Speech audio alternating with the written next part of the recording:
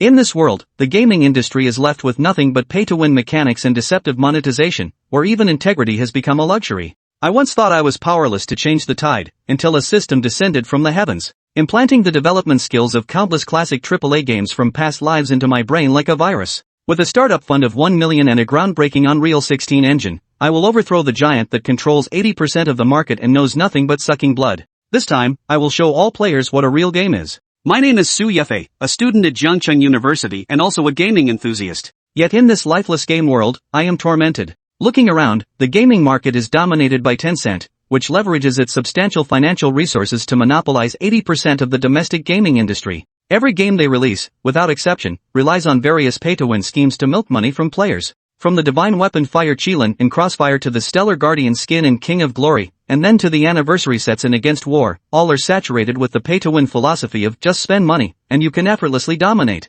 This leaves genuinely passionate gamers feeling hopeless and has plunged the entire domestic gaming industry into stagnation and distorted development. I've imagined countless times how wonderful it would be if there were a true AAA masterpiece, a game that relies not on microtransactions but solely on its quality, to break this deadlock. Yet I also know full well that high-quality games require massive funding and top-tier technical support, neither of which I possess. Just as I was sinking into distress, a voice rang in my mind, "Ding, congratulations on obtaining the most powerful game development system in history." At that moment, I seemed to see a glimmer of hope. The system not only contained memories of all the high-quality games from another world but also gifted me a newcomer's bonus package. Inside was 1,000 emotional points, a package allowing free game exchanges from the store, and a futuristic high-tech game engine called Unreal 16. This was truly a godsend. Unreal 16, an engine far surpassing the current world's technology by a century, completely resolved my technical bottlenecks. However, I still faced a huge challenge: funding. Although I could get some help from my father, competing against the deep-pocketed Tencent would require far more than this meager sum. Just as I was pondering how to gather more emotional points to exchange for tools, the dormitory door was kicked open. My two best friends and roommates, Ludet and Lu Xiao, stormed in with furious expressions. It turned out that just as their self-developed mini-game was starting to gain traction, nearly half of the profits were siphoned off by the Tencent platform. After all their hard work was nearly wasted, they angrily cursed the Goose Factory as a parasite and capitalist. I looked at them and made a decision in my heart: we can no longer let Tencent monopolize the industry. Someone must stand up and bring a revolution to the gaming scene in China. I said to them resolutely, since no one is willing to be this hero, let us do it. My bold words moved the Lu brothers somewhat, but they were also filled with confusion. They didn't understand how three fresh graduates like us could possibly stand against the giant that is Goose Factory. Just then, my phone rang. It was my father calling. After some bargaining, my father transferred 1 million yuan to me. Although this amount is insignificant when it comes to confronting Goose Factory, for us, it's a startup fund. The Lu brothers were stunned by how easily I obtained 1 million yuan. They pressed me, asking how we could develop a high-quality game capable of competing with Goose Factory with just 1 million yuan. I didn't say much, just took out 2 design drawings and placed them in front of each of them. This is a game I redeemed using the system's complimentary gift pack, combined with the system's capabilities, to quickly print out the initial game proposal. The moment they saw the proposal, all their doubts vanished. They were astonished by the boundless imagination in the proposal and thrilled by the potential for high-quality gaming. We decided that this game would adopt a one-time purchase payment model to counter Tencent's free-to-play monetization tactics. Of course, to make players accept this new model, we still needed a strategy. I proposed releasing a free demo chapter first, allowing players to experience the game's quality firsthand, thereby enticing them to pay for the full version. The Lu brothers agreed with this idea, and so the three of us hit it off immediately, officially establishing Jiangnan Studio and deciding to develop our first game, Bayonetta. 2 weeks later, popular streamer Daimei started her live broadcast, dressed in a cosplay outfit of Syndra, the Star Guardian from League of Legends. Originally intending to promote the new skin, she ended up being flooded with teasing comments from the audience, which made her so angry that she slammed the table. After an unpleasant interaction, Daimai decided to change the subject and started trying out some domestic games. The audience also expressed their support, having long grown tired of gacha mobile games and hoping to see some truly good games. And so, clinging to a glimmer of hope, she searched through the gaming forums. Chapter 4, Not Bad. He glanced at the games he'd already beaten to a pulp, or those that were clearly just half-baked. Finally, Dai Xiaomei discovered something quite peculiar. Hunter? Holy crap, 5G. Chen Xiaobei froze in surprise. The little girl was startled. In today's Huaxia region, the online games under Tencent's banners only take up a few gigabytes, some barely reaching dozens of gigabytes. The rest are few in number. Anything exceeding 1 gigabyte was already extremely rare. But this one right here? It's 5 gigabytes. Apart from Tencent, only one other company has achieved this. Impressive. Just 5 gigabytes, not bad at all. Could it be because it hasn't undergone any processing or integration that this situation has arisen? That's possible. After all, China's gaming industry has all kinds of people. The world is vast, and all sorts of people exist. It's no surprise to encounter an eccentric. Why start by bad-mouthing him?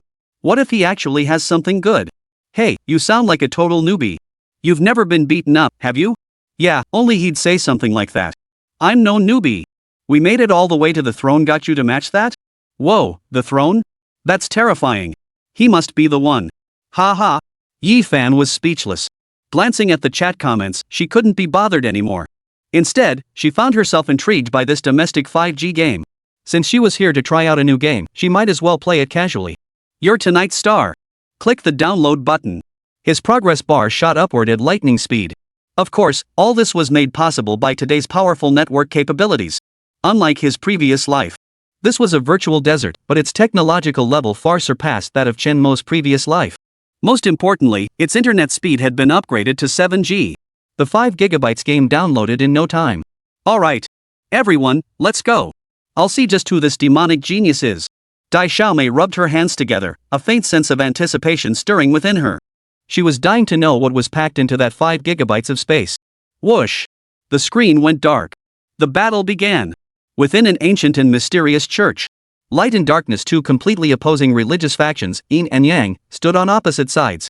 Amidst the crowd, a man and a woman clung tightly to each other. The man wore a pure white robe, while the woman donned a black witch's cloak. Clearly, they belonged to opposing sects. Yet now, these two who should be enemies stood intimately entwined, tasting the forbidden sweetness of their forbidden bond. Now, the opportunity had arrived. Let the two sects clash violently, let the two sects clash violently, securing temporary peace. That's why we're punishing these two disciples today. Holy crap! Guys, this scene is so badass. Both the setting and the people feel so real. Is this domestic? Live footage. Dumbfounded, little sister stared at the light screen, marveling at the spectacle. The live chat was flooded with comments. Holy! Dude, seriously? A domestic game can actually reach this level? Am I seeing this right? Forget domestic games, just the visuals alone rival some big foreign MMOs. Impressive. Now I get why this game is only 5 GB. They saved every bit for the special effects. This graphics quality blows King's Alliance out of the water by a mile. Hey, let's not get so worked up. This is just the beginning, who knows what's coming next. Yefei was speechless. With the powerful Unreal Engine 16 as its backbone, Bayonetta's visuals are nothing short of perfect. This was far superior to anything he'd seen in this world. Especially the character models. They look like they were photographed from real life.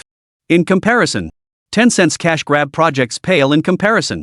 While this game's graphics are decent, the character designs are too crude, giving off a very rough impression. Compared to her, it's like watching an adult battle a child, no contest whatsoever. She wins. I finally get what this 5G business is all about. Dai Xiaomei spoke with the air of someone who'd seen through everything, her confidence unshakable. The graphics are so high quality, no wonder it requires so much memory. But that's about it. For a game, great graphics are just a bonus. Only the core gameplay can truly captivate players. But clearly, this game's priorities are all wrong. He's focused on visual quality. If that's the case, our core gameplay will definitely be ruined, and the rest of the game will lose all meaning. Her words resonated with a large group of people. After all, most of your resources are being poured into rendering. How are we supposed to play this? This isn't some sightseeing game where you can just wander around for hours. This game still needs to prioritize gameplay. So, to dumb little sister and the others, the game seemed to have ended right there. But the next moment, everyone froze in shock. On the screen, a brief narrative unfolded in cinematic, interactive form. The scene shifted. A bright, clear moon appeared right in the center. Blurred and indistinct. Vaguely, anger senses that above that bright moon, a squadron of unidentified humanoid monsters flaps its wings and flies toward this direction. Then, the image begins to zoom in. Two women with graceful figures emerged, one clad in red, the other in black. The camera shifted to focus on their beautiful faces. Instantly, the live stream erupted in chaos. Holy crap! Those faces, those figures, I want them all. The one in front has already been identified. Heh, you can't say that, but both women have incredible figures. She's wearing a tight leather jacket, and she's got a killer body. A killer body. Holy crap, tell Linghu next to you I'm not coming home tonight. Ha! Absolutely delicious. Yefei was speechless. Viewers in the livestream chat flooded the comments. Meanwhile, on the other side, dumb little sister stared intently at the light screen. She had a feeling that what was unfolding before her eyes would leave her utterly stunned. Yeah. Then, his gaze fell upon two mature women. Suddenly, a rhythmically intense melody filled his ears.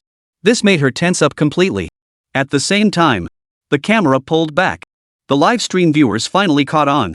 Two young girls stood atop a crumbling bell tower.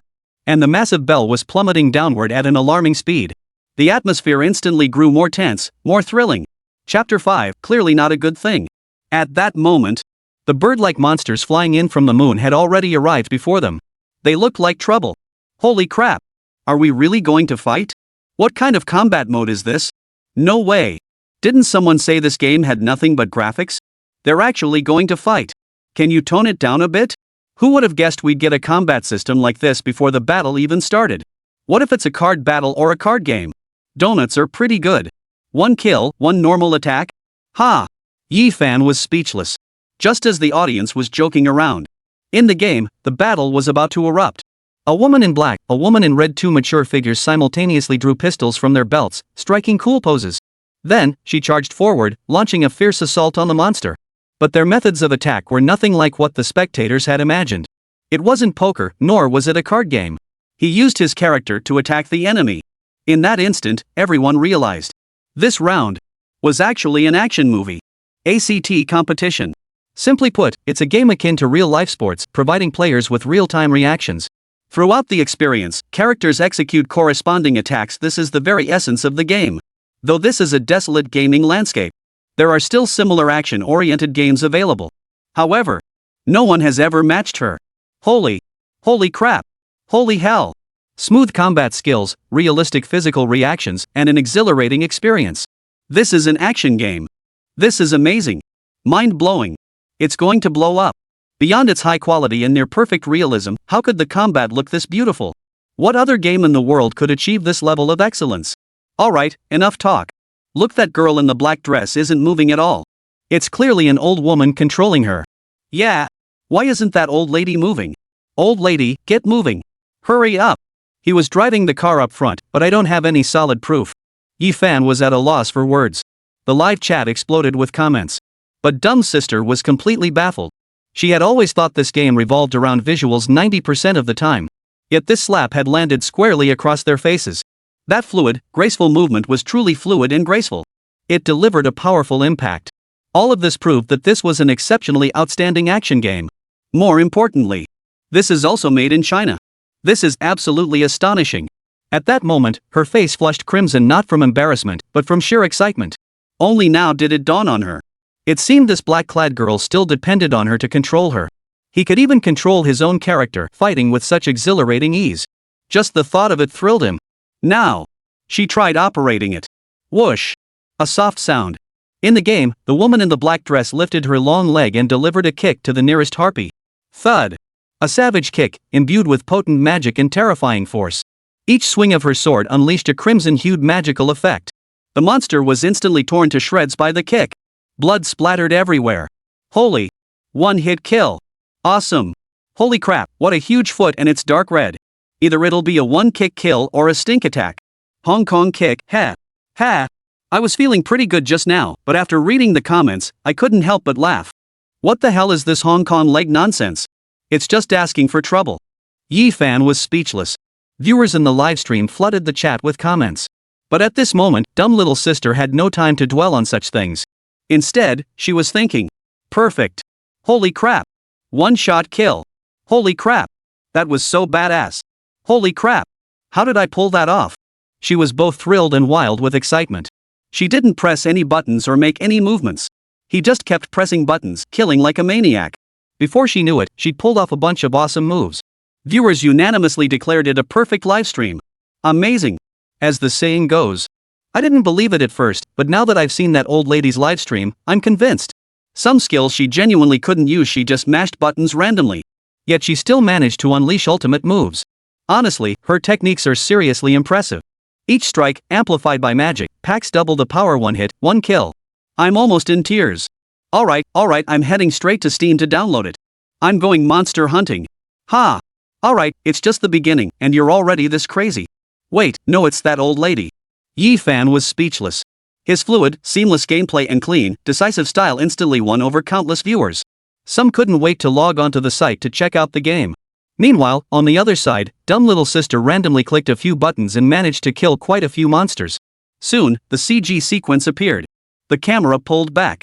On the screen, a shattered bell, in its descent, smashed into a protruding rock. A deafening crash echoed through the air. Just as the little girl worried about their safety, fragments of a bell tower were blown to smithereens. Perched atop the debris was a woman in a black gown, her figure strikingly voluptuous. However, before she could steady herself, a colossal dragon of gold and silver plunged from the sky, charging toward the ruins. Crash! The fragments of the bell tower, unable to withstand the colossal beast's might, were crushed into dust beneath its weight. Yet before he could react, the girl clad in black combat attire had already taken flight.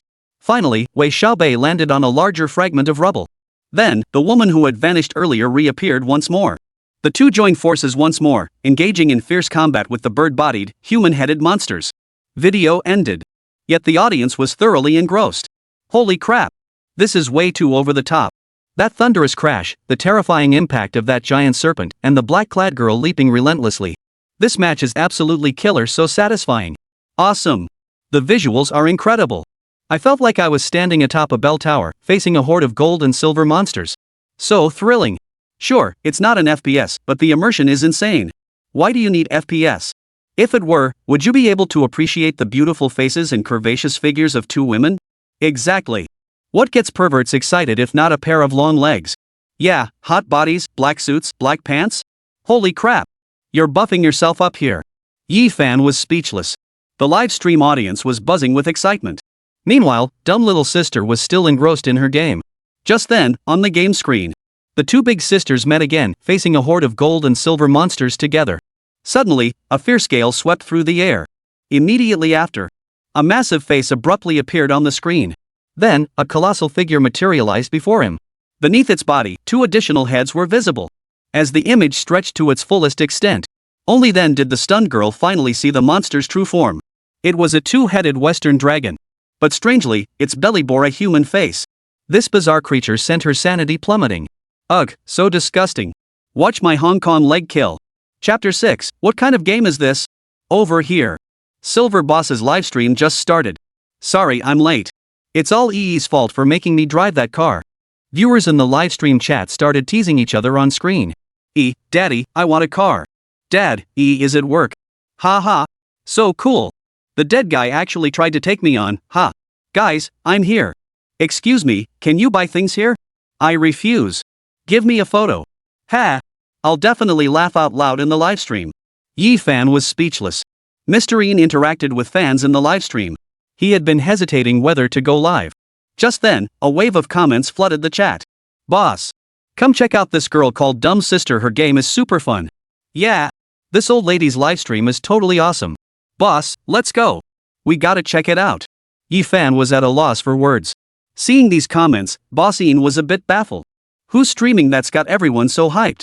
Alright, I'll head out first. With a hint of confusion, Boss Ian entered Dumb Sister's livestream. Ian Lauda froze in place at the sight before him. Amazing. Over 1 million people are online simultaneously right now. What is Dumb Sister doing to get such massive viewership? No wonder he was so shocked. She was the hottest streamer on Shark Channel. But under normal circumstances, her viewership rarely exceeded tens of thousands. Only during anniversary celebrations or birthday events could it break 10 million. Yet today, with no holiday or special occasion, she'd shattered all records. This only deepened Boss Ian's confusion. What exactly was she trying to accomplish? The same principle applied. Top stars like Sister Zhou, PDD, and Xiezi also received the news and rushed to the scene immediately. As everyone was stunned by Little Sister's astonishing achievement, the same question popped into both their minds. What the heck is this silly girl streaming? Meanwhile, Xangwei, oh no. Message after message poured in. Opening one message, he saw several major live streamers nearly tagging him to death. Just then, his phone rang. It was actually Sister Zhou. Sis Zhou, what's up? What do you need? Miss, what's going on? Just take a look at your own livestream, it's absolutely exploding. What's going on? This footage is mind-blowing. Sister Zhou sounded quite excited over the phone. But she still played dumb. What? No. I'm just doing my regular livestream. What's going on? What's happening? Do I have a lot of viewers? Sister Zhou wasn't stupid. She could tell the girl was playing dumb, and she immediately shouted. Xingwei, stop playing dumb. I saw your livestream too, it was absolutely thrilling. Where did you get it? Can you tell me? This remark was harmless enough, but Sister Joe had unwittingly uttered 3 forbidden words. The little brat instantly flew into a rage. I'm Ji Sinwei, not Xingwei. No wonder those viewers used that name. So it came from you. Zhou Shuyi, shut your mouth. I won't let you off the hook. Ah, Zhou Shuyi's face was turning pale too. What was going on? The 2 women traded barbs, locked in a heated argument. Meanwhile, the viewers in the livestream room burst into laughter. Ha! So that's where the nickname Xingwei came from. It was actually coined by Sister Zhou. Ah, I'm dying here. Sister Zhou's car blasting move was just too cool, ha! They had originally been discussing the livestream, but because of the Xing Jiwei incident, their conversation shifted to another topic. Ha, this is too funny. I just want to know, is your livestream room that mind-blowing? Ha! Yefei was at a loss for words. This is a live broadcast, after all. The little sister and the older sister didn't linger here for too long. Besides, she wasn't the type to be overly sentimental. Instead, she shared a webpage about Bayonetta in the chat groups of major live streaming platforms. The hosts who received this news were instantly thrilled. He hurried back to his own livestream room to watch the match. That night, every viewer who logged into Shark's livestream room saw a single screen first. Every single one. The Hunter. In a secluded part of the capital city. Inside a luxurious mansion. Dongyu hurriedly threw on some clothes and rushed out. Just as he was about to leave, the company car was already waiting there. Without a word, Dongyu jumped into the car, his entire body relaxing. Xiaoli, you're here. What happened? What happened? Dongyu addressed his assistant, Xiaoli, while adjusting his clothes. In fact, Dongyu was a director at Shark Livestream. Originally, following routine, he planned to go out for a card game after finishing dinner with his wife. But just then, an urgent call came through on his phone, forcing him to leave immediately. Dongyu hadn't yet grasped the full situation, his face a mask of bewilderment. Without hesitation, Xiaoli handed Dongyu the phone, which had been turned on all along. The screen displayed Boss Yin's live stream. Mr. Dong, take a look at the situation on the ground. I think you'll understand immediately why such an urgent meeting was called. Hearing this, Dongyu opened Boss Yin's livestream with lingering questions. When he first met him, he hadn't given it much thought. But upon seeing it now, Dongyu was completely stunned. Holy crap! What kind of gameplay is this? How could it be this fast? What kind of world-class game company is this? Before he knew it, Dongyu had assumed this was some major game company secretly launching a massive new title. But then, Xiaoli's next words sent shockwaves through him. Mr. Dong, this isn't some famous foreign mobile game. It's a domestic mobile game and it's even released on Steam. What? Domestic? Dongyu was dumbfounded. How could a domestic game have such incredible quality? Meanwhile, Mr. Yin's livestream. Yi Qingyu got the game link from Dumb Sister. Boss Yin downloaded it without hesitation and started playing. Both Boss Yin and Dumb Sister were equally captivated after just a brief trial. They were utterly won over by its high quality.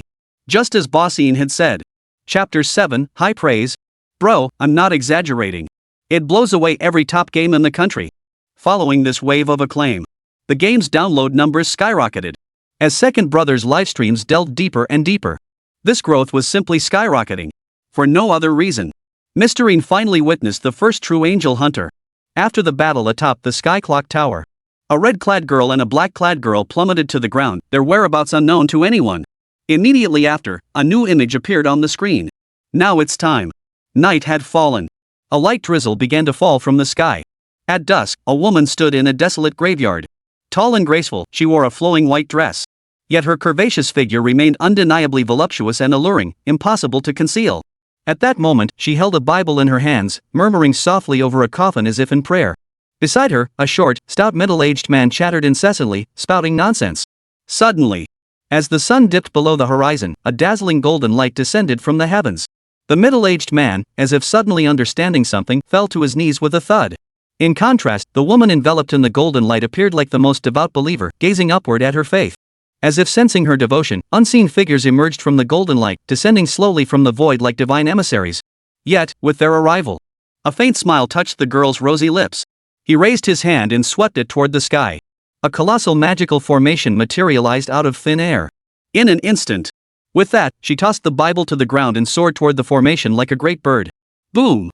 As he passed through the portal, everything in the heavens and earth seemed to be torn open. The unnamed figure immediately revealed its true form. Thus, he was not a true divine messenger. What emerged were monstrous beasts half human, half bird, their hideous forms terrifying. Whoosh! The screen froze. A scroll flew out of the void. It gathered all those creatures neither fully human nor fully bird and revealed their true nature. Angelic talent. In an instant, the screen was flooded with comments. Holy! These damn things are all angels. Demon Hunter. Now I finally understand why they're called that. Impressive. This is turning the noble, sacred angels everyone imagines into evil demons. Brilliant. I truly admire this creator's imagination. This is fascinating. It completely overturns everyone's perception of the righteous and the wicked. Completely overturns everyone's perception of the righteous and the wicked. I have a feeling this game is going to cause a huge stir in the entire online gaming industry. Cut the chatter, let's go. I'm playing this. Yefei was speechless. It wasn't just the viewers in the livestream. Silver Boss was also stunned by this unconventional angel hunter. But he didn't say much, because what followed was a spectacular show. On the screen, she stepped through the portal and approached a group of angels. She had assumed this nun was on the angel's side. Yet the very next moment, the nun delivered a powerful kick. One angel was killed instantly. Meanwhile, the music swelled. The live stream audience erupted. Holy crap! This nun isn't one of Angel's people. From this scene, she seems connected to those two women? Not a bit. There's definitely something fishy going on here. Why is everyone fixated on these bizarre theories? Didn't you hear the BGM? This song is amazing. Yes. As she moved, the sacred background music transformed into a roaring battle cry. It was seamless. I nearly peed my pants. So impressive. Who would have thought it was domestic? Could all this be real? The moment this song dropped, the live stream audience erupted. But this was only the beginning. On screen, the nun swiftly dispatched all the surrounding angels in no time. She stood atop one angel's back as they plummeted toward the ground. After eliminating two more angels, she stomped her foot and shot skyward. Her body spun 1,800 degrees midair like a giant bird before landing steadily on the ground. Spreading her arms wide, countless angels descended from the heavens. Yet this nun remained untouched by the world, untouched by the world. The live stream audience erupted once more. So cool. This is way too cool. This is incredible. How incredibly smooth is that? Is this even happening in China? I'm about to cry.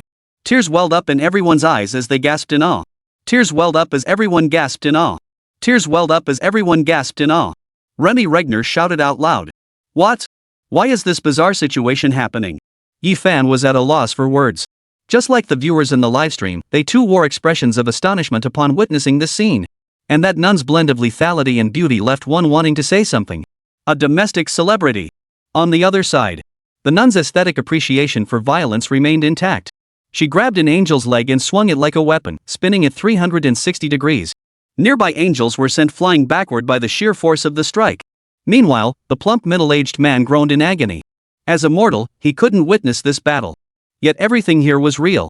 Therefore, when he witnessed stone monuments being shattered into countless fragments by the explosive force of the battle, his expression turned grave. The middle-aged man immediately knelt on the ground, banging his head on the floor like a pestle, begging for divine protection. Yet what he summoned was not divine blessing. It was a terrifying demon, a demon that had emerged from the depths of hell. Boom! A deafening sound erupted. A colossal force erupted from the coffin where the nun was praying, violently ripping the lid off from within. A colossal force erupted, knocking back the surrounding angels. Within the stone coffin stood a burly, bald giant wearing sunglasses. His entire body glowed with an eerie crimson light, like a terrifying demon from the depths of hell. Witnessing this scene, everyone instinctively took a step back. This alone showed just how powerful this creature was. The moment he appeared, the live stream viewers erupted. Holy crap! What a handsome and dashing man! Chapter 8, laughing my teeth out in the live stream. Holy crap! That bald head is way too shiny. Here I come. Just then, I saw a bald head pop out of the coffin. Ha! That damn bastard actually attacked me. Anyway, this bald guy's no pushover. Yeah. What a dashing bald man. Let's take a guess his true form is a pair of sunglasses. Bald guy, oh, yeah. Ha! I'll be laughing my head off during the live stream. Yefei was speechless. Netizens cracked jokes. But just then, the lid that had been flung open plummeted from the sky. In the next instant, it cleaved the bald man's head clean in two. Seeing this, Bossine, who was sipping tea from his cup, immediately spit out a mouthful of water before bursting into laughter. Good heavens! Ha, this interface brain really is sharp. Oh my, you're going to shatter the coffin lid. That's just too much, ha! Best of all, that big bald guy just sat there nonchalantly, pouring himself more wine. It's so realistic, I almost can't help but laugh, ha! The viewers in the livestream were also laughing at this scene. In the game, the bald giant was bellowing at the three angels, trying to mask his humiliation. Get out, he bellowed. Boom! A terrifying aura erupted from his body, sending all three angels flying backward. What followed were some classic scenes. At that moment, a burly man bellowed at the angels. A cigar clenched between his teeth, he flicked his fingers, and a dark purple flame erupted from his fingertips. The burly man held a cigar burning with magical flame, took a deep drag, and blew out a cloud of smoke to extinguish it. The entire sequence was executed with seamless precision, clean and crisp. Clearly, this was a big boss. The live stream audience erupted at the sight. Holy crap! That smoking pose is so cool.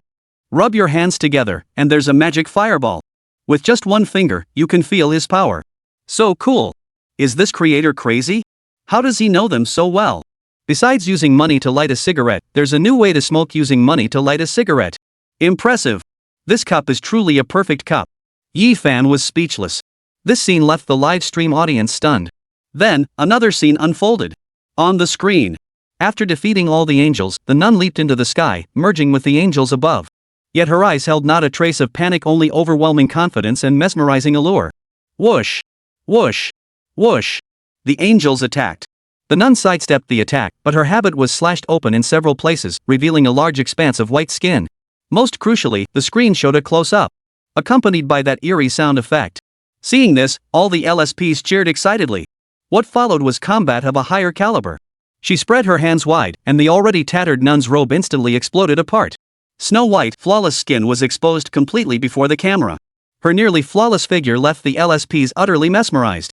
But just as the camera was about to capture the crucial moment, strands of jet black material, resembling hair, began to spread across her body, covering her skin. Driven by the power of darkness, a piece of black leather armor appeared before Yang Ling, dazzling and alluring. Amidst the flashing lights, this woman's appearance was finally transformed beyond recognition. At that moment, every LSP player erupted in excitement. Even Bossine couldn't stay calm. Holy! How could I possibly be streaming this? That petite frame. Those gorgeous legs. What audacity! Holy crap, this is way too over the top. Why even bother with Lee Sunmi? Why? Compared to this, she's nothing. Mr. Een was utterly thrilled. His gaze was fixed on the screen, completely oblivious to his surroundings. Just as the viewers in the livestream room were still immersed in this spectacular transformation, they suddenly noticed the door behind Bossine being pushed open. Instantly, the chat exploded with frantic messages. Boss! Turn around! Quick, turn around! Damn it, I saw Lee Sunmi caught red-handed in bed. This time, he just came to watch the game and got caught. What did he do wrong? She's here! She's here in a rage! Oh no! Everyone, that's all for today. Yefei was speechless. Viewers in the livestream kept bombarding the chat with messages. Bossine, completely absorbed in the match, hadn't realized the crisis was already upon him. Snap! The door to the room swung open. Silver Boss's wife, Nana, pushed her way in. Seeing Boss Yin's agitated state, another scene unfolded. Bro, what did I ever do to you? Whoosh! In an instant, Bossine snapped back to reality. He turned around to find Nana standing right beside him. He nearly fell off his seat. To cover his embarrassment, he immediately burst into loud laughter. In contrast, Chen Xiaobei's livestream was erupting with excitement. Ha! The spectacular scene was reenacted once more. I knew Nana would say that. Ha ha! Stop being so sneaky, Xiaoyin. Ha! It'd be even better if could join us. I'd be laughing my ass off in the livestream then. Ha! Yefei was speechless. Over here. In Dumb Girl's livestream room. When she saw that beautiful woman transform, she was completely thrilled. Whoa, guys, I can't handle this. This writer is so talented. Even I was stunned by this insane scene. And this new outfit? It's absolutely stunning. Guys, just wait. Hang in there a bit longer, I'll definitely make an appearance. I'll blow everyone's minds. The livestream audience erupted the moment they heard this. The old ladies doing cosplay? No thanks, no thanks. We're allies. Calm down, calm down. Don't come over. Yefei was speechless. Staring at the screen filled with replies, the little sister feigned anger. But she knew full well that if she actually did cosplay, those perverts would turn into Tam, kneeling on the screen begging her to be their wife. But now was clearly not the time to discuss that. The match wasn't over yet, the protagonist's grand show wasn't finished. The bald man tossed aside his pipe, drew 2 pistols from the coffin, and unleashed a hail of bullets into the sky.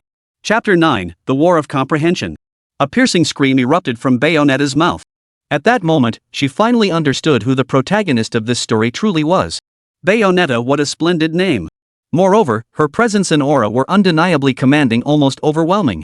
Calling her sister would be entirely fitting. The moment he spoke, the live stream audience instantly grasped his meaning, chanting sis in unison. Right now. This woman from Diablo powerful, captivating, and radiating noble grace had finally found her soul. Later, she became an iconic figure in online gaming. Bayonetta. Bayonetta strikes. Whoosh. Whoosh. 2 guns traced arcs through the air. Bayonetta drew 2 spells in the air, then drew them out again. The guns pierced through space, materializing in Bayonetta's hands more than enough to deal fatal damage to those angels. Bang! As she pulled the trigger, the compact pistol fired like an automatic rifle, propelling the bullets at incredible speed. It struck several angels with pinpoint accuracy, blood spattering instantly. But that wasn't all. As Sister Bay twisted her body, the live stream chat exploded with messages. In an instant, it seemed as though a torrential rain had descended from the sky, as countless angels plummeted from above. But they were artificial after all. In this war beyond human comprehension, the bullets' velocity and intense heat rendered them useless almost instantly. Fortunately, he wasn't armed with just those 2 weapons. Just as he spoke, the bald giant tossed his pistol into the air once more.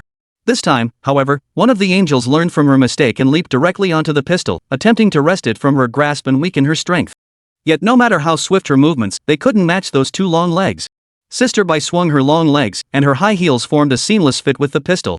Then, before the audience could comprehend what was happening, she shot the angel dead. The chat exploded in an instant. The dumbfounded little girl stood there, eyes wide.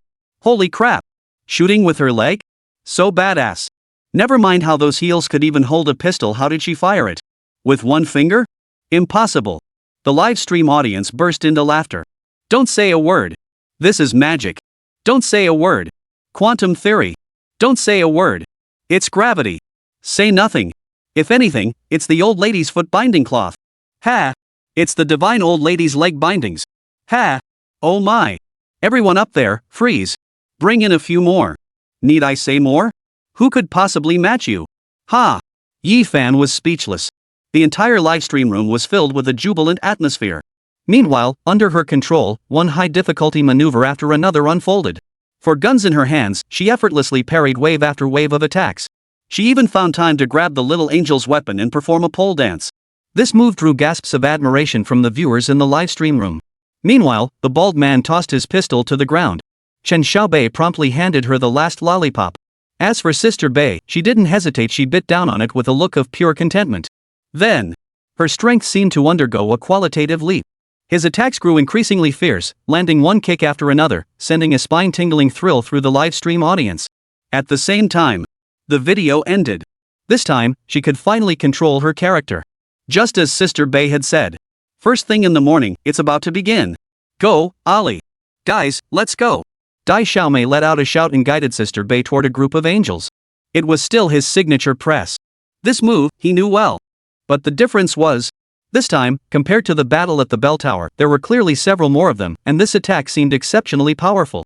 As she frantically tapped buttons, she unleashed a combo attack in the game, sending an angel flying through the air and suspending it mid-flight for 2 seconds. Yet, it wasn't over.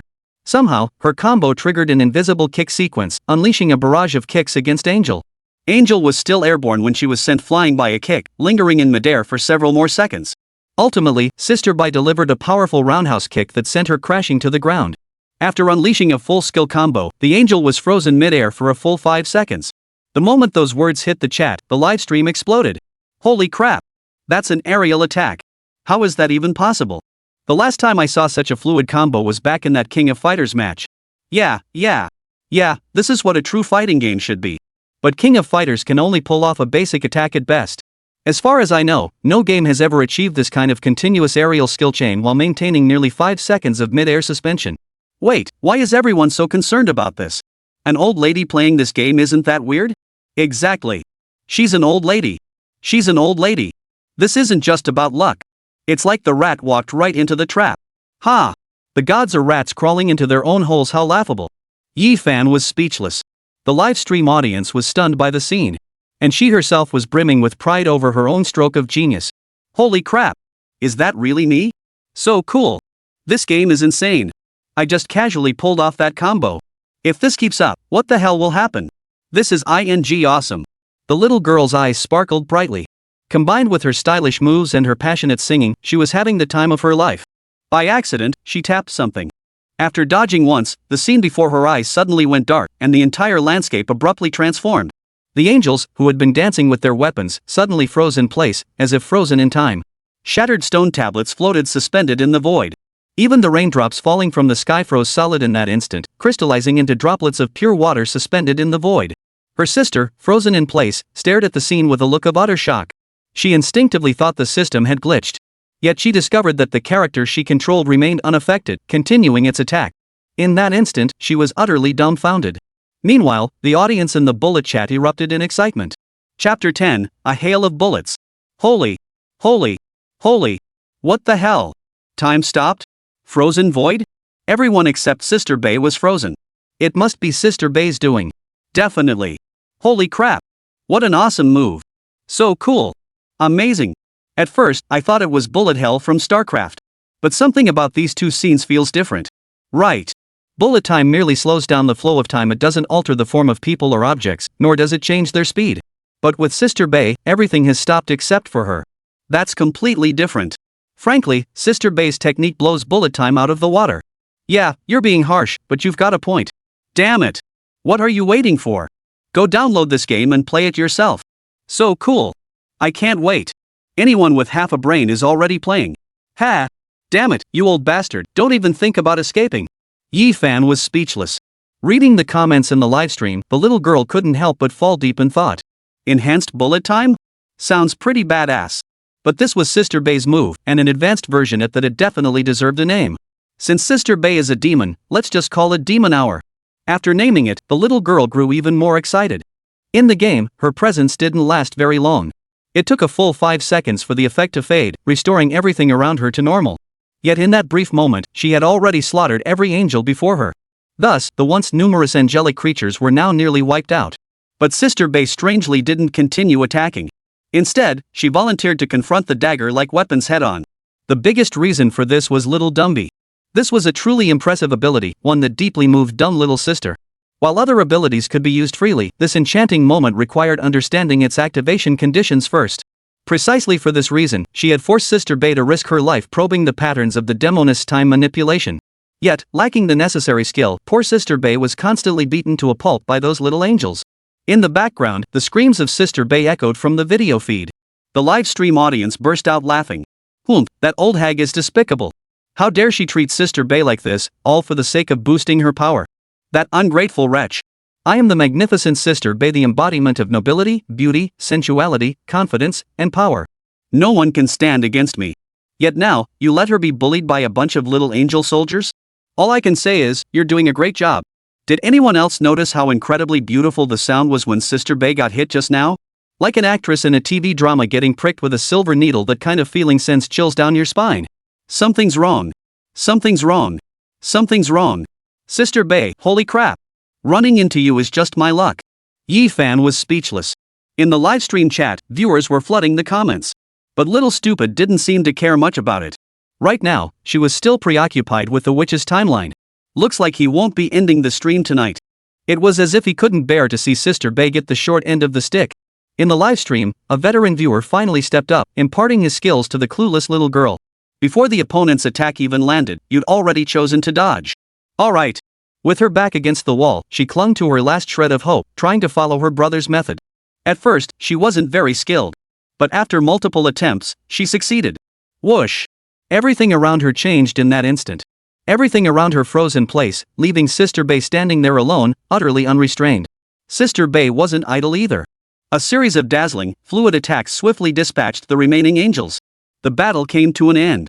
The dungeon was cleared, the mission accomplished. But just as her anticipation reached its peak, a line of text suddenly appeared on the screen. Hello, this is a completely free game. To unlock more scenes, please make a payment. Dumbfounded girl. Livestream audience. Holy crap. So this is just a test version. Her livestream was already in an uproar. Many were complaining. Damn. After playing for so long, I just found out it's a trial version. Even as a test version, the quality is this high. Doesn't that embarrass the actual game developers? Goosehead, why not just say my name outright? Ha! Exactly. Goose Factory may have billions in assets, but their games aren't even a tenth as good as hers. You can't blame you for doing this. Joking aside, the Goose Factory is China's largest game developer. Ha! We're all seasoned veterans who've been honing our craft for decades, ha! Yefei was speechless. The live stream audience immediately erupted in cheers. The dim-witted girl nodded in deep agreement. Indeed, with Tencent's capabilities, they could easily create a high-quality game, even a AAA level title. But this guy does nothing of the sort, his mind entirely consumed with how to empty their pockets. This is a thoroughgoing capitalist.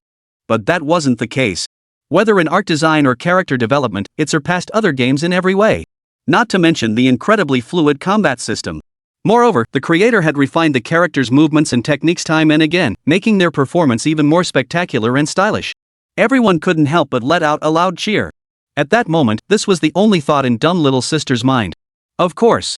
I want more. No matter the cost, I'll splurge on this game. Shut up. Give me my money back.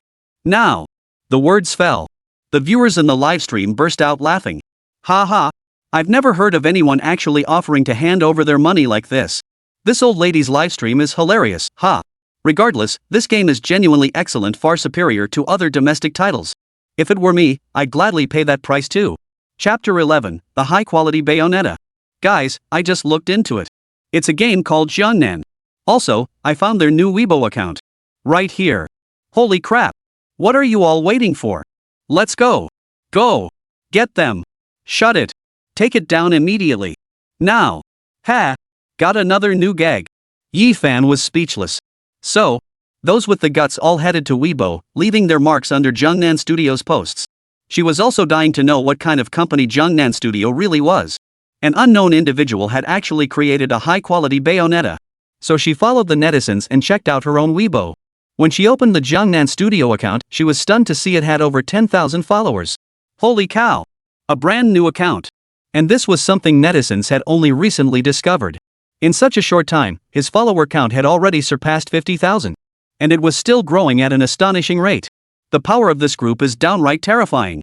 She glanced through the comments, most were about sequels, taking the money, and similar topics. This clearly shows just how popular Bayonetta is among gamers. Thinking about it, she felt compelled to leave a comment herself, just for the sake of keeping a memento. At that very moment, a new post appeared before her eyes. This news left her both shocked and delighted. Holy crap! Alright, Jiangnan's game begins. Over here. In a dorm room at Jiangcheng University.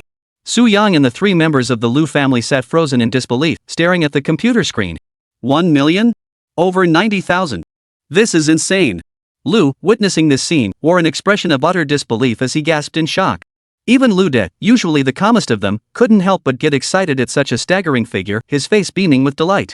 Su Yang was no exception. But he had anticipated the success of Bayonetta and was mentally prepared, so he remained relatively composed. Still, the system's notification sound caught him off guard. Emotion 1. Emotion 1. Emotion 1. Emotion 1. Your current emotion points, 11,641. Amazing. In such a short time, my emotion points have already surpassed 10,000. Amazing. Su Yang was overjoyed. Just one demo had granted him so many emotion points. If this version were released, who knows how many people it would resonate with. Just thinking about it made him excited. But before that, there might still be an opportunity to capitalize on it. Su Yang had a plan in mind. He immediately pulled out his phone and began typing. After speaking, he sat down in his chair, glancing at his Weibo feed with a faint smile curving his lips. The two Lu brothers approached.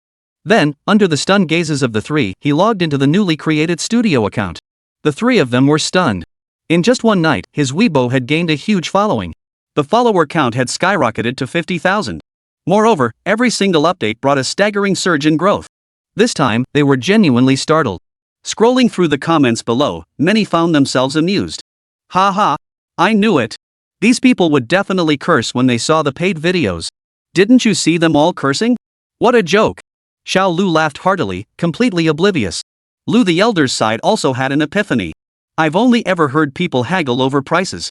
I've never actually seen anyone shove silver into someone's pocket like that. What an eye-opener. He wanted to see what these people were really thinking. Beyond their excitement, both men felt profound gratitude for their decision to collaborate with Su Yang on developing this game. Honestly, why is Bayonetta so popular? Su Yang deserves credit for that. Without Su Yang, relying solely on the two of them, a single demo garnered over 100,000 downloads. Even a single-digit download count would have been a miracle. And they never imagined so many players would respond. At this moment, when the two looked at Su Yang again, their gazes had changed. Su Yang, however, sensed the two unusual gazes and couldn't help but shiver. He turned around. What's going on? Why are you looking at me like that? Don't tell me you're going for bronze. Holy crap. That pair of bastards. Before Su Yang could finish speaking, both of them covered his mouth. Bro Yang, don't you dare spread rumors. We're the real men here. Yeah. Real men. If you don't believe us, I'll drop my pants and show you. Yeah. Look at Dabeo. Hey. What do you want? Xiao Lu's words sent shockwaves through the entire crowd. The two immediately started fighting. Su Yang refused to back down, vowing to trade 300 blows with those two iron men to clear his name. The three of them exchanged blows back and forth, turning the entire dorm upside down. At that moment, the dorm room door burst open. A slender, graceful figure stood in the doorway, silently observing the three of them. All three froze at the sight. The four exchanged glances. The atmosphere in the room grew oppressive, as if time itself had slowed. After a moment, finally, the figure outside the door spoke.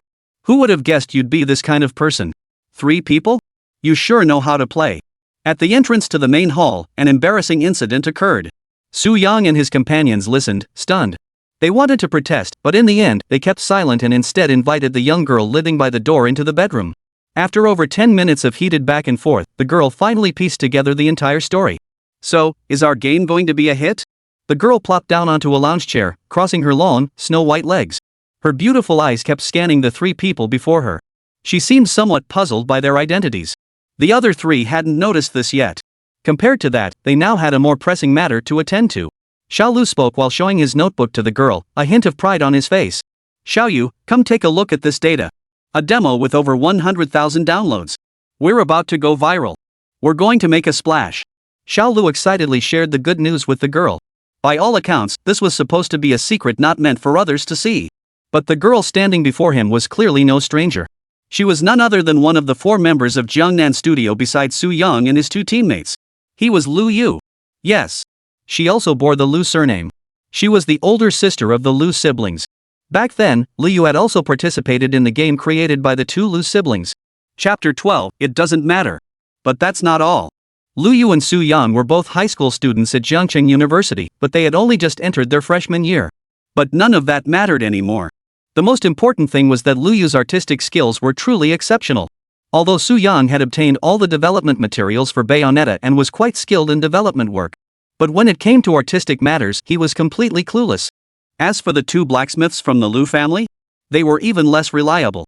Therefore, Lu Yu, a talent with profound artistic prowess, was forcibly dragged here by her 2 good-for-nothing brothers.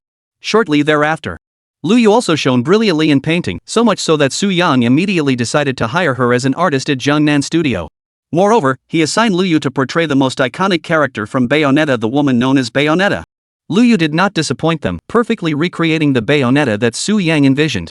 From this moment onward, this is precisely why, in the game, that confident, powerful, alluring, and peerlessly captivating Bayonetta.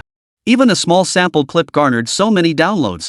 This is a game with tremendous potential, Lu Yu remarked casually. After speaking, he lifted his head again, waving the phone in his hand as he looked at Su Yang, tilting his head and saying, "This late at night, you called me out just for this? What are you talking about? Do you even understand?" Before Xiao Lu could finish, Lu Yu shot him a warning glance. Seeing the second young master of the Lu family so intimidated by his own sister, Su Yang could only shake his head helplessly. Still, he sent a message. "I called you here for a serious matter." Su Yang gestured toward Lu Yu's backpack as he spoke. "Xiao Yu, did you get your tablet?" "Of course. As an art student, you absolutely need a sketchbook. What if inspiration strikes?" Lu Yu pulled out her laptop and deftly tapped open several common drawing apps. "All right, you can keep it." Su Yang nodded lightly. Then she asked Lu Yu to select the most beautiful original artwork for her absolute favorite. He opened Jiangnan Studio's Weibo and started frantically scrolling through the feed. The 2 little ones, meanwhile, watched with rapt attention. When they saw the message Su Yang sent, both froze. Holy crap! Is that even a thing? Meanwhile, she followed her fans to the comments section of Jiangnan Studio's Weibo post. Her original plan was to demand the studio update their Weibo feed. But just then, soon after, Jiangnan Studio posted a new update. Trailer released for new game Bayonetta. The complete Bayonetta series will officially launch on Steam on December 10th. The game is priced at 100 Chinese yuan, and that's absolutely not included. Once purchased, it's yours for life. Bayonetta is officially released. At midnight, the full game of Bayonetta goes on sale. Pre-order price, 89 Chinese yuan. The first 100 buyers will also receive a highly sought-after Bayonetta brush. What are you waiting for? Buy it now. Following these announcements. Then, another scene appeared. At dusk. Bayonetta's long, flowing hair danced high in the air, her beautiful black locks partially obscuring her original artwork. Yet it didn't look messy at all. Paired with her black-rimmed glasses, it only added to her charm.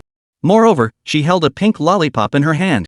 Her fiery red lips pressed against the candy, forming a tempting curve that sparked the imagination. At that moment, everyone went wild. Holy crap! My Beijia is absolutely stunning. This is my new wife. What is this? Holy crap, this is going to shake things up. Alright, now everyone knows who you are. Ha! Gotta say, those glasses really suit her, give her this mature, grounded vibe. Anyone who loves glasses would go nuts seeing her like this. Guys, cut the chatter. Tonight we've got material for our dreams, let's get to work. Ha! Take care. Take care. Take care. Yefei was speechless. As soon as Sister Bay's comic strip came out, it immediately struck a chord with countless perverts. But this was hardly surprising. After all, even as a woman herself, she was utterly blown away by this original artwork. Guys, my Sister Bay is truly stunning. Her face, her figure, her aura, she's an undeniable goddess. What's more, this game originally sold for 100 huaxia coins. And now, its pre-order price is a mere 89. Plus, no internal transactions allowed. Holy crap! What a steal! Enough chatter. Come 10 o'clock, I'm getting that Sister Bay concept art mousepad. She pulled out her phone and anxiously waited for 10 o'clock to arrive. Meanwhile, the live stream chat was flooded with messages. Wow! The old lady finally woke up, her innate shopping urge has been awakened. Without even considering it, she just gave it away. Isn't that a bit reckless? How could she not be careful? Why think twice? Might as well pay for it herself. Exactly. He'd seen the previous live stream too. With this outstanding graphics quality and innovative gameplay, I'd bet this game will be a huge hit. Most importantly, it's a paid game. One-time purchase, lifetime access. And they've publicly declared they won't accept any in-app purchases. That's true industry integrity. Her outstanding performance earned her strong goodwill from readers. Now that another troll had emerged, they immediately began attacking. The same scene played out across various streaming platforms. At this moment, in Boss Yan's live stream room. Impressive. This game costs only $100 and has no in-app purchases whatsoever. Most importantly, this clone is actually made in China. The situation in China speaks for itself. Yet even under these circumstances, Minecraft has maintained its integrity and done exceptionally well. No in-app purchases, just the game itself. That alone makes it worth buying. Silver Boss was a straightforward guy, he immediately pulled out his phone to make the purchase. Viewers in the livestream flooded the comments. Awesome. The original price was 100 yuan, now it's 89 yuan. John Nan is genuinely generous. I thought this was going to be another rip-off game like some other companies, but they actually announced live that they won't accept any purchases. For that alone, we have to buy it. Chapter 13, The Manufacturer's Promotion. Exactly. This game requires payment upfront, but compared to some companies that advertise free only to hit you with hidden fees later, this is a huge improvement. Goosehead, just use my name. Ha! Yeah, a single hero tier item costs 888 to bypass the paywall. Just thinking about it makes me sick. Awesome. With thousands in cash, I could film 8 Bayonetta movies. But the worst part? These money-grabbing games have such crappy graphics. Everything looks like plastic, even the Spirit Fox's feet are blocky. I didn't even get a chance to run.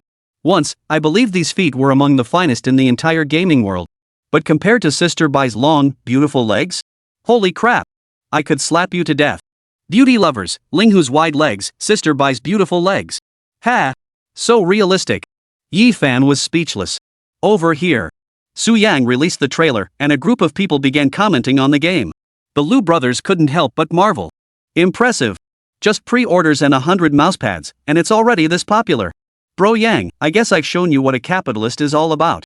Su Yang chuckled. It's all because Xiao Yu's game is so well made. Otherwise, no one would buy it. Xiao Yu, you agree, right? Su Yang glanced up at Lu Yu, motioning for her to come over. Lu Yu gave a faint nod, her expression still cold and distant. Meanwhile, unnoticed by everyone else, a faint smile touched the corners of Lu Yu's lips. It was clear she was delighted. The other three remained oblivious, instead discussing how to maximize profits during the pre-order phase. Forget long-term plans for now. How many people will actually buy our game within the first 30 minutes of pre-orders opening? Su Yang's words instantly piqued the interest of the two Lu sisters. After a moment's thought, second brother Xiao Lu was the first to grasp the point. Our work is so popular the demo has been downloaded nearly 100,000 times, and we have Xiao Yu's art support. I'd bet this game will sell at least 30,000 copies within 30 minutes. Holy crap! You've got some nerve. Big Lou was stunned. Clearly, this was beyond his expectations. Typically, if a game's pre-orders reach 10% of total downloads, that's considered a great result. And this is just for 30 minutes. But given the buzz around our game, I reckon we'll easily hit at least 100,000 copies. Lu Xiao heard this and wore a look of disdain. Man, you're such a scaredy cat. You're not even thinking big. Big Lou shot back instantly. Bull. I'm being conservative. Better safe than sorry. Su Yang ignored their bickering and turned to look at Lu Yu. So what do you think, Xiao Yu? What do you say, what kind of price can we get this time? At those words, Lu Yu's usually cold expression softened as she fell deep in thought. After a moment, he offered his response. First, I rarely play games and know next to nothing about this industry. That's precisely why my predictions might not be entirely accurate. But I have a feeling. Chen Xiaobei smiled faintly and said, actually, this price has already far exceeded what my brother mentioned. What? Only higher, never lower. Both members of the Lu family exclaimed in unison. Over 30,000? Yes. Over 30,000. Lu Yu stated with unwavering certainty. But the Lu siblings couldn't help but burst out laughing. Ha! My silly sister, you seem to know nothing about games. Xiao Lu shook his head with a wry smile. Didn't you hear my brother say? Under normal circumstances, if a game can reach 10% download rates, that's already pretty good. Our game is pretty popular, but it hasn't reached the point of breaking the rules. Besides, we only need to start sales within 30 minutes of the pre-order launch. How much could we possibly sell in 30 minutes? At most, maybe 200,000 or 300,000. My silly sister, you should just get lost. Xiao Lu said half-jokingly. But Big Lu beside him seemed to agree wholeheartedly. But Lu Yu clearly wasn't giving up. Her gaze swept over both of them, making them both feel uneasy. At that moment, Su Yang stepped forward. Right, you don't know what I'm thinking either. Actually, I feel the same way, and Xiao Yu does too. I have a hunch this pre-sale will absolutely hit an unexpectedly high number. Whoosh! Hearing this, both of them froze in place. Bro Yan, what's going on? Xiao Yu's just a newbie who doesn't know any better. Why are you getting involved? Compared to us, as the lead designer of the game, you must understand our game better than anyone. That's precisely why I said what I did. Su Yang's lips curved into a faint smile, leaving it unclear whether he was joking or serious. Lu Yu looked up at Su Yang, her gaze blank and pensive. Ding dong! At that moment, Lu Yu's digital watch ticked steadily. Everyone suddenly snapped to attention, gathering around to stare at the numbers on the screen, waiting for them to change. Oh my! It's changing, it's changing! We've been bought out! Someone exclaimed. Behind him, the transaction count column showed a new change. The first digit was a 1. But soon, that number skyrocketed dramatically. In the blink of an eye, the number had transformed from 1 to 1,000. And this force continued to climb relentlessly. In the blink of an eye, the number had soared into the tens of thousands. At this very moment, Lu Yu and the 3 Lu siblings were utterly stunned. Holy crap! Over 10,000 in 3 seconds. This is insane. Meanwhile, the same scene was playing out across every live streaming platform. Several hosts frantically grabbed their mice and started clicking like mad. He was like a raging demon, his mouse nearly sparking from the intensity. They were all after one thing. To snatch up pre-order rights for Bayonetta, competing for the lucky 100 spots. And as a bonus, that special mousepad featuring Bayonetta's original artwork. Exactly. Is it really just for a mousepad? But they knew full well this thing was probably made from ordinary materials and wouldn't last long. Yet, for the sake of the beautiful woman in their hearts, they didn't hesitate to get it. For those gamers, those were their exact words. I wouldn't want to either. Who could resist a pair of legs like Sister Bay's? Chapter 14, Stunned.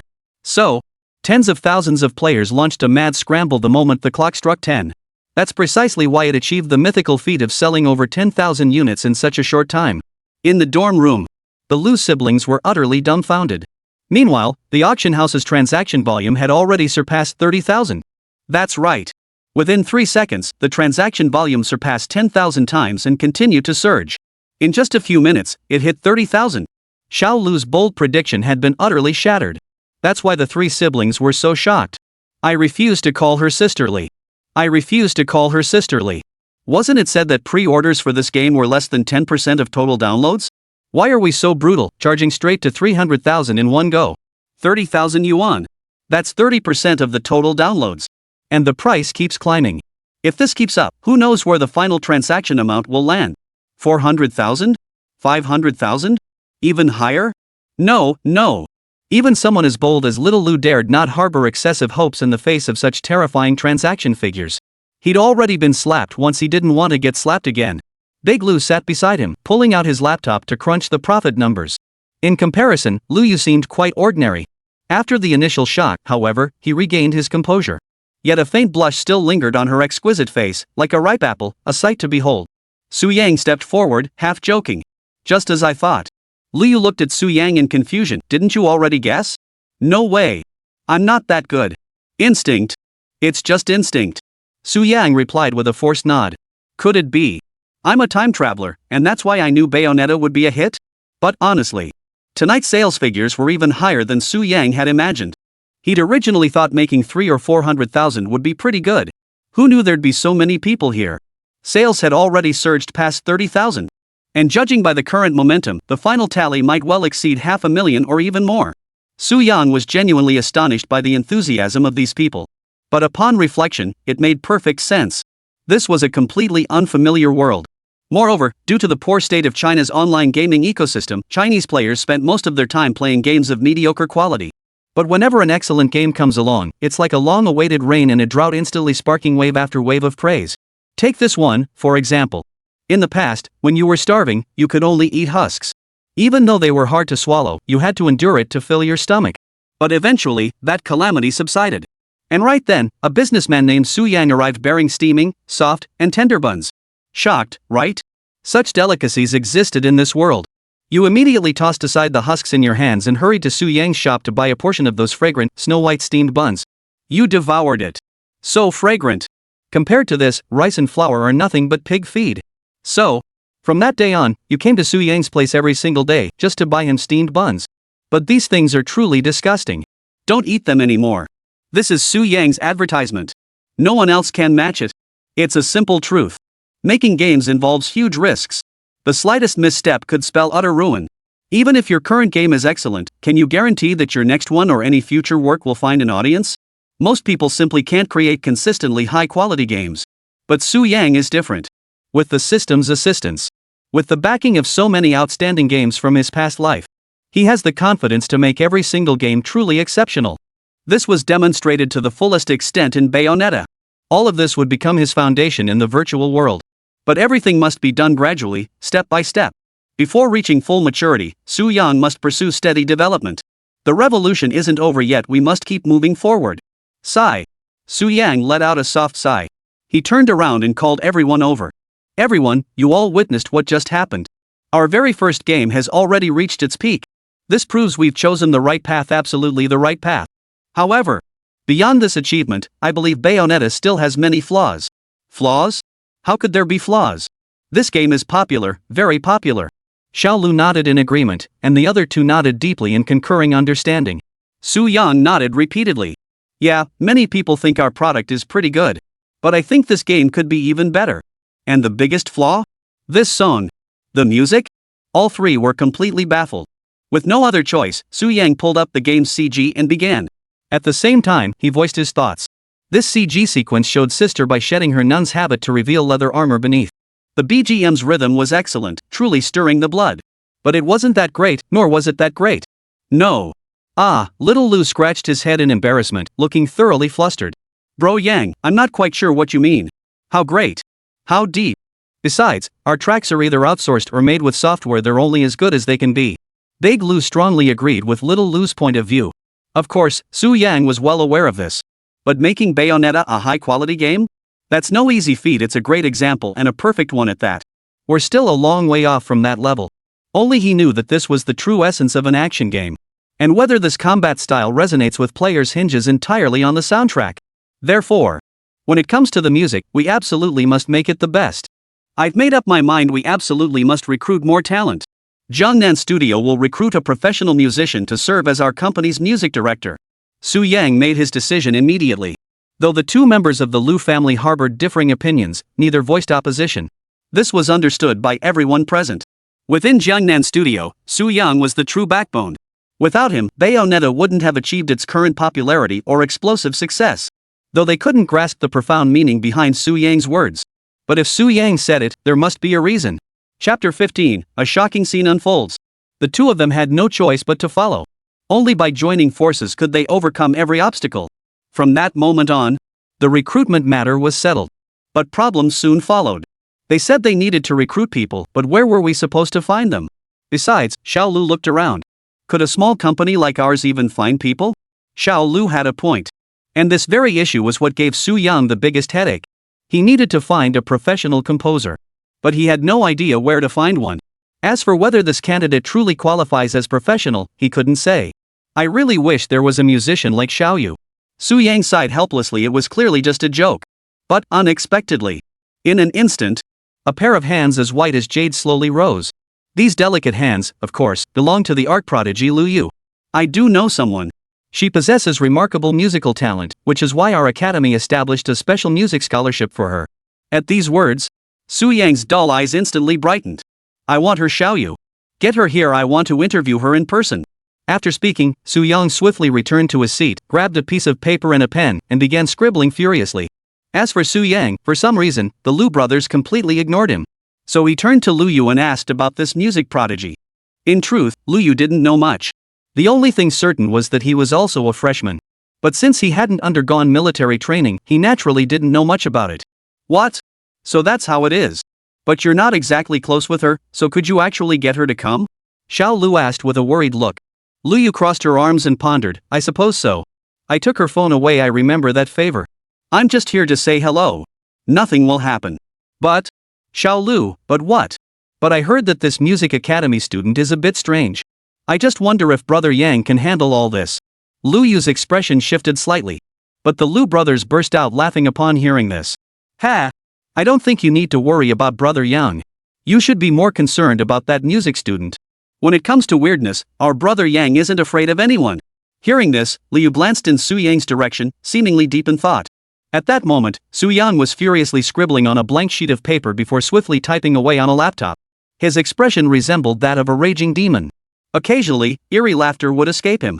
Only now did Lu Yu grasp what her two brothers had meant. That made sense. She must remind that music student to be careful. That evening, Beijing, Shark Hacker's livestream studio. The emergency meeting began. Dong Yu took his seat across the table as the others filed in. Everyone wore anxious expressions. No one had anticipated events unfolding so rapidly.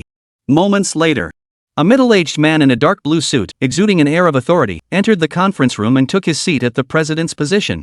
This was Qin Xiaodong, CEO and president of SharkLive. Without a word, Qin Xiaodong instructed his secretary to distribute the pre-prepared materials to everyone present. At that moment, a massive holographic display materialized on the large screen. The screen displayed a series of videos and images. Immediately after, Qin Xiaodong spoke again. Everyone, I'm sure you all know why I've called you here today. I won't beat around the bush. Let's get straight to the point. Qin Xiaodong stood up and delivered a hard slap to the large screen. The screen suddenly displayed various live streaming platforms. And the game being streamed tonight, naturally, was the one that had everyone buzzing. Hunter. This was a newly developed mobile game in China, created by Jiangnan Studio, which had recently secured a new trademark. Yet this game with no funding, no backing, and no advertising overnight became an internet sensation. Guys, what's going on? The shareholders exchanged worried glances, none daring to speak. It was the younger Dong Yu who suddenly slammed his hand on the table. Those were the exact words Qin Xiaodong had been about to say. Opportunity. This is an opportunity. Exactly, Chen Xiaobei nodded. Qin Xiaodong's face was aglow with excitement. As Director Dong said, this was an opportunity. Not only that, but gaming livestreams would see massive growth in the short term. That was the real benefit. I have a feeling this release will unleash a tidal wave across the Huaxia region, even worldwide. We sharks must seize this chance. Strike first to gain the upper hand. Qin Xiaodong's words rang out with conviction, and what he said was remarkably forward-thinking. Dong Yu's blood began to boil at those words, and he couldn't wait to get started. But only Dong Yu understood. Due to their age, the other shareholders failed to grasp Qin Xiaodong's meaning. In their minds, Shark was the undisputed top streamer. Nothing could shake their position as the strongest. So, why go through all this trouble? Wouldn't it be better to just focus on the work? Most shareholders showed little interest in Qin Xiaodong's proposal. But they raised no objections to Qin Xiaodong's decision. In their view, Qin Xiaodong could do whatever he wanted, as long as it didn't threaten their profits. That's precisely why Qin Xiaodong's series of plans progressed remarkably smoothly. First, he needed to negotiate with Jiangnan Studio, the development team behind Bayonetta. If possible, he hoped to secure a business partnership as well. This matter was crucial to Qin Xiaodong's upcoming promotional efforts. This negotiation held immense significance. He needed someone trustworthy to execute this plan. Therefore, Dong Yu was the ideal candidate. As a director, he wasn't skilled at negotiations. But precisely because of this, he would prioritize the company's interests above all else. He wouldn't mess around. Thus, Chen Xiaodong appointed him as interim vice president, entrusting him with negotiations with Jiangnan Studio. Dong Yu knew Chen Xiaodong well and took this case seriously. He immediately patted his chest, declaring his commitment, and got to work. Jiangnan, you just wait. Chapter 16, No. Those are pliers. That evening. Bayonetta is a truly classic game and a truly classic masterpiece. Within the first hour, over 80,000 orders poured in. It created a myth in the Chinese market. Beyond the 30% profit margin on the Steam platform. This time, Jiangnan Studio's daily revenue has already surpassed 5 million. And this was only the beginning. Without any advertising investment, it's all thanks to player word of mouth. Bayonetta's sales are poised to maintain strong performance for the foreseeable future. This alone shows that the people behind this game are genuinely straightforward. All you need to do is let them play to their heart's content and indulge to their fullest. Then, they'll repay you 100-fold, 1,000-fold. But Su Yang's small studio remains an obscure, little-known operation. This fact is known to countless players. The gaming industry was merely a rising star. And so, he embarked on a path toward the future, destined to become a towering giant. The next day. Meanwhile, at Jiangcheng Academy. The sun shone brightly. Jiang Yun walked through campus. Her snow-white vest accentuated her curves, while her long, slender legs were tantalizingly visible beneath. Combined with her striking beauty, she drew the admiring glances of many passers-by. Yet, this was precisely her reason. Instantly, this delicate lotus blossom exuded an air of lofty superiority and imposing presence. Jiang Yun entered the male dormitory for computer science majors, hands tucked into her pockets, radiating a subtle aura of authority. Following the information from the phone call, she located a specific dorm room. Just as she was about to push open the door, a gust of wind blew it wide. And this scene had shocked her for the past year. In the center of the dorm lay a large open space, dotted with several cameras and a vast green screen. Before the green screen, Su Yang stood in a black police uniform, hands on hips. Her pert behind radiated a unique charm. After speaking, Chen Xiaobei approached the tool table, lightly hopping onto it and pressing her alluringly pert buttocks against the surface. She spread her legs wide and executed a full 180-degree turn. Combined with her alluring posture and movements, plus the teasing and seductive glint in her eyes, she looked like a genuine nightclub hostess. Just as Su Yang finished his series of provocative moves, he noticed Jiang Yun standing outside the door. His expression immediately stiffened, and he seemed to want to speak but held back. But as he approached, he realized Jiang Yun stood frozen like a statue. So, it was because of what just happened that her innocence about this world had completely shattered. Moments later, Jiang Yun sat leaning against a stool, holding a pot of water. She sipped slowly, her gaze occasionally drifting toward Su Yang, her eyes filled with confusion. Feeling the girl's gaze, Su Yang quickly said, "I don't know either. You're just like Su Yang. You really are as twisted as the rumors say." Before he could finish, Jiang Yun piped up from the side. At those words, not only Su Yang froze, but even the Lu brothers were stunned. How could this cute little girl speak so harshly? Could this be the infamous Pliers sister? Ha? What did you say? Could you repeat that? Su Yang asked cautiously. Su Yang. Lu brothers. Oh my goodness, I smell corn kernels. Holy cow, this girl would be a total catch in northeast China. Xiao Lu teased in his thick northeastern accent. Big Lu grinned at Chen Xiaobei. Su Yang joined in the fun. But this was their dialect, making too many jokes about it wouldn't be appropriate. Lin Yuan looked at the woman before him, adorable in appearance, yet her words carried a hint of corn kernels, and spoke up. Holy crap! My dear sister. What's a girl like you doing here? Jiang Yun. Spill it, what's this? You're mimicking my tone. Hilarious. Look, they've taken you away. Su Yang glared at Xiao Lu and returned to the main topic. Right, you still haven't told me, how did you end up here? Jiang Yun saw Su Yang was being relatively polite to her, so she let it go. Her gaze swept around the dormitory before she spoke. Lu, you asked me to come. Wang Yao replied. She asked me to come take a look, so I did. Is that so? Xiao, you keep saying you're a music department genius? A sharp gleam flashed in Su Yang's eyes. Still, Xiao Lu remained skeptical. Xiao, you told me this exceptionally talented musician can not only play instruments but also sing. Playing instruments is one thing, singing is another. Do you really think the person standing before us can do both? Su Yang and Lu Di exchanged glances, their eyes brimming with curiosity.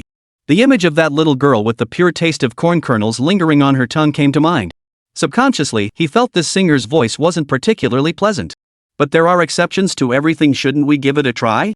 So, without another word, Su Yang fetched a small stool. Zhang Han pulled out a piece of paper and a pen, briefly outlining the simplest details about Zhang Yun. Next came the first round of interviews. Ms. Zhang Yun, we are a company primarily focused on game development. The role of the music director involves creating a suitable piece of music and sound effects for this game. Now, let's discuss your musical expertise. First, what's your favorite instrument? Zhang Yun placed her hands in her pockets. I'm not particularly skilled at any one instrument. I can do anything. Anything? Xiao Lu exclaimed in mock disbelief. Su Yang shot him a look, signaling him to shut up. All right. Now, using your music software, you can copy a song from the one I'm about to play. Note that you can choose the sound you want. But it must harmonize with the mood and essence of this piece. This is my own choice. With that, he finished speaking. After speaking, Su Yang sat back down at his laptop and resumed working. As for Zhang Yun, she seemed utterly indifferent. She had come solely because Lu Yu had done her a huge favor, a truly significant one. To be blunt, she never truly aspired to be a music director at a game company. He didn't care either. So she planned to just go through the motions and leave. But the moment she heard the song, her beautiful eyes widened instantly. Holy crap! I heard this melody last night. Whoosh! The music began to play. A melodious voice rang out first. Then, a clear piano melody. Soon, other instruments joined in, weaving together an elegant waltz. Amidst the melodious strains, everyone instinctively closed their eyes and swayed to the rhythm. Simultaneously, the image of that woman in the leather jacket, with her fiery figure, flashed through his mind. Her dance was mesmerizing, guns tucked into both hands and feet, igniting a surge of excitement in anyone who watched. Chapter 17, The Aesthetics of Violence. Like a crimson butterfly fluttering through the air, each beat of its wings sent an angel plummeting to the ground. It was an extreme beauty born of violence. It left everyone speechless. And this melody emanated from this very place. Hunter! Zhang Yun shouted, suddenly leaping to her feet and rushing towards Su Yang with a look of astonishment. This battle anthem actually comes from Bayonetta. To use something like this for an audition, clearly, he's been captivated by this game. Zhang Yun was utterly thrilled, gazing at Su Yang with the look of someone who'd found a kindred spirit. Su Yang and the others nearby were utterly dumbfounded. After a moment, the three exchanged glances and all chuckled softly. Turns out she thought they were Bayonetta players. But they didn't know that he wasn't just a player, he was a game designer. Without exaggeration, he was Bayonetta's biological father. Meanwhile, Zhang Yun, clueless about the situation, stared at the three giggling figures with a peculiar look. What were they laughing about? Was I wrong? No. It's all our fault. Su Yang composed himself slightly. His expression turned serious as he took out a sheet of music and handed it to Zhang Yun. All right, we can begin now. You can choose any song you like. Holding the sheet music, Zhang Yun felt even more certain that Su Yang and his crew were die-hard Bayonetta fans. Otherwise, why would he be so obsessed with this piece, even composing a battle anthem for it? Excellent, excellent. Her fondness for the game made Zhang Yun's impression of Su Yang grow even more favorable. But what thrilled her most was that she had personally recreated the music from Bayonetta. She'd had this feeling since last night. But it was already late, and he'd feared complaints, so he'd let it go. But now, her wish had come true. Zhang Yun was naturally brimming with enthusiasm, eagerly preparing. Her hand instinctively reached behind her. But she'd come here just for fun, and she didn't have any electronic devices on her. This sent a chill through Xiao Lian's heart. Holy crap! It's broken! What? What's wrong? Su Yang asked. Zhang Yun, however, adopted a pitiful expression, looking at Su Yang with feigned helplessness and claiming she hadn't brought any electronic devices. Su Yang was equally speechless. Good grief! She really is a rough and tumble woman.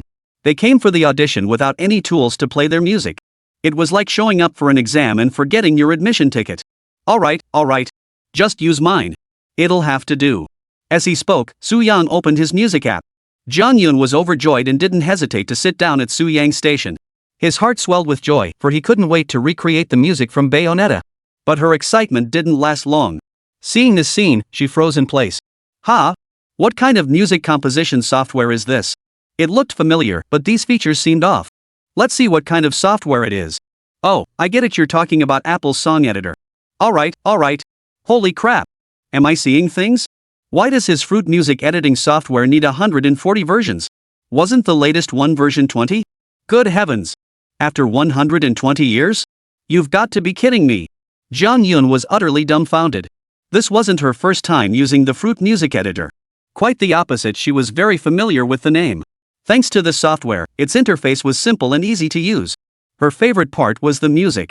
It had won her heart completely. Therefore, she was thoroughly familiar with every version and every feature of Apple's products. Yet now, she found herself utterly unfamiliar with Su Yang's Apple program. Although the game interface didn't differ much from before, the game itself contained many strange and unfamiliar elements. Moreover, the program's copyright had already exceeded 140 years, causing her to question Su Yang. Could it be? Su Yang's heart sank upon hearing this. Jiang Yun's words weighed heavily on his mind. Had she already discovered he was a time traveler? Damn it! I was too careless. He wished the system had blocked it instead. A wave of deep regret washed over Su Yang. Yes. This 140 version Fruit music editor was purchased by Su Yang from the Future Tech Store for 10,000 emotion points.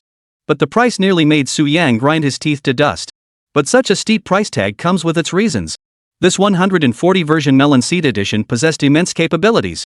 Not only can it replicate any melody in existence, but it also captures the essence of everything in the universe. Sounds can be combined to create entirely new compositions.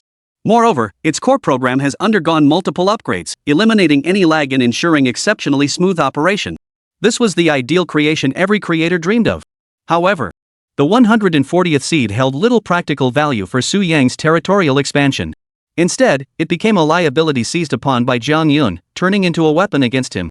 A flicker of guilt and panic flickered across his usually composed face. His mind raced, desperately searching for an excuse to gloss over the matter. Yet, no matter how hard he racked his brain, no solution came to mind. Just as a bad feeling began to rise in Su Yang's heart, Jiang Yun's words left him utterly dumbfounded. Could it be that the 141 was actually your prank? Damn, you're something else. Jiang Yun was thoroughly impressed by Su Yang's ingenuity.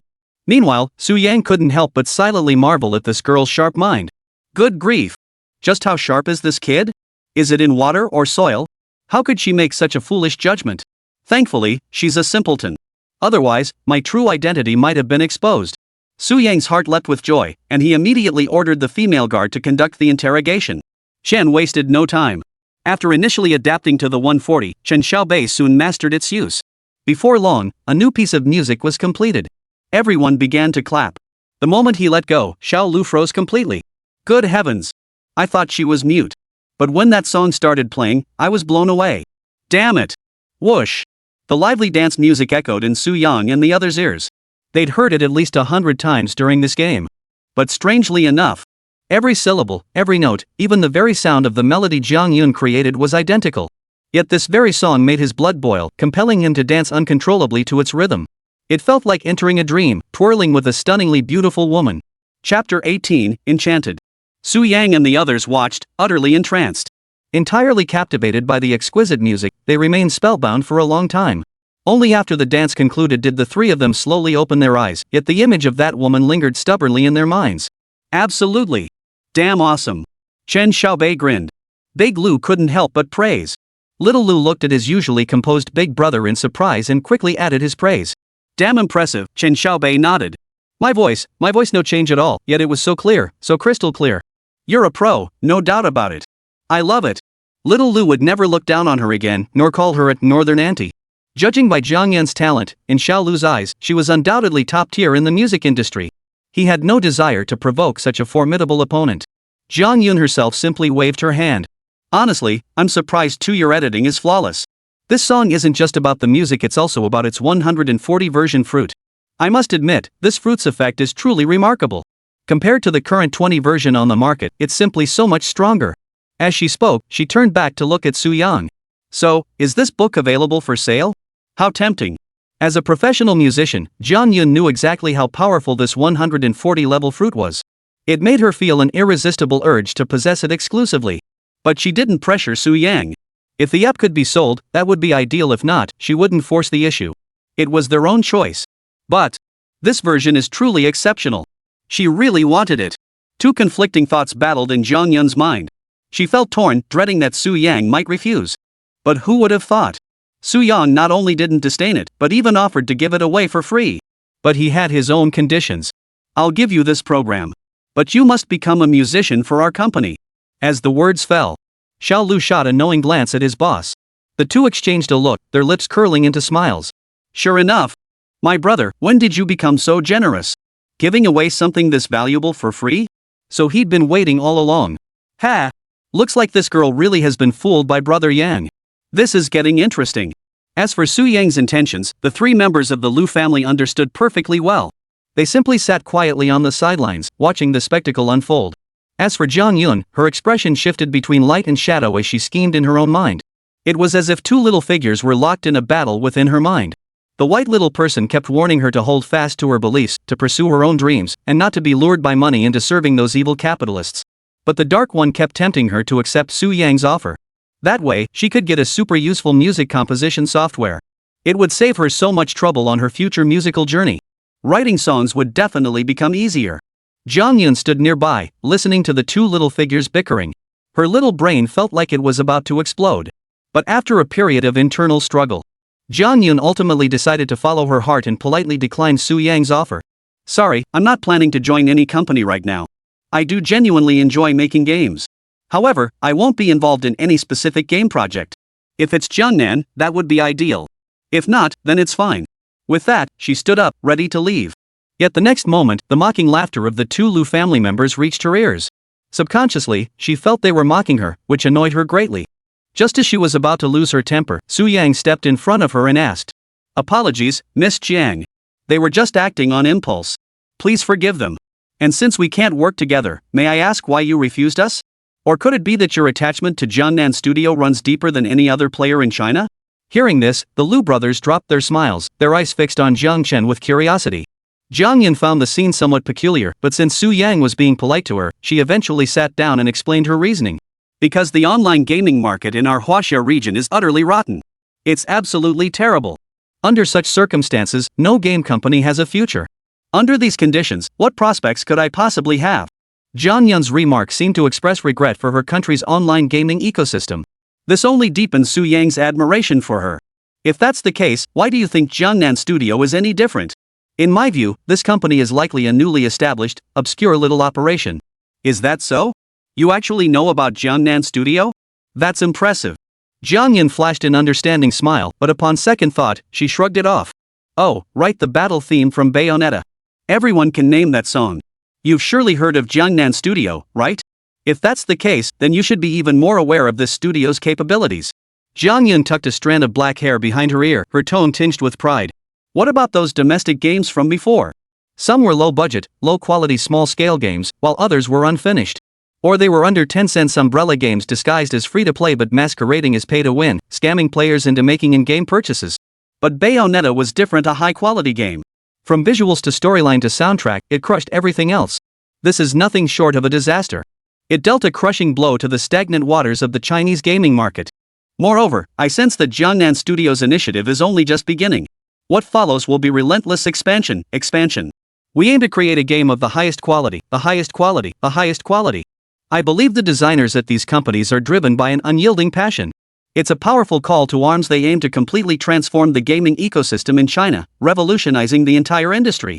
I've always wanted to collaborate with a group of people possessing such formidable will and capability. That's precisely why I turned you down. The moment Jiang Yun mentioned Jiangnan Studio, she couldn't stop gushing. But Su Yang and the others didn't interrupt. She was absolutely right. Everything she said revolved around Jiangnan Studio. They didn't just want to create a high-quality, high-caliber game, they wanted to create a high-quality, high-caliber game. Most crucially, they aimed to transform the entire online gaming ecosystem in China. Chapter 19, Reshaping the Entire Gaming Industry Landscape. He wanted to reshape the entire gaming industry landscape. Unbelievable. Jiang Yun's talent extends far beyond music. In this regard, his discernment is truly sharp. This only solidified Su Yang's conviction. This girl is mine. Cut the crap. I told you. That's right, it's Jiangnan. Holy crap. My name is Jiang Yun. Come on. Su Yang held out both hands, his eyes burning as he stared at him. But to Jiang Yun, he was just some creepy uncle trying to pull the wool over a kid's eyes. Oh my goodness, what's going on here? Lucian chuckled. I know everyone has high hopes for me, wanting me to become the band's lead. But you can't seriously tell me you're from Jiangnan Studio. I'm not stupid, you think I don't know what you're talking about? Alright, time to sleep. Goodbye, see you later. With that, Jiang Yun bolted out the door as if her life depended on it. Su Yang, caught off guard, watched her escape, inwardly regretting the missed opportunity. But he wasn't worried. He was confident it wouldn't be long before Jiang Yun figured it out on her own. Without Su Yang needing to say another word, Jiang Yun would come knocking on her own door, offering to be his music director. I think I should put this job contract in writing. Let me see, what salary are you offering? Seeing how much she loves our studio, she might even give us more songs and then she might not even charge us. Ha! Where else would you find such a great director? Su-young chuckled softly and returned to his laptop. The Liu brothers sighed in admiration. My goodness, my goodness, my goodness, I've ventured deep into the heart of Jiangnan. Good luck to you. Ding dong. Grandson, I'm here. Grandson, I'm here. Holy crap. Someone swapped my phone. Xiao Lu picked up the phone, muttering under his breath. He'd been about to complain to the other party, but upon hearing their words, he instantly calmed down. After a brief moment of shock, he quickly hung up and shouted toward Su-young. Bro Yang, you okay? Just as you predicted, Shark Channel can't wait to do business with us. Su-yang flashed a meaningful smile. Excellent. This is exactly what we've been waiting for. Over here. After leaving the boys' dormitory, Jiang Yun called Liu Yu. Liu Yu, hello. I found it in your office. All debts between us are now settled. Jiang Yun was an adorable young woman, her speech tinged with a thick cornfield accent. As she walked along, she drew quite a few curious glances. But Liu Yu paid her no mind. She was far more concerned about the outcome of Jiang Yun's trip to Jiangnan. Jiang Yun froze. What? Are you suggesting I stay in the studio for a while? Well, I don't know how to describe it, but the atmosphere here feels really good. Except for that Su-young, he's a bit odd. Oh. So just as I was about to leave, Su-yang lied and said they were from Jiangnan to keep me there. That really pissed me off. If it weren't for the fact that he's been somewhat polite to me, I'd have punched him. Jiang Yun waved her slender arms, looking thoroughly indignant. Liu Yu paused for a moment, then gave a light snort before speaking. Jiang Yun, could they actually be from Jiangnan Studio? What? Are you kidding me? How could such a coincidence exist in this world? Liu Yu, sorry, but it's true. But judging by Jiang Yun's reaction, he sensed that if he pressed further, she might never admit they were actually from Jiangnan Studio. So she resolved to strike a heavy blow against Jiang Yun. Jiang Yun, log into Weibo with your phone first, then open the Jiangnan Studio fan group and see if there are any fans. There are only 4 people on the list. Look, one of the IDs is June Sky. What? Okay. Jiang Yun was completely baffled. Nevertheless, she followed his instructions and logged into Jiangnan Studio's Weibo account. She opened the fan list. There were indeed 4 accounts. And there was even one with the ID Jiangnan June Sky. What? Why did his ID have Jiangnan in front of it? Don't tell me this account belongs to someone from Jiangnan Studio. Jiang Yun was both shocked and delighted. But Liu Yu's next words left her utterly stunned. Jiang Yun, have you noticed anything? If you have, please add me as your friend. What? That's impossible. Jiang Yun panicked. This ID clearly belongs to someone from Jiangnan Studio. How could they possibly accept if I just randomly add them? Jiangnan Studio held immense significance for Jiang Yun. So she extended her affection to their artists, loving the house for the bird's sake. To her, these artists were like her own idols. First, Liu Yu had asked her to add him as a friend, a request that had both shocked and frightened her. But in the end, under Liu Yu's urging, Jiang Yun couldn't resist any longer and tapped on the other person's WeChat. Ding! Contrary to her expectations. Just a split second before she could add the friend request, the other party's request was accepted. The speed was astonishing. This scene made Jiang Yun realize something, leaving her stunned for several minutes. But when a message from Jiangnan June Sky popped up, Jiang Yun felt completely thrown off balance. Jiangnan June, Jiangnan Studio, Jiang Yun. Jiang Yun, By this point, even if she were a fool, she should have understood what was happening. That June was none other than Liu Yu. And she was part of Jiangnan Studio. In an instant, Jiang Yun suddenly recalled Su Yang's warning. So Su Yang hadn't been lying, it really was Jiangnan. Moreover, this song wasn't created by those fanatics. This song was composed by them themselves while developing Bayonetta. Holy! Jiang Yun was utterly speechless. She was completely baffled. She never imagined she'd witness such a scene in Jiangnan's office. She couldn't believe that those classmates who were so popular at her school were actually part of Jiangnan Studio. Even more outrageous was that he had kindly invited her to join his company, only for her to flatly refuse and then go on about Jiangnan. It was like being in class, chatting with your friends about the old teacher, discussing his attitude toward work. One moment you're chatting away animatedly, the next you turn and lock eyes with my death stare. It was utterly mortifying. He dug a 3-bedroom house into the ground with his toes. That's exactly how Jiang Yun felt at that moment. Whoa! What a gaping hole. Chapter 20, Utter Humiliation. I actually praised Jiangnan Studio in front of their own people, even saying they'd revolutionize the entire gaming industry. Oh my! Was that way too pretentious? This is going to get us wiped out. How am I supposed to face them now? I'd rather kill myself. Jiang Yun felt utterly humiliated. On the other end, Liu Yu was secretly delighted. Who would have thought this genius musician with a northeastern accent had this side to him? Looks like our studio is about to get lively. Time flew by. More than half a month slipped by in the blink of an eye. Now, less than a week had passed since Bayonetta's release. And at this very moment, Shark Live's official Weibo account dropped a bombshell. Shark had signed an agreement with Jiangnan Studio, granting them the exclusive broadcasting rights for Bayonetta. The news sent shockwaves through the entire industry. To be honest, they had previously considered approaching Jiangnan Studio for a business partnership. The Bayonetta demo was undoubtedly the undisputed champion. However, Jiangnan Studio was merely a newly established small studio. While the demo presentation was indeed outstanding, no one could guarantee the game itself would be equally exceptional. Once completed, any issues that arose would have a massive impact on the collaboration between the two companies. Therefore, out of caution, major live streaming platforms opted to wait and see. But unexpectedly, this shark proved remarkably bold. He negotiated terms with Jiangnan Studio and secured exclusive streaming rights for this event. If Bayonetta performed poorly, it wouldn't be a big deal. But if it sparked a massive wave of excitement, it would be a devastating blow to other streaming platforms. Thus, aside from Shark, every other streamer was silently praying for Bayonetta's failure. But with Su Yang at the helm of Jiangnan Studio, a complete wipeout was impossible. In fact, ever since the musical prodigy Jian Yun joined the team, Bayonetta was bound to make a qualitative leap. Just how powerful it could become in the end. All that remained was to wait for the game's release. Another week passed. In Dai Meizi's live stream room. Oh my goodness. It's almost 11 o'clock. The exciting moment is about to arrive. Chen Xiaobei grinned and said, "Just thinking about meeting my Bei sister makes me want to see her right now." The little airhead sat in front of a computer, full of enthusiasm. Viewers in the live stream room would crack jokes like this every day. "Old hag. Sister Bei is mine, what's there to get excited about?" Fang Xinyan, the A-side collider, exclaimed in astonishment. "Ha, I don't want her." Even Sister Bei would shake her head at the old lady's response, "Ha." Naturally, the young girl couldn't stand these old jokes and started a heated argument.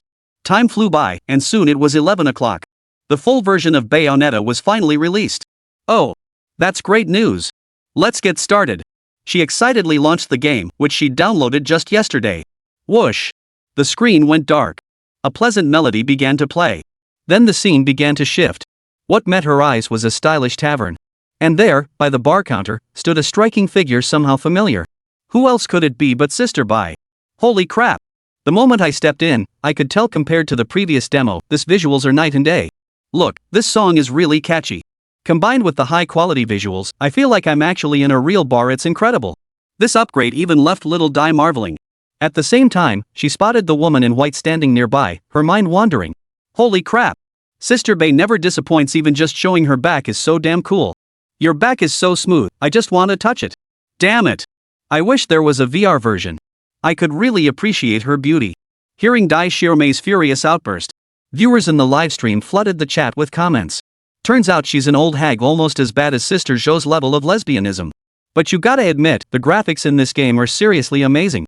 Sis Bei's back is so gorgeous, I'm gonna PR. Thank goodness we don't have virtual reality tech yet, otherwise, who knows what kind of stupid things perverts like you would get up to. Slut, we're just acting on our own desires, how could it ever have malicious intent? Ha! Isn't it obvious? I saw it all right here. Humph. Yi Fan was speechless. The comments section erupted in a cacophony of noise. At this moment, the perspective of the clumsy little sister was also magnified considerably. Not long after, Sister Bei wore a form-fitting black outfit that showcased her graceful curves to perfection. Dumbfounded little sister. If she had an eye-tracking device, viewers would surely notice her eyes darting all over Sister Bei's body. This was even more ridiculous than those clowns. The little dumpling's gaze was completely fixed on Sister Bei. He'd forgotten that bald giant at the tavern had told him Sister Bei's backstory. Meanwhile, the live stream audience had picked up some rumors. Sister Bei had awakened from a stone coffin over 20 years ago. But beyond that, he knew little else about her. That's right, she had lost her memory. That was why Sister Bei had spent the past 2 decades relentlessly piecing together fragments of her past. During this time, she also held a job, hunting angels. That was the crux of the matter. How could Sister Bai's few fragments of memory possibly be connected to Angel? Truthfully, there's only one answer. They're unrelated. At least for now. Sister Bai is still hunting angels. Her job is to feed the monsters she made pacts with. Holy crap! Demons? Sis Bai actually has demons? Holy crap, this is explosive news. What's so surprising about that? Sister Bai is a demon herself. Taming a few demons isn't exactly unusual. What does this monster even look like? Is it a pig? Pega, have you no manners? Ha! Holy crap, I just pictured that. My mind is polluted. Refined Peppa, that's you. Ha! I'm definitely going to crack up. Yefei was speechless. The audience chattered away, teasing him. Chapter 21, who knew the real-life game was even more intense. Meanwhile, the bald giant had already pulled open the door to a secret chamber. Inside the chamber lay an array of various weapons. If fully armed, it could easily equip an entire combat squad. Everyone was stunned. It felt like going back in time. And now, in Bayonetta, another spectacular scene was about to unfold. Just then, the bald giant retrieved a box from a hidden door. Lifting the lid revealed 4 sleek pistols. Seeing these short spears, stupid little sister's eyes lit up instantly. Holy crap! These little weapons are way cooler than the one Bayonetta used in the demo. Looks like these will be Bayonetta's primary weapons from now on. This bald guy is such a show-off. He actually gave away so many top-notch weapons. Dai Xiaomei joked. In the game, her brows furrowed involuntarily. He ran his fingers along the short spear, feeling its weight. Suddenly, she flung all 4 daggers into the air. At the same moment, stirring dance music abruptly filled the air. As the short spear spun, the wine bottle began to whirl along with it. A bald man, a bartender, swayed to the music, showing off his moves. Sister Bay swayed her body to the rhythm. Half reclining on the counter, her curvaceous figure was displayed before the camera. This sent the little dumpling and her fans into a frenzy of excited shrieks. But then, something even more thrilling happened. The short spear plummeted from midair. Instead of reaching out to catch it, Sister Bay lifted one slender leg and pointed it gracefully in the air, striking a seductive pose. Snap! The dagger struck her shoe dead center. Who knows what trick she used, but the spear was perfectly embedded in her shoe. Then, another beautiful leg swung back and forth. A compact pistol was slung onto her shoe. In the next instant, Sister Bay spun around and grabbed the remaining 2 pistols. The short spear in her hand twisted slightly. Like a butterfly dancing gracefully, fluttering its beautiful wings, leaving an unforgettable impression. Not long after. Finally, the butterfly ceased its flight. Beside him, the bald, burly man had already mixed the drink. Without a word, their eyes met. The spear in one hand and the cup in the other stood in silent contrast. The intense dance had ended. At that moment, the screen's image froze. The little girl froze for a moment, then let out a shriek. Holy crap! Dude, that was seriously badass. During her dance, she had already prepared her short spear. Then, the bald man would join Sister Bay in mixing her a highly alluring drink. And that beautiful, soothing music sent shivers down my spine. This dance was simply spectacular. Sister Bay's spear and the bald man's goblet were raised simultaneously. This scene was utterly breathtaking. This is the perfect fusion of violence and art. This wasn't mere fighting, it was like admiring a painting. I thought the demo version was already impressive, but this final version is beyond belief. Enough chatter. The people of Jiangnan are incredible. Dai Xiaomei offered her praise. The live stream audience collectively gasped in awe. Holy crap, that's so cool. Sister Bay's dance, elegant rather than sexy, radiates a fierce beauty. This is just unreal. And this music perfectly sets the mood while showcasing every single one of Sister Bay's movements. I'm almost numb from the shock. This is pure magic. Wow, Jiangnan Studio really delivers. Forget everything else, think about it. Which Chinese game company could produce a CG this full of violent beauty? Tencent can. With billions in funding and the right tech, it's entirely possible. Yeah, Tencent could. But look at what they've done. Their minds are consumed by one thing, squeezing every last penny out of these players. If they show interest in a game, I'll stream it for them. Yeah, Tencent really needs to apologize. With tens of billions in assets, all they know how to do is play money-making games. They have the capability, yet they just don't understand human relations. They're so fixated on making money that they don't even care about it anymore. Compared to Tencent, Jiangnan Studio is the true conscience of the industry. Just look at this game, any random clip could outshine every other Chinese game company. Oh my! As for ownership, that's between Jiangnan Studio and Tencent. Does he even have the right to speak? Holy crap! Turns out it was one of our own. I nearly dropped my 40-foot sword. Cut him down, then dress him in enemy garb, no one will recognize him. Ha! How ridiculous. Yefei was speechless. Sister Bay and the bald giant's performance left everyone speechless. Especially this CG. With the help of Lu Yu and Zhang Yun, 2 art prodigies, they completed their masterpiece. Beyond the exquisite craftsmanship, it exuded a stunningly brutal beauty. This was the power of ninefold heaven. Meanwhile, Silver Boss's livestream was also quite the spectacle. At that moment, he also caught a glimpse of an impressive CG sequence. Video replay. Silver Boss explained the origin of this story. According to information provided by that chubby uncle, a stone called the right pupil of light was being sold on the black market of the northern continent. This stone seemed to have some connection to Sister Bay's origins. Therefore, our sister Bay decided to make a trip to the northern continent. Before long, the screen displayed the scene. Sister Bay was riding on a high-speed train. The moment she stepped off the platform, an unfamiliar voice echoed in her mind. My precious daughter, you finally arrived. The eye of heaven and earth is about to awaken. Now everything is ready, with no more worries. At last, my daughter, you've grown into such a beauty. I will always be by your side. A voice from beyond the realms stirred something deep within Yin Laodao's heart. This person calls herself Sister Bay. Could she be her father? This villain is the male lead's father? How intriguing. But what is that? How does it relate to what we're searching for? Yin Laodao, still puzzled, led a bewildered Sister Bay off the train. Stepping onto the platform, the ancient station drew gasps of admiration from the livestream audience. The scene was simply breathtaking. Soon, he spotted a mysterious wall. She controlled Sister Bay, using her power to activate a trap, instantly rendering the entire wall transparent. Passing through the stone barrier, he entered a bizarre, labyrinthine space. Chapter 22, my eyes lit up. Just as Chen Xiaobei was about to step forward, suddenly, a flock of silver little angels approached from the distance. Finally, the fight begins. We've been waiting for you. Silver Boss instantly perked up, manipulating Sister Bay to launch a series of attacks. Tap. After all, Silver Boss had honed his skills on the computer. His expertise far surpassed that of the clumsy girl who could only randomly pound on the keyboard. Under his guidance, Sister Bay unleashed a stunning and ferocious skill set, wiping out all the angels. The outcome was decided. They pressed forward. Soon, a massive water pool appeared ahead, blocking their path. Even more terrifying, bolts of lightning were erupting from the water. If he charged in recklessly, he'd likely be struck down, leaving a trail of blood in his wake. However, the distance was simply too great. Even with her 2 leaps, she couldn't possibly swim across.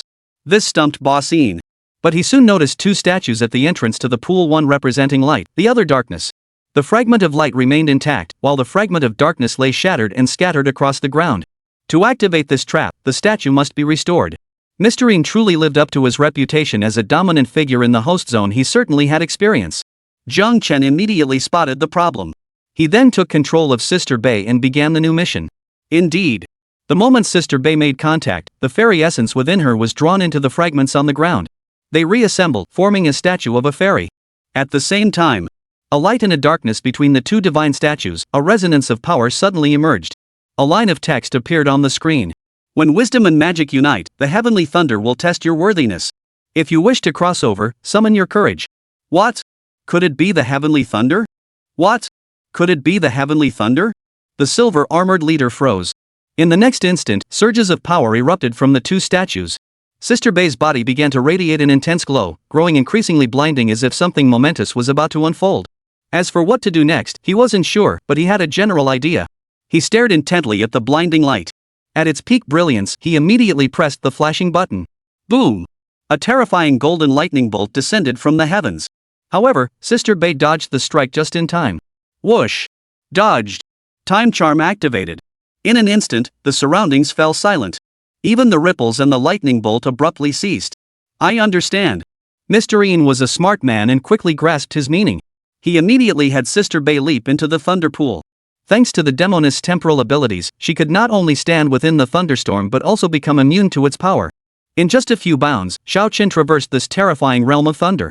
Whoosh! The demoness' time limit expired. The surrounding void returned to stillness. As for Boss Yin, he naturally passed with ease. He couldn't help but admire it inwardly. What an amazing game. The graphics and combat pacing were excellent, and some of the ways to clear stages were quite interesting.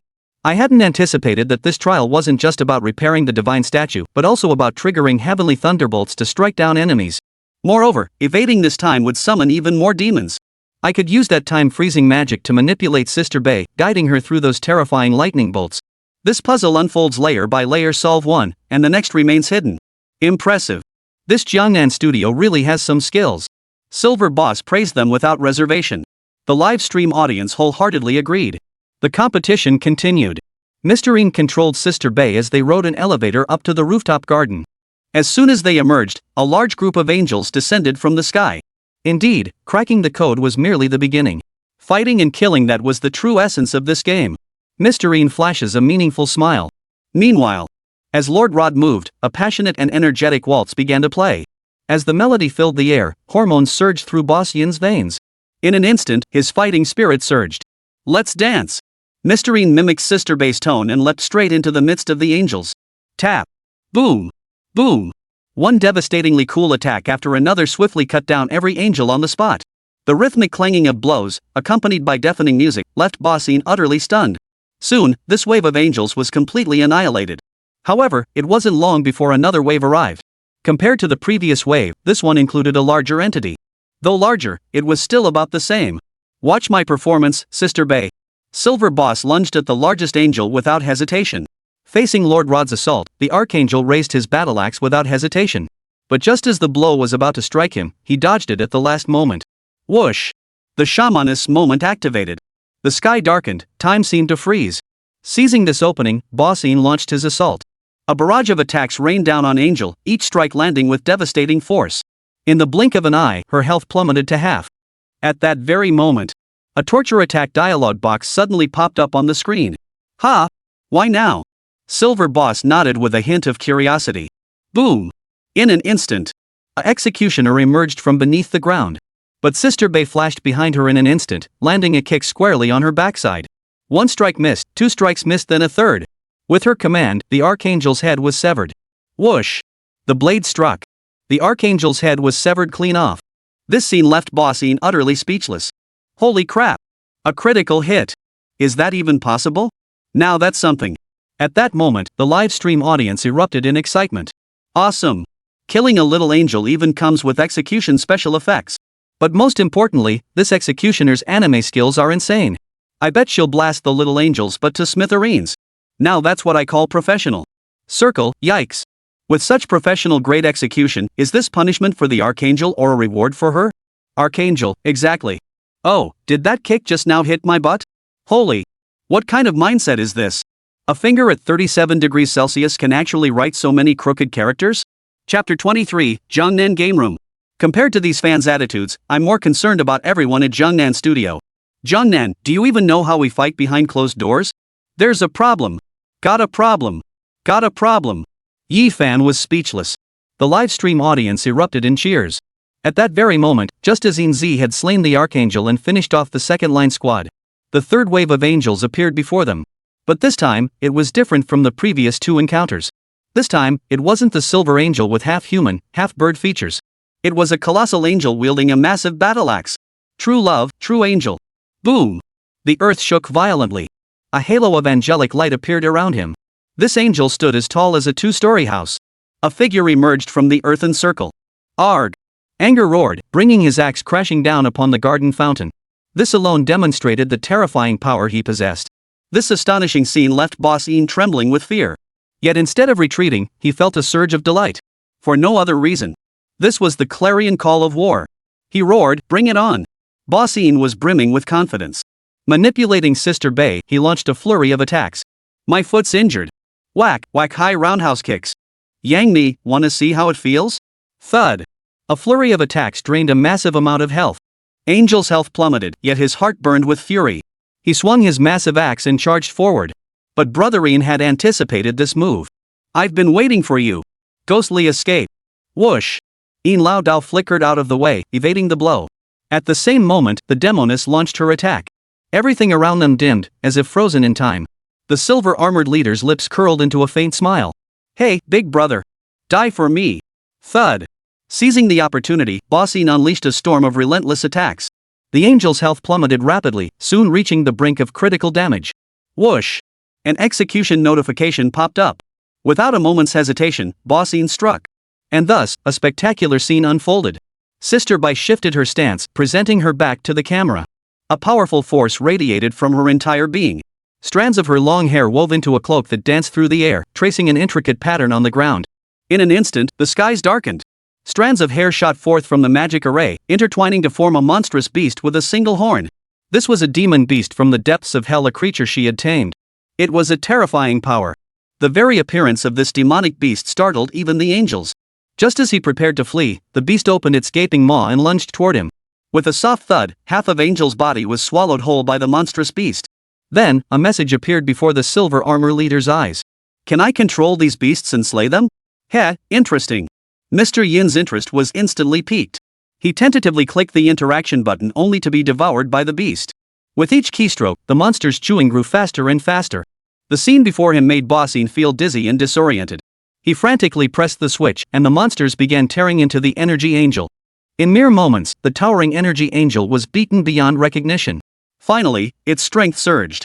The barely alive energy angel was swallowed whole. Not a single breath remained. Holy! That move was absolutely exhilarating. Ian Lauda was utterly thrilled. When Sister Bay executed them, she used her demonic power to devour those two angels alive. The scene was utterly breathtaking. Amidst deafening music, everyone's excitement reached its absolute peak. This is extreme violence. Now that's what I call a real thrill. Awesome! Everyone! Sister Bay actually summoned the monster. The moment she did it, she lost her clothes. Sis Bay, why are you even concerned about that? Way to go, HCDD. I have a vague idea. Alright, since we're all on the same page, let's meet at the creative studio. Hee hee. Come on. We're ready. Bull. A monster with no reward. Anyway, I finally got to see what Sister Bay's pet looks like. Yeah, that monster looks like some kind of demon beast, pretty intense. Lightbulb, they're all monsters, why are they so different? Humph. Sister Bay's monster? How could you even compare it to that fan? But this game's graphics are absolutely stunning. Yeah. Just the visuals alone, combined with those fluid combat sequences, are enough to outshine any domestic game studio. Not to mention, he even designed an unexpected decryption program and an entirely new execution method. Exactly. That alone is mind-blowing. So impressive. Plus, there are different execution animations for each opponent. I can't wait to see that. That alone will keep me replaying this game countless times. Enough talk. Bayonetta will now be recognized as a true masterpiece. Deification. A single word escaped his lips. Divine ascension. Deification. A single word escaped his lips. Yefei was speechless. Netizens were all singing the game's praises. That evening, just as several hosts began playing the game and started their advertisements, Shark's livestream was the most popular among all streamers. At one point, it even broke records. Compared to the White Shark's explosive popularity, other livestreams were filled with wails of despair. If things had been different, they would have been braver and approached Jiangnan Studio for a discussion. Otherwise, they wouldn't have ended up in this predicament. Instead, they could only watch helplessly from the sidelines as others raked in the profits. At this moment, they were filled with regret so deep it made their guts turn green. But there was nothing they could do about it. The reality was just that cruel. According to the contract signed between Jiangnan Studio and Great White Shark, the matter was settled. This situation would persist for an entire week. Though the process itself wasn't lengthy. But in the context of a game, this period amounts to mere days. Do you think those viewers who watched the entire Bayonetta playthrough in the Shark Live Room would go to another stream and watch it again? Absolutely not. This is precisely why major streaming platforms are all lamenting their losses. Chapter 24, The Dominant Player. It felt like they'd missed a once-in-a-lifetime opportunity, one that might never come again. Meanwhile, Dongyu, Executive Vice President and Director of Shark Platform. Especially when they witnessed the explosive success of Bayonetta and its staggering revenue, they were utterly thrilled. At that moment, he felt profound gratitude. Thank goodness he had followed President Chen Xiaodong. They were also deeply grateful to Jiangnan Studio, whose game had underperformed expectations, paving the way for their own success. More importantly, it was crucial to recognize that Jiangnan's new game was only just beginning. He sensed that this company wouldn't stop at Bayonetta. Instead, it would use this as a springboard to develop even higher quality, more sophisticated games. In that case, perhaps we could consider establishing a long-term strategic partnership. Dongyu leaned back lazily in his chair, his feet propped high. Inside, he was ecstatic. Yanga! Yanga! Yes! Transaction volume has surged. Inside the room, little Lu exclaimed excitedly. And on this very day, the complete edition of Bayonetta would finally be released. Thanks to Shark's aggressive promotion, more and more people noticed Diablo's outstanding performance and came to buy it. And just like that, the trading volume that had begun to decline surged dramatically once more. Currently, only the official version is available. In just 3 short hours, over 60,000 units were sold. Combined with previous sales, total sales have now reached 450,000 units. The final profit exceeded 42 million. After deducting Steam platform fees and RD expenses, the final net profit reached 29 million. Net profit neared 30 million. We've struck gold. Xiao Lu exclaimed excitedly. Big Lu also looked utterly astonished. He had thought 3 million on the first day was already a lot. But who could have imagined that by now, the day's earnings would be 10 times that of the first day? That's 1 million yuan. Enough to buy a villa within the second ring road. Fantastic. Fantastic. Both members of the Lu family were thrilled, declaring they'd feast tonight. Su Yang readily agreed. He was genuinely pleased to have such an income. But besides his joy, another thought crossed his mind. Everyone, please calm down. I have something I need to discuss with everyone. Seeing Su Yang's serious expression, the two felt puzzled but composed themselves to listen carefully. Right. Actually, based on our income, we distribute it according to the number of people and the completion rate. But that creates a problem. Where will the funds for our next project come from? The next one? They hadn't even considered that aspect.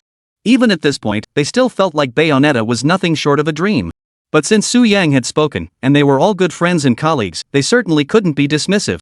Xiao Lu pondered for a moment, glancing at his older brother then at Su Yang, hesitating to speak. Big Lu chuckled and cut straight to the point. Bro Yang, you're way too easygoing, aren't you? He must have something on his mind to bring this up. I'm starting to wonder if you've already written your next game. You know what I mean. The words hung in the air, leaving Xiao Lu momentarily speechless. Su Yang exchanged a knowing glance with Lu, a faint smile playing at the corners of his mouth. Big Lu really knows me. As he spoke, Xiao Yu produced 2 more sheets of white paper and placed them before Xiao Yu and Xiao Yu. Holy crap! So that's how it is. Xiao Lu jumped in surprise and quickly pulled out the proposal to take a look. Big Lu also looked up. After a moment, both of them exclaimed in unison. Amazing! Absolutely incredible! Yang, are you out of your mind? That was incredible. Both of them sighed sincerely. But Big Lu also felt a bit worried. Bro Yang, to be honest, your proposal is really well written. And the ideas in it are truly unique. But there's one problem: what you're developing is an FPS game. That's completely different from the positioning of Bayonetta. Isn't this a bit excessive? Lu Dao's nature was like that. Though exceptionally talented, he was relatively steady and not inclined to take risks. But Su Yang's situation is entirely different. He's here to go all in. And he still feels his ambition isn't enough. Yes. Lu, your concerns are well-founded. But do you remember the original purpose behind founding Jiangnan Studio? Did we start this simply to play games and make money? No. Absolutely not. We make games not for profit but to create high quality games. This will be a brand new era, We're going to change the world. We'll free players from those exploitative games, letting them fully immerse themselves in truly high quality experiences. This is my dream, this is our dream. Su Yang's eyes burned with intensity. But at our current scale, we're still far from meeting our expectations. We must first lay a solid foundation. And this new game will be our first stronghold. You mean? Big Lu pondered thoughtfully. Oh, I see. We absolutely must dominate this game. Su Yang clapped his hands. Exactly. This is the I specifically chose for the new game.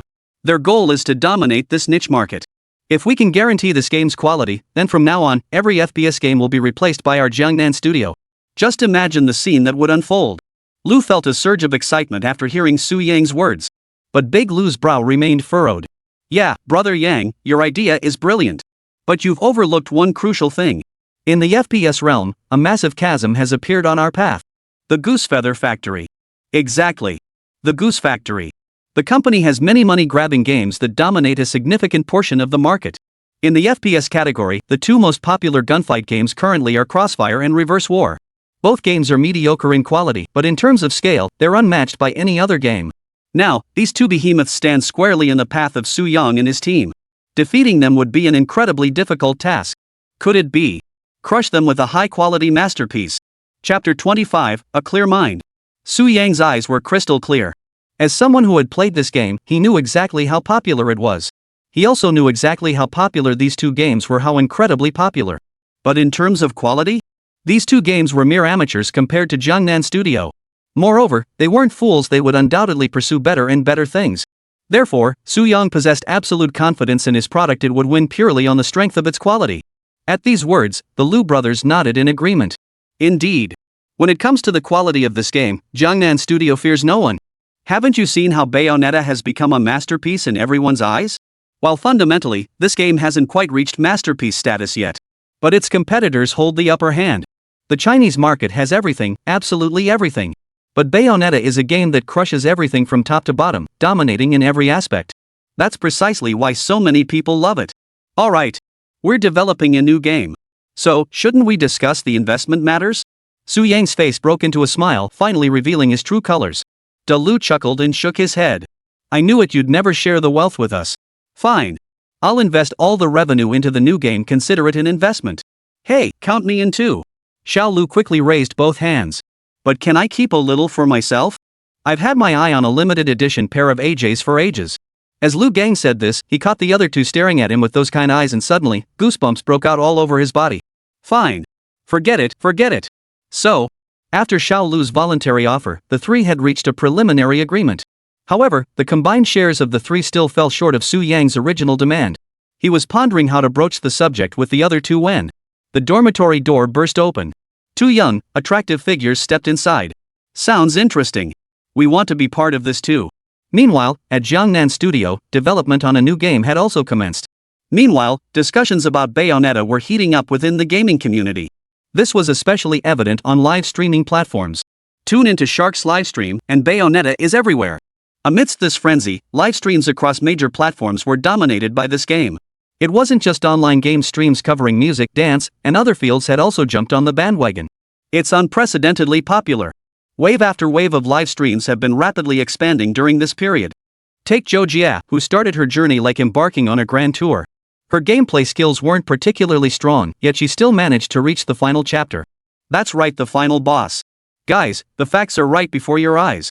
So these two eyes, the eye of light and the eye of darkness. Originally, they were kept in separate places, one with the sages, the other with the witch. But many years ago, due to conflicts between the two major factions, they were sealed away. And the one sealed away was none other than Sister Bay. This explains why she lost her memories. This should have been the best outcome. But worse still, Sister Bay's father, the sage luminary, actually wanted to use the eye of the world to destroy this world. Chen Xiaobei raised an eyebrow and said, and that right eye of light, the only one that could draw her here, is in her father's hands. Holy crap, plot twist. I'm truly impressed by this creator, a genius. Sister Zhou explained the backstory of this plot twist to the livestream audience, concluding with a well-deserved compliment on the narrative. On the other side, the battle between Sister Bay and her father had also concluded. Originally, he had thought this series of events would end here. Yet, unexpectedly, at that very moment, a crimson-red aura suddenly swirled around Sister Bay's body. Simultaneously, a piercing agony spread from the depths of her heart, surging directly to her mind, causing her consciousness to gradually dim. On the other side, Sister Bay's father, the sage of luminescent wisdom, should have been defeated. A blue force had been summoned, returning to him once more. This was because Zhao Feng had activated his right eye of light. Moreover, he had also unleashed the power contained within his left eye of darkness. Now, his sole purpose was to fulfill his heart's desire, to fully awaken the eye of the world. Come here, little one. The time has come. The Sage of Lumens unleashed his power, controlling the unconscious Sister Bay as he soared skyward with her. At the very pinnacle of this structure stood a colossal statue of a goddess, inscribed with the name of the supreme god, Zubilis. The Sage of Luminescent whispered a few more sweet nothings before embracing her and slowly stepping into the goddess's sculpture. Whoosh!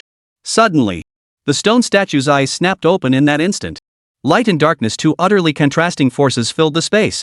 The supreme god Kuberis seemed to come back to life. His form, initially solid rock, gradually transformed into a shape resembling a human body. And this transformation continued to intensify. When that moment arrived, Qiu Beilei would be fully restored to life. Then, all things under heaven would be reshaped by its power. Everything would vanish. It would be nothing short of the earth shattering and the heavens splitting. Zhou Jia stared in astonishment, completely immersed in the tale. Just as she was consumed by anxiety and worry. Amidst the ruins, a silvery white figure suddenly shot out. This person was none other than. Both of these individuals had appeared halfway through the story. And she was Jean, the closest friend Sister Bai had before losing her memory. At this moment, Jean was no different. She wore silver white armor and rode an explosive motorcycle, shooting straight up into the sky along the exterior wall of the building. Ah! Jean charged forward at breakneck speed, accompanied by deafening music. A fierce spirit was revealed in that moment. Sister Zhou let out a triumphant cry. What a satisfying moment. She knew exactly who was most likely to save Sister Bai and save this script. The only explanation was Joan. Up! The fearless Jean pushed the motorcycle's power to its absolute limit. They sped past the luminary sage. And Joan finally soared onto the divine statue suspended mid-air. Now! She hurried to where Sister Bai was, pulling her out from the statue's eye, trying to wake her up. Chapter 26, Beneath a Blazing Sun. Without the luminous sage's suppression, Sister Bai awoke shortly after, her eyes filled with bewilderment. This state was due to her left eye of darkness, which had restored all her lost memories. But the flood of information into her mind, coupled with the loss of her former convictions, plunged her into utter chaos. Yet Jean recognized this immediately and launched her attack at Luojian without hesitation. Before long, the bewilderment faded from Sister Bai's face. The woman she once was so powerful, so dominant, so seductive. At that very moment, Without the dark left eye, Sister Bei's presence caused an imbalance in the power within the main god, Xiaobei's.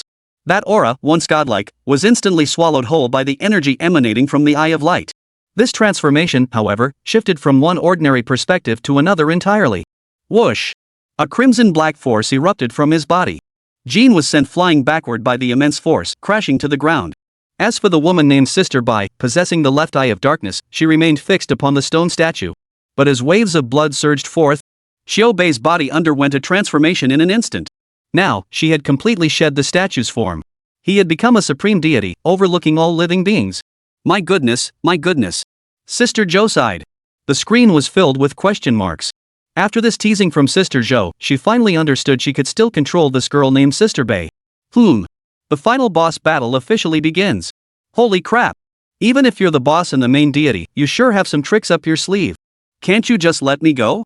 While directing Sister Bei to evade attacks, Sister Zhou muttered under her breath. Even though she chose an easy mode, she wasn't entirely familiar with it. Plus, this final boss battle was proving quite challenging. So, Sister Zhou naturally got wiped a few times. But after countless attempts, Sister Zhou finally broke through the various buffs of the supreme being Xiaobei, leaving him barely clinging to life. A dialogue box prompting execution appeared. He's finally been severely wounded, now it's the demonist's turn. Sister Zhou's expression brightened as she clicked straight in. Ha! Confident as ever, she launched into another fiery dance routine. Combined with this sudden surge of joy and excitement, Sister Zhou was completely electrified. As she moved, her hair transformed into a cape, soaring into the air and coalescing into a thick ribbon. Already on the brink of collapse, Xiaobei was utterly powerless to break free from Sister Bei's grip, tightly bound by her. Witnessing this, many spectators playing Pinyin were stunned, exclaiming that this was the true mark of a master. Unable to move, Cupidress was left at Sister Zhou's mercy, enduring relentless attacks until her health bar was completely depleted. The final judgment was imminent. After performing the longest and most alluring dance of the match, Sister Bei, their garments vanished entirely, transforming into strands of hair that shot skyward. With the aid of the left eye of darkness, a colossal figure slowly coalesced. That colossal form dwarfed even the main god, Xiaobella. Then, the shadow which withdrew her fist, placed it on her lower abdomen, and unleashed a devastating punch. The frail Cupid was instantly sent flying. He was sent hurtling directly into the starry sky. Under the terrifying force of the impact, it even passed through several planets, hurtling toward the blazing sun. Arg! Unable to alter its trajectory, Jabris plunged headfirst into the blazing sunlight. An indescribably terrifying heat instantly engulfed and obliterated him. Gods, Cupid. Dead as a doornail. The world was bathed in serene tranquility. Holy crap! One punch sent him flying into a sun? That's insane. This time, the supreme god is as good as dead. Sister Zhou's face was flushed red, clearly overcome with excitement. This boss battle was absolutely exhilarating. Xiaobei truly lived up to her divine status. Every move she made was breathtaking. The power of extreme cold, she dissolved it effortlessly. But in the end, he couldn't withstand Sister Bei's simple yet resolute fist. Ha! This game is way too unfair. This is way better than any game I've played before. Best of all, this game only costs 100 yuan, and pre-orders are just 89 yuan. Didn't buy it. Now that's what I call a game developer with integrity. Jiangnan's prowess, I'm impressed. Sister Zhou couldn't stop raving about it. The live stream audience started cheering along. You're right, many of these gameplay features have never been seen on the market before. It's truly creative and unexpected. Exactly. This is precisely the kind of execution I love. Every execution scene in these animations follows the same formula, yet each one delivers such a satisfying visual experience. I'm truly in awe of this creator. What kind of mind does he have? Such demonic ideas, how could you ordinary mortals possibly comprehend them? Wow! This creator truly is a genius. Divine Demon, is that praise or insult? That's just a nickname given to creators in the game. Like Old 6, Old 8, or Old Dog. Ha! Are you sure all that was sweet talk? I'm genuinely shocked. How ridiculous. Yefei was at a loss for words. The live stream audience was still buzzing with heated discussion. Zhou Jie, standing nearby, had thought the match was over. Just as I was about to brew a cup of coffee, I spotted the final list of creators. Then the scene shifted. Sister Bei was standing atop a slowly descending sculpture. Given the colossal size of this stone statue and its rapid acceleration, if it were to crash into Earth, it would undoubtedly cause immense destruction. Yet Sister Bei was still figuring out a solution. At the same time, a flash of silvery light suddenly appeared. That person was none other than Jean. Jean had not been flung into space by Xiaobei's attack. Instead, she had slowly returned alongside Sister Bai, relying on the wreckage of the aliens and the witch's time manipulation. Jean's return was nothing short of a tremendous boost to her morale. In an instant, he conceived a plan. This boulder is nothing but trouble for our Earth. Let's smash it. Then let's go back, Jean. Beryl and Jean exchanged a glance, both breaking into smiles. Both leapt into action, launching a fierce assault on the stone statue. Chapter 27, Shattered. Before long, the colossal statue shattered into pieces under their relentless assault. Though the stones possessed immense power, the damage inflicted upon the Earth was now minimal. And so, it was all over. Now it was time to consider their own safety. With that, Sister Bai stepped before Jean and addressed her. Back to back, spears at the ready, they descended slowly. Just like over 20 years ago, the two of them, alone and unarmed, were locked in combat with the angelic legions. He thought this time should be the same as last time, both of them would be fine. Then, we can return together. Scene change. Time passed, and several days went by. It was a clear day. Suburban cemetery. A nun in a white robe held a Bible and prayed before a coffin. The bald man and the short, middle-aged man chattered incessantly. Sister Jo stood by, utterly dumbfounded. If what they said was true, could it really be Sister Bai inside? Could it be true? Were Sister Bai and Joan of Arc both dead? Just as Sister Jo was puzzling over this, a golden light erupted in the void. One by one, unidentifiable beings, part human, part beast, neither fully human nor fully beast, emerged from the golden radiance. Seeing this horde of monsters, a faint smile touched the corners of her mouth. Suddenly, she leapt into the air, just like the character by Jia from the novel, swinging her long sword to slay every angel around her. This outfit really makes me uncomfortable. The nun was thoroughly dissatisfied with her own attire, yanking off her clothes to reveal a blood-red leather coat beneath. Her hair, in particular, possessed a unique charm. This man was none other than Joan of Arc. Oh my! How much longer are you going to sleep?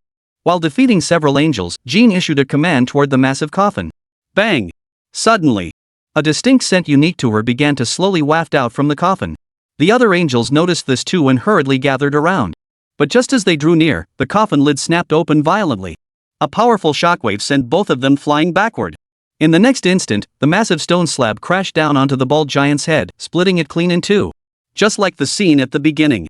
Sister Jo burst into laughter. Yet, at that very moment, Sister Jo witnessed a scene that filled her with excitement. A dark figure leapt out of the coffin. Mid-air, it executed a 360-degree flip before landing lightly. At last, everyone saw her face. None other than our very own Sister Bai.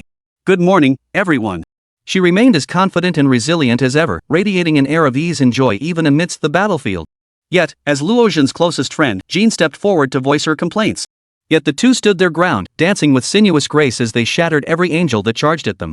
In the blink of an eye, the angels were wiped out completely. Just then, a small blue flower drifted slowly from a great distance. Sister Bai held it in her hand, examining it closely. A rosemary flower, symbolizing memories. For me, that was enough. With that, Sister Bai pinned a sprig of rosemary in her hair, adding a touch of unique charm to this elegant beauty. Suddenly, she aimed the pistol at the screen. A faint curve lifted at the corners of her mouth. Dance! Brothers! Whoosh! The camera froze. A passionate, fiery waltz, in this moment, became lighthearted. After the film ended, a line of text appeared. Scenes from the past replayed, stirring memories in everyone. And just as the producer's name was revealed, a golden name appeared right in the center of the big screen. The characters in the film Bayonetta are all like this. Jiangnan Studio will bring you a brand new work. The text on the screen faded away. In the lower right corner of the frame, a pale blue lavender blossom appeared. The ethereal flower slowly rotated, as if conveying an extension of some will. Finally over. This is so much fun. Begin stretched lazily and remarked. The viewers in the livestream chat began joking around. This is my first time here too. What's the price? Ha! I'm not selling. Ha, this monkey looks in good spirits today. You think you've cleared Bayonetta? That battle? I'm still reeling from it. Really? Is that game that fun? Damn, you really are a newbie. The owner stared at me for ages and didn't get it. You're something else. Shut up. I said I'm buying it. This is a high-quality game, totally worth it. Yeah, this game's totally worth the money. I'm gonna buy one for my girlfriend too. If she's even a tenth as charming as you, I'll be thanking my lucky stars. Ha! Dude, what's that supposed to mean? Is your girlfriend a dinosaur? Ha! If she were a dinosaur, it wouldn't be so easy. Gao Xiang, damn it. Bed, damn it. Stop it. The moment I hear the word bed, a certain image pops into my head. My mind is polluted. Ha! I always pick fights with you because I'm not crazy enough yet. Yefei was speechless. In the livestream chat, bullet comments started flooding the screen. After a moment's thought, the silver-haired big boss resumed the game. But upon looking again, the screen was blank. Only in the lower right corner, that azure lavender petal continued to spin gently. This one seems like the finale. Sister Bay, you can't put it in your hair. Why are you here? Does this signify something? Silver Boss looked utterly perplexed. Typically, after players browse the creator list and credits, they return to the original title screen. But Bayonetta was different. Instead, it kept spinning, as if trying to tell the players something. Manhwa, could this be a hidden mission? Mr. Ian remarked casually. It was precisely this detail that alerted savvy netizens to something amiss. Oh my! Did you notice? The pattern of these flowers spinning is a bit off. Why do you say that? Oh, I get it. This flower doesn't spin forever, it stops after one rotation before spinning again. Seriously, what kind of design is this? What do these wobbly, swaying petals signify? Could it be Morse code? Wait, I tried Morse code and got nothing. That can't be right. Chapter 28, Solving the Problem. Holy crap! Someone actually tried to crack it. Good heavens, good heavens! But I'm genuinely curious, why would you use Morse code with rotating flowers? It's easy to understand. You just set the flower's rotation as a long signal, and then you can figure out its meaning. Unfortunately, that's not the solution. Impressive. Now that's a true master, I like it. But if even Morse code can't be deciphered, what exactly does this flower signify? Just as the live stream audience was at a loss, a user named, "Look at Your Sister's Brother," jumped up. Holy crap, hey, guys! I think I've got an idea. Are you kidding me? Awesome. This is another big shot. Boss. Hurry up. That's exactly what I was thinking. The flower's rotation has no fixed pattern, but if we use 1 second as a unit, we'll use 1 for rotation and 0 for stillness. Combined with a complete animation segment of a petal's rotation, we can obtain 32 data units. After organizing this, we can derive a binary IP address. Converting binary to decimal gives us a valid IP address. The words fell silent. Livestream viewers, holy crap! Holy crap! That's amazing, absolutely amazing. Wow, so impressive. I recognize every word he says, but when they're strung together, I can't make sense of it. It's just like listening to a lecture in class, so realistic. Master, we've already found it, what are we waiting for? Log into the IP address and give it a try. Hey! Why the rush? Exactly. With his speed, this kind of thing takes him just minutes to handle. You're right. I've already handled it. Holy crap. That was fast. Holy crap, that was fast. Boss, you're amazing. Holy crap. Yefei was speechless. Viewers in the livestream flooded the chat with comments. Meanwhile, Boss Ian, who had been watching from the sidelines, showed a hint of excitement on his face. Just as he was about to ask the expert if he could send him a link, the other party unexpectedly sent him a private message using his WeChat account. You actually added my WeChat. I just hacked into it. Dog head emoji for self-deprecation. Silver Boss. Silver Boss was utterly speechless. The livestream audience went wild. You're the real deal. No need for small talk, I've already hacked the boss's WeChat. Problem solved. Crazy. I knew you wouldn't do that, but I just have to say you're incredible. Exactly. To them, the internet is like being completely exposed, no privacy whatsoever. Plus, he can hack into your virtual network or add you as a friend. He could have kept quiet, but he just had to blab. And to save his own skin, he even added a dog's head emoji at the end. I'm about to cry. That's just too much. Yefei was speechless. The audience chattered away, teasing him with their remarks. Mr. Ian gained a new perspective on this hacker. Han Li's heart skipped a beat. He knew Han Li wouldn't harbor any ill intentions. But at that moment, his gaze fell upon VX's website. Let's give it a try. What exactly was hidden within this mysterious Easter egg? Send the link to the computer. Under the gaze of tens of thousands of viewers, Silver Boss clicked the link. Whoosh! The screen dimmed. A pale blue flower drifted slowly toward him from both sides. Beams of light streamed from the flower's center, gradually awakening. Suddenly, 2 circles abruptly materialized in the darkness, one on each side, like someone's eyes staring back at him, restoring clarity to his vision. This eerie perspective made every hair on Boss Ian's body stand on end. Is this an FPS? Yes. Mr. Ian was absolutely right. The scene in the video seemed to be the protagonist's first-person perspective, revealing this world. Then he saw the protagonist's location, a laboratory. Beyond that, there were numerous danger do not touch signs in various animal testing facilities. Mr. Ian knew immediately it was a biotech lab. Holy crap, is this going to be like Resident Evil? Mr. Ian immediately recalled the classic game Resident Evil. But clearly, his guess was wrong. Through the protagonist's eyes, he witnessed a scene of utter devastation. What should have been a brightly lit room was now drenched in blood-red hues, radiating an intense sense of danger. The floor was littered with experimental drugs and tools. Tables on both sides were stacked with various firearms. Most of these were firearms, and they were all real. Yet the deeper he looked, the more advanced the weapons became. Bossine was dazzled by the array, unable to identify most of them. He even felt a sense of disorientation, as if he'd stepped into another world. Could they be from another race? Old Ian remarked with a faint, ambiguous smile. Finally, following his gaze, he ventured deeper into the laboratory. Dim red lights flickered on and off, casting an oppressive gloom. A figure slowly emerged from the fiery glow. His frame was far more imposing than the average man's, every muscle taut and defined. Clad in armor as black as ink, he exuded an aura of invincibility. Merely standing there, he radiated an overwhelming sense of pressure. Suddenly, a crimson glow flickered across his dark red mask. Immediately after, a thud echoed through the air. His speed was blindingly fast, closing the distance in the blink of an eye. Without any pretense of a move, a terrifying blow struck the protagonist squarely in the face, sending blood flying. Then, his figure vanished from the screen. Everything went pitch black. After a moment, the logo of Jiangnan Studio appeared prominently in the center of the screen. Bossine was utterly speechless. Holy crap! This armor is so badass. And all those firearms? Absolutely thrilling. No sooner had he spoken than the live stream audience started teasing him. Bro's got gun skills, baby, baby, baby. Warning fight. I'm out messing around with someone. Ha! How come it can talk? Silverboss listened to the chat in the livestream, a faint smile playing on his face. His gaze settled on the large logo of Jiangnan Studio. Hey, look! It's got the Jiangnan Studio logo on it. Looks like it really is a trailer for Bayonetta. But this game's style is completely different from Bayonetta. One's a world-class game, the other's a room full of guns. Could this be a teaser for a new game? Chapter 29, the beta test trailer. Holy crap! That was fast! Silver Boss exclaimed in surprise. The livestream audience was also flooding the chat with comments. Holy crap, the folks at Jiangnan are lazy. Bayonetta just launched, and they've already dropped a beta test trailer. Most importantly, this new game looks incredibly polished. Yeah. Not just the graphics, but some really detailed improvements too. Yeah. When I saw that gun earlier, it was incredible. Every engraving, every detail, looked so lifelike. That's just insane. Impressive.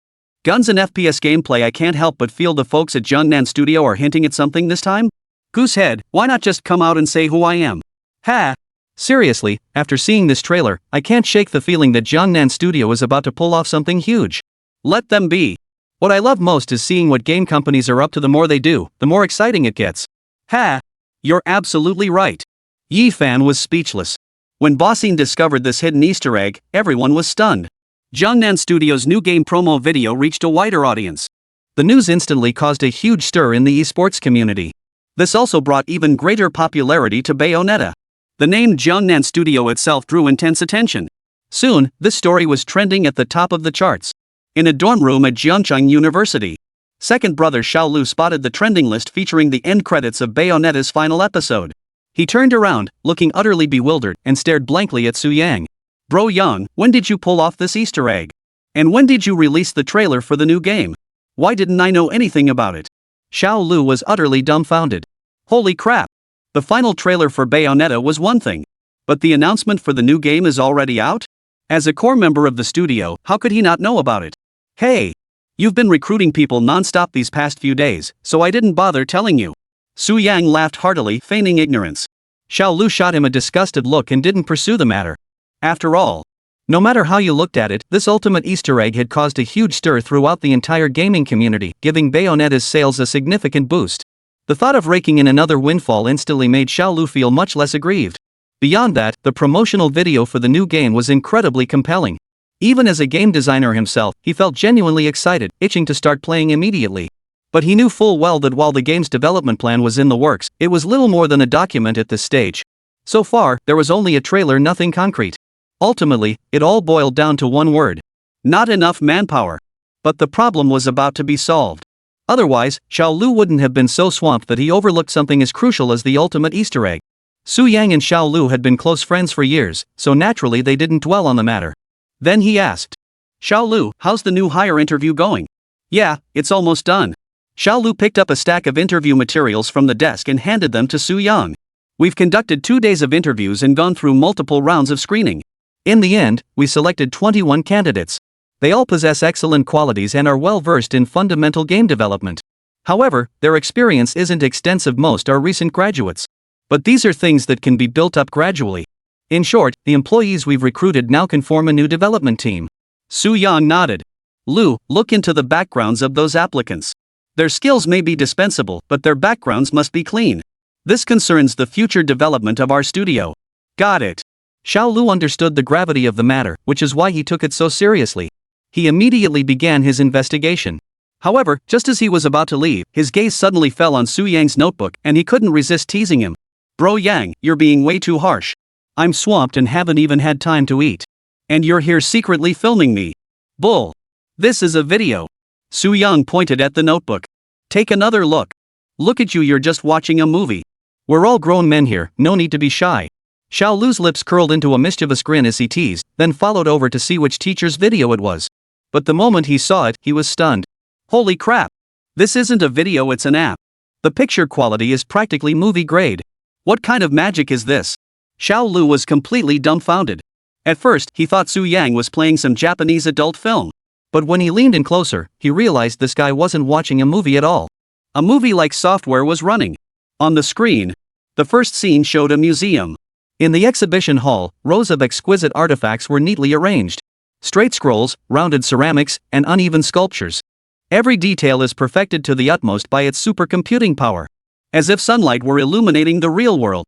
Paired with the soft light streaming through the windows, every scene appears incredibly lifelike, even the shadows cast by the objects.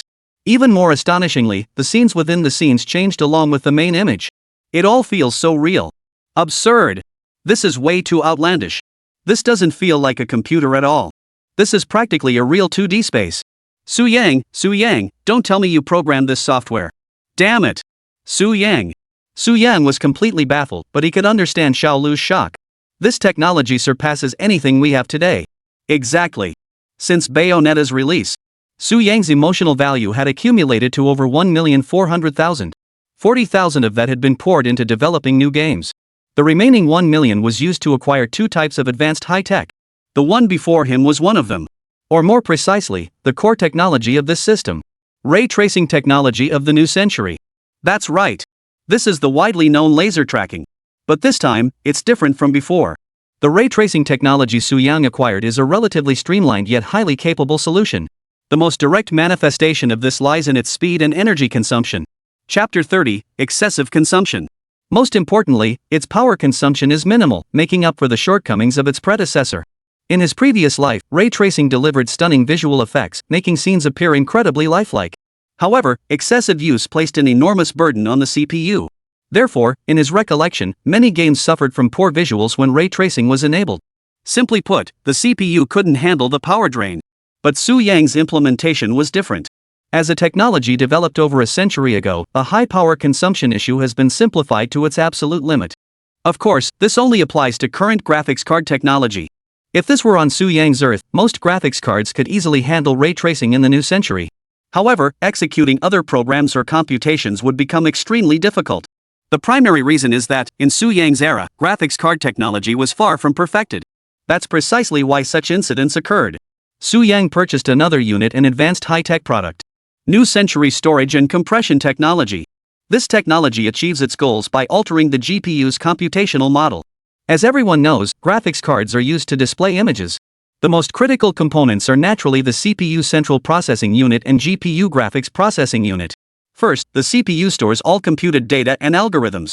Then, with the assistance of multiple GPUs, it generates, renders, and converts this data into images. Finally, through various electronic components, it connects to the display screen to present the visuals. To put it simply, the CPU is the boss, and the GPU is the team of workers. The CPU's owner places an order, instructing the GPU's workers to shape and process the CPU. The finished product is then packaged and sent to the display store for sale. But Su Yang's new acquisition was a different story altogether. With this technology, the GPU workers gain a certain level of autonomy.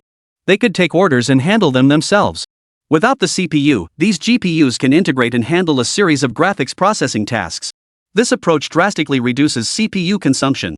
Based on real-world gaming feedback, it could accelerate game loading speeds, reduce latency, and conserve CPU resources. This is a revolutionary technology. With these two innovations, Su Yang's new game will absolutely surpass Bayonetta in visual effects. And it will be the best in the world. Beyond these advancements, Su Yang leveraged these two elements to devise a strategy. Not only can he advertise the new game, but he can also make a killing and attract players, killing 3 birds with 1 stone. Chapter 32. Little girl. Party, party. Hurry up. What's that mean, Brother Yang? Are we making game cards? Xiao Lu was dumbfounded. That Su Yang, he really does whatever he wants. Just the other day he announced a new game, and now he's announcing a graphics card. But here's the catch.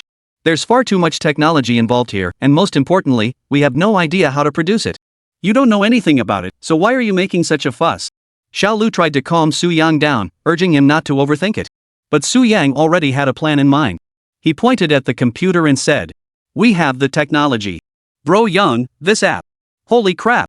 Now this gets interesting." A gleam of excitement flashed in Xiao Lu's eyes.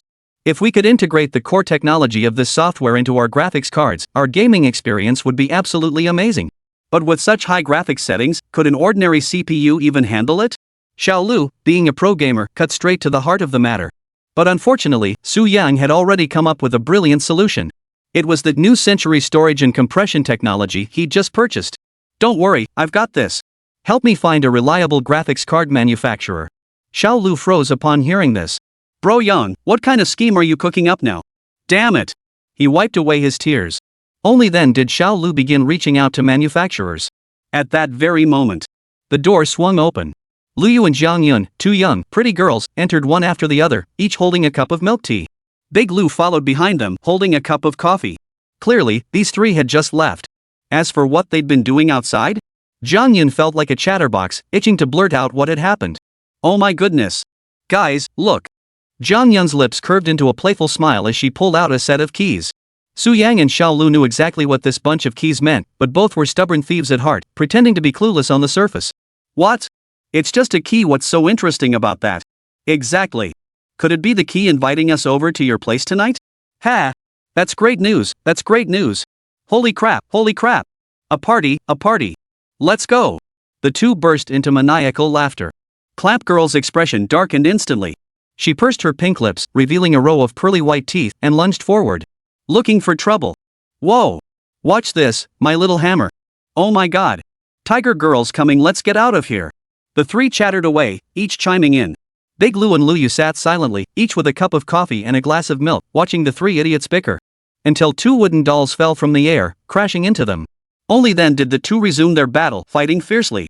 On the table beside them lay a key attached to a chain. Attached to the chain was a small card. A long string of addresses and text. Jiangnan's new address, XXXXXXXXX. A new beginning, a new journey. In the blink of an eye. A week ago, the complete collection of Bayonetta was finally released. Jiangnan Studios' exclusive partnership agreement with Shark Livestream had expired. In less than a week, several top streamers from Great White Shark have already completed Bayonetta. It's safe to say they've garnered enough attention. The audience was in high spirits. Only the people in the stream rooms were on the verge of tears. Damn it! Shark platform monopolized the entire week, essentially squeezing every last drop of profit out of this game. With so many platforms vying for a share, it's still uncertain if they'll get any. It's shattered. It really is ruined. If only he'd known, he should have taken the initiative and talked to Jiangnan Studio. Otherwise, she wouldn't be this famished, her legs weak. Smaller shops were being starved to death outright. Exactly. This was because Shark Live's platform had too much traffic. This meant that during Shark's exclusive streaming period, traffic on other platforms remained low. On this platform, losses piled up day by day. Chapter 31, Reaping the Benefits. Some major gaming websites managed to scrape by, but smaller ones couldn't hold on. Within a short time, they suffered massive losses and even showed signs of shutting down. At this moment, the Shark crew began to act. They didn't emerge as saviors, however. Instead, like a bachelor, they bought shares from bankrupt platforms. Following this transaction, Shark Platform's assets skyrocketed once more. Their position as the top platform became even more secure. Chen Xiaodong, meanwhile, immediately struck a deal with Jiangnan Studio. Now, he carried himself with an air of superiority before all the board members. Consequently, Dong Yu's standing within the company also rose significantly. Yet he remained grounded. On the contrary, he understood clearly that this substantial success was largely due to Jiangnan Studio. Beyond that, another topic, the ultimate Easter egg, had also captured considerable attention. This made him realize that Jiangnan Studio was undoubtedly a promising entity. This only strengthened his resolve to pursue a series of strategic collaborations with them. On this side, after finishing Bayonetta, major review platforms promptly released their assessments. IGN 9210, this is a groundbreaking game that redefines everyone's understanding of action titles. AGV Joint Operations 94-100, brilliant design, exquisite visuals, outstanding character development, and an adrenaline-pumping soundtrack that makes you want to dance. It seamlessly blends violence and beauty, truly a work of art. Smart Game Review 96-100, an incredibly imaginative game with innovative gameplay. Its visionary approach to time manipulation for the demonic witch and the uniquely entertaining ways to eliminate players are truly remarkable. Little Black Box, undoubtedly an exceptional game. Its visuals, sound design, characters, and gameplay are all superb. Through the creator's refinement and integration, what was already outstanding has been elevated even further. Bayonetta's features rank among the best in gaming. Coupled with its groundbreaking innovations, it has garnered immense acclaim within the gaming community. However, as a pure action-packed thrill ride, its narrative depth falls short, leaving it far from masterpiece status. Yet it holds immense significance in the hearts of many. My turn. Bayonetta has agreed. The world's strongest Jiangnan studio. Honestly, I think Sister Bai is so hot. Sis is so pretty. Sis. This game, just the ghost summoning scene alone is enough to keep me playing for a year. You covet my body, how despicable. How Jian. Ha. How come it can talk? Am I the only one who has a soft spot for Joan? You're right, Jean is a great choice. I want both of them. Wow. One in red, one in black, two gorgeous women putting on a show for me. Alright, snap out of it. As the author, I'll just fill in the blanks on the spot. Holy crap. Impressive. You get it?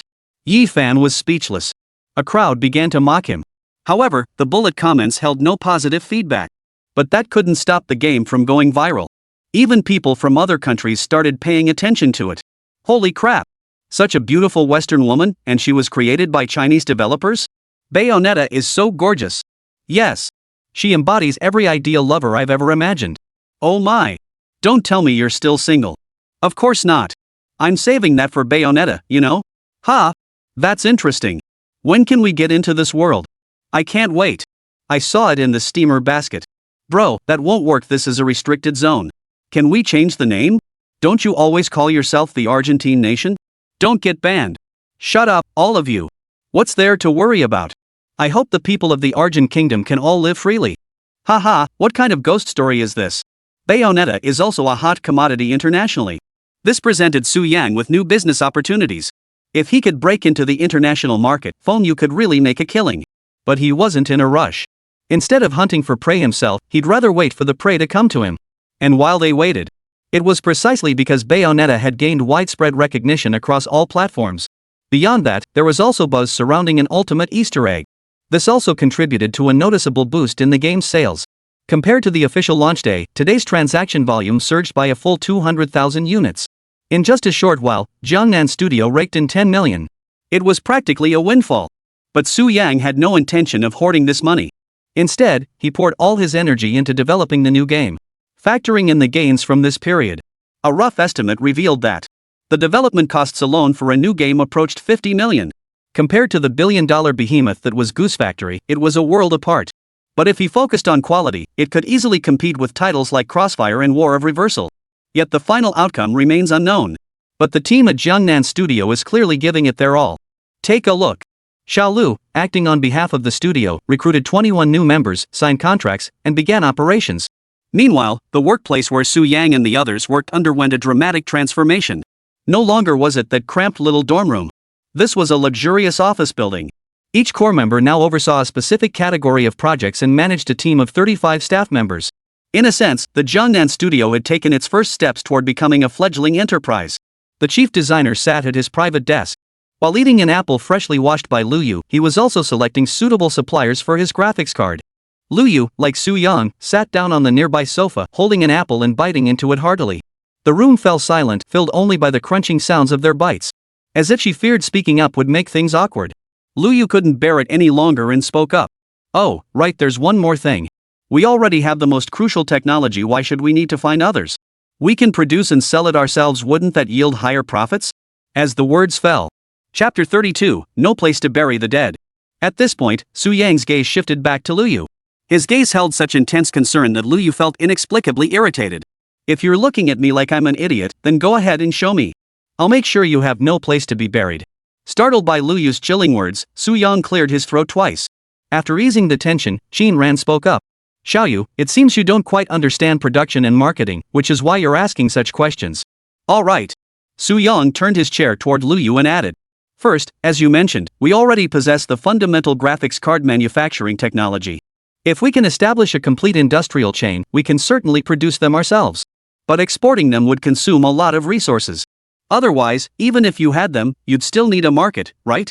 Currently, we've outsourced both production and marketing to specialized manufacturers. They handle both making the graphics cards and selling the products for us. This way, we can relax at home, sleep soundly, and wait for the money to land in our pockets. Earning money without working, how wonderful. Su Yang, that bastard, leaned against the desk, looking every bit the profit-obsessed capitalist. Lu Yu's eyes widened in shock, feeling her entire worldview had been turned upside down. Seeing her expression, Su Yang couldn't help but feel both amused and exasperated. But remembering the previous person's chilling warning, he forced himself to suppress any laughter. Changing the subject mid-sentence, he asked. Xiaoyu, how's the new job treating you? Art design is a major highlight of our new game, so your work will definitely be demanding in that regard. Su Yang teased with a half-smile. Lu Yu nodded. It's going well. Everything here is great, except I'm not used to managing others yet. But I'll get through it. As for the art side, I'll get it done ahead of schedule, no need to worry about that. I see. That's excellent. That's excellent. Su Yang was at a loss for words, lowering his head to eat fruit without uttering a sound. Lu Yu, however, watched him intently, her beautiful eyes seeming to ponder something. Suddenly, she abruptly stood up, moved closer to Su Yang, and asked in a low voice. You seem a bit distracted. What? Really? Am I? Su Yang, having lived 2 lifetimes, was no novice. He maintained his composure. Yet deep within his heart, a fleeting, wicked thought crossed his mind, but it was swiftly replaced by reason. After all, the woman before him was their own sister. A rabbit doesn't eat the grass right by its burrow. Alright, back to what you were doing. We'll go out for dinner later. Right, Lu Yu murmured to herself, nodded, and left. But just as he pushed open the door, Su Yang suddenly called him back. Xiaoyu, you need to be more careful with your subordinates. From now on, you're one of us. I'll be entrusting you with more important responsibilities. If your team isn't strong enough, it could seriously jeopardize our entire plan. Hearing this, Lu Yu suddenly spoke up, turning to face Su Yang. If I can't manage my team well, will that cause you trouble? Su Yang froze. Yeah, it could be quite troublesome. I see. Lu Yu nodded, then paused to consider. Got it. With that, she pushed open the door and stepped out. Su Yang watched her departing figure, his gaze growing slightly peculiar. He really couldn't fathom what a teenage girl was thinking. News of Jiangnan Studio recruiting to form a game development team quickly spread throughout the entire gaming community. Naturally, this news caused quite a stir throughout the entire gaming community. To many, Jiangnan Studio's recruitment drive was nothing but a publicity stunt for their upcoming game. After the outstanding performance of Bayonetta, many were eagerly anticipating Jiangnan Studio's next project. As this topic continued to gain traction, Jiangnan Studio, a rising star in the gaming world, has gradually caught the attention of major game companies. The most significant example is undoubtedly Tencent. Tencent Esports headquarters. 7th floor, Lin Feng's office. Li Tianjing was currently playing a game on his laptop. He wasn't slacking off at work. He was observing his adversaries. A formidable enemy. Awesome. Li Tian controlled a monster named Bei Mei and then took down that angel. Accompanied by this cheerful melody, it gave one a feeling of pure bliss. At the same time, an overwhelming sense of danger surged through him. Achieving such success with his very first work. Indeed, one cannot underestimate Jiangnan's capabilities. As a professional player, Li Tian felt a strong sense of crisis from this. The thought alone made him unable to stay calm. He grabbed his laptop, loaded with all the data for Bayonetta, and headed straight for the chairman's office on the top floor. After all, this was only a part of Tencent Corporation. Thus, the CEO changed his name to Ma. He was none other than a short man named Tang Guoqiang. But he was still new here. At this moment, Tang Guoqiang sat in his office, feeling quite pleased with himself. He had been transferred from headquarters to oversee this division. He had only just taken up his post and was still unfamiliar with the company's situation. But he had long heard about one thing. This was a company that could make a killing. Forget everything else, just look at their flagship product, the King's Alliance. Goodness gracious. Just put out a new skin. And they'd rake in a fortune from him in no time. What a racket. So, even though Tang Guoqiang was new, he didn't feel the slightest bit flustered. He even thought his position was a pretty good job. He wouldn't have to lift a finger, just sit back and reap the rewards. Ha! What should tonight's operation be named? Well then, let's bring them all on at once. Excellent. Let me experience what it means to reign supreme. Tang Guoqiang fiddled with his phone, grinning from ear to ear, feeling utterly delighted. At that moment. Just then, footsteps suddenly echoed outside. Moments later, the door swung open. Before Tang Guoqiang could utter a scream, Li Tian lunged forward and slammed his laptop onto the desk. Chairman! I've found something great. Take a look at the data I've gathered on this game. Its technology is excellent, its gameplay is innovative, and even the way you clear levels is novel. I believe this is a game worth studying. Chapter 33, Suppressing the Rage Within. Li Tian spoke with great enthusiasm. But Tang Guoqiang's face had turned crimson, a flicker of irritation stirring within him. After all, the man before him was the esteemed chief designer. As the newly appointed chairman, Tang Guoqiang had to save face. With this thought, Tang Guoqiang suppressed his anger and plastered a professional, broad smile across his face. Chief designer Li, if you believe this is a game worthy of in-depth study, then you might consider it. Why not visit my library? What brings you here? Of course. Li Tian's eyes lit up as he slammed his palm on the table. I want it too. I hope you'll agree. Tang Guoqiang was at a loss for words. Tang Guoqiang silently shook his head. Seeing Li Fei's flushed face, he inwardly groaned. Where did this fool come from? Did he discover an interesting game and decide to develop his own? Pure delusion. Was this some simple game? Not only would it demand a tremendous cost, but an even greater one. Most importantly, whether it will succeed at all remains an unknown. In the end, you might even lose money. Instead of investing in such a high-risk venture, why not make more? 888 yuan per unit. The mouse dreams of 300 million people, that's an astronomical sum. Whoa! Just the thought of it made his mouth water. Tang Guoqiang slapped himself hard across the face, struggling to regain his composure. After speaking, he turned to Li Tian with a solemn expression. Mr. Li, the great designer, I can see you're still brimming with passion and enthusiasm for this game. That's excellent, exactly what we need. But you must consider your own passion alongside the company's future. We are no longer what we once were. You know our company has grown significantly. To manage such a large enterprise, I must be meticulous in every aspect. The entire company is like a game, we can't just change the outcome because of something you say, right? Right? Tang Guoqiang has earned his position through merit. He may not know a thing about the game, but he sure knows his Tai Chi. He rattled on and on, completely stumping Li Tian. Thankfully, Li Tian was no fool either. Having navigated the bureaucratic world for years, he certainly understood Tang Guoqiang's unspoken meaning. In short, it boiled down to 4 words. I don't want your money, I want your life. Do as you please. For a moment, Li Tian fell deep in thought. This Tang Guoqiang really was a businessman. A merchant sees only profit, where's the passion for the game? How utterly tragic. Why had such a once great studio fallen so far? Thinking about it this way, Li Tian felt a pang of disappointment toward the current QQ. But who knows, perhaps this very disappointment ignited his fighting spirit. Splendid. You're all about profits, aren't you? I'll show you the benefits. Thud. Li Tian slammed the laptop onto the desk as he spoke, his voice deep and resolute. Mr. Tang, here are the profit reports. Take a look. Below are the current sales figures for Bayonetta. As we can see, sales have remained consistently high since pre-orders began. Moreover, following its official launch, its popularity has surged dramatically. Based on my estimates, Diablo has generated at least 5 million in revenue for our studio so far. And are you aware of how high the development costs for this project were? Not a penny more, not a penny less. Tang Guoqiang was startled. What? He was a businessman. He knew nothing about games. But when it came to sales figures, he was the most experienced. An investment of just 1 million could yield a profit of 50 million. What did that mean? A 500% profit margin. That's outrageous. Holy cow. Who would have thought making games could rake in such money? The 5,000 profit left Tang Guoqiang stunned. But immediately, he sensed something was off. This game was raking in the cash. But that kind of success only comes after building up a solid reputation and word of mouth. If the game had failed or lacked sufficient promotion, any single misstep could have bankrupted them. This was a form of decline.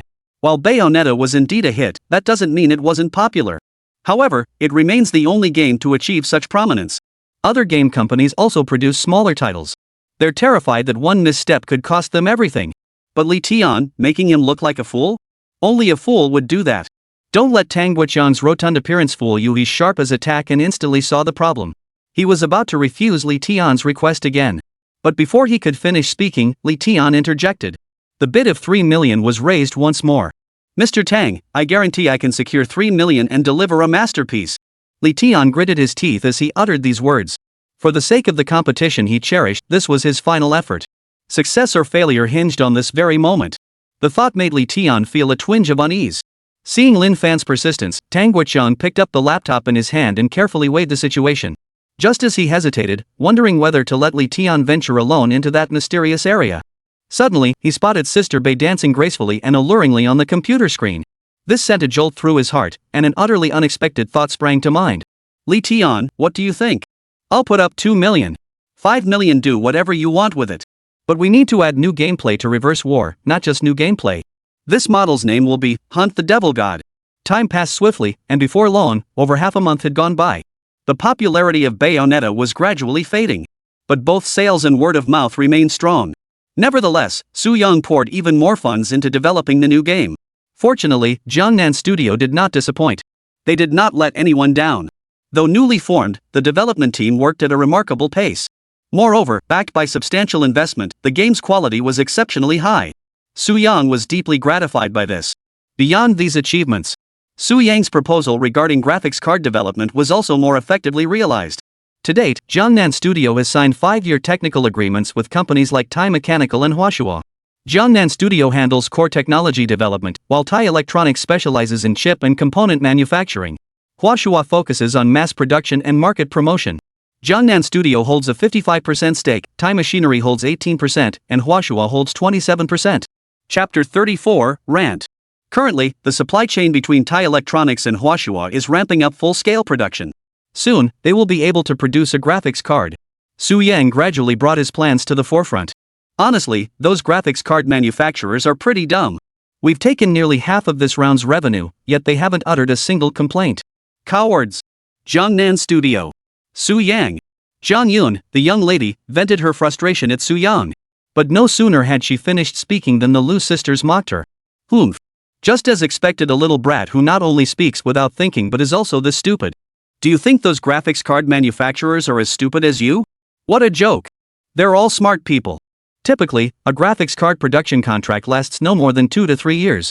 That's why graphics cards take 3 years to upgrade. But this time, their contract is for 5 years. Why is that? Big Head Girl asked in confusion. Xiao Lu pointed at Su Yang. Who else but him with his incredible skills? They predicted that no one could surpass us for at least 5 years. This statement left her completely dumbfounded. She studied music and knew nothing about visuals, algorithms, or programming. Yet, everything Xiao Lu said still left her feeling a bit stunned. No one could surpass him for at least 5 years. Even someone like her, who knew nothing about technology, could grasp the weight of those words. This was already the most advanced technology in the world. Goodness gracious. Such technology, invented by Su Yang? That's just too unbelievable. Looks like our little sister has a pretty good grasp of these two technologies. Xiao Lu shot Jiang Yun a sly glance before turning back to Su Yang and speaking earnestly. Whether you like it or not, you deserve to die. Su Yang. Everyone was joking around. Su Yang suddenly said, speaking of which, I haven't seen Xiaoyu much these past few days. What's up? Don't you know what I'm doing? You know exactly what she's up to. Big Lu shot Su Yang a meaningful glance, shook his head slightly, and sighed deeply. That girl seems possessed or something. She's been working on game concept art non-stop. When I arrive, she's always the first one here. By evening, everyone else has left, and she's the only one remaining. Truly, she's been working dawn to dusk. A hint of regret flashed in De Lu's eyes. Su Yang frowned. That won't do. You'll ruin your health sooner or later. I need to talk to her about this. Su Yang finished speaking and turned to join Lu Yu. But before he could speak, little Lu interjected. It's useless. She's like she's possessed. Until the concept art for this game is finished, she won't listen to anyone. If you try to persuade her, it'll only backfire. Xiao Lu's final remark clearly hinted at something. Su Yang's gaze sharpened, instantly understanding their intentions. But with tacit understanding, no one exposed the truth. For a moment, the atmosphere grew eerily tense. Only the woman named Zhang Yun glanced at the three of them in confusion before speaking up. Guys, this is just baffling. Utterly baffling. Stop beating around the bush. What's there to hide? Do you have any sense of manhood at all? She was an easygoing person. Her outburst actually helped ease the tension between the three. Yet even so, Lu Yu's situation remained a persistent problem. Just as Su Yang was pondering a solution, Xiao Lu's phone rang. After a few words, Xiao Lu looked at Su Yang excitedly, a smile slowly spreading across his lips. Brother Yang, our Geo website our bait has finally been taken. They're reaching out to you for business. Su Yang was overjoyed upon hearing this.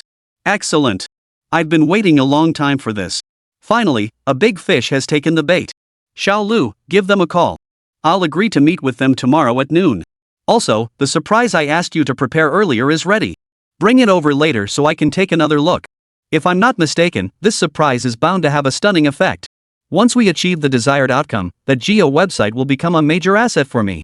A capitalist smile flickered across Su Yang's lips before vanishing as if it had never been there, sending a chill down the spines of the other three. Suddenly, Su Yang spoke again, as if remembering something.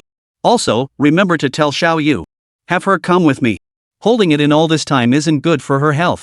Though the other three elders were taken aback, none objected. Just then, Xiao Lu's phone rang again. A moment later, Xiao Lu froze again. Bro Yang, this is a big boss. Another shark has arrived. Su Yang instantly grasped the implication in Xiao Lu's words and couldn't help but flash a capitalist-like grin. Ha! Bring it on. This time, we'll take it on together, two birds with one stone. Guys, buckle up, this is gonna be a tough fight. Immediately after, the entire Jiangnan studio was bustling with activity. Meanwhile, on the same day, Su Yang brought Xiao Lu into the conference room. They engaged in a series of business negotiations with Shark Network Company and secured some preliminary cooperation agreements. As for the specifics of the partnership, Jiangnan Company secured long-term broadcasting rights for Bayonetta. Furthermore, several new games would be exclusively utilized by Shark Games. Jiangnan Studio would receive a 5 million yuan copyright fee and secure a front-page headline on Shark's live streaming platform. Su Yang had truly struck gold this time. Bayonetta was rapidly approaching the end of its peak period. Making money from it was practically impossible. Yet unexpectedly, the promotional video for this ultimate surprise and new game caught Shark's attention, leading to a long-term strategic agreement. And they offered such generous terms. Holy cow! 5 million, plus this front-page headline featuring the great white shark. This effectively generates income for Jiangnan while simultaneously advertising the new game. Perfect. Starting a shark forum really shows they've got deep pockets. Su Yang hung up the phone with a satisfied smile, feeling incredibly pleased. At the same time, he was filled with anticipation for tomorrow's meeting with Geo. This was the most crucial part. The partnership with Shark Platform was merely an appetizer. Chapter 35, Geo Platform. Next up was the main course on the Geo Platform. This is nothing short of a state banquet. After all, these negotiations would profoundly impact the future development of Jiangnan Studio. To achieve this goal, Su Yang mobilized all available resources, accelerated the studio's operations, and prepared a special surprise. The day had finally arrived. As Su Yang had said, a fierce battle was about to begin. That evening, following the long-term strategic agreement between Shark and Jiangnan, Great White Shark and Great White Shark had also reached an agreement. Soon after, the Shark Forum posted this news under their official Weibo account. Yet this announcement only caught the attention of a few viewers watching the livestream. Frankly, it made little difference to the average player. After all, it was the same everywhere. But another announcement from Shark Forum instantly captured widespread attention. Jiangnan Studio Live QA. Tomorrow at 8 p.m., we'll connect with Jiangnan Studio's lead designer, Jiangnan Suyang. A series of questions will be addressed to resolve everyone's doubts. Please be sure to join us on time. The moment this news broke, this news caused a nationwide sensation. Holy crap! This genius designer is going to show his face in the livestream. The connection? I'll have to keep an eye on him so he doesn't forget. Same here. I'm dying to see what's going on inside that genius's head. I say, a genius's mind is a genius's mind. Whatever you say, I'll do. I'd advise you not to watch. I've seen genius minds since childhood, and to this day, I still only know how to think with my own brain. Impressive. Let me tell you what nonsense really is. Yefei was speechless. It's obvious. Everyone was quite interested in Su Yang's livestream. Her follower count is growing at a visible rate. She's become an overnight sensation. All they had to do was wait until tomorrow night at 8 o'clock for Su Yang's arrival. Meanwhile, Su Yang and Lu Yu had already prepared everything in the conference room. Since the meeting with Geo Network was conducted online, only the two of them were present in the entire conference room. I actually think the second brother would be more suitable. Lu Yu suddenly interjected. Su Yang turned around and replied with a smile. Rest assured, this conference is crucial, but nothing is a sure thing. Even if they change their minds midway, we won't be at a disadvantage. However, if they knew I'd given them such a big surprise, they'd definitely be eager to cooperate with me. On the contrary, they'd even ask me to give them a hand. Just wait and see. A faint, almost imperceptible smile curved Su Yang's lips. Seeing Qin Chao, that wicked capitalist, Lu Yu had been feeling a bit nervous. But upon hearing Qin Chao's words, she suddenly burst out laughing. Su Yang shot her a surprised glance. What was wrong? Do I look ridiculous? With that remark, Lu Yu looked him up and down. He wore a navy blue suit jacket paired with sneakers and baggy shorts. This starkly contrasting outfit, while not exactly identical, could be described as worlds apart. Combined with Su Yang's utterly bewildered expression, it had Lu Yu in stitches, laughing so hard she was shaking all over. Hey, how can you still be laughing like that? Isn't that a bit over the top? I'm the company's chief designer. This is utterly embarrassing. Su Yang complained in a deliberately affected tone. But Lu Yu couldn't help bursting into laughter again. Seeing her finally smile, Su Yang felt a surge of joy. Finally got this girl to light up, otherwise, wouldn't all my effort today have been wasted? Not long after noon, negotiations between Jiangnan Studio and Jiu commenced. Video connection established. He noticed two figures on the Jiu platform, a pair. However, the middle-aged man leading the way was a major figure. None other than Hu Yong, CEO of Jiu. Contrary to his name, Hu Yong wore a crisp suit, exuding an air of sophistication with a hint of quiet confidence in his eyes. He was clearly a man of talent. After a brief introduction between Su Yong and Hu Yong, a female assistant beside Hu Yong immediately began, detailing the agenda for this meeting. In just a few sentences, the intent behind Jiu website was unmistakable. The focal point of these negotiations, naturally, concerned the launch of Bayonetta at Jiangnan Studio. Furthermore, Jiangnan Studio's next game would also be available across multiple platforms. In other words, every new game from Jiangnan would be prioritized for release on Jiu first. Frankly, this was a risky move. No one could guarantee that Jiangnan's upcoming work would replicate Bayonetta's success and become another hit. In fact, the likelihood of it flopping was far greater. But now, the fact that this smart tour platform is making this request clearly shows they have great confidence in Jiangnan. That's why they're making this demand. But that's precisely the crux of the matter. Thus, the crucial issue of profit distribution arises. Mr. Su, our company intends to sign a contract with you. Our transaction stipulates that we will upload the Bayonetta game developed by your company's studio onto the Jiu gaming platform, and we will receive 21% of the profits. Additionally, if you release any new games in the future on the Jiu platform, we will also give you a 21% commission. Furthermore, the Jiu platform will promote this game for 3 days. This is a free product that requires no payment. The Jiu assistant rattled off a string of contract terms. But Su Yang's attention was focused on one thing. 21% of the revenue? Pardon my boldness, but aren't you overestimating? When a new game lands on a platform, it's expected to pay a certain commission. Back in the day, the Lu brothers took a major hit at Tencent's hands. A full 50% of the revenue. That's outrageous. A small game that barely made any money, and now they want half of it? How could he possibly tolerate that? So, later, Su Yang and Lu joined forces to establish what is now Jiangnan. Of course, Jiangnan's debut title, Bayonetta, wasn't distributed through Tencent's platform but instead released via online platforms. Steam platform's demands were slightly less than Tencent's, but still not exactly lenient. Chapter 36, The Evil of Capitalism. A full 30%. Everyone knows that. What does 30% of 1 million represent? 300,000. So, how much has Bayonetta actually earned so far? 62 million. And on this Steam platform, over 18 million units of energy were effortlessly drained. And not a single penny was spent. In other words, Bayonetta's sales on Steam have already reached nearly 20 million. This truly reveals the dark side of capitalism. They truly know how to make money. Therefore, Su Yang decided to switch platforms to avoid getting scammed again. It was precisely at this moment that the Jiu platform initiated business negotiations.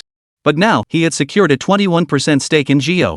To be fair, this percentage is already quite high within the entire industry.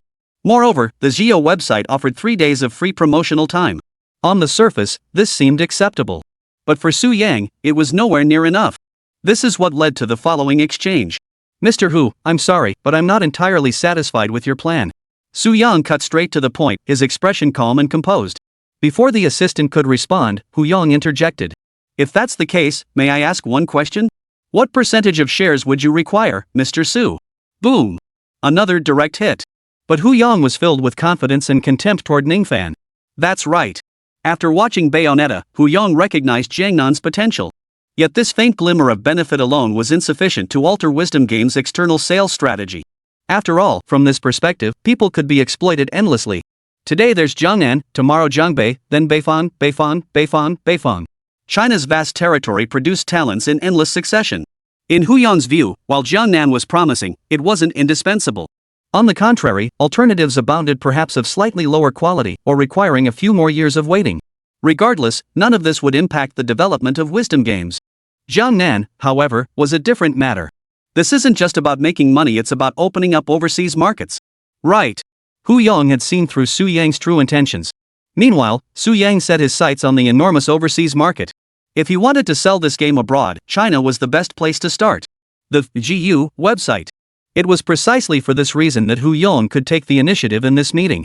This was why he was so confident, not giving Su Yang a second thought. He knew full well that if Su Yang had any sense, he'd comply without a fight. Otherwise, wouldn't Jiangnan just go back and demand his 30% cut? And they'd lose out on this massive profit. Thus, Su Yang had no other choice. But was that truly the case? Mr. Hu asked me to speak plainly, and I have nothing to hide. As Hu Yong's fist charged straight at him, Su Yang showed no panic. Instead, he casually extended his fingers. 10. I'd made up my mind 10%.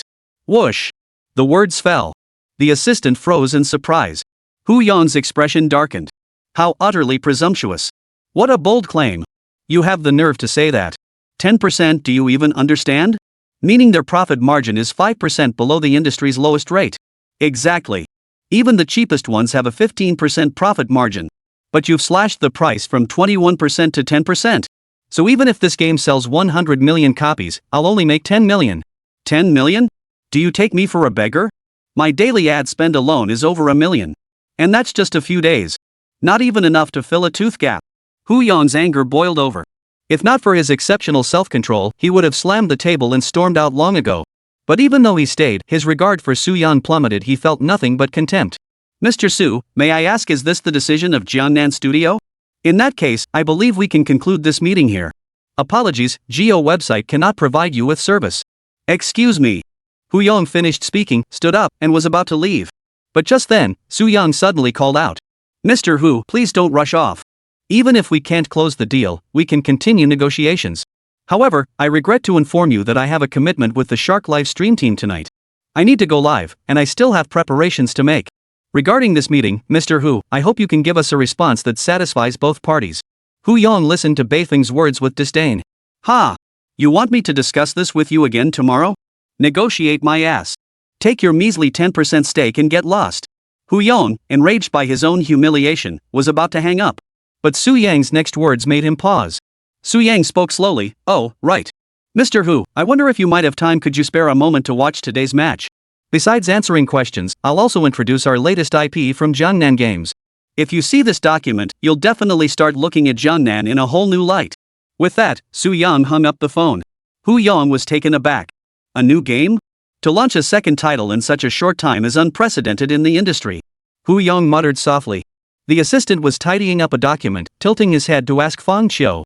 Mr. Hu, should we still go check it out tonight? Hu Yong frowned. What are you staring at? What good would it do? They actually offered 10% of the shares?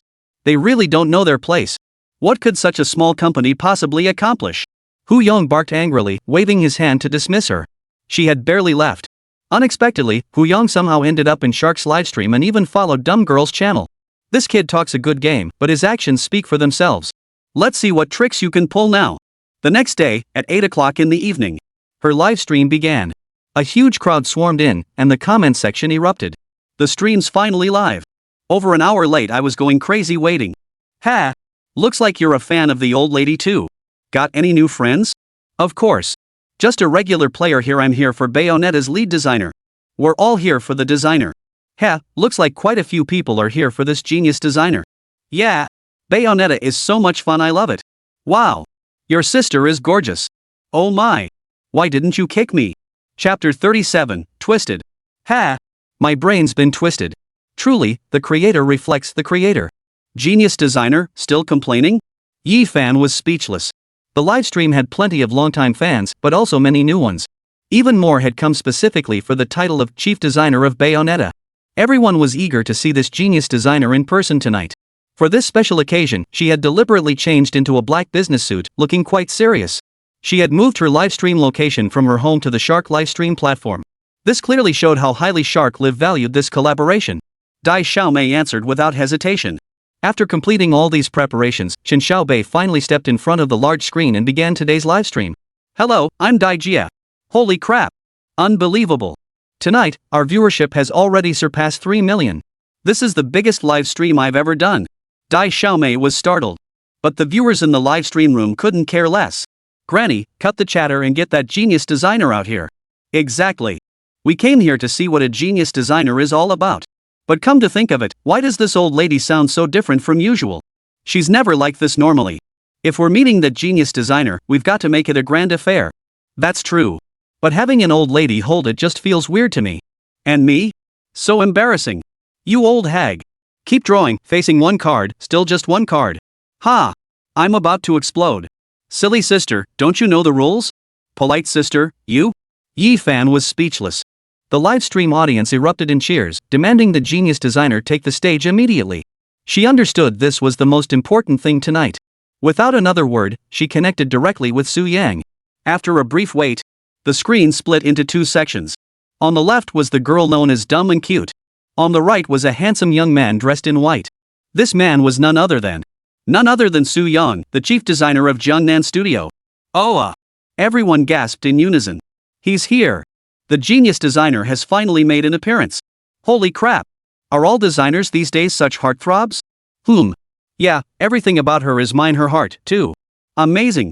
Not only is he talented, but he's also so incredibly handsome. It's just not fair. I'm jealous enough to cry. Bull. That's not jealousy, you're clearly lusting after her body. Come on. I don't care. Anyway, starting today, I'm the genius designer. Alright, you little rascal, come here. Into my arms. Impressive. And he's got a mommy's boy fan following? That's just insane. Yefei was speechless. The live stream erupted in chaos. Su Yang's handsome face captivated many, including dumb little sister. But she hadn't forgotten why she was here. She hurried over. Hello, Mr. Su Yang. Thank you for watching our live broadcast tonight. No, I'm delighted to be invited by the Shark program team to share insights and answer questions. Su Yang wore a warm smile, his voice as gentle as a spring breeze. This made everyone feel warmly welcomed and at ease. Dai Xiaomei got straight to the point. It seems teacher Su Yang is also quite enthusiastic about tonight's QA session. In that case, let's get started right away. As she spoke, she took a document from the staff member and explained the situation to Yiqingyu. We've specially compiled 20 questions that everyone is most interested in for tonight's QA session. We kindly request teacher Su Yang to answer them one by one. So, first off, I'd like to ask, is Bayonetta from Bayonetta a fully developed character? Is she based on any real-life references? That's 2 questions. Su Yang smiled, his tone as gentle as ever. Bayonetta is a purely fictional character with no real-life reference. As for her design, I learned from our company's artists. If you're interested, you can check it out. As soon as he finished speaking, everyone got excited. Holy crap! Sis Bay is using her own gallery's artists as reference material. Which means this artist must be a stunning woman too? Holy crap! Guys, you're in for a treat. So, some people started digging into the art director's background. Meanwhile, the little sister was still answering questions. Let's get started. Some people think Sister Bay's dancing in the game looks incredibly professional, and her dance style is identical to her real-world performances. How did you pull that off? Su Yang said, it must be motion capture. I see. It's just like what a person would do. Someone wears a suit, performs some simple actions, and then all the data gets fed into the computer. That's how it works. Exactly. So can you tell me who plays Sister Bay? Don't tell me it's one of your people too. The words had barely left his mouth. The live stream audience erupted again. It must be said, Sister Bay not only dances with skill but also exudes charm. So, in their eyes, the actress playing Sister Bay should also be a stunning beauty with a fiery figure. But Su Yang's next words stunned the entire audience. Yes, that's right, the role of Bayonetta is played by one of our company's employees. That would be me. The success of Hunting Angel, which has thrilled gamers worldwide. All of Bayonetta's scenes were filmed by me. Su Yang gave a shy smile, pointing at himself. Meanwhile, the viewers in the livestream were completely baffled. A moment later, the entire chat exploded with messages. The most frequent comment was just one phrase. Holy crap! Holy crap! That scared the hell out of me. So Sister Bay's character is actually a man. Holy crap! Sister Bay's transformations under the moonlight, her dancing while summoning monsters, her dancing with a little girl, all that was his doing? Stop! Stop! Don't say another word. I'm using this guy on screen right now to completely redefine Sister Bay's character. Damn it! This isn't Sister Bay at all, it's clearly a man. A man. Chapter 38, I will never forgive you. Oh my god. I don't even know how to face Sister Bay now. You bastard. Su Yang, you son of a. I'm your sworn enemy. Yefei was speechless. Instantly, Su Yang was bombarded with a barrage of insults. The live chat exploded with a barrage of messages. But Su Yang couldn't care less. Instead, he mimicked her posture, imitated her voice, and placed her finger as if it were a spear against his lips. Dance. Brothers. In an instant, the players erupted once more. Oh my. This is mimicking Sister Bay's style. We've got no way out now. Damn you, Su Yang. You shameless bastard. Give me back my memories. Oh, that Sister Bay who once appeared in my mind will never return. Yefei was at a loss for words. It was utterly baffling. In the game, she was a woman of immense power, grace, and charm. Turns out it was all just some big guy acting. It was like discovering on your wedding night that the woman you'd always loved and cherished, only to discover he was a man. If this isn't a shocker, what is? And so, players began calling Su Yang an old bastard, launching wave after wave of attacks. But before Su Yang, they proved utterly useless. On a whim, he even mimicked several of Sister Bay's signature poses. This time, everyone was in tears. The beautiful Sister Bay they remembered was gone forever. The same principle applied. Damn old Su Yang, give me back my Sister Bay. But this livestream connection was managed by Shark Company, so she couldn't afford to lose her composure. At least not for now. You damn bastard. Next up is question 3, Teacher Su Yang. You left an interlude at the end of the movie Bayonetta. And when they open that mini-game, they'll find a link and a video inside. So I'd like to ask, is this video truly a teaser for Jiangnan Studios' new game? The words fell silent. The players, who had been weeping moments before, suddenly snapped out of their daze. This was something they were deeply curious about. Is this truly Jiangnan Game's second flagship title? What kind of game is this? In an instant, many were waiting for Su Yang's answer. Little did he know, Su Yang had been waiting for his response all along. But instead of answering immediately, he told dumb little sister he wanted to show her a video. Dumbfounded, Dai Xiaomei froze upon hearing this. Nevertheless, she followed Su Yang's instructions and played the entire screen. In an instant, the entire venue plunged into darkness. Just as everyone was scratching their heads in confusion, the screen slowly came to life. Accompanied by the melodious children's song, family photos brimming with joyful smiles filled every corner of the screen. Next came a series of images. Each one showed people laughing heartily. As if to say, the place they lived in was very comfortable, very comfortable. Their past life was truly wonderful.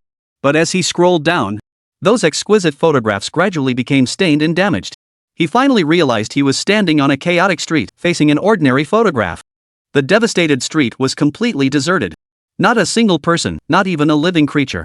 The entire city seemed to be shrouded in deathly silence. In that instant, the gentle, bright melody unexpectedly carried a profound, desolate sorrow. This sent a chill down the spines of the viewers in the livestream. The camera pulled back.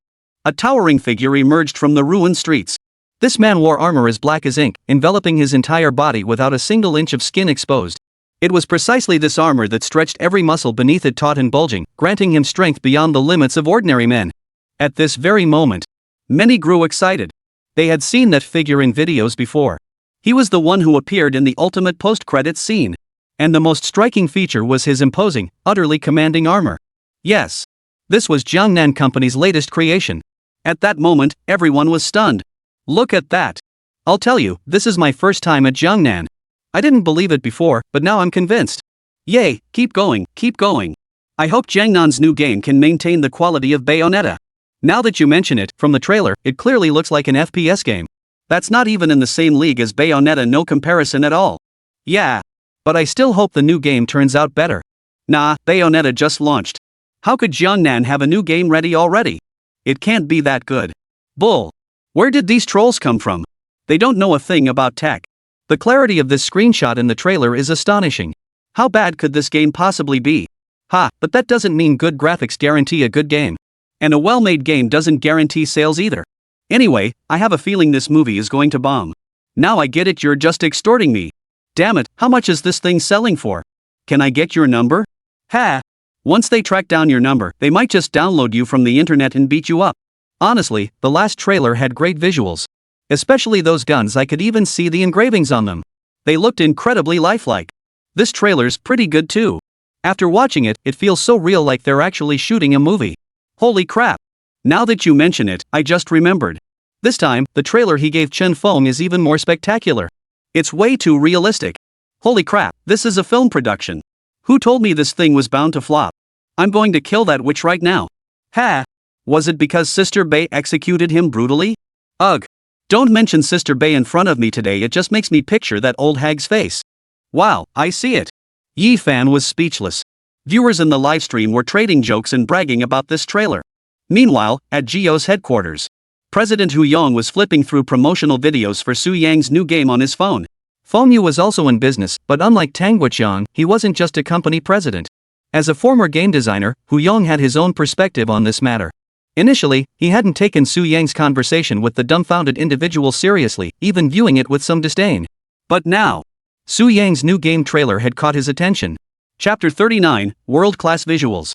He was startled. The graphics of this game were absolutely world-class. Hu Yong's heart skipped a beat.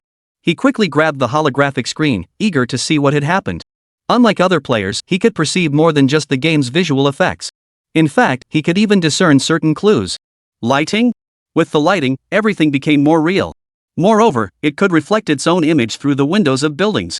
Moreover, this lighting would shift based on your angle, making it look exactly like real life. Unbelievable. I never imagined this small studio in Jiangnan could possess such advanced technology. I've underestimated them. At that moment, Hu Yong's gaze toward Jiangnan studio had completely transformed. In that moment, he finally understood why Su Yang had specifically invited him to watch tonight's livestream. It seemed they were using the new game trailer to showcase their company's capabilities. Yes. This was a brilliant move. The game's graphics were absolutely world-class, leaving Hu Yong utterly speechless. But that was where it ended. The game's special effects are indeed impressive. But relying solely on that won't be enough to secure 10%. Su Yang, I'm eager to see what tricks you've got up your sleeve. Online. The new game's ad is playing. A warrior clad in black armor stands on a dilapidated street. A photograph flutters in the breeze. He bends down and picks it up. The smooth and effortless operation drew cheers from the live stream audience.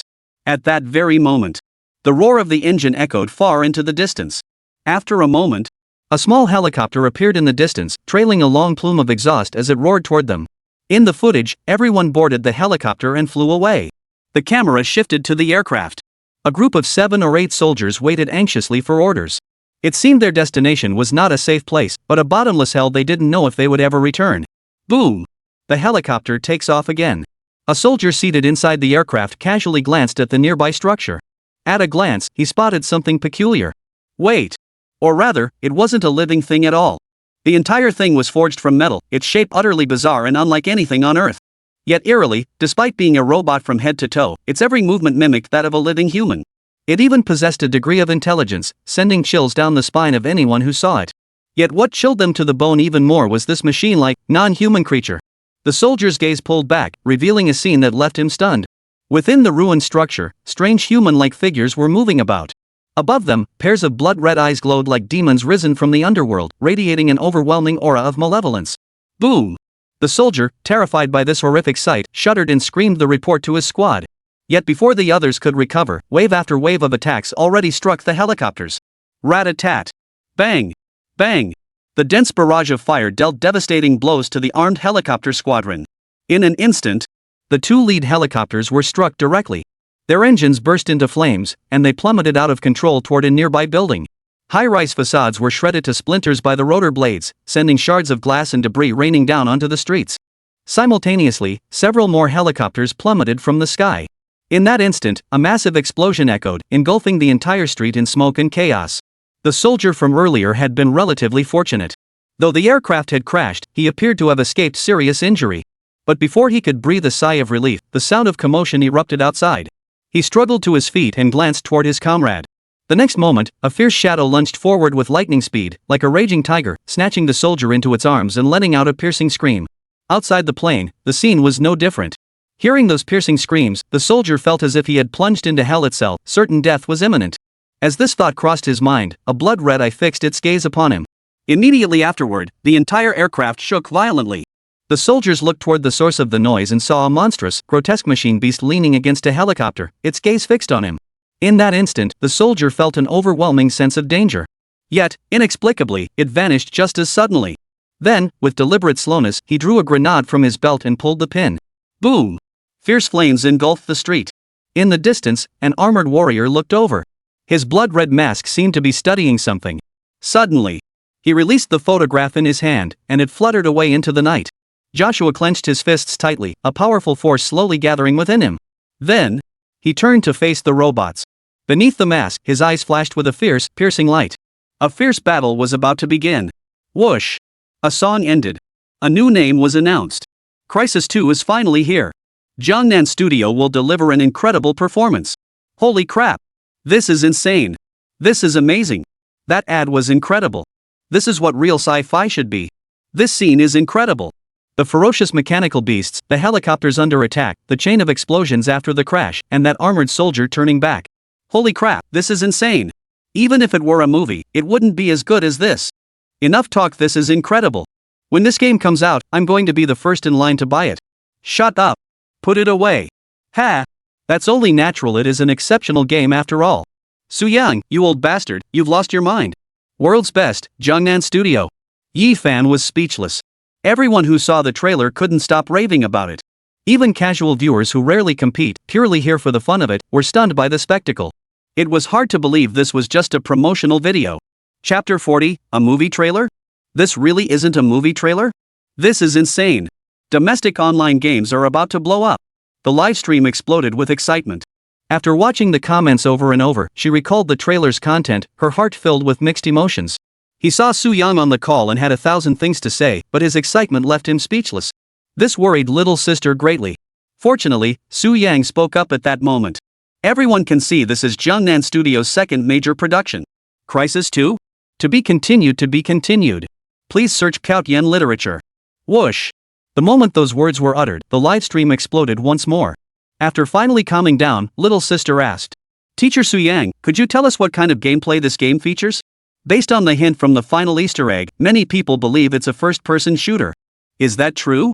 Su Yang nodded, yes, it is indeed a first-person shooter. But unlike typical FPS games, this new mobile title features players wielding all sorts of powerful skills. Plus, it incorporates some sci-fi elements. Whoosh! Hearing this, everyone gasped in surprise once more. This is the real deal when it comes to first-person shooters. Finally, a truly domestic game has emerged. I'm sick of Crossfire and sick of War of Reversal. No one's making money off that kind of thing anymore. Exactly.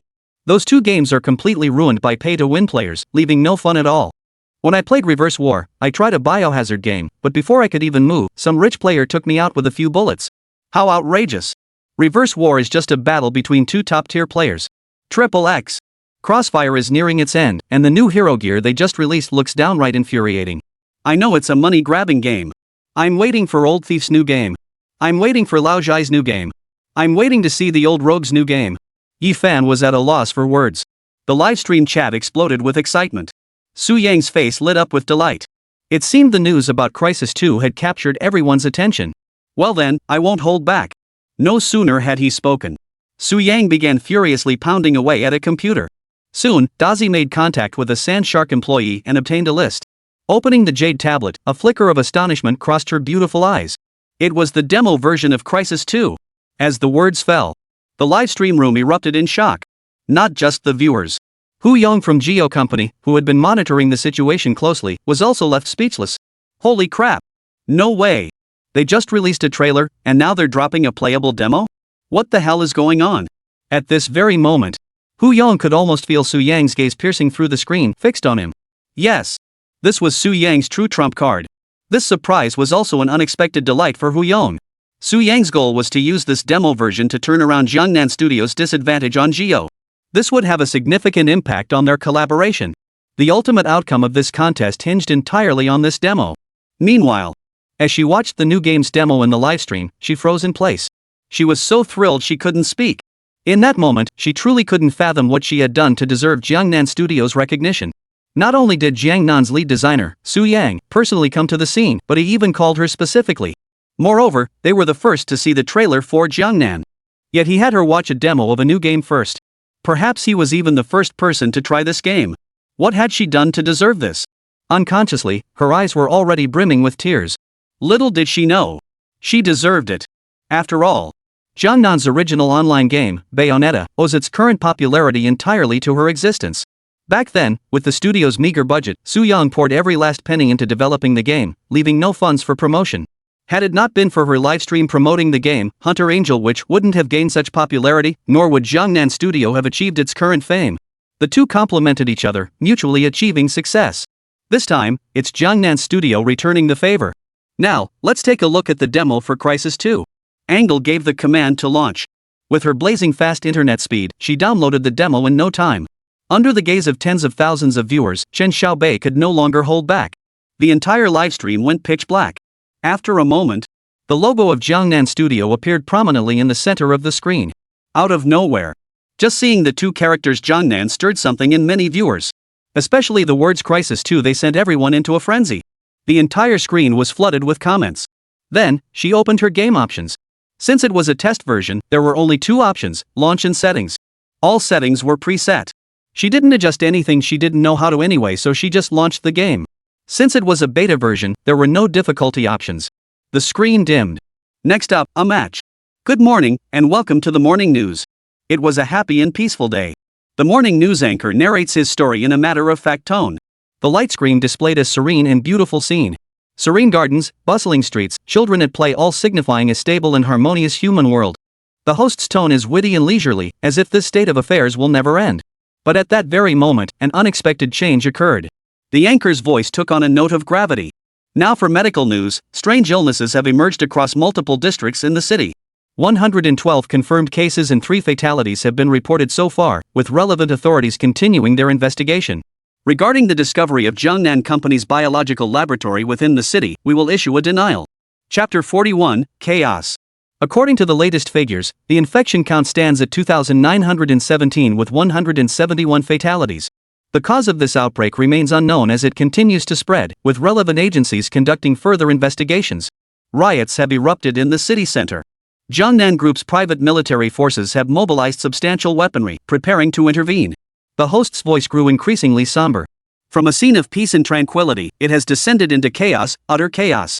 Various acts of violence erupt one after another, with one military force after another joining the fray.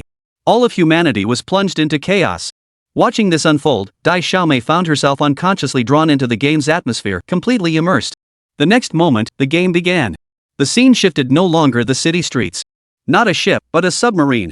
Gazing at the submarine gliding past her, she felt its weighty presence and sank into deep thought. The scene then shifted to the submarine's interior. From the first-person perspective, the first thing she saw was the protagonist's physical form. Standing shoulder to shoulder with him was a fully armed ground unit. Clearly, this was a military submarine. From the conversations of several team members nearby, she learned the character's name, Akats. This time, they were searching for a doctor named Good. No further details were provided. Akats, let's go. Put on your gear and let's go. A soldier beside her patted her shoulder and stood up to put on his gear. But just as she stood up, the submarine's bow lit up, and the entire vessel began to tremble, making her feel quite uneasy. Fortunately, she wasn't alone.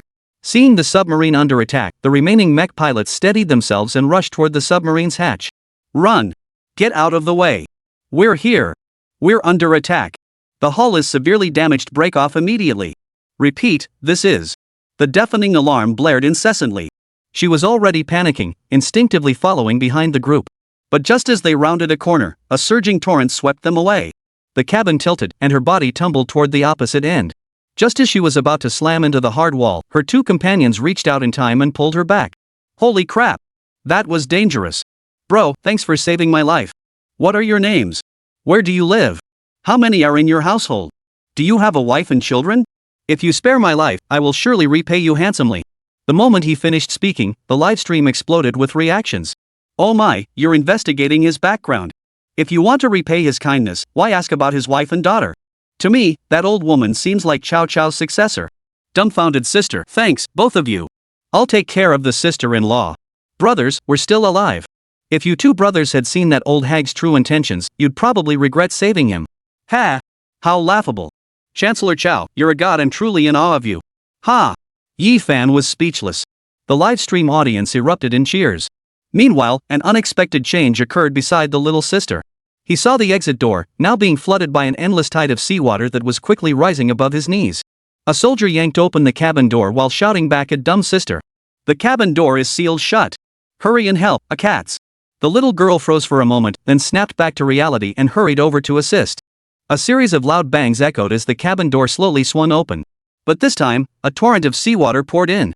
The entire lake's surface was rising at an alarming rate. In the blink of an eye, it reached the little girl's neck. Holy! Holy! Holy! Terrified out of her wits, dumb little sister didn't hesitate. Following her teammates, she dove headfirst into the water and burst through the cabin door.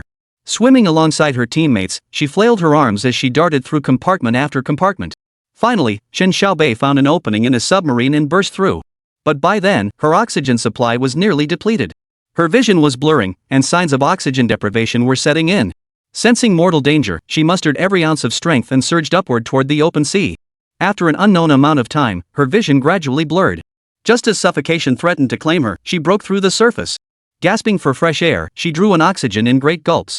Meanwhile, the little girl who had been completely immersed in this world also found herself here, her mouth agape as she drew in a deep breath. Seeing this, the viewers in the livestream burst out laughing. Why would an old lady need to breathe oxygen in her game? Ha! Well, I'm breathing oxygen right now. I have to say, this game is truly excellent. The first thing I saw was a masterpiece. Jiangnan truly lives up to its reputation. This beta version is leagues ahead of those terrible domestic games. Tencent, cut it out, cut it out. Ha! I wonder what the designers of Crossing the Gunline and Reverse War would think after seeing this new game. Tencent's planner, yep, I snuck out last night clutching a locomotive. Ha! God, escaping with a locomotive? That's suicide. Ha! Yefei was speechless. Netizens joked around, praising Jiangnan's new tourist attraction. At that moment, dumb little sister finally snapped out of it. Oh, no need to hold your breath after all, heh. She chuckled at her own foolishness. Just then, Akates surfaced from the water, revealing a scene shrouded in smoke and debris. They now stood on the sandy shore of an island. But it was clear this area had been under attack. Surrounding buildings and ships lay in severe disrepair. Faced with this scene, even these battle-hardened soldiers couldn't help but pause in shock. But before long, one man volunteered to be the first to board the ship. But just then, the sea below suddenly churned into a raging storm. A searing shockwave swept over his feet. Boom! It felt as though some colossal creature was emerging from the depths. The intense heat instantly hurled Akates into the air. Before he could recover, he heard his comrades' furious roars. Chapter 42, Dead End. Ambush! Ambush! They're falling from the sky. Get ashore! We can't linger in these waters, it's a dead end. Damn it! What the hell is going on with them? Dive! Lower! Run! Yefei was speechless. Hearing his comrades cry, Akates looked up. In the sky, aircraft unlike any made on Earth flashed crimson light, targeting them. Rat-a-tat! A hail of bullets rained down relentlessly upon the soldiers. Without hesitation, Akates dove into the sea and swam frantically toward the shore. During this time, his entire squad had been slaughtered by the unidentified aircraft above. This grief plunged Akates into utter despair, nearly robbing him of consciousness. Yet he could do nothing but frantically flail his arms, desperately trying to pull himself ashore. After a long time, the aerial assault abruptly ceased. On the shore, a fiery light shot skyward. Amidst the flames, a burly warrior could be faintly discerned, wielding an anti-aircraft gun and firing at a fighter jet in the sky. Bang! A volley of rapid gunfire erupted. The terrifying aircraft was easily taken down. Yet the warrior engulfed in flames cast aside his cannon and turned toward Akates. In that instant, she felt as though she were witnessing a hero. A deep sense of awe welled up within her. As the soldier drew nearer, the wide-eyed girl gasped in shock. Holy crap! Isn't that the guy in armor from the promotional video? Could it really be him? Still puzzled, she kept watching. The armored soldier slowly approached Akates, surveying his surroundings with a hint of resignation in his voice. Where are the reinforcements? Where's the submarine? Did the aliens wipe them out? Damn it! Good is pinning all his hopes on us. You're Akates? Well, Akates, fate sure has a way of playing tricks. Well then, it's up to you, son. No sooner had the words left his mouth. He vanished from the city's ruins, clutching the gravely wounded Akates. Boom! This trial match has come to an end. Music began to play. A passionate and stirring melody filled the air at that very moment. The armor appeared on the screen, every detail crystal clear. The scene was so impactful it stirred her emotions. Then, the scene shifted. A super soldier clad in armor stood atop a collapsed skyscraper, looking down upon the devastated city below. Suddenly, a crimson glow flickered across the mass. He activated his enhanced vision, clearly spotting his distant target and making his assessment and mark. At that moment, a voice transmitted through his helmet. It was a helicopter. Amidst the stalemate between the two forces, a fighter jet launched the first missile. But the super soldier seemed to sense something, sprinting straight toward the edge of the building before leaping off. Boom! The violent explosion instantly blew a massive hole through the building's rooftop, sending smoke billowing everywhere. Amidst the billowing smoke, the super soldier fell from the sky unscathed, landing with perfect poise. This scene left the enemy utterly stunned. To jump from such a height and emerge completely unscathed was utterly unbelievable. Before they could recover, the super soldier charged forward, snatched their weapons, and kicked them aside. Then, like a warrior of the apocalypse, he unleashed a hail of bullets upon the crowd. And just then, the melodious music finally began to play. Every emotion reached its peak in that instant. Whoosh! Suddenly, a massive firebomb streaked across the horizon. With a deafening roar, the surrounding buildings were reduced to rubble. The raging flames spread outward at a terrifying speed. Seeing the flames closing in, Little Stupid was about to scream. The super soldier, however, showed no panic. Instead, he swiftly charged toward another building. Boom! The 6 or 7 meters of distance seemed as flimsy as paper before this super-powered warrior. By the time he landed, the spot he'd just occupied was engulfed in a sea of flames. Thrilling! Thrilling! Thrill! Little sister was utterly stunned, her heart pounding with excitement. One word was enough. What a thrill! Right now. Before they could catch their breath, a group of people burst in. Naked, the superhuman didn't engage in combat. Instead, he manipulated his armor into stealth mode.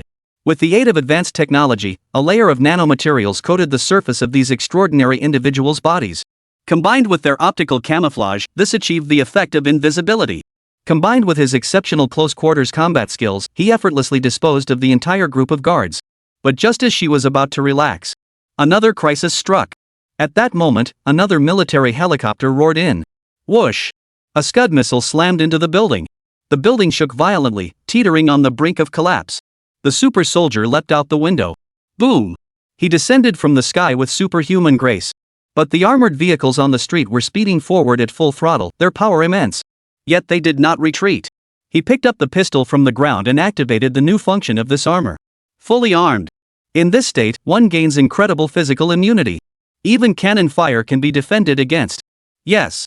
Yet the enemy tank, seemingly undeterred, fired another cannon blast. Under normal circumstances, this massive cannon possessed devastating destructive power capable of easily splitting a tree as thick as a water barrel in two. But this time, something fell off. The cannon shell, thick as an arm, struck the super soldier directly. Yet beneath the armor's formidable defense, most of its force was absorbed. In the end, not only did the cannon fail to harm the super soldier, it actually left him bloodied and battered. Useless. A cannon powerful enough to split trees clean in two proved utterly ineffective against these super soldiers. Witnessing this, even the formidable armored combat vehicle was utterly stunned, turning tail and fleeing. But that wouldn't let him get away. He raised his hand and fired. 2 fully armed soldiers and a pilot were instantly killed by Shinshobei's single shot. Chapter 43, High-Quality Images. Without a driver, the extraordinary being leapt into the air and then plunged downward with tremendous force. The charging tank was abruptly halted by a powerful impact. Seeing this super soldier's dazzling display, Little Stupid's face flushed crimson with excitement. Amazing! So powerful! A flesh and blood body colliding head-on with a tank. What the hell is this? I love it! Just as the little dummy thought this was the absolute limit of a super-powered being. Even more brutal. His gaze fixed on the machine gun turret. With a sudden yank, he tore the incredibly sturdy turret right off. At that moment, 3 more fighter jets roared in from the distance. Instantly, a hail of fire poured down from all directions. Yet the super soldier didn't flinch or dodge. Instead, he activated his armor mode, raised his submachine gun, and charged straight toward the 3 helicopters. Rat-a-tat-tat. Their firepower proved utterly ineffective against these men. But the super soldier's weapons always found their mark, striking their targets with deadly precision. After a burst of gunfire, all 3 helicopters lost control, crashing to the ground and exploding. The super soldier wielding the heavy cannon stood amidst the flames. At this very moment, he resembled a Terminator. Everything and anything would be destroyed by his own hand. This was a true martial artist. This is the true embodiment of strength. Crisis 2 is finally here. Jiangnan Studio will deliver an epic spectacle. Holy crap! Holy hell! This demo is insane. The super soldier looks like a hero dropped from the heavens, with that super armor. These 2 are just too much. I want one so bad. Enough chatter, I just want to know when that old codger Su Yang is finally going to release the real game? These guys are way too impatient. The demo's already done, and they're already thinking about the real thing? That old man's crying his eyes out in the bathroom, ha! Forget it. Old hag, go ask that geezer if he wants to pre-order. I'm gonna make a killing. Shut up. Put it away immediately. Ha! Talk about being down to earth. I have to admit, this game is absolutely amazing. Yefei was speechless. For a moment, the players were all fired up. At the same time, Zio Technology Company. Seeing this scene, Hu Yong's face flushed crimson with excitement. Brilliant. Perfect. If this game lives up to what the demo promised, it'll absolutely take the entire gaming community by storm. Judging by these people's reactions, this game has huge potential. Stunning visuals. This is absolutely a masterpiece. Su-yang, Jiangnan Studio, you've really surprised me. Hu Yong was both amused and exasperated. Suddenly remembering something, he immediately pulled out the proposal with Jiangnan and carefully revised it. That night, Hu Yong couldn't sleep. At the same time, in the livestream room, the little girl was still relishing the excitement of the previous game, taking a long while to recover. He fought back his excitement as he explained to Su-yang. Teacher Su-yang, this new game demo is absolutely incredible. Whether it was Akates escaping from the submarine underwater or the super soldier facing off against fully armed soldiers while heavily equipped himself, it all got my blood pumping. This is an absolutely fantastic game. I can't wait for the official release. She couldn't stop gushing, her words becoming slurred by the end. Seeing this, Su-yang felt immense joy. Thank you. It seems you're very satisfied with our new game demo. This is truly a tremendous encouragement for Jiangnan Studio. But that's not all. There's one crucial feature of this game that hasn't been fully showcased yet. As the words fell, Dai Mimi looked utterly bewildered. One of these features hadn't been shown. Didn't I already complete the demo? The name even appeared. Can I try again? Just as the bewildered girl was pondering this, under Su-yang's direction, Shark Team staff suddenly approached her and began debugging her game. Then, he clicked right in. Soon, Shenyu skipped the opening sequence and entered the submarine where Akates was located. Amidst a sudden attack, a leak occurred. Due to the game's mechanics, players must remain stationary rather than controlling Akates to follow the other team members. Although the submarine would continue to leak, it wouldn't settle down quickly. This very setup allowed Su-yang to showcase the game's most distinctive feature to its fullest. After the staff completed their testing, led by Akates, she once again arrived at the day before the submarine was attacked. But this time, it was different from the last. This time, it was clearly a different experience. Holy crap! How did the graphics get this good? Dumbfounded, little sister stared at the scene. It was a cramped, narrow compartment where every piece of equipment, seat, and railing appeared lifelike. Combined with the constantly flickering red lights, everything felt so real, so natural. The identical visuals made her feel completely immersed in the scene, as if she were standing on a swaying, precarious ship. Beyond that, she was soon overwhelmed. Amazing! Why does this water look so real? Clearly, she had said the wrong thing. But no one blamed her. She was right. This water looks exactly like the real thing. In this world, water can move. Right here. In the real world, seawater can be reflected and refracted. So can he. In the real world, when someone touches it, it creates ripples or waves, right? I've only just begun. Such a realistic body of water, and it's just a game? If this were before, I wouldn't have thought so, but now. I believe you. This is real. This man is none other than Jiangnan. And this movie is none other than Crisis 2. Absurd. This is way too outlandish. The little dummy was speechless. She couldn't believe her eyes. Is this still a video game? This looks like a big budget movie. These lifelike things were all computer generated? Could they really be real people? At that moment, she began to doubt her own senses. Had she not experienced it firsthand, she might have sworn this was a movie produced by Jiangnan Studio. But in reality, it was all computer generated. Unbelievable, how could a game be this well made? Chapter 44, Battle on the Isolated Island. I'm speechless. Jiangnan, you're incredible. Damn impressive, Crisis 2. The little girl looked completely flustered, drawing laughter from the live chat. Too bad I'm illiterate, that's just how cocky I am. My apologies, madam. I hope you won't mind. Ha! Can't really blame her. Honestly, seeing this scene leaves me speechless. No kidding. The Jiangnan Guild is too awesome. This is Crisis 2. Yeah. I'm going nuts. Wah! When the hell is this legit game coming out? I'm dying to play it. Old fart Su-yang, spit it out. Su-yang, you little bastard, give me a hint, don't make me beg on my knees. Ha! Impatient brother, hurry up and update.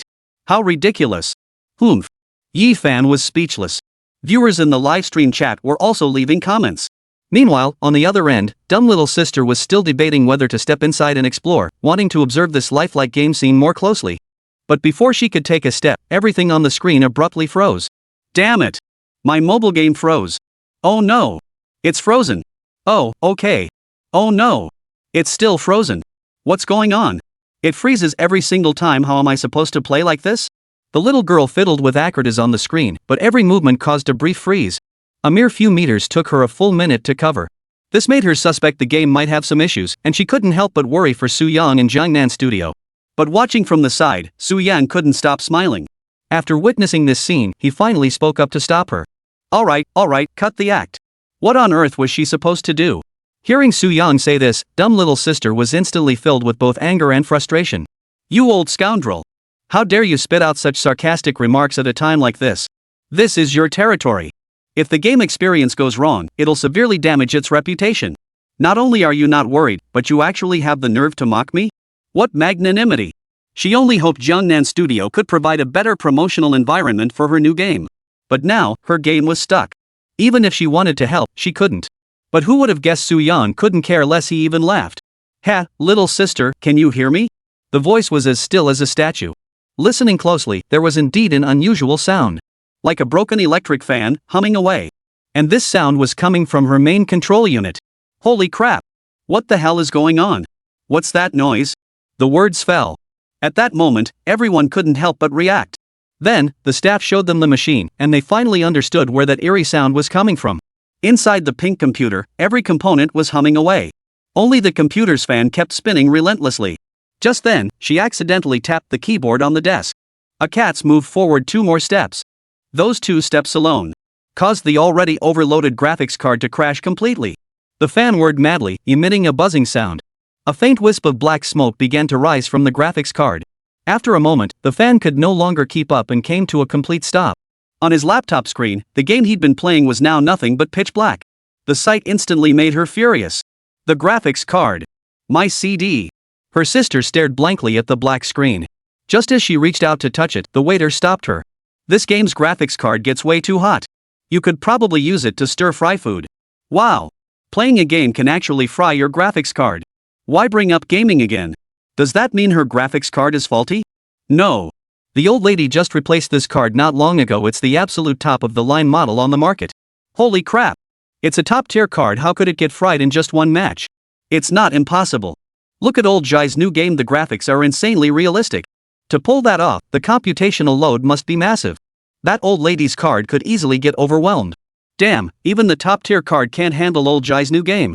What are people with regular cards supposed to use? I'm starting to suspect this guy's real goal isn't to fry everyone's graphics cards. Ha! There's actually a conspiracy.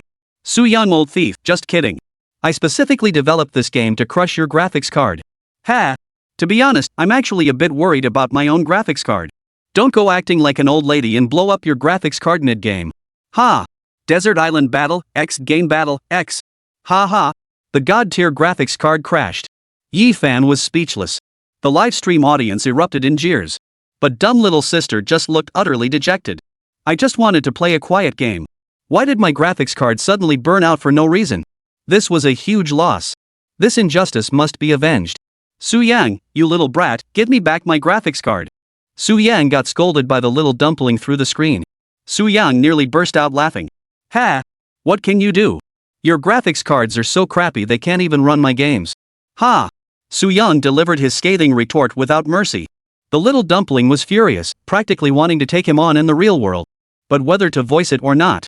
Despite being a jerk, Su Yang had a soft spot. Alright. Since I'm the one playing the game, I'll compensate you for now. Hearing this, dumb sister froze.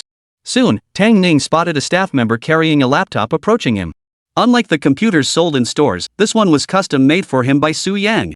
The gaming machine's design resembled the Super Warrior helmet from Crisis 2, entirely crimson. Beside those 2 characters were the name Diablo and the Jiangnan logo. Clearly, it was made specifically for Crisis 2. This was a one-of-a-kind, limited edition model. Witnessing this scene, the live stream audience erupted. Chapter 45, What Nerve? As for the little sister, she instantly fell in love with it at first glance. But Su Yang's next words startled her again. Silly girl, go play with the new game console. This time, I absolutely won't overheat. What? Should I add something to the new computer? Are we really done with it? To be honest, she was a bit hesitant too. She truly loved this limited edition console. If this time, she really was about to break down. With a heavy heart, she opened the limited edition console. Since it was pre-set up, it booted up quickly. The staff did the same. All settings were maxed out. Meanwhile, the battle had already entered its first phase. Staring at the exquisite and lifelike game screen, dumb little sister was both astonished and tense. She now dared not even let Akatsuki step forward, fearing that one careless move might cause the game card to burn out again. But this time, her worries were clearly unfounded. Then he watched as the little girl tentatively took a step forward. The expected freeze didn't happen, so she gathered her courage and took several more steps. Still no lag. Not only was there no lag, but it ran smoothly. This was a world apart from her first visit here. This was the sensation of being in peak condition, utterly exhilarating. Flowing like clouds in water, flowing like clouds in water. A beautiful and intricate scene. It made everyone feel like they were right there. What a rush! In that moment, everyone became exhilarated. Indescribably comfortable. Little sister couldn't help but sigh. This had the live stream audience laughing out loud. Here it comes. A sentence that doesn't make sense. Well, I can't quite put it into words, but it's just great. Too bad I'm illiterate. If I could just say one line, I'd rule the world. Ha! She's just an old lady, don't be so hard on her. Ugh, I hope that old lady isn't playing games, I hope she's sleeping. Holy crap! They're fixing this in a place like this? Handcuff them. Handcuff them. Take them all down. Anyway, once I max out all my gear, my gaming experience will skyrocket. Of course. Otherwise, how could an old man be so effortless? Does he even want to smash our graphics cards? Ha! Is this some kind of conspiracy? I'm dying to know what kind of graphics card old scoundrel's computer uses to run so smoothly. Oh my! Right on the money. This is a crucial question. Old hag, go find that damn bastard. Exactly. Force him to hand over the graphics card. Otherwise, we'll take this limited edition computer with us. Ha! Impressive. Yefei was speechless. The live stream chat exploded with a flood of comments. However, at that moment, the clueless girl was in a state of extreme excitement and completely oblivious to this. It was Su Yang who stepped forward and explained the situation to everyone. In fact, every single computer you're using right now is equipped with the best hardware currently available on the market. Except for one thing, there's only one graphics card. As he spoke, he reached out and felt around beside him. The live stream audience erupted upon seeing this. Yes. It was a graphics card. But this graphics card was vastly different from others. Its design was exceptionally unique. It looked like an ordinary graphics card, but its design resembled the blood-red mask worn by the super soldiers in Crisis 2. That's right. Visually, it resembles a compact gaming console. Despite the stylistic similarities, viewers are still enthusiastic. The livestream chat is flooded with comments begging for one of these graphics cards.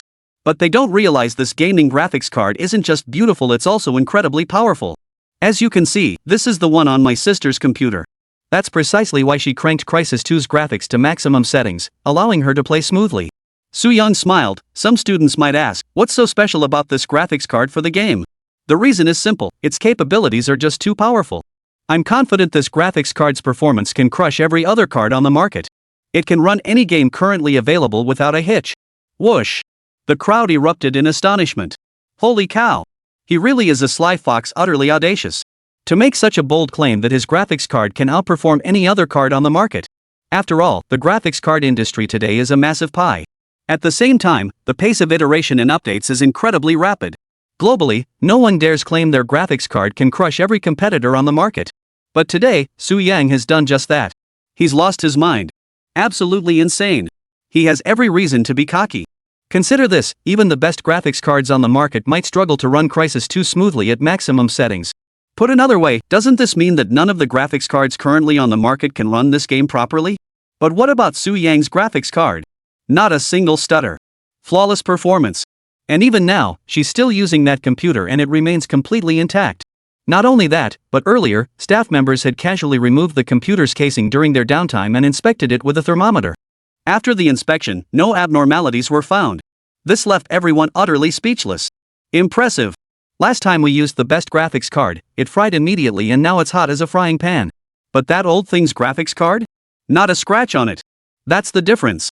Holy crap, I'm seriously impressed by that sly fox Su Yang. Not just the games, but this graphics card too. How can you make others look so good? Major GPU manufacturers, dude, can you bump up the temperature settings? Don't make us look like fools. Ha! The other graphics card companies were clutching their rails, staying up all night.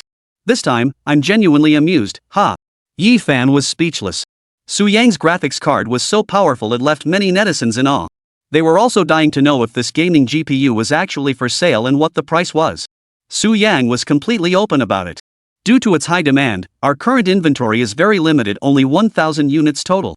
Among these is a special edition of Crisis 2, with 100 units available.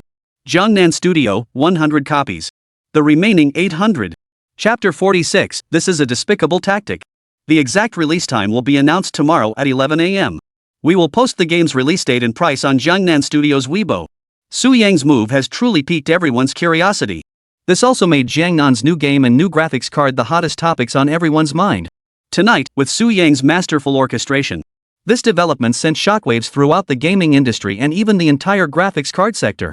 Hey, did you hear? Jiangnan Studio is launching a new game. A new game? Could it be that Bayonetta 1? No. I watched the demo live last night. It was absolutely incredible. Really? I refuse to believe anything in this world could be described as being shot dead like you. Ha ha. I bet you'll eat your words once you get your hands on the demo. Holy crap, you're talking in riddles now. I'm dying to play it. Great. Jiangnan posted a new game demo on Weibo. Everyone should check it out. Awesome, I'm heading over right now. Heh, you can play it, but make sure to crank your system settings to the absolute minimum first. Otherwise, I'm worried your graphics card might get fried.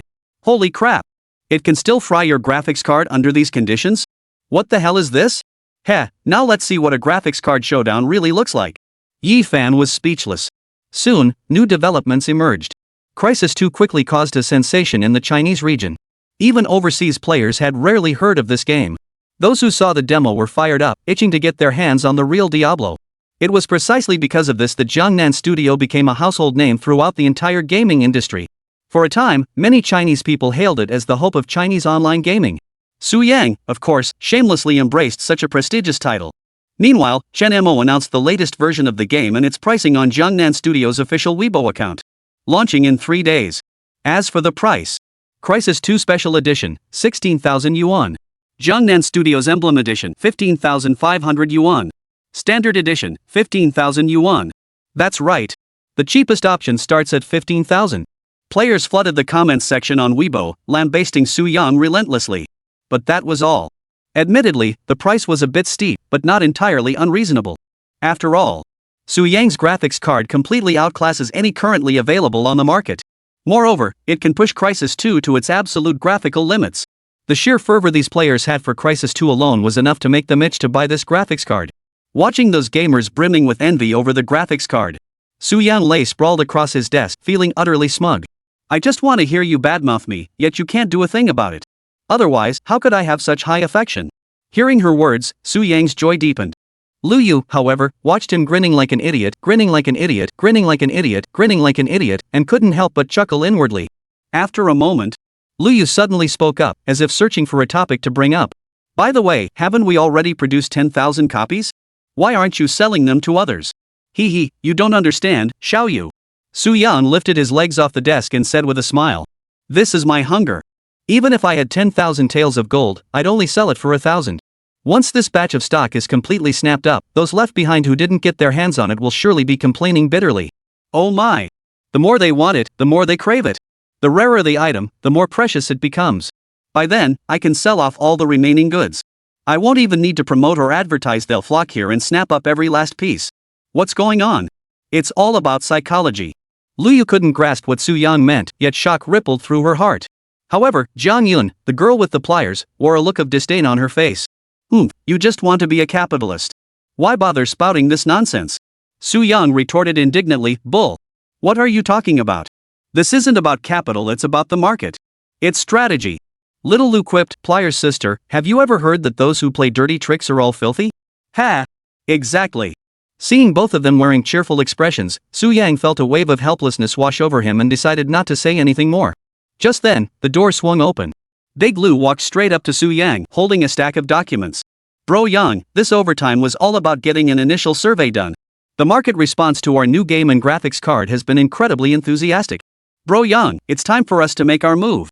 De Lu's expression was filled with excitement. The other three understood what this meant and were equally thrilled. Su Yang, however, pulled out his wristwatch. The second round of talks with Gio was about to begin. Good. I believe after seeing the special gift I prepared for him last night, Mr. Hu from Gio will surely reconsider. Now it's time to reap the fruits of victory. Zio Technology Group. With two large dark circles under his eyes, Hu Yong pulled out a contract and handed it to his assistant. She scanned it quickly and immediately gasped.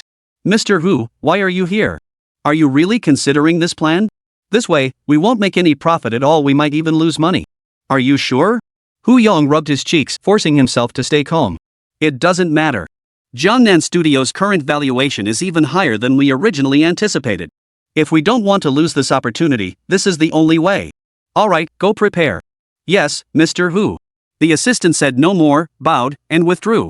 Hu Yong sipped a large cup of black coffee, his gaze fixed on the screen before him. The video showed Su Yang unveiling the demo version of Crisis 2 last night. That was exactly what he had done last night. Seeing the name on the screen, Hu Yong couldn't help but shake his head in admiration. It was indeed a fine game. But those two characters Jiangnan were the most precious part. Chapter 47, A Business Negotiation. Su Yang, I've staked everything on you this time.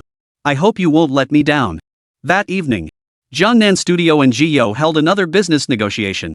Unlike yesterday, Zio website received exceptionally favorable terms today. Not only did they agree to Su Yang's proposed 10% equity stake, but they also promised a free advertising campaign for one of their games within 15 days. Moreover, they handed over their overseas sales channels to Jiangnan Studio. This meant that Bayonetta and other games developed by the company could now be fully promoted in international markets. These generous terms left Xiaolu, who had accompanied them today, utterly stunned.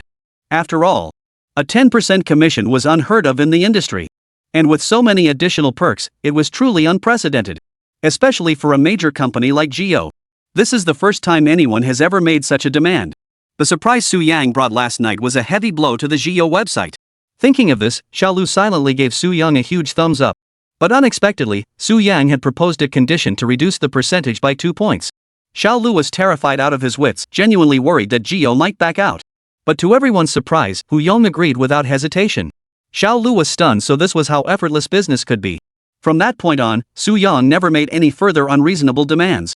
The two companies swiftly finalized the cooperation details and signed the agreement on the spot. Everything happened so quickly, as if they were afraid of changing their minds. Xiaolu, who had been watching the spectacle unfold, found it all rather baffling. Only after hanging up the phone did he finally ask Su Yang. Bro Yang, I'm so scared. What if Mr. Hu flies into a rage? All our hard work would be for nothing. Thankfully, we managed to secure 2 points. 8% profit. Unbelievable. Xiaolu was overjoyed. Back then, he never would have imagined he could secure such a low profit margin. These resources were monopolized by the major developers, the major developers, the major developers, the major developers. Everyone just had to swallow their pride, no one dared cross them.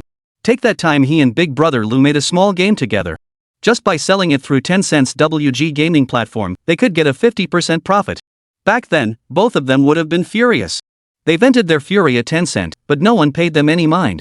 They never once considered the developer's perspective. But now, things are different.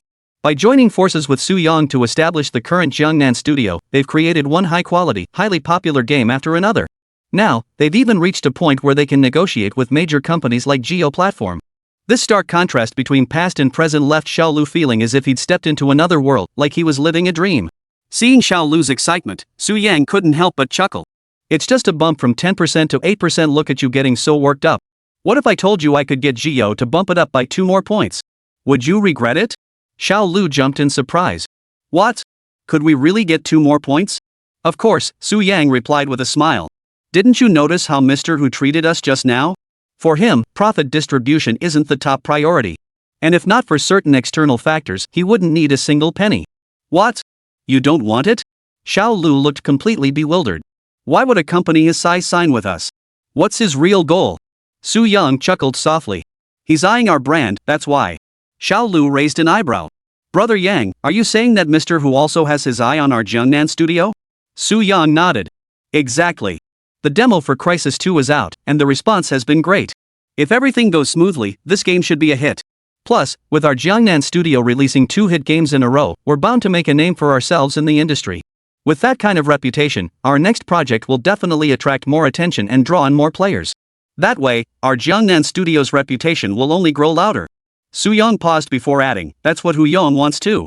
But regardless, no one in this world can guarantee their next game will be a hit. In other words, Hu Yong's approach carries enormous risk. But if the gamble pays off, the rewards would be immense.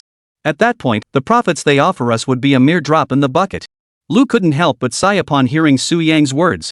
Ah, 2 cunning old foxes competing from such a distance, what's the point? But hey, the thrill of the chase is part of the fun. Su Yang chuckled softly before shifting the topic. But as you said, this Hu Yong is also a cunning fellow. Don't think we're doing him a favor today, he'll surely return the favor in the future. Perhaps he already has a plan in place. Otherwise, how could we have been so decisive and straightforward in the contract? Xiao Lu was startled. Does he intend to devour us all? Not impossible. Su Yang shrugged. Even if he had such intentions, it wouldn't be a simple matter. Our Jiangnan studio isn't something to be taken lightly either. If it came to that, I could easily terminate our contract with Geo. The world is vast, and anything is possible. Xiao Lu stammered awkwardly, but if we terminate the Geo platform contract, how will our game launch? Should we switch back to Steam now? No way. Su Yang shook his head. I know I won't be going back to Steam. Besides, do you really think we could afford to give up 30% of our profits? Xiao Lu was completely baffled. Su Yang shrugged casually, placing a light hand on his shoulder. Don't worry. If all that's fake, why not just make it ourselves? Then we'd produce and sell directly, cutting out all middlemen. Every penny of profit would go straight into our pockets, wouldn't that be better? Xiao Lu. Though Su Yang's words sounded noble, Xiao Lu still found the idea a bit far-fetched. Building a virtual online gaming platform from scratch, is that really that simple? Chapter 48, a tough enemy to deal with. But recalling all the bizarre things Su Yang had pulled off, often with surprising results, Xiao Lu ultimately decided to trust him. That said, they'd only signed a contract with Geo website. When would they actually have to break ties? Worrying about it now was pointless. Better to focus on developing and promoting Crisis 2. Xiao Lu felt a weight lift as he gathered all the documents and stepped out of the room. Su Yang remained alone at his desk, his gaze distant as he silently pondered the words spoken moments before. Building their own gaming platform, that might not be a bad idea after all. The Geo platform sprang into action swiftly. No sooner had they signed the contract than Jiangnan Games' Bayonetta went live. At the same time, the test demo for Crisis 2 was released. This move undoubtedly captured the attention of many. Simultaneously, Jiangnan Studio issued an official announcement regarding Geo games. Its popularity kept soaring. Sales of Bayonetta also saw a significant uptick. This is precisely why the popularity of Crisis 2 persisted for such a long time. Precisely because of this, a large number of people who came for Jiangnan are now flocking to the Geo platform. This situation could be described as a win-win. Both Su Yang and Hu Yong, seasoned veterans of the game, were thoroughly pleased with the current state of affairs. Yet while some rejoice, others grieve. Li Tian, at that very moment, watched as Crisis 2 exploded in popularity. Their emotions were a complex mix. Thrilling. Absolutely exhilarating. Once this game comes out, I'm going to spend every last penny I have. Games like this are made by Jiangnan Studio. If you don't profit, how can I? Li Tian clutched his iPad, eyes wide and glistening, his gaze fixed on the screen. As a gamer, he could affirm that Crisis 2 was undoubtedly an exceptional game. But as Tencent Games' lead designer, he knew this was a formidable rival. I'm not sure if Jiangnan Studio intended it, but once this game takes off, it will undoubtedly have a significant negative impact on War of Reversal. Li Tian's expression darkened. Reverse War was a game he had personally crafted several years ago. Without exaggeration, it was his own flesh and blood. Initially, Rebellion and Crossfire dominated the market, holding an unrivaled position. But with the sudden emergence of Crisis 2, everything changed. Crisis 2 was currently only a beta demo, not yet officially released. Yet even this demo alone has already outshone veterans like Crossing the Gunline and The War of Reversal. It's hard to imagine the terrifying wave this game will unleash across the Chinese market once it's officially released. No! We can't just sit back and take this. Li Tian leapt from his seat with a thud, grabbed his laptop, and stormed into his office. Thud! Striding purposefully, Li Tian pushed open the door and raced straight toward Tang Guoqiang's desk. Tang Guoqiang, who was chatting with several attractive women from the nightclub, froze in shock. Had he not recognized the figure as Li Tian, he would have erupted in curses. Oh my, I was wondering who it could be. Turns out it's you, Mr. Li. What brings you here? Tang Guoqiang forced down his anger, squeezing out an awkward smile. However, Li Tian paid them no mind. Instead, he pulled out his laptop and had them look up information about Crisis 2. Tang Guoqiang felt bitter inside, but he knew he had to protect his position. So he dared not say much. Then, it was just a moment. What about the chief designer's opinion? Li Tian raised an eyebrow and said, Mr. Tang, haven't you noticed? This game is far too dangerous. It's a first-person shooter, and the quality of this title completely outclasses all our competitors. We're going to lose money doing this. Li Tian knew Tang Guoqiang's temperament well, so he deliberately emphasized the words lose money. It must be said, this tactic proved quite effective. Tang Guoqiang's expression shifted. But as a company CEO, he wasn't a fool. He wouldn't blindly trust anyone's word, he needed his own judgment. Is that so? Does Mr. Designer Li really think this game can compete with our established titles like Crossfire and War of Reversal? Tang Guoqiang chuckled dryly. That's just a pipe dream, isn't it? Setting that aside for now, is this game any good? Fundamentally, this game isn't even in the same league as ours. Theirs is an MMO, yours is a single-player game. Theirs has two distinct paths, how can yours even compare? Even I, a complete layman, can see that. How much more so a professional designer? Li Tian was momentarily speechless, unable to respond. To be honest, Tang Guoqiang wasn't exaggerating. Indeed, single-player and multiplayer are two entirely different paths. Comparing the two was utterly absurd. But as a professional designer, how could Li Tian not grasp this simple logic? No. How could he not understand? Yet, he felt a sense of crisis. It was Crisis 2 that made him sense enormous room for growth. This was a high-quality game, far superior to War of the Opposite. These two games are worlds apart. But what if? What if Crisis 2 introduced multiplayer? Then the two would be on equal footing, competing on the same playing field. What about the future of the films crossing the gun line in reverse war? Li Tian declared with unwavering certainty. If Crisis 2 truly opened up multiplayer online gameplay, then the players within the game would also exert a certain influence on the game itself. Veteran players like those from Crossing the Gun Line and The Battle Against the Tide have absolutely no chance of winning. But this matter must not be revealed to Tang Guoqiang. Regardless of whether Tang Guoqiang would heed Li Tian's advice, even if he did, he couldn't possibly alter the company's operational methods over a single statement. That's the bottom line. After all, Tang Guoqiang is merely a businessman in the business world. He knows absolutely nothing about this game. How tragic. Li Tian let out a long sigh. In his days, he couldn't even fathom why he'd ended up here. Chapter 49, Fading Away with Time. His once burning passion for this world also faded with time. Slowly, they would be assimilated by an invincible force, transformed into puppets incapable of anything beyond work. Childhood memories of small groups of friends playing together, filled with laughter and joy, gradually faded from his mind. Li Tian was struck as if by lightning, his entire body stiffening as if he had lost his most precious memories. Tang Guoqiang, however, paid it no mind. With that, he slapped Li Tian across the back. I know, Mr. Designerly, you've been busy developing new gameplay for Reverse War lately. But this game is exhausting. It's understandable that we might overlook such minor details. How about this? Take 2 days off. Your pay will remain the same. Go home and rest for a few days. Once you've recharged, you can dive back into new projects. Tang Guoqiang appeared outwardly kind, but inwardly he was secretly pleased. But unexpectedly, Li Tian actually spoke up. What the hell? At those words, Tang Guoqiang's hands froze mid-motion. Is this how the game Reverse War works? Didn't I tell you already? Yeah. It was all about riding the coattails of Bayonetta's fame to become an overnight sensation. Earlier, Tang Guoqiang had actually handed over the new gameplay mechanics of Reverse War to Li Tian. Her name? Hunt the Demon God. And he even invested 5 million in her funding into Li Tian. Surprisingly, Li Tian hadn't actually thought of that. No, it should be like this.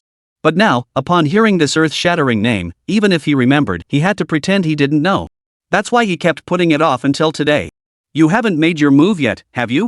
Li Tian fell silent. Li Tian, you have some nerve. Is this how you treat me? What about the chief designer? Tang Guoqiang was nearly furious. He entrusted this brilliant idea to Li Tian and even invested a full 5 million yuan as her funding. Yet this Li Tian couldn't care less. It seems I've been far too lenient all this time, to the point where my subordinates don't take my orders seriously at all. Great. Great. Then don't blame me for being ruthless. Li Tian, it seems you're utterly exhausted. How could you possibly neglect such a crucial matter as new product development? How about I give you some time off to properly rest your brain? Once you've recovered, you can return to work. With that, Tang Guoqiang didn't wait for Li Tian to respond. He waved his hand, signaling him to leave. Li Tian opened his mouth but ultimately said nothing, picking up his notebook and leaving. Tang Guoqiang sat at his desk, pulled out a phone, and called his assistant. Xiao Wang, find the chief designer at Sweetheart Company. I need to speak with him. With that, Tang Guoqiang slammed the phone shut, his eyes blazing with even greater fury. Li Tian, there are plenty of people waiting for you to handle this. I don't need you specifically. We have more than one designer in this company. Get some rest. Get some rest.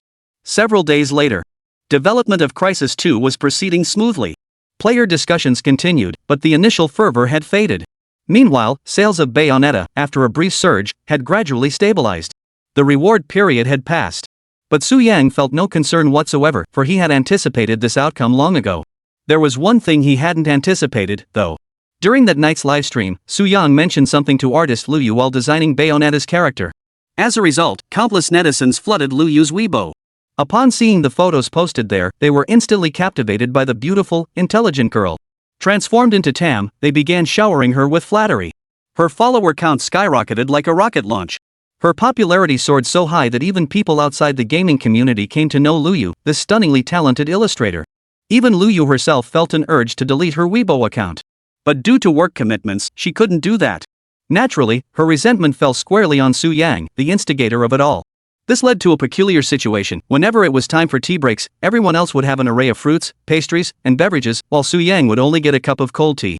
He could only watch as others enjoyed their treats with relish. For this, he was often teased by those two. But beyond that, the online livestream that evening also played a significant role. The high-quality gaming card Su Yan launched received tremendous recognition and acclaim in the market. Keep in mind, this technology surpasses current standards. Without such remarkable performance, Su Yang might have ended up weeping in the bathroom. The graphics card manufacturer they partnered with seized this opportunity and immediately began selling it to the public. The outcome was decided. On the very first day of release, all 1,000 sets of graphics cards were sold out. From start to finish, it took less than a minute. You can imagine just how sought after Su Yang's graphics card was. Those who missed out flooded the comments section, urging Su Yang to ramp up production even if it meant raising the price. Keep in mind, the price for this set has already reached 15,000 yuan. That's nearly the highest price currently on the graphics card market. Yet even so, gamers couldn't hide their fervor for this card. After all, in today's market, only this game can push Crysis 2 to the edge of graphics card failure. No matter the cost, it's worth every penny. Yet even under these circumstances, Su Yang had no intention of offloading his stockpiled graphics cards. As he stated, this was merely the beginning. Moreover, the product isn't fully developed yet. Buying it now wouldn't be of much help to them. So be it let this bullet fly a little longer. By the way, Jiangnan Studio made a killing off the game's massive popularity. After deducting all expenses and costs, plus the profit margin for suppliers, Jiangnan's profit exceeded 8 million. Holy moly! Earning over 8 million without lifting a finger, it made Su Yang grin from ear to ear even in his sleep. No wonder everyone wants to be a capitalist. This business is simply too good. So, Su Yang, feeling utterly elated, immediately made a decision. He would treat everyone to a meal. Instantly, the whole group erupted with excitement. Xiao Lu and Jia Jie even started scouting out pricier restaurants, scheming to squeeze every last penny out of Su Yang. Chapter 50, Hunting the Evil God? Just as everyone was basking in happiness, Tencent's official Weibo account sent shockwaves through the entire gaming world. New game mode Reversal War launches. The new Reverse War mode Hunting the Demon God is about to launch. This classic game redefines FPS, offering players an entirely new perspective. 3 stunning beauties will lead players on a legendary journey to slay demons and vanquish evil. The moment Tencent's Weibo announcement dropped, it drew a massive crowd of players. Hunting Demon Lords? That name sounds familiar. Angel, do you think I'm the same as before? Ha! This is my old business at Tencent. Just launched, and already plagiarized? Typical Tencent. This is the knockoff Tencent. What's worse, it's clearly an online game, yet they've copied a single-player title. They're not even on the same level. Hi. They're definitely just trying to make a quick buck. Nice work, classic Tencent move. Honestly, the poster for this new gameplay looks pretty good. Yeah, those 3 women are gorgeous, absolutely stunning. They'll definitely charm a bunch of perverts. Do you think I'm an idiot? With such a well-made ad, how could there be so many freeloaders? Ha! So realistic. Given how terrible the movie Adversity is, isn't this just obvious? I was thinking the same thing, but now that you mention it, I'm not interested anymore. Miss Five Fingers, what a bummer. Ha! How ridiculous. I'll laugh myself to death. Ha! Yefei was speechless. The Goose Factory's actions were plain for all to see. Clearly, such blatant plagiarism didn't win much support. Meanwhile, a luxury restaurant. Su Yang was munching on a large piece of beef, glancing at the messages on the scarves. He occasionally chuckled to himself, drawing quite a few curious glances. Hey! Mr. Su, what's the meaning of this? Couldn't you be a little more refined? This is a high-end restaurant, not some street stall. Then sit at a table with a dog. Zhang Yun, the girl with the thigh-grabbing move, unleashed a torrent of abuse at Su Yang in her thick Cornish accent. Seeing her spear a sausage with her fork, one hand holding a knife and the other a sausage, Su Yang immediately retorted. Charming. Or how about you join me over at the dog table? Bro? Fuming with rage, she immediately locked horns with Su Yang. Fortunately, Su Yang had reserved the entire restaurant for tonight. Otherwise, the name Jiangnan Studio would likely have trended on the Hot Topics list the very next day. The rest of the studio staff were used to such scenes, chatting and eating as usual. Meanwhile, Big Lou held his phone, his face etched with frustration. Together with Su Yang, he was scrolling through Tencent's latest Weibo updates. But unlike Su Yang's carefree attitude, a lingering worry gnawed at his heart. Hunting devil angels? That's practically our game. Damn Tencent, they're despicable. Lu was so furious he couldn't even eat his meal. At that moment, Su Yang took a sausage from Jia Mei's hand, chewing as he tried to calm him down. Sigh, why get so worked up? There. Taste this sausage you snatched from the auntie, it's delicious. Su Yang said, waving the sausage in his hand. Luda was in no mood for jokes. Bro Yang, how can you even joke around right now? Tencent really went all out this time. We might be in for a rough ride. What does their new product launch have to do with us? Su Yang stuffed his face. Naturally. Big Lu sighed before continuing. First, given Tencent's nature, they'll definitely hype this game up big time. Their new product might be ripping off ours, but if their marketing campaign is effective, they can still whitewash it. Take PUBG back then, and that other PUBG thing, aren't they perfect examples? Exactly, PUBG. But most people know PUBG, not PUBG. This tactic is incredibly effective at rapidly squeezing out a game's market share, and it's Tencent's specialty. But this tactic doesn't pose much threat to us. The real nightmare is that this game's marketing strategy could severely impact the launch of Crysis 2. Worst case scenario, Crysis 2's promotion gets completely ruined. So this game becomes one with all the hype but no actual hype. Lu's assessment isn't exaggerated. Given Tencent's resources, it's entirely possible. Keep in mind that all of Jiangnan Studios' cash reserves have been poured into developing Crysis 2. Not to mention marketing. Under these circumstances, Jiangnan Studio could easily find itself at a disadvantage. But strangely enough, by all logic, Su Yang, that cunning old fox, should be well aware of this. But unlike Big Lu, he showed no signs of urgency, doing whatever he pleased as if completely unaware. Lu was boiling over with rage, nearly losing his temper. Su Yang waved his hand, a faint smile playing on his lips. Though you're burning with impatience, there's no need to rush. Tencent's move here is pretty dirty, but if handled right, it might even work in our favor. I can't explain the specifics just yet. But I can guarantee this game will be a smash hit. Rest assured. With Su Yang's assurance, De Lu's anger gradually subsided. This man has always been like this. Whenever they encountered problems, their first reaction was panic, followed by scrambling for solutions. But he? Always so calm. So composed. So effortlessly in control. As if everything unfolded exactly as he'd anticipated. How devastating would it be to face him in combat? But if you were fortunate enough to stand alongside him, he would become your greatest pillar of strength. Like right now. Big Lu spotted Su Yang battling a little hand over food, a faint smile playing on his lips. I'll be damned if I don't see what the hell you're up to. Moments later. Both Jiangnan's Crysis 2 and Goose Factory's Reverse War were progressing smoothly, with development moving forward in an orderly fashion. Especially at Tencent. Under Tang Guoqiang's arrangement, Li Tian, the lead designer of Reverse War, was unexpectedly granted an extended leave of absence for reasons unknown, temporarily sidelined. Replacing him was Yang Wei, the lead designer from Sweetheart Studio, who was tasked with developing new gameplay features for War of Reversal and promoting the new game. Chapter 51, Many Came Seeking Fame. Yang Wei did not disappoint Tang Guoqiang's expectations. After developing the new gameplay, he leveraged Tencent's massive influence to launch an aggressive advertising campaign across the entire internet. Consequently, in recent days, news about the new Reverse War could be seen almost everywhere, whether on mobile phones or laptops. This comprehensive marketing campaign sparked intense curiosity about Reverse War even among newcomers unfamiliar with the game. Consequently, daily player numbers saw a significant uptick. Sitting at the chairman's desk, Tang Guoqiang watched as his charming young assistant handed him a report. His facial muscles twitched with excitement. Hee. Not bad, not bad. With this game's popularity, once it launches, tons of people will flock to it. Then, we'll simultaneously release some powerful paid games.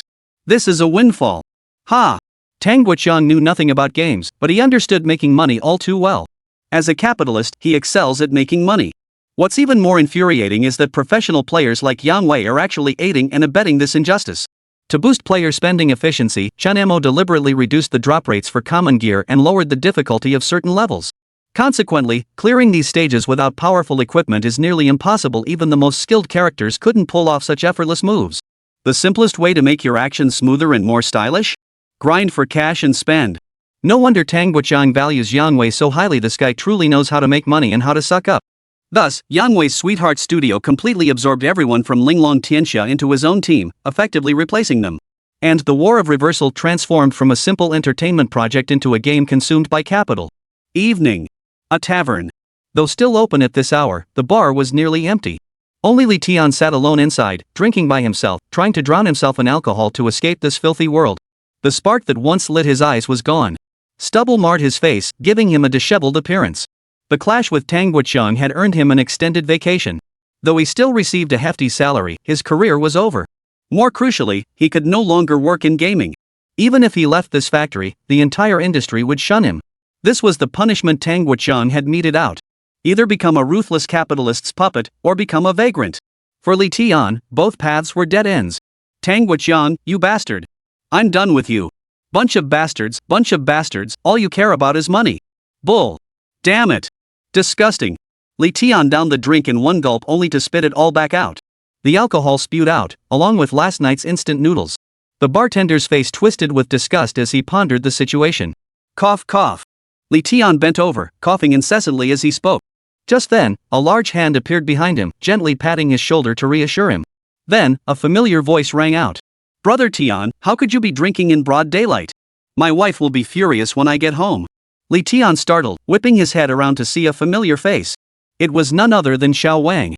He had been with him since the very beginning, a co-founder of the War of Reversal and his closest friend. He hadn't expected him to show up. You bastard, what the hell are you doing here? You didn't give that idiot Tang Guoqiang time off, did you? Ha!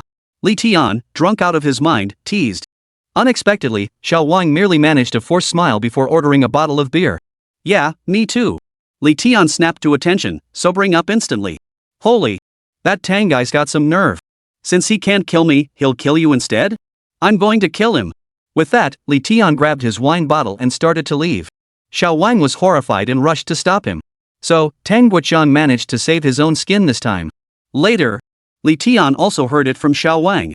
After he was blacklisted, the compliant Yang Wei promptly took his place. He even found an excuse to replace some of the more stubborn staff members. Simultaneously, Yang Wei handed over all responsibilities for the battle against the tide to him. In other words, the name the battle against the reversal changed from Li to Yang. Yang Wei, you bastard. I knew it. That bastard has been plotting against me all along. If I'd known this would happen, I never would have recommended him. Ingrate. Li Tian was so enraged by his words that he downed his drink in one gulp. Xiao Wang didn't try to stop him, just took a sip with a gloomy look on his face. And so, the two huddled together in the cramped tavern, leaning against each other to ease their inner gloom and loneliness. But this situation couldn't last long. This was a tremendous blow to them, yet it didn't completely shatter them. So, have you made up your mind? Li Tian shook his head, not yet. Tang Guoqiang is really pissed off with us this time. Given his temperament, he'll definitely exclude us. If you try to work at another company, it'll be even harder. Li Tian's face was bitter, and Xiao Wang looked even more dejected. But after a moment, Xiao Wang finally voiced his true feelings. Fine, let them ground us. We can team up and take them on together. With our team, we can carve out our own space. Xiao Wang's words were clearly spoken on impulse, without much thought. Take the most basic question. Where'd you get that? Li Tian glared at him. First off, don't we need to rent an office? Then there's computers, servers, routers, internet, all the hardware. And finally, the workers' salaries. Our game requires funding, doesn't it? Software development, engine development, module development all demand substantial capital. Where did you get it? Xiao Wang was rendered speechless by Li Tian's words and could only return to his seat to continue drinking. Li Tian felt a pang of unease. He saw the companions who had always stood by him, and he saw the colleagues who had been sidelined because of him. He genuinely wanted everyone to live well, but with his current capabilities, it was utterly impossible. He could only hide in the tavern, sinking deeper into despair day by day. Chapter 52, The Puppeteer Behind the Game Company. Truth be told, he had absolutely no clue about the future. Perhaps he would drift through life in this haze forever. Just as Li Tian was lost in these thoughts, a figure suddenly appeared before him. At that moment, a startled cry reached his ears. Holy! What the hell is this? It looks so real. At the word game, Li Tian instinctively looked up. Then he noticed the waitress who'd been goofing off was now holding her phone, scrolling through a gaming video. Most importantly, he recognized the game. This demo was for Crisis 2, the very same one he had personally experienced. Seeing this scene, coupled with the staff's continuous gasps of surprise, Li Tian's previously lifeless eyes lit up once more. Xiao Wang, I told you in our line of work, no one wants to give up. I take back what I said earlier. There's only one left. Only one. Besides, with this company's strength and scale, we'll absolutely shine. Meanwhile, the new gameplay for Reverse War was being aggressively promoted. Veteran players know Tencent's tactics all too well. Yet beneath the overwhelming flood of online advertisements, it still attracted a massive influx of newbies and casual players. Amidst everyone's anticipation, the new reverse war was set to begin in less than 3 days. Just as anticipation peaked, Jiangnan Studios' official Weibo account posted an announcement that immediately drew widespread attention. New update for Bayonetta expansion DLC. Given Bayonetta's immense popularity, Jiangnan Studio has released a new DLC. The DLC features a collection of outfits designed by Bayonetta, including police uniforms, nurse outfits, glamorous evening gowns, nun's robes, shadow witch attire, and more, totaling 63 distinct styles. All items become free after completing the game for the first time. Click to expand. Besides some company accounts on Twitter, there are also photos of the outfits. Leading the way is Bayonetta in her police uniform. A light blue crop top paired with dark blue professional pants accentuates her alluring figure. Combined with those sexy thighs, it leaves little to the imagination. The moment this news broke, everyone went wild. Holy crap! Sister Bai's skin is free, and that Slyfox Su Yang is too much. This is nothing short of a masterpiece from the game company. Honestly, the outfits in this DLC are a perfect match. Yeah. Especially that photo of Sister Bai in the police outfit, it made my brother jump right up. Holy! Who has time to type here? I'm already performing in front of Sister Bai. Holy crap! Are you even here? Heh, I think it's sewing. Cut the crap, I'm still busy. Busy, Chen Xiaobei shrugged. Busy, Chen Xiaobei shrugged. Ha, you idiot finally showed up. The smarter ones just went straight for it. I was the first to clear it, I can say that for sure. The female cop was tough, but the DLC was even tougher. Holy crap! No way? What's going on? What's going on? What's going on? You can log into the game and see for yourself. But I've never even tried this game. Same here. Yi Futian nodded. I haven't even had time to buy the game yet, and I'm already satisfied. Impressive. It's already 22:02. Could it be that no one has bought Bayonetta? Is that even possible? Alright. I'll be right there. Yi Fan was at a loss for words. You see? The moment Sister Bai made her appearance, who knows how many random passers-by followed her lead. With the DLC release, a flood of players rushed in, eager to try out Bayonetta's various skins. Most of these players had already completed the game. They selected their favorite skins and began watching or trying them out. Those who hadn't purchased the game, or had bought it but hadn't cleared it, jumped straight into the experience. At first, they just wanted to catch a glimpse of the players' faces. After all, that skin looked smoother than a cop's. But as time passed, they too became captivated by the game's unique mechanics, dazzling combos, and spectacular audiovisual effects, completely immersed in a thrilling experience. In an instant, Bayonetta's popularity began to wane, yet hope soon reignited. Daily active users nearly matched the peak levels of Diablo's first installment. At the same time, with the launch of new games, Destiny, the game that promised to change one's fate, quietly lost a significant portion of its user base. Not only did daily activity decline, but its online popularity was also overshadowed by the numerous flashily dressed Bayonetta cosplayers. If this trend continued unchecked, it would severely impact the new game's defying fate gameplay. Tang Guoqiang could no longer maintain his composure. He immediately summoned Yang Wei to his office to devise countermeasures. But despite racking their brains, the two couldn't find a way to turn the tide. Left with no choice, he resorted to Tencent's tried and true approach. First, continuously run advertisements online. Second, on the very first day the new mode launched, give away all the powerful weapons and equipment that normally required in-game purchases for free. Yang Wei moved swiftly. And by noon, the official account had announced the new initiative.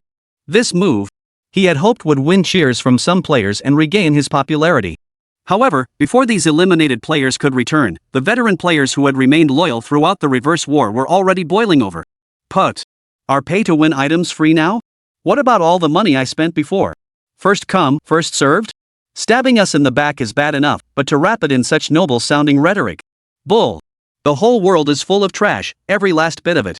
This is a match even a dog wouldn't bother fighting. Ugly as sin. Absolutely outrageous. No thanks. I'm uninstalling this game right now. What's the point of playing? Get out of my computer. The veterans were crying as they quit the game. Yi Fan was speechless. Countless players were furious. Not only did he pull the game, but he also started to fight on the official website and forums. Chapter 53, a new battle begins. Tang Guoqiang sat in his office, watching the scene unfold with a blank expression. Why? I've been funding you guys for free, and if you're unhappy, that's one thing, but now you're coming after me? The new game launches in 2 days. What on earth am I supposed to do? Tang Guoqiang was at a complete loss. Given the current situation, he no longer expected the new game to be a hit. He just hoped its daily traffic would match previous levels. It would still be considered a flop. Otherwise, if the numbers looked bad, the higher-ups would blame him, and his position as chairman would be jeopardized. Ultimately, Tang Guoqiang decided to play it safe. But misfortune never comes alone. Just as their reputation plummeted, Jiangnan Studio suddenly announced the complete edition of Crisis 2 is about to launch. And this time, it would launch simultaneously with the new gameplay features of War of Reversal. Jiangnan's move completely outmaneuvered Goose Factory, leaving everyone stunned. Yet they were also curious who would ultimately emerge victorious in this showdown. This was the day the game launched. Chen Zihao, one of the top influencers in the esports section of Shark, excels in first-person shooter competitions. He's a devoted fan of both Crossfire and Reverse War.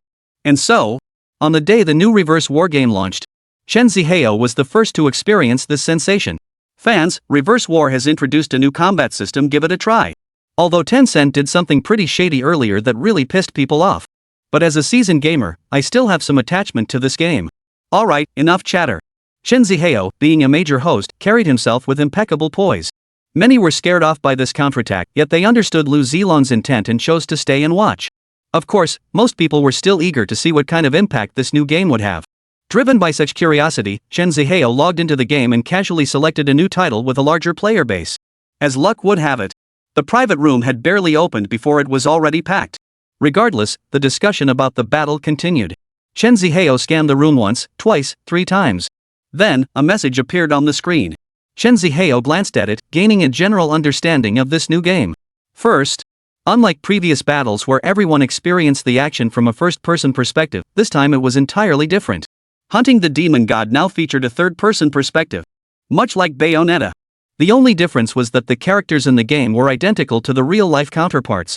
In terms of combat, while retaining the original FPS weapon attack methods, it incorporated more melee combat mechanics. However, his moves weren't particularly flashy at the beginning. To unleash these dazzling skills, he had to eliminate all the monsters attacking him and ascend to become a goddess. Now that's interesting. Chen Zihao frowned as he dispatched a demon that ambushed him, wielding the powerful weapon he'd purchased with real money. He stared at the demon that had been dispatched with just 3 hits, lost in thought. Even my premium gun needs 3 shots to the head to take it down. How are free-to-play players supposed to survive? And the experience gained from killing a single monster was pitifully low. How long would this take? Good heavens! Chen Zihao cursed under his breath as he unleashed a barrage of fire at the demons. Players without premium gear would occasionally rush to support, preventing the monsters from breaching their defenses. Viewers in the livestream felt a pang of sympathy seeing Chen Zihao so overwhelmed. Did the game designers lose their minds? This game is way too hard, there's no way anyone can clear it. Bro, don't underestimate this rifle, it packs a serious punch. In normal mode, it can cripple someone's body, let alone their head. Or maybe it's just a pay-to-win gun, why else would you have to spend money? But even with a premium pistol, you still need 3 headshots to take down an enemy under these conditions. For non-premium weapons, forget about it. This game's design is flawed, the difficulty is way too high, practically forcing players to buy premium weapons. Are you suggesting that in this scenario, the effectiveness of firearms isn't primarily about their attack power, but rather relies heavily on close-quarters combat? You mean close-quarters combat actually deals more damage? Oh my! That could actually be the case. Bayonetta also uses guns in Bayonetta, but she excels at close-quarters combat. But is this really an FPS game centered around melee combat? Forget it. How about we just let Hao take it? Yefei was speechless. Viewers in the livestream chattered excitedly about the new playstyle. Chen Zihao glanced at the comments on the screen, nodding in agreement. Sherphone glanced at Sherphone and immediately opted for close-quarters combat. Whoosh! He delivered a powerful kick toward the demon. His body stiffened violently as his health plummeted by more than half. Chen Zihao's eyes widened at the sight. Holy! This close-quarters combat packs quite the punch. The damage from that kick was comparable to 2 bullets. But it felt off. My kick only stopped the monster, not sent it flying. Plus, the way you pulled your foot back looked a bit awkward. I think sticking with the gun is better. Chen Zihao tried again. But there's no other way. His close-quarters combat, however, was rather clumsy. Forget continuing the attack, even retracting the skill took a second or 2. In that time, he could have fired 2 more bullets, easily making up for his losses and taking down this devil. This single flaw made Chen Zihao's situation extremely precarious. He saw it. The monster that had been kicked was still alive, having lost only half its health. After a brief pause, it charged fiercely toward Chen Zihao. Chen Zihao was about to strike back, but unfortunately, his character was still locked in close combat. His foot hadn't retracted yet. Worse still, in this situation, they couldn't fire at all. This meant he couldn't engage in hand-to-hand combat, nor could he counterattack. All he could do was stand there, letting the demon attack. Most crucially, this blow hurt like hell. A single blow cost him 10 hit points. Chapter 54, Can you guys show some humanity? By the time Chen Zihao pulled back to fire, his character had already been clawed twice, losing over 20 health points. He only had 100 HP left. At this rate, he wouldn't even get to take down many before being worn down to death. Damn it! What kind of crappy move is this? You're nearly killing me! Chen Zihao cried out in frustration. Viewers in the livestream chat were all rooting for him. What kind of bull move is this? She's just trash. She's not a fairy, she's a zombie. What clumsy footwork. Even my 80-year-old grandmother downstairs moves more nimbly than him.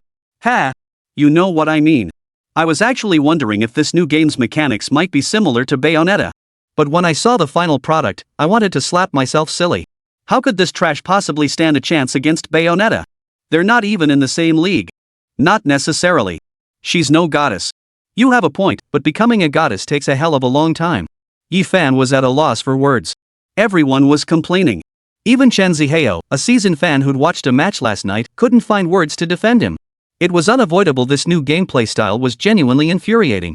No wonder people were venting. But he wasn't at the end of his rope, nor was his reputation ruined. See? I'm still waiting for you. Chen Zihao mustered every ounce of determination and resumed grinding monsters. Though the leveling process was painfully slow, his relentless efforts finally yielded enough goddess power. Without a second thought, Chen Zihao clicked the transformation button. Whoosh! In an instant, a dazzling radiance enveloped his entire body. Then, Chen Zihao watched in disbelief as his game character transformed. In its place stood a figure clad in revealing attire, showcasing a pair of long, straight legs and exquisitely defined features. Chen Zihao was utterly dumbfounded. Livestream viewers. In that instant, the entire room fell silent. Chen Zihao stared blankly at the beauty on the screen, 1,000 thoughts racing through his mind. Damn! All that goddess power I painstakingly built up just got wiped out? Not even a shred of mercy. And you said she was beautiful? Why is she worse than the one I paid for before? Chen Zihao felt like he'd been played. After all, the person on the poster was just too stunning. But in reality, there was a world of difference between the two. As the live stream viewers put it, she looked like a typical internet celebrity, a total nerd. Her long, fair legs were square-shaped, and her figure was square-shaped too. However, this can't entirely be blamed on the developers. Because the graphics in Adversity are simply too poor. Even if the characters are beautifully designed, their damage animations in this game are just square blocks. That said, if you want better graphics, it's still possible. But to achieve that, you'll need a substantial amount of money. Moreover, it's not just a partial overhaul, it's a complete transformation of the entire game, every single aspect of gameplay. Given that, it becomes even more challenging. Might as well start from scratch. But as a major IP, Tencent absolutely can't let this slip by. So I had to give them a taste of their own medicine. But it turns out, this approach just doesn't resonate with players. Good grief. The initial ads were all about how beautiful she was, how incredibly beautiful. That's it? What a waste, what a disappointment. Terrible. The audience erupted in fury, hurling insults at the production crew's family members. Seeing the situation escalate, Chen Zihao quickly changed the subject. Alright. This goddess's appearance isn't as beautiful as I imagined, but it's still pretty decent. Most importantly, once I transform into the goddess, might there be new ways to play?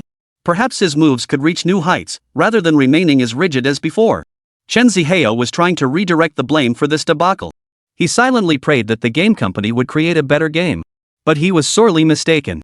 After transforming into a goddess, his moveset expanded, his attack power surged, and many of his techniques looked incredibly stylish. But her movements remained as stiff as ever. It was like a corpse frozen for 300 years. Holy! The development team of Defying Heaven, can you show some humanity? Chen Zihao couldn't stand it anymore and let loose with a string of expletives. Good grief! Because his character wasn't a perfect woman, he accumulated very little energy during the transformation process. This dungeon was incredibly tough, with monsters boasting high HP and defense. Even if she didn't look as good as advertised, he wouldn't care. But at least, once you become a goddess, you'll grow stronger. What good are extra agility and skills? Her physical condition is simply too poor. In battle, she moves like a 1,000-year-old walking corpse. I kick out, and even a monster can claw at me a few times. How the hell is this supposed to work? Bull new gameplay. I don't even have a dog. Chen Zihao angrily shut down the game. It's crap, no fun at all. Not even as good as that unconscious woman at my place. Hearing this, everyone burst out laughing. Bro, how's mad? Bro, how's mad? Bro, how? The fury of a 10-year veteran finally erupted. Ha! That plant next door must be up to something. The vegetative state next door, I never imagined anyone could be as rigid as me. Not even as good as a vegetable. Honestly, I don't want to join Brother House fight this time. First they ripped off Bayonetta, then they just followed the script. This reverse war has already become a total disgrace. Exactly. My dear Bayonetta, you don't even know how to write this? Her hand speed has never slowed down like this before. Hunter Angel, I told you to imitate, and you can't even manage that. Huaqian, watermelon sword, watch out. Death has come for me. Ha! Yefei was speechless. His reputation plummeted. The reputation of the reverse war plummeted. Chen Zihao was a seasoned gamer, and he genuinely tried his hardest to make up for this regret. But whenever he recalled the previous disastrous performance, he couldn't help but feel furious. With the new venture already in such a state, what was left to salvage? If you make mistakes, you deserve punishment. Serves them right. Chapter 55, The Prophet's Entrustment. He had planned to stream the Battle of Reversal tonight, but after less than half an hour, he was already lost. Just as Chen Zihao was feeling frustrated, a comment caught his eye. Bro! Put up Crisis 2. I just caught a glimpse in the next room. The visuals are insane. Absolutely insane. This comment instantly piqued the curiosity of many wealthy fans, who rushed to other livestreams to gather information. But soon, those big spending fans started flooding back. It wasn't that the game was terrible. It was because the game was incredibly awesome. They'd come specifically to notify how good a stream the tournament. Chen Zihao stared at the screen filled with comments, a thought striking him. He'd certainly heard of the name Island 2, and had even personally obtained the trial demo for Wilderness 2. The game felt incredible. But as a seasoned gamer, he felt compelled to contribute to a game he loved. Yet the new Reverse War was so spectacular. Even if he wanted to help, there was little he could do. He might as well try out Broadcast Island 2, as suggested by those wealthy fans. Chen Zihao muttered as he downloaded the game, adding a playful quip. I get it, it's a graphics card battle. Wonder if my brand new top-of-the-line rig can handle it?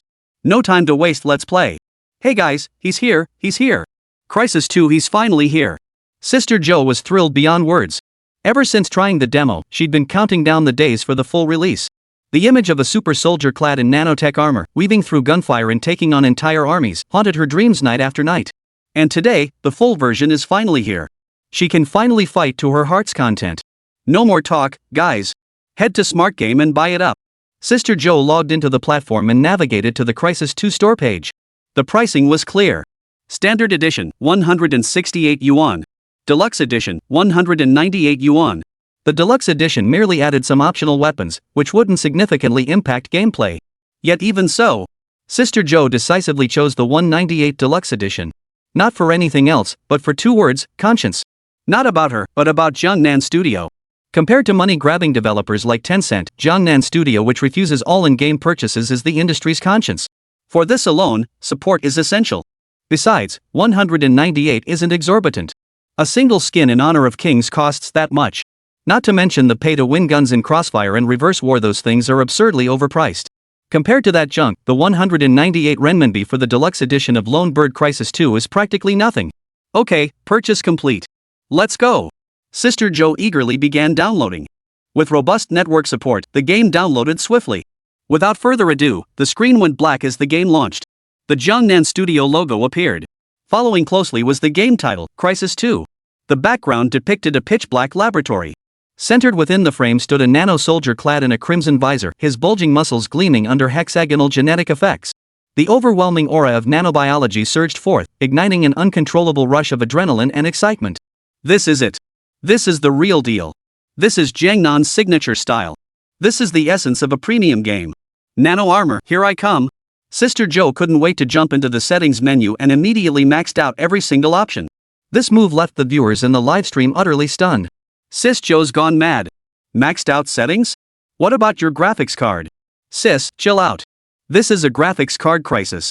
Watch out or you'll end up like that old lady next door blowing up your GPU. Go ahead and blow it up. I've already recorded it. Last time I missed the old lady's meltdown, but this time I'm not gonna miss it for the world. But honestly, I kinda wanna see Jo's reaction if the card actually blows up. Paris left mother, huh? Ha, that'd be epic. But have you guys thought about whether we'll even have a stream tonight if the card blows? Blind student, you hit the nail on the head. No way, I need to watch Crisis 2. Sis Jo, stop. Stop right now. Viewers desperately tried to stop Sister Jo so they could keep watching the stream. But she stubbornly ignored them, maxing out every single setting. Then, without hesitation, she launched into the game. The moment she entered the game, she found herself inside a submarine. This was the exact scene from the demo. Though it was part of the demo, this segment was incredibly compelling, perfect for opening the game. Of course, players who've already experienced it can skip it without affecting their gameplay. Having played the demo countless times, Sister Jo naturally should have skipped it immediately. But she didn't. Instead, she began exploring the submarine. The reason was simple. Her hardware settings were maxed out. Every visual detail within the submarine appeared incredibly realistic. The immersion was so powerful, it felt as though players were truly inside the submarine. And most crucially, Sister Jo could run the game smoothly. Not only did it not burn her graphics card, but not a single frame stutter occurred. The viewers in her livestream were stunned. They flooded her with questions about how she pulled it off. Sister Jo didn't hold back. Standing tall with her hands on her hips, she proudly declared, didn't you hear? Yesterday, Jiangnan Studio teamed up with graphics card manufacturers to release another batch of high-performance cards. Although only 10,000 were available this time, I managed to snag one. And this is the exact high-end card I'm using now. This card cost me 15 grand. If it couldn't even handle Submarine Crisis, I'd be crying my eyes out. Just as Sister Jo said. Yesterday, Su Yang teamed up with graphics card manufacturers to sell another batch of cards. Sticking to their scarcity marketing strategy, inventory remained limited, just 10,000 units. Yet sales were unexpectedly strong. Within minutes, they were completely sold out. No wonder Su Yang's graphics cards deliver truly top-tier performance. Whether for gaming or discrete mining, they're the ultimate choice. Surprisingly, Sister Jo became one of the lucky 10,000 to snag a Su Yang card. This finally gave her the confidence to max out the settings for Crisis 2. The results were astonishing. With the visuals pushed to their absolute limit, Sister Jo felt as if she were truly inside a submarine, unable to stop herself from exclaiming, "This game and this graphics card are incredible. This money was well spent." Chapter 56, This game is insane. Meanwhile, in Boss Yan's livestream, he was also playing Crisis 2. Like Sister Jo, he had maxed out his graphics settings. Yes, he too owned one of Su Yang's high-performance graphics cards. He hadn't managed to snag one on launch day, though a viewer who had secured one later resold it to him. Naturally, as a major streamer, Boss Yan didn't shortchange his viewers. He bought the card at triple the price to show his appreciation for their support. Because of this, Boss Yan had been getting scolded by his wife Nana non-stop these past few days. But fair is fair, the livestream results were absolutely explosive. Tonight, the livestream's heat reached unprecedented levels. Thanks to Jieho for not selling one big rocket. Thanks to the one who sold me the graphics card one big rocket. Thanks for the card, bro. Thanks to Miyang for 10 big rockets. Usually, girls send 5 or more rockets. I'm married, sis. As soon as Boss Yan opened the game at max settings, the hyper-realistic visuals instantly sparked a frenzy of virtual gifts from the viewers. Boss Yan patiently responded to each one, while Abed cracked jokes here and there to keep the energy high. Once the gift segment wrapped up, Boss Yan skipped the submarine storyline and dove straight into the gameplay of Crisis 2. The screen went black. Akatas lay on the ground, slowly regaining consciousness. His vision gradually cleared, revealing his location, an abandoned small building. Through the broken ceiling above, Akartas could see the clear blue sky, which gradually sharpened his consciousness. But then, an unfamiliar mechanical voice suddenly echoed in his ears. Merging new DNA profile. Initialization in progress. Initializing. Suddenly, a series of data streams suddenly appeared before Akatas' eyes. This left him momentarily flustered. Meanwhile, Boss Yan in front of the screen grew increasingly excited. Wow, this tech-heavy vibe reminds me of Iron Man's Jarvis system. Why could Akatas suddenly see all this? Could it be he'd already donned that nanotech battlesuit? Old Yan ventured a bold guess. This scene followed Akatas' encounter with a submarine ambush, where he was critically injured before being rescued by a warrior clad in nanotech armor. At that time, Akatas was just an ordinary marine, lacking the ability to access database information like he does now. Considering the preceding events, the only plausible explanation for his current situation was that Akartas had donned the nanotech armor, thereby gaining the ability to access databases. But this raised several questions in Yin Lao's mind. 1. Why would Akatas wear nanotech armor? Where did the armor come from, and who equipped him with it?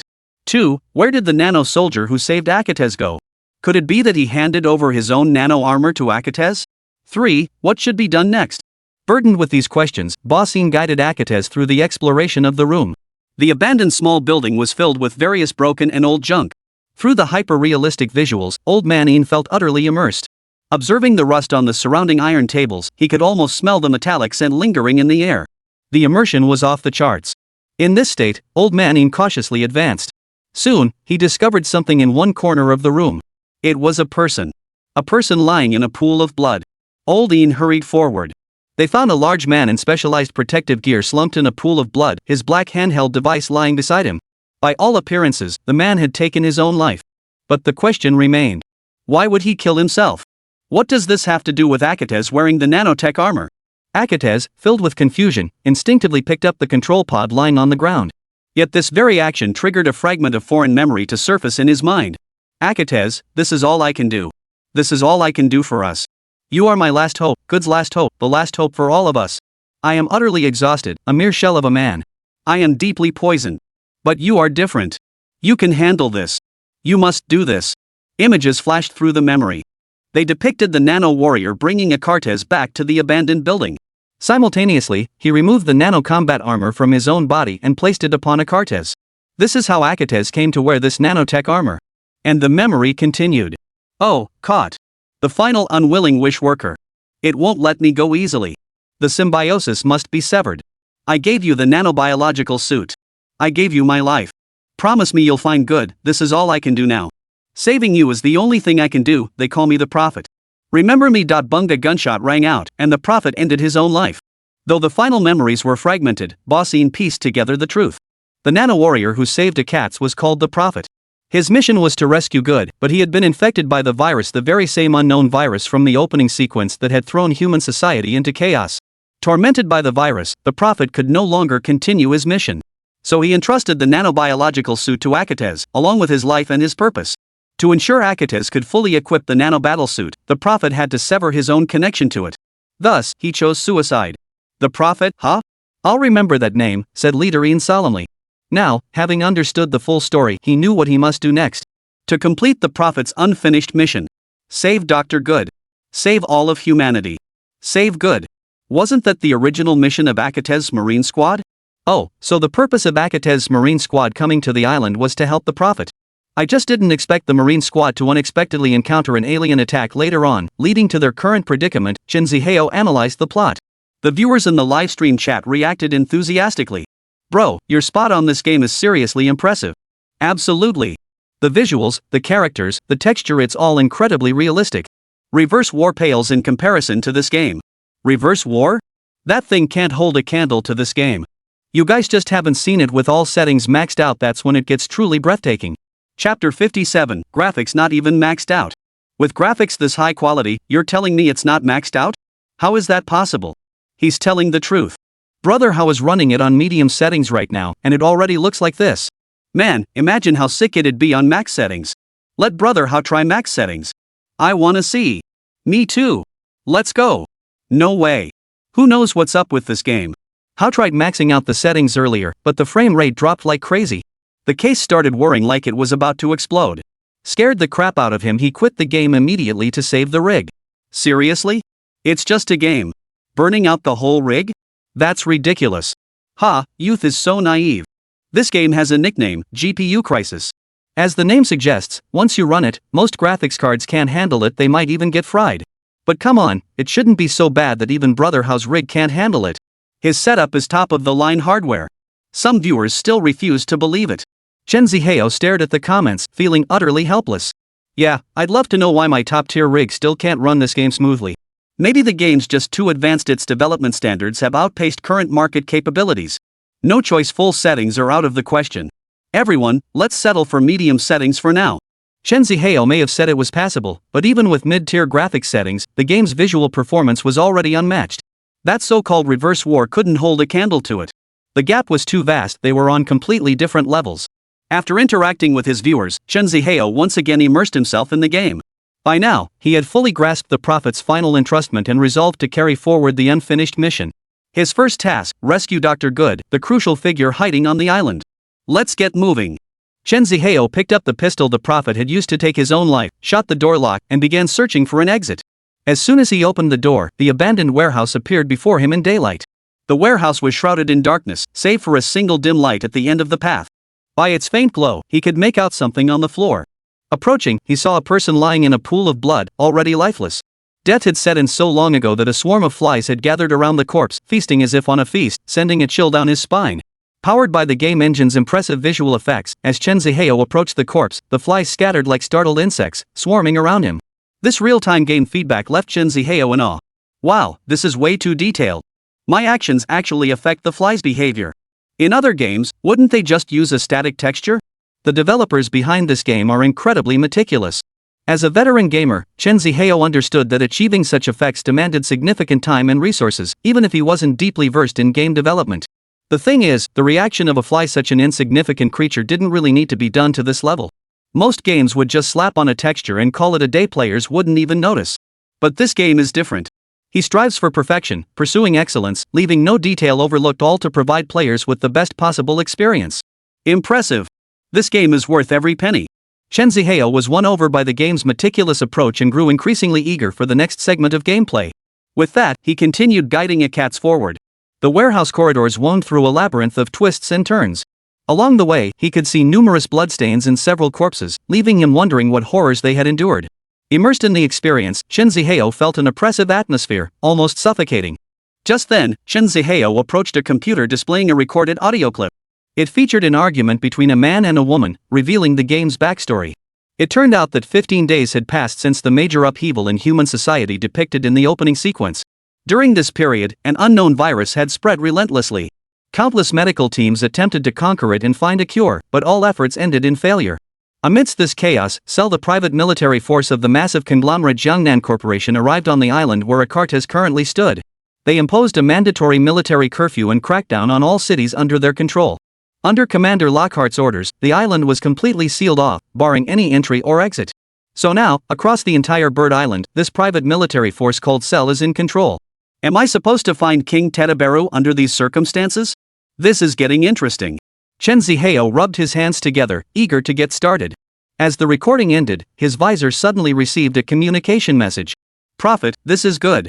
Do you hear me, Prophet? Never mind. Whether you can hear me or not, listen to me first. Cell agents are coming for you. You must reach the Marines before they do. Sorry, but I'm the only Marine left alive, Chen Zihao quipped. He then followed the road to the rooftop, climbed the escape chute, and pushed open the final iron door. A howling gale whipped past Akate's body, rushing into the room. The sun overhead was blinding, causing a momentary flash of overexposure, but Akates quickly recovered. Before him lay a shattered city, engulfed in smoke and debris. The exceptionally high-quality graphics rendered this devastated city perfectly for the player, delivering a powerful visual impact. Wow, can you believe this is a game? If you told me it was live-action footage, I'd totally buy it. Chen Zihao exclaimed, visibly moved. It was hard to fathom that such realistic visuals could be achieved in a game. No need for words, just too damn impressive.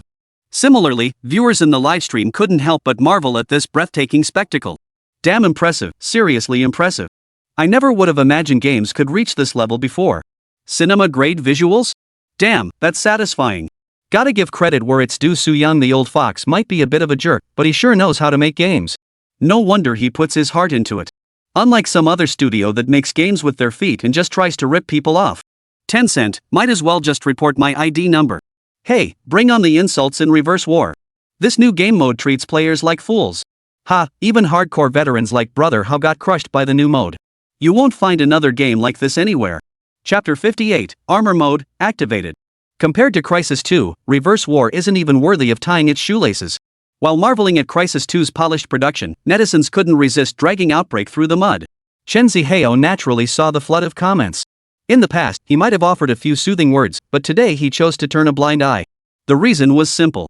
The new mode in Reversal War was simply garbage. Compared to Crysis 2, it wasn't even in the same league. Back when Tencent and Jiangnan Games announced their simultaneous releases, he'd thought they might put up a fight. But now that the finished products are out, there's no contest. Even a blind person could see that Reversal War is a complete sellout. Not only that, but the plagiarized content and shoddy production quality of the new mode caused Reverse War's reputation to plummet rapidly. This left Chen Zihao feeling a bit wistful. Back in the day, Reverse War was actually a decent game. It's just a shame it ultimately fell victim to the whims of capital. After a moment of reflection, Chen Zihao refocused his attention on the game.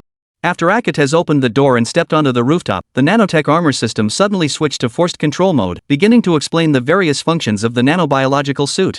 After the explanation, Chen Zihao gained a basic understanding of the nano armor's capabilities.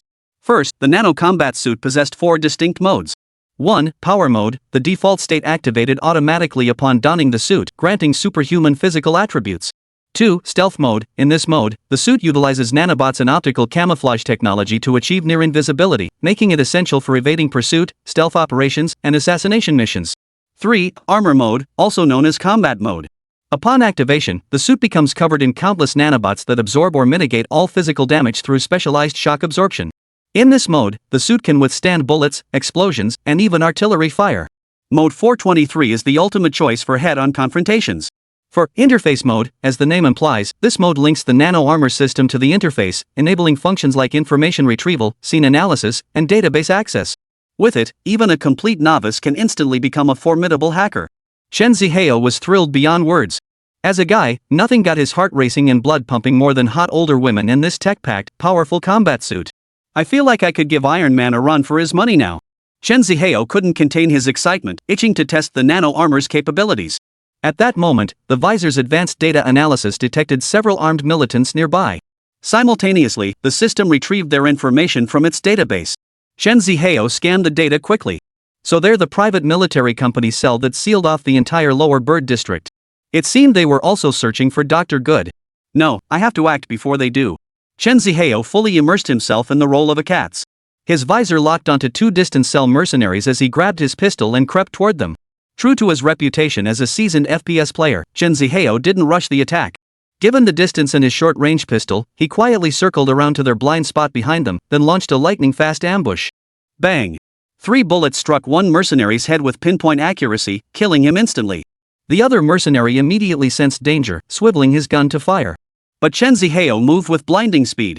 Simultaneously finishing off the first man with a shot, he closed the distance in a single stride. His hands clamped down on the mercenary's head, twisting it violently. Snap! The immense strength granted by his power mode effortlessly snapped the mercenary's neck.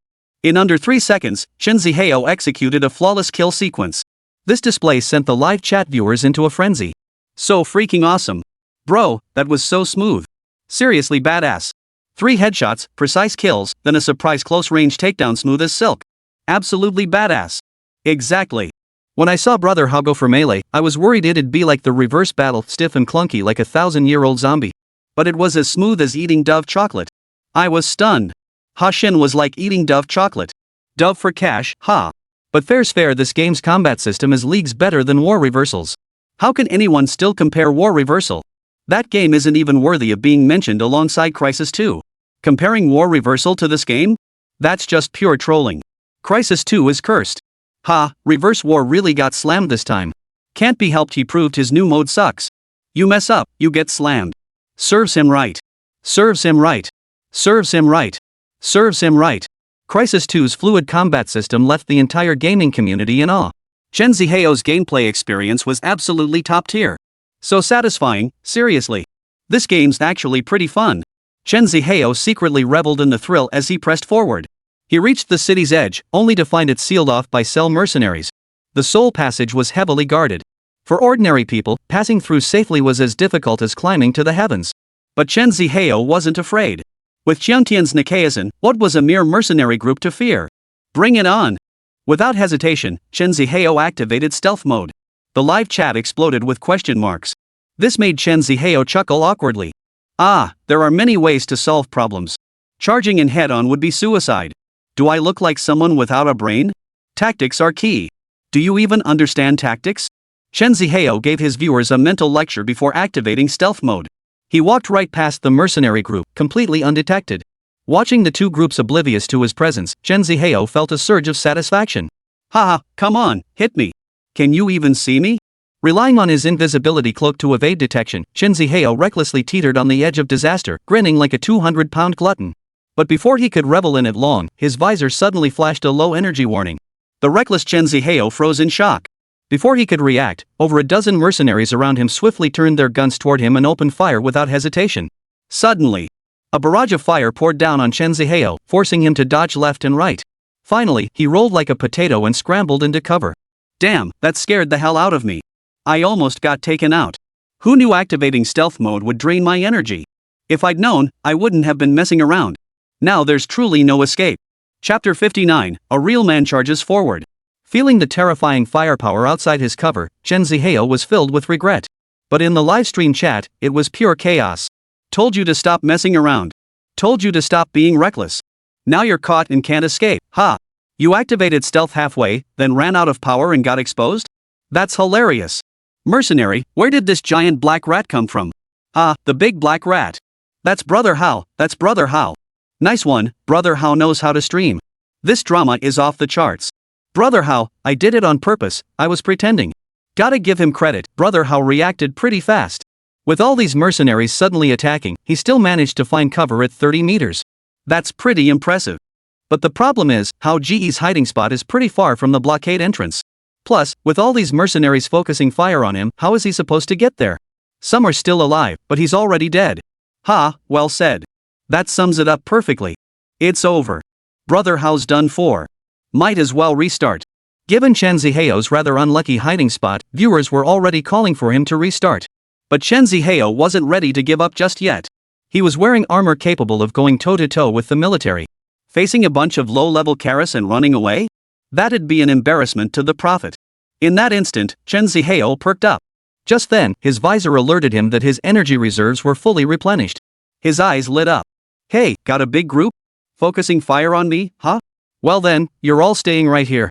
Armor mode, activate. Thud. Oh no, stop fighting. Stop fighting. I'm done for. I'm done for. Meanwhile, in Dumb Little Sister's livestream, she was also playing Crisis 2. But unlike other streamers showing off their skills, she was running for her life under the dense fire of the Cell mercenary group. The kicker? She had even activated armor mode. Yet it was useless. Before long, she was beaten half to death, on the brink of defeat. If the prophet knew the mighty nanotech armor was being used like this, he might just rise from the dead in anger. But credit where it's due. It was precisely this unconventional style that had the chat exploding with laughter, keeping the stream's heat consistently high. Though Dumb Little Sister was terrible at FPS games, the nano armor's capabilities were simply too powerful. After grinding through the fight, she finally defeated the enemy before her and narrowly breached the city's blockade. Click. The heavy gate was forcibly pulled open by a cat's immense strength. The blinding sunlight streaming in momentarily dazzled the eyes. But soon, their eyes adjusted to the brightness, and they began scanning the surroundings. The vast city appeared eerily desolate. A motley assortment of vehicles littered the streets, yet not a single soul was in sight. Little Sister attempted to step onto the street to explore. But then, a mechanical roar like a beast's howl echoed overhead. The strange sound made Dumb Little Sister instinctively look up, and then she witnessed a shocking sight. Hovering above the city, a flying vessel resembling a whale, yet constructed entirely of mechanical steel, glided slowly through the air. This bizarre shape reminded Dumb Little Sister of the crimson flying machine encountered during the attack on a cat's submarine earlier. It also brought to mind the mechanical monsters from the game trailer that had ambushed and destroyed the human helicopter squad. This technology, clearly not of earthly origin, bore an uncanny resemblance. A bold thought suddenly formed in Dumb Little Sister's mind. This thing, it can't be an alien creation, can it? Wow, Akates has to fight not only the Cell mercenaries but also aliens. What a busy guy. Though she muttered this aloud, her heart secretly swelled with anticipation. After all, the prospect of battling unknown extraterrestrials was thrilling beyond words. Dai Xiaomei pressed forward. The streets were littered with traces of battle, smoldering ruins and lingering smoke. Clearly, a fierce fight had erupted here earlier. Judging by the overwhelming presence of Cell forces, they must have emerged victorious. As for who had fought Cell, little dumb girl had no clue. It could have been the city's military forces, or perhaps those aliens. Sizzle. Suddenly, the visor system received a communication. It was Dr. Good calling. Prophet, my goodness, I finally got through to you. Listen, the virus has mutated. The entire island region is now infected. Even Cell has infected members, so they're short-handed. But the bad news is, those aliens have shown up. So you should take the subway route from here on out, it's way safer than the streets. Last thing, buddy, hurry up and bring those Marines over. I don't know how much longer this hideout will stay hidden. Call ended. Dumb Little Sister's lips curved into a smile. See? I told you they were aliens. Old Man Good admitted it himself. But since Old Man Good told us to take the subway, we should listen to him. Let's head for the subway entrance. Using the regional map retrieved from the Visor System database, Dumb Little Sister quickly pinpointed the subway entrance's location. However, the entrance was heavily guarded by numerous Cell mercenaries, making a smooth passage rather difficult. Aren't Cell supposed to be understaffed? Why are there so many mercenaries guarding the entrance? Old bastard Su Yang deliberately made it harder, right? Dai Xiaomei's rant drew roaring laughter from the viewers. Then came the truly explosive live stream moment. Facing the Cell mercenaries, Dumb Little Sister didn't bother with any flanking maneuvers. She activated her armor mode and charged straight in. As she put it, only sissies flank. Real men go straight in. With that, she grabbed her rifle and charged headlong.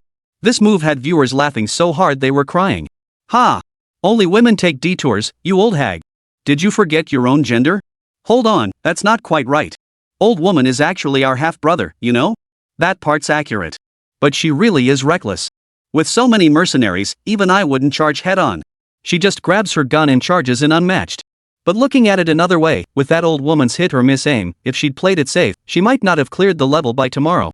This head-on approach actually suits her perfectly. Exactly. With so many mercenaries here, I figured the only way through was to force a breakout head-on.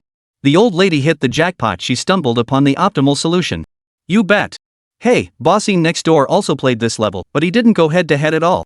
He just kept stealth mode on, took the long way around, and casually walked right into the subway entrance. I was totally stunned watching him. Damn, same level, multiple solutions. Su Yang the old fox truly lives up to his genius moniker. His dirty tricks are endless. Chapter 60, truly a genius. No need to say more, just let the old fox have his fun. Bam! Amidst the banter from fellow streamers, dumb little sister engaged in intense firefights and crawled through the dirt. Employing a masterful turtle-style defense and constantly activating armor mode with reckless abandon, she finally took down all the mercenaries and made it to the subway entrance. Clank! She forced open the iron gate, and 3 chilling drafts swept over her face. Under the cold, dim lighting, the subway passage looked eerily otherworldly. Especially along the sides, where several bodies lay scattered. Judging by their motionless forms, they seemed to have already breathed their last. Dai Xiaomei felt her scalp tingle, but she steeled herself and approached to investigate. Indeed, as she suspected, these people were dead. Yet their deaths weren't caused by external injuries. They had succumbed to a virus. The varying degrees of decay on their faces and bodies revealed they must have suffered terribly from the virus before dying. Holy crap, this virus is vicious. Dumb little sister felt a lingering dread. Just then, Dr. Good's communication came through again. Prophet, taking the subway might not be the best idea. I just detected a large heat signature directly below your current location. If you go down there, you'd better be careful. Damn it, old man Good, why didn't you say that sooner? Damn it. I finally got in here, and you tell me it's unsafe? You're messing with me. Dai Xiaomei was furious. The viewers, however, were laughing their heads off. Just as the livestream was filled with laughter, a strange sound suddenly echoed through the game. Dai Xiaomei immediately grew alert, slowly creeping toward the source of the noise. The sound came from the bathroom.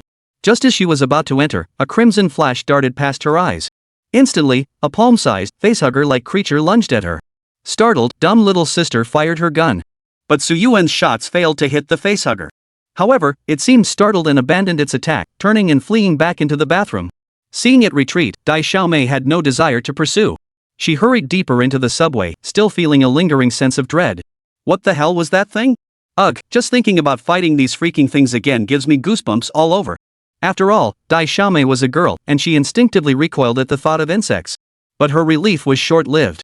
Before she could advance much further, a piercing scream echoed from ahead. Without hesitation, dumb little sister rushed to investigate. She saw over a dozen blood-red facehuggers swarming a cell mercenary, clinging to him like a swarm of bees and gnawing furiously. The mercenary screamed in agony, wildly spraying his rifle, but it was utterly useless against these tiny monsters. Before long, his neck snapped clean off. He collapsed to the ground, lifeless. Witnessing this horrifying scene, dumb little sister's face turned deathly pale as she frantically prayed the facehuggers wouldn't notice her. But her prayers went unanswered. After devouring the mercenary, the facehuggers immediately turned their attention to the sole remaining living being in the field. A dozen or so crimson facehuggers swarmed forward, rustling and shuffling. Terrified, the little girl instantly activated her armor mode, unleashing a furious barrage from her rifle while occasionally throwing in melee attacks. She pulled out all the stops, employing every possible means of attack. All the while, she cursed furiously. Su Yang, you shameless bastard, she yelled. Just you wait, I'll settle this with you someday, mark my words. Meanwhile, in Boss Yin's livestream, like dumb little sister, he had also successfully entered the subway passage and encountered the bizarre alien facehuggers. But Boss Yin didn't disturb them. He activated stealth mode and slipped past quietly. This had the viewers shouting, "You really need to use your brain when playing games." Yin Lao pressed onward. Soon, he slipped through a gap at the passage's end and boarded the really ancient building C. Inside the tower, he could evade Cell's search and advance freely. Unexpectedly, just as Bossine prepared to traverse the connecting passage to another building, several missiles suddenly streaked across the distant sky. Simultaneously, an alien craft skimmed low overhead, barreling straight toward Bossines' position. Boom! The craft smashed the passageway to pieces, and Ian Lauda was sent flying by the powerful impact, crashing straight from the second floor to the ground. Damn it! Ian Lauda cried out in shock. Thanks to his powerful nanotech battle armor, he remained unharmed, but the craft itself was in dire straits. After slamming into the connecting passageway, the craft nearly spun out of control. At that moment, several armed helicopters closed in from the distance, unleashing a torrent of missiles that instantly blanketed the street in fire. The scene felt like an action movie, compelling old Ian to pause and gaze into the distance. The alien craft, overwhelmed by the encircling attack of the armed helicopters, finally crashed into the ground and shattered into pieces. The crash site was not far from where Bossine stood. Damn, what a production! Just like watching an action blockbuster, totally awesome. Old Ian was visibly excited, muttering to himself. Come to think of it, that alien craft didn't seem all that powerful. A few armed helicopters could chase it down. Looks like human forces aren't to be underestimated either. Indeed, while the alien forces were formidable, human capabilities were equally formidable. Both sides possessed the capacity to counter each other. However, the craft Bossine was currently observing was merely an alien troop transport vessel, lacking significant offensive capabilities. That was precisely why it had been so easily pursued and ultimately shot down. Just as Bossine was sighing, the visor system received another transmission from Dr. Good. Prophet, did you see that, bro? Did you see it? That thing we just took down was an alien troop transport, and it's not far from your location. Do you know what this means? It means our chance has come. Right now. Forget about evacuation, brother. We have to seize this opportunity. Head to the alien transport's crash site. Bring me samples of the aliens. This could be our chance to strike back, maybe even push them back. But you'd better move fast. Lockhart will send Cell to secure the site immediately. We must get there first. Be extremely cautious, Prophet. End of transmission. Tiger looked utterly speechless. Great. That old man always has his whims. Now he wants me to go get some samples. Fine, I'll go. What else can I do? Grumbling under his breath, Bossine headed toward the transport ship's crash site. Though Cell's main forces hadn't arrived yet, numerous Cell mercenaries were already closing in. To save time, Bossine avoided conflict, skillfully utilizing stealth mode to finally reach the crash site. Chapter 61, Departure. Old Man Ian cursed under his breath and slipped away, stealth mode activated. Cell had expanded their search radius throughout this urban area, meaning Dr. Good could be discovered at any moment. Thus, Ian Lauda didn't pause, heading straight for Dr. Good's hiding place. Along the way, clashes with Cell were inevitable. Bossine avoided them when possible, but fought when unavoidable. Thus, he fought his way through, even commandeering an armored vehicle for a high-speed chase on Route 603 and engaging in several firefights with armed helicopters. Finally, after a harrowing journey, he reached Dr. Good's hideout. Following the scientist's guidance, Bossine finally encountered this pivotal figure. But as expected of a brilliant mind, a simple scan revealed that the figure clad in nanotech armor wasn't the Prophet he knew it was Akatez. This enraged the doctor, who immediately pressed a pistol against Akatez's temple. Fortunately, the nano armor's powerful data processing capabilities allowed it to hack into Dr. Good's computer, revealing Akatez's memories, specifically the final moments when the Prophet entrusted everything to him before dying. And that was precisely why Dr. Good trusted Akatez. Because he was the one chosen by the Prophet, and now, he was the only hope left. After that, Dr. Good revealed everything he knew. It turned out the nanobiological suit was designed by Hargrave, the major shareholder of Jiangnan Corporation. Analysis of alien xenomorph samples recovered from the crash site revealed the suit's fundamental structure was identical to that of the extraterrestrial creatures. In other words, the nanobiological suit was designed based on alien technology. No wonder the suit's design was so advanced, it wasn't Earth technology at all. Hargrave really pulled off designing this super armor. Tiger Boss couldn't help but marvel. Dr. Good's presentation continued. It turned out that the unknown virus that had caused turmoil in human society half a month ago was actually released by the alien xenomorphs. Their goal was to assimilate infected humans into their own kind, thereby accelerating humanity's destruction. In the alien invaders' perception, they were Earth's rightful rulers, having slumbered across the planet for tens of thousands of years. Humans, they claimed, were the later arrivals intruders who had usurped their domain, leading to the current standoff. According to Dr. Good's analysis, if the alien virus were allowed to spread unchecked, humanity would inevitably face extinction. Therefore, they must find a way to counter the virus before the apocalypse arrives. The key lies in the nanobiological suit. The nanobiological suit itself is a product of the alien xenomorph's technology. Moreover, Akatez had previously obtained the xenomorph's biological code. If they could decipher this biological code, they might uncover the key to neutralizing the virus. However, Dr. Good stated that the equipment at his current hideout was utterly incapable of handling such massive computations. Therefore, they must journey to the island's central region. Hargreaves had constructed a special laboratory there, named the Prism. Within it, the alien biological code might be deciphered. Before that, however, it seemed the nanobiological suit had self-upgraded its AI. Not only had it captured the alien's biological code, but it had also locked it away along with the extraterrestrial virus. Consequently, they must first head to Cell's laboratory to shut down the control system using more advanced nanotechnology. Only then could they proceed to Prism to decode the alien's biological information. Blah blah blah, long story short. We gotta hit up Cell's lab this time, right? What are we waiting for? Let's roll. Ian urged impatiently. But Dr. Good explained that things weren't that simple. Because it's the island's core, the area is now swarming with alien creatures and Cell mercenaries. This trip will likely be... Bang! Before Dr. Good could finish his sentence, a bullet shattered the nearby window. Dr. Good immediately ducked for cover, while Bossine instantly realized this was a sniper attack. Cell had likely detected his presence. They had to get out of there fast. Let's go, Doctor. I'll cover you. Get out of here. Tiger Boss directed Dr. Good to exit through the escape passage while he charged back into the room to block the advancing Cell mercenaries. After a fierce skirmish, Akates accidentally fell from the high building during combat with a soldier, sustaining severe injuries. Fortunately, his nanobiological suit possessed a powerful life support system, enabling Akates to quickly evacuate the area. Following a brief rest, Akatsuki set out again, protecting Dr. Good while fighting his way through, finally reaching Cell's laboratory.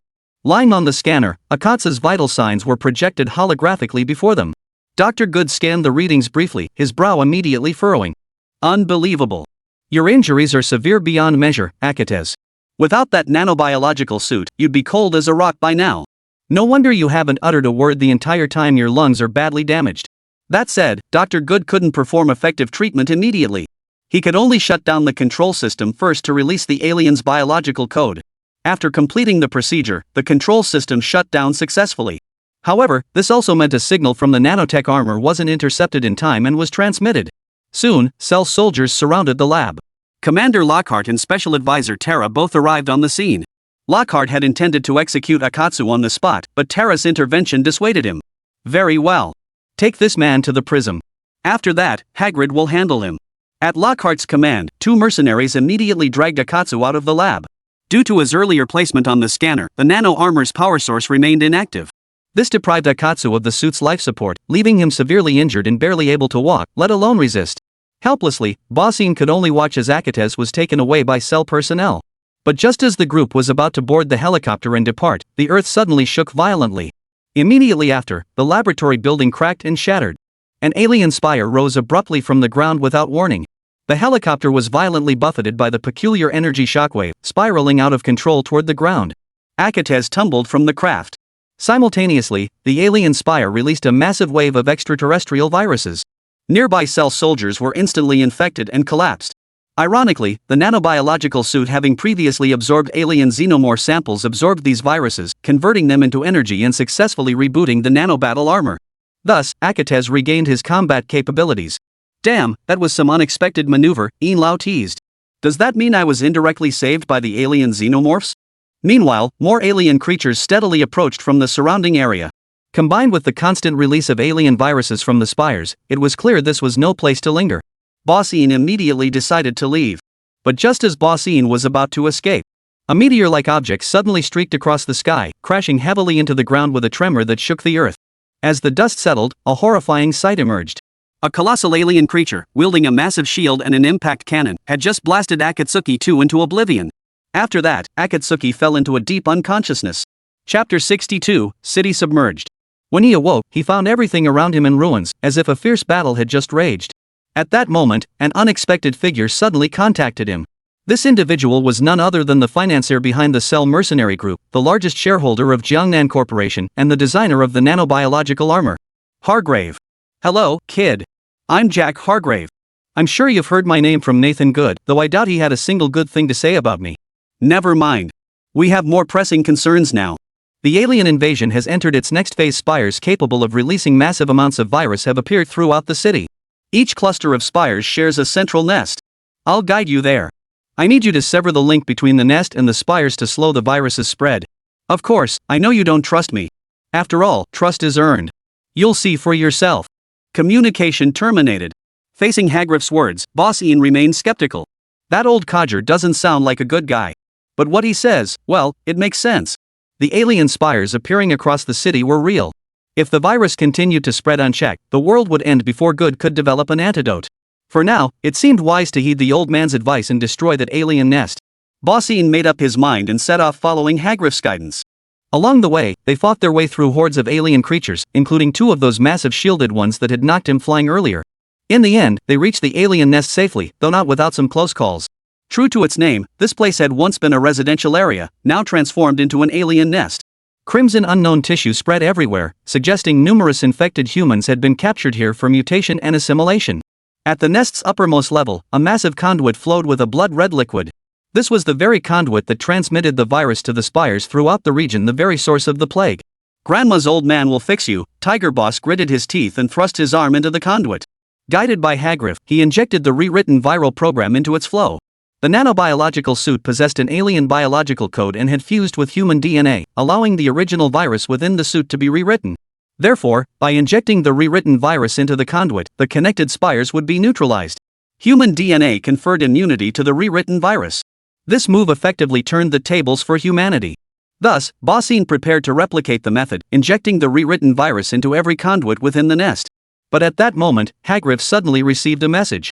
With the city completely overrun, the military planned to breach the flood barriers, submerging the entire city. This move left Bossine utterly perplexed. What the hell good is flooding the city? Do you think the alien creatures will drown? What the hell is that military leader thinking? He's just a damn fool. Bossine cursed under his breath. But there was no choice. With the military determined to release the floodwaters, he had to speed up his actions to ensure he could leave ahead of time. After all, he didn't know if the alien creatures could be drowned. But a cat's was likely in for a world of trouble. With that thought, Bossine worked at breakneck speed, quickly injecting the modified virus into every conduit. Finally, only the nest's core remained the very source of everything. Once that was modified, the nest would be finished. With that, Bossine rushed to the nest's core. Seeing it overflowing with crimson liquid, Akatsuki leaped in without hesitation. Instantly, countless alien viruses invaded. Yet, thanks to the nanotech armor, the viruses were locked into the surface layer, unable to fully infect a cat's. As the rewritten virus program was input, the core immediately sensed the anomaly and unleashed a powerful shockwave, expelling a cat's from the top breach and slamming him to the ground. Though expelled, the virus program had completed its upload, effectively sealing the fate of this alien nest. Just then, Hagriff's urgent message arrived. Military bombers had taken flight, and the flood control embankment was about to be demolished. He ordered a Cartes to evacuate immediately and escape via the helicopter he had prepared. The flood is coming. Without a moment's hesitation, Bossine sprinted toward the helicopter.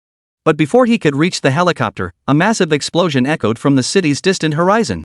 Moments later, terrifying floodwaters surged from both sides of the street over 10 meters high and rushing with terrifying speed. The helicopter had no time to evade and was instantly engulfed by the torrent. Akates was swept away in the flood, his whereabouts unknown. After the flood's onslaught, the entire cityscape transformed. Everything seemed to return to nature, presenting a scene of rebirth and renewal. In a ravine somewhere within the city, Old Man Ian cursed under his breath as he maneuvered a cat's to surface from the depths. Just as he was about to reach shore, he found himself surrounded by a group of soldiers armed to the teeth. However, after confirming Akate's identity, the soldiers showed no hostility. Instead, a man stepped forward as their leader and spoke in a friendly tone. I'm Kino, sent by Hagriff. We've been searching for you since the flood. Glad you're okay, brother. With that, Kino handed over a pistol. Can't you give me the one you're holding? Bossine eyed Kino's rifle covetously but accepted the pistol.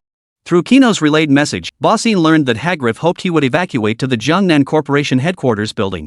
There, he could access upgrade protocols for the nanobiological suit capable of completely curing the alien virus within his body. Ha! I have an alien virus in my body too?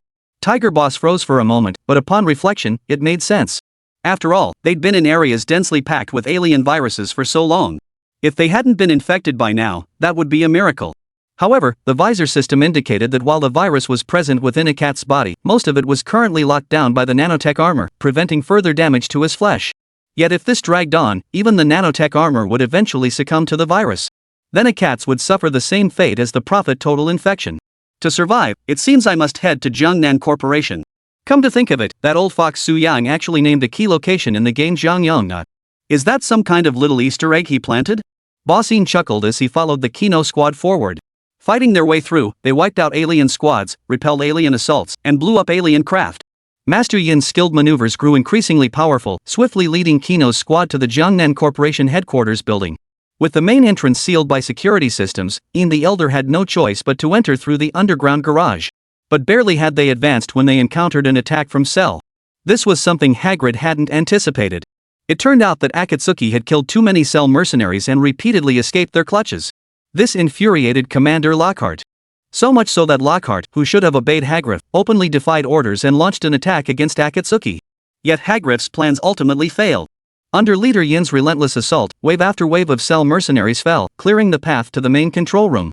Upon reaching the control room, Tiger's first act was to deactivate the security system. Only then could he proceed to Hagrid's location to upgrade the nanotech armor. Chapter 63, full of confidence. But then, for reasons unknown, the protective glass on the outer wall of the control room began shattering. Meters-high floodwaters surged through the cracks. Within the murky water, a massive form could be vaguely discerned, its body flickering with a crimson glow. It was an alien creature. Tiger Boss instantly realized what was happening and turned to flee. But the enormous alien creature did something. It unleashed a shockwave that shattered every last pane of protective glass in the control room. Splash! Water surged in, visibly submerging the control room. A cat swam frantically, propelled by the powerful thrusters of his nanobiological suit, through the shattered glass toward the shore outside the skyscraper. It's cracked open. Now the entire building is flooded. Where are we supposed to upgrade the battle armor now? Boss Ian felt utterly lost. Hagrid was temporarily unreachable. Instead, the visor system detected a nearby military marine squadron. The Marine Corps? That's my old stomping grounds. Best head over to them. Though the military brass who devised the flood plan seemed to have some serious issues, the Marine Squad comrades should still be decent folks. Following the visor's guidance, Boss Ian made his way to rendezvous with the Marine Squad. But the moment they met, he discovered the squad was already engaged in combat with the enormous alien creature from earlier. Perfect. Saves me the trouble of searching for you, Boss Ian grinned, hoisting his RPG and firing directly at the giant alien's vulnerable back. One shot wasn't enough, 2 shots weren't enough, 3 shots weren't enough. Even the howitzer and C4 explosives were deployed. Finally, after relentless assault, the colossal alien crashed to the ground. Its power was gone. After the battle, Boss Ian followed the Marine Squad to the survivors' refuge. Yes. Though the alien virus raged unchecked, having engulfed the entire city, survivors still emerged. They were now under the protection of Colonel Buckley of the military. From fellow Marines, they learned that Cell mercenaries had withdrawn from the city, replaced by Colonel Buckley's Marine Corps in control. Arriving at the shelter. Just as the Marines had said, the shelter housed a large number of civilians. As they ventured deeper into Akates, they discovered Dr. Good and Kino were also there. Leader Ian also met the famed Colonel Buckley of the 237th. Look at this guy, he's got presence. You can tell he's cut out for big things, Leader Ian remarked, eyeing the dark-skinned, heavy-set Colonel Buckley with a teasing tone. Later, he learned from Colonel Barrick that the military was preparing to evacuate the civilians. The detailed plan involved transporting all residents to the central station and then through the underground high-speed tunnel. The plan is feasible, but with the volatile situation outside, I fear unforeseen events could derail it, leading to civilian casualties. Still, that wasn't his concern. He'd simply observe how things unfolded. Later, a Katz was assigned to escort and protect the civilians. Just as the convoy was about to depart, the building suddenly shook violently, clearly under attack by some force. With Cell already withdrawn, it was obvious the alien creatures had launched their assault. Damn it, Akates. Go outside and buy the people some time. I'm ordering the convoy to move out immediately. Colonel Bakuri acted decisively, issuing his command. Tiger Boss grabbed his machine gun and charged out to battle the alien invaders for 300 rounds. Boom! Boom! A fierce battle erupted, both sides locked in a fierce struggle, unleashing an endless array of tactics. The entire area was engulfed in battle, even towering skyscrapers struck by countless missiles, collapsing onto the ground. Beneath them lay the evacuation exit for the citizens. With the crisis escalating, Boss Ian acted swiftly, directing missiles to blast the falling debris. Simultaneously, he urged the civilians to board the vehicles immediately. Half a minute later, the convoy finally departed, narrowly escaping the encircling alien forces. Just as everyone breathed a sigh of relief, the reconnaissance vehicle leading the convoy relayed a message. Upon reaching the central station, the reconnaissance team was immediately ambushed by alien creatures. Nearly the entire squad was wiped out, with only a handful surviving to bring back intelligence. This truly proved Jia Ho's words accurate. Colonel Buckley's plan was thrown into disarray. However, Buckley was a seasoned colonel with extensive combat experience. He did not panic at the change in plans but instead swiftly devised a new strategy. Transmit my orders, contact the Air Force and have them immediately dispatch several transport aircraft. Simultaneously, establish an airlift evacuation point. All Marines must hold their positions at all costs, eliminating every alien creature until the civilians are safely evacuated. At these words, Leaderine couldn't help but feel a deep sense of respect. Establishing an evacuation point defense line and waiting for the civilians to withdraw. Simple words, yet execution would be as difficult as climbing to the heavens. After all, their adversary wasn't some ordinary foe, it was an alien creature with a steel-like body and devastating firepower. Against such a formidable enemy, what could they possibly use to defend? Guns? Cannons? Or human lives? Every soldier present understood what lay ahead, yet not a single one backed down. They stood resolute, fierce warriors determined to defend the civilians' safe evacuation with their lives. My old employer never disappoints, truly dependable. But rest assured, as long as I'm here, you won't be left hanging. Leaderine radiated confidence as he swiftly joined the Marines to establish the evacuation point's defenses. The Air Force transport was nearing. Just then, the alien creatures launched their assault. He alone could match an entire army. To be his comrade would inspire unshakable confidence. But if you became his enemy, he'd make you witness firsthand what a living hell truly looks like. The heavy machine gun spat out tongues of scorching fire. Tiger Boss constantly switched between modes of his nanotech armor, weaving through the battlefield to engage the alien creatures. Behind him, the Marines provided long-range support. Unintentionally, a subtle synergy began to form between the two sides. When facing colossal aliens, the Marines would typically launch a wave of fire to draw their attention. The moment the beasts exposed their vulnerable backs, Bossine would strike with brutal force, unleashing a torrent of artillery fire. In no time, the terrifying colossal alien would be felled. Thanks to the frontline's steadfast defense, the transport aircraft squadron finally arrived. Colonel Buckley immediately organized the evacuation, and soon everyone was loaded aboard. The transport fleet departed without delay, leaving only one craft behind to await the Marines' withdrawal. Everyone, retreat. Evacuate now. The Marines were overjoyed. They had expected to perish in this battle, yet by its end, their casualties could be counted on one hand. And all this was thanks to the unborn Biowar King. Feeling the Marines' respectful gazes, Old Tiger smiled knowingly and waved them onward to hasten their departure. But just then, the earth suddenly shook violently. A massive mechanical spire shot up from the ground. Seeing the spire appear, Old Tiger was startled. Didn't I destroy the alien nests in this area? How could another spire appear? Chapter 64, Cell's Double Agent. As Old Manning pondered this, Hagrove's voice echoed in his ears. It turned out this spire wasn't alien at all. Hagrove had summoned it using some technology. His goal was to test his new discovery. With that, Hagrove issued an order bordering on coercion. Akats had to enter the spire and deploy the modified virus program. Otherwise, he would command the spire to unleash the virus, wiping out all the Marines within the gut. Seeing the Marines just a few feet away, Bossine made his decision swiftly.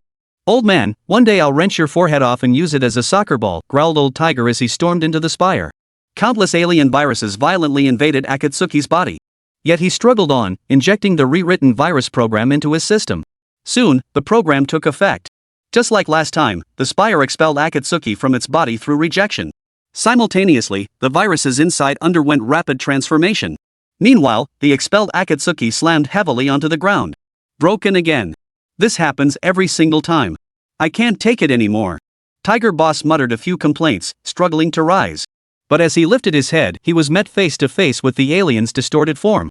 Spotting the weakened Acartes, the alien seized its neck, extending its right claw to strike at its vital point. But at that moment, the spire's tip suddenly released a massive cloud of white spores. Every alien in the vicinity, upon contact with these spores, immediately let out agonized screams and began to visibly decay and disintegrate at a visible rate. In an instant, hundreds of alien creatures vanished. Only the humans present remained completely unaffected. This horrifying spectacle left everyone present utterly stunned. It was unimaginable that such technology existed capable of eliminating alien creatures with such efficiency. If these white spores could be released worldwide, every alien creature on Earth would perish instantly, their entire race utterly annihilated. This is humanity's hope. Just as Bossine was lost in thought. Not far away, a massive alien creature, far from being completely destroyed by the spore virus, had instead gone berserk. It rampaged indiscriminately, unleashing a torrent of firepower.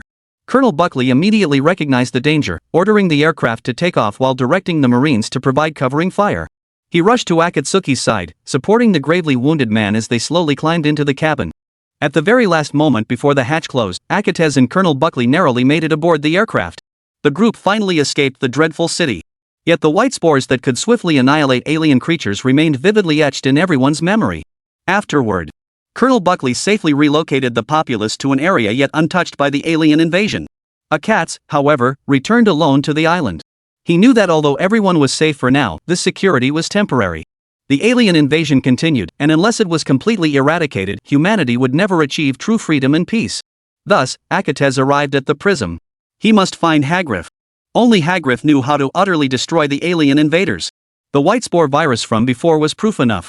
With Colonel Buckley's assistance, Akates successfully infiltrated the small island housing the prism. As expected, the island was already heavily guarded by Cell mercenaries, as if they knew he was coming. Lockhart must be that bastard. He raged, still fuming over how to kill the bastard. Aliens are already at our doorstep, and this son of a is still fighting internal battles. What a moron. At that moment, Hagrid, that wicked old man, contacted Akartes again. He was informed that the old villain was currently under house arrest by Lockhart. 01 If you want to know the method to completely eradicate the alien invaders, you must rescue him. Fine. That old man is pretty nasty. But what could be done? For the sake of world peace, I could endure it. Big Boss Ian shrugged. Activated stealth mode, and slipped deep into the island's interior, heading straight for the central prism laboratory. However, Lockhart had preemptively set up EMP traps. If triggered, even the powerful nano armor couldn't fully protect Akates. Thus, Tiger Boss had to find a way to neutralize the EMP threat beforehand. Fortunately, he had the assistance of Hagrid, that other bad old man. Guided by the old codger, Bossine took an elevator down to the underground substation, successfully shutting off and destroying the main switch. This ensured the island's power supply would remain offline for the foreseeable future. The entire island plunged into darkness instantly. The laboratory, devoid of any light, became pitch black, so dark you couldn't see your hand in front of your face. This meant that even with their overwhelming numbers, Cell's mercenaries were effectively blind, unable to track their movements effectively. But Bossine was different. He could activate thermal imaging mode.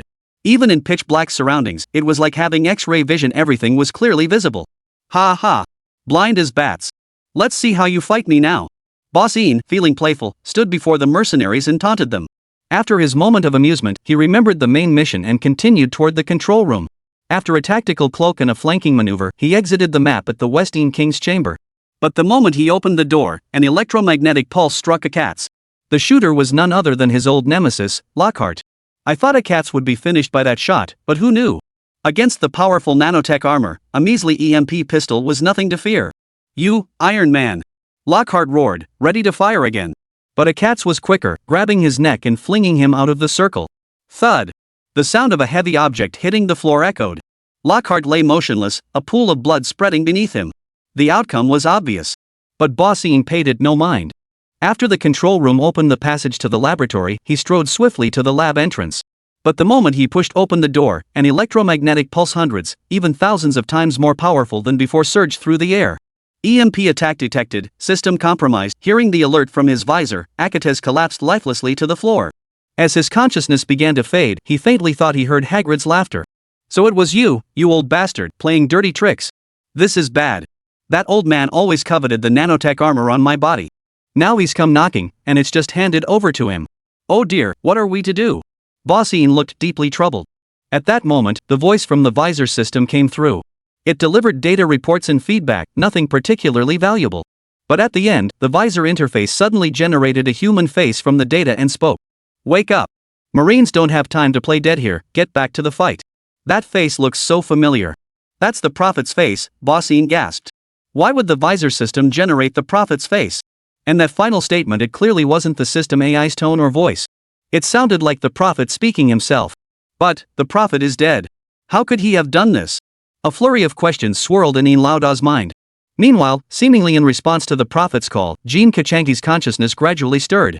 Opening his eyes, he found himself lying on an operating table. Judging by the surroundings, he was currently in an operating room. On one wall of the operating room, a holographic projection of Hagriff was displayed. Chapter 65, The Prophet's Memories. Ah, my young friend. I had hoped to render you unconscious to ease your pain, but the nanotech armor isn't cooperating. No choice. You'll just have to endure a bit of discomfort. Let's begin.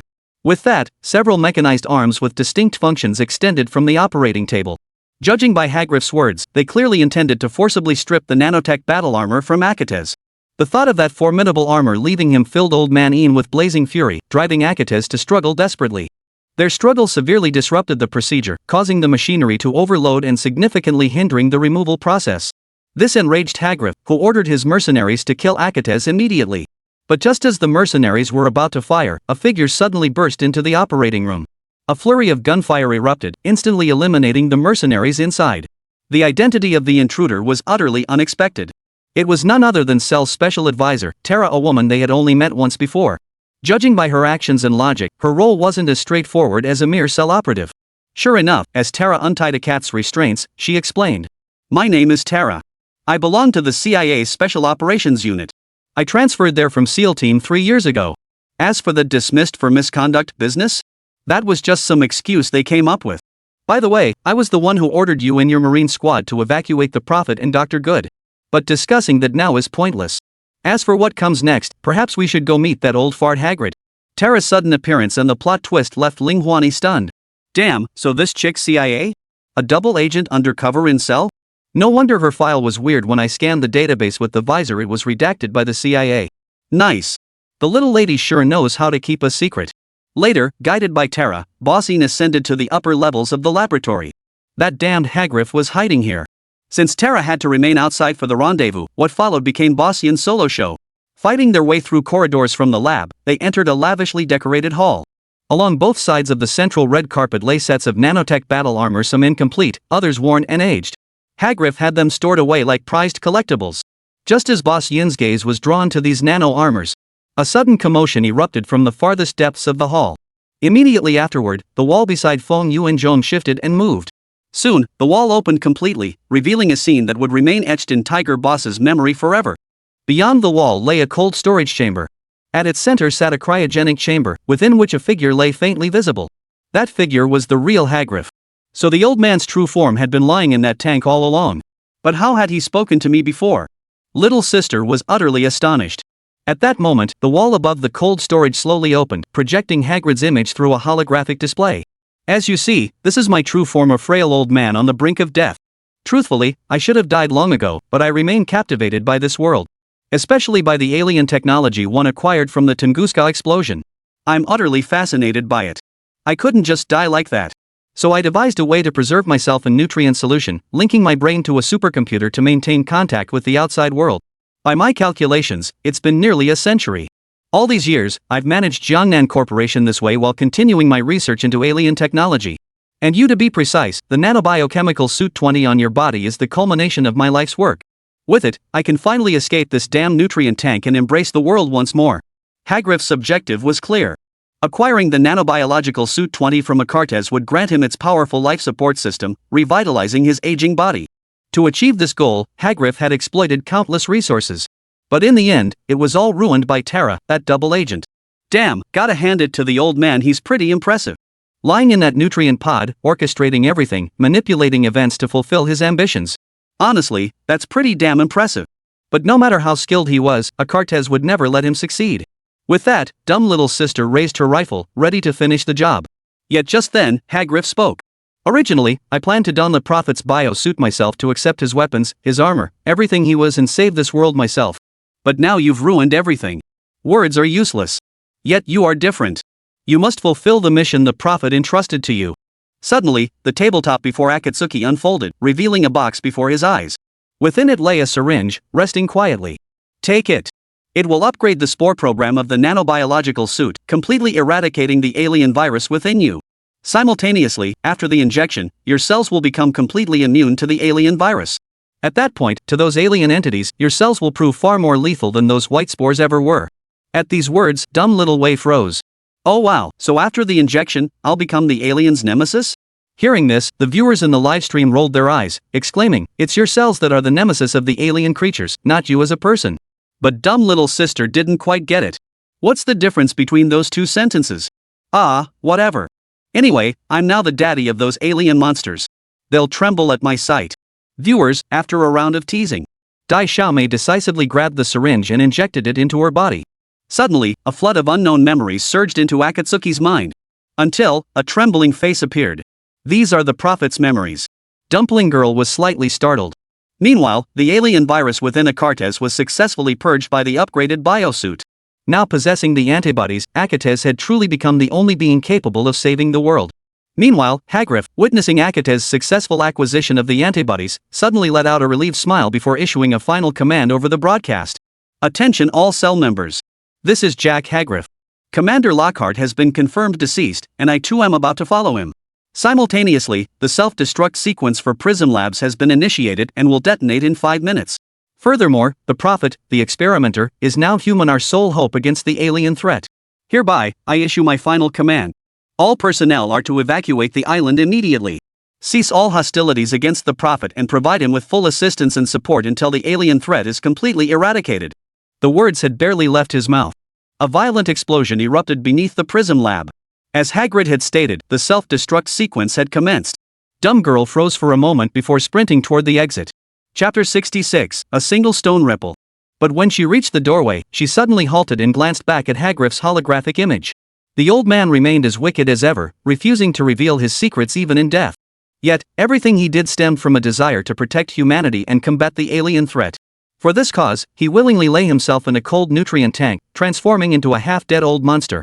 All to continue researching alien technology and find a way to combat the aliens. The proof was in his ultimate success.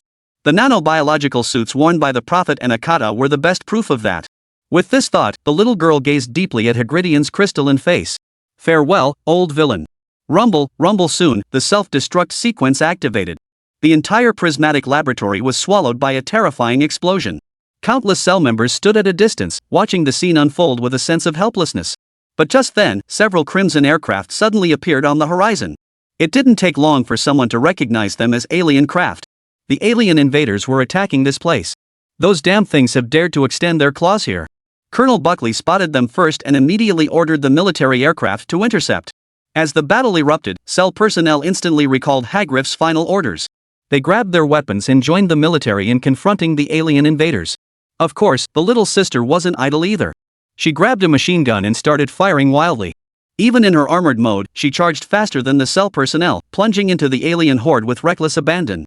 Her brute force nature was on full display, leaving spectators shouting in awe. Just then, King Goodfellow's communication came through. Cats, don't linger in battle. Your top priority now is to completely destroy the alien invaders. Cross the bridge and rendezvous with us first.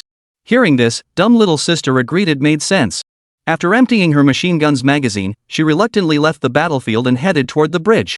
The Prism Laboratory was situated on a small coastal island, connected to the central city by this very bridge.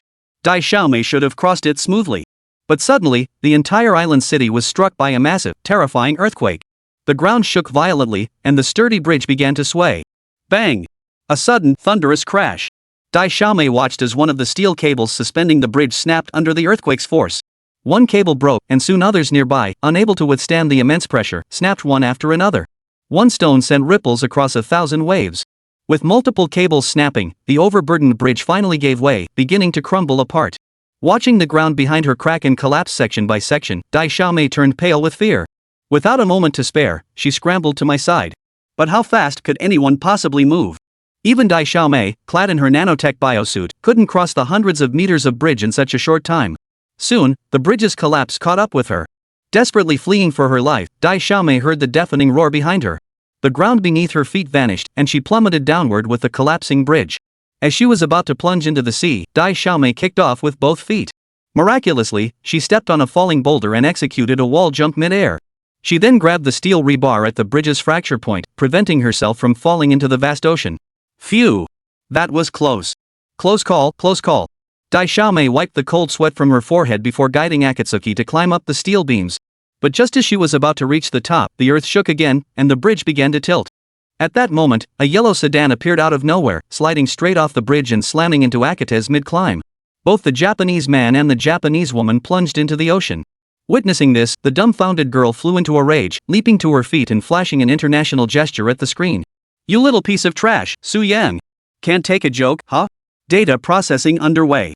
Initiating feasibility assessment of antibody cells against alien virus eradication, detected alien virus cells within body. Injecting antibody cells for contact. Interaction initiated, antibody cells have completely engulfed virus cells and commenced devouring remaining virus cells. Feasibility assessment complete. Success rate, 100%. Antibody cells consolidated. Tunguska chain reaction agent automatically generated. Alien extermination plan executable. Alright, Marine. Everything's ready. Wake up. It's time to save the world. The Prophet's voice echoed in his mind. Akats opened his eyes slowly. He soon realized he was lying on the shore. Above him loomed the collapsed bridge. Mobilize everyone. We must find him. He, Akates, is humanity's last hope. Dr. Good's voice crackled over the communication system. Double Agent Tara and Soldier Kino were also present. All were searching for Akates' whereabouts. Seems like the Yin family really needs me. Dumpling smiled knowingly, a strange sense of pride welling up inside her. Dr. Good and the others moved swiftly, and before long, they spotted Akates along the coastline. Several military armored vehicles sped toward him, coming to a smooth halt before Akates. Inside, Tara and Shino both breathed sighs of relief, while Dr. Good waved vigorously at him, welcoming his return. The little sister's lips curved into a smile. Let's go. Let's settle this once and for all. Amidst the abandoned city, a convoy of military armored vehicles sped forward. Inside, Dr. Good explained the final destruction plan to Akates. Listen, Akates. For reasons unknown, your biosuit contains a memory module from the Prophet. Fortunately, it reveals that beneath the reservoir in Central Park, west of the city, lies a massive colony of alien xenomorphs. Crucially, a massive spore regulation device 177 exists there. If you can reach it and deploy the antibody cells inside, every alien organism in this city will be annihilated in an instant. The little girl nodded, looking like she sort of understood. So basically, I just need to storm the alien stronghold, toss the antibody cells into that regulation thingy, and we win? Ha, that's a piece of cake, old good. Leave it to me. Dai Xiaomei grinned widely. Viewers flooded the chat with one mighty heaven. The livestream atmosphere was instantly electric. But just then, Colonel Buckley delivered devastating news. With the entire city nearly overrun by alien invaders, the military had decided to deploy tactical nuclear weapons, blowing the entire city to smithereens. Nuclear bomb? Are you kidding me? I'm about to save the world, and now they drop a nuke? First they blew up the flood control dam, now they're dropping nukes. With all those high-ranking military officials, can't they find one with a brain? This is infuriating. Dai Xiaomei was genuinely furious. The viewers were equally outraged. Similarly, Colonel Buckley in the game was cursing like mad. But there was nothing they could do. Orders from above had been issued. The only option left was to resolve everything completely before the nuclear launch. I'm going to wipe out the alien base right now. Furious, Dai Xiaomei ordered the convoy to accelerate straight towards Central Park. Of course, the road ahead wouldn't be smooth sailing. Chapter 67, Who Am I? Countless alien creatures launched attacks on the convoy. But before Dai Xiaomei, whose rage was at its peak, they were mere trash, all knocked to the ground.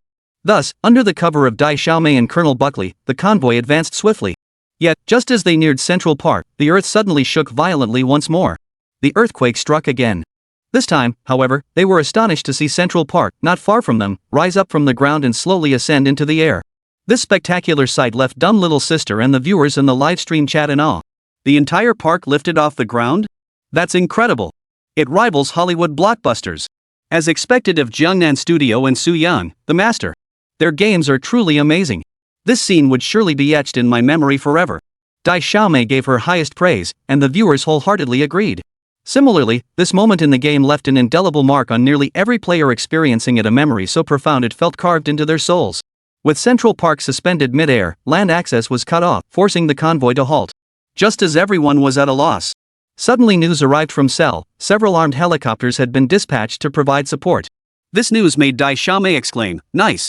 After playing for so long, I've never been this eager for Cell to show up." The chat exploded with "yeah" at her words. Cell's helicopters arrived swiftly, soon carrying Akats to the aerial park. Rumble. At that moment, the sky park suddenly shook violently. A massive spire shot skyward, like a pillar connecting earth and sky, an equally spectacular sight. Akats, that's the central structure of the alien entity. The runic adjustment device is inside. You must find a way in.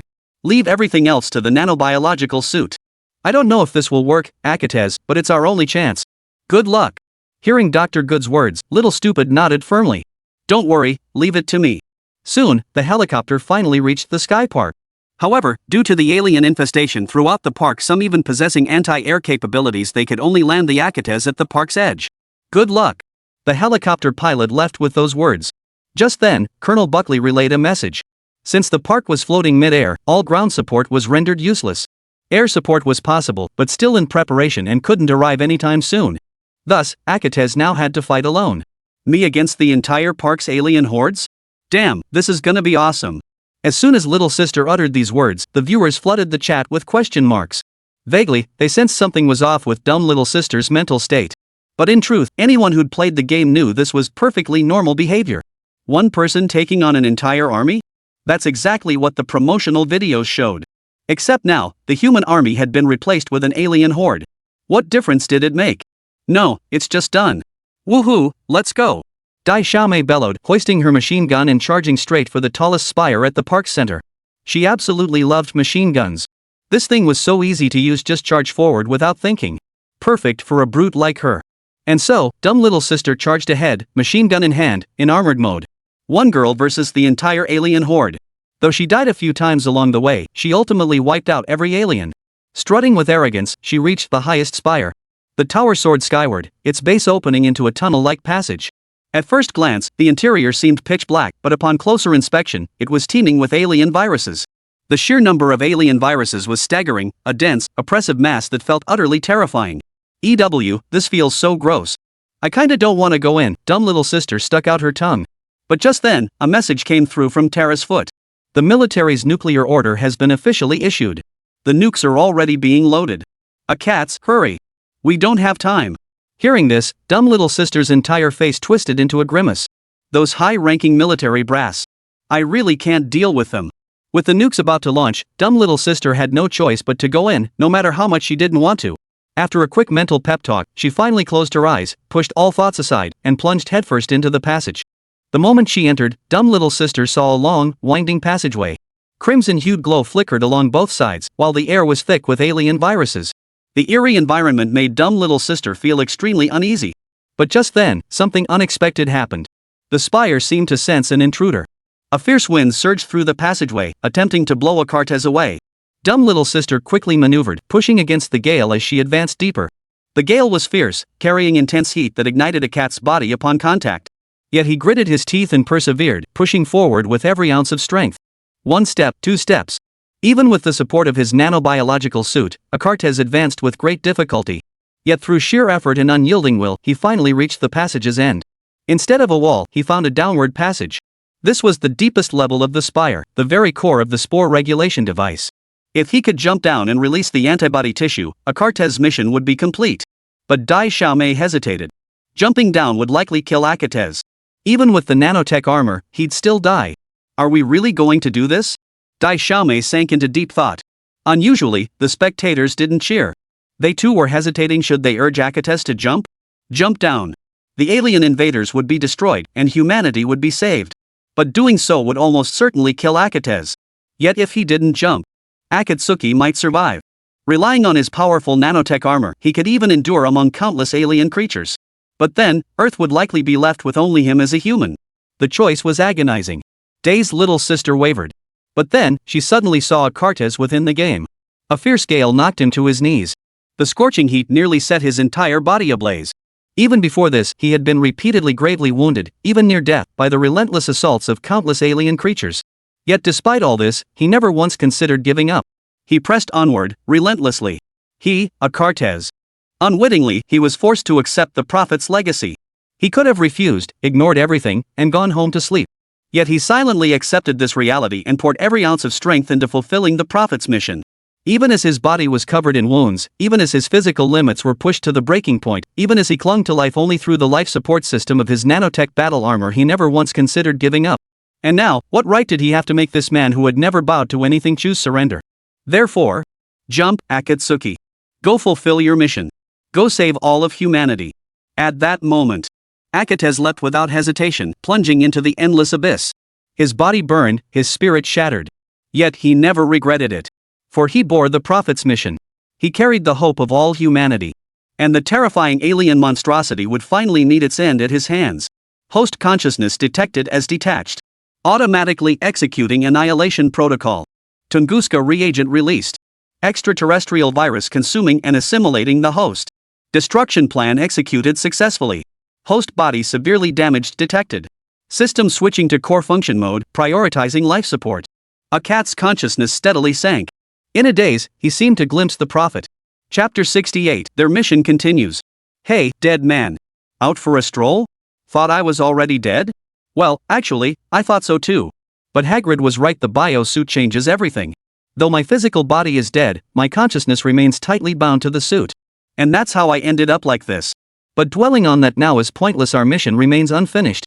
As he spoke, a holographic projection of a world map appeared behind the prophet, covered in red markers. These markers represented the alien xenomorphs. Look at these. Not only on our island, but across the globe, alien entities exist though they remain dormant. But that is now history. These damned creatures are about to awaken. Humanity's crisis is far from over. Our mission continues. Antibody cells have fully occupied the spore regulation device. Alien spires will soon be released. Assimilation complete. Initiating release. Buzz. From God's perspective. The colossal spire began channeling energy, radiating a blinding light. With a thunderous roar, the energy is fully unleashed. White spores are now being dispersed throughout the entire city. Within the city, countless alien creatures sensed danger and fled toward the outskirts. Yet the spores spread far faster than they could escape. In an instant, the aliens were engulfed by the white mist formed by the spores. Antibody cells within the spores instantly swept through their bodies. The viral cells inside the aliens shattered and disintegrated as if encountering their nemesis. In an instant, every alien in the city, along with the extraterrestrial virus in the air, was utterly annihilated. Survivors poured into the streets, cheering and celebrating, each sharing in the joy of this moment. For they had defeated the alien invaders, reclaiming the peace and freedom of days past. And the greatest hero of this feat was none other than one man, a cat's. Yet this very man, the one most deserving of gratitude, vanished from the city. No one knew his whereabouts or whether he still lived. Until he heard the call from within his consciousness. See? We've won. But this isn't over yet. You and I, our time has not yet come. We must return. Return to where we are needed. That night, countless people searched for him. They scoured the entire city, even the entire island, yet found no trace of him. Until a figure crawled out from among countless alien corpses, and people attempted to recognize him. Report, I've discovered an unidentified individual in the ruins of Central Park. The one I encountered is the Marine we've been searching for. Describe his appearance. I'm not certain if he's wearing Jack Hagriff's nanobiological suit, but I suspect so. That's most likely him, but I need to confirm first. Hold on, let me switch signal channels. A busy tone echoed through the communication system. Then the voice returned. Allow me to introduce myself. I'm Carl Ernst, CEO of Jiangnan Corporation. And you are? The man in the nanotech suit smiled knowingly. They call me Prophet. Thrilling music swelled. The man clad in nanotech armor stood in the sunset like a living legend. But humanity's crisis was far from over. They still had a mission to fulfill. Crisis 2, presented by Jiangnan Studio. At the computer. The little girl stared at the screen, motionless.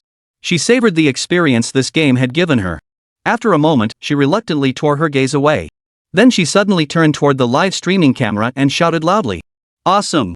That night, countless viewers' ears were assaulted. Especially those wearing headphones, they were instantly killed.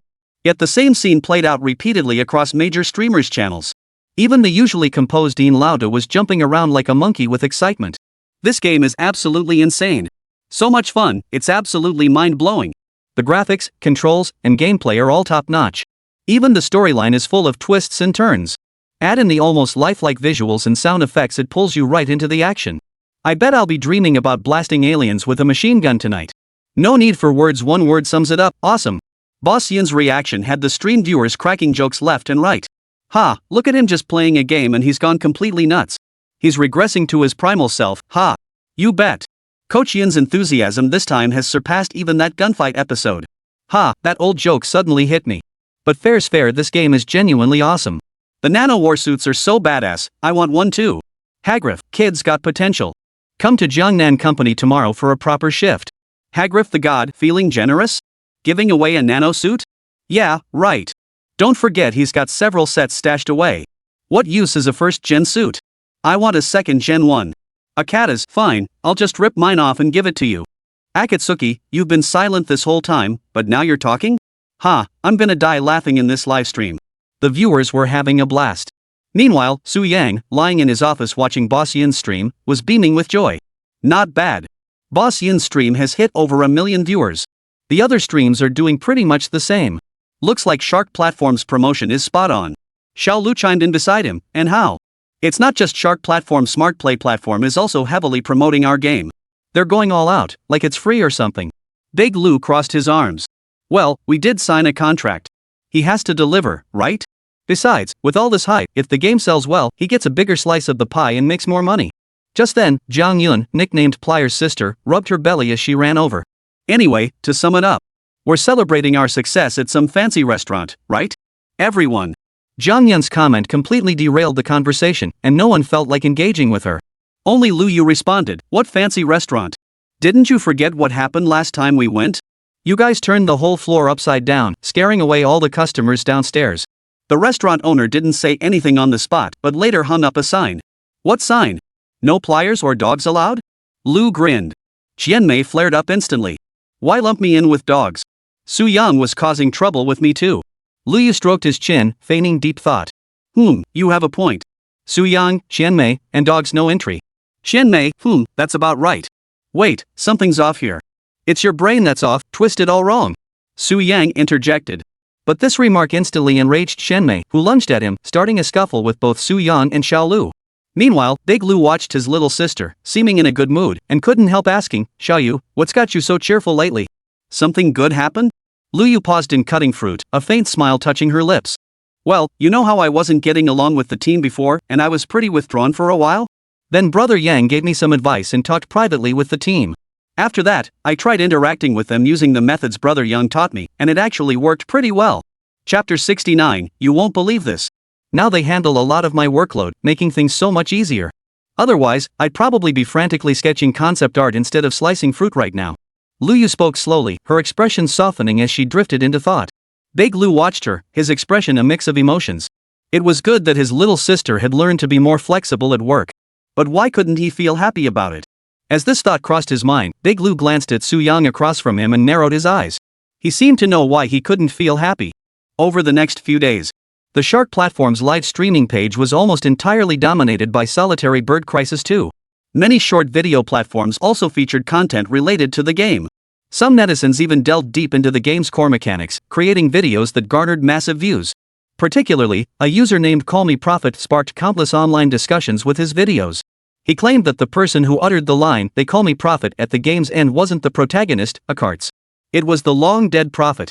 According to his theory, after Akathis plunged into the spore regulator, his body and mind suffered severe trauma. Though not dead, he fell into a semi-comatose state. The original Prophet, though long dead by suicide, maintained a persistent link with the nanotech armor. This led to the Prophet's consciousness taking control when Akatez's mind entered dormancy, seizing command of Akatez's body. This explains that iconic final line. It must be said that while this netizen's arguments were largely speculative, they aligned remarkably well with the game's narrative. Consequently, this post quickly gained immense popularity among countless players. And this was merely one of many explorations within the game. Thus, through the efforts of netizens, the popularity of Crisis 2 continued to soar. By the end, it had practically taken over the entire internet. This also led to the game's sales remaining consistently high. This news made everyone at South Studio overjoyed. It's a hit! It's a hit! Bro Yang, our game's a smash hit again. Xiao Lu trembled with excitement. Su Yang waved him off. Didn't you predict this outcome just a few days ago? Why all the fuss? Xiao Lu grinned. Predicting it is one thing, seeing it happen is another story entirely. Also, guess what? I'll bet you can't even fathom our total game sales over the past 2 days. Zhang Yun, the tough girl, was the first to challenge him. Fine, I'll take the high guess. I'll say 500,000. Lu Yu, 400,000. Big Lu, 300,000. Hey, why are your guesses getting lower and lower? Go big. Little Lu puffed out his cheeks. Finally, all eyes turned to Su Yang, waiting for his answer. You're asking me? It's not that I don't want to guess, I'm just afraid it'll scare you to death. Hearing this, the group's expressions screamed, oh, come on. You just want me to name a number who's going to die from that. Seeing their dismissive looks, Su Yang's lips curved into a smirk. Guessing just these 2 days' sales? How boring. If we're guessing, let's guess the total sales in a week. He held up 3 fingers. 3 million. I predict that the total sales of Crisis 2 1 week from now will reach 3 million. Whoa. The statement sent shockwaves through the room. Holy crap, Su Yang really had the guts to say that. 3 million total sales? Was he out of his mind? After all, the previous game, Bayonetta, had only sold around 500,000 copies to date. While Crisis 2's marketing campaign was vastly superior, it was still hard to believe the total sales would skyrocket several times over. Unrealistic. Probably just Su Yang showing off. But just as everyone was thinking this, Xiao Lu spoke up in a solemn tone. I don't know what the exact total sales will be in a week, he said, but I think Brother Yang's guess is pretty close. With that, he placed his laptop in front of everyone, displaying the game's back-end data. At first, the others were skeptical. But when they saw the game's total sales figure, they gasped in unison. 2,300,000? Are you kidding me? Everyone was stunned. Even the usually composed Big Lou stood frozen in place. They had anticipated the game selling well. But at most, they'd imagined it might sell 1 or 2 times more than Bayonetta's total sales. But now? It wasn't just 1 or 2 times more. It was almost not even a fraction of that. It was terrifying. A full 2.3 million copies sold. Even if each copy was the standard edition priced at 168 yuan, that still meant nearly 400 million yuan in total revenue. 400 million yuan. They'd never seen that much money in their entire lives. Were they really not dreaming? The staggering figures left the girls feeling like they were in a dream. Meanwhile, Su Yang and Xiao Lu watched the others across the table with keen interest, teasing them. I told you to aim high with your guesses. Ping Tian only guessed not 0 sales. Poverty really does limit one's imagination. But you gotta admit, our game really blew up this time. Our studio's reputation is finally out there. Yang, have you figured out what we're doing next? Of course I have. Saying this, Su Yang pulled out a proposal from his desk. Xiao Lu gasped in surprise. Brother Yang, this can't be exactly. This is the proposal for Jiangnan Studio's next new game. And unlike before, this time I'm not just making a game, I'm building a full IP series. This IP will be called the God of War series. In the days that followed, Crisis 2's popularity remained sky high. In contrast, the new mode of War of Reversal saw its reputation plummet due to content plagiarism and poor gameplay experience. This led to an awkward situation where new players couldn't be retained, and veteran players grew disillusioned and left the game. Watching the daily active users steadily decline, Tang Guoqiang at Penguin Games was nearly fuming. Why? Why is the popularity of a single-player game affecting the reputation of our online game? These are clearly 2 different tracks. Why has this outcome occurred? Where exactly did I go wrong? Haven't I already done everything possible to appease those players? I even gave away premium weapons for free, what more do they want? Damn it! A bunch of ungrateful bastards, a pack of ingrateful dogs. Get out of my sight. Don't ever come back. Tang Guoqiang raged in his office. Yang Wei stood opposite him, not daring to move an inch. Truth be told, he hadn't anticipated this outcome either. But unlike Tang Guoqiang, he understood precisely why they failed. First, their marketing strategy of giving away premium weapons for free was fundamentally flawed. While it delighted new players, it deeply wounded the hearts of veteran players who had paid for those premium weapons. As for the new players, while they got free premium weapons, they didn't develop much attachment to the game. In fact, most of them were just here to try out the new mode. After experiencing it, they might just turn around and uninstall the game. That's one issue. The second issue lies in the gameplay of the new mode. The new Hunt the Demon Goddess mode is, first and foremost, a blatant rip-off, hardly something to be proud of. Second, its gameplay design leans heavily toward commercialization rather than genuine gaming experience. Chapter 70, game sells over 100 million copies. As the designer, Yang Wei certainly understood the game's high difficulty. But precisely because he knew this, he deliberately designed it that way. The goal was to force players who couldn't clear levels to buy premium weapons and boost their power. That's how they make money. This is essentially Tencent Games' modus operandi. While such tactics aren't inherently problematic, the real issue arose with the release of Crisis 2. As the saying goes, comparisons among peers are the most dangerous. Originally, the domestic FPS market was dominated by just 2 games, Crossfire and Reverse War. Both were siblings under Tencent's umbrella. Originally, these 2 brothers dominated the entire FPS market. No matter how poorly the games were made, players would just complain a bit and ultimately do nothing. After all, where else could players go for FPS games besides these 2? Nowhere. That's the advantage of a monopoly. But now, things have changed. Crisis 2 has arrived. This guy is like some Terminator who just showed up out of nowhere. It's got the visuals, it's got the gameplay, and even the story is so over the top it completely crushes Tencent's 2 sibling games in every way. How can we possibly compete? We stand no chance. Meanwhile, War of Reversal faced backlash over its new mode's poor experience and pay-to-win mechanics, sparking widespread player dissatisfaction. What started as temporary venting suddenly shifted focus when players discovered Crisis 2 a superior shooter. It was love at first sight. They immediately abandoned the trash that is Reverse War and threw themselves into the embrace of Crisis 2. This is precisely the main reason for the massive player exodus from Reverse War right now. The monopoly is over. The sky is about to change in the domestic gaming market. Jiangnan Studio is truly spiraling out of control now. Before I knew it, a week had passed since Crisis 2's release. Streamers across major platforms had successively completed the game. Their reviews were overwhelmingly positive. Viewers flooded the game's platform comments with unanimous praise. With a 90% plus approval rating, Crisis 2 has earned solid word of mouth. Meanwhile, major game review sites have also shared their experiences and assessments of the title. IGN 94/100, an outstanding indie FPS. Its visual presentation, gameplay mechanics, and narrative pacing are all exceptional. Campfire, 9610, a work brimming with ingenuity. The alien creature design truly caught my eye. The functionality and gameplay of the nanotech suit had me hooked. Smart Game Review, 9710, an undeniably outstanding work. Jiangnan Studio has once again proven their prowess with this achievement. This rising star of domestic gaming is poised to shine. Neon Player Community 9610, unbelievable that a Chinese developer could produce such a masterpiece. Eagerly awaiting Jiangnan Studio's next project. Major game review sites have unanimously awarded it top marks. Domestic players have also shown their support and admiration for Jiangnan Studio in their own ways. This game is so much fun. I absolutely love the Nano 01 battle armor. I pulled an all-nighter and cleared it in one go. This game is pure gold.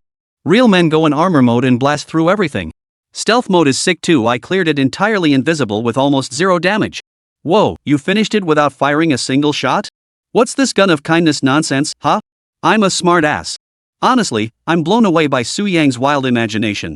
Alien creatures, nanotech bioarmor, how does he come up with such mind-blowing stuff? The visuals and storyline are top-notch too. Yeah, especially that aerial park scene later on, utterly spectacular.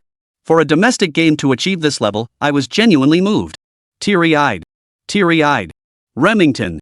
Hey, what's this weird thing snuck in here? Seriously, Jiangnan Studio has truly risen to prominence this time. Isn't that a good thing? We need them to rise so the domestic gaming market can thrive. Exactly. If we can finally crush that local tyrant Tencent, who knows what'll happen next? Su Yang the old rogue, I didn't do it. Don't listen to his nonsense. Ha! What a pathetic backpedaling trio, hilarious. Domestic players see hope for Chinese gaming in Jiangnan Studio.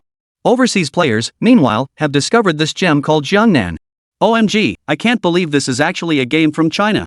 Honestly, my impression of Chinese games was always about scamming players out of money. But this game is truly different. I love this game so much. The nanotech armor is so cool, I want a set for myself. Imagine wearing that nanosuit and taking on an entire army solo. Holy crap, that'd be insane. Honestly, the game's visuals are mind-blowing. Yes. The visuals in this game are easily the best I've ever seen. Cinematic quality graphics, it feels like watching a Hollywood blockbuster. So exhilarating. Honestly, when I saw that aerial park scene, I was instantly hooked. Regardless, Jiangnan Studio has become one of my favorite game developers. Yeah. Jiangnan number 1, Su Yang number 1. Who's Su Yang? The lead designer of this game. Wow, his imagination is truly mind-blowing. He's a genius. You bet. Can't wait for Jiangnan's next project. So excited. The love for Crysis 2 among international players is far from rare. This is all thanks to the Zhio platform opening up channels to the overseas gaming market. This is precisely why Crysis 2 achieved staggering weekly sales of 2.9 million copies. Yes. As Su Yang predicted, the game's first week sales nearly hit the projected 3 million mark. Overseas markets accounted for over half of that share. The game's total profit reached a staggering 520 million yuan. After deducting development costs, profit sharing, and other expenses, Jiangnan Studio's net profit was nearly 10 times that of Bayonetta. From then on, Jiangnan Studio firmly established itself in the domestic gaming industry. Moreover, bolstered by the success of Crysis 2, it carved out a significant niche in the FPS market. Tencent's monopoly would no longer endure. A new era was dawning for Jiangnan Studio. Xiao Lu was holding a stack of documents for Su Yang to review and approve. Bro Yang, here are the sales reports for Crysis 2. The results are quite encouraging. Simultaneously, our graphics card sales figures have been quite strong since opening up distribution. Combined with the previous 10,000 unit clearance sale, after deducting commissions and other expenses, the total profit reached 400 million yuan. Combined with the game's revenue, the studio's total assets have now reached 670 million yuan, placing us among the top tier of domestic SMEs. Listening to Xiao Lu's report, Su Yang nodded with satisfaction. Though Jiangnan Studio had only been established for a short time, its current total assets were no longer a small sum. Of course, even so, they could only be considered a small to medium enterprise at present. The gap to commercial giants like Tencent remained vast. But for now, Jiangnan had firmly established its foothold in the domestic gaming market. Chapter 71, Li Tian is a genius.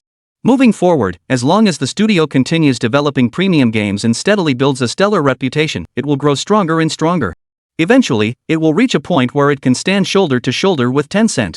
To achieve this goal, Su Yang decided to immediately begin development on a new game.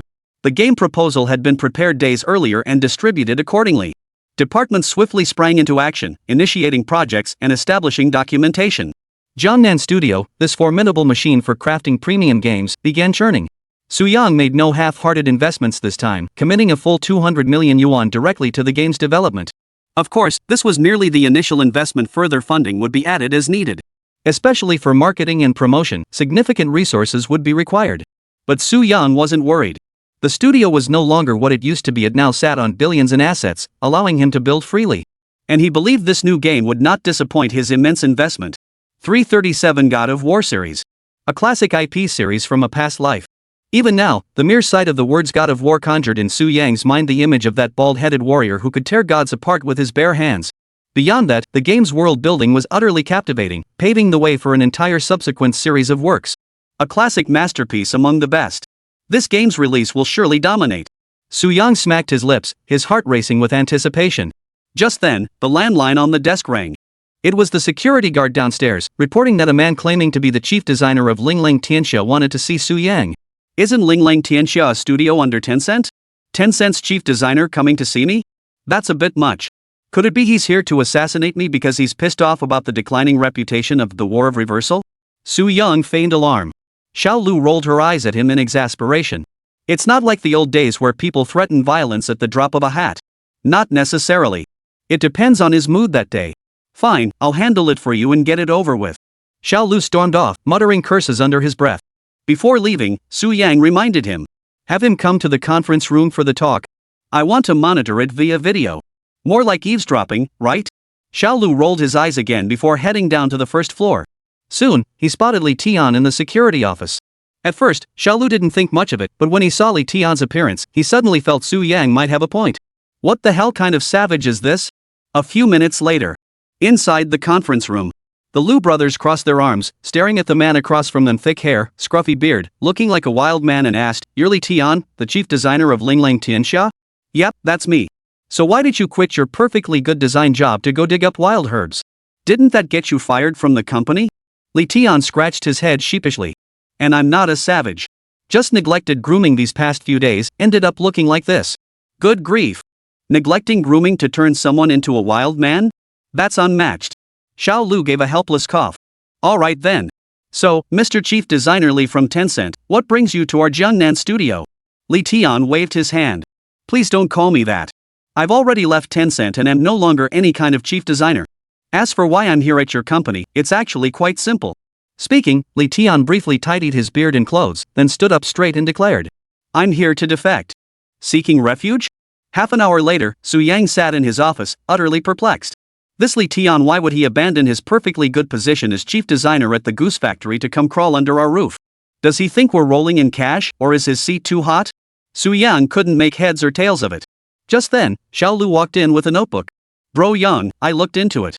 A while back, Li Tian was sidelined by Tencent's current president over disagreements about the development of the new mode for Reverse War. Not long after, Li Tian submitted his resignation. Following that, the role of chief designer at Linglang Tianxia was taken over by Yang Wei, chief designer of Sweet Studio. After that, several employees from Linglang Tianxia Studio were gradually sidelined by Yang Wei under various pretexts." Su Yang nodded thoughtfully. So Li Tian might genuinely be seeking refuge here, and he brought over a dozen veteran employees from Linglang Tianxia with him. Lu added.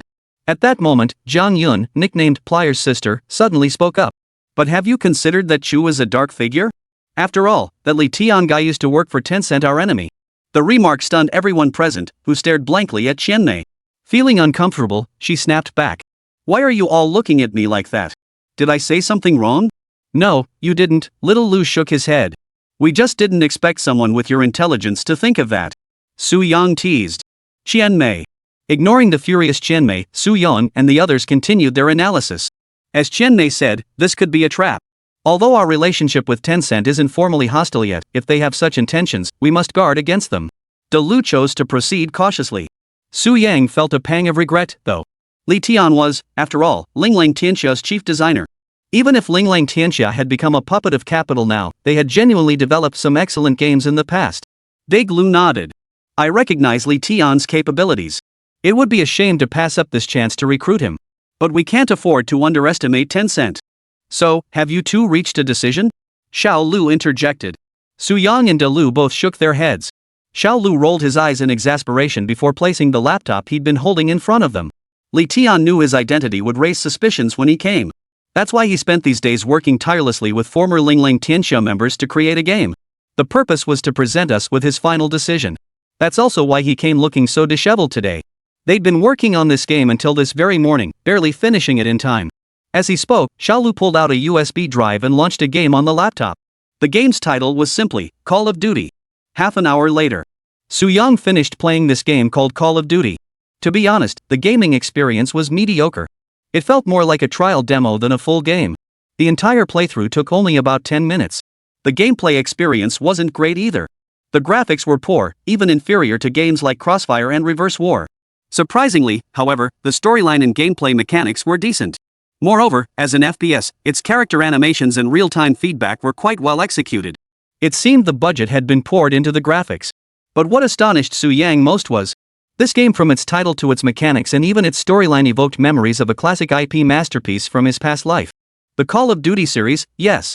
It was precisely this series, sharing the same name as Li Tian's game, that had captivated countless players in his past life. Mentioning its name alone would instantly transport gamers to the battlefield amidst the crackle of gunfire and the acrid smoke of war. That was the real battlefield. The true face of modern warfare. And now, Li Tian had not only borrowed the same name for his game. Chapter 72, what kind of underworld game?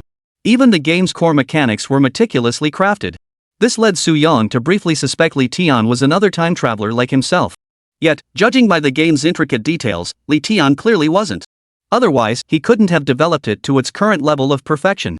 If Li Tian were a time traveler, he would have long since followed Su Yang's path, developing games independently and raking in the profits. Why would he come running to join Su Yang? Therefore, Li Tian must be a native of this world. But that realization only deepened Su Yang's astonishment. A native who could create a game so strikingly similar to a blockbuster hit from his previous life? It was nothing short of astonishing. Evidently, Li Tian possessed demonic talent in game development. Alright, decision made, hire Li Tian. Su Yang made the decision decisively.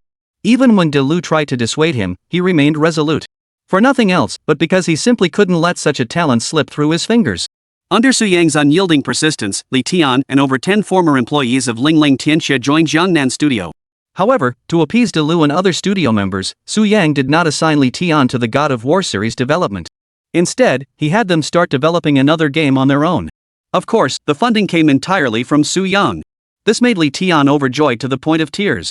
Previously, the development costs for Call of Duty had been entirely self-funded by him and a dozen members. Though they only produced a demo, it had drained nearly half their personal fortunes. Most of their funds had gone toward renting high-quality game engines. Without that investment, they never could have achieved such impressive character animations and physics. Naturally, with all their money poured into the engine, other aspects of the game received minimal funding, resulting in its poor graphics. Still, their efforts weren't wasted. Su Yang decided to have them develop another excellent game from his past life. The game was named The Binding of Isaac. Time flew by unnoticed. That day, in Sister Zhou's livestream room, she had been streaming Crisis 2 for over half a month. While the game was fun and she had beaten it multiple times, it was, after all, a single-threaded indie game. Playing it for so long had inevitably led to some weariness. Coincidentally, the viewers in her livestream were also craving a change of pace. So Sister Zhou logged into various gaming platforms, ready to hunt for something new. Just then, her phone buzzed with a notification. It was from the Zhio platform she followed, along with the Jiangnan Studio account on Weibo, announcing new updates. Guys, Su Yang the old rogue has released a new game. Crisis 2 had been out for less than a month, and now he had another game? That old fox is super productive.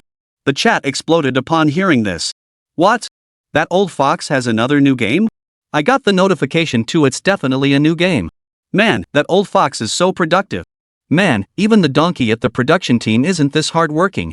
Making games at this level? Unmatched. He's seriously killing me. Su Yang, Nyopai Jiangnan Studio, Nyopai. Alright, enough with the hype. Let's see what kind of game old pirate has in store this time. Netizens were super hyped about Jiangnan Studio's new game. After all, in China's gaming scene, the name Jiangnan is practically a stamp of quality. But when they saw Zhou Jia open the new game page, they froze in shock. The page contained no trailers or posters, only a single, seemingly hand-drawn concept art. The content depicted. In a dimly lit room, a small, round-headed figure with large eyes curled up on the floor, hugging its head and silently weeping. Behind the little figure, one after another, monstrous, terrifying creatures bared their vicious fangs, gazing at the small figure with greedy expressions. The moment Sister Zhou saw this concept art, she froze. This art style is kinda creepy. Is this really Jangnan's new game? The style feels completely different from their previous ones. With skepticism, Sister Joe saw the game's title. The Binding of Isaac. Honestly, I recognize each character individually, but when put together, I have no idea what it's supposed to mean. Just like Sister Joe, the netizens were equally baffled. At the same time, they inexplicably felt that Su Yang the old rogue's new game was straight from the underworld. Whatever. Who cares? You never know if a game's any good until you play it. Anyway, I'm bored out of my mind. You're the one I'm going with. Sister Joe clicked into the purchase page. The game wasn't expensive, just 21 bucks. Sister Joe promptly selected payment and began downloading the game. Then she discovered the game's size was pitifully small. A mere 48 megabytes. What's going on? How can this game be only 48 megabytes? Even my phone apps are bigger than this. That old fox Su Yang, he wouldn't dare pull a fast one on us with some half-baked junk, would he? Sister Joe's suspicions deepened, and she even began to regret spending her hard-earned 21 yuan. The online community was equally baffled, wondering what kind of trick the old fox had up his sleeve this time. Soon, the game finished downloading and automatically loaded the game screen. The Binding of Isaac. Produced by Jungnan Studio. On the screen, two characters appeared in simple line art style. Little Isaac and Isaac's mother. A voiceover begins narrating. Isaac and his mother are in the small house on the hill. That day, Isaac played alone while his mother watched a Christian program. Life had once been so simple, and they were both happy, until one day his mother heard a voice from heaven: "Your son has been corrupted by sin, he needs to be redeemed. Mother, Lord, I will do everything in my power to save him." So the mother rushed into Isaac's room and confiscated all the evil toys. But the voice spoke to mother once more. Isaac's soul remains fallen. He must be isolated from the world's sin and repent his transgressions. Mother, Lord, I will follow your command. I believe in you. Then, mother locked Isaac in his room, sealing him off from the world's corruption. Yet, mother heard the Lord's voice a second time. You have obeyed my command, yet I still doubt your devotion. To prove yourself, I ask you to do one more thing. Mother, of course, Lord. Anything. Lord, to prove your love and sincerity toward me, I require a sacrifice. Your son Isaac is that sacrifice. Go to his room and end his life, thereby proving your love for me above all else. Mother, yes, my king. Mother resolved to obey the Lord's command and retrieved a kitchen knife from the kitchen. Isaac, witnessing this through the door crack, trembled in terror. Isaac frantically searched his room for a hiding place, finally discovering a secret door beneath the carpet leading to the basement. Without hesitation, he pulled the door open. At that moment, his mother was also trying to force open the door. And so, he plunged alone into the unknown abyss. Animation ends. The game officially begins. In the basement, Isaac stood at the center of the screen. On the floor, the control buttons and gameplay instructions were written. This snapped Sister Joe back to reality. So, Isaac fled to the basement to escape his deranged mother. Alright, the plot's a bit twisted, but I'll accept this setup. Let me help Isaac escape his mother's clutches. Joe rolled up her sleeves, ready to dive in. Following the tutorial on the floor, she tried operating the controls. Suddenly, little Isaac started firing water balls like a barrage of bullets. Whoa, there's even a shooting mechanic? Guess we'll be fighting monsters later. This is kinda fun, huh? Chapter 73, how did that coat hanger go right through his forehead?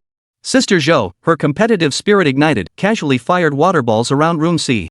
What she didn't know was that every time she fired a water ball, little Isaac's eyes would well up with tears.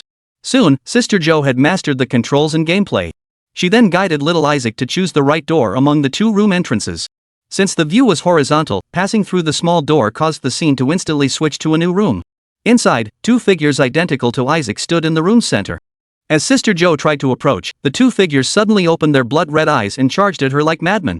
Sister Joe instantly let out a shriek of terror and scrambled frantically in the opposite direction. But the little figures were far too fast. Before long, they caught up to Sister Joe and began chomping away at her health. Oh my god. Stop hitting me. I'm dying.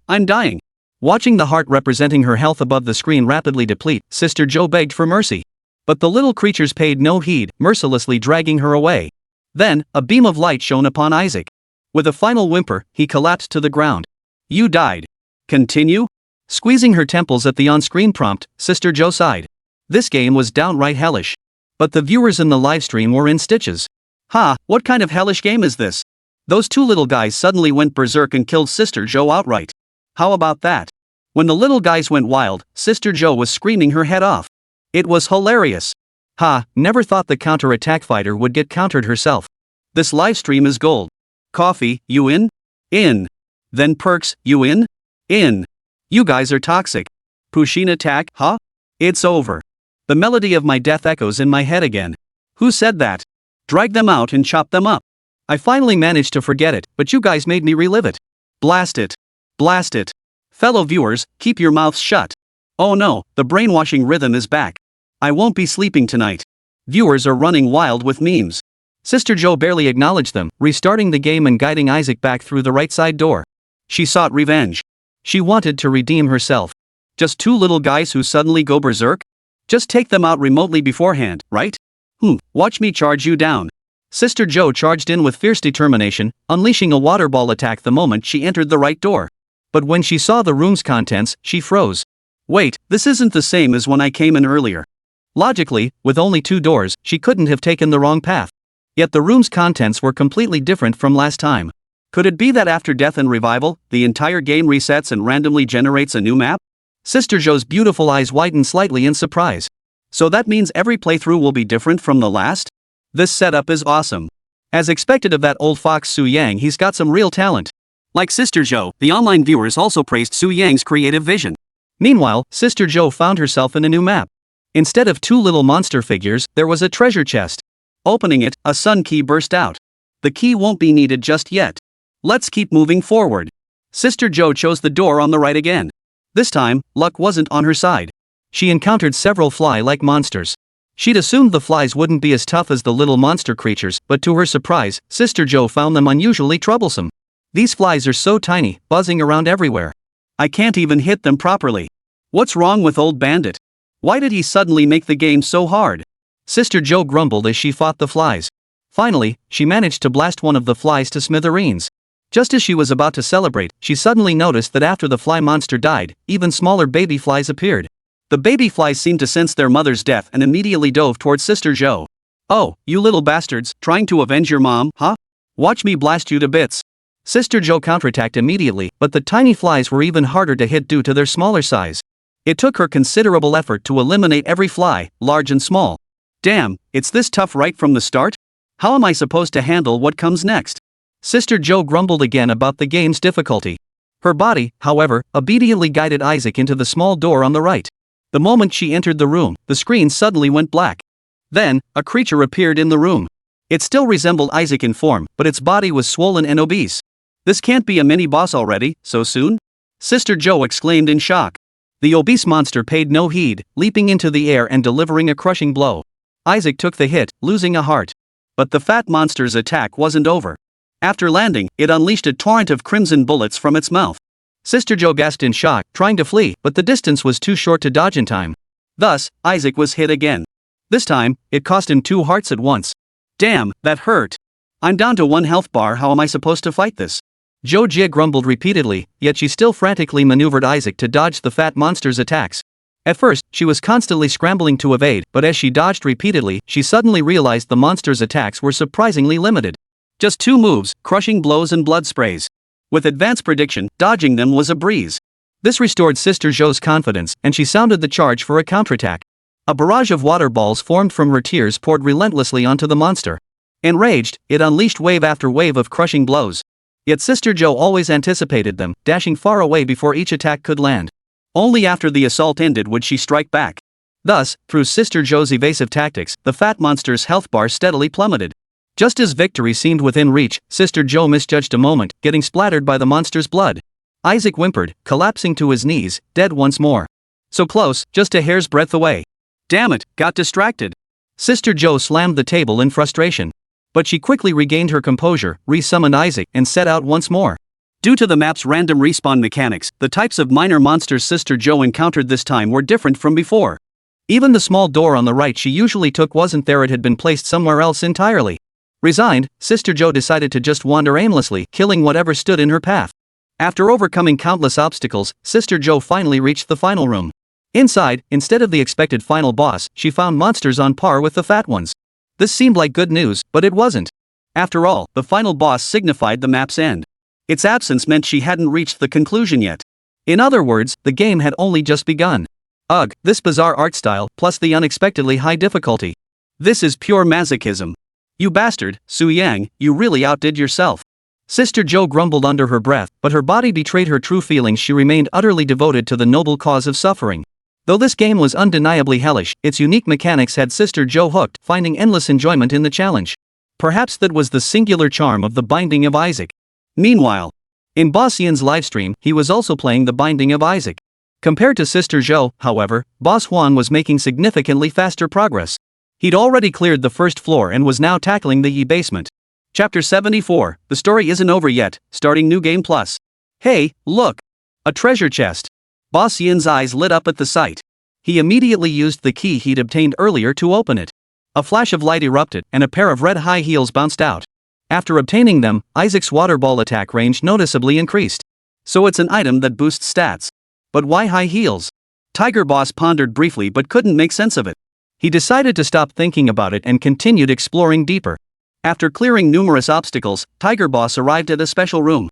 Inside, 3 items were displayed, each requiring a different amount of gold coins to purchase. Gold coins could be obtained by defeating monsters or destroying environmental objects. By this point, Boss Ian had accumulated a substantial amount of gold coins. But now, he couldn't spare a thought for those 3 items. Instead, he stared in confusion at the small figure suspended motionless in midair above the room. What's the meaning of hanging a dead man in an item room? Boss Ian tried to interact with the hanging figure but found it unresponsive. A strange, eerie feeling crept up his spine. Not wanting to linger, he randomly selected a heart to replenish his health and hurriedly left. He pressed deeper, battling and exploring along the way. Tiger Boss successfully reached the final room and, after a fierce battle, defeated the room's minor boss. Surprisingly, defeating the minor boss dropped an item, an iron wire coat hanger. Obtaining the hanger boosted Isaac's water ball firing speed and altered his appearance. Whoa, that hanger just went right through his forehead. And it's still bleeding. Is that even safe? Big Brother Ian was startled by Isaac's new appearance. Seriously, how could anyone survive having a coat hanger pierce through their skull? But Isaac was different. He was still running around like crazy. This terrifyingly twisted design proved Old Man Ian was a bit of a mess. Whatever. Let's keep moving. After defeating the minor boss, a downward passage appeared in the room. Through it, Boss Ian exited the basement and entered a new map, Cave. Wait, a cave? Beneath the basement, there's actually a cave? Not bad. This house is in a prime location. Old Ian resignedly accepted this absurdity once more, guiding Isaac deeper into the labyrinth. Though the map changed and enemy types multiplied, under Old Ian's skilled hands, they steadily advanced deeper. Along the way, they gathered plenty of coins, exchanged numerous items at the shop, and even obtained gear from defeating some minor bosses. Unnoticed, young Isaac's attack style had evolved. From his original single water ball attack, he now unleashed a shotgun-like spread attack. With a rapid firing rate, he became increasingly adept at slaying monsters. This development delighted Boss Ian immensely. Hey, this feeling of getting stronger and stronger is seriously addictive. Combined with the map's fully randomized content, this game keeps surprising me. Looks like old scoundrel Su Yang wasn't bluffing this time. Hearing Boss Ian's words, the viewers chimed in agreement. And Boss Ian, now upgraded from a shotgun to a cannon, continued to breeze through challenges. He smoothly cleared the cave map and was even on the verge of conquering the deep dungeon map. Though he couldn't fathom why a deep dungeon lay beneath the caves. But Boss Ian figured this deep dungeon must be the deepest place in the entire game. After all, going any further down would probably lead to underground sewers or hell itself. If no such place existed, then the game's final boss must surely lie within the last chamber ahead. Let's go. Final showdown. Tiger Boss flexed his hands, paying the ultimate boss the utmost respect. Then, he entered the final room alone. Swoosh. The moment he stepped inside, the battle interface popped up. Isaac versus Mom, huh, Mom? Mom? The final boss is actually Mom? This development caught Old Man Ian off guard. Just then, a massive, varicose vein leg suddenly descended from above. The leg was enormous, probably too big for 10 Isaacs to wrap their arms around. Its attack frequency was extremely high, and its assaults were ferocious. Faced with such terrifying onslaught, Boss Ian had no time to think. He immediately fled for his life. Every time the leg struck Isaac, a piercing scream echoed through the air. It was Mom's voice. This game is hellish. It's just too damn hellish. Why is Mom's leg here? Why is it attacking little Isaac so viciously? Isn't this her own child? What on earth is going on? Big Brother Ian was constantly on the run, while his mother's attacks gradually shifted from using her legs to using her hands and feet. This seemingly more ferocious tactic became the very turning point that allowed Ian Lauda to turn defeat into victory. When Mom switches from feet to hands, her attack speed increases. But when she switches back to feet, she leaves herself open for a few seconds. That's the key to defeating Mom.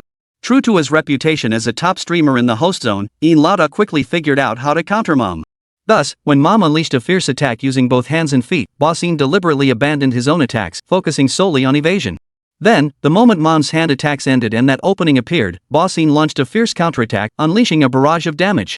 Though the damage output wasn't high, the tactic proved remarkably effective. As the opening closed, Ian Lauda didn't linger. He retreated early, biding his time for the next opportunity. Thus, through this hit-and-run guerrilla tactic, advancing when the enemy retreated, retreating when the enemy advanced, it took over 10 minutes, but he finally defeated Mom completely. Ah! Accompanied by the mother's furious roar, the terrifying giant leg vanished completely. In its place appeared a massive golden treasure chest. Tiger Boss expected powerful items to burst forth upon opening it. But unexpectedly, the moment the chest opened, Isaac leaped inside himself. The screen then went black.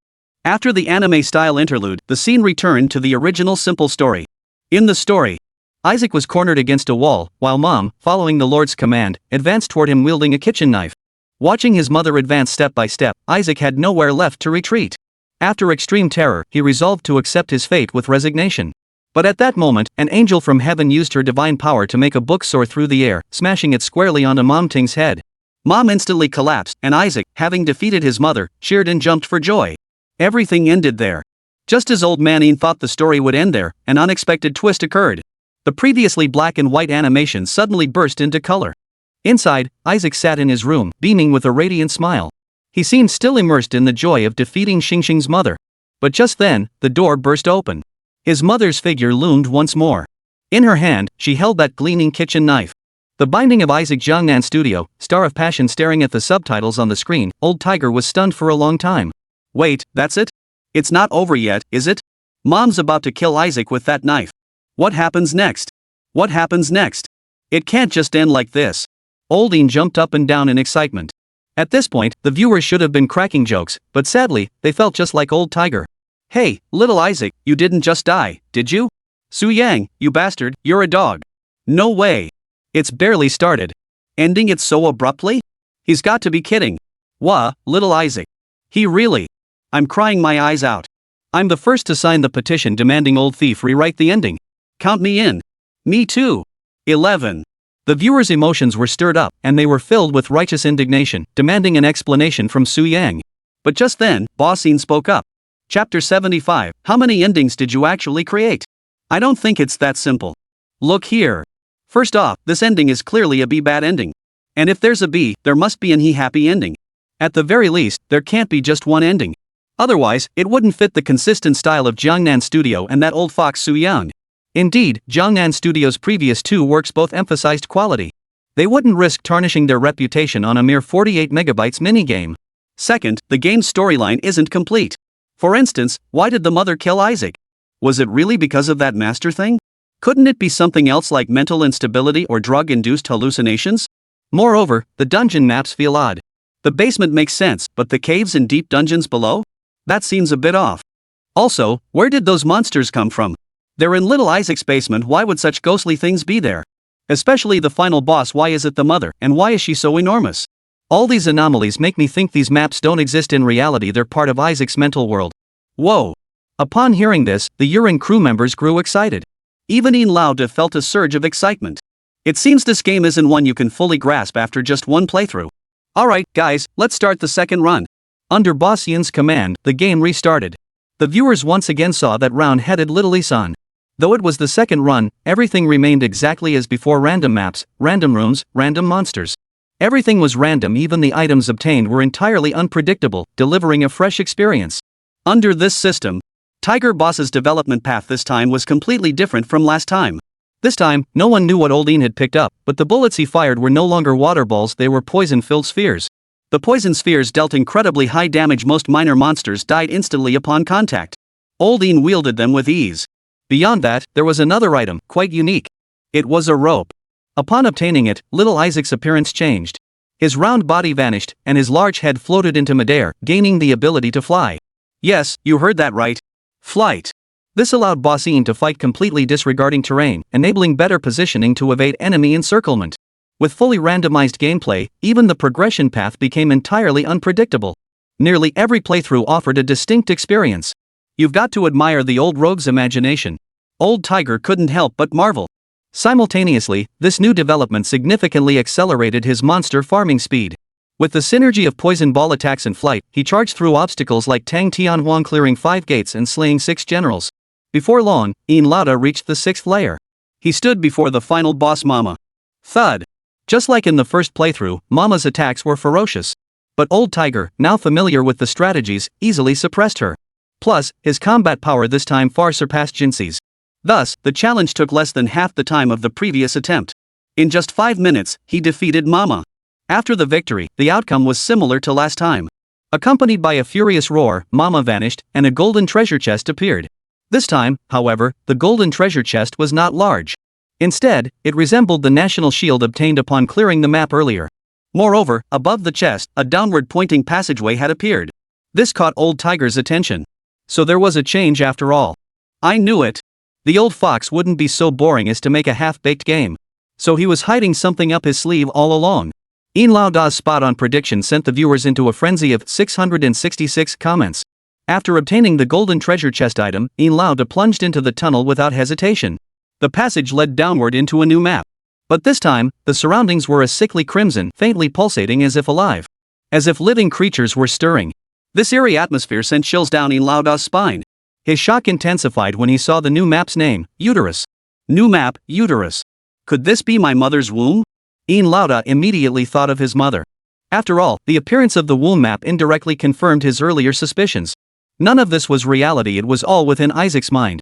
So, whatever appeared here wouldn't surprise him. What he hadn't expected was that the new map would be his mother's womb. Could it be that little Isaac wants to relive the feeling of being an infant, still nestled in his mother's warm womb? It seems little Isaac must be lacking maternal love and a sense of security. Tiger Boss analyzed as he delved deeper into the exploration. With the lethal combination of poison ball attacks and flight abilities, all the demons and monsters along the way fell victim to Lei Lauda's blade. Soon, he arrived at the final chamber of the womb map. Here, a peculiar boss appeared, Mother's Heart. This left Yin Lauda utterly baffled. Mother's Heart? Why would it appear here? Is this truly Mother's womb? Or does this heart not belong to her? The chillingly intricate setup, coupled with the heart's relentless attacks, left Bossine no choice but to focus entirely on the battle. Just like when he took down his mother, Bossine first retreated while observing. Once he found a strategy, he slowly wore down the heart until it was defeated. Finally, after over 10 minutes of combat, Tiger Boss finally defeated Mother's Heart. This time, the downward passage never reappeared. Instead, a massive golden treasure chest appeared as promised. It seemed he would finally witness a happy ending. Anticipating a favorable conclusion, Old Man Yin opened the golden chest. The screen went black. The ending animation began. Within a crimson womb, little Isaac, eyes brimming with tears, slowly approached the massive golden treasure chest. Click! Without hesitation, the golden chest opened. A bottle of rubber cement was raised high by Isaac. But the next second, Isaac seemed affected by the rubber glue. Both eyes were instantly filled with glue, an utterly terrifying sight. The binding of Isaac presented by Jiangnan Studio, the familiar credits appear. Bossine freezes in place once more. I really did it. Another bad ending. You old fox, Su Yang, how many endings did you make? Bossine is on the verge of breaking down. That night, other major streamers and players all suffered the same fate as Yin Lauda. Yet despite this, they refused to abandon the game. On the contrary, they wouldn't stop until every single ending had been uncovered. And this was precisely what Su Yang had anticipated. Bro Su Yang, these Lingling Tianxia folks are something else, the game's getting great buzz. Xiao Lu teased Su Yang as he studied the data on his tablet. Though it had been less than half a day since the game's release, Scattered Gold had already sold over 150,000 copies. While the game was priced modestly at just 21 yuan, it was astonishing to sell so many copies in such a short time. Crucially, they hadn't spent a single penny on marketing. It was all thanks to Jiangnan Studio's reputation and word of mouth among streamers and players. Chapter 76, Composing a Tragic Tale. For any other game developer, achieving these numbers would be impossible. This clearly demonstrates Jiangnan's current standing in the domestic gaming market and the weight it carries in players' hearts. Li Tian and his team really did a great job. While I came up with the game concept, they worked incredibly hard too. Otherwise, they couldn't have finished development so quickly. You guys should learn from them, Su Yang teased. Xiao Lu shook his head repeatedly. Are you trying to kill us by making us learn from Li Tian's team? They were already exhausted from that Call of Duty demo. The moment they stepped into the studio, they dove straight into developing the new game without a second thought. Man, you should have seen how crazy they were back then.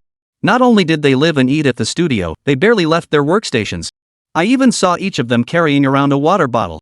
Seeing them push themselves like that, I was genuinely worried one of them might keel over and die right there in the studio. Xiao Lu was exaggerating a bit, but the reality wasn't far off. Li Tian's team, hailing from big corporations, truly worked themselves to the bone. Honestly, Su Yang worried their relentless pace would take a toll on their health. So as soon as development on the Binding of Isaac wrapped up, he gave everyone an extended break to recuperate at home. During this period, Li Tian and the others' dedication, combined with Li Tian's own innate talent, gradually eased Su Yang's suspicions about him being a mole. A genius like Li Tian would be too valuable to waste as a spy. Any company with half a brain wouldn't commit such foolishness. But then again, Tencent dared to bench or even fire a genius like Li Tian. That was indeed foolish. Still, it didn't matter now.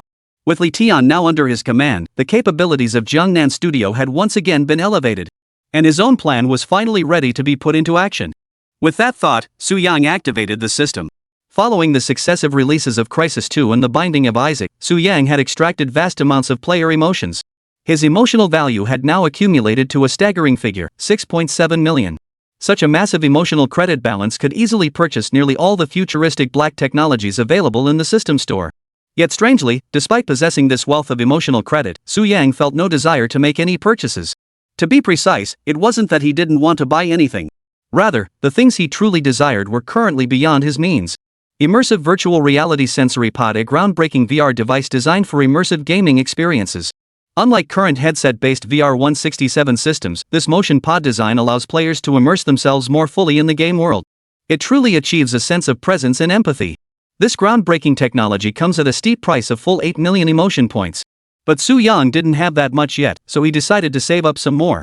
Of course, similar motion pods exist in the system store, with cheaper options available for just over 100,000 emotion points. But none match the immersive realism of this model, especially its unparalleled sense of presence. And this was precisely what Su Yang was so eager to pursue. He could wait, but he absolutely refused to settle for a subpar product. He understood deeply that the essence of a sensory pod lay in its immersion in presence. If this core function couldn't be perfected, he wouldn't accept even the cheapest pod.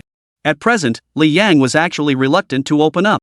Jiangnan's development was only just beginning, and the plans in his mind were still in their infancy. It was best to let things unfold naturally. That said, if pressed, Su Yang wouldn't have to wait too long to accumulate 8 million emotion points. After all, development had already commenced on the first installment of the God of War series. And the story of the Binding of Isaac remained largely unexplored by players.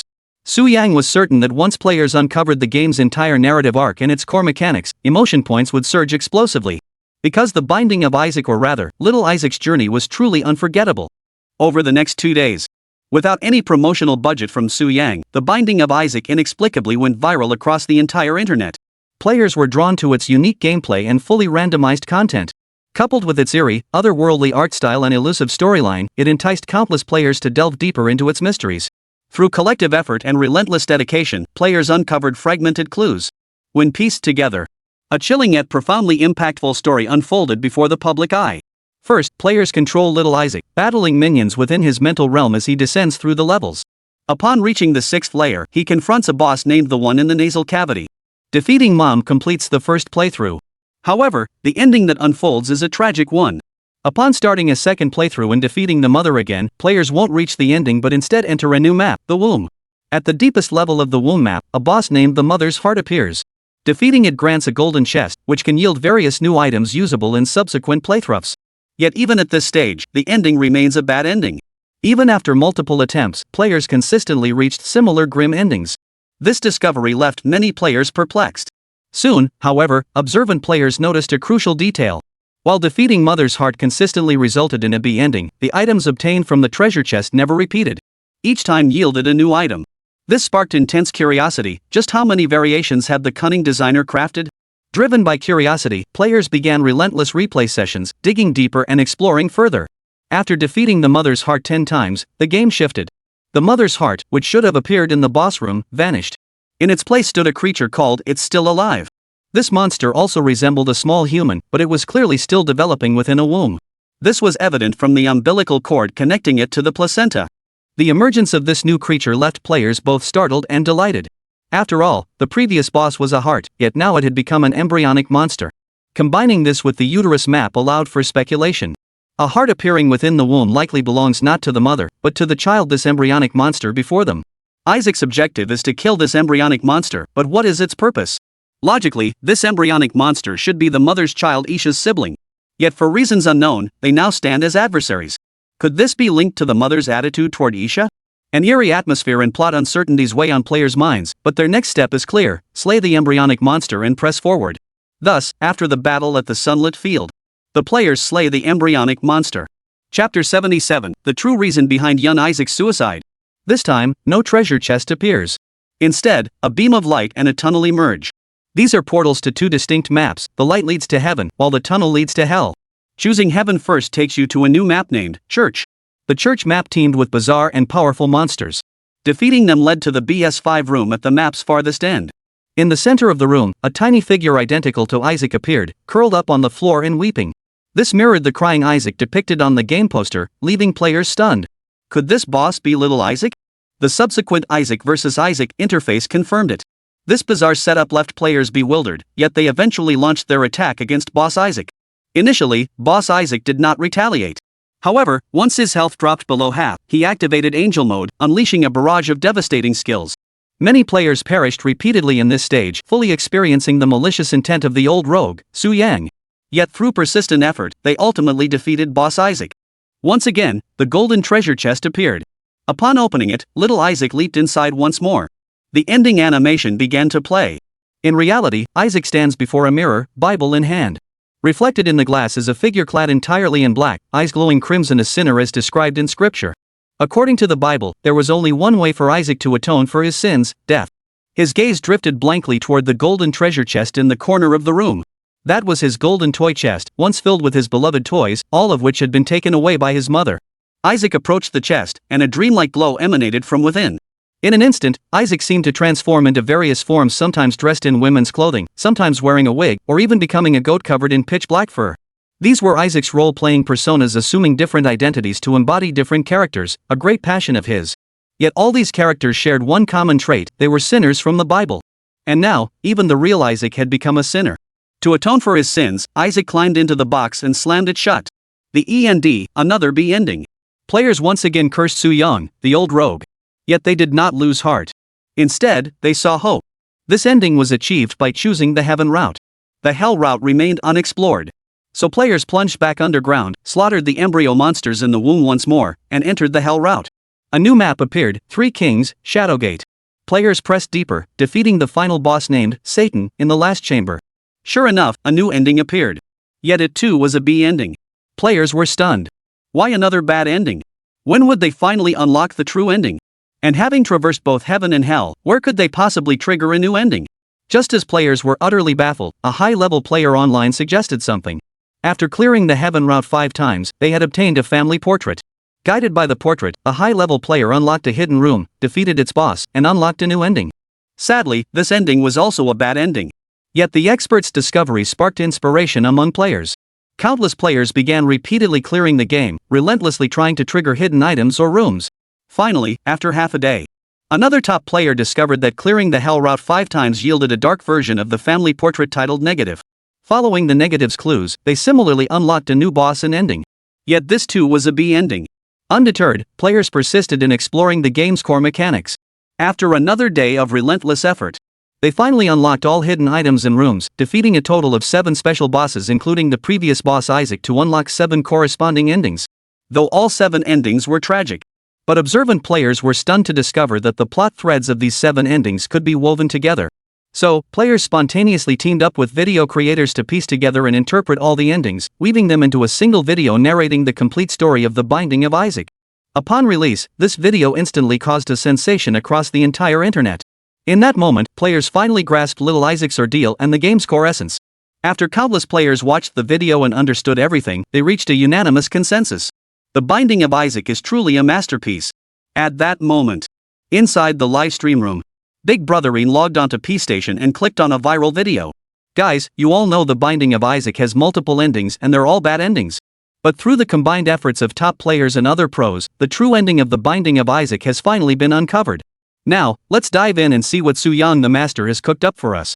The viewers were thrilled, urging Bossine to stop talking and watch the video already. Bossine shook his head helplessly and finally clicked play. The video began.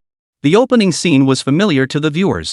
Little Isaac is controlled, confined, and even subjected to violence by his mother, who appears mentally unstable. Yet despite his mother's treatment, Isaac harbors no resentment toward her. Instead, he believes he is the very cause of his mother's anger. Just like countless sinners in the Bible, he felt blinded by his own profound sinfulness. To atone for his sins, he chose the most extreme method. Little Isaac gazed at his golden toy treasure chest. After a moment's hesitation, he climbed inside. Turning his head for one last look at this world, he closed the chest. Inside the chest, there was only darkness. Curled up inside, little Isaac wept uncontrollably. Gradually, his breathing grew heavier, and hallucinations began to form. In his mind's eye, little Isaac's form began to shift. From a pure, innocent little figure, he gradually transformed into a dark demon. In this moment, during his atonement, he slowly became the sinner he believed himself to be. Finally, little Isaac solidified into his demonic form. At that instant, he was utterly certain. He truly was a deeply sinful demon. In reality, little Isaac, deprived of oxygen, slowly succumbed to suffocation. His skin color shifted, gradually transforming into that of a certain boss character from the game The Little Blue Man. His heart, already beating at 110 beats per minute, slowed as he became the Little Blue Man. Finally, it stopped beating altogether. And just like that, little Isaac vanished. Outside, the streets were plastered with his missing person posters. His mother paced back and forth in the distance, clearly frantically searching for his whereabouts. But the outcome was obvious. After an unknown amount of time passed, Mom entered Isaac's room and, as if guided by some force, opened the golden toy box. She finally found Isaac. But little Isaac was no longer the adorable child she remembered. He was now a pile of cold, lifeless bones.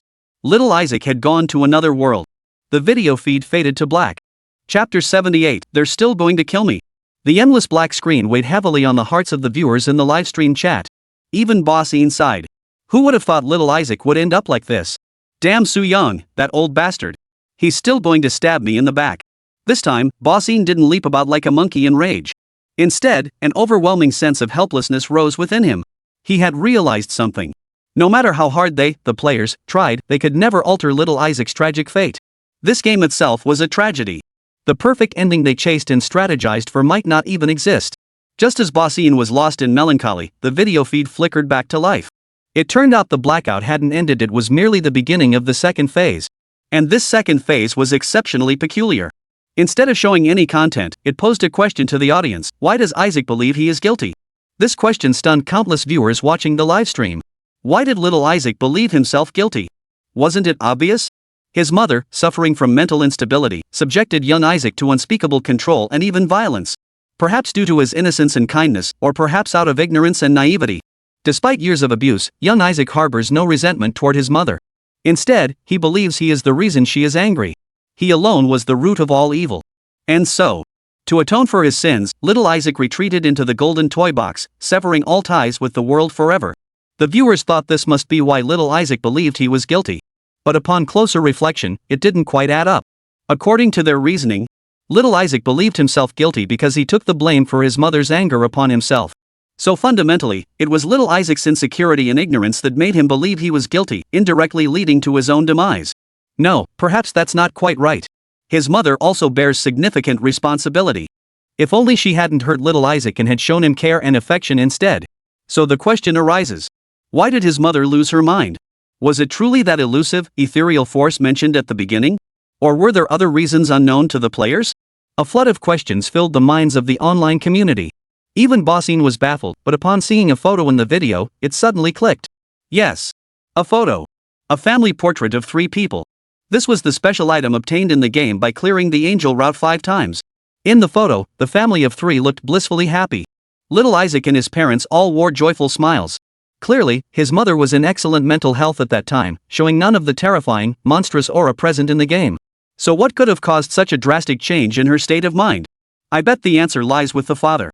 Brother Ian raised an eyebrow. You see, the father never appears in the game. This suggests he may have already left the family. As for how he left, I don't know. Maybe divorce, or maybe you know what I mean. But whichever it was, that must be the root cause of Mom's mental breakdown. Just as old man Ian had surmised. Besides the family portrait, several other photos appeared in the video. These were in-game props, yet they also revealed the current state of little Isaac's family. It turns out that years ago, Dad and Mom had a troubled marriage and ultimately chose to divorce. Custody of little Isaac was granted to Mom.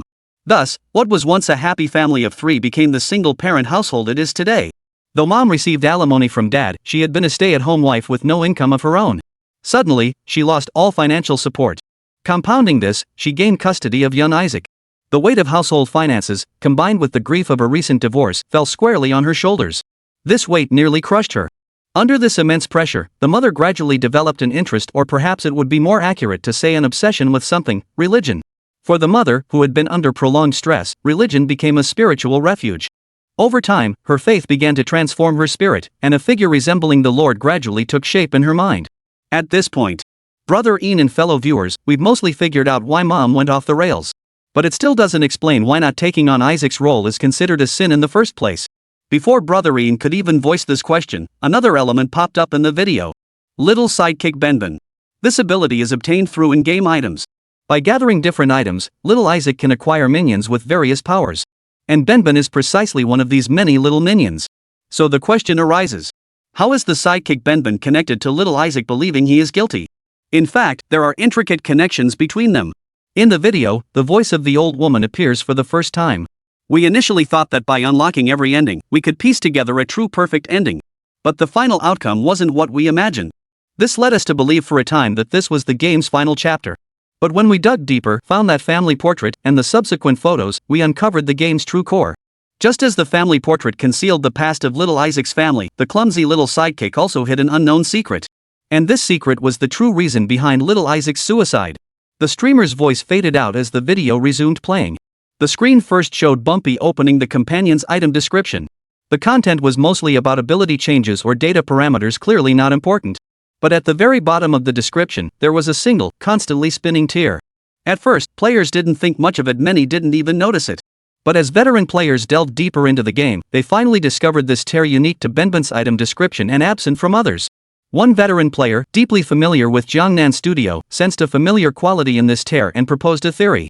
The way this tear spins bears an uncanny resemblance to the lavender in Bayonetta's ultimate Easter egg. The moment this theory surfaced, the veteran player's scalp instantly tingled. Who would have thought that the Binding of Isaac, the seemingly unremarkable indie game, would conceal such a massive Easter egg? Immediately, skilled players began analyzing the tear's rotation pattern. Ultimately, they uncovered the hidden URL, 10 things. A mini-game with artwork identical to the Binding of Isaac appeared before all the hardcore players. At that moment, everyone was stunned. There was actually a hidden game within the game. And within this hidden game lies the deepest secret of the Binding of Isaac. Holy crap, my scalp is tingling. Su Yan, the old fox, truly lived up to his reputation as a genius. How did he even think of such a bold move? Countless experts were left speechless by Su Yang's audacious move. But once they regained their composure, they all began tackling this hidden game. They assumed it would be a breeze to clear after a few tries. Yet they underestimated the malicious intent of old scoundrel Su Yang. Beneath its deceptively simple art style, this hidden minigame's difficulty left countless pros gasping for breath. Compared to ordinary games, this hidden minigame wasn't just a little hard, it was impossibly difficult. And that's before even considering unlocking the true ending. It was beyond challenging, harder than climbing to the heavens. Chapter 79, Passionate and Fiery. Just then, a stirring piece of music blared from the speakers once more. The giant screen on the podium lit up. The logo of the Stellar Tour work rate appeared. The scene shifted abruptly. A picturesque landscape unfolded. A vast, lush forest stretched into the distance, with gentle streams flowing through it. A vast lake, clear as a mirror. Everywhere, life thrived in abundance. Small creatures scurried across ancient trees. An unidentified creature in the sky let out a loud cry and soared overhead. A perfect ecological environment unfolded before everyone's eyes, vivid and real. Suddenly, the scene rapidly zoomed in and expanded. On a shallow sandbar stood 3 hunters. The one at the front possessed an effortlessly graceful bearing. His dazzling silver armor shimmered brilliantly in the sunlight, a sight to behold. He stood tall and imposing, a sleek, large katana strapped to his back. The blade gleamed a deep crimson, and upon closer inspection, the distinct grid-like pattern along the edge became visible. He looked absolutely stunning. Standing to his left and right were Li Seni and Dai Xiaomei. They still wore their previous protective gear. Li Xian wore a swift dragon set, while Dai Xiaomei sported a blue-hued azure energy set. At that moment, the imposing male hunter in front removed his helmet and waved cheerfully at the public screen. Hey everyone, remember me? All the spectators on site and countless players watching the livestream had already guessed it, this hunter was Yefei. Upon seeing Yefei's greeting, nearly every livestream chat exploded. Holy crap, Yefei is such a legend. So freaking handsome. I'm screaming. I'm a female hunter and I adore Yefei. I love you. Your katana and armor are so cool. What are they made of? I can't handle this, I'm totally hooked. He really is my idol. Meanwhile, Lee Sin's heart was racing within the game. Her almond-shaped eyes brimmed with admiration. This was her first time sharing the Monster Hunter world with her husband. In that instant, her heart felt incredibly secure. Dai Xiaomei felt exactly the same as Li Xian at that moment. Beyond her overflowing admiration, she also sensed the reassuring presence of the Japanese server's security. Shen Fei slowly emerged from the water near the shallow shore. He scooped up a handful of water, then released it, the splashing droplets wetting his silver armor. Everything felt disturbingly real. Every spectator watching the live feed on the big screen was utterly stunned by this scene. Wow! Shen Fei shook his hand, flicking away the water. He then continued his introduction to the public screen. Everyone, can you feel how everything in this world has become more real?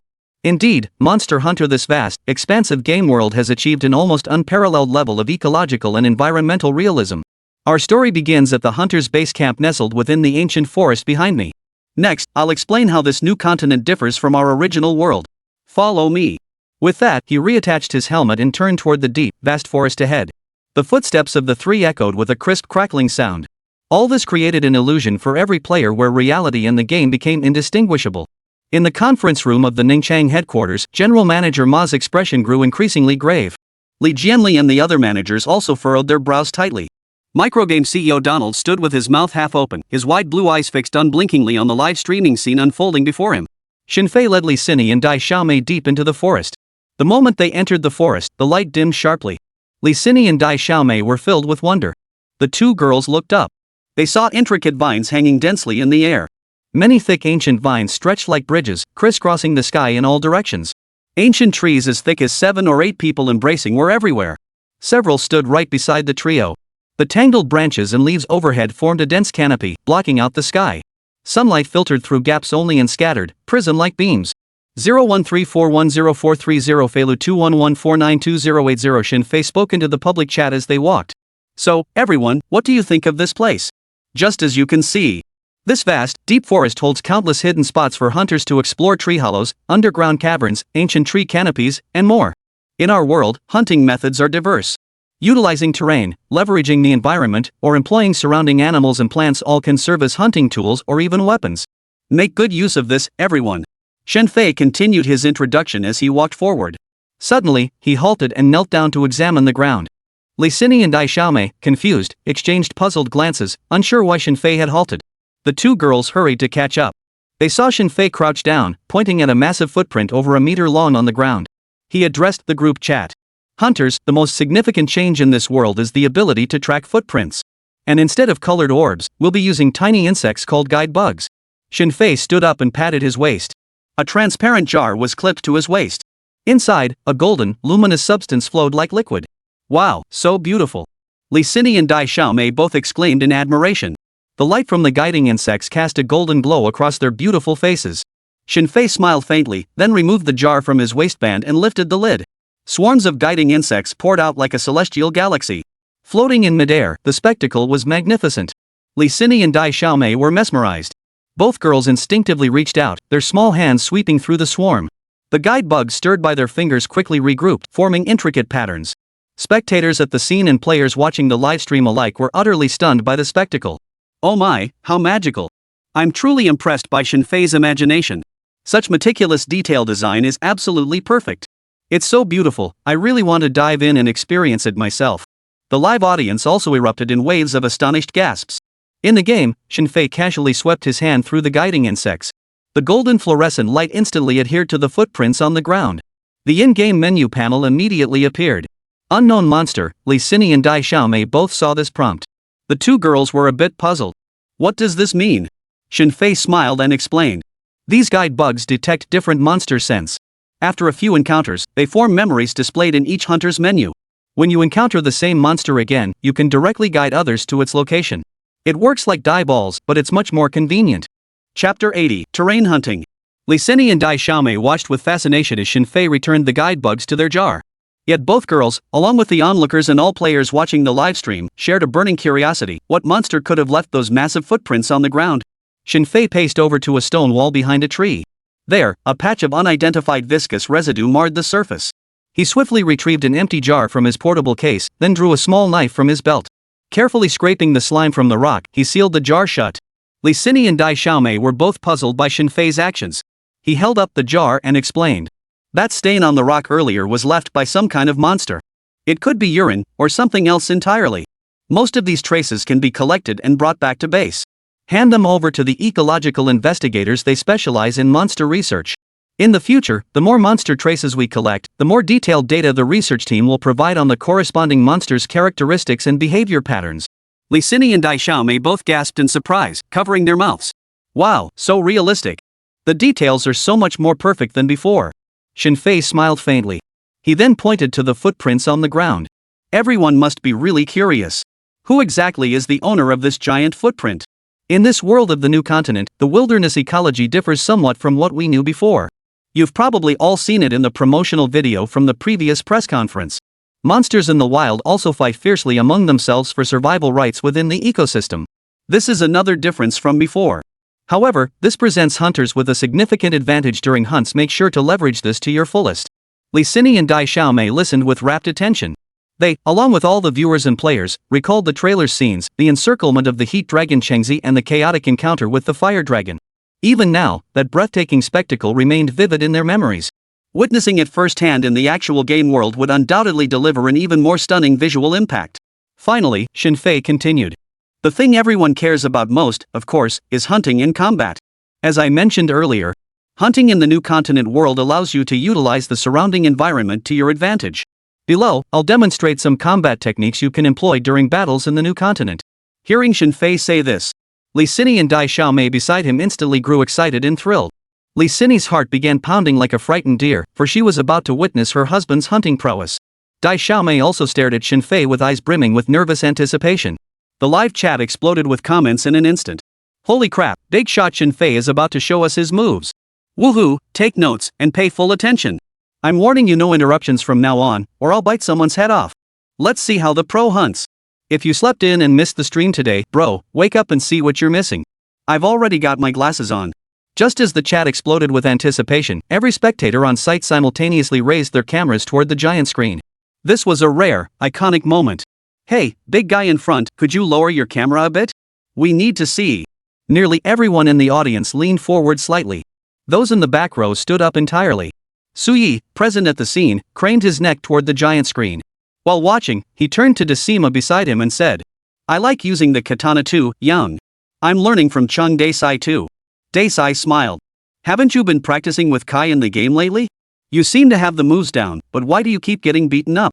Su Yi glared at Desai. It takes time to get the hang of it, you know. That's exactly why I'm here to learn from the master, Xin Fei. Desai Ma chuckled. Well then, you'd better keep your eyes peeled and watch closely. On the game screen, Xin Fei pointed at the 1 meter plus footprint on the ground. Next, we'll use the owner of this footprint as our example. Li Xini and Dai Xiaomei exchanged glances. Both girls looked utterly perplexed. It's just a footprint, where is the owner? Just as the question arose in their minds, a sound suddenly echoed from the distant factory. The sound grew louder as it approached from the distance. Xin Fei quickly pulled the two girls aside. They darted into the nearby bushes. Then he whispered urgently.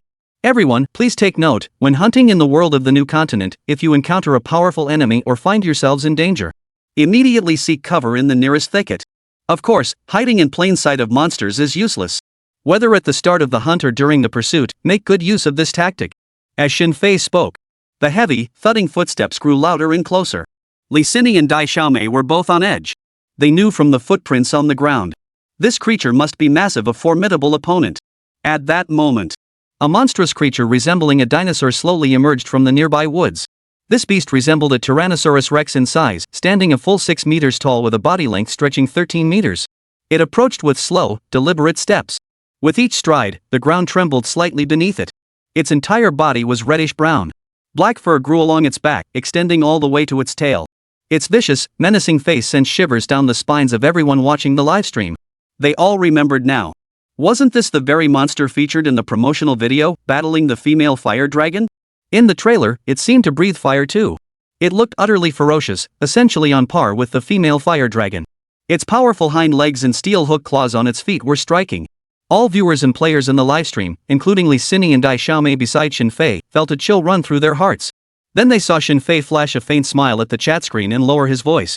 Everyone, the fire dragon possesses an extremely powerful jaw and biting force. Now, I'll use it to demonstrate hunting in this new world for everyone. Speaking, he emerged from the grass, donned the gleaming silver helmet, and slowly drew the peerless sword from his back. The instant Yefei drew the tachi, an unparalleled aura of dominance radiated outward. Li Xin and Dai Xiaomei beside him both sensed the murderous intent radiating from the blade. Every spectator and player watching the livestream held their breath in that moment. Their feelings mirrored those of the two girls exactly. Yefei gripped the tachi firmly with both hands, calmly stepping out of the thicket, and addressed the public chat screen. Everyone, first watch me demonstrate terrain-based hunting. No sooner had the words left his mouth. Chapter 81, Frozen in Fear. Just then, the Manx dragon, standing over 10 meters ahead, spotted Yefei and let out a vicious roar. Its massive jaws were lined with jagged fangs, and its long, red tongue flickered menacingly. It then thrust its powerful hind legs forward, charging toward Yefei with lightning speed. The sheer force of its momentum stunned all the spectators. Whispers rippled through the crowd. What an overwhelming sense of dread. If a new hunter encountered this early on, they'd probably wet themselves instantly. Another chuckled, 30 seconds? More like pissing themselves in fear. The sound of the barbaric jaw dragon's footsteps grew ever closer. As it neared Yefei, the ground itself trembled. Yet Yefei remained standing, not even flinching. In an instant, the barbaric jaw dragon charged before him, its gaping maw ready to strike. Even through their screens, the spectating players could sense the terrifying destructive power of the manhwa dragon's massive jaws. Yet, just as its razor-sharp fangs were about to strike, Yefei moved. With lightning speed, he swung his katana horizontally, meeting the manhwa dragon's fangs head-on. Clang! Everyone present heard the sharp, metallic clang of steel meeting steel. Yefei swiftly sheathed his katana at his waist, took a step back, then abruptly drew the blade again, executing a sweeping strike forward. In an instant, a dazzling flash of steel cut through the air, leaving everyone dazzled and speechless. Following a horizontal slash, Yefei swiftly twisted his waist and shifted his stance, immediately delivering a diagonal chop. His body then executed a blindingly fast 360-degree spin. The tachi traced a faint crimson arc in his grasp, its afterimage resembling a brilliant rainbow streaking across the sky. The entire sequence flowed seamlessly, leaving Lu Yunxi breathless. After enduring the katana's relentless assault, the mandible dragon let out a mournful cry. Its massive frame staggered, then crashed to the ground with a thud. Its legs kicked wildly, but it couldn't get back up for a long while. This sword technique left Li Xin and Dai Xiaomei, hiding in the grass, utterly dumbfounded. Good heavens! What kind of technique is that? To take down such a ferocious beast in a single exchange? Dai Xiaomei covered her mouth in shock. Li Xin, equally stunned by Yefei's display, clenched both fists, her bright eyes fixed in disbelief on her husband's graceful form. The onlookers and viewers in the livestream were utterly dumbfounded at that moment. What kind of sword technique is this? Why did I clearly see that monster bite him, yet he effortlessly deflected it? Big shot Yefei, this isn't just playing with a katana, it's magic. Holy crap, Yefei! From now on, I declare, cheap but effective is the new standard. I'm literally kneeling on my chair watching this, it's just too godly. Suyi at the venue gaped wide-eyed, nearly drooling as he stared at Yefei's swordplay on the giant screen. Decima beside him watched in stunned silence before muttering, holy crap, he's insane. Yefei took advantage of the manhwa dragon's down state and announced to the public chat. That was a katana technique called insight slash. It exists in the Ketsun village version too.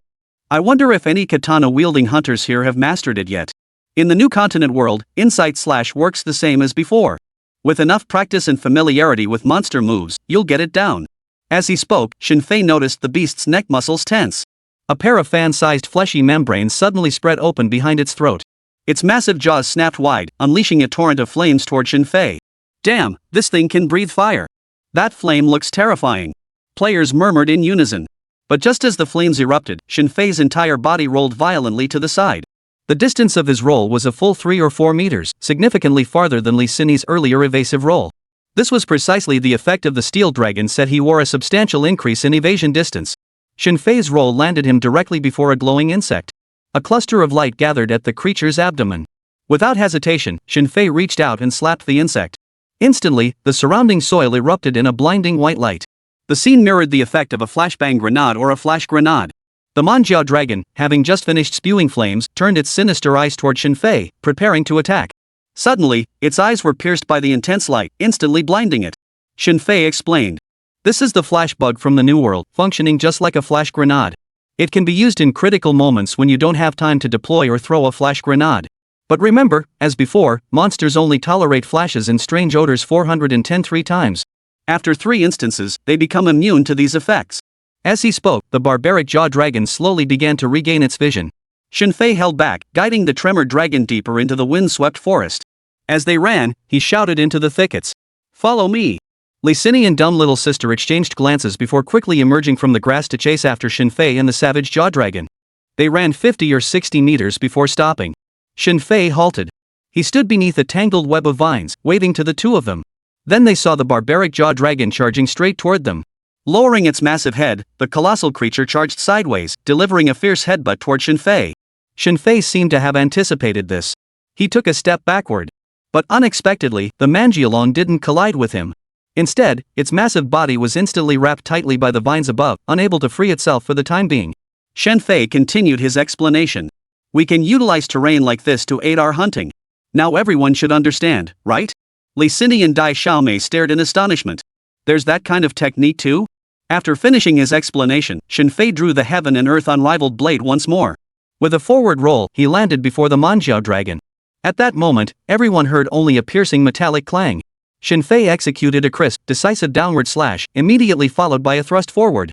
Then, with a mighty shout, he spun again, delivering a whirling slash. Lysini and Dai Xiaomei, standing nearby, were so stunned they froze in place. The two girls' almond-shaped eyes widened, their small mouths slightly agape, trembling ever so slightly. All spectators were stunned into silence at that very instant.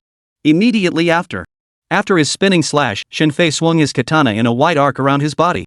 Gripping the hilt tightly with both hands, he executed a graceful diagonal slash, cutting straight down the katana's continuous technique, the kasaya slash. He then held the sword horizontally with both hands, his feet moving swiftly. With a leap, his feet alternated, and several thuds echoed as he landed. He had leaped onto the massive body of the barbed jaw dragon, soaring over 6 meters into the air. High above, he raised his sword, bringing it crashing down with overwhelming force. The blade flashed like a bolt of lightning, its brilliance piercing the sky. The dazzling light illuminated the faces of the two girls, leaving them gaping in awe. "Oh my goodness!" Their scalps tingled for a moment as every live streaming platform erupted. It was a complete explosion. "Ah, the most handsome man ever! Oh my god, someone save me! Shenfei, are you trying to kill me with your good looks? Handsome enough to kill, and no compensation. Heaven, I can't take it. I love you forever, godlike hunter, my one and only idol." Chapter 82, Too Real. Nothing to say, I silently knelt before the screen. How could you possibly pull off such a move? How did you do that? Good heavens! Just as everyone was stunned into helplessness, a blade flashed across the screen like a meteor streaking across the sky. Blood gushed from the savage jaw dragon like a fountain, staining the area crimson. A wretched howl erupted from its maw. Though it had finally broken free of Tingma's grasp, Shenfei's devastating strike sent it crashing back to the ground. Shenfei landed on the ground, gripping his katana tightly. He lunged forward with a sweeping backstab. That final strike, his last, was delivered with a grand circular slash. After the swing, he stood with his back to the barbaric jaw dragon, slowly sheathing his blade. Behind him, the manjiao dragon let out a long, mournful cry toward the sky before its head slammed heavily against the ground, motionless. Shenfei stood before the corpse, his back to it, radiating heroic poise. The finest hunters never look back to witness the death of their prey. It was utterly cool. 5 minutes? No, it hadn't even been 5 minutes. Had Shenfei not paused to explain during the hunt, it would have been over in a minute or two. Lysini and Dai Xiaomei both collapsed onto the ground, gazing up at this man who seemed to defy the world. The livestream chat exploded with frenzy. At the press conference, every attendee rose to their feet, applauding wildly. Every face wore an expression of utter disbelief, soon replaced by profound reverence. No way, no way. Hell! How is this possible? Too terrifying. That ferocious monster didn't even scratch him. My god, are my eyes real? Is this real? I can't even describe my feelings for Shenfei as mere admiration anymore. Holy crap, Shenfei is so badass. Please, spare me. He's the legendary man. Suyi and Decima, who were present at the scene, had both risen to their feet. Both craned their necks to stare at the giant screen. Suyi wiped the drool from his mouth, nearly convinced the entire scene had been an illusion. All he'd witnessed was a dizzying flurry of blade flashes and the relentless clang of metal echoing in his ears. Then that towering, ferocious mandible dragon had collapsed. This wasn't terrifying skill, it was divine power. Suyi buried his hands in his hair, utterly stunned. Ever since choosing the katana as his weapon, he'd been striving to reach new heights. But after witnessing Shenfei's godlike demonstration today, he realized his own speed sword skills were nothing compared to that guy's. So pathetic. Sigh. If only he could apprentice under Shenfei, he'd even perform the traditional bowing ceremony. That thought lingered in his mind. As the crowd erupted in astonishment, utterly captivated by Shenfei, he resumed his explanation. Earlier, I used the insight slash, whirlwind slash, combined with the robe slash and ascending dragon slash. These combat skills are essentially the same as those in the current world of Ketsunokura Village. The ascending dragon slash can be activated when your rage reaches its peak. I urge everyone to learn these skills from Kai in Ketsunokura Village as soon as possible to adapt to increasingly powerful monsters. Alright, that covers the basics of hunting in the wild. Of course, there are some finer details I won't go into here, it's best to learn them firsthand. Shinfei paused, then flashed another smile. Alright, that covers wilderness hunting. I'm sure you're all eager to see the new continent's base. He turned to Li Sini and Dai Xiaomei. You two must be curious about the new continent's base, right? Li Sini and Dai Xiaomei were still lost in the awe of Shinfei's explosive hunting skills. His question snapped them back to reality. Ah, yeah, we want to see it, Li Sini replied blankly. Shinfei chuckled heartily, then snapped his fingers at the public screen. Then please follow me, he said before dashing into the deep forest. Shinfei led the two girls along a thick vine, passing through several tree hollows. They traversed the winding path, leaping from one tree to another until they reached a hanging vine. He gave it a tug and swung across effortlessly. Damn, that's a move. Everyone watched in amazement. Li Sini stepped forward, tugging the vine to test its strength. It proved remarkably sturdy. She planted her feet and swung herself across. While the girls crossed, Shinfei continued his public chat introduction. In the new continent, swinging vines let you ambush enemies from above. You can jump onto a monster from above before it notices, then attack with your dagger. Hearing this, everyone gasped again. Damn, you can do that? Wow, riding on a monster? That must feel so awesome. Doghead, that's so real.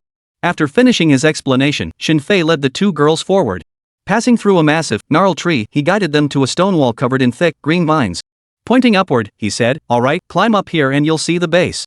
Let's go. Shinfei led the two girls up the vines, scaling the canyon walls. No sooner had they climbed up than Li Sini and Dai Xiaomei saw a massive fortress looming in the distance. Entering through the 3-meter-high gate, they found the stronghold bustling with activity. Towering wooden structures stood everywhere. The highest point soared over 30 meters, where a massive airship hovered at the peak. The spectacle left both girls and all spectators utterly speechless. They felt like country bumpkins visiting the Grandview Garden, their eyes darting everywhere in awe. Shinfei chuckled. Pointed toward the highest airship on the public screen. Hunters, that airship can take you not only to various locations across the new continent, but also to Jaeyun Village. Don't think the story of Jaeyun Village has ended. Beyond the village's ecological environment, there are still many unexplored areas waiting for you. After this new expansion DLC launches, you'll be able to freely ride the airship back and forth to Jaeyun Village. However, the difficulty of quests on both sides remains the same. If you accept a 3-star quest in Jaeyun Village, then upon arriving at the new continent base, the quest you receive will still be 3-star. Currency from Jaeyun Village and the new continent are mutually exchangeable, and equipment and items can be used interchangeably. This means that from now on, when hunting in Jaeyun Village, you can also use the guidance bug. Hearing this introduction, 277 could sense every player's hearts filled with longing. Chapter 83, You're Too Cool. My goodness, this is both a departure from the norm and a breakthrough in the 3-dimensional world. Gradually, Monster Hunter will become the most perfect world outside of reality. Ask yourself, which game can achieve this today? If I love Monster Hunter in this life, I'll live within it. In the game, Shinfei guided the two girls on a tour of the base. Over there is the Third Phase Team, the organization dedicated to ecological research. They handle research on animals, plants, and other ecosystems. We can hand over all the monster traces we collected in the wild earlier to them. Later, after accumulating data over time, you'll be able to access detailed monster profiles anytime. Knowing their weaknesses will make hunting much easier for everyone. Li Sini then noticed several men with menacing stares and eager expressions gathered around a large blueprint on the other side. She hurriedly asked, "Who are those people over there?" Shinfei explained, "They're the core members of the investigation corps. The one speaking in the center is the commander-in-chief. He'll coordinate any critical combat missions within the base with you. Of course, once you earn the Azure Star title, the highest honor among the catfolk, even this commander will show you utmost respect. So everyone, strive hard." Shinfei spoke as he walked directly toward the tallest structure within the stronghold. It was a spiral staircase winding upward. Halfway up, he encountered a bustling mining workshop. Shinfei stopped at the doorway of one room. Li Sini saw a burly man hammering away at a forge inside. A conveyor belt ran in front, and numerous finished weapons and armor pieces were stacked along the room's sides. Shinfei explained. "As you can see, this is the forge within the stronghold of the new continent world. Just like in Jaeyun Village, once you obtain materials from monsters, you can craft items quickly. As for Huili's Lu Yen Shai, I don't need to explain this one in detail, right? But next, I'll show you something not found in Jaeyun Village," he said, glancing at the public chat before lowering his voice mysteriously. Food lovers, don't miss this. With that, he continued winding upward until reaching the staircase's end. The two girls suddenly caught a rich aroma in the air. Following the scent, they looked ahead. Behind a square stone stove stood a robust Ailu cat. This Ailu cat had a remarkably imposing and majestic appearance, adorned with 3 eye patches. Both hands gripped chef's knives, and a tall chef's hat perched atop its head. Yefei chuckled heartily. Well, hunters, has your appetite been whetted? This is the unique chef Ailu cat of the new continent. You can also call it cat chef. Inside are recipes for all kinds of dishes, including these signature delicacies. And here's a secret, each distinct flavor of cat meal boosts your pre-hunt stats. Think defense, stamina regeneration, cold heat resistance, HP increases, and more. Food-loving hunters, as long as you don't mind overeating, can totally try them yourselves. Ha! Witnessing this, Su Ye's eyes widened. This is so thoughtful, Master Yefei. I absolutely adore you. Had he not been live at the press conference, he would have rushed over to plant a kiss on Yefei right then. Players watching the livestream were equally thrilled. Later, we can feast here with friends before boarding the ship for the hunt, Yefei chuckled, approaching a dining table. There stood a lovely girl wearing goggles and a sleek ponytail. Yefei introduced her. All missions within the base, including those from the commander, are assigned through this girl. Alternatively, urgent missions are posted on the bulletin board at the base entrance. As soon as Yefei finished speaking, he noticed this girl, Fan Linger, washing her feet with a basin of water. Hello everyone, it's a pleasure to meet all of you hunters. As she spoke, the girl noticed the badges of courage on Li Xini and Dai Xiaomei's arms. Wow, I never expected 2 hunter sisters to be such outstanding hunters with the badge of courage. You can take on 4-star commissions directly, or any below 4-star as well. She picked up the task log beside her and flipped through it with a rustle. Hearing the girl's words, a surge of pride welled up in both Li Xini and Dai Xiaomei's hearts. Yefei then addressed the public chat. Alright, everyone, this is the world of Monster Hunter on the new continent. Of course, there are many more gameplay features I may not have covered thoroughly. That's where you hunters come in to explore and discover for yourselves. Isn't that the very charm of our world? Let's return to the press conference. Yefei spoke as he addressed the air. Exit game. His entire figure vanished from the game. He stood up from the game pod. Li Xini and Dai Xiaomei also reappeared at the press conference venue. Yefei smiled and asked Dai Xiaomei, "Little sister, would you mind answering a quick interview? How did you find this journey to the new continent?" Dai Xiaomei looked at Yefei, hesitating for a moment. Then she said, "I think you're so handsome." Ha! Her single remark set off a wave of laughter from the tens of thousands of viewers in the studio. The livestream chat was buzzing with excitement too. Ah, sis is so honest. Little sister spoke for all of us in the female hunter team.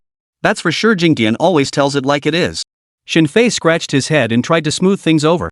Well, actually, everyone is beautiful. The room erupted in applause and cheers. Alright, our Monster Hunter World New Continent launch event is drawing to a close. The major expansion DLC for Monster Hunter World will go live on the official website at 6 p.m. sharp. Stay tuned. Let us hunters join hands once more and forge a new future in this world. May the Azure Star forever guide you. Hunters never die, the spirit of the hunt never fades. Yefei's final impassioned cry echoed throughout the conference hall. Hunters never die, the spirit of the hunt endures. The resounding slogan echoed throughout the assembly hall, carried by Yefei's voice. Deafening and unyielding. The journalists from various gaming platforms present were utterly stunned by the scene. They had never witnessed such a grand spectacle for any game before. Online viewers simultaneously flooded the chat with messages. Hunters never die, souls never rest. A barrage of bullets. The live stream room was packed to the brim, bubbling over with intense passion. All of this was observed by Ma, the head of the Compensation Factory headquarters, and Microsoft CEO Donald. Tencent headquarters, conference room. Chapter 84, Stealthy Acquisition. After watching the live broadcast of the Journey Through the Stars launch event, the conference room fell into complete silence. Each heart raced with shock and tremor. They quietly pulled out their own game, Battle for the Galaxy, in their minds. The contrast was stark. The attendees weren't fools. And the players certainly weren't fools either. If you're spending money anyway, why wouldn't you choose a game with superior quality and a better gameplay experience? From game details, visuals, AI design, and more, every aspect completely outclasses the competition. Their game merely added motion capture, making the character models look slightly more polished. In every other aspect, what can you possibly compare to them? In the conference room, a brief silence fell. Without another word, Weiquang CEO Donald stood up with a grim expression and headed straight for the company entrance. This abrupt action left President Ma, Li Jianli, and everyone present utterly bewildered. General Manager Ma quickly motioned for Li Jianli to follow him, wondering what on earth he meant. Li Jianli quickly caught up with Donald, his face filled with concern as he asked, Mr. Donald, what are you doing? Having already reached the entrance, Donald abruptly turned around and said, Lee, I'm truly sorry. Please convey to Mr. Ma that I deeply regret having such a formidable competitor as you. Regarding this, Ojulu Du has no excuse. I only hope that in Xia's gaming market, you can forge your own path and avoid such pointless commercial battles. That is all I have to say. After the interpreter relayed the words verbatim to Li Jianli, Donald turned on his heel and walked away without looking back. Li Jianli stood there, his face a mask of disappointment, watching the hasty retreat of his back.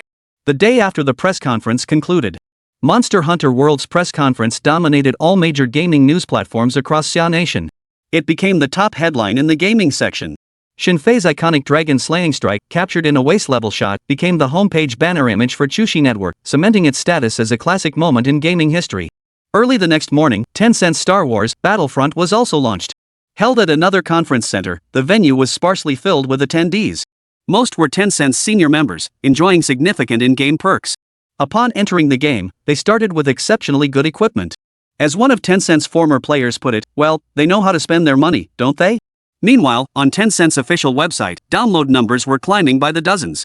Sitting in his office, Ma watched the download statistics on his screen. His heart sank.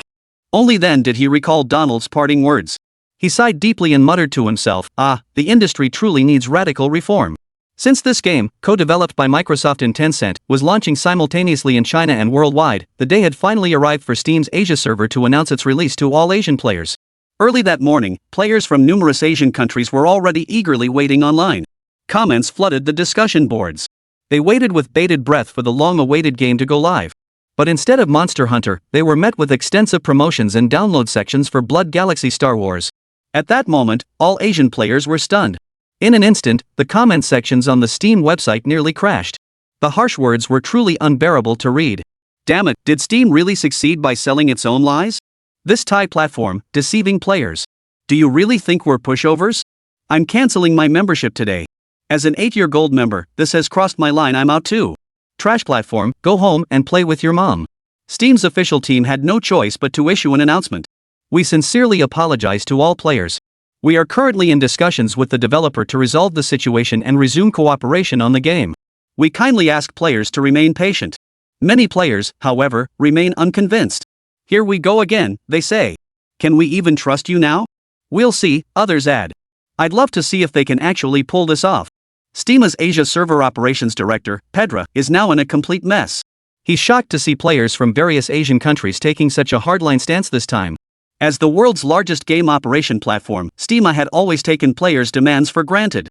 Pedra, naturally, felt resentful. Having long worked at an industry leader, he had developed a certain arrogance. But this time, the players didn't seem to be joking. With no other choice, Pedra dispatched a representative to Shanghai, the magic city of China. Then, using the contact information from the Star Touring official website, he made the call. The number listed on the site wasn't Shinfei's, but Li Xinyi's. Over the past few days, as Monster Hunter World launched its frenzied sales campaign, priced at 599 yuan, it added so many new elements yet only raised the price by a symbolic 100 yuan. Compared to the download prices of games from other studios, it was like night and day. One was a cold winter, the other a scorching summer. Zero flowers. Views skyrocketed to over 700,000 in a single day.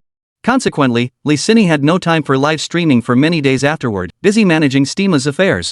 Just as she finished her tasks that day, a call came in from Steama. At first, Li Xinyi was thrilled and delighted. After all, as a game streamer, she knew Steama's name well. A global gaming giant, what seasoned gamer hadn't heard of them? She happily answered the call. After the caller explained their purpose, Li Xinyi was deeply moved. After all, collaborating with the world's top gaming giant to promote Monster Hunter globally sounded like an incredible opportunity. But when Li Xin heard the conditions that followed, her brows furrowed deeply.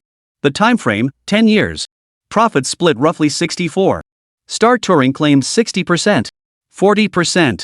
Hearing these terms, Li Xinyi was stunned. Back when she partnered with Yumin, the best deal she got was an 80-20 split, and Gamely still complained bitterly. This clearly treated her game as just another run-of-the-mill title. Worse than most games. Even Microsoft's previous card game, which had little substance, gave Microsoft a 70% cut, leaving the developer with only 30%. Li Xinyi couldn't take it anymore. The more she heard, the angrier she got. She didn't even need to ask her husband about this.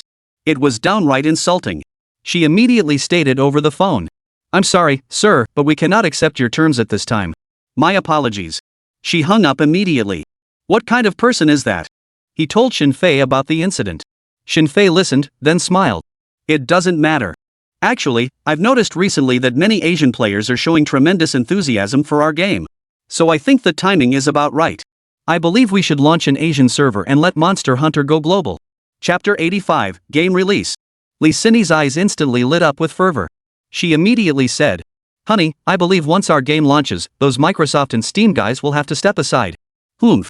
Shinfei contemplated the optimal location for the Asian server. A hub centered around Hong Kong, radiating outward, seemed ideal. But to truly go global, marketing and promotion efforts were still essential. After much thought, he recalled top-tier game streamers in Xia Nation like Su Yi and Decima, who frequently traveled abroad to stream competitions. They should be quite familiar with the scene. Thus, he decided to reach out to Su Yi and Decima, inviting them to travel to Hong Kong starting tomorrow.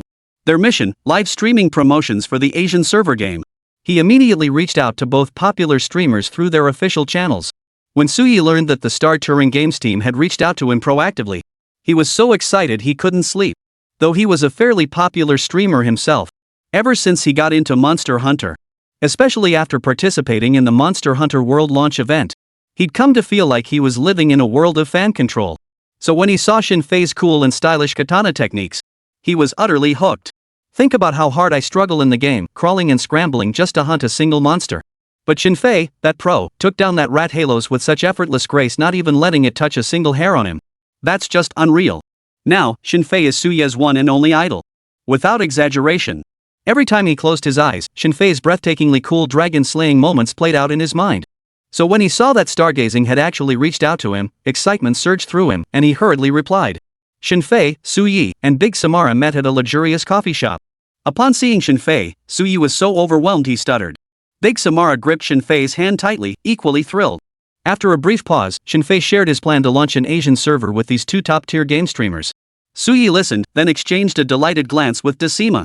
Master, we've finally made it this far. He even mentioned when Monster Hunter could launch its Asian server, allowing the game to go global like League of Legends. Shinfei froze. Master Decima immediately burst into laughter. Ever since watching your press conference, he's regarded you as his mentor. He's grown tired of playing in Zacanton. Shinfei hummed in acknowledgement, scratching the back of his head as he laughed heartily. Alright, back to business, Shinfei cleared his throat. Tomorrow I'll head to Qian Island first to rent an office space. I'll prepare the gaming equipment for both of you in advance. When I need you to come over, I'll notify you beforehand. Su Yi and Decima both nodded. They felt incredibly excited and thrilled inside. Though they often traveled abroad for game streaming events, this time felt completely different. Taking on the responsibility of promoting a masterpiece felt sacred. Rest assured, Master. Leave this to us, Shinfei affirmed with a nod. For game streaming, just play as you normally would. Modern streaming equipment comes equipped with multilingual translation systems, so Chen Manhwa, Zheng Zhongyan, Ji Xingsui, and Daisima all nodded emphatically. Early the next morning, Shinfei flew to Hong Kong Island. He found a reasonably well-equipped office building and rented a spacious 180-square-meter office. With the help of professionals, purchasing equipment and debugging were completed swiftly. He then activated his system, registered a domain under the Asia headquarters, and uploaded the website from his system intact. Soon, the Asia server website for Journey Through the Stars was fully established. Mission accomplished, Shinfei stretched lazily. He then picked up his phone and sent the detailed address to Su Yi and Daisima. For the mainland China operations, Shinfei temporarily entrusted all affairs to Li Xinxia to manage. With that, the foundation was laid, and the stage was set. After the failed negotiations between Steema and Star Tour, Steema attempted to appease angry players by directly inviting Carl, a world-renowned, ultra-popular game streamer, from headquarters. Carl was hailed as a superstar in the global shooting action game scene. He had previously won the team championship at the World Crossfire Championship and individual awards. His gunplay was precise and seasoned, with impeccable accuracy.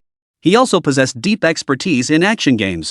To launch the game Battle for the Galaxy in Asia, Weiquan and Steema collaborated to bring this globally renowned streamer on board for a live gameplay experience. They certainly spared no expense. Upon seeing this news, Shinfei merely glanced at it dismissively.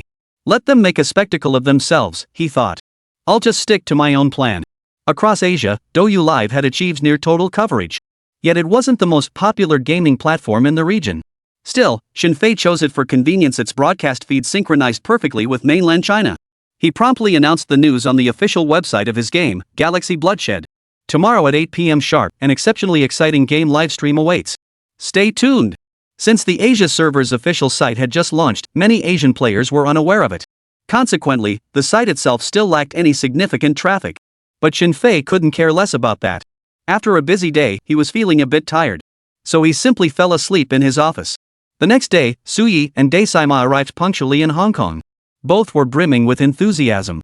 They were about to become the first streamers to broadcast Monster Hunter World on the new continent.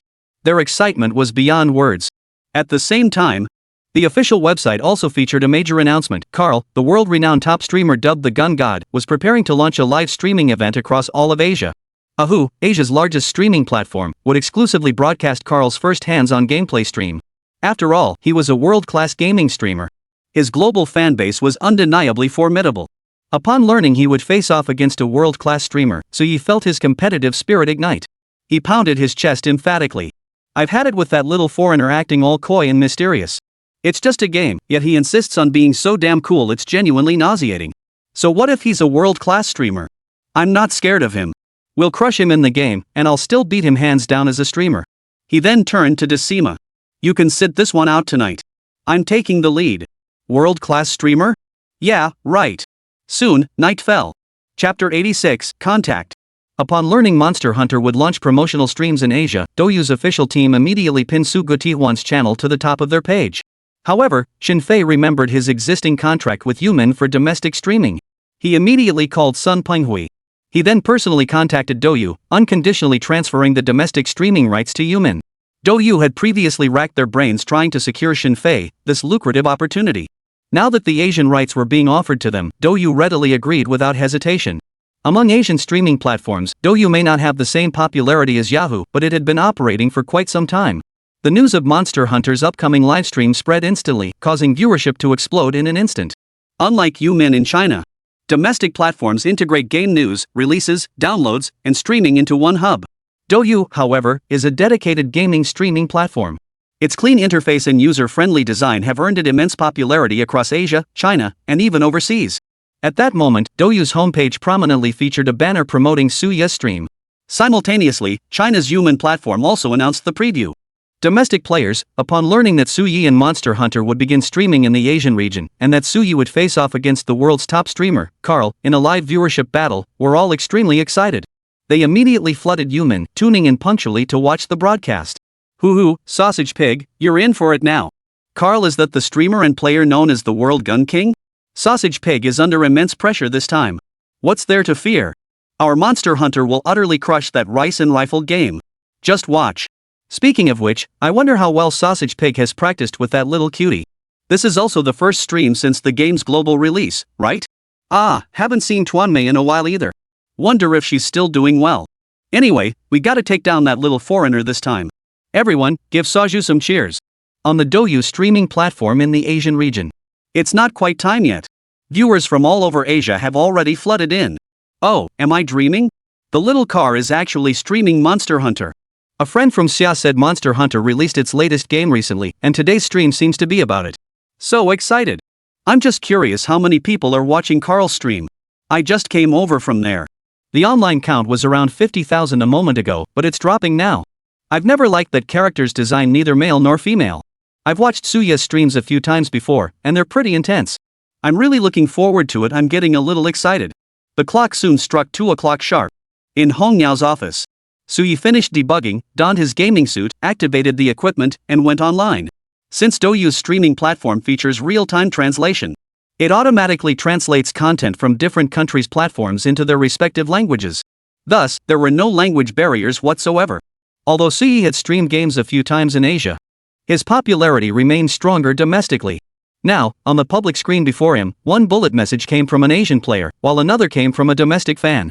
It's an honor to be the host for this collaboration between 3 top-tier streamers. I'll do my best to deliver an epic Monster Hunter World experience for everyone. Thank you all for your support. Alright, enough talk, let's get started. Suyi spoke, then lay down in the gamepod. Upon entering the game, he found himself back at the base camp. After hunting the Aqualuf, he crafted a full set of Aqualuf armor. The moment domestic netizens saw Suya's new look, they couldn't help but laugh. Pfft, you look like a big banana, you pervert. This just looks so awkward to me. Doesn't he smell fishy wearing that? Fine, at least it's better than being naked. Big Sam was eating dinner when he suddenly saw this image and immediately sprayed his food everywhere. Not only is he chubby, but the color of that water beast's skin is just, wow.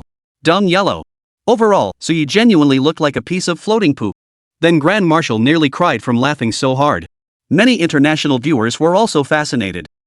This outfit gives the gear a unique look. While everyone else was admiring the game's realistic scenery, Suyi, the non-streaming streamer, was doing what he does best, pretending not to see. He saw it, but acted like he didn't. Anyway, he totally agreed with what one viewer said earlier, better to have something to wear than nothing at all. Suyi walked while adding the path to the courtyard. Everyone, we're now heading to the new world. The airship departs from this side. Follow me. With that, he entered the gathering hall. Kai was the hunter who originally came to Ketsun village from the new world. After bidding farewell to Kai, Suyi exited the village through the main gate and boarded the airship. That sensation of flying through the open sky felt far more exhilarating than any real-life airplane ride. Watching pure white clouds sweep past and misty haze stretch beneath his feet, he knew this flight would last a long time. Players can switch modes at will, though some catfolk players prefer to simply soak in the scenery, letting the airship glide freely while savoring the exhilarating flight. So beautiful. I absolutely adore the world of Monster Hunter. I love everything about it. Suyi soon ended his flight, arriving directly at the gates of the new continent space. A cacophony of lively noise emanated from within. Among them, there seemed to be quite a few mechanical sounds. This outpost was likely many times larger than Cloud Village. Although he had already seen Yefei's demonstration during the press conference, the sheer scale of it all still left him awestruck. This feeling could only be truly grasped through first-hand experience, something no screen could ever convey. Gazing at the towering, magnificent structure not far ahead, Suyi began walking forward. Just as he reached a small plaza, he suddenly felt a tap on his shoulder. Turning, he saw a boy sporting a mohawk hairstyle, dressed in hunter attire. The boy was smiling at him. "Hey, bro, you must be from the 5th Division. Come on over, the Madhouse faction of the Ling Shield Division is about to launch an attack." Suyi looked up. There stood the commander he'd seen during Yefei's demonstration, silver white hair, muscles bulging with strength, and covered in battle scars. One glance told him this was a hunter with immense experience. Suyi followed the mohawk-haired boy over. As soon as he joined the group of hunters, he felt the stares of the others, making him feel a bit self-conscious. Just then, the commander spoke up. Chapter 87, A Highly Delicate Situation. We've all heard Kai's report about your performance in Jeyun village. Therefore, there's a highly challenging task we need you to undertake. If this mission fails, the path to the Great Antum wasteland cannot be opened, and our current plan cannot proceed. Therefore, this commission is of utmost importance. After hearing the commander's words, Suyi nodded somewhat blankly. Though he didn't know what their exact plan entailed, he understood he needed to get to work. After receiving the investigation team's commission, Suyi prepared to depart with confidence. But first, his thoughts immediately turned to the tongue-deadening cat rice. He'd heard that eating a bowl before departure could boost one's condition. Suyi smacked his lips, then without further hesitation, dashed toward the stairs. After all, he'd already gathered most of his tools back in Jeyun village. Jogging along, he reached the counter. Plopping down at the counter, Suyi spotted a menu nearby and quickly flipped through it. The dish names listed were completely unfamiliar to him. He roughly categorized them into 4 main groups: meat dishes, fish dishes, vegetable dishes, and alcoholic beverages. As a true carnivore, Suyi naturally zeroed in on 2 categories. After making his decision, Suyi stood outside the counter, eagerly waiting. The viewers in the homeless stream chat were all in despair. "I knew it, this guy's always going all out when it comes to meals. But it seems like the food has status enhancements, so a little upgrade is necessary. Man, I can practically smell the savory aroma through the screen, looks absolutely delicious." That Ailu cat chef was incredibly fast. Knives flashed through the air, and before long, a large plate of sauce-glazed pork was placed before Suyi. Then she extended a cat paw toward him. "Does this mean you want money?" Suyi scratched his head, sounding a bit down. "I'm working my ass off out here, and you're asking me for money just for a meal?" The online friends teased. "What's up, piggy? Trying to eat for free? Even on Kanglan Star, you gotta pay for your meals, you know? All those ingredients cost money, you know." "Fine." Suyi hadn't even started eating yet, but he had to pay first. He glanced at the prices on the menu. 1,000 Z. Holy. Suyi momentarily forgot he was live streaming across all of Asia, even his national pride was shocked. He stared at the greasy, cat claw-shaped plate before him, then looked up at the imposing, one-eyed cat face. He couldn't help but take a deep breath. Glancing at his remaining balance, 1032 Z. Earlier, he'd spent nearly all his hunting bonus crafting a water beast set in Jeyun village. This meal left him with only 32 Z. Not even enough for a single healing potion. Luckily, he'd prepared his tools beforehand. But now? No choice. He paid the full 1000 Z, muttering under his breath. 1000 Z for a single meal? Might as well just rob people. He wanted to slap himself for being so impulsive. He'd seen the grilled meat looked decent and had intended to check the price first. But the moment he caught the aroma wafting from it, all negative thoughts vanished. Mouth-watering. The huge piece of braised pork was bigger than his head, coated in a rich, savory sauce. Seeing no utensils, Suyi simply grabbed the exposed bone in the middle and brought it to his mouth. One bite deliciously tender. The rich, savory flavor filled his entire mouth. The meat melted in his mouth, the sensory experience virtually indistinguishable from reality. The sensation was beyond satisfying. Holy crap, I can't take it anymore. That looks so good. I gotta try this later. This is totally worth it. Watching that boar eat is making my mouth water. Overseas players watching this scene were nearly crying with envy. Damn, is this cruel? I haven't even had dinner yet. Seeing gourmet food consumed in-game for the first time felt like witnessing a masterpiece. Now I'm utterly convinced this Monster Hunter is 1,000 times more fun than that other game next door. The first time I saw the livestream, I was utterly stunned by the realistic scenes and ecosystem. And now, the new game's details are even more perfected. I absolutely love it. This game. When it comes to the food elements, other games should just bow down. Now, friends, who still has any interest in watching that shooter game stream? Enough said, I'm outta here. Under the envious stares of countless players, Suyi devoured his meal in a flash. Holy cow! A huge chunk of meat, devoured in under 10 minutes. But when Suyi tossed the thick bone back onto the plate, he kept sucking his fingers, the savory aroma still lingering between his knuckles. That look of unfinished satisfaction practically made his regular viewers want to slap him. Hey, you dirty pig, is this ever gonna end? Are you streaming a game or a food show? Don't you need to lose weight? How's that supposed to help? Give it a rest, man. You're streaming to all of Asia here. Are you trying to make a statement to every gamer across the continent? But the pig seemed oblivious, patting his round belly and letting out a satisfied sigh. Ah, that was amazing. If only I had another Coke. At that moment, every viewer back home felt like punching him. This guy's getting too big for his britches. Looks like you're stuffing yourself to get fat. That stubborn Monster Hunter Ahan? He's stuffed himself silly. When he meets the monster, he won't even be able to run. Then he'll just be monster fodder. Only then did Suyi glance at the chat screen filled with domestic netizens teasing. He lazily picked up the katana beside him, stood up, and addressed the chat screen. What's that about? Since it's thick, it's perfect for the backline. No sooner had the words left his mouth than a notification appeared on the game interface, braised pork effect, plus 15 attack, duration, 20 minutes. Suyi chuckled with satisfaction, flexing his fist. He could indeed feel himself growing stronger than before, his energy surging. He then smiled at the chat screen. See? A good meal always pays off. For a moment, his words left the spectators speechless. After finishing his meal, Suyi walked over to the commission board with his rifle in hand. The girl gave a slight smile before speaking. Hello, Hunter. We just received word from the commander. Due to your performance in Jeyun village, this urgent commission is being entrusted to you. As she spoke, she opened the task log in her hand for Suyi to see. A dangerous 3-star commission, a perilous beast lurking in the woods. He couldn't make out what kind of monster it was written above. Suyi scratched his head. Whatever the monster, a 3-star difficulty couldn't be easy. He accepted the commission. After accepting, he felt a pang of regret. He remembered leaving Jeyun village by Maru bird car. But how would he get to the campsite from the new continent base? Was he supposed to blaze a trail? Just as he pondered this, the girl spoke. Hunter, you can prepare first. When you're ready to depart, just let me know. I'll teach you how to summon the winged serpent dragon. After that, if the Laotian ruins are accessible, you can use it freely. Suyi looked utterly flabbergasted. What the hell? What's a winged serpent dragon even for? Is it edible?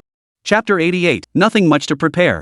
Anyway, he only had 32 yuan left in his pocket now. There was nothing else to prepare. So he told the girl. I'm ready. Truth be told, there wasn't much to prepare anyway. The girl nodded, then turned to Suyi and said, Hunter, do you know how to whistle? Suyi nodded. The girl smiled happily. Great. Just whistle to extend the time by 3 seconds, and the winged serpent dragon will take you wherever you want to go. Suyi still looked puzzled. The girl chuckled. She placed her middle finger and thumb to her mouth, and a sharp whistle pierced the air. Instantly, a monstrous creature with a wingspan over 3 meters dove toward Suyi from the sky. Suyi was startled out of his wits. The girl burst into laughter. Hunter brother, looks like this is your first time on the new continent. That's the winged serpent dragon. It's the primary mount for all hunters here. They're trained by the elite hunters of the 3rd Phase Corps.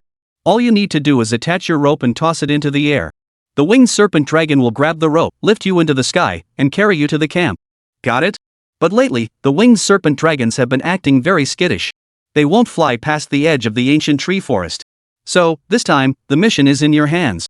Suyi listened, stunned. There's a job like this? Isn't that way more thrilling than riding a maru bird chariot? After speaking, the girl tightly secured a jar filled with guide insects to Suyi's waist. These are guide insects. Don't forget them, okay? Suyi nodded. His gaze fixed on the winged serpent dragon circling overhead, he drew a deep breath. 2 fingers touched his lips. A piercing whistle echoed. Sure enough, the winged serpent dragon veered toward PC's position. Suyi swung his arm in a wide arc. Seeing the winged serpent dragon nearly dive toward him, he flung the rope skyward.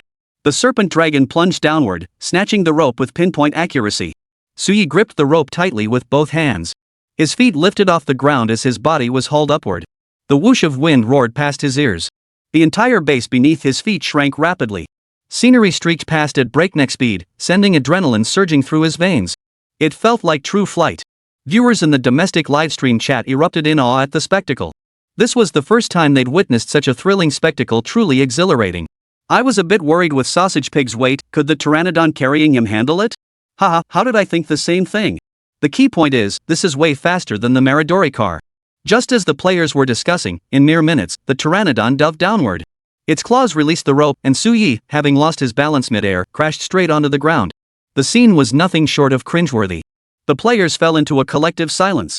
Suyi cleared his throat, stood up, and flashed a smile at the public chat. No big deal. Everyone has a first time. It's normal. You'll get used to it. Suyi said as he stood up, brushing the dirt off his clothes. He took a deep breath and looked down to find Fat Cat clinging tightly to his leg. He kicked it aside. Go find your food. Fat Cat immediately meowed and scampered off. After that, Suyi prepared some supplies from the storage box at the campsite.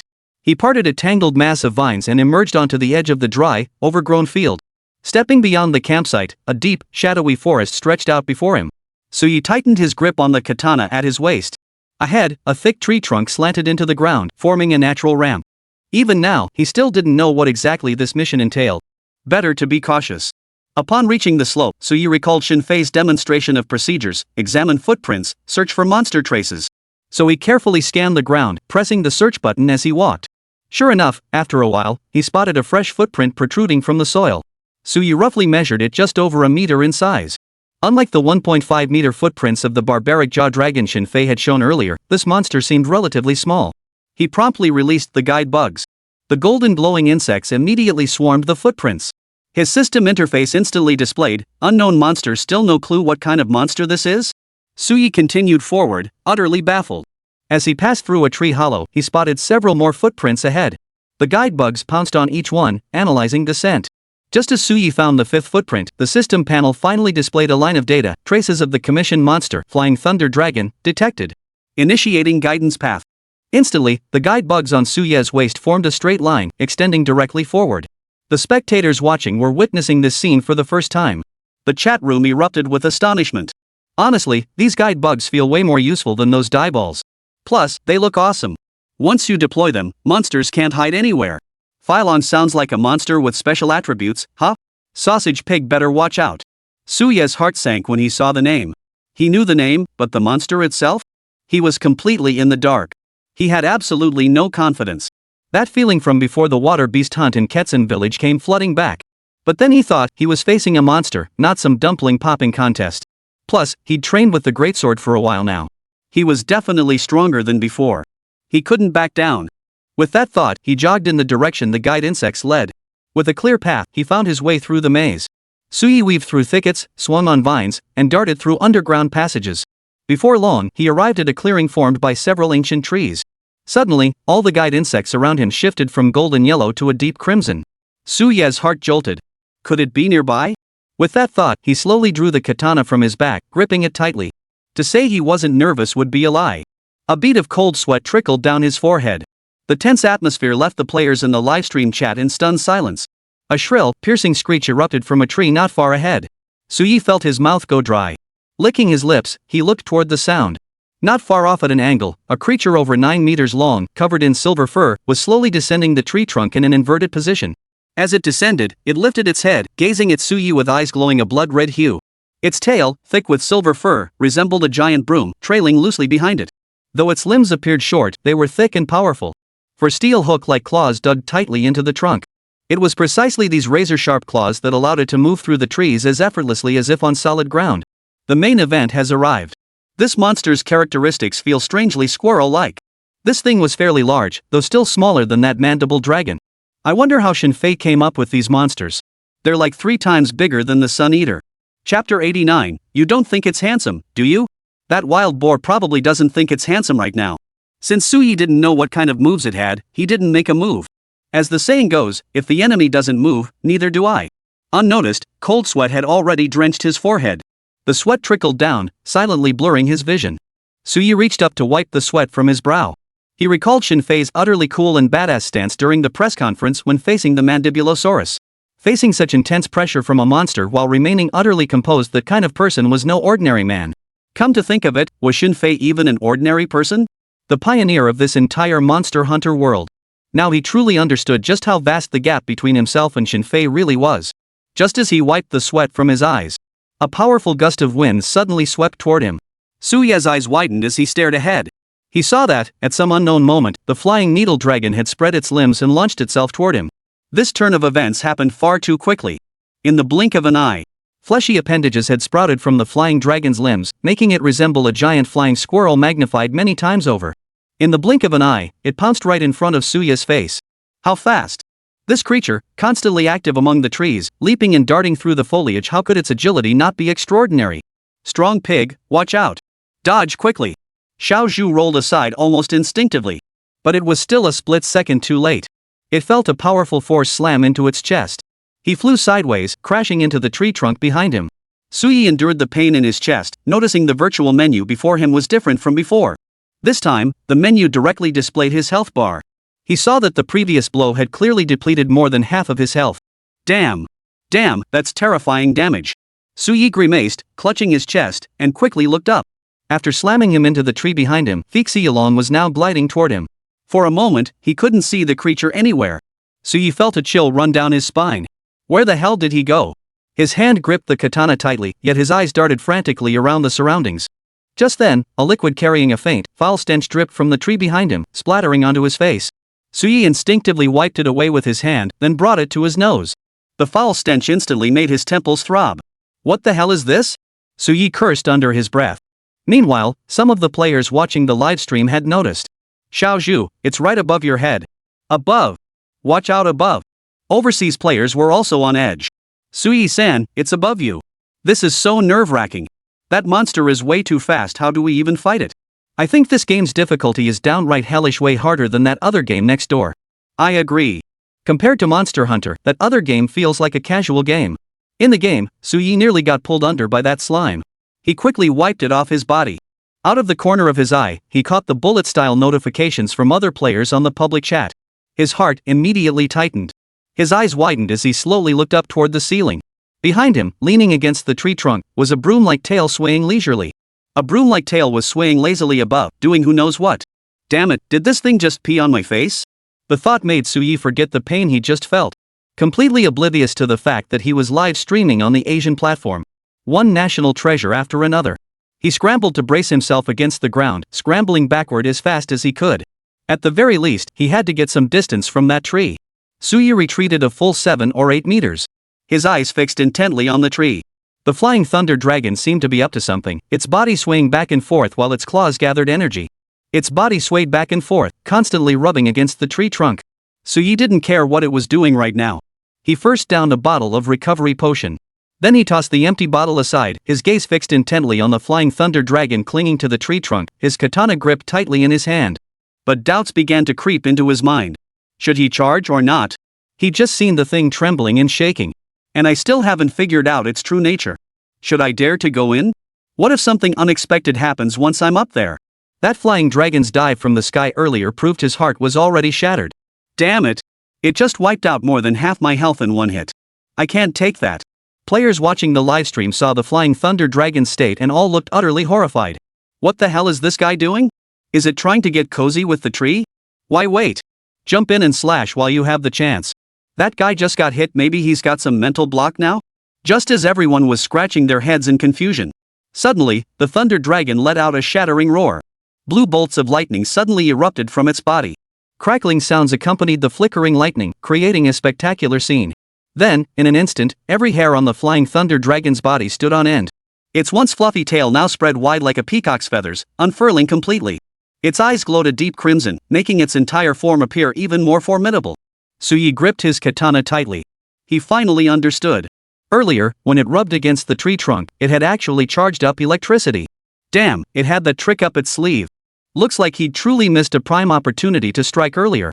At that height, his katana should have been able to reach it. But what good was thinking about that now?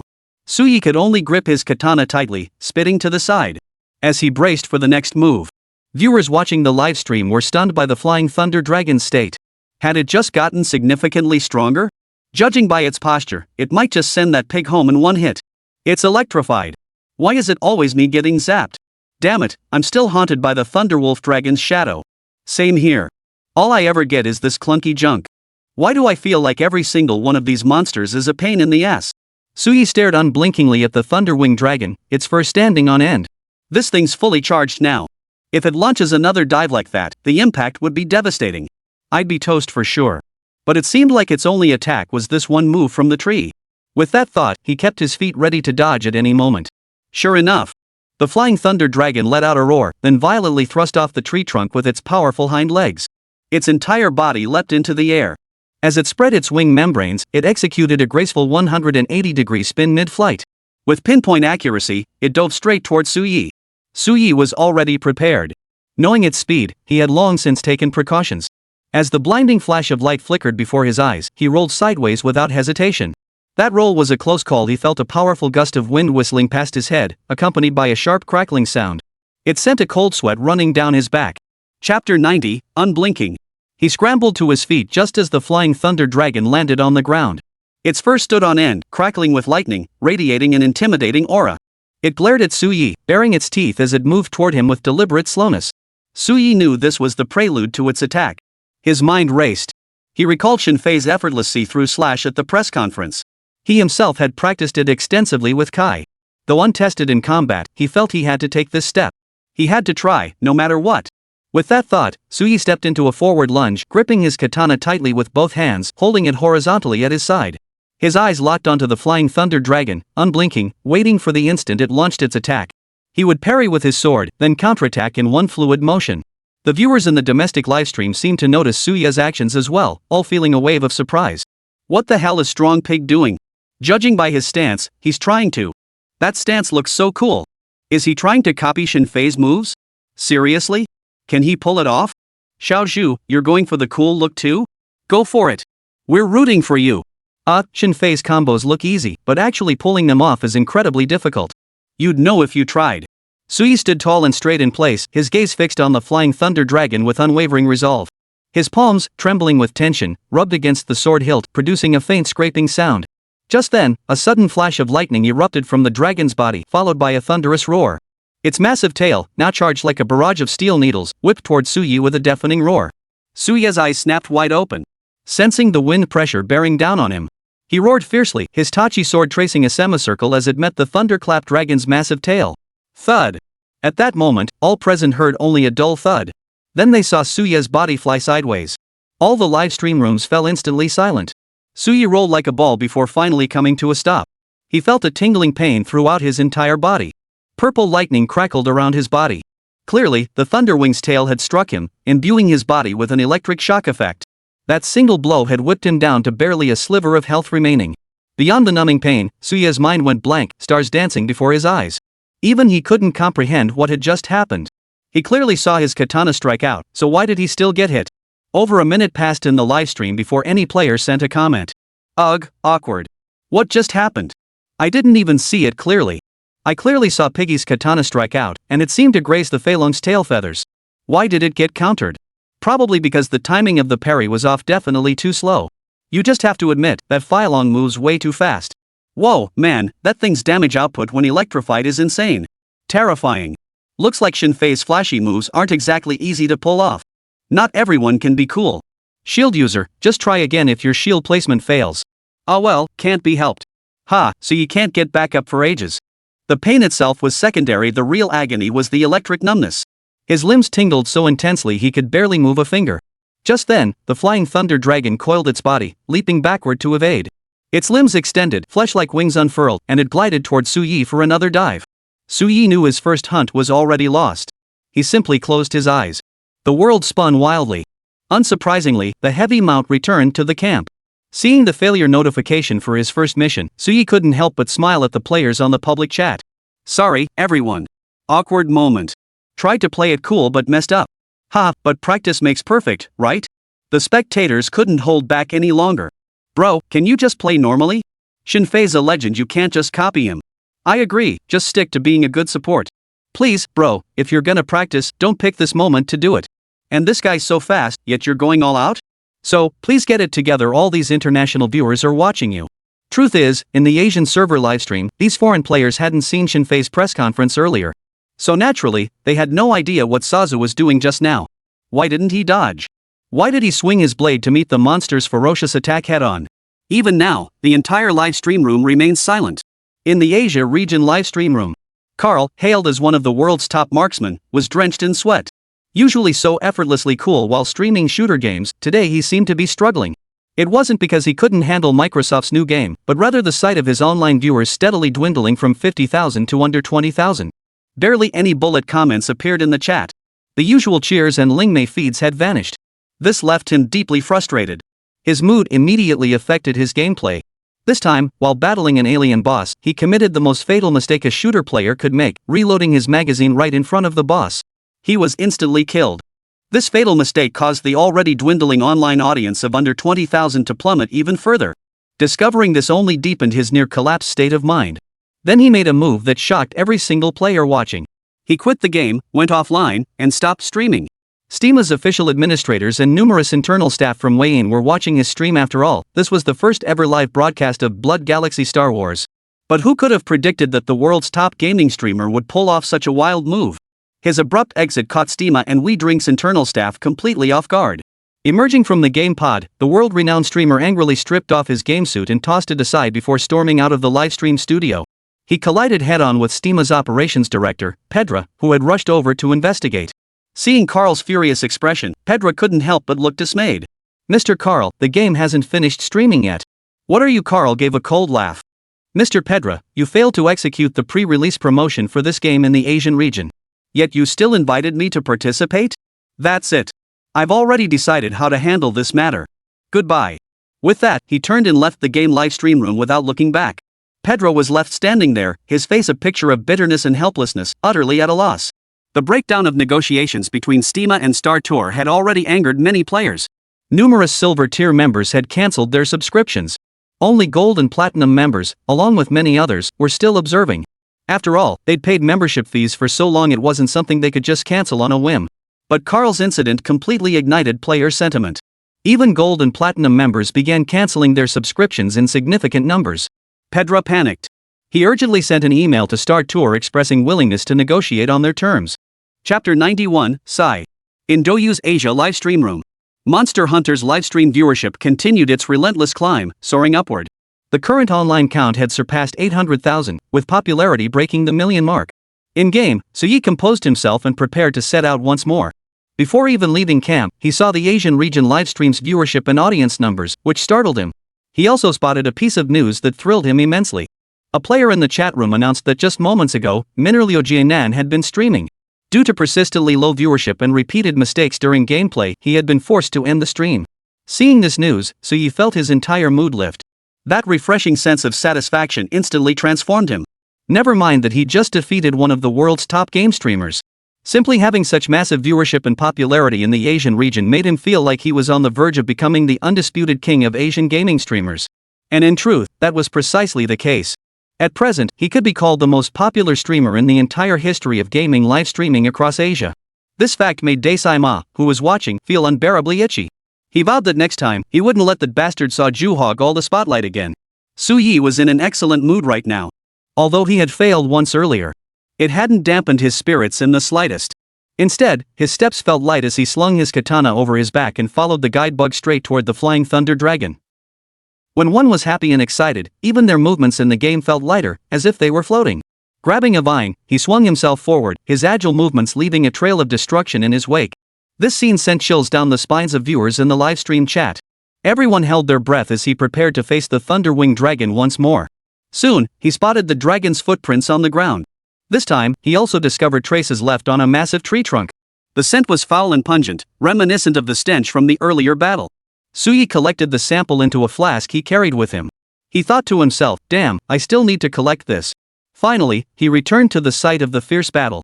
The guide bug beside him instantly turned red. Suyi suddenly jolted awake. Wait, I didn't even land a single blow on it last time. I shouldn't rush into anything this time. Let it learn about pain first. With that thought, Suyi drew his katana and looked toward the large tree ahead.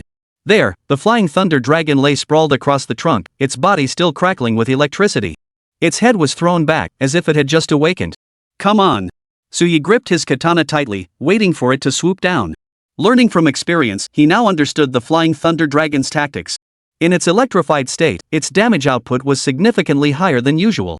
Moreover, during attacks, its tail became a particularly dangerous weapon.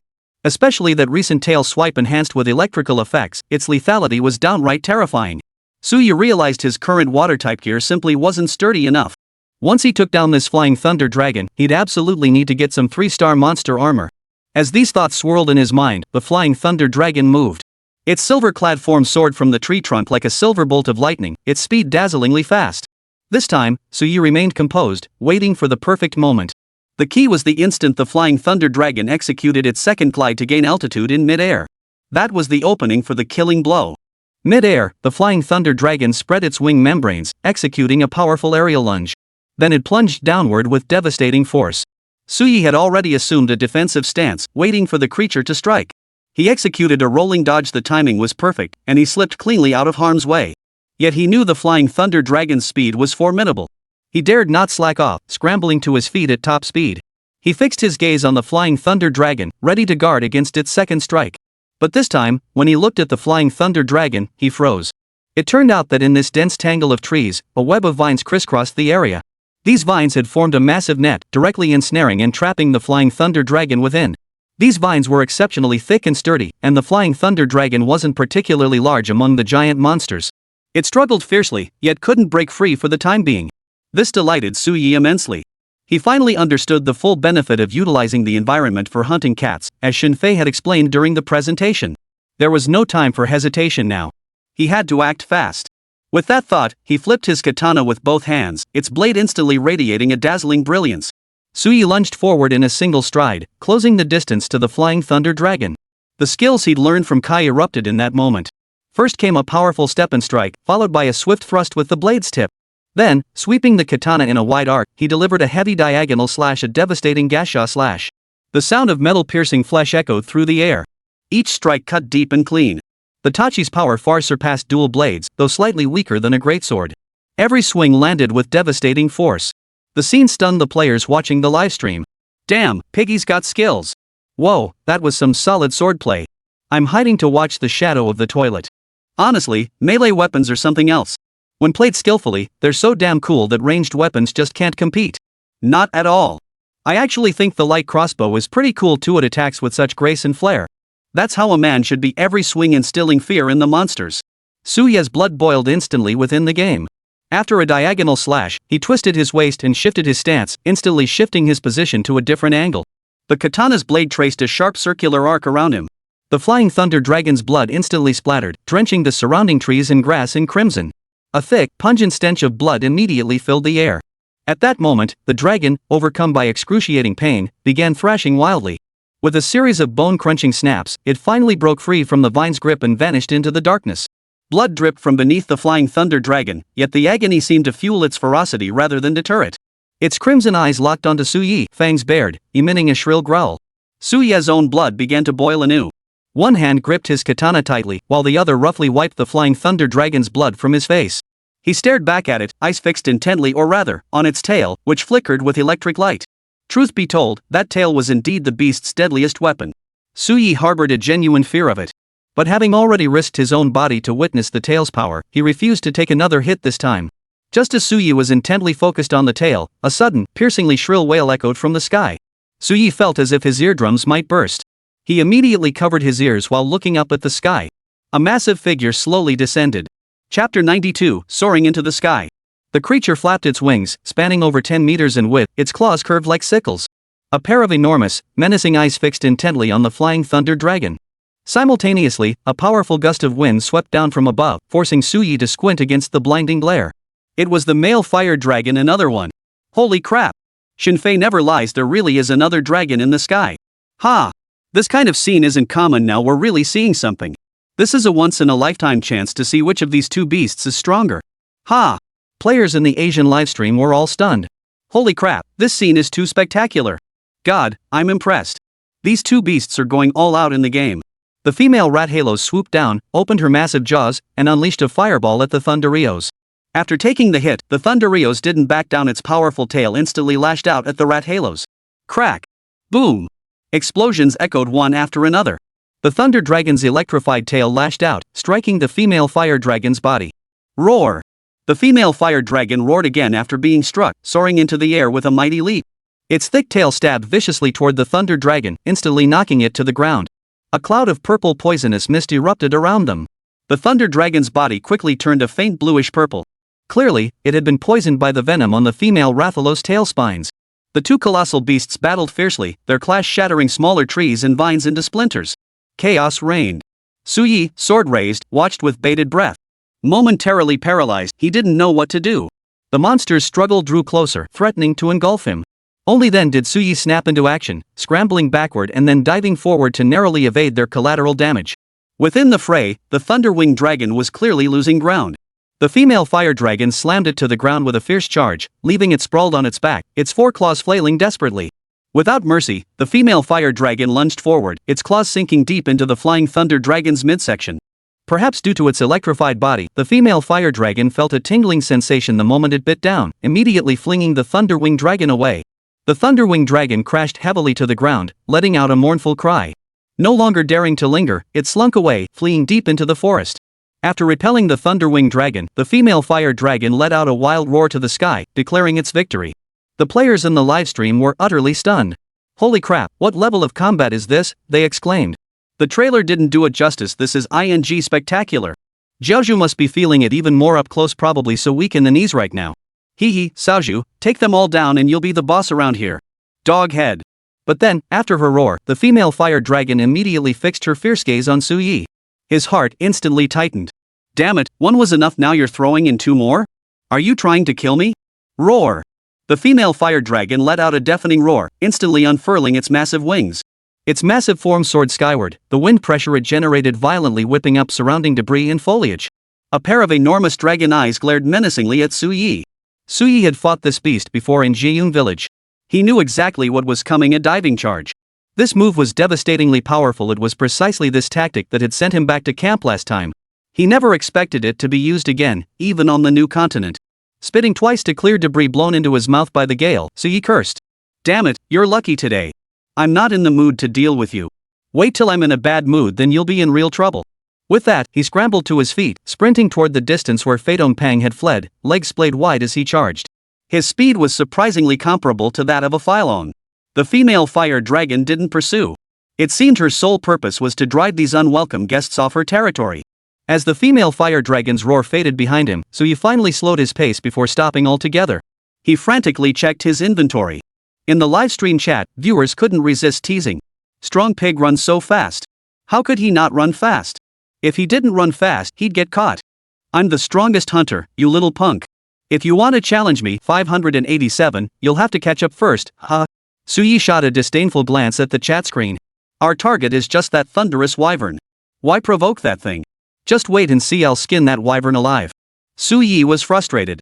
Earlier, he'd flaunted his skills against the flying thunder dragon. After unleashing a few flashy katana techniques, he'd finally managed to provoke its rage. But before he could capitalize on the momentum and show off more impressive moves, the damn thing had suddenly gone limp. He was seething inside. Still, credit where credit's due. Suyi thought to himself as he walked. That thunderclap dragon had not only taken a beating from his katana but also been trampled to sleep by the female fire dragon. It probably wasn't feeling too great either. Actually, if he could exploit this weakness effectively in future hunts, it might prove a clever tactic. Lost in these thoughts, he followed the guide bugs for quite some distance. On a shallow beach outside the forest, he finally caught up to the thunder-winged dragon. Its body seemed devoid of electricity now. Likely, its battle with the female fire dragon had drained its electrical reserves. This was his chance. Sui parted the vines before him, drew his katana, and crept closer to the thunder-winged dragon. Having been through a fierce battle, the thunder-winged dragon was now highly alert. It sensed Suya's approach from a distance, whipped its tail, let out a hiss, and lunged toward him. Sui noticed a glow bug hovering nearby.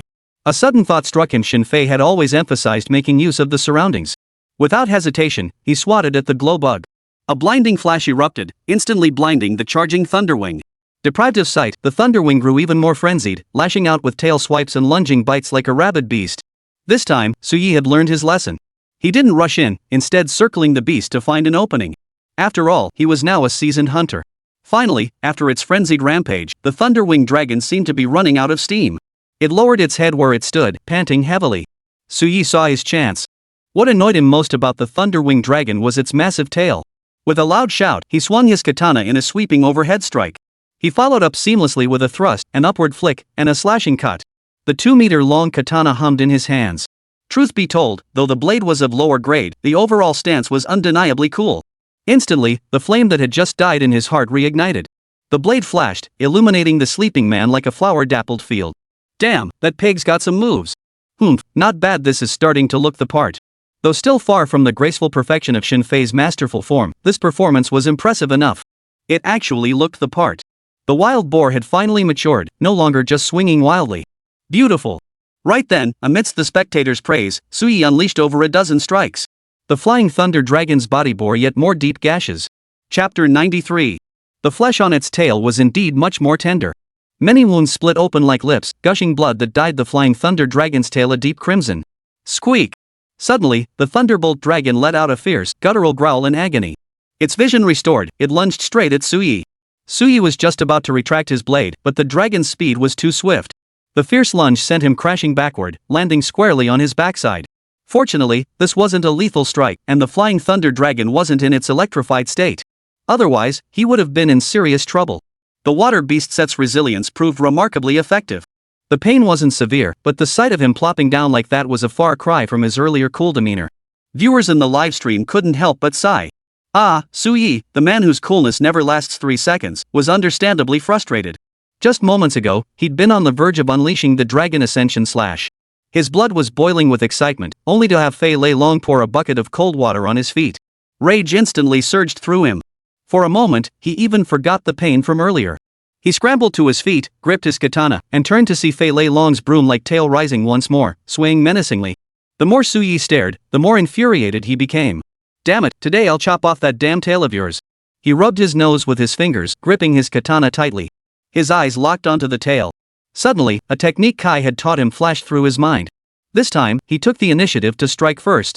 He timed his move perfectly for the Thunderwing's twitching tail, executing 2 consecutive rolls to close in. As the rolls ended, Sui swung his blade upward in a rolling strike. The steel rang sharply as it sliced clean through the base of the Thunderwing's tail. Thud! A dull thud echoed as the blade sank into flesh. Sui applied force, and the thick, powerful tail snapped clean off at the root, flying away along the path of the blade. In an instant, the live chat exploded with cheers and applause filled with flying flowers. The Asian region's chat room was equally stunned. Squid is so awesome. Oh my god, P-san is so strong. He actually severed the tail. So powerful. So brutal. Melee weapons truly deliver a bloody visual feast. A wave of excruciating pain surged through the flying thunder dragon, causing it to let out a mournful cry. Its massive body crashed forward onto the ground. Its entire body writhed in agony. Sui dragged his katana forward, unleashing another frenzied dance of strikes. In the heat of the battle, he'd forgotten to sharpen his blade. Only now did he realize the edge had been chipped away. He channeled every ounce of his pent-up rage into the blade. After a spinning slash, Sui roared, planting one foot firmly on the flying thunder dragon's body. Stomp! His feet stomped twice on the flying thunder dragon's body. His body soared high into the air. Then, gripping the blade's hilt tightly with both hands, he swung it in a fierce, sweeping arc. A dazzling blade flash accompanied by a ringing clang. Instantly, a long gash ripped open on the flying thunder dragon's body, blood gushing forth as the beast wailed incessantly. It worked! Wasn't this the Dragon Ascension Slash demonstrated by the legendary Yefei? Damn, you're good. Awesome. This guy's so cool, he can pull it off anytime. Damn, pulling off the Dragon Ascension slash with that build must have taken some serious effort. He must have worked harder than anyone else. Now that's a badass pig, seriously impressive. The livestream erupted in chaos. At that moment, Sui vented all his pent-up rage, feeling instantly relieved. His Tachi sword had even chipped a bit. He quickly sheathed his blade and made his exit, planning to find a moment to sharpen it later. Squeak! The flying thunder dragon struggled to its feet with great effort, only to let out a furious roar at Sui. After the roar, it suddenly turned its head and leaped onto a tree trunk, fleeing directly. Sui finally exhaled a long breath of relief. He carefully removed a stone from his bag and examined it closely. He then walked over to where the flying thunder dragon's tail had been severed. He gave it a kick with his foot. The tail was truly massive, he couldn't budge it at all. Never mind that for now. Let's see what's here first. With that, he drew his hunting knife and began stripping the tail. Acquired Flying Thunder Dragon Electrode Needle X1. Sui pulled out a silver, cone-shaped object about a meter long from the tail. He weighed it in his hand, quite substantial. He touched the tip of the spike, and a tingling electric current shot through his fingertips. He planned to take the electrode needle back for the blacksmith to examine. He placed it back into his bag. The guide bug at his waist extended forward. Sui gritted his teeth. This time, I'll settle things with you once and for all. This was actually his first hunt for a monster of the 3-star difficulty level. Though overconfidence had once sent him back to camp, that experience had never dampened his pure, exhilarating spirit. Still, he knew that without the female fire dragon's aid, he never could have felled that beast so swiftly. That was experience. Next time, he'd apply it with agility. The thunder dragon was wounded, but not yet weakened. The treetops were its domain, and its speed remained formidable. In an instant, it had covered a considerable distance. Following the guide bugs, Sui traversed mountains and rivers, enduring a physically draining pursuit. Finally, he caught up to the beast once more, only to see its fur bristle again he hadn't noticed when it had happened. Moreover, electric currents seemed to coil around its body once more. Damn it, the thunder dragon was charging again. Once more, Sui witnessed the flying thunder dragon let out a thunderous roar. Its form shot upward along the tree trunk, poised to leap down and unleash its gliding dive attack. Sui had figured out this move's secret. While electrified, not only did its speed skyrocket, but its damage output also increased exponentially. With victory within reach, Sui dared not delay. His hand slowly reached for the flash orb in his pack. Come on! Sui fixed his gaze on the flying thunder dragon. This steel must be used on the blade. The second flash, I'll show you what I'm made of. In the blink of an eye, the flying thunder dragon surged like a silver bolt of lightning, leaping off the tree trunk with a powerful kick. The moment its wing membranes unfurled, Sui struck. The flashball landed squarely on its face. The blinding light sent it tumbling through the air with a mournful cry. That flash grenade was thrown with pinpoint accuracy. Without hesitation, Sui charged forward, swinging his blade in a flurry of downward slashes, thrusts, and spinning strikes. The flying thunder dragon was cut down instantly. Sui gritted his teeth and glared, his katana dancing relentlessly. The blade flashed continuously as he bellowed non-stop. Each strike sent spatters of blood flying high, even staining his water beast armor with the flying thunder dragon's blood. The scene left the players in the livestream room utterly speechless. Holy crap, Yin Jianfu is on fire. So brutal. Melee weapons really are a visual feast. Just listen to that constant ringing of the blade, it's so damn thrilling, man. Gave me goosebumps all over. Chapter 94, Removal. Su Yang wiped away the blood and stripped everything he could from the corpse. The fur I've cut myself probably won't be usable anymore. It seems that from now on, whenever possible, I should try to capture them. That way, I can gather more rope material. The menu display appeared. Thunderwing Dragon Scales X8. Thunderwing Dragon Hide X7. Thunderwing Membrane X4. Thunderwing Claws X4. Plus the Thunderwing's electrode needle he'd just harvested. Su Yang's haul this trip was quite substantial.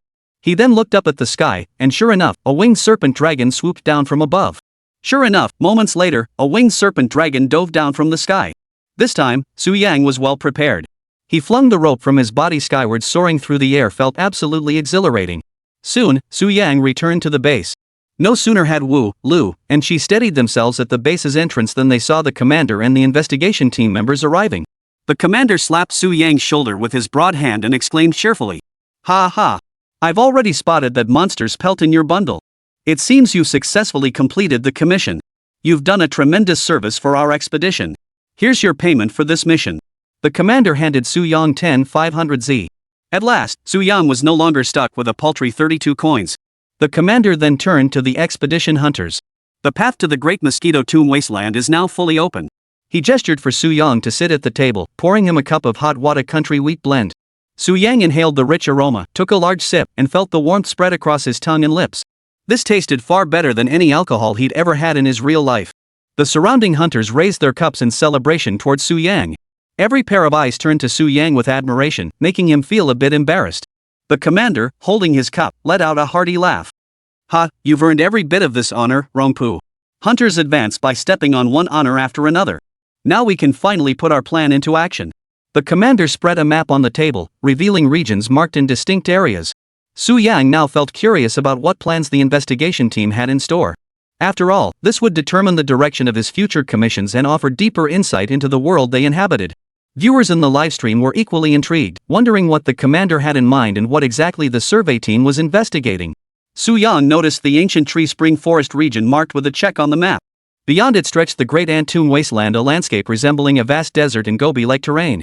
Further north lay the valley of Miasma, beyond which stretched the land coral plateau. Finally, the commander tapped the map emphatically. This dragon crystal land is our ultimate destination, he declared. To unravel the mystery of the ancient dragon's migration, we must clear all these zones. Now, you may split up and head to the great Antum wasteland for investigation. Should you encounter any unusual ecological changes, return promptly to report. The other hunters nodded in unison. All right, meeting adjourned. Proceed to your assignments. The commander's efficiency was remarkable. Orders were dispatched in mere moments. He then patted Su Yang's shoulder again with a smile. Now you understand what we scruffy-looking fellows are up to, right? Su Yang shook his head blankly. Despite hearing terms like ancient dragon migration and dragon not land, it all sounded like gibberish to him. The commander laughed heartily. You're probably new to the new continent. It's perfectly normal not to know. I'll explain it to you slowly. He raised his wine cup, gesturing for Su Yang to take a sip. Honestly, this stuff packs a punch. Half a cup down, and Su Yang felt a bit lightheaded. Meanwhile, the chat room, which had been buzzing with comments, went dead silent the moment they heard about the controlling cat people. The bullet chat vanished instantly. All eyes were fixed on the commander, waiting for him to reveal the secrets hidden within this world. The commander began. 6 years ago, our Long Leg Point outpost detected the presence of cat people who had already reached the peak of their evolutionary chain. These beings, having transcended the highest level of the ecological chain, suddenly appeared on the new continent for reasons unknown. Subsequently, sightings of ancient dragons began to surface. Wherever they went, they unleashed catastrophe, throwing the entire new continent into chaos. But these creatures weren't native to the new continent. We surmised they must have migrated from some distant place. Once the ancient dragons gathered, the land was ravaged by endless disasters. That's why we've gathered here to form an investigative team and uncover the reason behind the ancient dragons gathering on the new continent. That's the situation. Su Yang listened with his mouth agape, his face glowing with fascination. Ancient dragons. What kind of formidable beings were they? The players in the livestream shared Su Yang's exact emotions. Hearing the term ancient dragons, then the commander's description of them as supreme species existing outside the food chain, creatures whose presence unleashed catastrophe wherever they went, could only mean they were incredibly powerful. Every player now burned with intense curiosity. What would they encounter? Fear mingled with fascination, a feeling Su Yang himself couldn't shake. Recalling the commander's reverent tone, Su Yang's resolve to conquer Kanglan Star stirred once more. Go forth, hunter. Believe that on this new continent, you'll uncover secrets to grow even stronger. Su Yang nodded. As the top streamer, he was already at the pinnacle of the online world. But glancing down at his banana-patterned waterproof suit, his earlier heroic resolve instantly halved. He scratched his head and chuckled at the chat screen. To take the first step toward becoming the best on Kanglan Star, I should probably start by upgrading my gear. With that, he headed toward the forge. His viewers couldn't help but tease him. Hey, this outfit actually suits you. You won't even be scared of Gulong, huh? Maybe he'll even fall head over heels for you. Chapter 95, Bare-Chested. Su Yang climbed the stairs to the forge. This blacksmith looked far more imposing than Old Keg, the village smith back in Jeyun village. Without a word, Su Yang dumped all the Flying Thunder Dragon materials onto the wooden counter. The blacksmith examined them carefully and nodded in satisfaction. Then he noticed the katana strapped to Su Yang's back. Instantly, he retrieved a blueprint for crafting weapons and armor from a nearby cabinet. Su Yang stared at the dense network of lines, feeling a bit dizzy. He turned to the forge master and said, "Bro, I can't make heads or tails of this. Just tell me what kind of katana I can forge with these materials." The forge master pointed to the blueprint and explained. The Flying Thunder Dragon's Fawn is an excellent tachi. Each strike inflicts additional lightning damage. Most dragon species are naturally vulnerable to lightning, making this a formidable weapon. I'll take it, Su Yang declared, promptly paying over 3,000 coins. Please wait a moment. The blacksmith promptly tossed the forging materials into the workshop behind him. Inside, several bare-chested smiths scrambled to get to work. With so many hands, the work progressed swiftly. Within minutes, 3 swords, the dragon's fawn, the thunderclap, and the lightning strike emerged from the forge and were placed before Su Yang. He reached out to pick one up. Its surface still retained the warmth from the forging process. The blade of this Tachi sword glowed with a faint bluish hue. Touching the edge lightly with a finger produced a tingling sensation, almost like a mild electric current. The spine featured an irregular, serrated pattern. These are the teeth of the flying thunder dragon, forged into the blade, the blacksmith explained. The silver sheen along the spine is from the dragon's scales. The electric current on the flying thunder dragon wasn't generated internally, but rather through the friction of its fur, producing powerful static electricity. This Tachi sword harnesses that very principle. When swung, the wind causes the fur on the handle to rub, conducting the electricity along the blade. That's why it deals additional electrocution damage. Make good use of it. Su Yang caressed the blade, unable to put it down. Feeling the tingling sensation at his fingertips, he couldn't help but marvel. After all, this was the fruit of his labor. He absolutely loved it. Clang! With a clang, Su Yang slung the flying thunder dragon's fawn onto his back. That guy, Tong Shenxi, was writing an authoritative article about the daily schedule. Before he could fully savor his joy, the forging master spoke up. If you want to craft a flying thunder dragon suit, you'll need a few more things. I need the blood of 3 snake tendon fish as a binding agent, plus 2 white dove stones. You'll have to find these materials yourself. Su Yang was utterly baffled. Where am I supposed to get these things? The forging master shrugged. I only handle the forging. As for where to find the materials, you'll need to ask the ecological experts in the 3rd phase group. Su Yang had no choice but to leave the forge and headed down to the base, where he found the ecological researchers tending to the lush greenery. He had just collected some thunderwing dragon traces during his hunt, so he handed them over as well. The 3rd squad's ecologist was a quiet, bespectacled man. He accepted the bottle of feathered guardian tracks from Su Yang with a smile. Thank you, Hunter. Your contribution helps us understand the new world's ecology. Next time you visit, detailed data on thunderbirds will be readily available. Su Yang couldn't care less about contributing to some ecological survey. He was eager to ask how those materials were obtained. The investigator explained. Snake trout can be caught in the small oasis ponds of the Great Ant Tomb Wasteland. White dove stone can be mined in Windrock Cave 6 of the Great Mosquito Tomb Wasteland. Su Yang thanked him, then grew a bit flustered. Digging for stones wasn't a problem for him. But fishing was a headache. He was the type who lacked patience. In real life, he tried fishing once. After sitting for hours without a single bite, he'd fallen asleep. When he woke up, his fishing rod was gone. Turns out the fish had dragged it straight into the water, pulling it far away. In the end, he had to compensate the owner for the fishing gear. He hasn't gone fishing since. But who would have thought that now, as a game streamer, he'd have to do the one thing he disliked the most? This was giving him a headache. Just then, Decima's bullet chat suddenly appeared on the public screen. Decima, hey, show off your skills. I love fishing, just leave it to me. You just go dig for stones. Su Yang chuckled. How could I have forgotten about you? But you're dreaming if you think I'm gonna do all the hard work while you just chill and fish. Grand Marshal, with your fishing skills, I doubt I could catch a single fish even if I tried all day. Su Yang sighed. Alright, looks like there's no other way. Grand Marshal, deal then. Let's go together next time. Just go ahead and buy me that fishing rod first. Su Yang was instantly annoyed. So now I have to shell out my own money to buy you a fishing rod? Grand Marshal, what a joke. Helping you fish? I'd rather poke geese with a stick. Viewers in the livestream were utterly baffled by these two. Guys, you've taken this game to a whole new level. Haha, are you two planning a fishing trip together? My fishing skills aren't half bad either, why not bring me along? Su Yang trudged over to the tool shop with a sour expression. Though calling it a shop was a stretch. Unlike Xiaomei in Jieyun village. The tool vendor inside the base was a man standing tall amidst a pile of assorted goods. The selection seemed genuinely extensive. Su Yang spent another 2,000 credits to buy everything he needed. The fish-shaped pendant, which belonged to Wang Chao, cost 100 credits. But considering it was for his new clothes, he figured it was worth it. With everything prepared, he suddenly felt a pang of hunger. He was about to head over to Chef Cat for another delicious meal when... But then he felt a tap on his shoulder. Turning his head, he saw the young man with the distinctive Western-style haircut, who smiled and said, "Hey, great hunter. The commander just posted a new commission reconnaissance of the newly opened giant ant mound wasteland. Interested?" Su Yang considered it. He was already planning to head to the great ant mound wasteland for gathering. Besides, it's just reconnaissance, nothing too demanding. Might as well handle it while I'm out there. After all, I just spent a fortune, and I'll need new clothes soon. Getting paid for running an errand wouldn't hurt. So he asked, "What kind of reconnaissance mission is it?" The Mohican youth replied. A scout just returned reporting that large monster footprints were discovered deep within the great ant family's wasteland. The straight-eared creature isn't clearly identified as a weakling.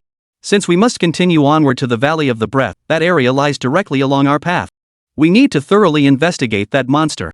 Our investigation team is understaffed, which is why we're issuing this request. I wonder if you'd be interested. Su Young confirmed. Just investigate it thoroughly? The youth chuckled. Without knowing the enemy's situation, we can't act rashly. That's why this mission is purely reconnaissance. Su Yang explained. No problem. Leave it to me. The youth gave Su Young a thumbs up. You truly are a very reliable hunter. To accept the commission, just take down the commander's request from the mission board over there. Good luck, but remember to stay safe. Su Yang gave a firm nod. Chapter 96. After the conclusion of this Asia region livestream, Douyu immediately posted the official website address and announcement for the Asia region's Journey Through the Stars game studio on Su Yang's livestream homepage. In an instant, players across the Asian region went absolutely wild. They flooded the Star Tour Asia server website in an instant. Previously, they hadn't even encountered the first monster, the Catman 3G. Seeing the client prices of 499 and 599 yuan, they were utterly shocked. They went absolutely wild. In just half an hour, downloads for both Monster Hunter titles had already surpassed 600,000 copies. Thankfully, the Yefei system never overloads or lags. Otherwise, even a major gaming company would have seen its servers crash instantly. For the past half hour, his phone's payment notification alerts have been ringing non-stop.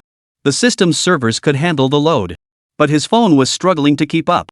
Seeing the Asian server's explosive popularity and unprecedented fervor, Yefei exhaled in relief, then checked his notifications. After Su Yang ended his stream, he watched the viewership in the Asian region of his livestream skyrocket. Fan donations surged to over 1 million yuan. Wow. Even Daisaima was green with envy. You bastard. You said you were going to battle that little foreigner, but now I'm 1 million yuan poorer. Damn you. Xiaozhu chuckled wickedly, I'll treat you to a meal next time. After all, the next mission depends entirely on you. Daisaima glared at him, Michelin-starred restaurant, 20,000 yuan standard. You figure it out. Xiaozhu chuckled, no problem.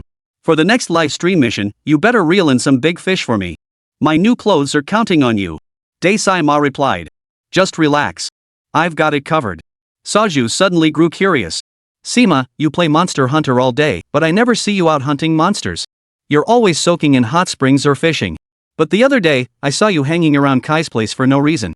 Were you secretly playing there on your own? What's with the act of being so hidden? Grand Marshal froze, you saw that too, you sneaky pig?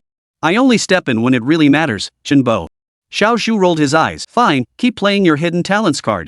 Just make sure you put in the effort on my quests next time. Later, he spotted Yefei busy in another workstation and didn't want to interrupt. He headed out to grab a bite with Grand Marshal. Yefei wasn't just monitoring sales figures and soft currency in the Asian server region. He was using the super accelerator embedded in the system to debug the connection for the Asian server. With the Asian server domain secured, he could now use the system's accelerator to stream and play games from the region. This way, even while physically located within Xia Nation, he could stream and play games on the Asian server. Just then, Li Sini called. Honey, Steema just contacted us. They're willing to accept our proposed cooperation terms without charge. What do you think? Yefei chuckled irritably, you little rascal, you know exactly what I mean. You didn't call Xiao Ding just for this, did you? Li Sini giggled. I just missed you and wanted to hear your voice. Lately, I've been swamped in the Magic City. For work, I even bought a set of office lady uniforms. When you come back, you'll see my look and demeanor are totally that of a qualified personal secretary now. Yefei pursed his lips. Who brags about themselves like that? But don't worry, I'll definitely give it a thorough inspection when I get back, no prompting needed. Li Sini giggled coquettishly, I knew you were the naughtiest. Hee hee, I'll be waiting for you to inspect me. The next day, the official website for the Asian server of Star Tour was incredibly bustling. In just one day, sales of the two games approached 1.5 million copies. Yefei raked in a 10-figure sum overnight. It was beyond terrifying. A single night of live streaming also multiplied Douyu's Asian server profits several times over, proving just how terrifyingly lucrative Monster Hunter could be. Steema's CEO, Pedra, waited endlessly for a response from Star Touring. He knew deep down it was hopeless. But when he saw Su Yang's live stream last night, he was completely shaken. Upon learning that Stargazing had already launched its official Asian server website, he immediately clicked into Stargazing's official site. When I saw the download numbers for two Monster Hunter games, I was completely blown away. One crab. Oh my god. Beyond these two exclamations, he had no words left to describe his current state of mind. His eyes instantly filled with bloodshot veins. Compared to the explosive popularity of the Star Tour game downloads, he now had to deal with a bunch of whiny members clamoring for refunds on his Steam platform. His heart instantly exploded with. Even if he regretted it now, it was useless. Who could blame him for acting so high and mighty back then, only to end up revealing his true nature? Well, that was just great. Pedro screamed wildly, flinging everything off his desk onto the floor. As the world's largest game publishing platform company, they couldn't even secure the hottest game. He had no idea how many millions of dollars this cost him. But Microsoft and Tencent were even worse off. Microsoft and Tencent had partnered up, one providing tech, the other pouring in massive investments. Now they'd lost access to the entire Asian gaming market. How could this be tolerated? Just as Pedro was losing his mind, the phone suddenly rang. Seeing the caller ID, no surprise, it was indeed Microsoft CEO Donald calling. Answering the call, Donald immediately cut to the chase. Mr. Pedro, you've ruined everything. I paid for that live event in Asia. You must compensate me for my losses. Do you have any idea how much Microsoft invested in this game? Now we're losing the Asian market too. What do we have left? Pedro listened to Donald's roar. After a long rant, Donald finally quieted down on the other end of the line. Pedro sighed. Mr. Donald, I deeply regret this situation. Yesterday's livestream was truly unexpected. I never anticipated Carl would abruptly end the broadcast midway. I'm currently seeking clarification from him regarding this incident and actively urging him to issue a statement addressing its impact. However, there's something I must discuss with you. Stargazing Tour has already established its official Asian server website. If you don't implement some strong promotional measures soon. Donald fell silent on the other end of the recruitment call. After a long pause, only a sigh escaped Donald. There's no way around it. I've watched the live stream of Star Tour's Monster Hunter game. In terms of quality, even if we pooled the resources of several major game development companies together, wouldn't necessarily be a match for them. Now, I can only do my utmost to protect our Asian gaming market. We'll focus on short-term gains to stimulate the market. As far as I know, Monster Hunter has only released 2 integrated game packages so far. I plan to gather all of Microsoft's past games and create a family bundle themed around this approach. This will showcase our strengths. Soon, I will personally travel to Asia to promote this initiative, specifically in Japan. I believe this effort should help recover some ground. Steam Operations CEO Pedro couldn't help but suck in a cold breath. Microsoft is going all out. This is literally losing money to make a noise. Thinking about it, he regretted it so much it was beyond cure. Why had he been so foolish as to propose such harsh terms to start touring? Wasn't this just courting trouble? He felt a wave of dread at Star Touring's terrifying strength. Chapter 97, Unbelievable. Who would have thought that just as they entered the Asian gaming market, they'd push a global gaming giant into such a corner? It was utterly unbelievable. After flawlessly completing the promotional campaign for Star Tour's Asian server website, Yefei, Su Yang, and Dai Saima departed from Chen Island. With the Asian domain and cross-region accelerators now fully operational, even within Xianation, they could directly conduct Asian region promotions and livestreams. After vacating the office space on Chen Island, Yefei returned home. During this period, Li Xini had truly been indispensable for handling affairs within Xianation. Though she hadn't streamed in ages, she managed the official website's daily maintenance with impeccable organization. Yefei was deeply gratified. It seemed this girl wasn't just a good wife, but also a capable assistant.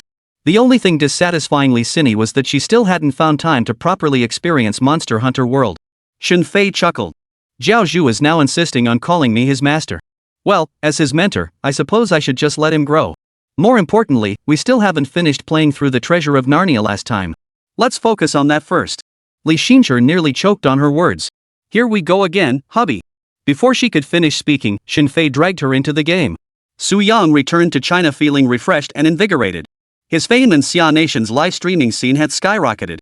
Not only had he defeated the world's top streamer Carl, but he'd also gained countless new fans across Asia. After a single livestream, he secured the top spot in the Japanese server. Truly a win in both fame and fortune. After a day of rest. At exactly 8 p.m. the following evening, in Yuman's livestream room, Su Yang went live on schedule, and the players in the livestream room were all waiting impatiently. Everyone was deeply curious about the upcoming commission he'd mentioned last time. Even Zhou Jia and Dai Xiaomei rushed to the livestream to congratulate Su Yang. Both Zhou Jia and Dai Xiaomei stated that if any future commissions required assistance, they'd be ready to help anytime. Su Yang resumed his usual carefree demeanor. As he always said, special hunting is our manly business, you just keep brushing your balls and getting fat. Dai Xiaomei retorted unhappily. Pfft, you're only handsome for 3 seconds. What's there to brag about? When you can be like my idol Yefei, then I'll be impressed. Sausage Pig stuck out her tongue with a laugh. No way. He's my master. How could a disciple ever outshine his teacher? After some banter in the livestream, Su Yang contacted Daesaima and sent over his ID number. Back in the game, Su Yang stood outside the stronghold entrance, still smitten with his flying thunder dragon's fong. While waiting for Daesaima, he drew the blade from his back, twirling it in his hands. Recalling his fierce battle with the flying thunder dragon, his affection for the Tachi only deepened. Minutes later, Daesaima appeared at the gate. But when Su Yang and everyone in the livestream saw Daesaima's appearance, they all froze in shock. He wore a silver-white suit, with a pair of beast fangs over a meter long hanging from his chest. His helmet featured 2 sharp horns pointing up on either side, giving him an imposing, majestic look. Standing next to Su Yang's watermelon-sized banana, the disparity in their physiques was stark. Even more astonishing was the enormous sword strapped to his back. The blade was monstrously large, resembling a 3-meter-long door panel. Its silver-white surface glistened brilliantly under the sunlight, dazzlingly magnificent. Hey, Piggy, what are you staring at? Did you accept the commission on the board? Daesaima jogged over, his footsteps echoing with a crisp, sharp sound. Su Yang remained unresponsive, his eyes fixed on Daesaima's stylish gear, his mouth agape. The viewers in the chat room couldn't help but gasp in astonishment. Damn, Daesaima's been hiding his true colors all this time. What kind of set is this? It looks so damn cool. This guy always seems so laid back, soaking in hot springs and eating barbecue, yet suddenly he pulls off something like this. Dumb little sister, wow, Sima, you're so sneaky. You never seem to take adventures seriously, but look at you pulling off something big behind the scenes. Jojia, you're something else, I'm impressed. By the way, what kind of weapon is that? It's so awesome. Seeing Su Yang still staring at him in awe, Grand Marshal was simply patted him on the cheek. Hey, I was just asking you a question. Only then did Su Yang snap back to reality. He immediately started circling around Sima, punching him playfully. Alright, you. I knew you were hiding something under your calm exterior. Playing these tricks on me? You're not being fair, buddy. Daesaima was so annoyed he started laughing. Hey, you get to strut around playing games all you want, but I can't even play? Hey, you're the one who just crushed all of Asia's streamers in a single match, and now you're complaining? Su Yang was stumped by Daesaima's logic, then chuckled awkwardly. Alright. Tell us all about it. What's the deal with this outfit you're rocking? Grand Marshal chuckled, then pointed to the massive sword on his back. This thing's called a greatsword. Everything I'm wearing, including this armor, is made from Ice Fong Dragon materials. How's that? Not bad, right? Ice Fong Dragon. Su Yang looked utterly smug. The viewers in the livestream chat also expressed unfamiliarity with the monster's name. The Grand Marshal then explained to the public chat, Hey, little sister, you there? I later rewatched that stream where you and Tuanmei were gathering outside Jieyun village. Remember when you and Tuanmei were gathering in the frozen ground?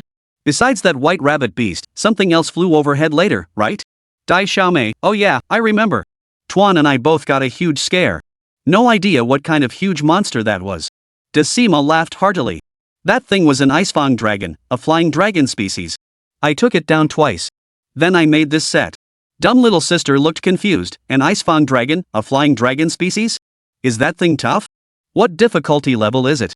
Daesaima replied, 4 stars. Anyway, that thing was pretty tough, took me a lot of effort. Wow. 4 stars? Daesaima, you're amazing. You really keep your strength hidden. 4 stars? That's the same as the swift dragon. So powerful. Holy crap, Daesaima, you're usually so low-key. Nice. Now we've got another powerful backup. Things are about to get even more exciting. Su Yang kept stroking the armor on Grand Marshal's chest, feeling a strange coldness seep through his fingertips. Grand Marshal immediately jumped back a large step. Hey, stop groping me. Groping? What the hell are you talking about? You homo. Su Yang glared at Grand Marshal. He recalled his earlier vow to become a blue star, and now his own banana-shaped physique felt rather awkward. Stop spacing out and take the quest already. We're running out of time. Sighing, Su Yang walked over to the quest board. Target, investigate mysterious footprints in the Great Mosquito Tomb Wasteland. Caution, enemy monsters may be extremely dangerous. Do not attempt hunting without proper preparation. He peeled off the notice. Ugh, Su Yang muttered under his breath. No one's stupid. It's just reconnaissance anyway, might as well treat it like a paid outing. Who'd be crazy enough to provoke that thing? After accepting the quest, the two blew their whistles. 2 winged clans immediately dove down, lifting the pair into the air with their flapping wings as they soared toward the giant ant nest wasteland. This was the first time either had visited this area. The viewers in the livestream were also seeing it for the first time. By the time they landed at the campsite, night had fallen. Ahead lay a vast, sandy wasteland. On the other side, a small oasis seemed to emerge. At the outpost camp, both men equipped their maps and prepared thoroughly. Then, clutching withered vines, they rappelled down a stone wall in front of the campsite. What met their eyes was a field completely eroded by the elements. Chapter 98. Sparse, drought-resistant withered plants grew here and there. Herbivorous monsters grazed scattered plants. The sky was studded with a dazzling Milky Way, as if someone had scattered a handful of pearls across it, a truly magnificent sight. Grand Marshal glanced at the map and tapped Su Yang on the shoulder. "Follow the stream to the right," he said. "That leads to the oasis. There's a place to fish there. I suggest we stick together. Splitting up is too dangerous." Su Yang nodded. At the very least, the Grand Marshal's gear was superior to his own. The water beast said he wore left him feeling uneasy. "Alright, let's fish first, then head to the wind cave to gather the white dove stone you need, and finally investigate the footprints. It's a logical route." With that, they jogged toward the small oasis on the right, their feet treading the only precious stream. The further they went, the more lush the vegetation became. After trudging along for over a kilometer, Xiaofang finally caught sight of the serene watery expanse where the streams converged. Grand Marshal halted, scanning the surroundings. Beyond the splashing water and the chirping of insects, there was no other sound. The Grand Marshal removed his helmet and peered into the pond. Inside, 3 different species of fish swam leisurely. He hurriedly asked Su Yang what the snakegill fish looked like. Su Yang quickly checked the information the investigator had left him in the menu. He then craned his neck to look into the pond. Among the 7 or 8 fish, one had a slender, serpentine body. Its scales were much finer and denser than the others. He immediately pointed at that fish. "Sima, that one the thinnest and longest." Grand Sima nodded, then asked for the fishing rod. Baiting the hook, setting the line, and casting all done in one fluid motion. "Wow, never would have guessed, but you're actually pretty pro at this." Su Yang's face lit up with delight. 0 flowers requested. "Looks like I picked the right guy this time." Grand Marshal shot him a glare. "Listen, if you want to catch fish faster, just shut your mouth." Su Yang wisely kept quiet. He even ran off to set up a grill, flipping a piece of raw meat he'd brought along. The viewers in the livestream chat were utterly devastated. "Holy crap, this pig he can't forget about eating no matter where he is. Honestly, isn't this kind of beautiful?" he mused. "Grilling while feeling the breath of the great outdoors, so good. Too bad monsters might show up later." To be honest, that's the charm of Monster Hunter World. Without those dangerous monsters, it really would be a paradise. While the viewers were chattering away in discussion, Su Yang had already grilled the meat. Unfazed by the heat, he grabbed them and devoured them heartily, polishing off 3 pieces in no time. Then he placed both hands behind his head, stretched out on his back, and gazed up at the star-studded sky, basking in pure contentment. He realized that in the world of Monster Hunter, it wasn't all about the hunt. Taking in the scenery and ecology, savoring delicious food, these were also wonderful experiences. As these thoughts crossed his mind, he spotted Grand Marshal approaching, already carrying 3 lively, wriggling snakes. "Damn it!" Su Yang shot upright. "You're way too fast, man." "Impressive." Decima tossed the 3 fish to him casually, then said impatiently, "You've eaten and drunk your fill. Let's hurry up and find some more." Su Yang nodded. He noticed the fish scales of the Wangtia fish had been meticulously preserved by Tian Jishu using grass-wrapped leather. That's what you call professionalism. He quickly stowed the 3 snakes, frogs, and fish. Su Yang and Desai Ma continued toward the location marked on the map. The wind tunnel seemed quite a distance away.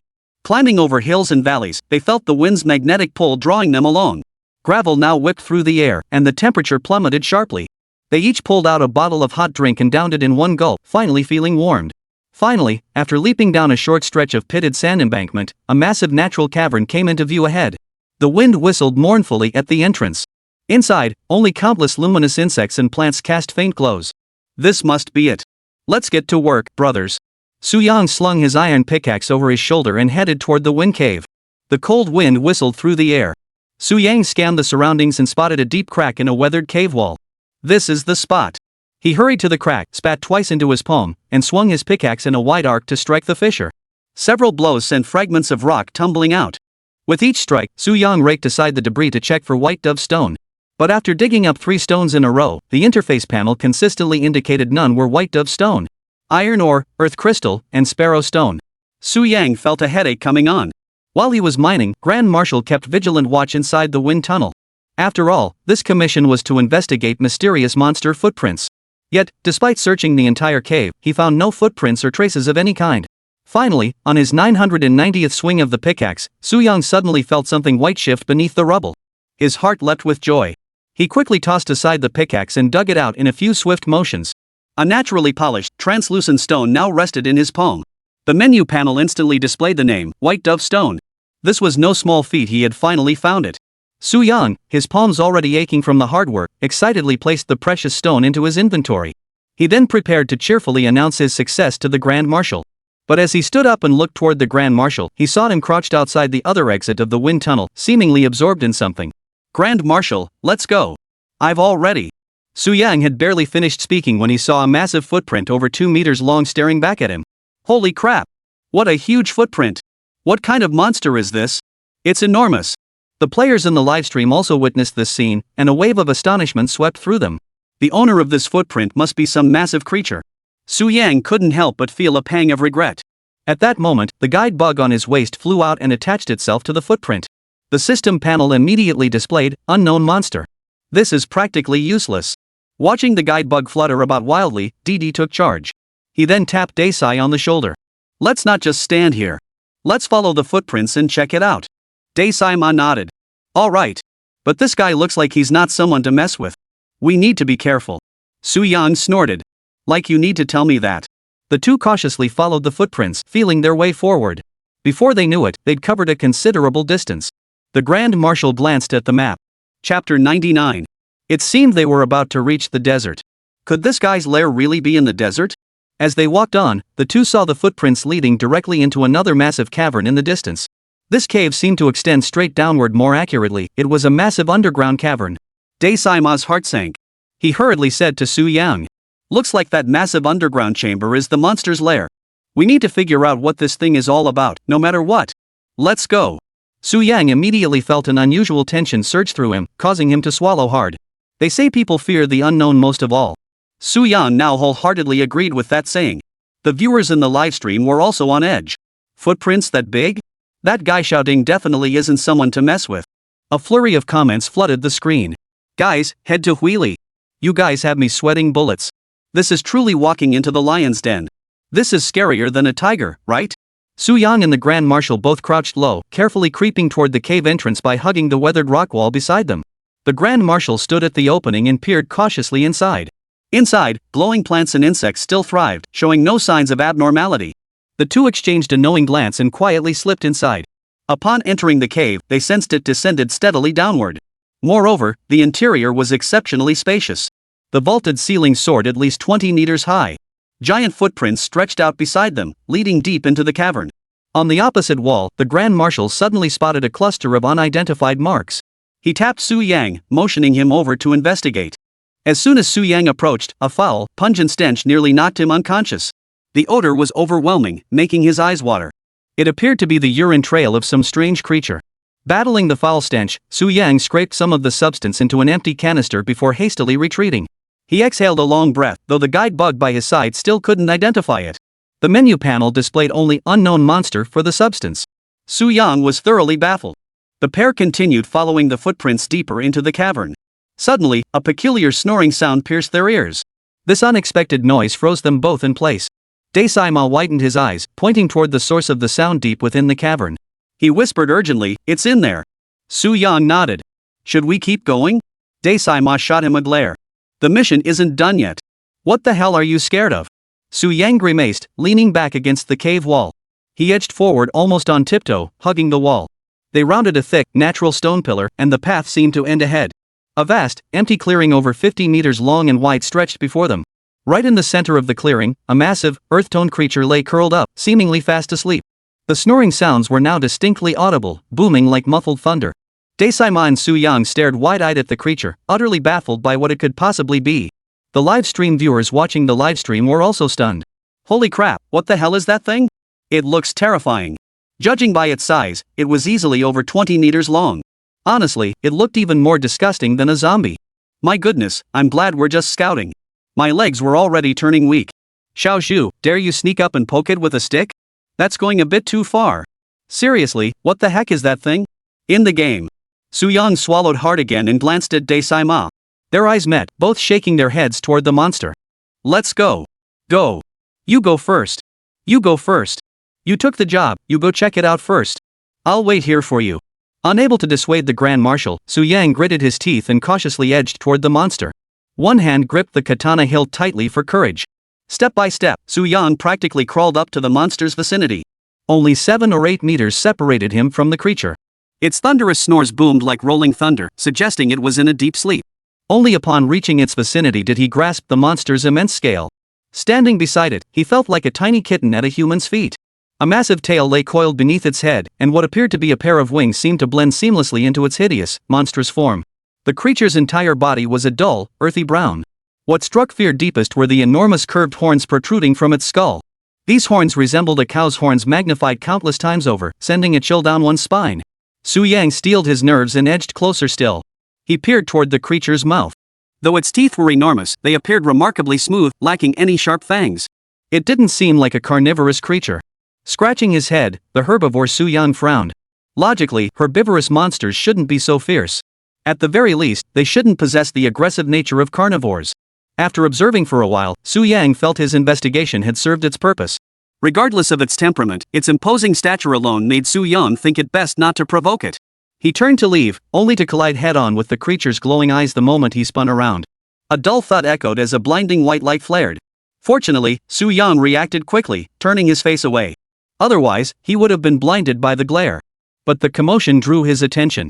Behind him, thunderous snoring gave way to louder, labored breathing. Hearing this, Su Yang's face drained of color. Without even turning around, he knew the flash must have startled the creature awake. Just then, a piercing, shrill roar erupted. Standing closest, Su Yang nearly went deaf. He clutched his ears in agony. Once the monster's roar subsided, Su Yang saw the Grand Marshal ahead, his face etched with urgency, frantically waving at him and shouting, "Run! Run!" Even without being told, Su Yang immediately broke into a full sprint, racing forward with all his might. Grand Marshal swiftly turned and dashed toward the front as well. As Su Yang ran, he felt the ground tremble violently behind him. Just from the commotion, he knew the monster had clearly been roused from its slumber and gone berserk. Wasn't it supposed to be a herbivore? Even so, its sheer size made it terrifying when enraged. Players watching the livestream couldn't help but hold their breath for the two. Holy crap, what kind of monster was that? Its limbs were twisted and contorted beyond recognition. Herbivorous monsters were usually massive, but were they this violent? Better retreat first. Figure out what this thing even is later. Whatever it was, it clearly wasn't someone to mess with right now.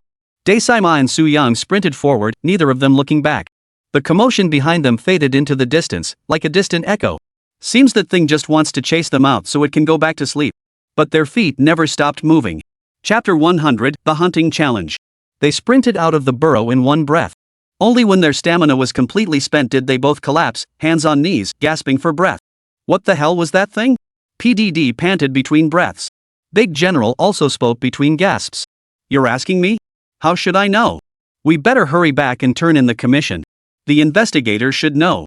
After catching their breath for a while, they each blew their whistles, leaped onto the G-Serpent Dragon, and flew back to the base. Back at headquarters, the two approached the commander. He was studying a map while receiving reports from the investigation team's hunters. Spotting PDD and Daesaima return, he cut off the feline hunter mid-report and addressed them.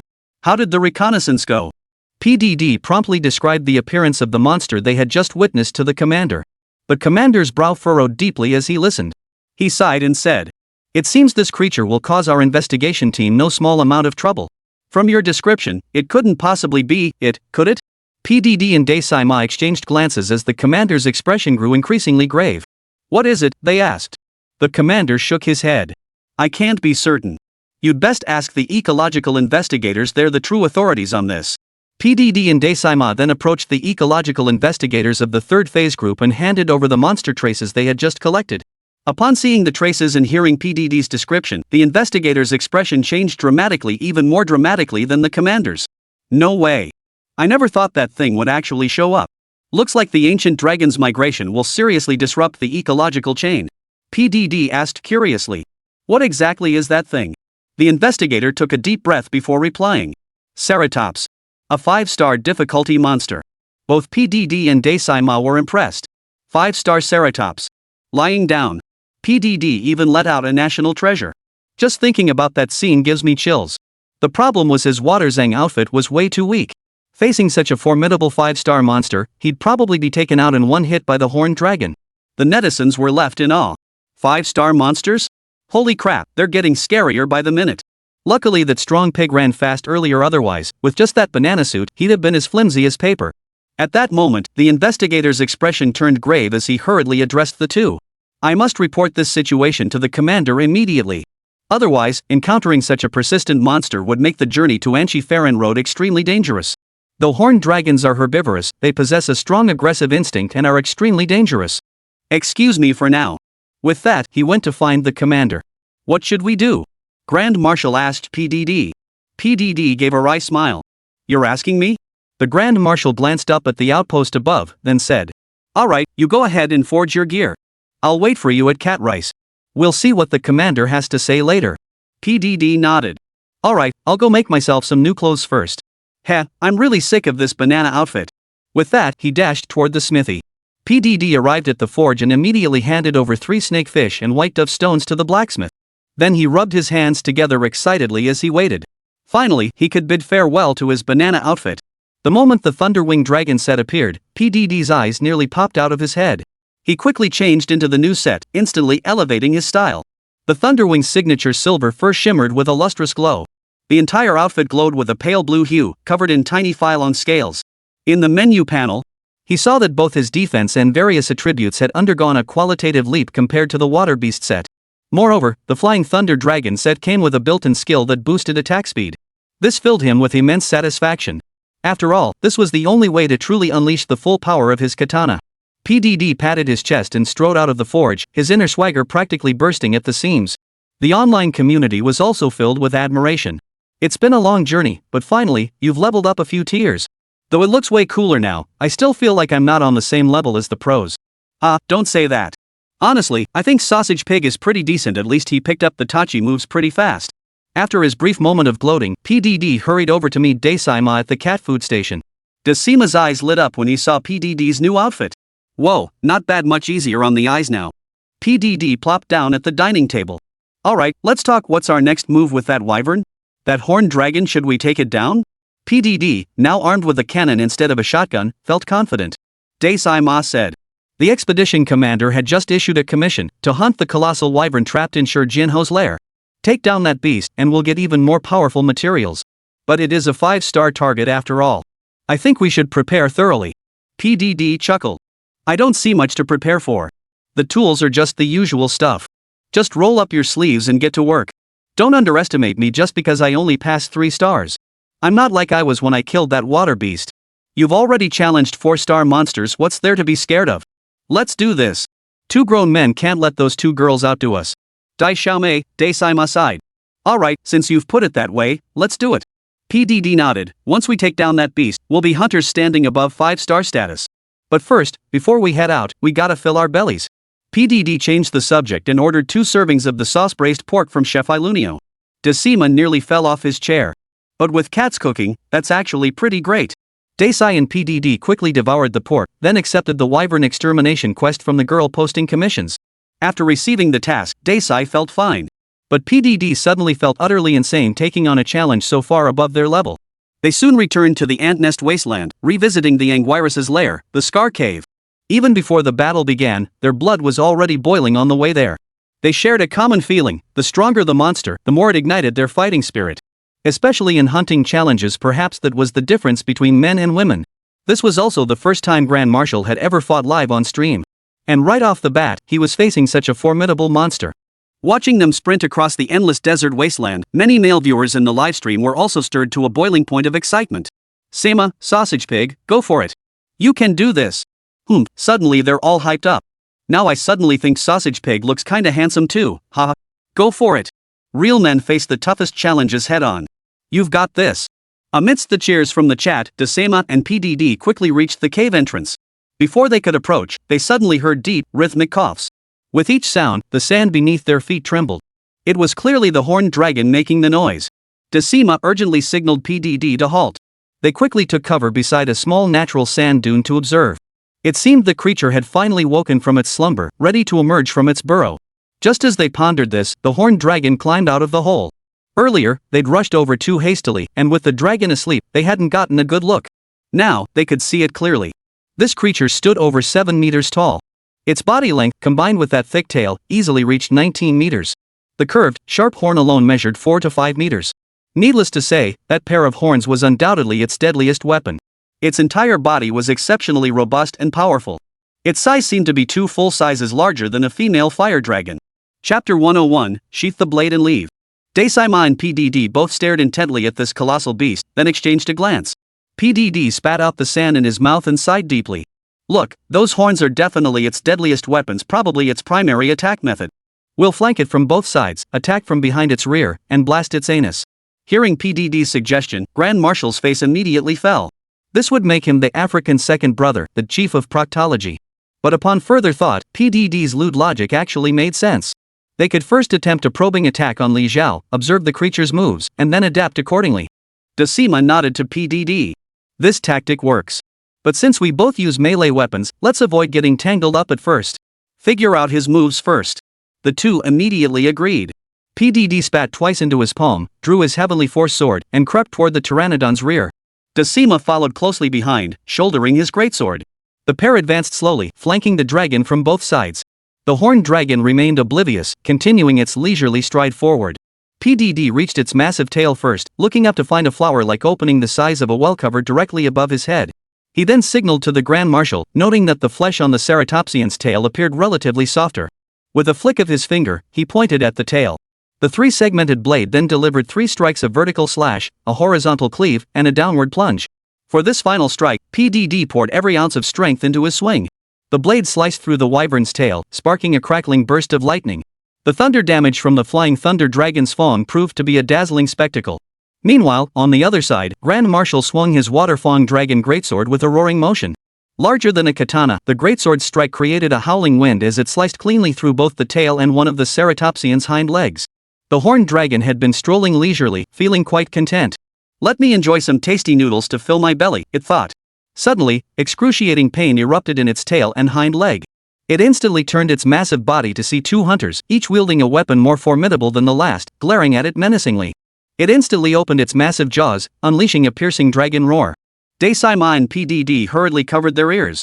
It felt like every organ in their bodies had been shattered by that single blast. After the dragon's roar, the horned dragon suddenly broke free from its deep slumber. Lowering its massive head, it charged toward the two with terrifying force. Its massive horn first aimed straight at PDD, then the head snapped upward in a fierce upward thrust. Immediately after, it swung upward again, this time targeting Grand Marshal. Left and right, neither was spared, each took a direct hit. Before PDD could even shout a warning to Daesaima, the massive horn was already upon him. The overwhelming force of the impact kicked up a vast cloud of yellow sand. PDD rolled desperately to one side, but it was still a split second too late. The massive horn slammed solidly into his waist, sending him flying backward. Next, on Daesaima's side, luckily the second strike gave him time to dodge. He immediately rolled away, sword and all, beneath the ceratop's legs. Boom! A thunderous whirlwind swept past Daesaima. No time for relief, he sprang to his feet, swung his greatsword, and aimed a high sweeping strike at the ceratop's softest underbelly. Meanwhile, PDD lay sprawled on the ground, his entire body throbbing with pain. This hurt like hell. His health bar plummeted to critical levels. Luckily, he'd just swapped into the Thunderwing armor. Otherwise, with his previous water beast set, he'd have been back at camp by now. Gah! PDD grimaced, teeth clenched. Fear was all he felt now. The live chat erupted in astonishment. This guy was ridiculously strong. A 5-star monster, no doubt about it. Its power is uncompromised, terrifying. This thing must be the strongest monster we've seen so far. With its massive size and brute strength combined. That's why we saw Piggy get knocked flying earlier, probably the highest anyone's ever flown since Team Sister. Seeing Big Sam grappling with the horned dragon, only then did PDD find time to recover. He quickly pulled out a healing potion and downed it before picking up his sword and standing back up. Big Sam wasn't faring much better either. After landing an upward slash with his greatsword, he was swept aside by the Cerberus's tail strike. However, his Frostfang dragon armor set was a tier higher than PDD's. Its defense was significantly stronger, and the tail swipe had only taken away a little over half of its health. The Emperor's personal shield was still holding up. Suddenly, the horned dragon raised its massive horn toward the fallen Grand Marshal. Its head pressed tightly against the ground, and its powerful hind legs suddenly kicked off. It charged straight toward the Grand Marshal. The sheer force of this charge was evident, far more devastating than the earlier horn strike. This was the horned dragon's full power attack. If it connected, death would be certain. As the colossal beast bore down on the Grand Marshal like a tidal wave, PDD suddenly sprinted from the side and hurled a flash orb. The blinding flash caused the Ceratops to slam on its brakes, nearly toppling over. Quick, use a healing potion. PDD yelled at Grand Marshal while dodging the horned dragon's frontal attack. Wielding his katana, he circled around to its tail and delivered another vertical slash. Now temporarily blinded, the beast began thrashing wildly with only its massive horns. PDD darted straight under its belly, swinging his katana in a flurry of downward slashes, thrusts, and diagonal cuts. Surprisingly, this position proved remarkably safe. No matter how wildly it thrashed, the underside remained untouched. The scene left both players and spectators in awe. Whoa, he actually pulled it off. Despite its massive size, the Rathalos underbelly seems to be a safe spot. I thought of that too, but didn't expect Piggy to catch on so fast. Hope it wasn't just blind luck. Haha, who cares if it was an accident? Finding its weak spot is what matters. While the horned dragon was blinded, Daisama downed a bottle of healing potion. Standing up, he gritted his teeth and sighed. It really is a 5-star monster. It's incredibly powerful. We can't keep going like this. No matter what, I have to leverage the strengths of this greatsword. Otherwise, how the hell am I supposed to deal damage? He pushed himself up, bracing himself with the greatsword. Surveying his surroundings, he found himself in a vast expanse of sand, encircled by the city's ancient walls. Sima recalled Shin Fei's words. The essence of Monster Hunter lies in utilizing any available environment. This was especially crucial when facing such formidable large monsters. PDD's arms were already numb and aching from swinging his katana. Judging by the situation, the wyvern should be regaining its vision soon. He quickly sheathed his blade and retreated. Just as he stepped out of the battle zone, he heard Daisama shout, "Piggy, lure it over to that pillar over there." PDD glanced in the direction Daisama pointed while running and spotted a massive, naturally formed yellow-brown stone pillar so thick it took over a dozen men to encircle it. Got it. By now, the Triceratops had regained its vision. It instantly lowered its head, revealing those massive horns once more, and charged at PDD, skimming the ground. Its enormous body pressed tightly against PDD's back, those sharp horns nearly piercing his buttocks. PDD didn't even glance back, screaming and shouting as he sprinted for the stone pillar with all his might. A whirlwind of sand and rocks erupted behind him, leaving everyone utterly stunned. Chapter 102, Underestimating the Danger. PDD seemed on the verge of collapsing from exhaustion. His stamina was completely depleted. He ran with gritted teeth. Yet his legs dared not falter even for an instant. Grand Marshal, sword in hand, kept pace until he reached the man and dragon. I can't go on. I'm completely spent. PDD collapsed face first onto the ground just as he reached the thick stone pillar ahead. Not a shred of strength remained in his body. The horned dragon repeatedly gored the air behind him with its massive horns. With one final, fierce charge, it slammed straight into PDD lying on the ground. The earth rumbled with a thunderous crash. Sand and stones flew everywhere. In the blink of an eye, PDD vanished from sight, struck by the Ceratops. When he finally regained his senses, he realized he had been transported back to the camp. It seemed they had already failed once. The players watched with bated breath. Unsurprisingly, the piglet had been at full health just moments ago and now it was gone in an instant. Oh my, against sheer brute force, all the fancy tricks in the world are useless. Now Sima was under even more pressure. He had to hold his ground. Sima, ignoring PDD, immediately circled around to the back of the giant stone pillar. The horned dragon had already taken multiple hits from the sword and blade. Thick mist billowed from its massive snout. Its rage had reached its peak. Spotting Grand Sima's figure, it yearned only to charge forward and crush him into dust to quench its rage. The stone pillar blocking the Grand Marshal's path only fueled its fury further. It would destroy everything standing in its way. Suddenly, a deep, low roar echoed as its massive horn flashed. Aiming at the stone pillar, it thrust upward at an angle, driving the horn skyward. Holy crap! The massive stone pillar, thick enough for a dozen men to embrace, instantly collapsed under the Great Marshal's gaze. Originally part of a small mountain, the desert's erosion had left it partially exposed. Yet even so, its height was formidable. A deafening crash echoed across the sky. The stone pillar was truly shattered by the horned dragon's charge. The scene before them defied description. It was as if heaven itself had collapsed.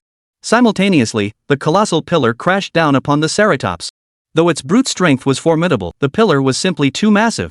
A pitiful wail escaped the Ceratopsian as it was knocked flat by the impact. The blow was severe. Its legs flailed wildly, yet it struggled to rise for a long while. The Grand Marshal saw his chance. Gripping his greatsword tightly with both hands, he drew in a deep breath, legs slightly bent. With a thunderous roar, he channeled all his strength. Suddenly, the 3-meter-long greatsword was swung upward as he rolled forward in place. The greatsword now resembled a colossal windmill. Its broad blade traced a sweeping arc through the air before crashing down with devastating force onto the horned dragon's midsection. This strike was the charged slash he had mastered under K. The greatsword's immense damage instantly carved a long, gaping wound through the dragon's tail. Blood gushed forth, only to be instantly absorbed by the sand. Immediately following, the Grand Marshal bellowed repeatedly, unleashing a sweeping slash followed by an upward scoop strike, then began charging power once more. As he gathered momentum, Inyu's body shifted to his feet, stabilizing his stance. Seeing the horned dragon about to struggle to its feet, the Grand Marshal hesitated no longer, letting out another fierce shout. The greatsword whirled like a windmill once more, this time delivering 3 consecutive devastating strikes. The third strike, upon connecting with the horned dragon, sent a thunderous clang echoing through the air. The force was so immense it shattered the nearby debris into countless fragments. The sheer spectacle was breathtaking, leaving the onlookers in awe. Holy crap, this greatsword is seriously badass. So intense. The Grand Marshal is a beast. He's so freaking awesome. This thing looks clunky, but Demagia wields it with such fierce momentum so sharp. Holy crap, feels even more satisfying than a katana. I use a greatsword too. That move was called a charged slash, but I only charge once before monsters counter. Demagia's final strike must have been a double-charged supercharged slash, so damn skilled. Damn, the visual impact is so satisfying. Close-range weapons really deliver, even if the damage is a bit low. Holy crap, looks like I need to focus more on melee weapons from now on. That was insane. After Grand Samurai's powerful charged slash, the wyvern finally began struggling. He quickly sheathed the Frostfawn greatsword and backed away to create distance. After taking several heavy strikes, the wyvern let out a deafening roar, its temper completely ignited. As Decima swung his massive tail in a sweeping attack, he unexpectedly rolled straight into the wyvern's path. He knew the Rathalos' massive body meant its tail swipe covered too wide an area ordinary dodging wouldn't suffice. Earlier, he had observed PDD safely dealing damage beneath the wyvern's belly. Seizing the moment, he dodged the tail strike entirely, rolling straight beneath the wyvern's legs. Seizing the opportunity, he swung his greatsword, delivering another sweeping strike followed by an upward slash. After witnessing the Ceratop's 2 tail swipes, he immediately rolled out of the combat zone. Both tail swipes missed Grand Marshal, prompting the Ceratops to roar as its massive head lunged toward the spotted Shah. Its 2 massive wings flailed wildly across the sand.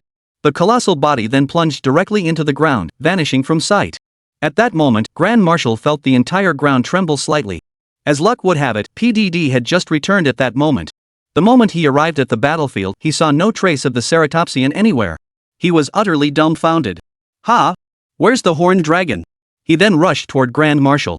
The viewers in the livestream chat were all equally disappointed. Burrowed underground must have escaped. I wonder if it's escaped. Don't let your guard down, this guy's terrifying. Never underestimate him. Even Big General couldn't help but feel a chill. Hearing PDD's question, he quickly pointed toward the ground. That thing went underground. PDD scratched his head. No way, did you scare it off?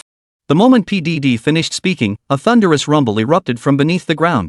The sound grew louder and closer, seemingly heading straight toward them.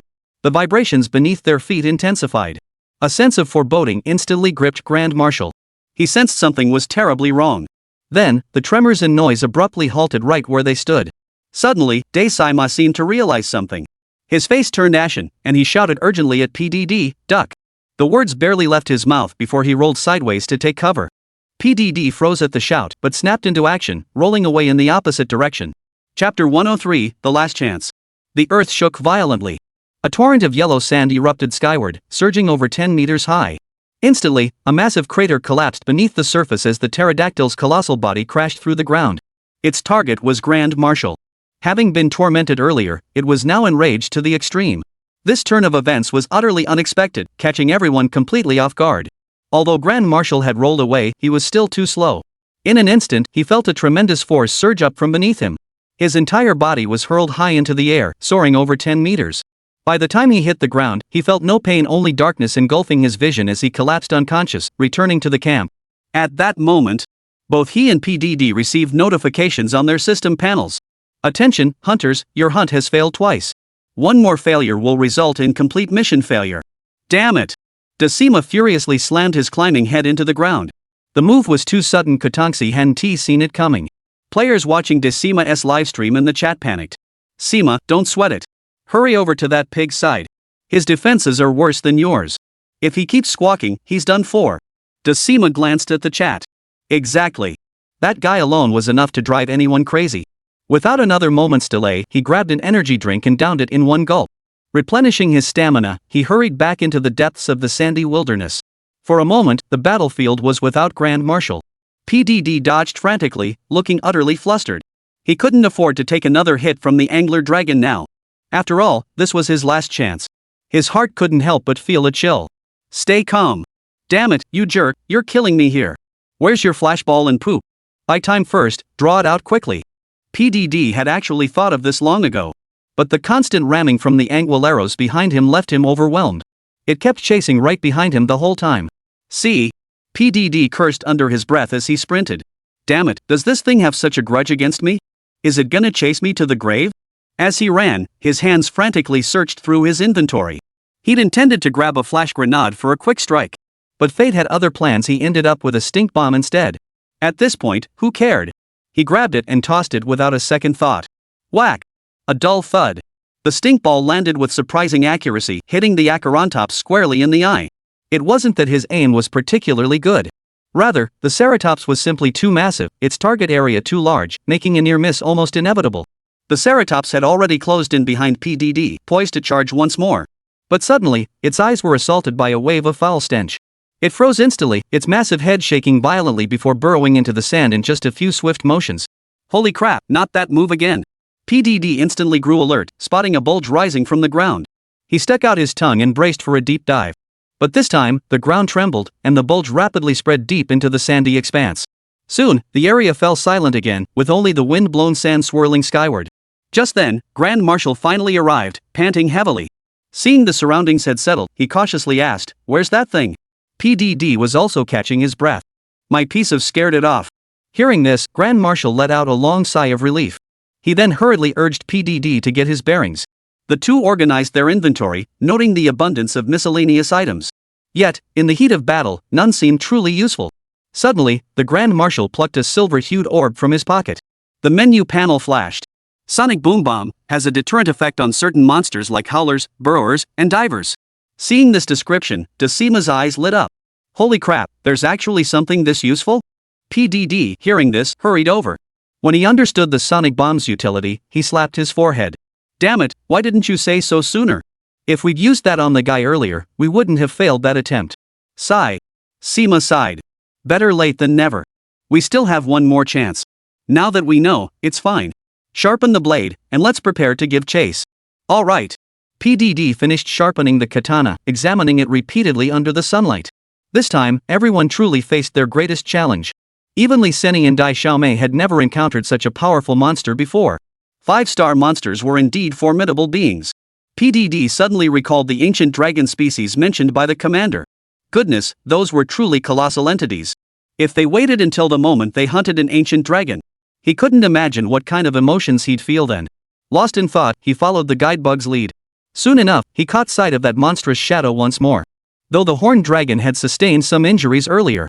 But as a large monster essentially occupying the upper echelons of the food chain, its resilience and adaptability in the wild were extraordinary. Despite its wounds, it still moved steadily across the sandy plains. Grand Marshal hurriedly said to PDD, "Looks like we'll need to employ some tactics. My greatsword should deal more damage to it. You draw it forward while I attack from behind." PDD immediately protested. Again? I already drew it to that pillar earlier and got sent back once. Not again, Decima retorted. Seems you still don't understand these monsters. Don't underestimate these beasts, they're powerful, but their stamina depletes over time. PDD shot him a withering look. You're quite observant, but I doubt it'll go that smoothly. Though he spoke thus, his actions betrayed his true intent. Decima, fully prepared, hoisted his greatsword onto his shoulder and circled around to the wyvern's rear. Damn it, this time I'll make sure you leave a trace behind. PDD sprinted right up to the Ceratops, staring at its massive horns and bellowing. Damn it, you big sandbag, you love chasing me? Come on then. As he yelled, he even turned his backside toward the Ceratops and gave it a little pat. As if he was afraid the horned dragon wouldn't chase him. Viewers in the livestream nearly choked on their laughter at the sight. He's showing off again. Did you forget how much that hurt? Good grief, is Gunxing losing his mind? This is going to get deleted 3 times over. Chewing pig? It's vegetarian, doesn't eat meat, did you forget?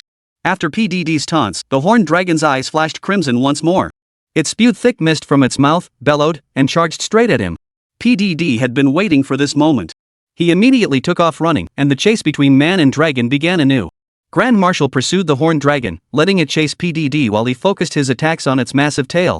Unnoticed, the dragon's blood began pooling everywhere. Suddenly, a piercing shriek halted its pursuit of PDD. Both men quickly covered their ears. Chapter 104, Truly a Pain in the Neck. Then it plunged back into the ground, its massive body kicking up a sandstorm that nearly buried them both. Here we go again with this trick. Dasaima immediately pulled out a sound coal grenade from his pack and clutched it tightly. Feeling the earth shake violently, Dasaima shouted to PDD. Don't move. Don't run around. We can't pinpoint this thing's location, but it knows exactly where we are. PDD, who had been about to dodge, froze instantly upon hearing the Grand Marshal's shout, as if struck by a petrification spell. A thunderous roar filled their ears. A bulge appeared in the sand before them, circling the pair once before settling. The surrounding area plunged into a brief, eerie silence. Right then, Grand Marshal barked a command. The sonic grenade in his hand instantly hurled toward the spot where the sand mound had vanished. A crisp clang echoed as the grenade detonated, sending a shockwave of sound rippling across the loose sand like ripples on water. Just as the echoes began to fade, the sand ahead suddenly trembled. The horned dragon burst forth from beneath the earth, its upper body now fully exposed. It seemed startled by the earlier sound. Seeing this creature seemed to have a remarkable effect, as if it were a three-horned beast. He called out to PDD and charged forward. PDD didn't even wait for Dasaima's signal, he'd already lunged forward with his katana drawn. The sword swung, its blade flashing dazzlingly. The thunderclap dragon's fawn's electric effect ignited, causing dazzling flashes of lightning to erupt repeatedly across the wyvern's body. Dasaima swung his greatsword, delivering sweeping strikes followed by a charged slash. The Ceratops let out agonized cries as the festering wounds on its body worsened. It struggled to rise from the ground only to be thrown sideways by the pain, rolling and writhing on the floor. Dasaima and PDD ignored the dulling of their blades as flashes of steel and swordlight erupted ceaselessly. The clanging of blades reached the viewers in the livestream, sending them into a frenzy of excitement. Who could have imagined? Though this hunt was the most grueling in history, the beast's resistance was crushed beneath our blades. This is the will of hunters, time and again facing the fiercest monsters, time and again displaying such tenacity. It brings tears to our eyes. We are cockroaches that cannot be crushed. Haha, Chupig, Sima, we're rooting for you. Hold on. Victory is within reach. Under their relentless assault, the Ceratops writhed in agony. Behind it, Grand Sima saw its massive tail severely wounded. Seizing the moment, he struck. The blade sliced through, blood spurting as a dull thud echoed. The horned dragon's thick tail snapped clean off, tumbling aside. PDD, now utterly consumed by the kill, his eyes bloodshot, his katana's blade glowing crimson. In 3 swift strides, he leapt onto the horned dragon's back, executing a dragon slash that sliced through the air. A burst of force light erupted, cracking the dragon's scales open. Blood, blade light, and sword light intertwined in an instant, creating a dazzling spectacle. Viewers in the livestream were left speechless by the spectacle. Both Dasaima and PDD were now completely consumed by the adrenaline surging through their veins. Only after both had shattered their blades did the horned dragon slowly struggle to its feet. With great effort, it tore open the sandy ground and vanished underground. Watching the sand dunes shift toward the direction of the hole, Yuan Ranho jumped up. Both Dasaima and PDD were panting heavily, exchanging glances before each opened a bottle of energy drink and downed it in one gulp. They then began sharpening their blades. While sharpening his blade, Dasaima said to PDD, "Damn it, that bastard should be done for. We've only got one last shot left. So don't hold back on anything usable, use it when you need it." PDD nodded, rummaged through his pack, and pulled out a paralysis trap. "You should still have one left. How about I set one up first? We'll strike while the iron's hot." Dasaima nodded, stood up, and sheathed his greatsword behind his back. "That bastard's probably gone to sleep. No need to hesitate, just go out and set the traps." PDD nodded, then glanced at the broken tail of the horned dragon beside him. "Aren't we taking that thing? Bull. I worked my ass off to chop that off. Why the hell would I leave it?" As they spoke, they began stripping the broken tail. Acquired Triceratops bone marrow X1. After stripping it clean, Dasaima stowed away the bloody marrow and said, "Let's go." With their preparations complete, the pair sprinted straight toward the Ceratops's nest burrow. Though neither could afford another failure now, neither felt nervous. If anything, their earlier excitement hadn't faded. They raced all the way to the burrow. Just as Grand Marshal had anticipated, the creature was already asleep. Its snores thundered through the air. PDD retrieved the paralyzing trap from his inventory, crept closer, and placed it directly beside the wyvern. "You little bastard, sleeping so soundly? Time to wake up," he muttered, raising his greatsword for a vertical slash. A dull thud echoed as the blade sank into flesh. The horned dragon awoke with a jolt of agony, groggily poised to unleash its fury. But the paralyzing traps lay right beside him. The moment his massive body shifted, he stepped squarely onto one. An electric current surged through him, and the two attackers immediately unleashed another frenzied barrage. Swords and blades struck relentlessly, and in an instant, the horned dragon was covered in wounds. As the effects of the paralyzing trap wore off, the horned dragon let out a piercing, hollow cry. White mist erupted from its mouth. Seeing its state, Grand Marshal's earlier fervor cooled considerably. He never imagined this creature could be so incredibly powerful. Even with such severe injuries, it still possessed terrifying stamina. Was it going all out now? The thought made Grand Marshal immediately shout to PDD beside him. Get out of here! This thing's going berserk. Before the words had even left his mouth, he heard the horned dragon's roar. Its massive body twisted, and the severed tail swung violently toward him. Decima, who had been focused on attacking, only just registered the danger. By the time he tried to dodge, it was too late. A sharp pain shot through his chest as the horned dragon's tail swept him away. After knocking Decima aside, the horned dragon immediately locked onto PDD. Its massive horn gleamed as it braced its legs and charged straight at PDD. No! Damn it, what the hell? How the hell is this thing so strong? This is it. My last chance. Oh no, 5 stars really are tough to handle. The chat was flooded with despairing messages from viewers. Chapter 105, A Faint Glimmer of Hope. Just as every single viewer dared not look at the screen anymore. Even Grand Marshal felt a chill of despair in his heart. Gritting his teeth against the pain, he sat up and watched PDD standing frozen in place, screaming at the top of his lungs. Xiao Zhu, you bastard, get out of the way. PDD seemed deaf to Grand Marshal's cries. He remained frozen in place. It wasn't that he didn't want to dodge, it was simply too late. His eyes locked onto the colossus charging toward him like a whirlwind of sand and stone. He muttered under his breath, "Damn it, there's no way I can dodge this." With that, he thrust his katana horizontally across his chest, gripped the hilt tightly, and clenched his teeth. The viewers in the livestream seemed frozen in terror. Holy, this guy isn't going to dodge again, is he? This is his last chance. Oh my god, it really looks unavoidable now. There's no way out. Watching the horned dragon charge toward him like a whirlwind of sand and stones, PDD felt his own breath catch in his throat. The sand and debris whipped up by the horned dragon's charge swirled violently around him. The massive body slammed heavily into the ground right in front of him. And at that very moment, with the Ceratop's terrifying horn mere inches from PDD, he twisted his waist and sidestepped. His body snapped backward just as the horn grazed his forehead. Suddenly, a sharp, metallic clang echoed through the air. Ding dong! The metallic clang echoed as a dazzling blade flashed through the swirling sand. Boom! The blade flashed as PDD lunged forward, delivering a powerful horizontal strike that slammed squarely into the horned dragon's massive horn. Crack! Everyone present heard a thunderous crash. The horned dragon's massive horn cracked and shattered into pieces. The horned dragon immediately collapsed to the ground, overcome by the excruciating pain in its head. It all happened in the blink of an eye, leaving the spectators unable to take it all in. This move succeeded. Shinfei's demonstration of the piercing bull slash technique had finally succeeded. Shu Pig, you finally did it, the bull slayer. Daisai-ma watched the scene unfold beside him, his heart pounding. Only when PDD executed a flawless piercing slash to take down the horned dragon did this dreamlike moment snap to reality. Forgetting how his body had been drenched in cold sweat from the tension, he downed a bottle of healing potion. Then, gripping his greatsword, he charged forward, unleashing a charged slash. The blade once again tore into the horned dragon's body with relentless fury. Viewers could only hear the ringing clang of steel echoing in their ears. Finally, amidst its agonized cries, the wyvern lost its will to fight. Struggling feebly, it dragged itself toward the exit of the cave. Daisai-ma clenched his teeth, determined not to give it any chance to linger. He drew a paralysis trap from his inventory and rolled forward to stand before the horned dragon. Setting the paralysis trap was much quicker than deploying a pitfall trap. Simply placed on the ground, it automatically locked itself into the earth.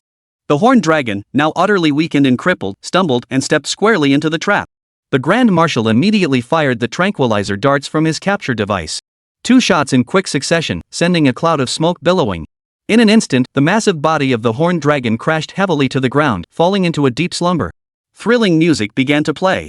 Gazing at the mountain-like creature before them, both the woodworker and Pai wore satisfied smiles. Success! Holy crap, 5 stars! These two are insane. I can't believe my eyes, they took down even this monstrous beast. No way! Sima, Piggy, you've surpassed Team Sister and Little Sister. Huh, looks like us guys are still the strongest, huh? PDD exhaled a long breath, glancing at the flood of comments on the public chat. Smiling, he walked over to the horned dragon, reached out, and gave its massive body a hearty pat. Yo, little sister, what's up? Ready to admit defeat, he said, flexing his muscles for the chat. This is real, hard-earned strength from us men. I told you so. Dumpling sister, impressive, PDD. You're definitely strong now, but Sima is the one who surprised us the most. The viewers all agreed. Yeah, Sima, you're the one who's truly hidden his depth. You've been keeping a low profile all this time, but But turns out you're a real force to be reckoned with. Man, that charged slash with the greatsword was so damn cool, I gotta practice that myself. Big Simo laughed heartily. Don't exaggerate. I just think that beyond Yefei, that god-tier player, the monsters ahead will demand even greater teamwork from us. Mentioning Yefei made PDD chuckle even harder. Ha, master, what do you think? My insight slash isn't half bad either, right? I can be just as cool as you. The viewers were all fanning themselves in awe. You're one to talk. I was so nervous watching your stream that I almost dropped my tablet. Watching this guy's livestream is pure torture, heart attack risk. The two stared at the sleeping wyvern beside them, still feeling like they were in a dream. Let's head back home and grab a proper meal. PDD sheathed his katana and strode toward the cave exit with an air of "I'm not your dad." That swagger was something else. Upon returning to the base, they were immediately surrounded by the commander and a group of Survey Corps hunters. The commander pushed through the crowd to stand before them. Both Grand Marshal and PDD could sense the deep respect the commander held for them. I never imagined hunters would be more respected than military officers. The Investigation Corps salutes you. The surrounding members erupted in cheers and applause. Seeing the reverent gazes of the Investigation Corps members, both Grand Marshal and PDD were filled with excitement. PDD, especially, beamed with delight upon receiving the commission reward, a whopping 25,000Z, his smile stretching wide enough to crack. The commander then turned to the Investigation Corps members and issued a command. 2 outstanding hunters have now vanquished the dreaded Horned Dragon. We can now proceed toward the Valley of Good Fortune. It must be said, the execution speed of this survey team was truly formidable. One by one, they mounted the wyverns, soaring through the sky with the wind in their hair. At that moment, the materials obtained from this hunt finally appeared on both their menus. Acornax shell 8, Acornax fawn 7, Acornax curled horn 2, Acornax backplates 4. Watching the materials land in his inventory, PDD couldn't stop grinning. Now he could upgrade to even more powerful gear. A monster as fierce as the Acornax, a 5-star creature, would surely make for even cooler armor. Thinking this, he said to the Grand Marshal, "I'm heading to the smithy. Come along if you want. But if you're in a rush to log off and meet your little sister, I won't hold you back." With that, he dashed off. Daisai-ma watched his retreating figure and felt an overwhelming urge to chase after him and punch him. Damn it, you're ruthless. Chapter 106, the super popular streamer. Over the next period, Yefei and Licini were busy purchasing a seaside villa in Binhai City. They also picked up a spacious luxury car. Yefei had always preferred quiet living. Previously, he'd only resided in the big city out of necessity, working as a bricklayer for Meichang to support his career. He endured constant pressure day in and day out. Now, finally free from the suffocating pace of a metropolis like Shanghai, he could truly relax and savor life. With the system in place, he essentially lived a laid-back life, gazing at the ocean daily and sharing quality, unhurried moments with Suoshinga. Early that morning, Yefei sat before his screen, checking the sales figures for the Asian server client. Just as he'd predicted, after a full month of explosive popularity, the game's momentum showed no signs of slowing. His account now held more money than he could count. He then checked player progress on both the domestic and Asian server official websites. Since Monster Hunter launched earlier in China, players there had reached the 5th tier level. In Asia, players from South Korea and Japan were progressing slightly slower. Judging by their feedback, most were around the 4-star level. Yefei pinched his cheeks thoughtfully. Although players' enthusiasm was high, their progress seemed surprisingly slow. Some players are likely focused on fully experiencing the Monster Hunter world, meticulously exploring every corner. But some players' skill levels just weren't up to par. They'd log in with a few friends every time, treating Monster Hunter as a vacation spot to sightsee and relax. This directly made Yefei feel like he was about to spit blood. This seems rather different from his original intent in releasing the game. Just as Yefei was reviewing player feedback with keen interest, Licini suddenly puffed out her cheeks and stormed in, looking rather annoyed. Yefei looked puzzled. "What's up? Who got you mad?" Even when upset, Licini remained utterly adorable. She strode over on her long, fair legs and plopped down onto Yefei's lap. "That's so mean, honey. Chen Baiji, take a look." She handed him a tablet. Yefei took it and saw it was the game news section of Steam's Asia server official website. Guided by Licini, Yefei spotted a headline. World-renowned game review organization IGN announced the latest annual champion for Asia's best sci-fi adventure game, Blood-Soaked Galaxy Star Wars. With a score of 98, it qualifies as a candidate for the world's best game of the year. Microsoft CEO Donald personally traveled to Japan to announce a major reform. All Microsoft game products, including Blood-Soaked Galaxy Star Wars, would be sold as a family bundle at a one-time, at the most favorable price in history. Thanks to IGN's high score and Microsoft's aggressive strategy, the game, developed in collaboration with Tencent, Battle for the Galaxy, is gaining momentum across Asia. Meanwhile, in Europe and North America, the game has already reached fever pitch.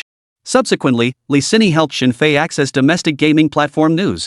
The top story read: IGN's Theme Game Awards announced, why focus exclusively on sci-fi adventure titles?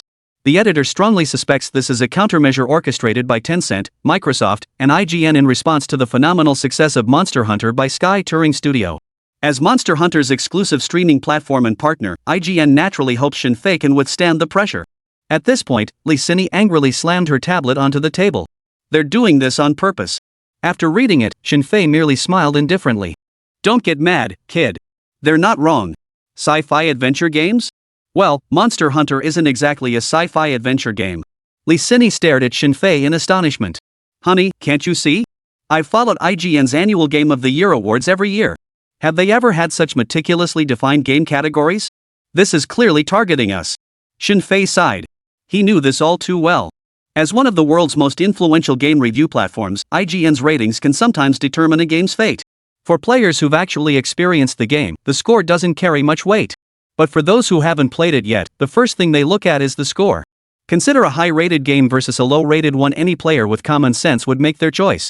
Add in the influence of paid commentators, who either hype it up or tear it down. So the game becomes either a masterpiece or utter garbage.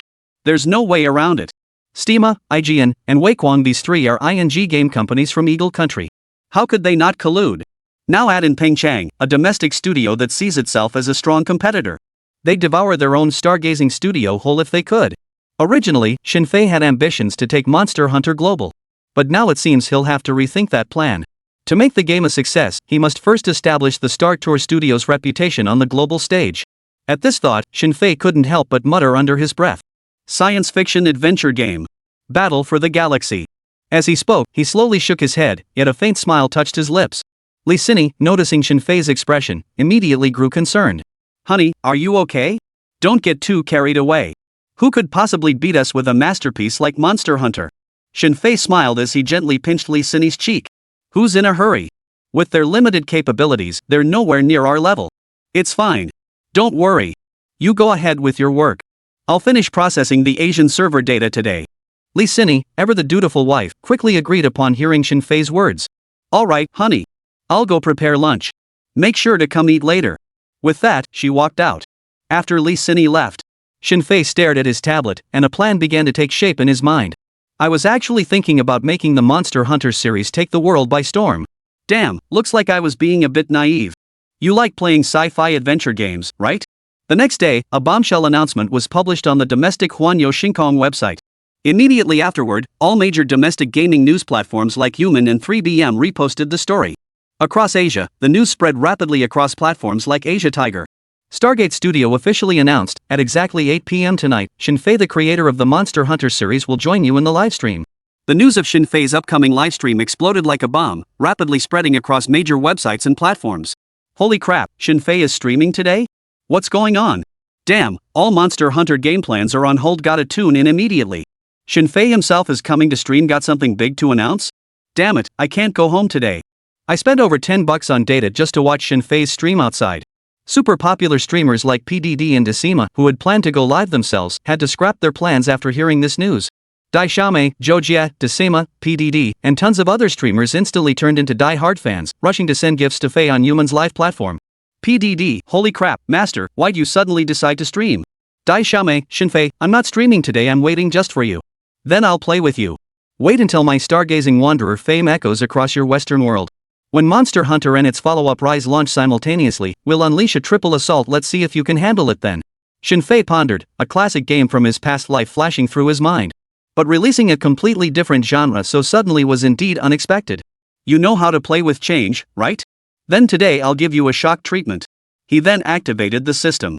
Chapter 107, don't worry. Jojia, what's going on here? The big shot is about to go live. Big General, cherish the fruit on the cherish tree, cherish the cherish beneath the cherish tree. Upon learning her husband would suddenly go live, Licini felt a wave of unease wash over her. Could it be that this morning's news sparked something in him? Yefei's surprises for her never ceased. And this time was no exception. She began anticipating it early on. As the time drew near, Licini sat beside him like a devoted little fan, propping her chin up as she watched Yefei fine-tune the equipment before going live. Soon, the clock struck 8 p.m. sharp. On the homepage of Human, Yefei went live on schedule. The channel was named around the Sky Game Studios livestream. This time, Kung Xianliu was streaming in the domestic region. Douyu's Asian region also hosted a simultaneous live stream.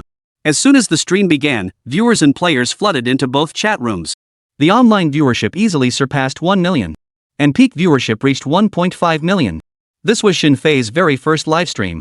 Yet this debut broadcast completely overshadowed the massive viewership of PDD and his group of top-tier streamers. The moment Yefei's face appeared on the public chat screen, the chat exploded with messages. Gifts rained down instantly. Yefei quickly covered his face as the virtual currency count on the screen soared past the 100,000 mark. This left Lee Cini, who had started as a streamer herself, utterly dumbfounded. Yefei, I love you. Yefei, I love you. Yefei, you're actually live streaming? Holy crap, I can't believe my eyes. This can't be real, someone pinch me. Whoa, my idol. Amidst a deluge of chat messages, Yefei smiled as he addressed the chat. Thank you all, thank you Dain Ha1. About the gifts, please stop sending them. This is my first live stream, and I have something important to share with all the players who support Journey Through the Stars. So please, no more gifts. The moment Yefei spoke, the entire livestream fell silent.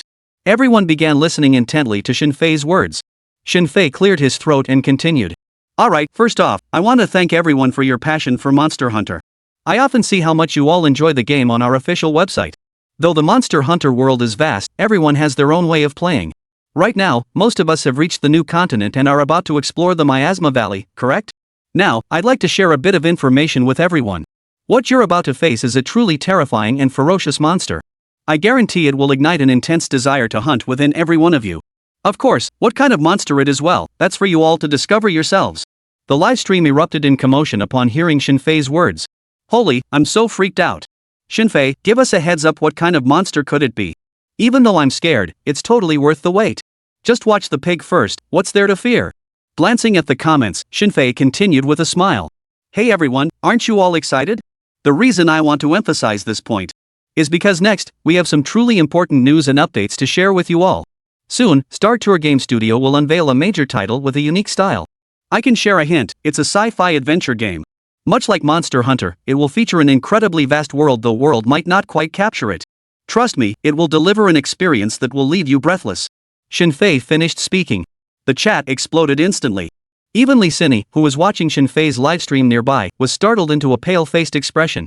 Holy, is this real? Yefei, is Chen really going to tackle high-risk topics? Holy crap, this is the most exciting news I've heard all year. With a masterpiece like Monster Hunter, how could other genres be any less? Even a fool could see that. Awesome, Yefei, my idol. What exactly is it? Please tell me. Or else I'll kneel right here. Yefei chuckled. Everyone, don't rush. Let me finish. Earlier, I emphasized the monsters Monster Hunter will face next, then mentioned the upcoming plans for Star Tour. I'm sure the clever folks among you have already guessed. Ha, same old rules, any individual or team player who first reaches the dragon's nest and completes the quest I just announced will get the full set of gear. Just kidding, just kidding. How about that? Pretty exciting, huh? The moment Yefei said this, the entire Asian server's livestream went wild. Why the hell did it have to be like this? As a current 4-star player, I still have hope. No more chit-chat, I'm off to battle the fire dragon to the death today. Same here, idol. I'm going all out. PDD, holy, master, you're not joking, right? Sister Zhou, oh Yefei, big shot, don't be like this. You know I'm terrible at this. Grand Marshal, humph, you bastard. Logging in soon. Prepare for an all-nighter tonight. Shanghai, Tencent HQ CEO Ma has been walking around with a permanent smile these days. After learning that Battle for the Galaxy sales in Asia had rebounded with strong growth momentum, he's been practically floating on air lately. Add to that the unprecedented popularity of this game in Europe and America. This left him immensely satisfied. It seemed his collaboration with Microsoft had been the right move. With the backing of so many global gaming giants, all the previous frustrations from being suppressed by Star Touring had vanished in an instant. Yet at the very same moment, gamers and major domestic gaming news platforms simultaneously broke the news that Yefei was launching a new game. This title would feature a completely different style from Monster Hunter, a sci-fi adventure genre. The moment 057 was announced, the entire domestic gaming industry was sent into an uproar. What the hell? However, seasoned industry analysts demonstrated keen insight. They were aware of Microsoft's recent activities in Asia and the IGN score release. Thus, it became clear that Yefei's Star Touring company was responding directly to the challenge. Instantly, it ignited the anticipation of all players and the gaming industry. When Ma learned of this news in his office, he was also somewhat shocked. PDD, Big Sam, you better deal with your own issues first. Big Sam, PDD, don't worry, I'll handle it all. Dumb little sister, do you all think I'm invisible? If you don't include me, you better watch out. Yefei watched the frenzy of comments flooding the livestream and couldn't help but laugh. Alright, that's all I have to say today. Have fun gaming, everyone. Looking forward to your good news. Chapter 108, The Outpost. He immediately contacted Donald from Wakwang. Mr. Donald, have you seen the recent news? Donald chuckled on the other end. Ha, Mr. Ma, I've seen it. Ma felt a bit dizzy. No way. If you've seen it, aren't you even a little nervous? After all, his own company had been scared off twice by this journey through the stars. Donald chuckled. Mr. Ma, after all this time in the gaming industry, you still don't know? When it comes to sci-fi adventure game technology, is there any foreign game company that can make games better than ours?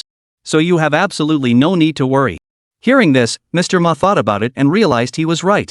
His heart settled. So you really have nothing to worry about. Just focus on your end of things. After hanging up, Ma felt as if he'd swallowed a reassuring pill. He could finally relax. The day after Journey Through the Stars was announced, players went wild trying to conquer it. PDD and Daisai Ma, who had just slain the 5-star Angwires, remained closest to the objective. But after Dai Xiaomei's persistent nagging, Wei Jian and Zhao had no choice but to agree to bring her along. This expanded their team considerably. Yet Yefei's announcement that they'd soon face an utterly terrifying monster left not only all players feeling uneasy, but now even these 3 professional streamers were visibly tense. At exactly 8 p.m. sharp, PDD began his stream and logged into the game. Arriving at the base entrance, he promptly sent his ID number privately to Decima and Dai Xiaomei. Within moments, both appeared at the base gate. Dai Xiaomei wore a striking blue-green armor set covered in blue scales, looking incredibly imposing. This was the Thunderwolf Dragon set, and she had even swapped her dual blades for Thunderwolf Dragon blades. PDD, meanwhile, had crafted a complete Horned Dragon armor set. He felt the Flying Thunder Dragon Fawn Greatsword was quite handy, so he kept it. Decima remained in his Ice Fawn Dragon set. PDD, clad in his Earth-Brown Ceratops armor, also kept his head down. That was self-satisfaction for you. Little sister, relax. With us 2 brothers protecting you, you'll be perfectly safe. Don't listen to my master's alarmist nonsense, Dai Xiaomei scoffed. Who needs your protection? I'm pretty strong myself, you know, Decima interrupted the two. Look over there. Seems like something happened with the investigation team after we hunted the Horned Dragon last time. Let's hurry over and check. PDD and little sister followed Daisai's gaze. Over at the investigation team, the commander was giving a speech. Several members stood in a line, listening intently. They looked as if facing a major threat. The trio hurried over. The commander spotted PDD, Grand Marshal, and dumb little sister, his eyes lighting up instantly. He then declared, "Hunters, your return is timely. A major incident occurred during our investigation. We passed through the Miasma Valley and reached the Land Coral Plateau, successfully establishing the Jin outpost camp. But suddenly, we received intelligence that Yushu should be building from the old continent, following the migration route of the Dragon of the Abyss. This time, 3 members of our squad were killed by that creature. The 2 who escaped back are also seriously injured. I hope you can take down this monster just like you did with the Horned Dragon last time. But I must warn you that creature is extremely dangerous. You must be fully prepared before setting out. We're just 1 step away from the Dragon Crystal Land. I hope you'll return victorious." PDD was filled with bold resolve after hearing the commander's words. He pounded his chest emphatically. "Don't worry, leave it to us." Big General and dumb little sister both glared at him. After bidding farewell to the commander, the trio approached the mission board. Submit a report on the terrifying intruder from the old continent.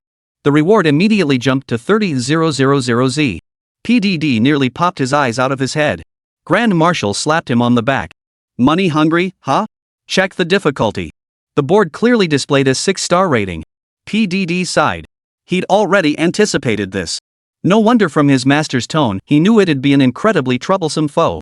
The players and viewers in the livestream chat erupted in exclamations. "Holy crap, we've hit 6 stars.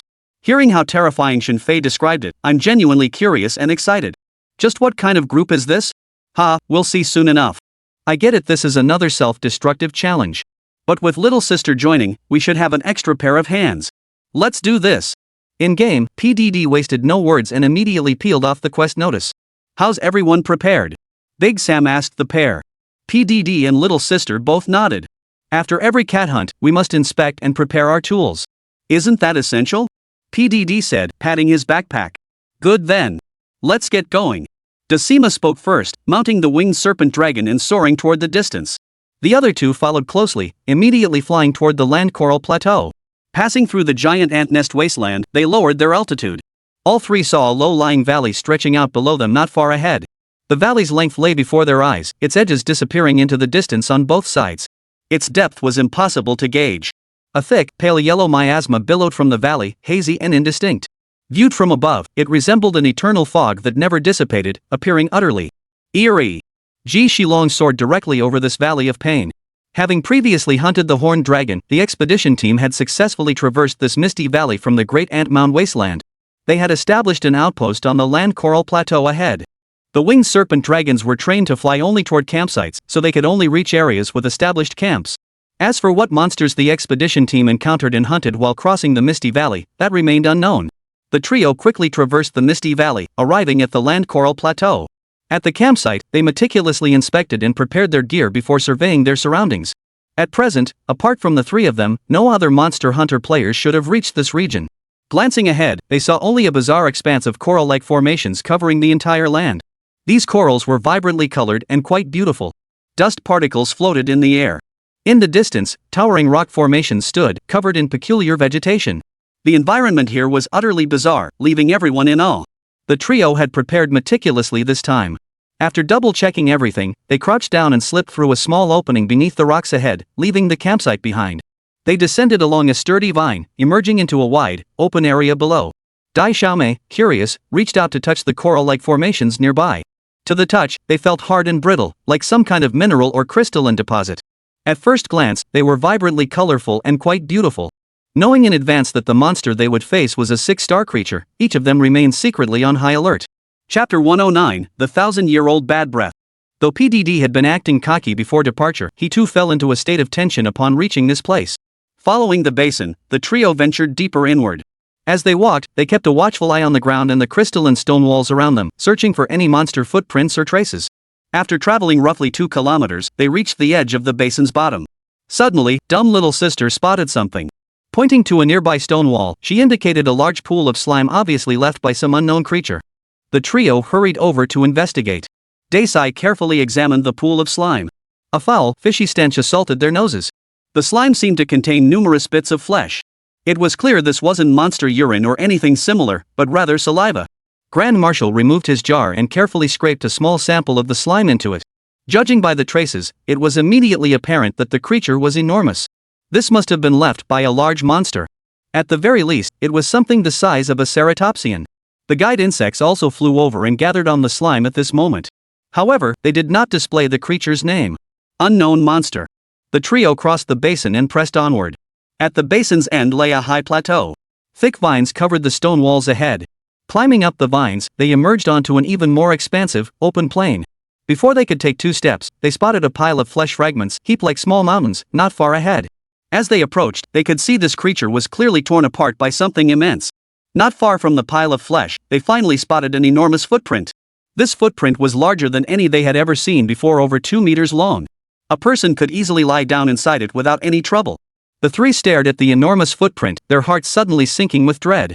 Viewers in the livestream chat erupted in astonishment. "Holy, this thing is huge, looks bigger than a ceratops," someone exclaimed. Shinfei said it had to be some terrifying monster. "Just seeing this footprint makes my legs go weak." Decima's expression darkened. He glanced around and warned, "Everyone, be careful. That thing is probably nearby, not too far off." PDD and Dai Xiaomei also looked around with heightened vigilance. Just then, the three suddenly felt a slight tremor beneath their feet. The vibration echoed rhythmically. Each time grew stronger than the last. Along with the tremors, they heard a series of thumping footsteps. The sound approached steadily, growing louder as it drew nearer. "Bad news. Hide quickly." Decima barked, motioning to Imei and the others. The trio swiftly ducked into a patch of glowing plants nearby. The thumping grew heavier and heavier, until they saw a monster, roughly 8 meters tall, slowly approaching them. The sight of this creature caused their pupils to dilate instantly. It was enormous. Resembling a primordial tyrannosaurus, its forelimbs appeared relatively short. Its hind legs resembled 2 massive pillars, supporting its towering frame.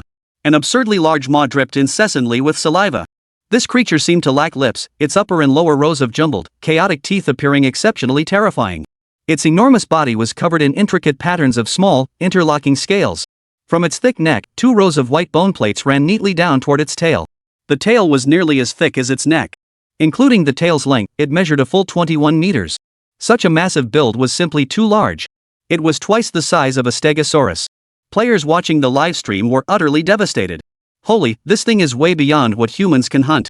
This monstrosity. Oh my god, Yefei, I hate you. Suddenly, I decided to give up. Me too.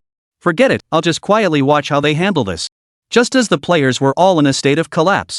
Suddenly, the guide bugs on all three players' waists flashed bright red. Danger, large monster Tyrannosaurus detected. Danger level, 6 stars. That's the one. PDD whispered. Rampaging tyrant. Just the name alone sent chills down one's spine. Damn it, what's the plan? PDD muttered, wiping the cold sweat that had unconsciously formed on his forehead as he glanced at Daisai-ma. Daisai-ma was equally uncertain. Seeing Dai Xiaomei staring back at him, he couldn't help but give a wry smile. What plan could he possibly have? Facing such a terrifying, colossal creature, who wouldn't be encountering it for the first time? He then said with a bitter smile. The plan is, no plan. Just charge in and hack away. Trust your instincts. PDD looked utterly defeated. That's basically saying nothing. We don't know this thing's true nature yet. Stick to the old plan, draw it out first, then see what tricks it has up its sleeve. Grand Marshal shot him a glare. You know the answer, yet you ask me? What are we waiting for? It's prime time. With that, he stood up and drew the greatsword from his back. All three immediately drew their weapons. PDD charged forward first, wielding his katana. Screw it, let's get the upper hand first. PDD charged straight to the Tyrannosaurus's tail, raising his katana for a vertical slash. The Thunderclaw's fangs flashed with lightning as the blade, honed to perfection, struck the thick, fleshy tail right on target. After landing the blow, he sheathed his sword and retreated. The tyrant dragon had just finished a hearty meal and was strolling leisurely. Suddenly, a sharp pain shot through its tail. It looked down to find 3 hunters closing in. Especially that chubby hunter behind it. He'd actually landed a blow. Rage surged through its massive frame as it twisted around, unleashing a thunderous roar like a giant thunderclap. PDD had barely started fleeing when Daisai-ma and Dai Xiaomei, who hadn't yet reached the front, were both struck with headaches by the deafening roar. Covering their ears, they endured the agony. Daisai-ma shouted toward Dai Xiaomei and PDD, scatter quickly. We should maintain a triangular formation. This beast's attack range is enormous, and its charge can cover 100 paces. After the Terror Raptor's roar, its massive body twisted backward instantly. Locking onto PDD, who had just slashed it, it closed the gap in 2 strides, snapping its enormous, blood-red jaws wide open for a vicious bite. As the Tyrannosaurus Rex opened its massive jaws, the Grand Marshal and dumb little sister behind it were overcome with terror. The gaping maw split from the corners of its mouth all the way up to its neck, with red fleshy membranes hanging from the left and right sides of the tear. Thick, frothy saliva dripped down, revealing a horrifying array of jagged, razor-sharp teeth. PDD sprinted forward for dear life, his face pale as a sheet. Feeling the tremors behind him intensify, he threw himself forward in a desperate lunge. His timing was perfect. The instant he hit the ground, the Tyrannosaurus's massive jaws snapped shut at nothing. The drool splattered all over PDD, and that ancient, putrid stench nearly knocked him unconscious again. Knock him unconscious again. Taking advantage of the Tyrannosaurus's pursuit of PDD, Grand Marshal and dumb little sister immediately charged forward, swinging a greatsword in dual blades. They struck from both sides, grazing the beast. The Tyrannosaurus, having failed to bite PDD, suddenly felt sharp pains on both flanks. It roared, stomping its foot violently. The ground shook violently, and the area trembled. Chapter 110, Tough Enough. Daisai-ma and Dai Xiaomei had only intended to land a couple of quick strikes before retreating. But before they could flee, the violent tremor sent them both crashing to the ground. Immediately afterward, the Tyrannosaurus swung its massive tail in a wide arc. Its sheer size made the swing's range absurdly vast. Everyone except PDD was instantly sent flying. PDD barely dodged in time, the monstrous tail grazing his spine and sending a cold sweat down his back. Both Daisai and Dai Xiaomei crashed to the ground. The tail sweep was so powerful neither could immediately get up. Then, the Tyrannosaurus zeroed in on Daisai between them, snapping its massive jaws open to bite. No one needed to be told that getting bitten by this beast would be more painful than any monster's attack. Just as it was about to sink its teeth into Daisai-ma, PDD launched a shining orb at breakneck speed. Just as the Tyrannosaurus's jaws reached the Grand Marshal, its eyes were blindingly struck by the glare. Instantly, its massive body staggered backward, blinded. Seizing the opening, both Daisai and Dai Xiaomei finally caught their breath. That tail sweep had wiped out half their health bars. They quickly pulled out healing potions and chugged them down. Daisai-ma stood up, glancing skyward toward the device's location. No good, he muttered. This thing can stomp its feet to trigger earthquakes. One wrong move and we'll be shaken flat. We need to find an opening first. When such a colossal creature went berserk, it wasn't merely terrifying, it was a catastrophe. It lowered its massive head, shifted its enormous body sideways, and blindly slammed forward with a devastating charge. A thick stone pillar instantly shattered into dust under the impact. None of the three dared to approach recklessly. The scene was simply too terrifying. Viewers in the livestream chat went near mad. Holy, this is straight up apocalyptic. What the hell are we even fighting for? Yefei, you're doing this on purpose, right? Though separated by screens, the sheer scale of the chaos left them speechless. I feel like a mouse in front of this thing. This is insane. The chat erupted in sheer despair. PDD stood rooted to the spot, scratching his head and ears while staring at the terror wing.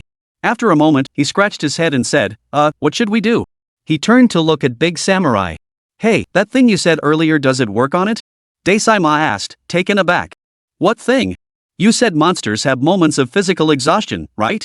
This thing doesn't look like it gets tired at all. Hearing this, Daesaima was speechless. Facing such a terrifying creature, even he felt uncertain. After a powerful shoulder charge, the Tyrannosaurus immediately launched into a frenzy of random bites. The sight of that blood box being torn apart made all three of them shiver. If hit squarely, it would be fatal or crippling. Grand Sima sighed. It seemed that to deal with these increasingly terrifying monsters, they would have to rely more heavily on tools and their surroundings. With that thought, he scanned the area. Suddenly, on the other side of the plateau, he spotted a massive vine net spanning 30 meters square. He then addressed the two others. From now on, we'll use the terrain and our tools to deny it any breathing room. Only then will we have a chance. We have 6 traps between the 3 of us, pitfalls and paralysis traps combined. If one of us gets attacked and can't hold out, the others must immediately deploy traps, feces bombs, or flash grenades. Mingri and the others nodded urgently. It's about time. That beast's vision should be returning soon. There's a natural vine trap over there we can use once. Let's lure it over first. After speaking, Grand Marshal signaled the two to prepare to flee toward the vine area. At that moment, the Tyrannosaurus had indeed regained its sight. Turning, it glared menacingly at the trio, its massive jaws gaping wide, a truly terrifying sight. Immediately, its two thick, exaggerated legs began striding forward, charging straight toward the three. Daesaima let out a shout. All three swung their arms wildly, mustering every ounce of strength they had, sprinting for their lives toward the vine-covered area. They sprinted to the edge of the plateau, where the giant web of vines lay before them. Grand Marshal spotted numerous vines hanging down from the cliff face above. He grabbed one immediately, and with a loud shout, "Swing us up!" PDD and Dai Xiaomei each grabbed a vine, and their bodies shot upward into the air. The Tyrannosaurus Rex's strides were enormous, closing the distance in giant leaps. Without distinguishing between them, it locked onto its target and lunged. Unexpectedly, the bite landed squarely on PDD. Feeling the T-Rex's hot breath spray against his back, PDD cursed with a wretched face as the hot air brushed past his spine. Damn it, why the hell is it biting only me? The viewers in the livestream chat were both shocked and delighted. Holy crap, this thing has its sights set on PDD. Who told him to be so chubby? With that huge mouth and massive frame, he probably couldn't even fill the Tyrannosaurus's teeth. Luckily, PDD had already swung his body forward. The Tyrannosaurus lowered its head to bite, but it completely missed. Its massive frame couldn't stop its momentum, crashing down into the wide knee-deep mud about 30 meters ahead. Just then, Daesaima and Dai Xiaomei swung back. Both landed lightly beside the Tyrannosaurus, drew their weapons, and finally launched their counterattack.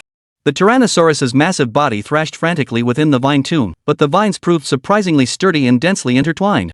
It couldn't break free anytime soon. Just then, PDD finally swung back. But he suddenly lost his balance. His palm slipped violently, and his body plummeted straight down. And this fall landed him directly on the Tyrannosaurus's neck. Instantly, PDD's head went completely blank with a buzzing sensation. The livestream chat erupted in sheer terror. Holy, you're insane, man. Jumping right onto this beast? Bro, can you please stop doing things that make us worry our asses off? I'm begging you. Ah, this crazy pig, what the hell are you doing? Dragon Rider is awesome. Just as Big Sam and Dumby began unleashing attacks on the Tyrannosaurus, PDD clung desperately to a bone fragment protruding from its body.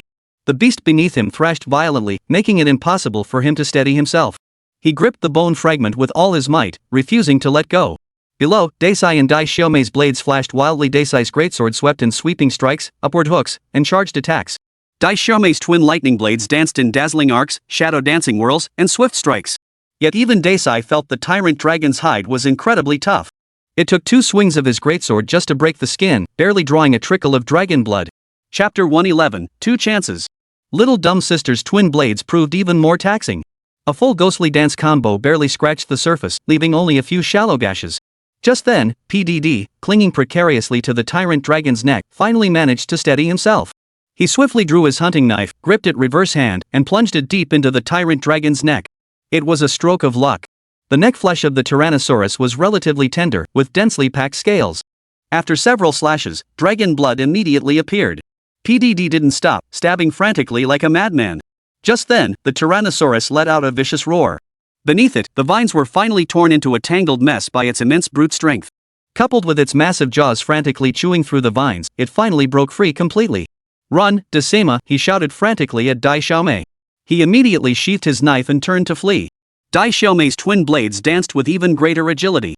She planted her feet and darted toward the other side of the battlefield. This left PDD in a bind. The Tyrannosaurus reared up, its legs thrusting powerfully as it rose to its feet. Sensing something unusual around its neck, its massive body began to twist violently. PDD roared as he clung desperately to the neckplate. But no matter how hard he strained, the violent shaking beneath him only intensified.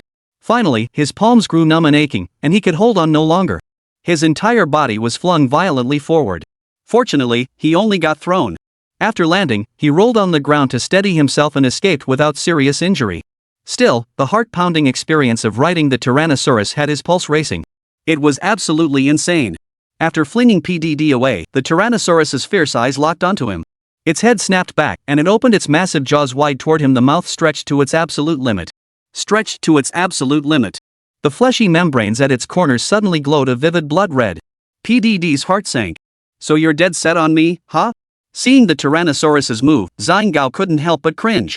Does this thing even breathe fire? Without waiting to see what it would spew, he rolled aside. Just then, he saw a massive crimson-black energy wave erupt from the Tyrannosaurus's maw. The crimson shockwave was as thick as two wellheads, swirling with black vortexes that flashed with red lightning, a terrifying sight. The wave surged past PDD's body, slamming directly into a massive boulder behind him. The rock instantly shattered into dust. The sheer power sent cold sweat trickling down PDD's back. Holy crap! What the hell is this guy spewing? Even with his legendary talent, both Desai and Dai Xiaomei watched in sheer terror. The viewers in the livestream were utterly stunned. This guy was beyond just being called freakish, he had every kind of attack move imaginable. What the hell was that spray? It pulverized a massive boulder. If it hit a hunter, the consequences were too terrifying to imagine. The Tyrannosaurus missed its strike and instantly spun around, executing a 180-degree bite swipe, its gaze fixed on the closest target, Tiantong Sanqi. This beast's attack range was simply too vast. Decima had been on guard, placing a paralysis trap during the Tyrannosaurus's attack on PPD. The moment the trap was set, the beast lunged at him with a roaring bite. This was a charging bite, the momentum made it even more terrifying. With the trap in place, Decima hesitated, thinking he should dodge. He stood rooted to the spot, feeling the powerful wind rush past him. Suddenly, the Tyrannosaurus Rex's massive body triggered the paralysis trap. Its body began to shake violently. Decima immediately drew his greatsword, crouched low, and unleashed a charged slash with a mighty shout. Dai Xiaomei and PDD, waiting nearby for the trap to activate, charged forward to join the fray. Dai Xiaomei executed a dash slash followed by a shadow dance whirlwind slash. PDD delivered a vertical slash, then a monk's robe slash, and finally a whirlwind slash. The tyrant dragon's belly had softer flesh. This barrage of attacks instantly tore through layers of its skin and flesh. Decima silently counted down in his mind, estimating the paralysis effect should be wearing off. He immediately sheathed his greatsword and shouted, "Paralysis is ending. Scatter!" He drew his sword again, ready to flee backward. Dai Xiaomei and PDD also sheathed their blades and retreated simultaneously. But just as the trio began their retreat, the Tyrannosaurus suddenly stomped its foot. The shockwave sent them reeling, instantly immobilizing them. All three felt as if drunk, unable to steady themselves against the ground's tremors. Then came the Tyrannosaurus's roar as its massive body shifted sideways, delivering a brutal shoulder charge straight at them. They couldn't even stand on their feet. Dodge? The Tyrannosaurus's massive frame delivered a collision that engulfed all three of them within its range. The surrounding rocks and crystalline formations shattered into pieces under the terror of the colossal collision. The three of them were no exception. Boom! A deafening roar echoed as the trio was sent flying in different directions. Decima landed and immediately blacked out, teleporting back to the camp.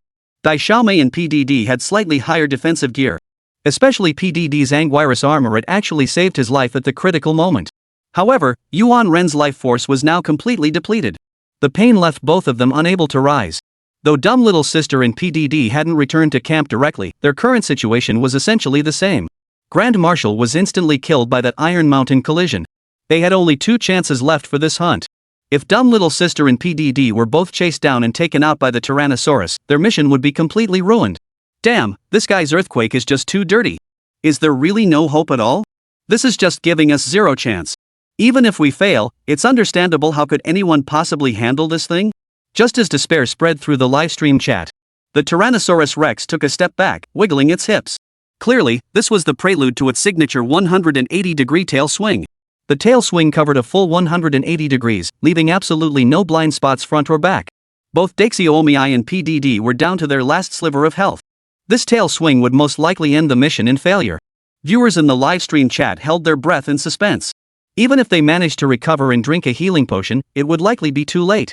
Just then, an unexpected change occurred. Dai Xiaomei and PDD both felt a powerful gust of wind suddenly sweep through the sky. Before they could react, a massive shadow crashed down onto the Tyrannosaurus, immediately followed by a deafening roar. Still reeling from the shock, both stared intently ahead. Chapter 112, Deadlock. A colossal, pitch-black creature with massive wings folded against its body was locked in combat with the Tyrannosaurus. Viewers in the livestream were left utterly speechless by the spectacle. None could fathom what was unfolding before their eyes. This uninvited guest was entirely jet black. Its massive wings were grayish-white fleshy membranes. Its head and the back of its neck were covered in pineapple-like blocky protrusions. Each lump resembled an oval-shaped boulder. At this moment, these protrusions flashed continuously with an orange-red glow. It looked as if they were about to burst into flames. The two colossal creatures fought with utter disregard for their surroundings. Their clash shook the heavens and earth, neither yielding. The ground rumbled and shook with deafening roars. This breathtaking spectacle left PDD utterly dumbfounded. Dai Xiaomei was the first to recover. She immediately pulled out a bottle of healing potion and downed it in one gulp. Then she rushed over to PDD, slapped him hard, and shouted, "Don't just stand there. Run. If those two hit you again, you're done for." PDD finally snapped out of it, scrambling to his feet and sprinting toward the distance alongside a certain girl. He downed another bottle of recovery potion G while running. The two massive monsters were locked in a fierce battle. Suddenly, the Tyrannosaurus was slammed hard by that creature. Its enormous frame was sent tumbling sideways onto the ground. But the Tyrannosaurus wasn't one to back down. It instantly snapped its blood-stained jaws open, sinking its teeth into the creature's neck. But the intruder's neck was covered in oval-shaped protrusions, each as hard as a boulder. The moment the Tyrannosaurus bit down, the protrusions turned from dark brown to orange-red. Then, one by one, they exploded violently. The blast sent the Tyrannosaurus reeling, its massive head jerking back before it collapsed onto the ground. Meanwhile, the other monster, having been savagely bitten by the Tyrannosaurus and violently thrown to the ground, was also in no better shape. Both colossal beasts now lay on the ground, struggling desperately. Little Stupid Girl and PDD exchanged stunned glances, both utterly dumbfounded by the shocking spectacle. At that moment, the guide bugs on their waists flashed red continuously. The menu panel displayed a new message: "New large monster detected, explosive scale dragon." Damn, no wonder it's called the exploding scale dragon. Those things are actually scales that explode? What the hell kind of demonic creatures are these? As PDD spoke, both the exploding scale dragon and the Tyrannosaurus reared up simultaneously. The explosive scale dragon instantly spread its 5-meter wingspan, stirring up a fierce wind as it soared skyward with a whoosh. Just then, Big Samara rushed back to the scene. The moment he arrived, he too was stunned by the spectacle. "Holy," he blurted, staring up at the sky. "What the hell is that thing?" PDD replied with a frustrated expression. "That's a blast scale dragon. Thanks to it, we didn't fail the quest just now," Daisima muttered, gazing up at the sky. "We really got lucky. With this exploding scale dragon, we can weaken that tyrant dragon. Things should get easier from here." As he spoke, the dragon in the sky didn't depart. Instead, it circled once before suddenly diving down, indiscriminately showering the ground with a cascade of scales. These scales fell densely, extending all the way to the Tyrannosaurus's vicinity, scattering everywhere around it. Then, these stone-like scales on the ground instantly shifted from jet black to plum red. One landed right beside Daisima. But Daisima still didn't know what these things were and stood frozen in place. Dai Xiaomei and PDD nearly shouted in unison. "Daisima, get out of the way. They're going to explode." Daisima froze, then snapped to attention, immediately diving southward in a rolling dodge. Boom! A deafening explosion rocked the air, sending a ringing sensation through the great general's ears. That was close. Sima stood up, brushing off his chest with a sharp slap. On the other side, the Tyrannosaurus was surrounded by a cluster of bombs.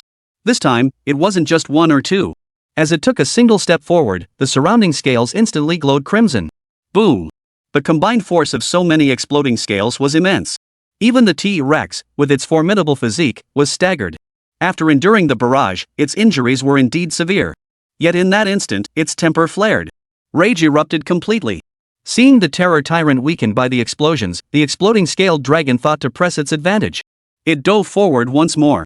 Yet it had completely underestimated the strength of this gluttonous tyrant from the old continent. Just as the explosive scale dragon dove in front of the Tyrannosaurus, the latter opened its massive jaws and bit down hard. It was immediately flung violently to the ground. This time, the cold dragon scrambled to its feet swiftly. It delivered a powerful tail swipe toward the Tyrannosaurus. The Tyrannosaurus, in turn, unleashed a powerful charge, crashing into the explosive dragon. Both creatures were instantly knocked back by their opponent, neither gaining the upper hand. Perhaps realizing this intruder from the old continent was no pushover, the explosive bear dragon spread its wings and soared skyward, vanishing toward the horizon. Meanwhile, the Tyrannosaurus had endured a relentless barrage from the welded scale dragon. After enduring another barrage from the trio, it exhaled thick white vapor from its mouth, turned, and leaped down from the platform, vanishing as well. Most likely, it was off to find a place to rest. The surroundings fell silent once more. The three of them breathed a heavy sigh of relief. What now? The clueless girl asked Grand Marshal and PDD. PDD sighed. What else could they do? They had to go in. But Seema was right about one thing, the guy seemed to be running low on stamina. Probably from that fierce battle with the scaled dragon earlier. Seema nodded. Then he continued. We need to figure out a way to deal with that guy's stomp attack. Otherwise, we'll get wiped out easily. Seema thought for a moment before saying. Here's the plan, our overall tactic stays the same, and we keep using the traps. But we need to shorten the window for dealing damage. Before, it was around 10 seconds. Now, we'll all silently count to 8. Xianxi, Kupuen, Zhendai, Xiaomei, and PDD all nodded. It seemed like the only option. The trio sharpened their blades once more and immediately gave chase in the direction the Tyrannosaurus had fled. Climbing down a section of the cliff, they descended the plateau. Not long into the chase, they spotted the fire drake devouring the giant carcass of a fiery dragon that had been killed earlier. PDD grinned instantly. This was their chance.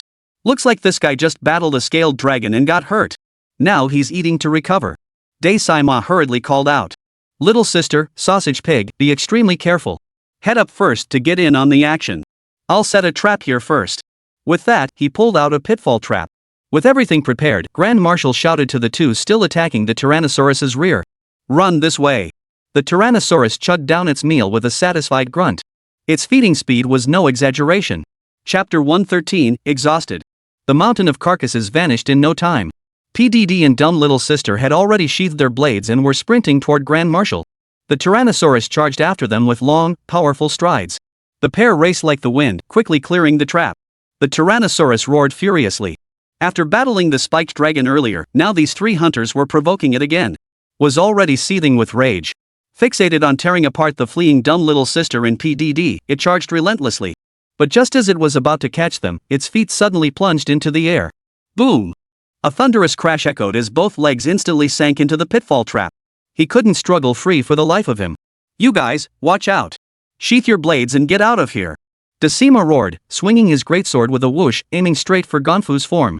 Seima's greatsword whirled like a windmill, unleashing a flurry of combos. PDD's katana slashed with fierce momentum, culminating in a dragon-ascending slash. Dai Xiaomei instantly shifted into Onigiri mode, unleashing 2 consecutive Onigiri rampages. The scene became a dizzying blur. In his mind, Grand Marshal counted. This time, he drew back his greatsword early, solidifying his defense. PDD and Dai Xiaomei immediately sheathed their blades and swiftly retreated from the fray. True to form, the moment the trio gained distance from the tyrant dragon, it violently broke free and crawled out of its burrow. Its first move was a stomping earthquake. This time, the three were far enough away to finally avoid the blow. The Tyrannosaurus's belly, freshly lacerated by the trio's relentless blades, was now streaked with blood.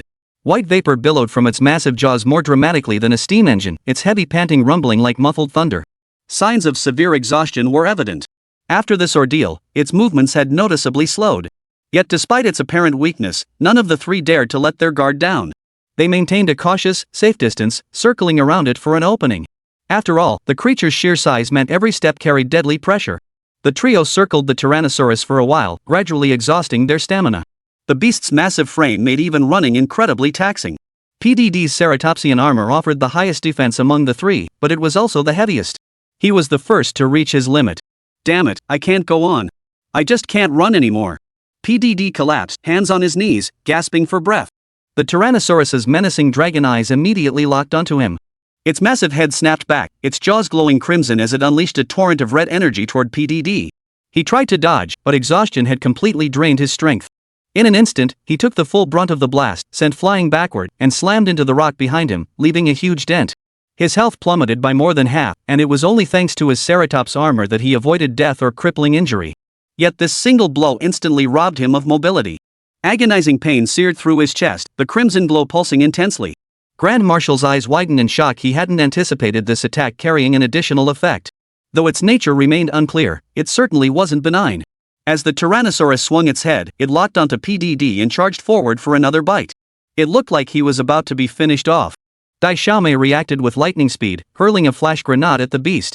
The blinding flash erupted between the Tyrannosaurus and PDD, instantly robbing the beast of its vision for the second time. PDD finally breathed a sigh of relief, seizing the moment to catch his breath. He quickly pulled out a healing potion G and downed it. He noticed his inventory now held only one remaining potion. Sima and Dai Xiaomei's healing supplies were likely running low too. If they dragged this out any longer, exhausting their tools and potions would essentially mean playing with fire. Sima recognized this too. Now it was a test of endurance. Fortunately, the Tyrannosaurus was visibly exhausted and badly wounded. Attacking now seemed feasible, but to play it safe, he devised a plan. During his League of Legends streams, Dai Sima had always been known as the strategist.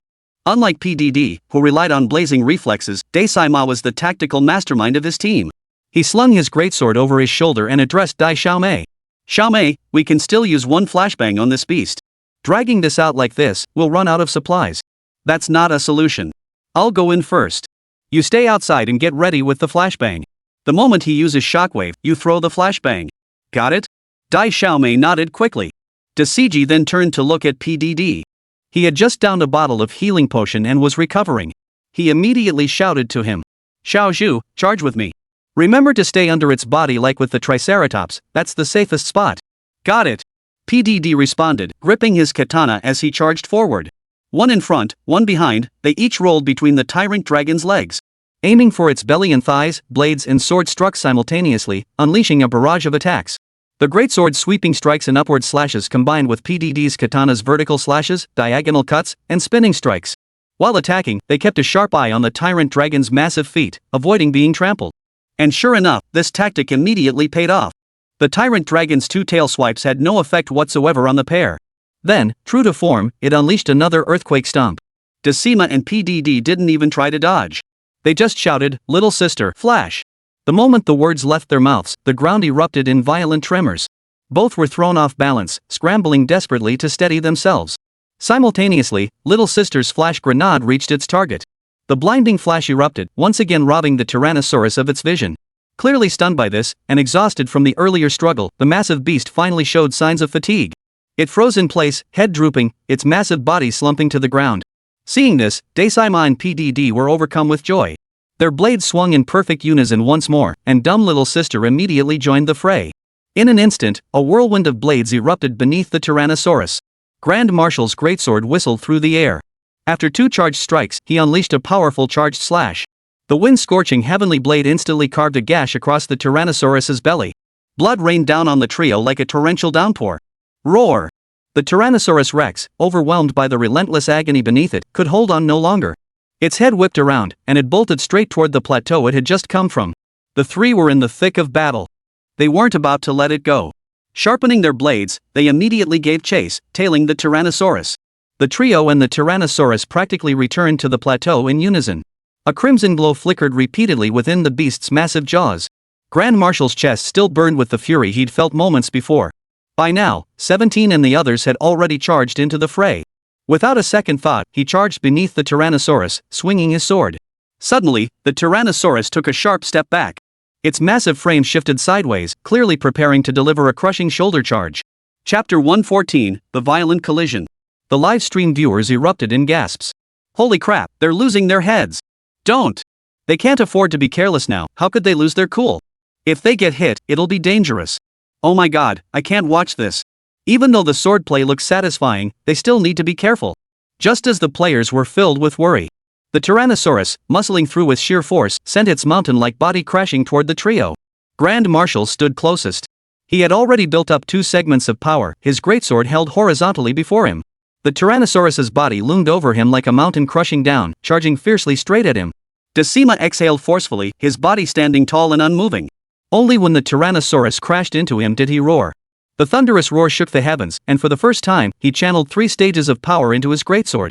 With that thunderous roar, the blood surged fiercely within his chest. True power slash. Boom! The Tyrannosaurus, massive as a mountain, crashed toward them. In that instant, Daisai swung his greatsword high. A blinding flash sliced through the air, and everyone heard a thunderous roar that shook their very souls. Behind Daisai, Dai Xiaomei and PDD instinctively shielded their faces with their arms against the gale force wind generated by the Tyrannosaurus's charge. All they could hear was Daisai's roar, feeling the earth tremble violently beneath their feet. Players in the livestream stared wide-eyed, utterly unable to believe the scene unfolding before them. After the rumbling roar subsided, Daisai stood unmoved in the same spot. His ice fang dragon set radiated a silvery glow. The fierce wind only made the cloak of his set flutter wildly. Yet the Tyrannosaurus had collapsed before him with a thunderous crash. What just happened? PDD snapped back to reality, looking at Dai Xiaomei beside him with a bewildered expression. Dai Xiaomei was equally bewildered. The viewers in the livestream were now filled with horror and shock. Holy, can someone tell me what just happened? All I saw was the Tyrannosaurus charging in, then Decima seemed to use his sword to hard counter it. Holy, was that real or fake? He actually hard countered it with one swing and knocked the Tyrannosaurus flat. Did I hear that right? Big Samurai is a freak. I saw it, he literally took down the charging Tyrannosaurus with one sword strike. This is insane.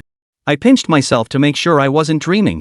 Amidst the wild astonishment filling the livestream chat, the undeniable truth was that the Tyrannosaurus had indeed been cut down by Decima's sword. It lay on the ground, thrashing and flailing wildly. Decima wasn't about to let this chance slip. He raised his greatsword and bellowed, "Xiao Zhu! Xiao Mei! Stop spacing out! Everyone, charge!" PDD and Dai Xiaomei were still in a daze, but Decima's shout snapped them back to reality. Coming! With that, the trio charged forward. The Terror Raptor, convulsing with disease-ridden muscles, was now a target for relentless attacks. Countless blades and swords slashed across its body. The softer flesh, especially its belly, was covered in layer upon layer of wounds. The sight was horrifying. Just as Daisai delivered another sweeping strike, the Tyrannosaurus let out a frenzied roar. Its massive frame reared up, its claws snapping at the air. Seeing this, Daisai urgently ordered the others to retreat. It seemed the beast was about to fight with everything it had left. Just as the three had sheathed their weapons and pulled back, the Tyrannosaurus, propping up its scarred body, let out a frenzied roar. It had descended into a state of utter madness. Its massive frame twisted and twisted, its speed nearly matching that of its initial charge. It rose with a sweeping 180-degree tail strike, shattering nearby rocks and crystals into dust. The trio dared not pause, scattering far apart as they fled, leaving the beast to its final, desperate struggle. Once its frenzy subsided and its stamina was nearly depleted, they could launch a decisive counterattack. But then, a sudden twist occurred. A piercing roar erupted from the sky, nearly deafening all three of them. PDD's face paled as he looked up. The colossal figure from earlier circled overhead, then dove straight toward the Tyrannosaurus. Holy, it's back! PDD scratched his head in disbelief. It was indeed the same explosive scale dragon. The creature plunged directly above the Tyrannosaurus. Like an airplane dropping bombs, the explosive scales instantly covered the Tyrannosaurus's body. The rampaging Tyrannosaurus had just swung its tail, triggering an explosion that detonated all the surrounding explosive scales at once. Boom! Sparks flew everywhere, and the Tyrannosaurus was instantly engulfed in a sea of flames. Wails of agony echoed as the Tyrannosaurus Rex was blown sideways. Without delay, the explosive scale dragon landed with a crash after its aerial bombardment, slamming its massive body into the Tyrannosaurus like a mountain-crushing tackle. A thunderous impact echoed. The Tyrannosaurus took the full brunt of the impact. The collision caused more explosive scales to fall from its body. The combined force of the collision and explosion sent the Tyrannosaurus tumbling to the ground. Immediately following was an explosive tail swing. The explosive scaled dragon's tail swing unleashed a 180-degree explosive attack. The sheer force of the tail swing combined with the explosive damage was beyond terrifying. Now, Decima, PDD, and Dai Xiaomei all stood wide-eyed at a distance, watching this breathtaking battle unfold. The Tyrannosaurus was already on its last legs. Had this been earlier in the fight, the explosive dragon wouldn't have gained an advantage. But now, utterly weakened, it had no strength left to fight back. Lying on the ground, it writhed in agony. Its body was covered in slash wounds and charred scars from the explosive dragon's blasts. After taking another devastating tail sweep from the explosive dragon, the tyrant dragon raised its head and let out a mournful cry toward the sky. Its massive body crashed heavily to the ground with a thunderous thud. It lay still, motionless. Suddenly, stirring music filled the air. A notification appeared directly on the three hunters' system panels. Congratulations, Hunter! You have successfully hunted the Tyrannosaurus Rex. After skinning, please return to your base. Holy! PDD's eyes widened in disbelief as he blurted out a national treasure. His face lit up with astonished joy. Holy crap! Dai Xiaomei covered her mouth in disbelief. It actually worked. Dai Saima stood dumbfounded, slamming the greatsword on his shoulder into the ground. Viewers in the livestream were utterly dumbfounded. What the hell? Ha, holy crap, the tyrant dragon got killed by the scaled dragon. Wait, to be precise, it was the Tyrannosaurus that got killed by Dai Saima, PDD, Zhong Xiaomei, and the scaled dragon. Holy, there's actually a move like that? This is insane. Just asking, how do you get the materials? The exploding scaled dragon's right there. Seriously? Hee, got it. Next hunt, I'm gonna stomp that bastard. I can't even describe how I feel right now. PDD froze for a long moment before finally snapping out of it. Ha! We did it! We actually took down such a brutal beast. Ha ha! Little did he know, as he raised his arms in triumph, the exploding scaled dragon fixed its vicious gaze squarely on the three of them. Chapter 115, for the new continent. Roar! The explosive scaled dragon roared, its massive wings flapping as it prepared to attack the trio. Grand Marshal reacted with lightning speed, snatching a foul-scented ball in his hand. The moment the exploding scaled dragon charged, the stink ball flew from his hand, splattering the creature's eyes. The stench was overwhelming. The explosive scaled dragon was instantly disoriented by the stench. With a loud cry, it flapped its wings and soared skyward. Phew! Peace at last. PDD watched the departing explosive scaled dragon and exclaimed aloud. Thanks a bunch, take care. This single line sent the live stream audience into hysterics. Holy crap, first time seeing something like this. I'm speechless. Anyway, I guess you could call it a success. That terrifying 6-star monster just went down like that? Feels unreal, huh? This is actually working using a monster to take down another monster. That's a sight you don't see every day. Congrats. At the very least, it counts as a successful hunt. Throw confetti. I can't believe you guys actually pulled it off.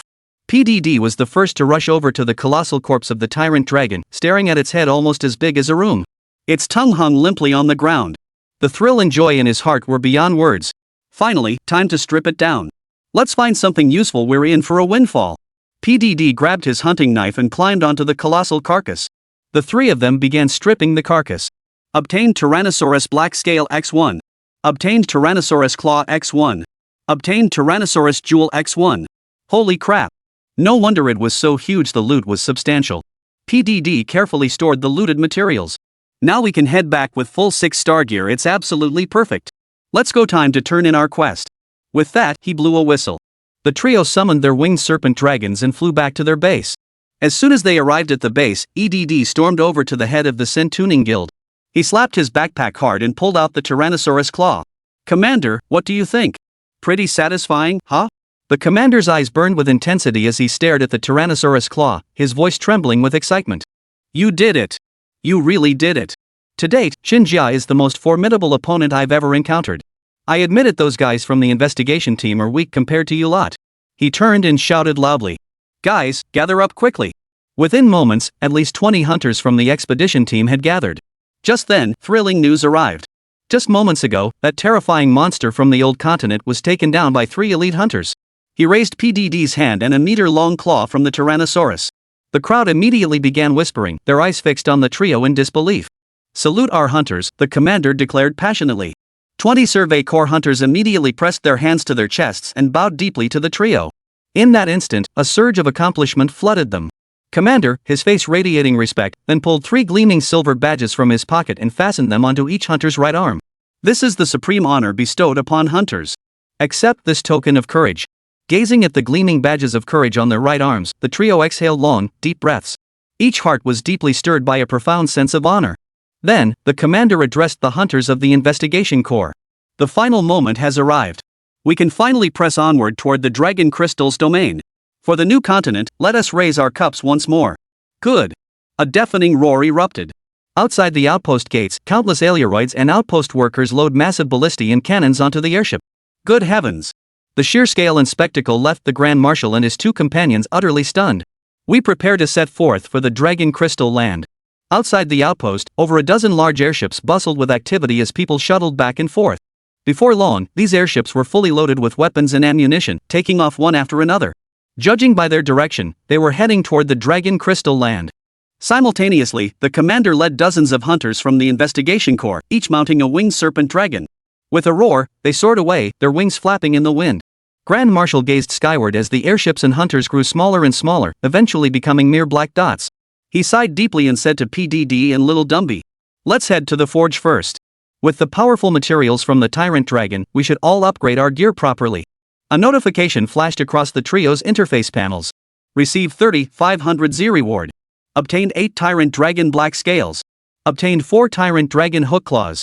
Obtained 9 Tyrant Dragon Black Hides. Obtained 6 Tyrant Dragon Fangs. Obtained Tyrannosaurus Jewel X1. Wow, there really is quite a lot of stuff here. PDD scratched his head. That guy's big frame sure comes in handy. Decima remarked. We'd better hurry up. There's bound to be another tough battle coming soon. PDD shot him a withering look. How would you know? You're not my master. Decima chuckled. Think about it, we've reached the Dragon Crystal Land. How could Shenlong not know where it is? PDD gave a silly chuckle and shook his head. I was too preoccupied with the money and the Tyrannosaurus's loot to pay attention to what was said earlier. Little sister tilted her head. Oh, okay. I think we should be heading to the ancient dragon's lair now. Decima nodded. PDD immediately cringed. No way, could it be that we're about to see Gulong? He swallowed hard as he spoke. Decima sighed. Whether it's Gulong or not, we'd better prepare first. If you really want to know, I'll teach you a way. PDD hurriedly asked.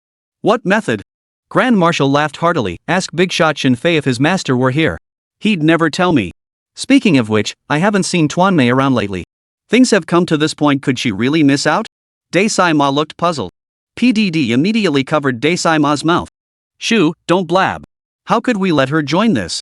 Just the 3 of us. As soon as Joe finished speaking, he dashed toward the forge house.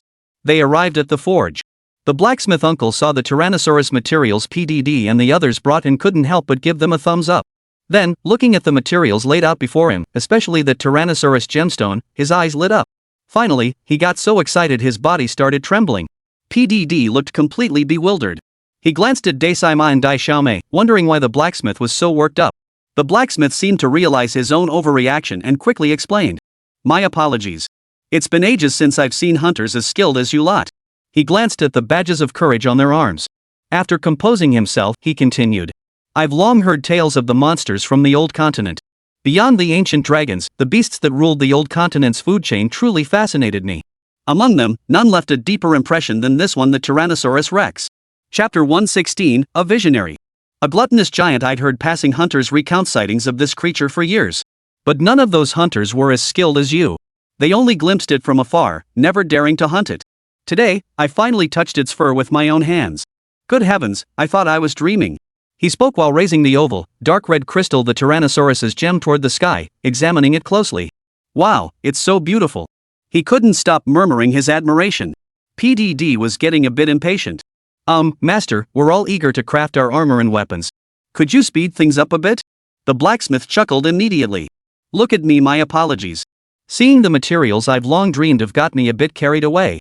Rest assured, your weapons and armor will be ready once you've had a chance to rest. We'll leave it to you then. Little sister also wore an expectant look. The 3 left the forge. PDD suggested grabbing a bite to eat and resting first.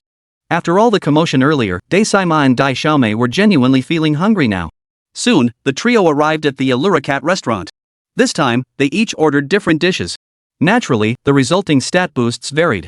Decima ordered grilled fish fillets on skewers, which increased stamina. Dai Xiaomei chose green mushroom braised pork rice, boosting attack speed.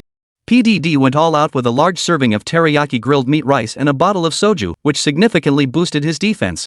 As the food arrived, the aroma filled the air. PDD watched, his mouth watering. What a glutton!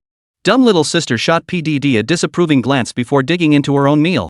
Just then, a series of thunderous booms erupted from the sky above the outpost. The noise startled everyone inside the base. What's that noise? The 3 of them abruptly stood up and looked toward the sky above the outpost. The once clear, azure sky had vanished. Without warning, dark clouds had gathered thickly overhead. Accompanying the rumbling roar, a fierce wind suddenly swept through the outpost. The wind howled, making all the wooden houses shudder and creak with a heart-wrenching sound. Everyone stood on higher ground, gazing toward the horizon. The sky grew increasingly gloomy. The leaden clouds pressed lower and lower, like a colossal beast poised to devour everything on the ground, making it hard to breathe. The wind grew fiercer. Inside the outpost, objects were whipped into a chaotic whirlwind. The sky transformed dramatically, the scene resembling the dawn of the apocalypse. Amidst the thunderous roar of the gale, Not far from the outpost, a colossal tornado swept toward them with devastating force. Every face paled in that instant. The direction the monstrous vortex formed was precisely where the investigation team members and the commander had departed toward the dragon crystal site. Oh my god, is this the end of the world? What the hell is happening? This is terrifying. Good heavens, if this were in the game, it would be terrifying enough to kill someone. The players in the livestream were filled with dread. Decima, Dai Xiaomei, and PDD stared at the colossal tornado with terror etched on their faces. Inside the base, the wind had grown so fierce it was nearly impossible to keep one's eyes open. Are there any hunters left? Are there any hunters still in the base? A panicked cry rang out. Decima squinted into the wind. The receptionist girl, now wearing goggles, was shouting back at the surrounding chaos. He hurriedly motioned for Dai Xiaomei and PDD to follow. What's happening here? Decima asked. The girl spotted the three of them as if they were lifesavers. She rushed forward, grabbing the Grand Marshal's hand urgently. It's bad. The investigation corps commander must be in danger. Hearing her words, the trio's expressions darkened. The viewers in the livestream chat also paled. Holy crap, is the ancient dragon really coming? What the hell kind of terrifying power is this? FCK, the ancient dragon's appearance is like the apocalypse itself. This is way too terrifying. I'm scared out of my wits. The ancient dragon truly lives up to its name. That aura looks terrifying, but why am I kinda excited? Me too. I kinda wanna see what the ancient dragon looks like. Same here. My heart's racing. The receptionist's face was now a mix of panic and dread. The dreaded moment has finally arrived. I may need your help again. Please join the investigation team and confront that ancient dragon. With your strength joining us, I'm certain we can save the entire new continent. Grand Marshal nodded. He then turned to PDD and Dai Xiaomei. Shall we press our advantage? Are you both alright? PDD practically shouted. Damn it, we're at this critical juncture and you're asking that? Cut the crap. Let's get ready quickly. Dai Xiaomei nodded in agreement. Yeah, no more hesitation. Let's keep going. Dai Sima hummed in agreement. Alright, let's hurry up and get ready. First, head to the forge to swap out our gear and weapons. Binhai City, Xinfei's residence. Yefei was frantically copying game code within the system. The appreciation points accumulated in the system were now more than sufficient to redeem 2 major games. Besides the previous title, Yefei also went ahead and redeemed Monster Hunter Rise. He proceeded to copy and generate the code for both games on his computer. Li Sini, having just finished clearing the dishes, had been idly watching Daisima and the others' livestream. Now, seeing the arrival of the ancient dragon, her blood boiled with excitement. She immediately dashed to Yefei's side, threw herself into his arms, and whined. Honey, I can't take it anymore. Seeing Decima and the others getting ready to face Gulong makes me want to log in so badly.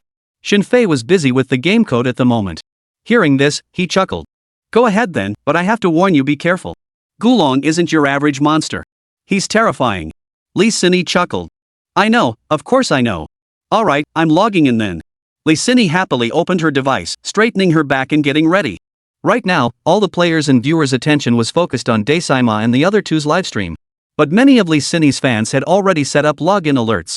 The moment Li Sini went online, countless players and fans knew. Inside Decima's livestream, holy crap, Tuanmei's online. Ha, she sure knows how to pick her timing. This has to be intentional. That's the spirit. This is exactly what matches Gulong's prestige. For top-tier streamers going live together, the scene, TSK, ha. Sema, Tuanmei's here. Hurry up, don't rush her, just let her in. In-game, Decima and his 2 teammates were heading to the forge when they received Emo Sinyu's wish-granting message. PDD immediately puckered his piggy lips. Damn, still can't shake this girl. But Dexio Omii was thrilled. Wow, Tuan's here. Ha, perfect timing. No sooner had he spoken than he got a mouthful of wind. Ying Yuanlin couldn't escape the lively chaos. Sima frowned at the lecherous pig and said, You jerk, isn't it great that Tuanmei is here to help us? All 3 of us are melee fighters, and with Tuanmei as a ranged fighter, our teamwork will be absolutely awesome. After saying that, he announced to the public chat. Tuanchuan, you're finally online. I'll send you the room ID privately right now. We're waiting for you at the forge. Li Sini quickly received the number from Grand Marshal. She opened her equipment as fast as she could and lay down in the game pod. Let's go. With a sweeping gesture from PDD, the factory owner charged toward the stronghold, braving the blinding sandstorm that made it impossible to open one's eyes. Chapter 117, A Dark Cloud. The moment she logged in, Li Sini arrived at the outpost's entrance and nearly got blown away by a sudden gust of wind. Clad in her swift dragon set and carrying the swift shadowlight crossbow on her back, she looked up at the sky beyond the outpost. Lo, ominous clouds hung overhead, heavy and threatening. The gale lashed her face, carrying the distinct scent of an impending downpour. In the distance, a terrifying cyclone vortex tore through everything in its path. It would reach the outpost soon. A storm of such devastating power would utterly destroy the entire ecosystem of the new continent. Guys, everyone's online watching Kong Canley's livestream. Long time no see. Team, don't just stand there, hurry and find Sima and the others. Lee Sin glanced at the chat screen before snapping to attention. She immediately fixed her gaze on the gale and hurried toward the forge. Along the way, the outpost rattled and clattered under the howling winds, debris flying everywhere. Arriving at the forge, Sima and the others were already waiting. All three looked completely transformed, clad in sets of imposing, jet-black armor. Grand Sima had strapped the terror sword to his back. Little sister had switched to a pair of gluttony dual blades. PDD, meanwhile, wielded the Terror Dragon's signature misery katana. He had no idea why it bore that name. The blacksmith just called it that. Spotting Lee Sin, PDD sighed. Tuan, how's your gear holding up? We're all rocking 6-star equipment now. Lee Sin chuckled. Don't look down on me. Don't underestimate this swift dragon set. I don't need to get up close like you guys. All I need is speed. Speed, you know? PDD curled his lips. Alright then. Daesaima quickly added. Alright, now that we're all here, let's get ready and head out. The four of them immediately began organizing their supplies in the storage container, braving the strong wind. Any missing supplies were purchased from the general store. After some preparation, they were almost ready. All necessary tools were packed. Kola, beside Lee Sin, kept holding onto her tightly, otherwise, the gale was fierce enough to blow them away in an instant. Alright, let's go. Grand Marshal gazed at the hurricane on the horizon, his expression grave. All four sensed it even before seeing the ancient dragon. This profound sense of oppression had already descended. Immediately, the four of them braved the fierce wind and mounted the winged serpent dragon, flying alongside Lee Mifong. It was Lee Sin's first time flying on a winged serpent dragon. Little did she know this maiden voyage would be such an extraordinarily severe trial. Battling the gale, the winged serpent dragon struggled mightily to ascend. Only after soaring over the great ant-mound wasteland did torrential rain finally pour down ahead. The wind lashed their faces with hail like raindrops, a sensation both stinging and sour. A wall of rain stretched before them, obscuring the sky and blocking all visibility. Below, they could only vaguely make out the panicked stampede of the herd-dwelling herbivorous monsters across the ant-mound wasteland. 0 flowers. They traversed the Miasma Valley and reached the edge of the Coral Plateau. Lee Sin studied the map on her panel. They seemed to be nearing the edge of the Land Coral Plateau. And ahead lay the area marked as the Dragon Crystal Land. After scaling the highest peak at the plateau's edge, the gale that swept over them nearly blew the four of them away. Torrential rain poured down, and the demonic serpent dragon's frenzied flapping made progress extremely difficult. It seemed impossible to continue flying forward. At that moment, a sharp whistle pierced the air beneath their feet. It sounded as if someone below was blowing a whistle. The winged serpent dragon beneath them immediately began descending. Upon landing, they found themselves in the Coral Valley, beneath the towering peaks. It was a flat, open plain. All four winged snakes landed close to the mountain wall. These winged snakes had been rigorously trained by the expedition team. Members of the expedition team should be there.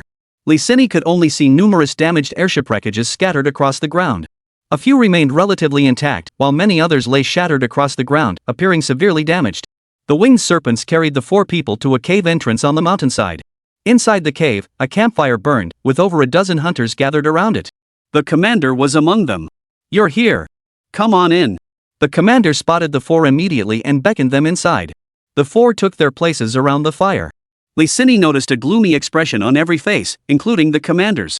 Before they could ask, Gulong Shou let out a long, bitter sigh. Sigh, I never imagined the ancient dragon would arrive so quickly. We encountered a violent storm the moment we entered the Dragon Crystal Realm. Amidst the raging tempest, an ancient dragon attacked us. 9 airships were destroyed. And over a dozen hunters have already. The commander couldn't continue, clenching his fist and slamming it hard onto the ground. Then, gritting his teeth, he declared, "If this continues, our remaining weapons and forces won't be able to advance further into the depths of the Crystal Wasteland. Facing such a powerful ancient dragon, I have no plan left. I only hope you can find a way to quell this chaos. I truly wish you didn't have to face the ancient dragon, but disaster looms before us, we must confront it." Grand Marshal Dao declared. "Very well. I understand our mission now. We'll await your orders." The commander nodded and hurriedly added, "Remember, ancient dragons are not ordinary monsters. Any traps will be useless against them. Exercise extreme caution at all times." The four temporarily set up camp in the cave, meticulously rechecking their tools and gear before setting out into the torrential rain toward the depths of the Dragon Crystal Land. Torrential rain poured down, and fierce winds howled. Their progress was painfully slow. Lysini scanned the surroundings, seeing the area densely packed with crystals of various shapes. Some stood tall, others lay low, some were pointed, others formed jagged rock formations, all appearing utterly bizarre. No wonder this place was called the Dragon Crystal Land. They had no idea how these crystals had formed. Both sides of their path were lined with such formations. Grand Marshal led the way, carefully studying the markings on the ground as they advanced. Suddenly, as he rounded a thick crystalline pillar, he caught sight of something utterly bizarre. The object was as large as a millstone, an irregular circle, its color a silvery white. 090 touched it, it felt smooth and lustrous, like polished metal, solid and incredibly resilient. Just then, the guide bug at the Grand Marshal's waist suddenly shifted from golden yellow to blue. It attached itself to the object. Immediately, a notification appeared on the 4's interface panels, unknown ancient dragon detected. That must be it. Everyone, be cautious, he said, then looked ahead. Ahead, within a basin covered in crystalline formations, a frenzied whirlwind erupted from the ground, shooting straight into the sky. The tornado howled and spun, roaring with a thunderous clamor that shook the very soul. Lysini also noticed the violent winds, a sense of unease surging through her heart. She pointed at the whirlwind and declared, "The wind seems strongest over there. Could that guy be right in the middle of it?" No sooner had the words left her mouth than a piercing scream erupted from the heart of the whirlwind, echoing across the land. Despite the deafening roar of the storm, the cry cut through the air with terrifying clarity. All 4 hearts clenched in unison. It seemed they were right after all. That creature was indeed there. Before they could approach, a massive dark silhouette was seen frantically flapping its wings within the hurricane. Suddenly, a colossal creature burst forth from the whirlwind, soaring directly overhead and hovering above the 4. Chapter 118, Thoughts. It descended slowly, its massive wingspan stretching over 6 meters. The wings flapped with a roaring sound, and a pair of ferocious dragon eyes fixed on the 4 as it landed before them. The creature shimmered with silver light, its lotus-like body swirled by ever-changing whirlwinds. It possessed an elongated neck and a head crowned with a pair of sharp dragon horns. Its jagged dragon teeth gleamed silver, and its tail alone stretched nearly 2/3 the length of its entire body. Standing majestically on the ground, it glared at the 4 with a menacing gaze. Over 7 meters tall, its overwhelming aura of destruction sent a deep chill through anyone who met its stare. Indeed, an ancient dragon. Its alertness was extraordinary, detecting the 4 of them so swiftly. My goodness, its presence utterly eclipsed all previous monsters. Xia truly lived up to its reputation as Tongpan. So overwhelmingly powerful, its mere appearance felt like the apocalypse. How on earth would they defeat this thing? Just as the players in the livestream were gasping in awe, Lysini felt the guide bugs at her waist thudding wildly. Then, they all turned red. A notification simultaneously appeared in all 4 hunters' menus. Steel dragon, a primordial dragon species, detected. Hunters, proceed with caution. So this was the steel dragon. Lysini's heart pounded wildly. She wasn't alone, the others felt the same. The steel dragon fixed its gaze on the 4 for a moment before suddenly roaring Gigantodraconus. The sheer force of the dragon's roar sent shockwaves through their bodies, nearly triggering heart attacks. They frantically covered their ears. As the steel dragon roared, its wings flapped violently, instantly generating 3 powerful tornadoes that shot skyward. Simultaneously, the 4 felt the wind pressure intensify dramatically. The gale force winds battered their faces, making even walking difficult, let alone running. Players watching the livestream were overwhelmed. What the hell? How do we fight this? Damn it, wind everywhere. Can't even stand steady. Ancient dragons are ancient dragons. This raid difficulty is truly hellish. Ugh, ancient dragons are absurd. Who could possibly handle this? Just then, the colossal tornadoes before the 4 players roared toward them, closing in rapidly. Lysini felt every step was an immense struggle. Moving her body required tremendous effort, let alone dodging or rolling away. The 3 tornadoes' winds were immense, sweeping toward them in an instant. Only when it reached them did the 4 realize its power was comparable to the sky collapsing and the earth splitting apart. They couldn't even maintain their footing, let alone attempt any evasive maneuvers. In an instant, they were swallowed whole by the hurricane.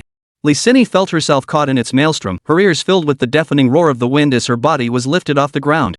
The others experienced the same terror, trapped within the whirlwind, their bodies torn apart by the violent forces.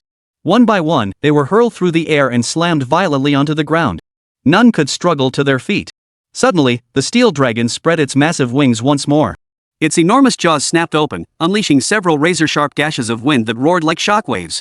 Almost simultaneously, the 4 felt darkness engulf their vision, instantly losing all sensation. Notice, the entire hunter team has failed. The ancient dragon subquest has been aborted. You will return to base. Only when all 4 regained consciousness did they find themselves back at the base. Witnessing this scene, the live chat fell into silence. After a long pause, a player finally sent a comment. Holy, I'm speechless. That ancient dragon is just too damn powerful. There was no way they could have stood a chance. Damn it, wind everywhere, what the hell is this? Calling Yefei, the big shot. Why the hell did they have to make something like this appear? He's gotta have weaknesses, right? How else are we supposed to beat him? At the base entrance, all four sat dejectedly on the ground. Even the usually self-assured PDD was silent. Decima wiped his mouth, gazing at the dark clouds overhead while feeling the fierce wind beside him. His mood now mirrored those ominous clouds. It really is Gulong. So terrifying. Little sister rubbed her eyes, lost in thought. Is there really no way? Lee Sinny looked utterly dejected. This wasn't about trying again or not. It was about there being absolutely no chance. Even if they went to challenge it, the result would surely be the same. Who could withstand that powerful hurricane? All four fell into silence, rubbing their suits. Grand Marshal sighed. Who would have thought that even the Tyrannosaurus suit, with its absurdly high defense stats, couldn't take a single hit? This was utterly ridiculous. Damn it! PDD gritted his teeth. This was beyond anything they could handle with sheer strength alone. Lee Sinny, however, opened her menu panel. Truthfully, she had no idea what to do either. She just blankly scanned the menu panel, hoping to find some kind of solution. After flipping through the tools mostly inspection-based, her gaze settled on her own set. Staring at the skill line activated by her Swift Dragon set, she fell deep in thought. After pondering for a moment, a question suddenly struck her. If sets could activate various skills, like how her Swift Dragon gear boosted evasion performance, or the Thunderwolf Dragon's evasion distance. Even the earliest Dog Dragon King set had Attack 1 and Quick Eater skills. And cat food always had effects too. Could there be gear or tools that resist these wind-type effects? As she pondered this, she voiced her thought aloud. Daisaima's eyes lit up instantly upon hearing it. PDD and Dai Xiaomei also looked up, their eyes clearly sparking with hope. Tuanmei, you make a great point. For this, we absolutely need to ask the blacksmith at the forge house. Let's hurry. PDD's ears perked up at the prospect. The four rushed straight to the forge house. As soon as they reached the entrance, they saw the blacksmith Yan Qi staring anxiously at Yin Chen. Spotting the four returning, he glanced at their disheveled expressions and instantly understood what had happened. Failure was nothing to dwell on. After all, their opponent was the ancient dragon. Before the blacksmith could finish, Lee Sinny blurted out impatiently, "Uncle, did you see a shield that could counter the steel dragon's gale?" His eyes widened instantly. So it was a steel dragon. No wonder. Then he pinched his cheeks and pondered for a moment. There's a kind of jewel that can resist wind pressure. It's called the wind-resisting jewel. But this wind-resisting pearl can only counter the ordinary wind pressure released by the steel dragon. It's powerless against the dragon's own wind force. Grand Marshal listened and was instantly overcome with excitement. Being able to block ordinary winds would be nice, but at the very least we need to regain our mobility first. Otherwise, we're completely helpless right now. The blacksmith nodded. Chapter 119, Oppressive Pressure. Alright, the wind-proof bead requires Azura primordial pearls. Don't even call this stuff rare. But you should be able to find them on the Land Coral Plateau. If you have that, I can craft the wind-proof beads for you. The Grand Marshal nodded. Azura primordial pearls. I'll get on it. He then hurriedly said to PDD. Xiaozhu, let's go together. Team sister and little sister can wait here, Dai Xiaomei hurriedly said. Be careful then. Without further delay, Grand Marshal immediately mounted the bamboo snake dragon with EVD and flew toward the Lushingong Valley. Lee Sinny and little sister were both anxious beyond measure. The winds at the outpost seemed to grow fiercer by the minute. Every structure rattled and clattered in the gale. Even walking had become an arduous struggle for many. The two waited inside the stronghold for over half an hour. Finally, they saw Grand Marshal and PDD rush back. Grand Marshal hurried to the blacksmith uncle and opened his palm. Exactly 4 cone-shaped, white crystal stones lay there. The blacksmith uncle immediately clapped his hands. Perfect. These are the repair essence pearls. Wait just a moment. With that, he grabbed the 4 Shura origin pearls and entered the workshop. Soon, 4 polished, crystal clear, perfectly rounded beads were completed. Bring me the helmets from your sets. The 4 of them hurried to comply. Before long, 4 gleaming silver orbs adorned the helmets of the 4-piece set. Lee Sinny donned her helmet and instantly felt as if the surrounding winds ceased to exist. It vanished without a trace. Holy crap! PDD, who had just put on his helmet, felt it too. His face lit up with surprise. He promptly gave Lee Sinny a thumbs up. Sis, you're seriously awesome. Good thing you thought of this, otherwise we'd be screwed. Lee Sinny sighed. It just popped into my head. When I'm panicked, my brain works faster. She glanced outside at the increasingly fierce gale. Let's go. This time, we won't be as disheveled as before. Let's go. With the wind-proof beads, the four were no longer troubled by the gale, and the difference was profound. The winged serpent dragon carried them once more toward the dragon crystal land. Returning to the crystalline basin, they saw the steel dragon still trapped within the hurricane. The moment they arrived, they heard the steel dragon's heart-wrenching dragon roar. This creature's senses are incredibly sharp. Little dumb girl couldn't help but marvel in astonishment. It sensed us from such a distance. Healer Fira. With a thunderous roar, the steel dragon soared high into the air, using the wind's force to hover above. Its unmatched dragon might gaze down upon the four like they were mere ants. Such overwhelming presence and pressure sent a chill down the spines of viewers in the livestream chat. With the wind-proof beads, the four finally felt much more at ease. The howling winds no longer battered them as they had moments before, and their footing grew steadier. Just then, the steel dragon roared in the distance, diving toward the four from the sky. Its massive body, propelled by the wind, moved at an unbelievable speed. "Careful, dodge quickly!" Daisima shouted, rolling sideways to dodge. The others rolled away in an instant too. They all felt a fierce gust of wind was past them, narrowly avoiding the steel dragon's dive. Having just dodged the collision, they scrambled to their feet and stared at the steel dragon behind them.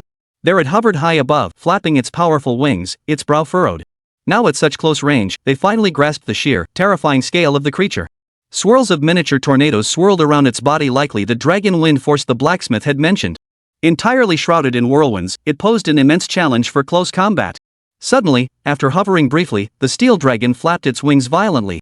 Instantly, a furious gale swept toward the four. "Dragon wind!" Daisima shouted as he saw it. The four rolled and dodged once more. But the gale's reach was too vast. Ordinary rolls were utterly useless. Almost simultaneously, they all lunged forward, barely managing to evade it. Lysini crashed to the ground, her head snapping back violently. A thought suddenly flashed through her mind.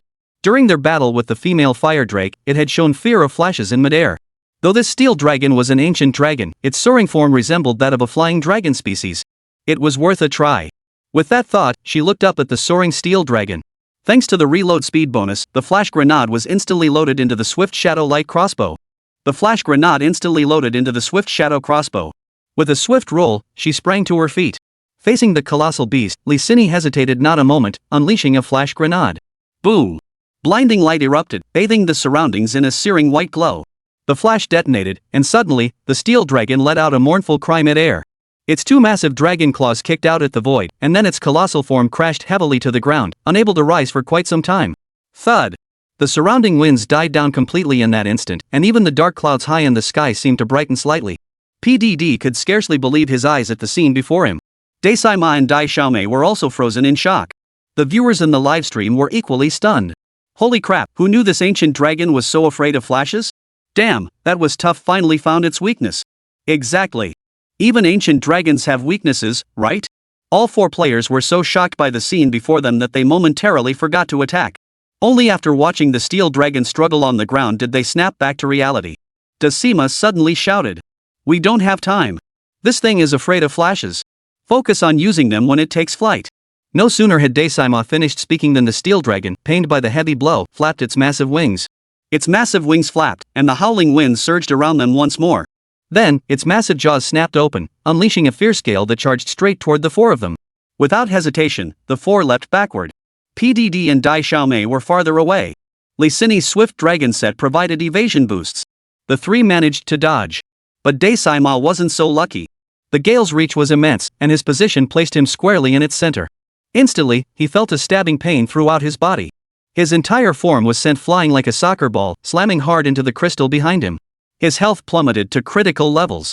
Steel Dragon's moves still gave Daisima major headaches. Unlike other monsters that attack with physical blows or visually discernible moves, at least making prediction and evasion somewhat possible, Steel Dragon's assault felt like a game-breaking glitch. Wind is intangible. All one could perceive was a violent surge of air and the crystalline shards whirling around it. It was impossible to see. How could anyone anticipate such an attack? Daisima was instantly swept away by the gale.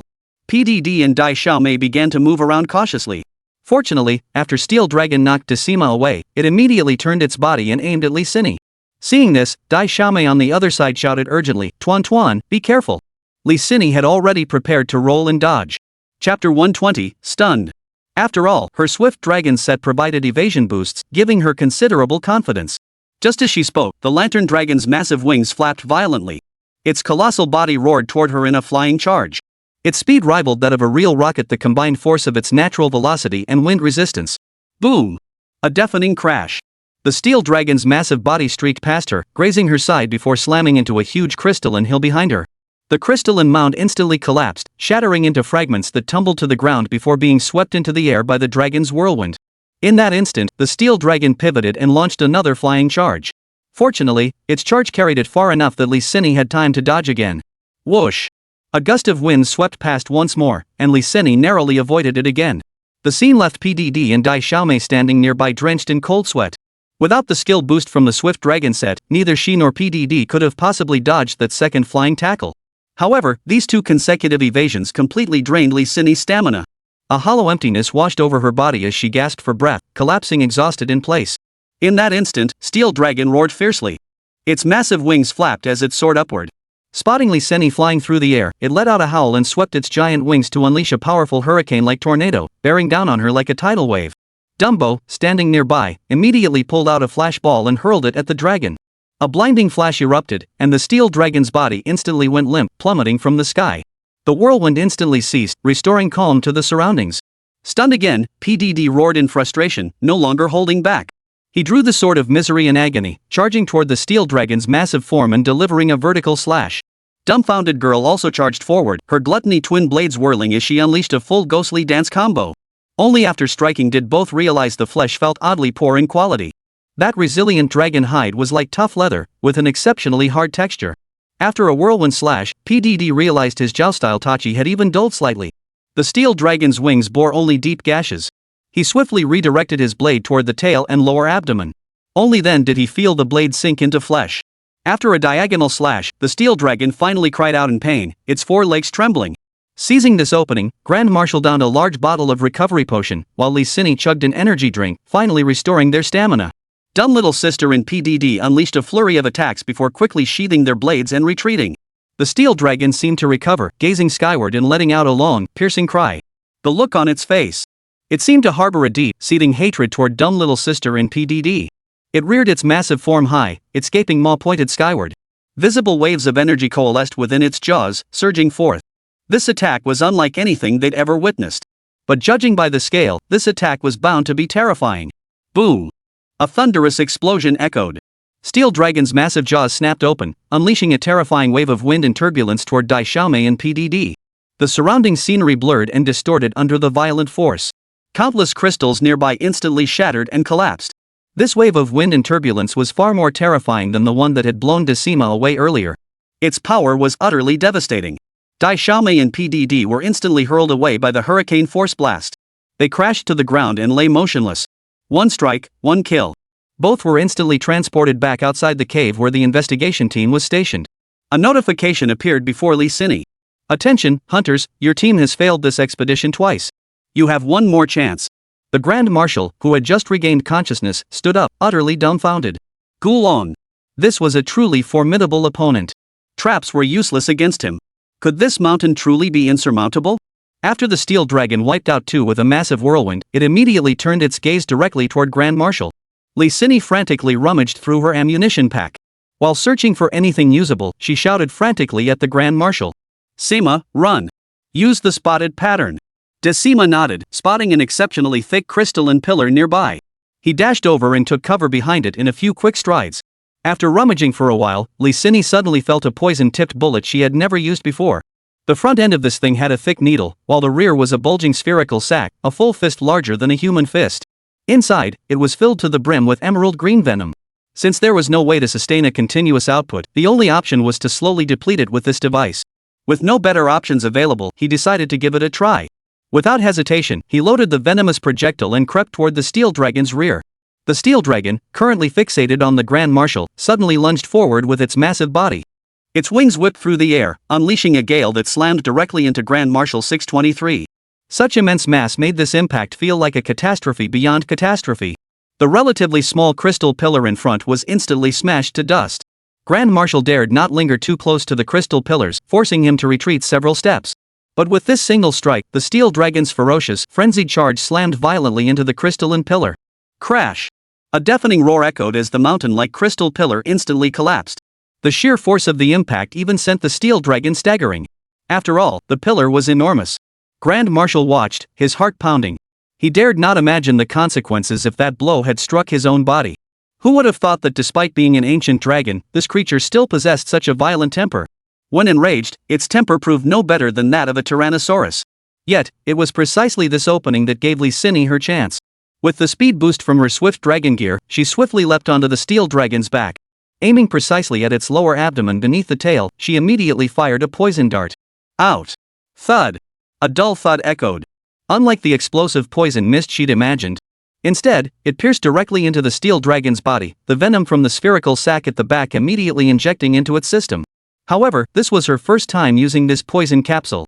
It might work against those monsters, but she had never tried it on an ancient dragon before. Now, with no other options, she could only silently pray it would be effective. After colliding with the stone pillar, the steel dragon was clearly reeling. Suddenly, a sharp pain shot through it, making its entire body feel as if its blood were freezing solid. Unnoticed, copious amounts of dragon saliva began oozing from its massive jaws, dripping onto the ground. And that saliva was turning green. Lee Sin saw this and her heart leapt with joy. It seemed the poison projectile was taking effect. She immediately shouted to Grand Marshal Sima. Grand Marshal, I hit it with a poison projectile. It seems to be poisoned. Let's wear it down and keep it occupied while I focus on dealing damage. Copy. Chapter 121, The Extent of Exaggeration. Grand Marshal responded loudly, drawing his sword and closing in. Just then, PDD and Dai Xiaomei returned. Lee Sin hurriedly called out to them. Don't get close. It's poisoned. Just wear it down. She immediately loaded an armor-piercing grenade into her swift shadow crossbow. After all, rapid fire wasn't needed right now. Armor-piercing grenades pack immense power but suffer from a painfully slow rate of fire. Lee Sin hadn't used them before. Now, against the ancient dragon, this attrition battle was precisely the moment for the AP grenade to shine. Boom! A dull thud echoed as the sun-devouring box grenade was fired. The shell arced through the air, slamming solidly into the steel dragon's back. Boom! A burst of flames erupted. The steel dragon's body swayed twice, and a charred black patch instantly appeared on its silver scales. The sudden pain made Steel Dragon roar in fury. Turning around, it flapped its massive wings, soaring into the air once more. A hurricane surged toward Lee Sin. Beside them, Grand Marshal instantly pinched a flash grenade in his hand. Without a word, he hurled it at the target. For some reason, flash grenades proved particularly effective against the steel dragon. Blinding white light erupted, and the dragon plummeted back to the ground. The surrounding winds instantly weakened. PDD, Grand Marshal, and dumb little sister swarmed in an instant greatsword, katana, dual blades. Amidst a flurry of blades, the steel dragon let out a series of agonized cries. Lee Sin's hands never paused, emptying all 3 grenades from the chamber. The explosions reverberated with terrifying force. After a flurry of attacks, the steel dragon flapped its wings, gathering a whirlwind around itself out of thin air. Boom! The dragon's wind swirled around its body once more. The sheer force of the gale blew the 3 people surrounding it flying backward. Yet its saliva still contained toxins. Though it seemed to be stirring up trouble, it remained poisoned. Lee Sin had no idea how much the toxin had actually affected it. Everything remained unknown. But judging by how swiftly it now gathered the dragon wind around itself, the effect seemed minimal. Lee Sin had just emptied her armor-piercing grenades, reloading 3 more rounds into the chamber. Seizing the moment while the steel dragon was gathering its dragon wind, she fired another round. Regardless of its effectiveness, seeing it clearly poisoned meant it must have some impact. The steel dragon finished gathering its dragon wind, transforming the surroundings into a howling gale. Without their windproof orbs, the 4 of them would have struggled to move. But as soon as the steel dragon completed its gathering, its massive body arched backward. PDD and Little Dumby, who had just been sent back to camp, turned pale at the sight. That was none other than the whirlwind attack. Good grief! If anyone got hit by that again, they'd fail and have to return to base. The first attempt had ended in instant failure. But after all their hard work this time, another defeat would be a terrible waste. Fortunately, when Steel Dragon gathered its dragon wind, it merely knocked the 3 of them back. The damage wasn't severe, and they quickly regained their footing, moving far away from Steel Dragon. Lee Sin immediately sprinted frantically to the side. The swift dragon set's speed boost advantage became evident. Soon, she had covered a great distance, and Steel Dragon's whirlwind swept past her back. Dai Sima, PDD, and Dai Xiaomei had already fled far ahead together. They raced down a slope in the basin, nearly reaching the deepest part of the area. The key point was that this massive wind wave was truly terrifying. The trio only halted after completely exhausting their stamina. Lee Sin, having narrowly evaded the whirlwind, found her own energy depleted. She now clutched her knees, gasping for breath for a long while. But after unleashing that massive whirlwind, Ganglong actually turned to chase after the three of them: Daisai, PDD, and Dai Xiaomei. Li Sini quickly pulled out an energy drink and downed it in one gulp. Her stamina instantly recovered. Deeply concerned for the others, she immediately broke into a sprint, racing toward the direction Steel Dragon had vanished. She reached the steep slope leading deep into the basin. To her surprise, the Steel Dragon had halted at the top of the slope instead of charging down. Li Sini froze in place, momentarily baffled by the unexpected turn of events. After pausing to catch her breath, she suddenly spotted Grand Marshal, PDD, and dumb little sister sprinting frantically back toward Steel Dragon. Li Sini froze in place, utterly stunned. Had they lost their minds? Why were they running back? The viewers in the livestream chat were equally baffled. What the hell? They must be scared out of their wits. No! This is our last chance. We'll get wiped out otherwise. What kind of move is this? Just as all the players were completely baffled, PDD was seen running with his face flushed red. He waved frantically toward Li Sini while shouting, "Tuan Tuan, hurry back. Li Bianli has 3 limited time items." Hearing this, Li Sini was also completely dumbfounded. This was indeed the first time she'd ever heard of such a situation. Steel Dragon's attention had indeed shifted away from the 4 of them, now fixed on the bottom of the ramp. The 4 finally reached a safe distance and stopped, gasping for breath. Slowly, a massive head emerged from the ramp. First, a pair of enormous white horns appeared. Then, an equally colossal body gradually materialized. This newcomer also possessed a pair of enormous wings, covered in sharp bone spurs. Its 4 massive claws, front and back, were terrifyingly sharp. Its entire body, all the way to its tail, was covered in razor-sharp spines.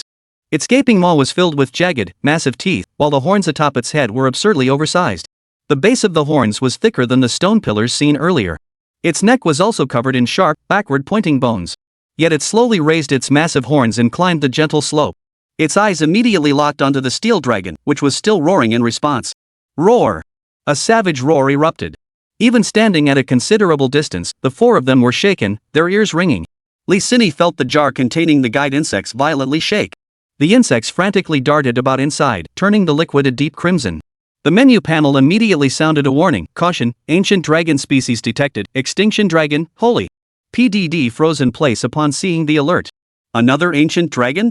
The viewers in the livestream were equally stunned. This truly was the Dragon Crystal Land. They'd encountered 2 ancient dragons in one go? This was insane. Absolutely insane. Were they preparing to fight these 2 ancient dragons? This scene was bound to be spectacular and thrilling. Daisai Ma immediately realized what was about to happen. His face drained of color as he shouted, "Run! This place isn't safe either." Chapter 122, Desperate Stance. No sooner had Daisai Ma spoken than the Steel Dragon roared furiously. Lowering its body and flapping its wings, it charged straight at the Extinction Dragon with a dragon charge. Boom! A thunderous crash echoed as the Extinction Dragon staggered from the impact. Steel Dragon clearly recognized the Extinction Dragon as a formidable foe, launching a devastating attack from the outset. Enraged, the Extinction Dragon roared again. One foreleg slammed into the ground, and with a fierce spin, it lashed its claw skyward. The attack was blindingly fast, its immense weight bearing down on the Steel Dragon. Then, its spiked wings spread wide as it soared upward. Immediately, it swung its massive claws down from the sky, delivering a vicious smash toward the Steel Dragon. After landing, the 2 colossal ancient dragons rolled into a heap, tumbling toward the 4 people. The 4 fled for their lives, scrambling backward before lunging forward at the last moment to narrowly avoid being caught in the crossfire. Behind them, the ancient dragon's clash shook the very earth, leaving a trail of devastation in their wake. The Steel Dragon's dragon wind seemed ineffective against the Extinction Dragon, likely due to the latter's significantly larger frame. After the tumble, the Extinction Dragon pinned the Steel Dragon beneath it, aiming a bite directly at its neck. In that instant, the Steel Dragon refused to back down. Its massive jaws opened wide, gathering the dragon wind within its mouth. It unleashed a torrent of wind and waves directly at the Extinction Dragon, mere inches away. At such close range, even the Extinction Dragon couldn't defend against it, its body immediately rolling sideways. The crystals surrounding both ancient dragons were nearly obliterated. The scene was far more terrifying than any apocalypse. Players in the livestream were stunned by this gruesome yet spectacular spectacle. Truly a battle for the ages. Suddenly, we hunters feel so insignificant. Yet this is precisely the greatness of hunters: we still dare to challenge such terrifying ancient dragons. Just wondering, is this the Ash Dragon's grind? They attack indiscriminately. If the Steel Dragon isn't here, they'll beat us up. Just as the viewers gasped in awe, the Extinction Dragon rolled over and rose to its feet. Stunned by the Steel Dragon's earlier blast, its head was still spinning. It shook violently, taking a moment to regain its senses. Steel Dragon, having been struck by Extinction Dragon's claw moments before, shuddered twice as its body trembled. Its teeth clenched in frustration. Then, Extinction Dragon twisted its body, raising its massive tail to smash down upon Steel Dragon. The Steel Dragon couldn't dodge in time, taking the full force of the blow. Staggering back 2 steps, it let out a furious roar at the Extinction Dragon before suddenly spreading its wings and soaring skyward. Clearly recognizing the Extinction Dragon's overwhelming power, it chose to abandon the fight and depart. The Extinction Dragon instantly assumed a victor's posture, chest puffed out and head held high. It raised its massive horns and let out a fierce roar toward the sky. Seeing this, Grand Marshal hurriedly exclaimed, "We must leave. The bandits will soon come for us." One ancient dragon was already tough enough. Another one would truly be deadly. PDD was the first to dash out. Without a single glance back, the 4 of them raced toward the direction the Steel Dragon had departed. Their pursuit led them to a crystalline plain. They preferred such open terrain, at least it allowed for maneuverability. Lysini couldn't tell if the Steel Dragon had been weakened by the earlier barrage of poison shells and armor-piercing grenades. Having taken another beating from the Exterminator Dragon, it must surely be considerably weakened. But all this is mere conjecture. It's best to treat it as the initial state and respond accordingly.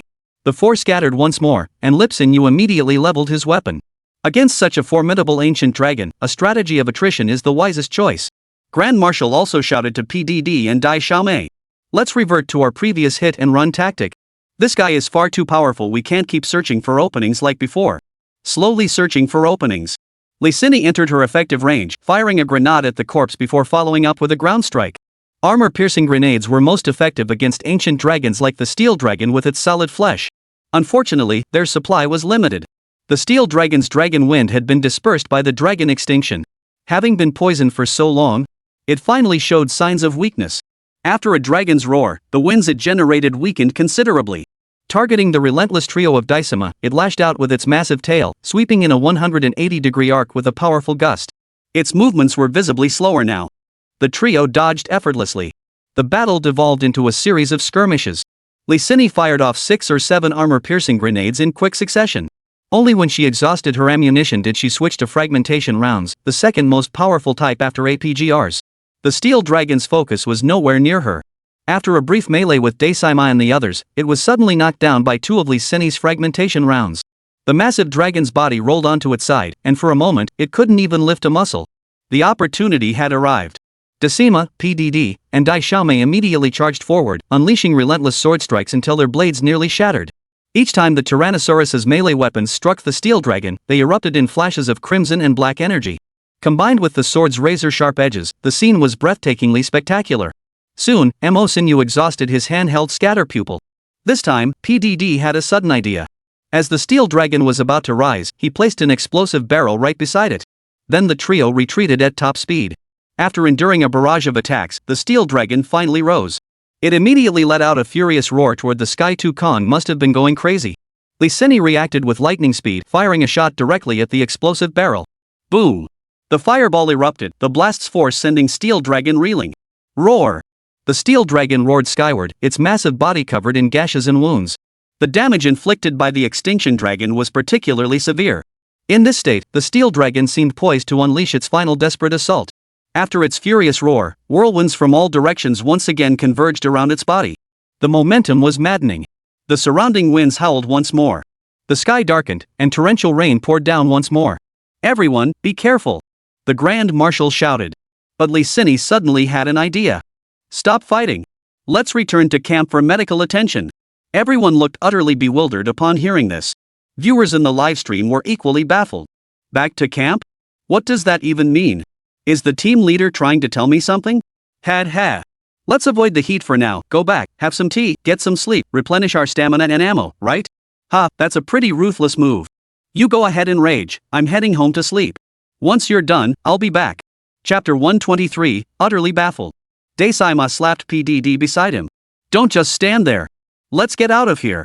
PDD finally snapped out of it. Okay. The 4 immediately broke into a run toward the temporary campsite at the Dragon Crystal Land. "You guys go ahead, I'll bring up the rear." Lysini spoke up, taking advantage of the Steel Dragon's lunge before it could react. She recalled Shinfei's demonstration and immediately ducked behind a cluster of crystal stones. The Steel Dragon turned around, only to find that the target it had been seeking to vent its rage upon had vanished without a trace. Its fierce fighting spirit vanished instantly. Its face was blank with confusion. After hiding for a moment, Lee Sin saw the steel dragon walking farther and farther away. Only then did she quietly slip out of the battle zone and run after the three. Back at the campsite, the commander was already directing a dozen surviving survey hunters to repair and organize the airship sections that hadn't been destroyed earlier. The four returned to the cave and sat cross-legged around the campfire. Daesaima, PDD, and the three girls Dai, Ba, and Jio began sharpening their blades. PDD crossed his legs, stretched out on the ground, and chuckled. Tuan, that was a real dirty trick, haha. Is this what you call work-life balance? Daesaima exhaled a long sigh. But it had to be said, it was a brilliant idea. After such prolonged, tense combat, they truly needed to unwind and restock their supplies. A few bottles of energy drinks later, their stamina and focus were restored. Lee Sin organized their ammunition and tools, blending the materials they'd gathered earlier. After brewing several bottles of healing potions, the group was sufficiently rested. Let's keep moving, they decided. This time, the four charged forward with renewed vigor, their spirits lifted, the earlier fatigue swept away. They braved the heavy rain once more, heading back toward the crystalline plain. Returning to the area where the steel dragon lay, they found it standing in place, looking thoroughly dejected. The fighting spirit that had just ignited, ready to be unleashed, suddenly lost its target and was instantly extinguished. Compounded by the injuries sustained earlier in the fierce battle with the extinction dragon, it now appeared visibly weakened. The dragon wind pressure around it had also vanished. Lee Sin immediately spoke up. Everyone adopted the same blade-grabbing tactic as before. Seizing the moment when its spirit had waned, Daesaima roared a battle cry. He drew his greatsword and charged forward with a sweeping slash. Strike and retreat. Next, PDD delivered a vertical slash followed by a thrusting stab. After just 2 attacks, they too vanished. Though Dumb Little Sister's dual blades dealt low damage, their attack frequency and speed were unmatched, striking relentlessly. Lee Sin's swift shadow crossbow fired incessantly, moving to a new position after each shot. The steel dragon, already frustrated, was caught off guard by this sudden assault. Only after enduring this relentless barrage did it snap to attention, twisting its neck to let out a long, piercing roar before flapping its wings and soaring skyward. A fierce wind swept through again. Spotting the closest target, the dazed little sister, the steel dragon let out a roar and charged toward her. Though the impact of an aerial collision wasn't as powerful as that of a dragon chariot on the ground, its speed was far greater. Dumpling gritted her teeth and lunged forward, and steel dragon instantly swept over her scalp. It didn't actually collide with her. Yet the steel dragon's diving strike carried the added damage of its dragon wind. The fierce gale instantly knocked her back to the ground, knocking 3 health bars off her life gauge. Little sister, hold on. Be careful. Dumb Little Sister was whirled around by the gale, her head spinning dizzyingly. A wave of pain washed over her body. After knocking her down, Steel Dragon pivoted, preparing to strike again. Facing the second hurricane force collision, she had no strength left to dodge. If they failed again, they would have to start over, and the mission would be a complete failure. Lee Sin suddenly noticed a honey plant growing beside Dumb Little Sister. She shouted urgently. Honey grass beside you, Shanxi's fertile soil nurtures it. Hearing Lee Sin's cry, Dumb Little Sister turned her head and saw it. Just now, when she was struck by the steel dragon, by some stroke of luck, she had fallen right beside the honey grass. So she gritted her teeth and reached out toward the honey grass. In an instant, Steel Dragon suddenly lowered its body, transforming into a hurricane that slammed toward Dumb Little Sister once more. At this critical moment, Dumb Little Sister's hand finally touched the honey grass. Instantly, a shower of honey juice poured down, and Dumb Little Sister tilted her neck to bathe directly in the honey juice. Her health instantly returned to full. At that very moment, Steel Dragon slammed into her. This time, Dumby took a brutal hit. She was sent flying 7 or 8 meters high, crashing down right onto the land crystal. Her newly restored health plummeted back to 0 instantly. The entire scene nearly scared everyone present out of their wits. The viewers in the livestream chat went absolutely nuts on the spot. Gotta say, that play was seriously impressive. Thank goodness for that life-saving honeydew grass. Holy crap, I nearly punched a hole through my shoe watching that. Little sister rolled heavily to the ground, unable to get up immediately. To prevent Steel Dragon from capitalizing on the momentum, Daesaima and PDD charged toward Steel Dragon almost simultaneously. They finally managed to draw its attention elsewhere. During this window, Lee Sin never stopped firing. Her swift shadow crossbow kept firing relentlessly until the spread ammo was completely depleted. Steel Dragon's body was now covered in scorched patches. Though it had finally vented its fury, the sustained crossbow fire had taken its toll. Weakness washed over it once more. With a low growl, the Steel Dragon collapsed onto the ground. Seeing this, Grand Marshal and PDD instantly pounced, unleashing another barrage of sword strikes. The Steel Dragon struggled for a long moment, unable to rise. After being relentlessly attacked, it finally clenched its dragon fangs and forced itself upright. It thrust its neck toward the four, letting out a frenzied roar. Then, with a sudden twist of its head, it flapped its wings and soared skyward. Rising higher and higher, it eventually became an invisible black speck. In an instant, the fierce winds and torrential rain vanished without a trace. The dark, oppressive clouds parted, revealing a clear blue sky. Bright sunlight poured down, illuminating the surrounding dragon-knot stones until they gleamed with crystalline clarity. Simultaneously, a stirring melody began to play. Congratulations, hunters! You have successfully repelled the ancient dragon species, the steel dragon. You may now return to your base at your convenience. The four exchanged stunned glances. Their hearts, which had been on edge, still dared not relax. Gazing at the scattered scales and debris left behind by the steel dragon's struggle, everyone felt as if they were in a dream. Was this considered success? PDD exhaled deeply. Well, who would have thought? Ancient dragons really are ancient dragons. They didn't even give us a chance to kill it. The four looked up at the clear blue sky. Regardless, we've succeeded, Decima sighed deeply, his body finally relaxing. The viewers in the livestream chat erupted in astonishment. Holy crap, so the ancient dragon can actually be driven off and flee? This thing seems nearly impossible to kill. No way, this thing is in existence beyond all others. How could it be killed so easily? They're already incredibly strong. The quartet of Grand Marshal, Team Sister, Sassy Pig, and Dumb Little Sister is just too awesome. They even drove the ancient dragon away. But that's fine. Looks like Big Shot Shinfei's prophecy is about to come true. Chapter 124, Change of Heart. The four gazed at the long-mist azure sky and sheathed their weapons. A sense of joy after narrowly escaping disaster washed over them, each feeling immense happiness at accomplishing what seemed impossible. Licini gazed at the scattered steel dragon scales on the ground. These were incredibly precious ancient dragon materials. The four slowly approached. Licini bent down, cupping a gleaming steel dragon scale in both hands. Her fingers trembled with excitement. The strange luster shimmered with exquisite colors, sending ripples of awe through all four. Dai Xiaomei held the scale close, pressing her cheek against it. A wave of exhilarating joy swept through her body, and she felt profoundly moved by this rare ancient dragon treasure. All four of them couldn't bear to put down the treasures that had fallen from the steel dragon's body. They carefully stowed them away in their packs. Grand Marshal glanced toward the campsite and said, "We should hurry back to the expedition team and inform the commander of this discovery immediately." Licini nodded in agreement. It's not just the steel dragon. The danger hasn't passed yet. Don't forget, that extinction dragon from earlier is still out there. PDD sighed. Never mind that now. I'm falling apart. Let's just get back, eat, and sleep first. Indeed, after PDD said that, the others also felt a wave of exhaustion wash over them. They then hurried back toward the temporary campsite. They returned to where the commander was stationed. They found the remaining intact airships already prepared. The commander stood on one, gazing intently at the sky. The other hunters' faces lit up with excitement as they scanned the heavens. Upon seeing Daisima and the others return, the commander leaped down from the airship, his voice trembling with emotion. "I always believed in you," he declared. "The moment I saw the steel dragon take flight, I knew you must have driven it back." The hunters of the expeditionary force immediately raised their arms in triumphant cheers. Grand Marshal shrugged and gave a wry smile. "Though the steel dragon was driven back, we just discovered another ancient dragon, the extinction dragon. If the extinction dragon and the steel dragon hadn't started fighting each other, we wouldn't have been able to drive the steel dragon back so easily."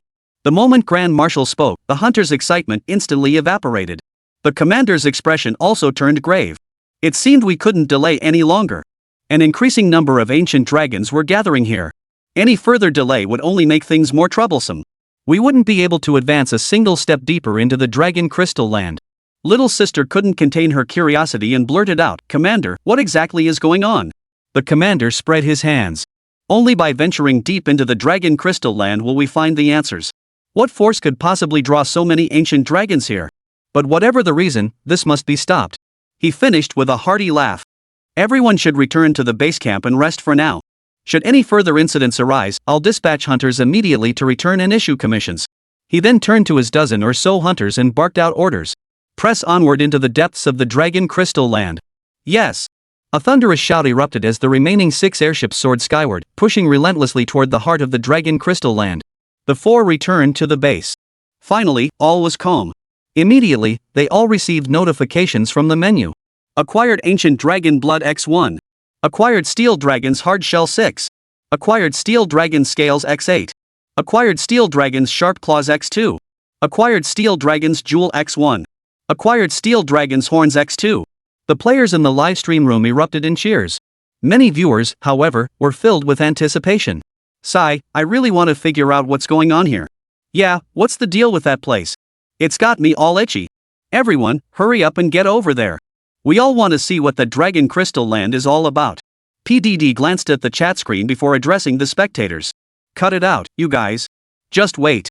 I'm really eager to have a proper meal right now. Let's talk after I've eaten my fill. Humph. The four arrived at the restaurant. Each ordered their favorite cat-themed meal. PDD said, his mouth dripping with grease as he ate. Hey, it seems like we've already met my master's conditions. Didn't he say a sci-fi game was coming soon? But I've suddenly changed my mind. I want to see this through to the end. I feel the Azure Star calling me. Daesaima shot him a glare. If you were the Azure Star, you'd lead everyone straight into a pit of fire. Little sister sighed. Truthfully, I'm dying to play Shinfei's new game too, but our mission isn't complete yet. We should let other players have this chance. Lee Sin heard this and chuckled inwardly, but kept pretending to eat silently. Daesaima nodded. I think little sister's right. We can't hog everything, right? I support this plan. As they discussed, the watching players and netizens erupted in excitement. Seriously? You guys mean it? Holy crap, now I definitely have a shot at 5-star difficulty. You guys play games all day, you should give us a chance. Lately, I've been refreshing the Star Touring website every hour, checking for any updates from Shinfei. Joj, yeah, me too. Me too. I'll work hard too.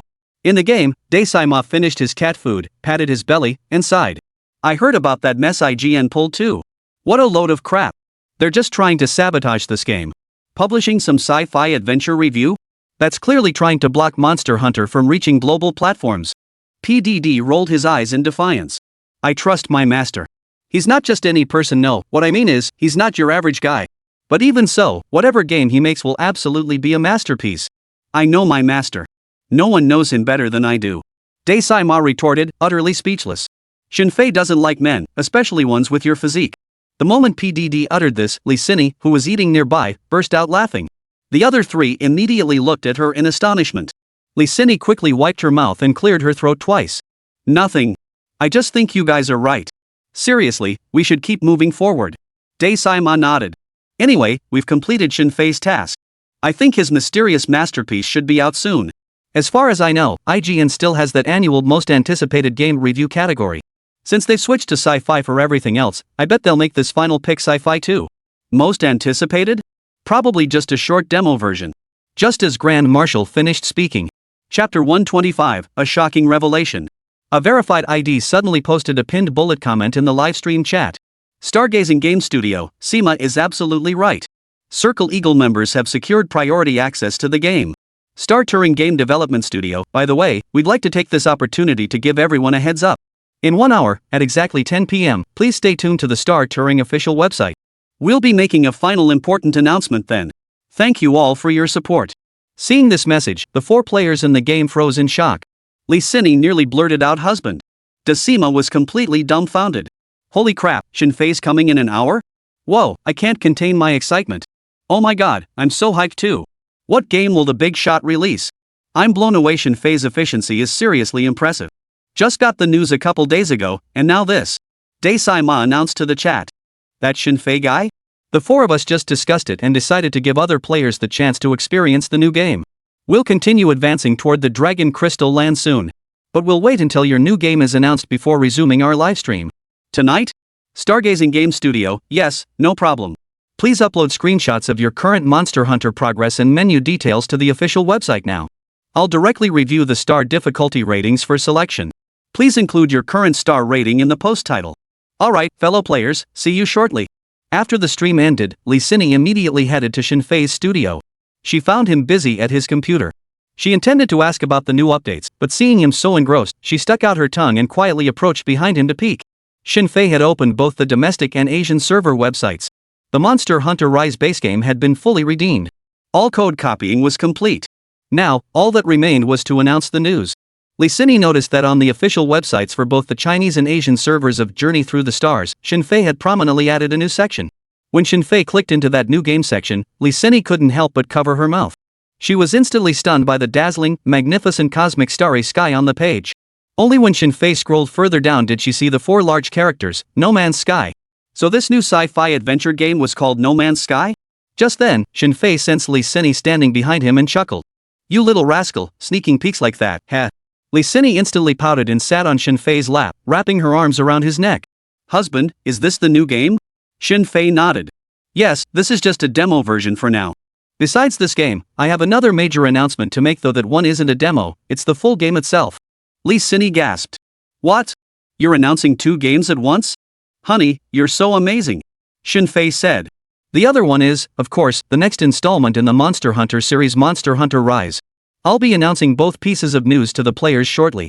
However, Monster Hunter Rise will be integrated into the Monster Hunter section of the website, while No Man's Sky will have its own dedicated page. Can I take a look? Lee Sin asked, her voice brimming with eager anticipation. Ever since I was little, I've loved gazing at the stars. I always thought how romantic it would be to watch the night sky with the person I love most. Yefei said with a playful smile. The thing is, this might not be about gazing at the stars, but piloting a spaceship or starship through the cosmos. Wow. Lee Sin was instantly hooked. Imagining the scene Yefei described, combined with the realistic visuals reminiscent of Monster Hunter, she couldn't even fathom what kind of experience such a game would deliver. As for Monster Hunter Rise, it will offer an entirely different hunting experience. I won't go into the details now, I'll share more when it launches. Lee Sin chuckled. I knew you'd say that. 1 hour later, players flooded the official websites of both the Chinese and Asian servers of Star Tour. Traffic approached a staggering 6 million hits. And right on the homepage, players were astonished to discover what appeared to be an additional section option. 2 eye-catching announcements in the game news section sent every player's heart racing. The demo for the sci-fi space adventure masterpiece No Man's Sky will launch tonight. Stay tuned, players. The latest installment in the Monster Hunter series, Monster Hunter Rise, will soon meet our esteemed hunters. 2 bombshell announcements in quick succession had many casual players exclaiming they were about to have a heart attack. Meanwhile, on the other side of the homepage, a new window selection page had suddenly appeared. Players clicking in were stunned by the breathtaking visuals. Unlike Microsoft or Tencent's flashy cover art featuring glamorous models, a vast expanse of cosmic rivers and stars, deep and vibrant, coordinates densely marked across the screen, labeling every planet in the cosmos. The closest planet alone occupies 1/3 of the screen.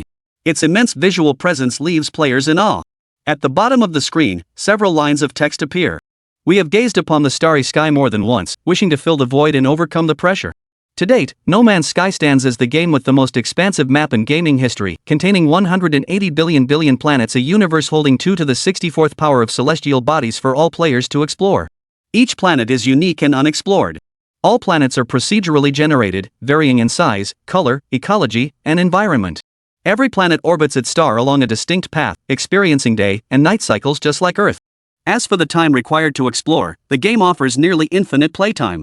With 180 quintillion planets, even if players explored 1 per second, it would still take 5 billion years to visit every single one.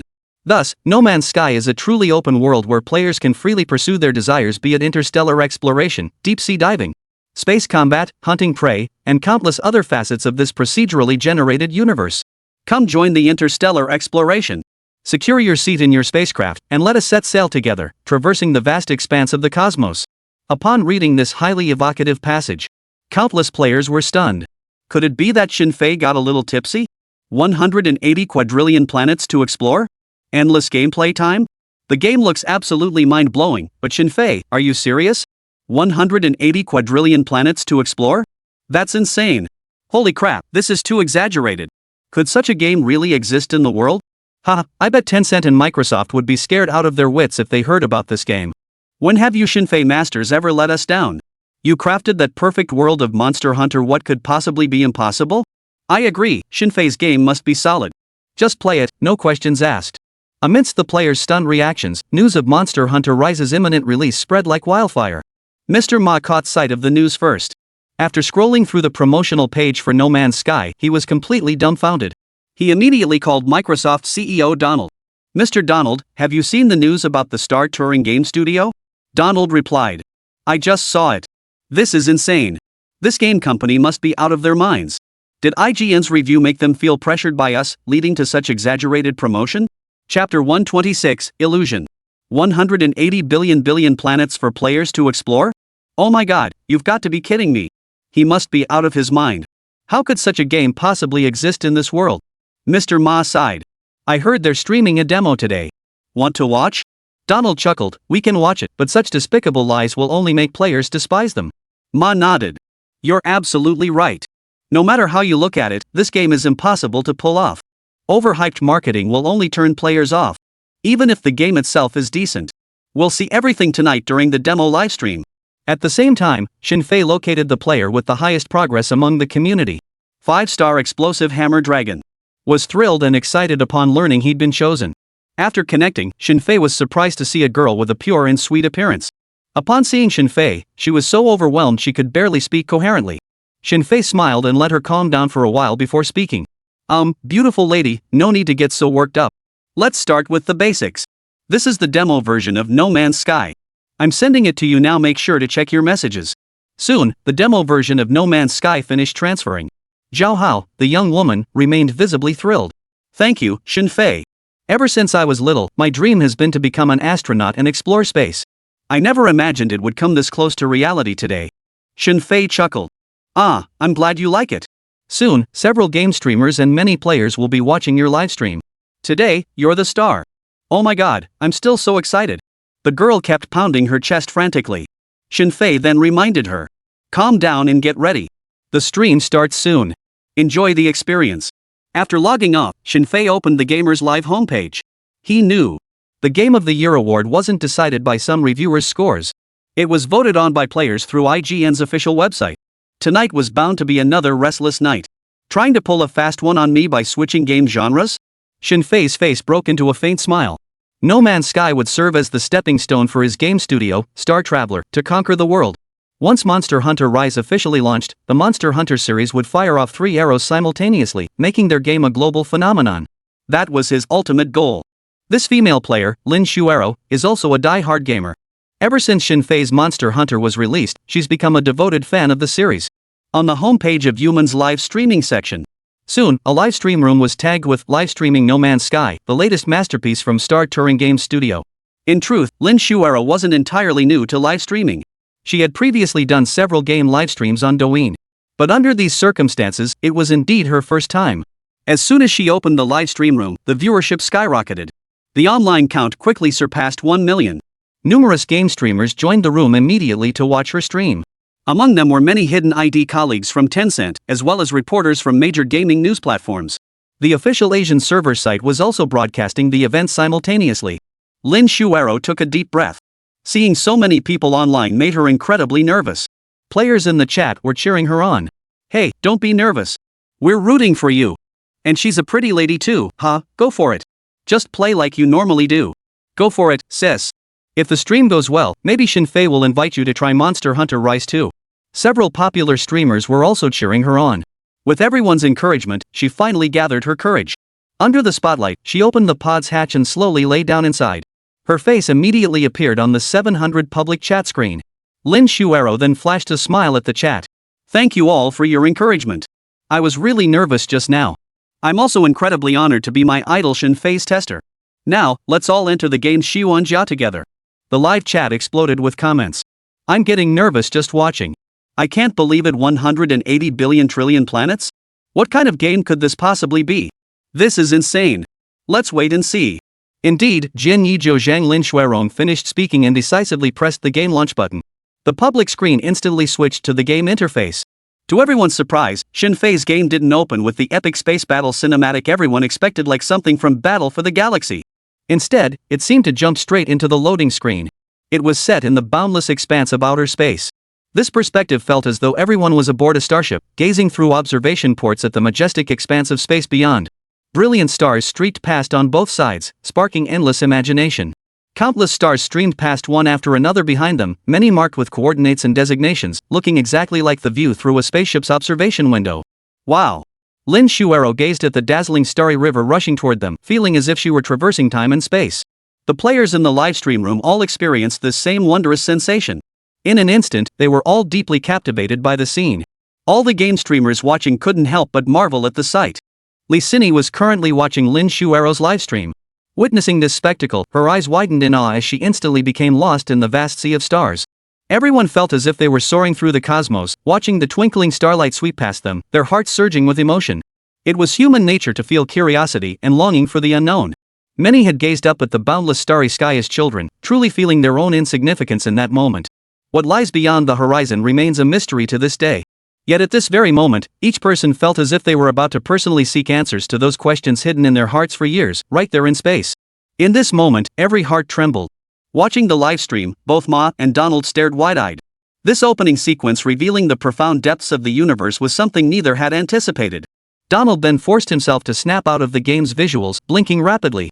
It was merely an opening. The vast space exploration scene abruptly vanished from the game's display.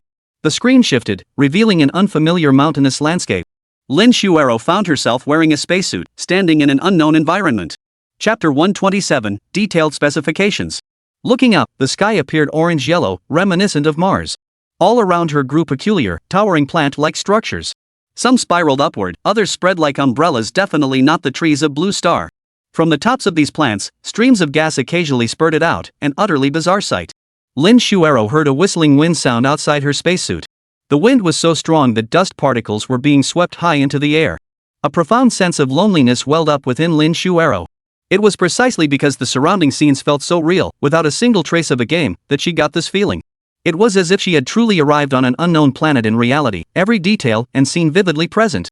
Holy, this is exactly what it feels like. Woohoo, it's confirmed. This is undoubtedly the real deal. Why is Yefei always so invincible? This scene alone completely outshines that Star Wars thing next door. Lin Shuero first took a deep breath.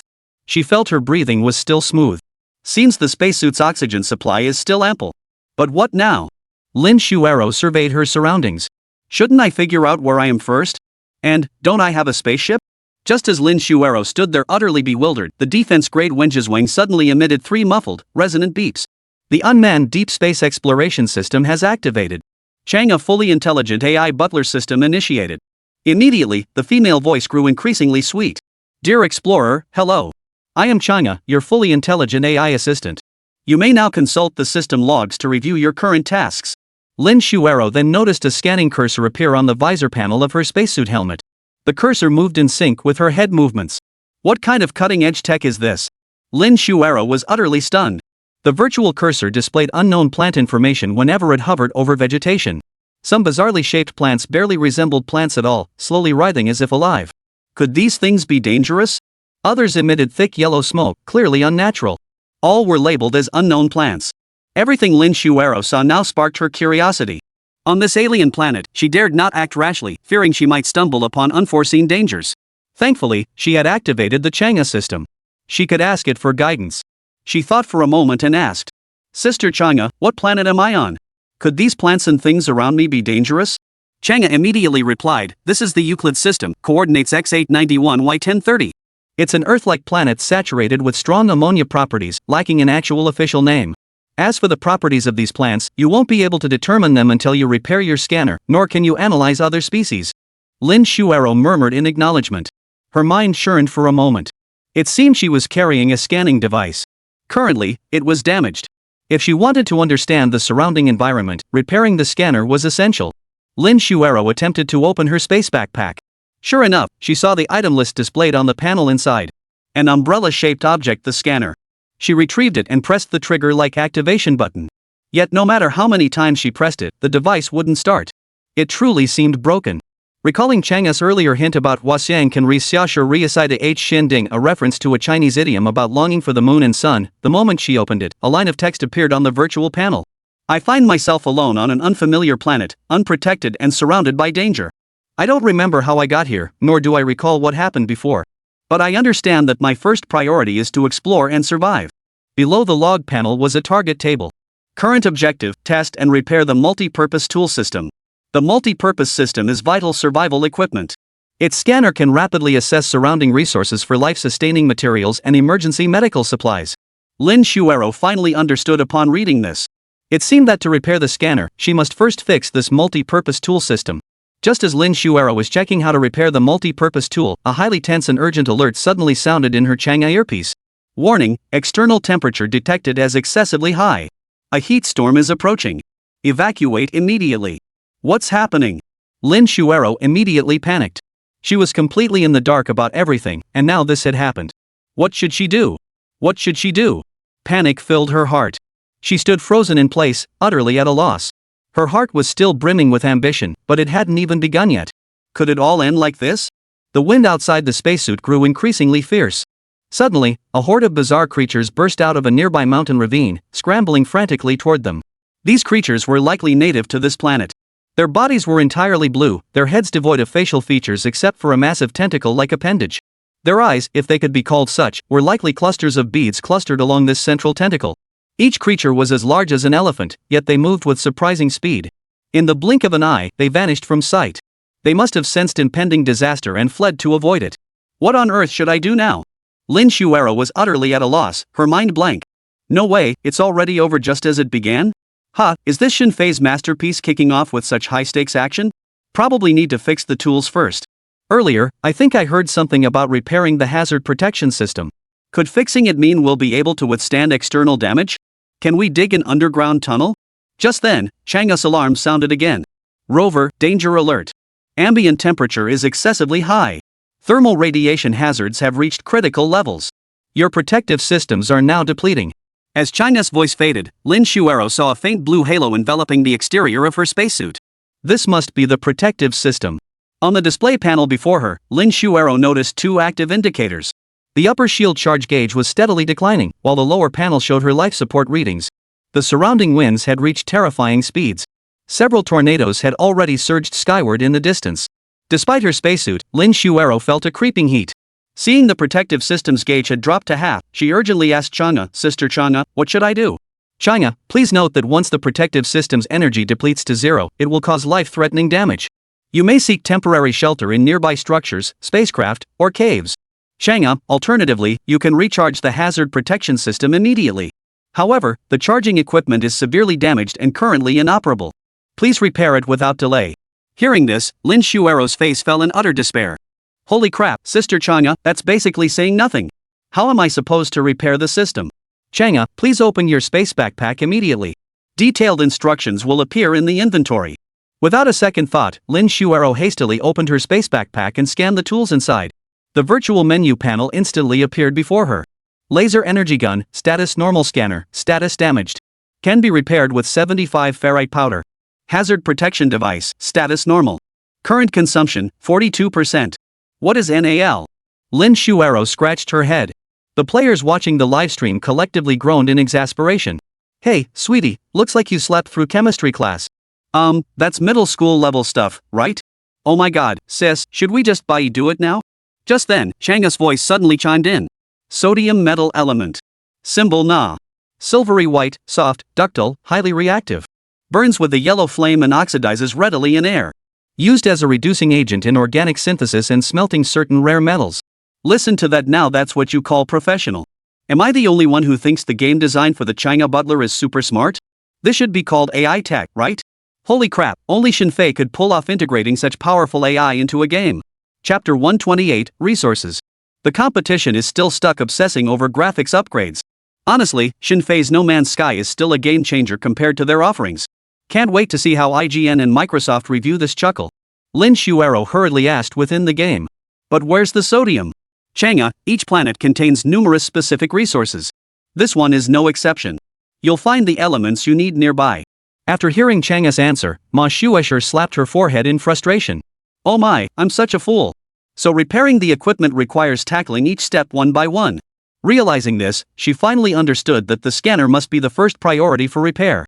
Currently, the only functional device was the laser collection gun in her hand. The panel indicated that repairing the scanner required 65 ferrite powder units. It seemed the most urgent task was to gather ferrite powder. She hurriedly asked Chang'e, "Sister Chang'e, how can I collect ferrite powder?"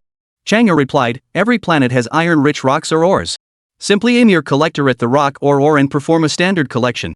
Hearing this, Lin Shuero wasted no time. She grabbed the laser collector, aimed it at a nearby rock, and pulled the trigger. A beam of light shot out, instantly pulverizing the small stone. Countless fragments were instantly drawn to her space backpack, automatically sucked inside. Simultaneously, the algae-based machinery detected the iron oxide powder's reaction zone. Lin Shuero monitored the count as she collected one rock after another, quickly gathering 65 units of iron oxide powder. By then, the surrounding winds had grown increasingly violent. A sky-darkening dust storm engulfed the area. The sky had completely turned a blood-red hue. Lin Shuero glanced at the various readings on her panel. The sight sent a chill down her spine. The temperature around her had reached a terrifying 65 degrees Celsius. Without the protection of her spacesuit, she would likely have been roasted into jerky by now. Just then, Lin Shuero suddenly spotted something on the distant horizon, a row of dust-like formations moving toward her. An ominous foreboding immediately gripped her heart. She hurriedly asked Chang'e. Chang'e, that's likely the heat wave of the storm. Wind speed is currently unknown, but when the heat wave hits, temperatures could peak at 89 degrees Celsius. Based on this planet's gravity, wind speeds are expected to exceed Category 13, posing extreme danger. Lin Shuero's vision instantly darkened. There was no time to waste. The scanner must be repaired immediately. After inquiring with Chang'e about the repair method, Lin Shuero opened the system panel menu and promptly used 65 ferrite powder units to repair the scanner. The 65 ferrite powder units vanished instantly. The red damage indicator beneath the scanner turned green. She immediately pressed the scanner's activation button. In that instant, Lin Shuero felt a faint crimson halo radiate outward from her as its center. This halo swept across the ground around her, extending all the way to the distant horizon. Such technology was not only unseen but unheard of. As the glow finished spreading, Lin Shuero saw the virtual screen before her fill with densely packed, vibrantly colored resource names. The crimson O2 symbolized oxygen, with the virtual letters hovering over a small, peculiar plant. Could that plant contain oxygen? Besides O2, there was also a blue highlighted H. It must represent hydrogen. And C represented carbon. Lin Shuero didn't yet know the specific uses for these elements. Her immediate focus, of course, was on sodium. She searched the area thoroughly twice.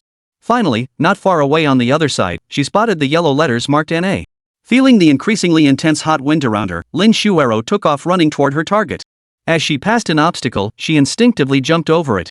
Little did she know that this leap would send a shockwave through her body. Out of nowhere, a whooshing sound erupted behind her. Her feet suddenly lost contact with the ground, and her entire body shot upward, soaring 7 or 8 meters into the air. Holy crap! This is insane! The players in the livestream were stunned by the sight. After landing, Lin Shuero regained her composure and asked Chang'e. Sis Chang'e, what just happened? Chang'e, you're equipped with a jetpack that uses ammonia ions as propellant. It enables short-range flight over rugged, steep, and complex terrain, helping you bypass obstacles and quickly locate resources you need to collect. Wow, my goodness! This is absolutely amazing! Lin Shuero was instantly thrilled. She never imagined that since starting this game, one cutting-edge gadget after another would appear. Then she heard Chang'e continue. Chang'e, the jetpack activates the moment you consciously initiate a jump. However, it consumes propellant during use. Should it run out, simply refuel it. Having grasped the jetpack's function, she once again propelled herself toward the location marked NA. This time, her movements were noticeably more adept.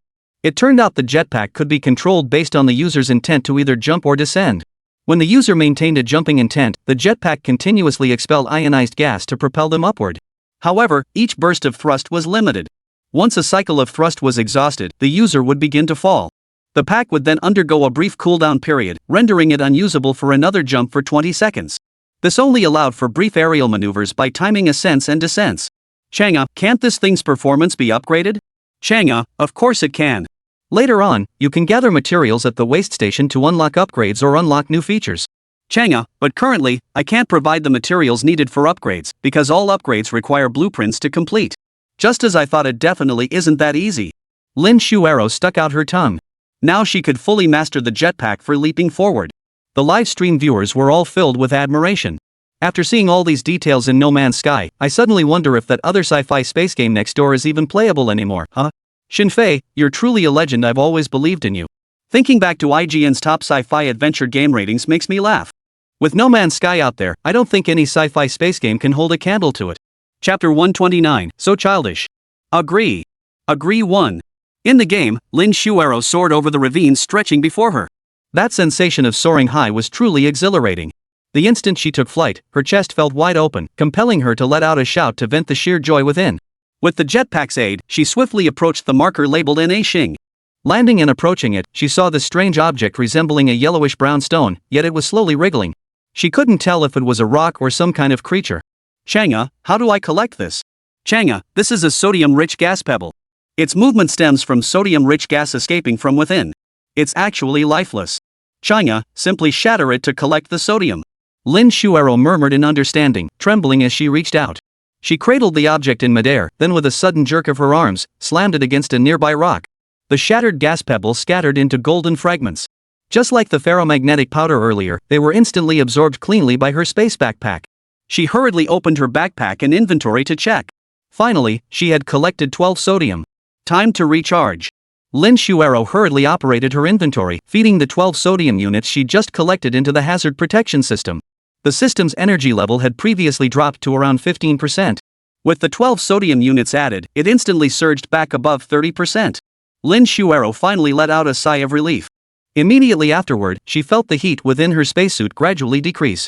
Yet she still felt this amount of sodium was insufficient. With the heat storm imminent, the best course was to gather more sodium and find a cave for shelter. She promptly scanned the vicinity and located additional sodium deposits. Collecting them all brought her total to over 50 units. She immediately recharged the hazard protection system to full capacity. The ambient temperature display on her virtual screen had turned red and was flashing continuously, signaling increasingly dangerous conditions. While she no longer needed to worry about shield power for now, this wasn't a sustainable solution. The wind speed around her was steadily rising. Through the visor of her spacesuit helmet, she saw a haze of flying sand and stones everywhere. The view was blurred and indistinct, making it impossible to see her surroundings clearly. Moreover, she now felt it was becoming extremely difficult just to stand. Lin Shuero glanced around, her heart racing with anxiety. The best course of action was to find shelter first. Caves were usually well hidden, impossible to detect with a scanner. What could she do? She knew that even with her hazard protection system, if the storm truly hit, she'd be unable to move an inch. Who knew how long it would last? Finding emergency supplies then would be incredibly difficult. Thinking this, she hurriedly asked Chang'e. Sister Chang'e, how can we find shelter to ride out the storm? We can't scan for caves. Chang'e, of course caves can't be found with a scanner, but metal objects can, like abandoned ruins, structures, or spacecraft. Lin Shuero nodded. She had now wandered far from her previous location, so it was worth scanning the area. She immediately initiated the scan. And wouldn't you know it, this time she actually made a discovery. After a curved light wave spread out, she suddenly saw a red cursor. The cursor seemed fixed on a specific point ahead. No matter how she shifted her perspective, it remained stationary. It appeared to mark something. Sister Chang'e, what is that? Chang'e replied, it's the signal transmitter from a crashed spacecraft, used for distress calls. It's 39 kilometers from your current location. Hearing Chang'e's reply, Lin Shuero's heart surged with excitement. Wow, is there really a spaceship? That means we can take shelter from the storm inside it. The viewers in the livestream chat were equally thrilled. You're amazing, Beauty. You actually found a spaceship. Hurry over and take a look, I want to see that ship up close. If it's unclaimed, doesn't that mean it could be yours? Fantastic. Now we can pilot a ship off this planet. The environment here is too harsh, let's explore space. By the way, it seems like this is just a demo version of No Man's Sky. It should end after we reach space. Lin Shuero had no time to think further as the heat storm closed in. She repeatedly used her jetpack to leap forward, sprinting toward the spacecraft's location. Fortunately, it wasn't too far away. After scrambling over a hillside, a small depression ahead revealed a striking sight, a red and white spacecraft. The red cursor on her virtual screen was fixed on a small instrument beside the ship. Lin Shuero rushed forward without hesitation. She saw the small device, over half a meter tall, emitting a continuous beeping signal. Whoever this interstellar traveler was, they must have faced some peril for the Hohmann spacecraft to crash here. The ship appeared to have landed relatively, suggesting the explorer had likely used exceptional piloting skills to steer it to safety just before impact. Yet the traveler's whereabouts remained unknown. Under Chang'e's guidance, Lin Shuero deactivated the distress signal transmitter. Then, filled with excitement, she examined the spacecraft around her.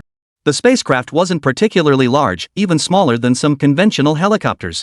Beneath a pair of flat wings sat a set of vortex-style fan systems. To Lin Shuero, who knew nothing about mechanics, they were simply two large fans. Thanks to the rover's emergency maneuvers, the spacecraft appeared largely intact. Only flames flickered from its top, and electrical sparks danced from its tail section. The exact nature of the malfunction remained unclear. Wow, what a beautiful ship. Those two fans are still slowly spinning, seems like the damage can't be too bad. Lin Shuero remarked uncertainly. Many viewers were watching, mostly male players. Boys, by nature, often possess an innate talent for mechanical things. Hearing her words, they all fell silent. Sweetie, those aren't fans. That's probably the ship's propulsion system. I suddenly feel like letting this beauty play first is such a waste of this masterpiece. The propulsion system seems fine. So the ship itself should be okay, just some localized damage. If we can fix it, we should be able to take off in no time. For now, we should dodge the heat storm. Relying on the hazard shield won't cut it. We'll deal with it once the danger passes. Here comes the nitpicker again. This is precisely why Shenfei's games are so impressive, every detail feels so authentic. That space shooter next door now looks like kids playing house. So childish. Truly, comparison is the thief of joy. Lin Shuero quickly heeded the viewer's advice. The immediate priority was to enter the spacecraft for shelter. To her surprise, the spacecraft's cockpit hatch was sensor-activated. The moment she stepped aboard, it opened automatically. Wow, such powerful tech, truly cutting edge. Hey, how's it inside the spacecraft? Comfortable? Chapter 130, Enormous. Lin Shuero sat down in the pilot's seat. She saw the hazard protection value on the virtual screen below had indeed stopped declining. The interior temperature was pleasantly cool, and the control panel before her radiated futuristic sophistication. Yet, a persistent red light flickered on the console, accompanied by a relentless beeping alarm. 4 display screens dominated the view, each showing performance metrics for different ship systems. 2 of them flashed red warnings. Warning, pulse thrusters severely damaged. Requires sealant 1 and metal plating 1 for repair. The thrusters were still damaged. Lin Shuero looked grim, though she had no idea what the pulse thrusters were for. She quickly turned to China for answers. The pulse thrusters are a critical system providing thrust for space and atmospheric flight. Currently, the system is severely compromised and requires 2 specific materials for repair, Chang'e explained. Chang'e replied. Lin Shuero sighed. It seemed they'd have to wait until the storm passed before finding those materials. No sooner had she spoken than the entire spacecraft began to shake violently. The heat storm had finally closed in, its dust cloud obscuring the sky. The distant landscape was now completely invisible. The ship emitted a series of metallic grinding noises. Lin Shuero saw one of the control console screens display an external temperature of 83,309 degrees Celsius. Her heart instantly clenched. Oh my god, Sister Chang'e, won't this storm destroy the spacecraft? Chang'e, rest assured. Even the most basic spacecraft is constructed from chromium alloy, offering exceptional strength and airtight integrity. It provides effective protection against extreme heat, cold, toxic gases, and radiation. There will be no issues whatsoever. Hearing Chang'e's words, Masu Sisi finally relaxed. For now, all they could do was wait quietly for the storm to pass. Since the spacecraft was safe, Lin Shuero leaned back into the comfortable pilot's seat. No matter how fiercely the storm raged outside, she didn't want to worry about it. Yet a wave of emotion washed over her. It seemed that when she was young, gazing up at the beautiful starry sky, everything felt wonderful, beautiful fairy tales, romantic and magical wonderlands. Only now did she realize that those beautiful imaginings were all illusions. Reality was cruel, and the truth was harsh. Lin Shuero shared her thoughts with her online friends. In an instant, countless viewers found themselves nostalgic for the innocence and beauty of childhood. This is what a true masterpiece of cosmic sci-fi should be. Looking forward to seeing an even vaster universe. Keep it up, beautiful. Beyond experiencing the grandeur of the cosmos, drifting alone through the endless starry expanse of the universe is the most longed for thing. Thus, when Yefei steps in, it's a top-tier masterpiece. The space shooters next door can really pack it in. I truly hope this game gets shown to those foreigners soon, so they can tell us how it compares to that shooting game. The storm raged for over 20 minutes. Lin Shuero felt the ship finally cease its violent rocking. Through the transparent canopy, she saw the tempest gradually dissipating. The view outside grew clear once more. Phew, it's finally over. Lin Shuero sat up and glanced at the display screen. The external temperature had returned to 62 degrees Celsius. While still far hotter than Blue Star, the lifeforms on this planet must have evolved to thrive in such conditions. Alright, time to get to work. Lin Shuero exited the spacecraft, marking its location on the virtual screen. This way, even if she ventured far to gather resources, she could immediately locate the ship. She opened her space backpack, identifying the 2 materials needed to repair the pulse thrusters. The problem was she was completely clueless about this stuff, utterly in the dark. If not for Chang'e by her side, she'd be utterly lost in this game. Sister Chang'e, how exactly am I supposed to find those 2 materials? Hearing her question, the viewers watching the livestream collectively crumbled. Seriously, sweetheart, can I take over for a bit?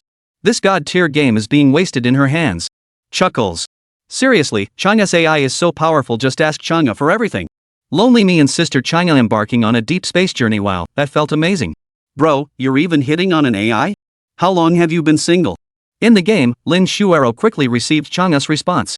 Metal plating can be purchased at in-game sales terminals or crafted by gathering ferrite powder. Sealant, however, is classified as equipment and cannot be crafted. It can be obtained by exploring the planet and looting alien lifeforms remains, though the drop rate is quite low. Lin Shuero slapped her forehead. Metal plating doesn't sound too hard to come by, but the sealant might be a bit tricky. Even an asteroid, with its vast surface area, was far too large to explore entirely by running. Once again at a loss, she quickly turned to Chang'e for advice. Chang'e replied. Ruins can be located by finding star charts that mark the specific positions on this planet. Star charts should be available in most rover spacecraft. They're an essential item for any rover's interstellar journey. This single sentence sparked an idea in Lin Shuero. Without hesitation, she rushed to search the storage compartment of this spacecraft for a star chart. Sure enough, she found an electronic map marked with coordinates of several ruins on this planet. The closest marked location was a place called the Outpost. Upon unfolding the star chart, all its data was automatically input into Lin Shuero's scanning system. It seemed she had to head to the nearest outpost to try her luck. Could Mei Mei have reached the Mishi realm? She stowed the star chart and scanned her surroundings, spotting the guidance cursor for the outpost on the virtual display before her. Now she only needed to follow the cursor's direction. Flying and running the entire way, she covered a full kilometer.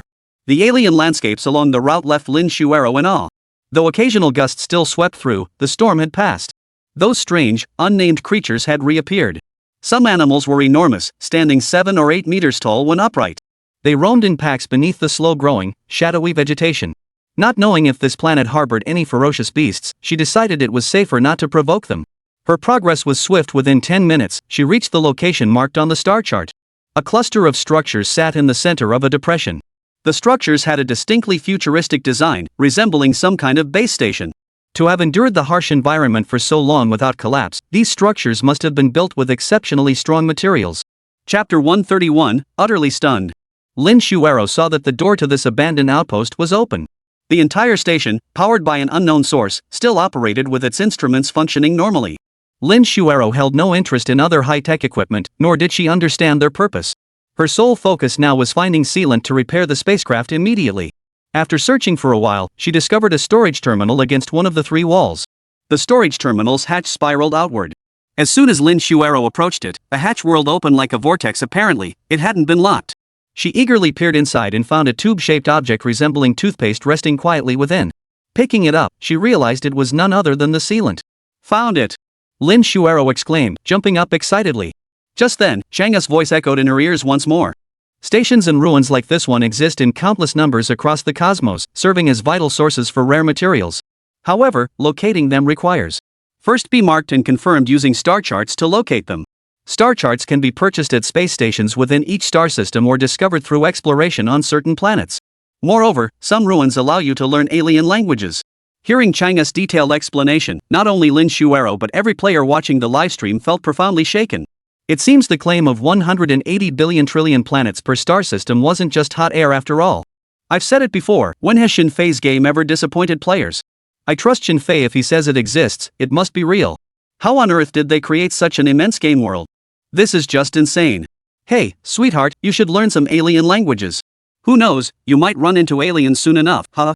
Guided by Chang'e, Lin Shuero stepped out of the outpost. A waist-high device stood by the doorway. Chang'e explained this was a cosmic log, a device any cosmic traveler used to document their base stations on planets. It automatically detected the reader's cosmic biological information and converted it into comprehensible text. Such technology was unheard of. Reading the logs granted access to the station-building species' language proficiency, progressing from vague comprehension to full understanding through continuous learning.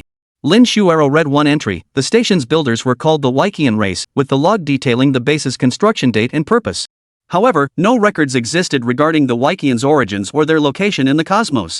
Even so, after reading just one log, the system notified Lin Shuero that her Wykian language proficiency had advanced one level.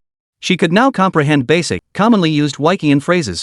This discovery satisfied her completely. Having found the crucial information, her immediate priority was returning to the spaceship to repair it.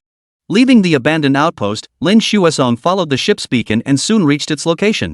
Along the way, she gathered every resource within sight. Stockpiling supplies for unforeseen needs, a basic precaution she understood well. She'd also gathered some ferrite powder along the way, more than enough for making metal plating. Sister Chang'e, I've got all the materials. How do I actually make the metal plating? Can't it be synthesized? Chang'e, metal plating requires a refining machine to be manufactured. Therefore, to create metal plating, you must first build a portable refining machine. This is so troublesome. Lin Shuero felt a bit down. The online viewers were nearly spitting blood. Damn, technology advances through endless hassles, right? That's the charm of it. If the beauty can't play it, let us play it. So many people are waiting to experience this masterpiece.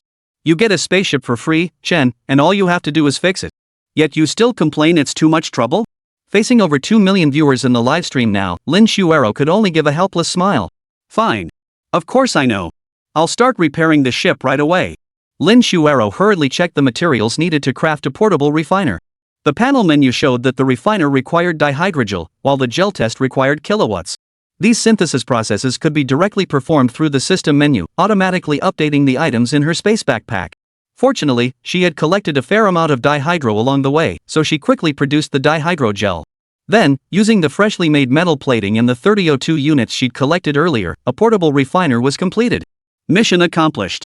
Lin Shuero placed the portable refiner on the ground. It was indeed compact, only about a foot tall. Chang'e had informed her that the portable refiner required carbon as fuel. That was easy enough. Without hesitation, Lin Shuero grabbed her laser energy gun and began sweeping it across the surrounding vegetation. Carbon elements immediately began flowing steadily into her space backpack.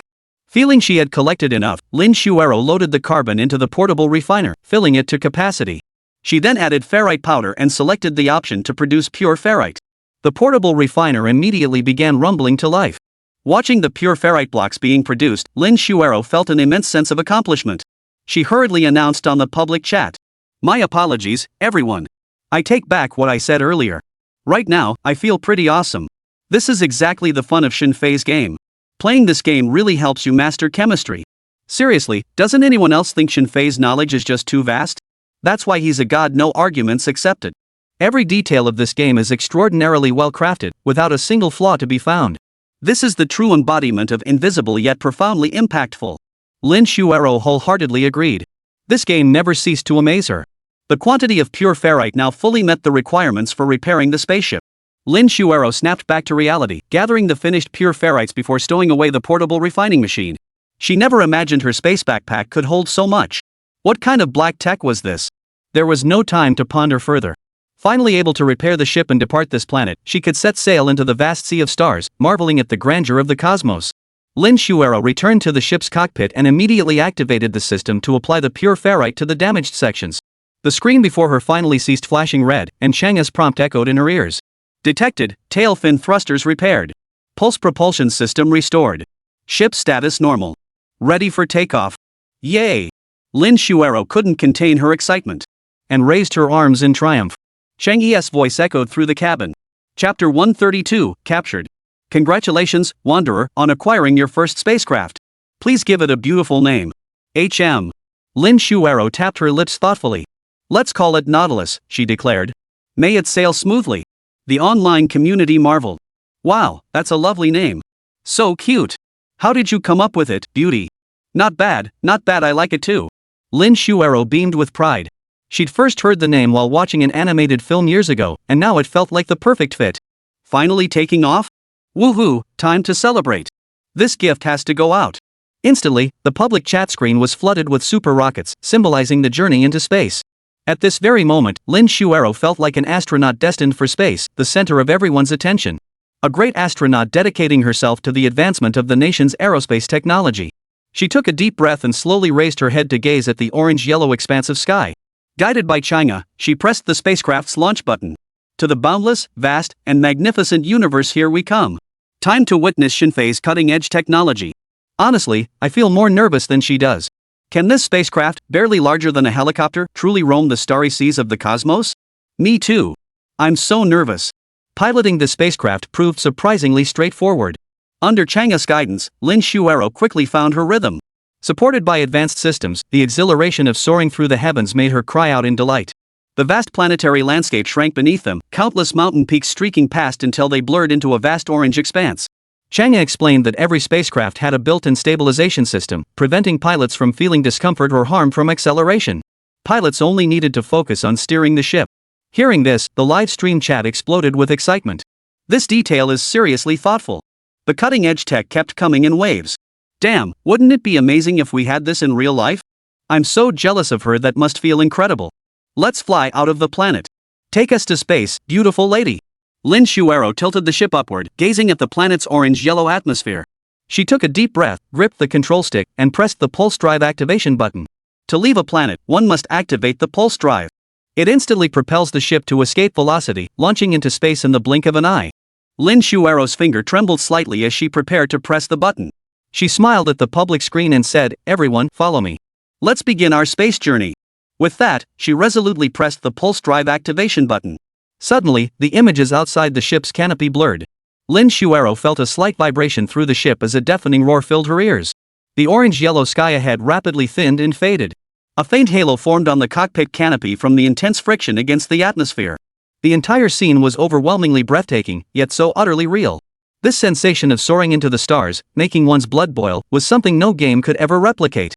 Suddenly, Ma Xuan saw the hazy orange glow of the atmosphere completely vanish before her eyes. Replacing it was an endless expanse of pitch-black darkness.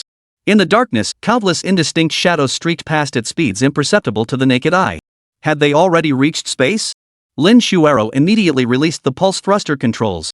The scene before her seemed to freeze in an instant, a breathtakingly magnificent panorama. The spacecraft moved slowly forward, and the objects that had been streaking past at incredible speeds now seemed to freeze in place. Countless small meteors floated around her ship above, below, left, right, so many they were impossible to count. In the distant, pitch-black void of space, a magnificent starry river stretched out, as if a handful of agate had been scattered across it. It was dazzlingly brilliant and breathtakingly awe-inspiring. Lin Xuero was utterly stunned. She ceased piloting, her mouth agape as she stared wide-eyed at the boundless expanse of the galaxy. Everything within this vast cosmos seemed utterly insignificant. The spacecraft occasionally bumped against asteroids, emitting faint vibrations. To her upper left, an even larger planet hovered in space. Lin Xuero was utterly speechless, overwhelmed by the spectacle unfolding before her. On the screen, the Phoenix River of the Demon Clan slowly shifted position within the branches of the Tawny Tree. Data on the ship's control console flashed continuously. Such a breathtaking sci-fi scene was something most people might never witness in their entire lives. It was so serene, so boundlessly vast, that every trace of inner turmoil vanished in that instant. Even more astonishing was that every star within the galaxy seemed to be moving independently. A comet, trailing a long tail, was hurtling toward a star. This was a genuine cosmic spectacle, showing no signs of fabrication whatsoever. Everything felt so natural, so spectacular. Gradually, the distant planet appeared to slowly grow larger in size. This was likely due to the gradual forward motion of her spacecraft. Currently, the planet occupied a full quarter of Lin Xuero's field of vision, a deep blue orb, utterly mesmerizing. For a moment, she was tempted to believe this was Earth. Countless meteors drifted past the spacecraft. Lin Xuero was utterly captivated by this unprecedented spectacle. The vast expanse of the starry sea made her feel insignificant. Even a planet in the cosmos was likely no larger than a grain of sand. Back on that planet, Lin Xuero recalled Chang'e's words. This galaxy seems to be called the Euclid Galaxy, Lin Xuero wondered aloud, turning to Chang'e. Is it larger than our Milky Way? Chang'e replied, the Milky Way has a radius of 50,000 light-years, while the Euclid Galaxy spans over 800,000 light-years in radius. It comprises roughly 200,000 star systems. Good heavens! Lin Xuero was stunned by Chang'e's words. Does that mean every planet in these 200,000 star systems can be explored? Chang'e, of course. But the Euclid Galaxy is just one within a supercluster. Beyond it lie Hilbert dimension galaxies and others. Each supercluster contains hundreds of thousands of star systems, and every planet within them can be explored. Lin Xuero was utterly dumbfounded upon hearing this. Every viewer in the livestream was equally stunned by Chang'e's words. Though they'd seen the promotional materials for the Journey Through the Stars website, and knew No Man's Sky boasted the largest, most expansive map in gaming history, 180 billion planets. Yet this figure remained abstract and incomprehensible to most. Chang'e's explanation, however, made it crystal clear, instantly giving everyone a tangible sense of scale. After all, viewers were quite familiar with the scale of the Milky Way. Comparing it to the game's Euclid Galaxy provided an immediate perspective. The in-game world was truly immense. And beyond Euclid, there existed other galaxies of comparable grandeur, a scale almost too vast to fathom. Only then did all players grasp the reality of those 180 billion trillion planets. Chapter 133, Mind-blowing. This game is terrifying. How did Yefei develop this? As a space enthusiast, I could play this game for a lifetime. Exploring planets is too dangerous. Could I just stay aboard my ship, drifting through space until my fuel runs out and I die in the void? Master Yefei, this game is designed for you to explore planets, gather resources, and gradually upgrade to become stronger. That's my understanding, at least. Lin Xuero drifted through the vast sea of stars, finding herself utterly captivated by the sight. Meteors streaked past her, leaving her utterly mesmerized. She had completely forgotten that countless players were watching her livestream at that very moment.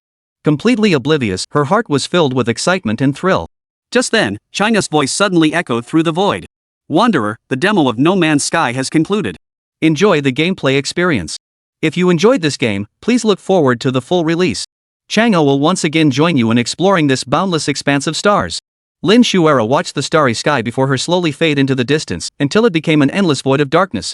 Suddenly, the logo for the game's concurrent development project appeared before her eyes.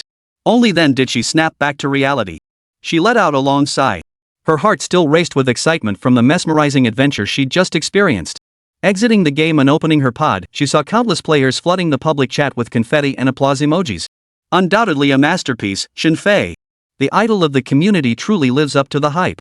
If a game like this doesn't win most anticipated sci-fi game of the year, it's a travesty. I just want to say, IGN, open your eyes and see what a true sci-fi space game looks like. Across the Asian servers, players from other countries who had watched the livestream immediately flooded IGN's Asian website. Microsoft CEO Donald was so stunned he couldn't utter a word. His hands trembled uncontrollably as they held the tablet. Clack!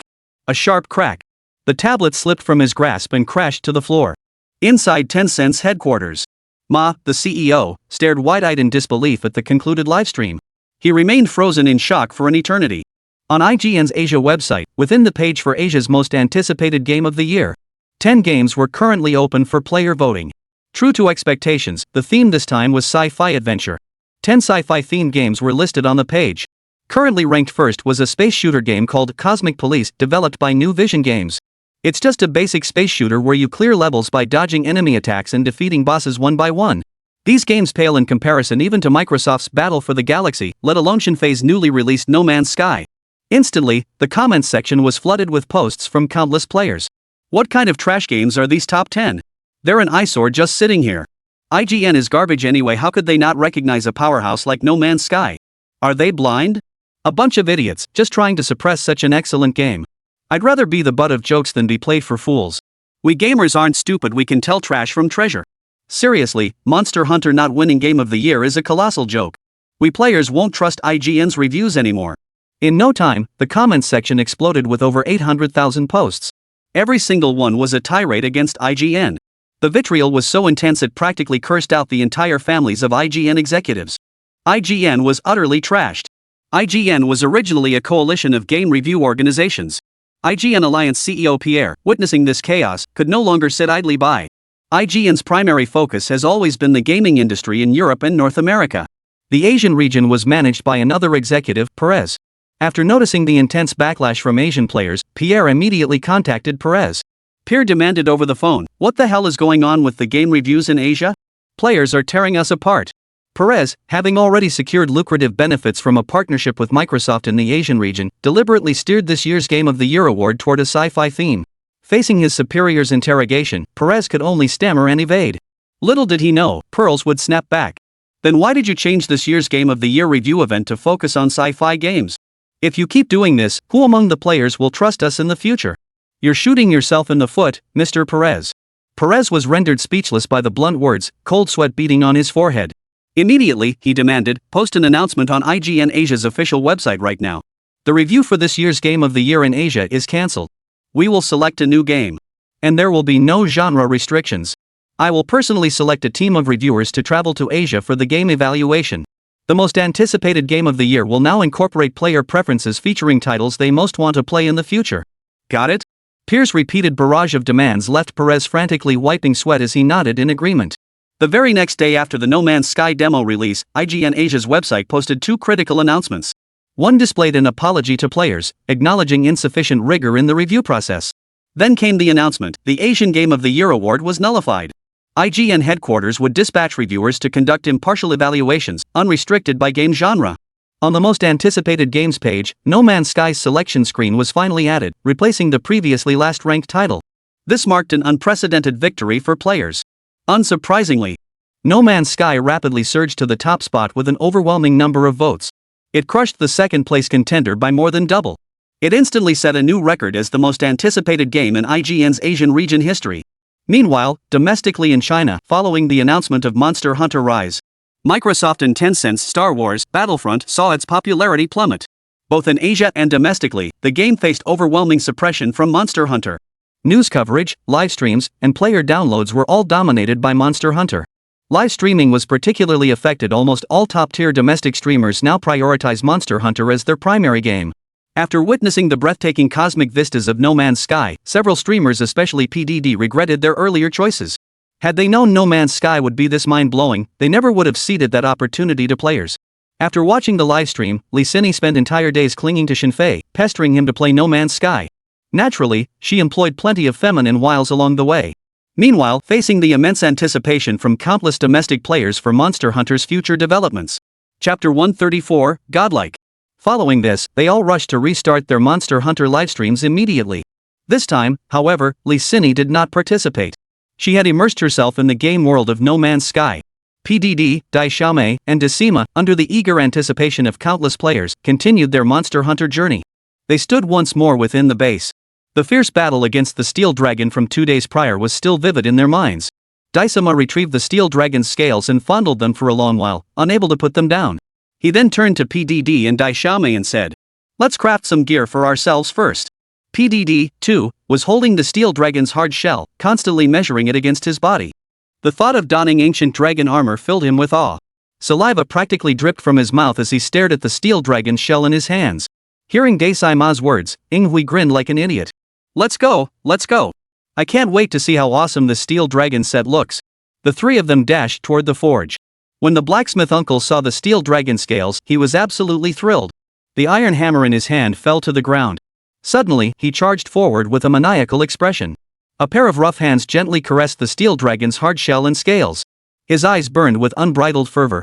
This ancient dragon, a godlike being from legend, oh my god. As he spoke, tears welled up in the corners of his eyes. The scene left all three of them utterly speechless. But then again, what kind of being was the ancient dragon? As a blacksmith, one could hardly suppress such passion for a god-tier artifact. The three felt it best not to disturb him, leaving him immersed in this profound emotion. After a moment, he finally regained his composure. "My apologies, I truly got carried away. Rest assured, I'll pour every ounce of my skill into crafting the most flawless armor for you. Leave it to me."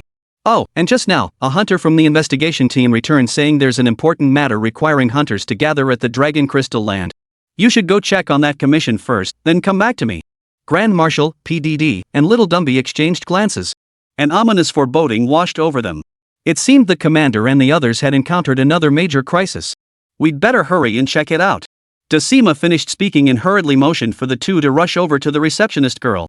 Upon reaching the receptionist, they found her looking deeply troubled. Decima rushed forward to inquire about the situation. The girl looked utterly anxious. Hunters from the investigation team had just returned to base, requesting reinforcements from other hunters. They reported encountering the most terrifying ancient dragon yet, currently moving deeper into the heart of the Dragon Crystal Land. The commander leading the investigation team had already deployed their battle formation, preparing to repel this terrifying ancient dragon in one decisive strike. But they were attacked by the Steel Dragon, suffering heavy casualties. But with your help this time, we can succeed. With that, he unfolded the commission register before the three. Clearly inscribed upon its pages.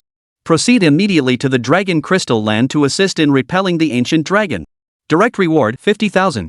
Faced with such an urgent situation, the three hunters Decima, Gozen, and the others realized the gravity of the matter. Hearing the girl describe it as the most terrifying ancient dragon to date, they exchanged glances. They recalled the terror of the Steel Dragon. Wasn't that already the most terrifying? A single Steel Dragon nearly wiped out the entire hunting party at the outpost. It even nearly leveled the outpost itself with its hurricane force winds. What ancient dragon could possibly be more terrifying? After accepting the commission, the three returned to the forge. 3 dazzling silver armor sets lay neatly before them. Each appeared strikingly cool and imposing. Behind them hung a winged cloak, paired with a pair of fiercely striking beast-shaped shoulder guards. The trio couldn't wait to don the armor. The silver light radiated a sharp, piercing aura. Every part of the set exuded an undeniable edge. With the commission now accepted, the threat of the Lei Shishi bandits loomed. The Grand Marshal had no time to scrutinize the Steel Dragon armor on his body. He hurriedly addressed PDD and Dai Xiaomei. This mission seems urgent. We should head to the Dragon Crystal Land without delay. The trio mounted the winged serpent dragon and raced toward the Dragon Crystal Land at breakneck speed. As they flew over the land coral plateau and arrived at the temporary campsite from their previous Steel Dragon expedition, the entire ridge of the plateau had been transformed into a battlefield. Several airships hovered high above, tethered by thick iron chains below, their cannons trained squarely forward. Large crossbows were deployed across the ridges, over 20 of them in total. Over a dozen hunters stood behind the crossbows, each wearing an expression of profound gravity. They looked as if facing a formidable enemy. The commander stood atop a high peak, gazing intently at a mountain path ahead, his expression heavy, his eyes narrowing repeatedly. PDD was stunned by the survey team's formidable setup. Recalling the mention of the most formidable ancient dragon to date, he couldn't help but swallow hard. All the players in the livestream were witnessing such a spectacle for the first time, completely dumbfounded. Holy crap, this setup is terrifying. Never before had they witnessed such a spectacular hunting scene. Could Tukon, this colossal beast surpassing even Gangpang, be the very extinction dragon? Decima and the others dared not delay. They immediately rode the winged serpent dragon to land beside the commander. Seeing the three approach, a hint of softened warmth flickered in the commander's eyes. It's you! Excellent! Grand Marshal hurriedly inquired. We rushed here the moment we received your request, Commander. What exactly has happened? The commander pointed toward the end of the mountain path ahead. It's the molten mountain dragon. This is what I feared most, and now it has come to pass. The unexplained migration of ancient dragons has brought so many of them to this new continent, the land of dragon crystals. I've been deeply concerned about this very possibility. Within the investigation team, I dispatched a squad to continuously monitor the molten mountain dragon's movements. This colossal ancient dragon appears to have reached the end of its lifespan, yet it too seems drawn by the depths of the dragon crystal land, leading it here. Should it perish within the earth vein corridor, its immense energy would be released in an instant, transforming the unbroken land into a sea. Therefore, the immediate priority is to drive the molten mountain dragon back into the ocean. Only then will the new continent be safe. Hearing the commander's account, all three wore expressions of horror. Viewers in the livestream channel felt a chill run through their hearts. A colossal ancient dragon, the molten mountain dragon? Had they heard correctly? What kind of monstrosity was this? This thing turning the new continent into a sea of fire upon its death? Are you kidding me? How exaggerated can it get? Even PDD in the game scratched his head, gazing toward the end of the mountain path. It's not that exaggerated, is it? Come on. Just then, everyone felt the mountain beneath their feet begin to tremble slightly. The vegetation on the surrounding peaks swayed in the tremor. The commander's face instantly drained of color upon sensing it. The hunters standing beside the crossbow cannons all wore tense expressions. Each clenched their fists, ready for battle. Chapter 135, A Roar.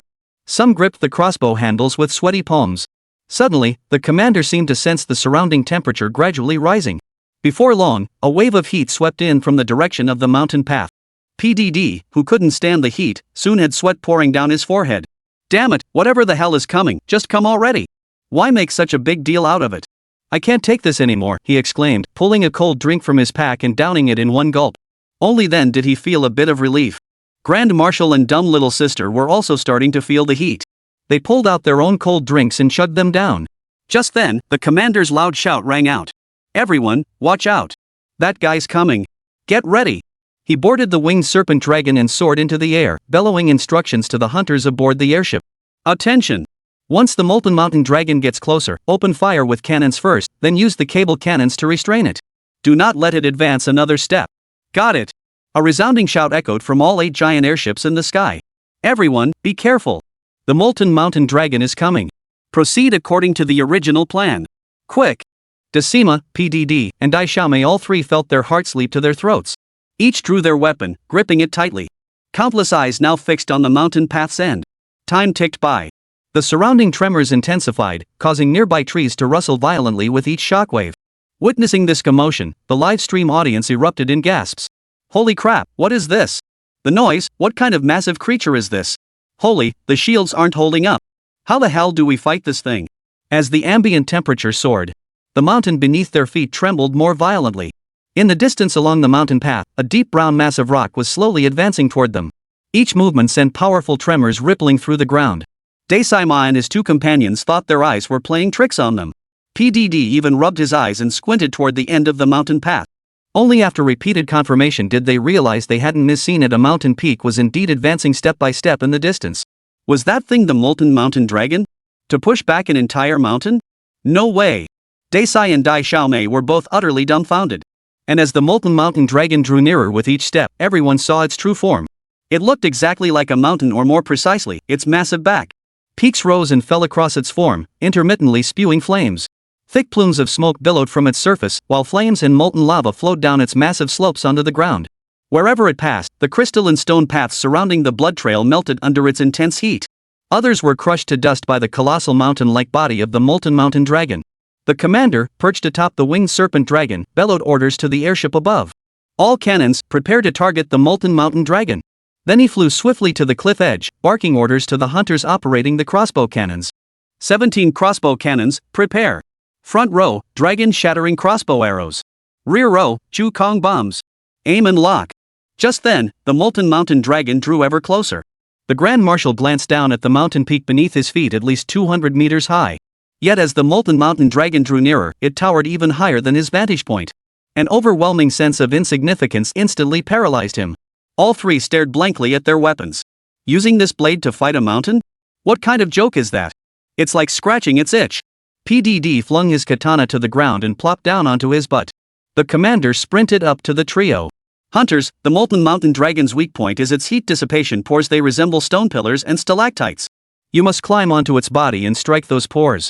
Only then did the trio grasp the plan. So they had to climb onto the beast? Why didn't you say so earlier? PDD pushed himself up with his sword. The trio whistled, mounted their wyverns, and soared toward the molten mountain dragon with a roar. Approaching the colossal beast below, they felt like mere flies circling its body. Grand Marshal shouted from his wyvern. We'll split up to find those cooling vents. Everyone be careful, this beast is scorching hot. Don't get hit by lava or firestones. The two men acknowledged the order, then one by one dove down onto the molten mountain dragon's back. The moment Grand Marshal's feet touched the creature, he felt a violent tremor. Surrounding volcanic hills erupted intermittently.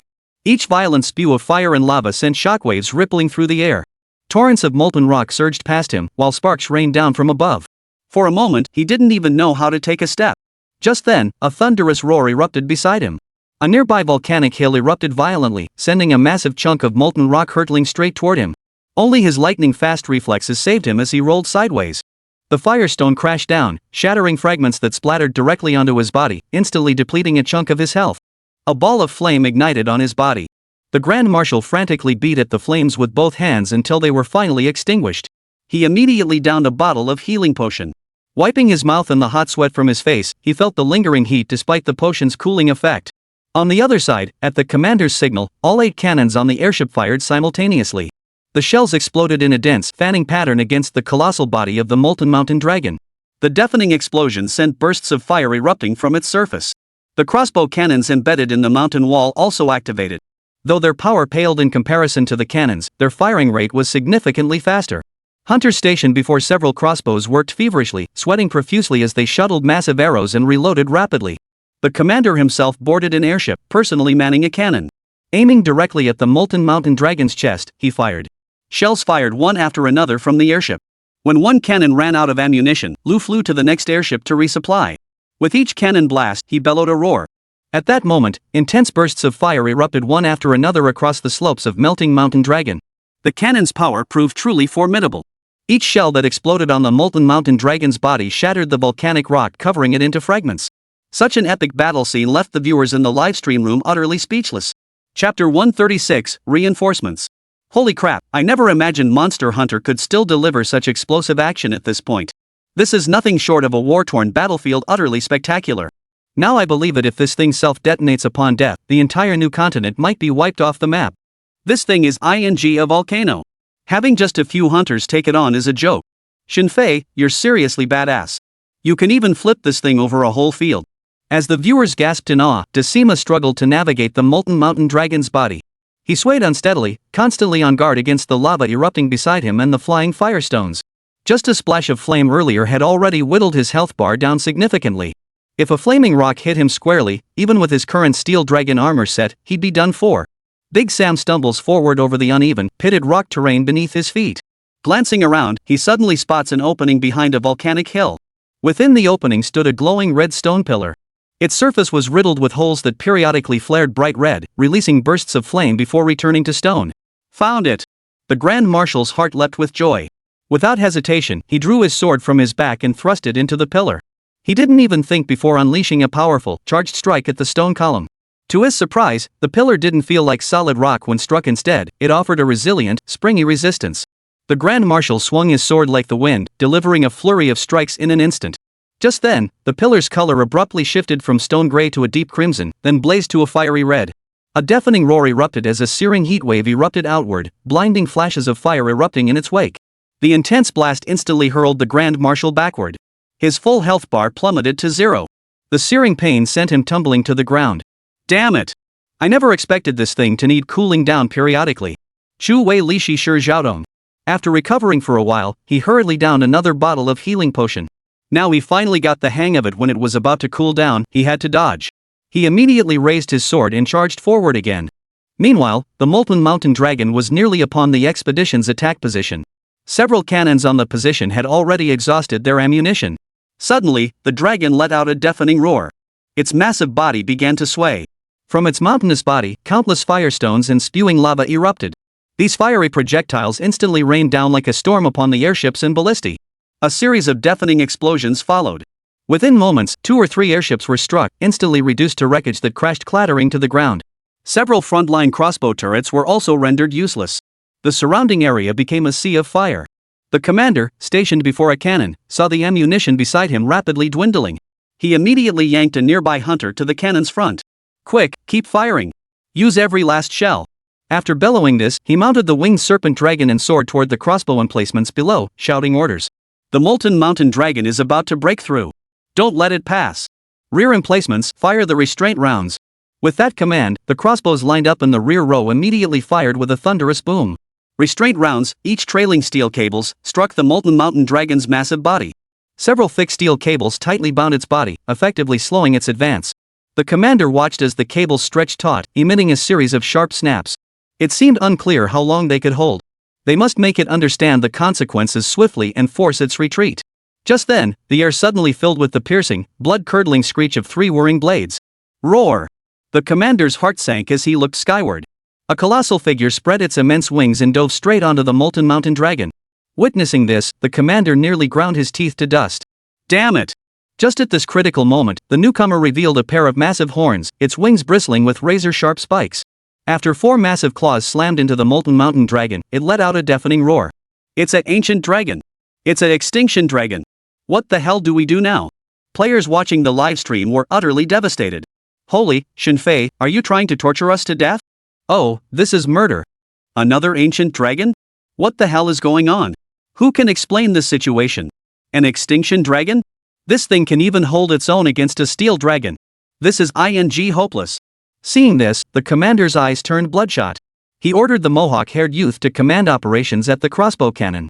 He drew his katana from behind and soared upward. He practically leapt from midair onto the molten mountain dragon's body. Facing the extinction dragon, which was glaring menacingly with bared fangs, he moved his legs with incredible speed, quickly closing the distance to the extinction dragon's front. The katana sliced horizontally across its chest, delivering a heavy horizontal strike. Almost simultaneously, the extinction dragon swung a claw, aiming for the same target. Clang! A shrill metallic clang echoed. The claw struck the commander's sword squarely. The immense force of the strike sent the commander flying backward. Bone spurs protruded from the dragon's massive wings as it roared at the commander. Its giant wings spread wide, and its body soared into the air. Its front claws lashed out viciously, narrowly missing the commander. The commander saw the extinction dragon instantly magnified in his pupils and rolled aside to evade the attack. Boom!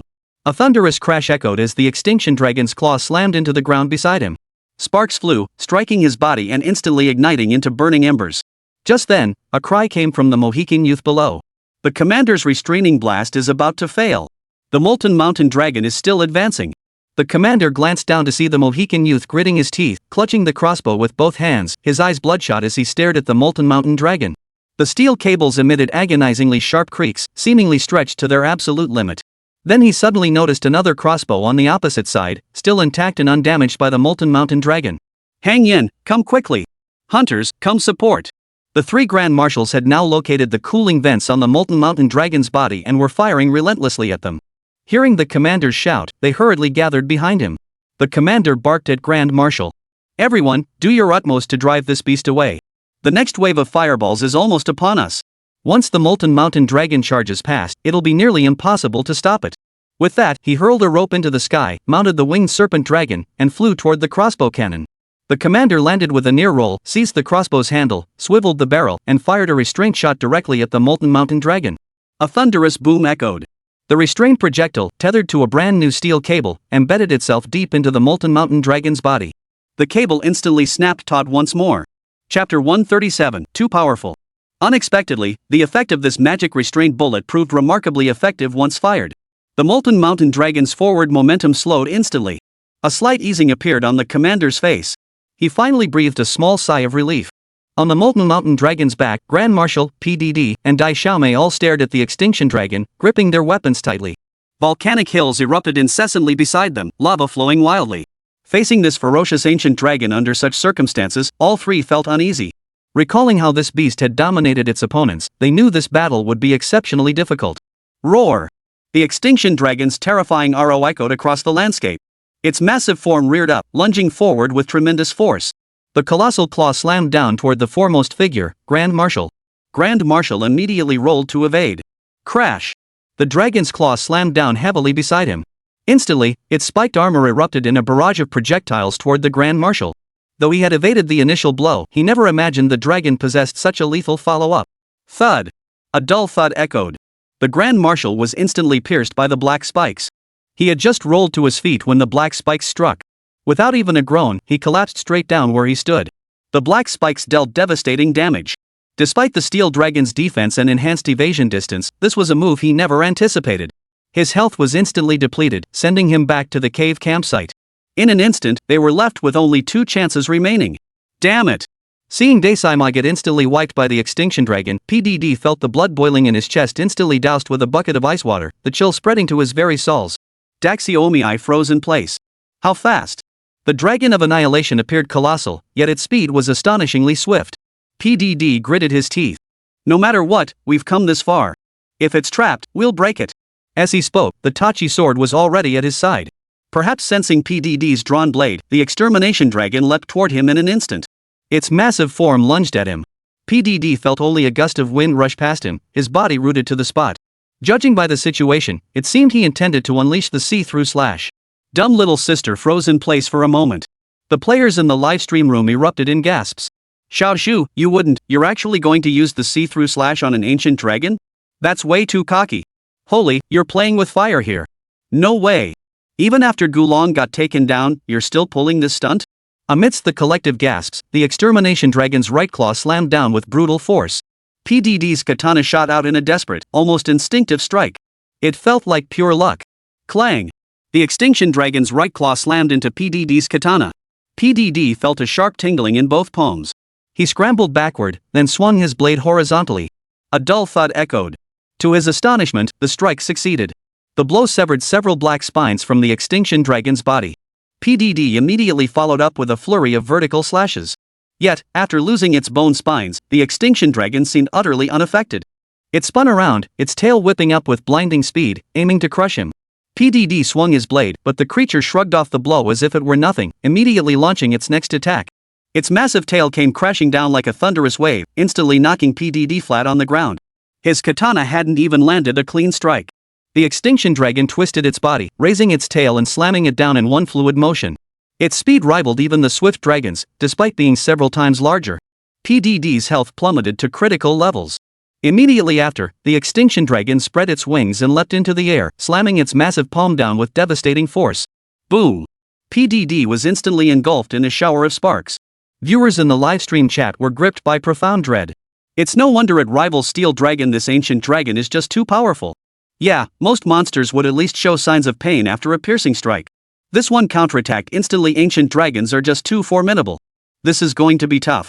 Watching this fills me with utter despair. At this moment, only little sister remains on the battlefield. Dumbfounded girl gripped the handles of her gluttony twin blades tightly, her almond-shaped eyes fixed on the extinction dragon with sheer terror. Her legs felt weak, and her calves began cramping uncontrollably. Quick, use the flash ball. A loud shout rang out from the sky. Dumb little sister looked up. It was Grand Marshal, returning to the battlefield. Immediately after his shout, Extinction Dragon let out a frenzied roar. The colossal body shifted slightly to one side, its claws plunging straight into the molten mountain dragon's body beneath it. That such a solid mountain mass could be pierced clean through with a single swipe of its claw, such force could no longer be described as terrifying. The extinction dragon then abruptly raised its body, its claws sending a shower of scorching firestones hurtling toward dumb little sister. She had no time to throw the flash grenade and could only roll aside to evade. Several firestones whistled past her. Without pause, the extinction dragon reared up and swung another massive claw strike at dumb little sister. Grand Marshal wasted no time, swiftly retrieving a flash ball and hurling it forward. A blinding flash erupted midair, finally interrupting the extinction dragon's deadly assault. Yet though its vision was momentarily lost, the beast instantly went berserk.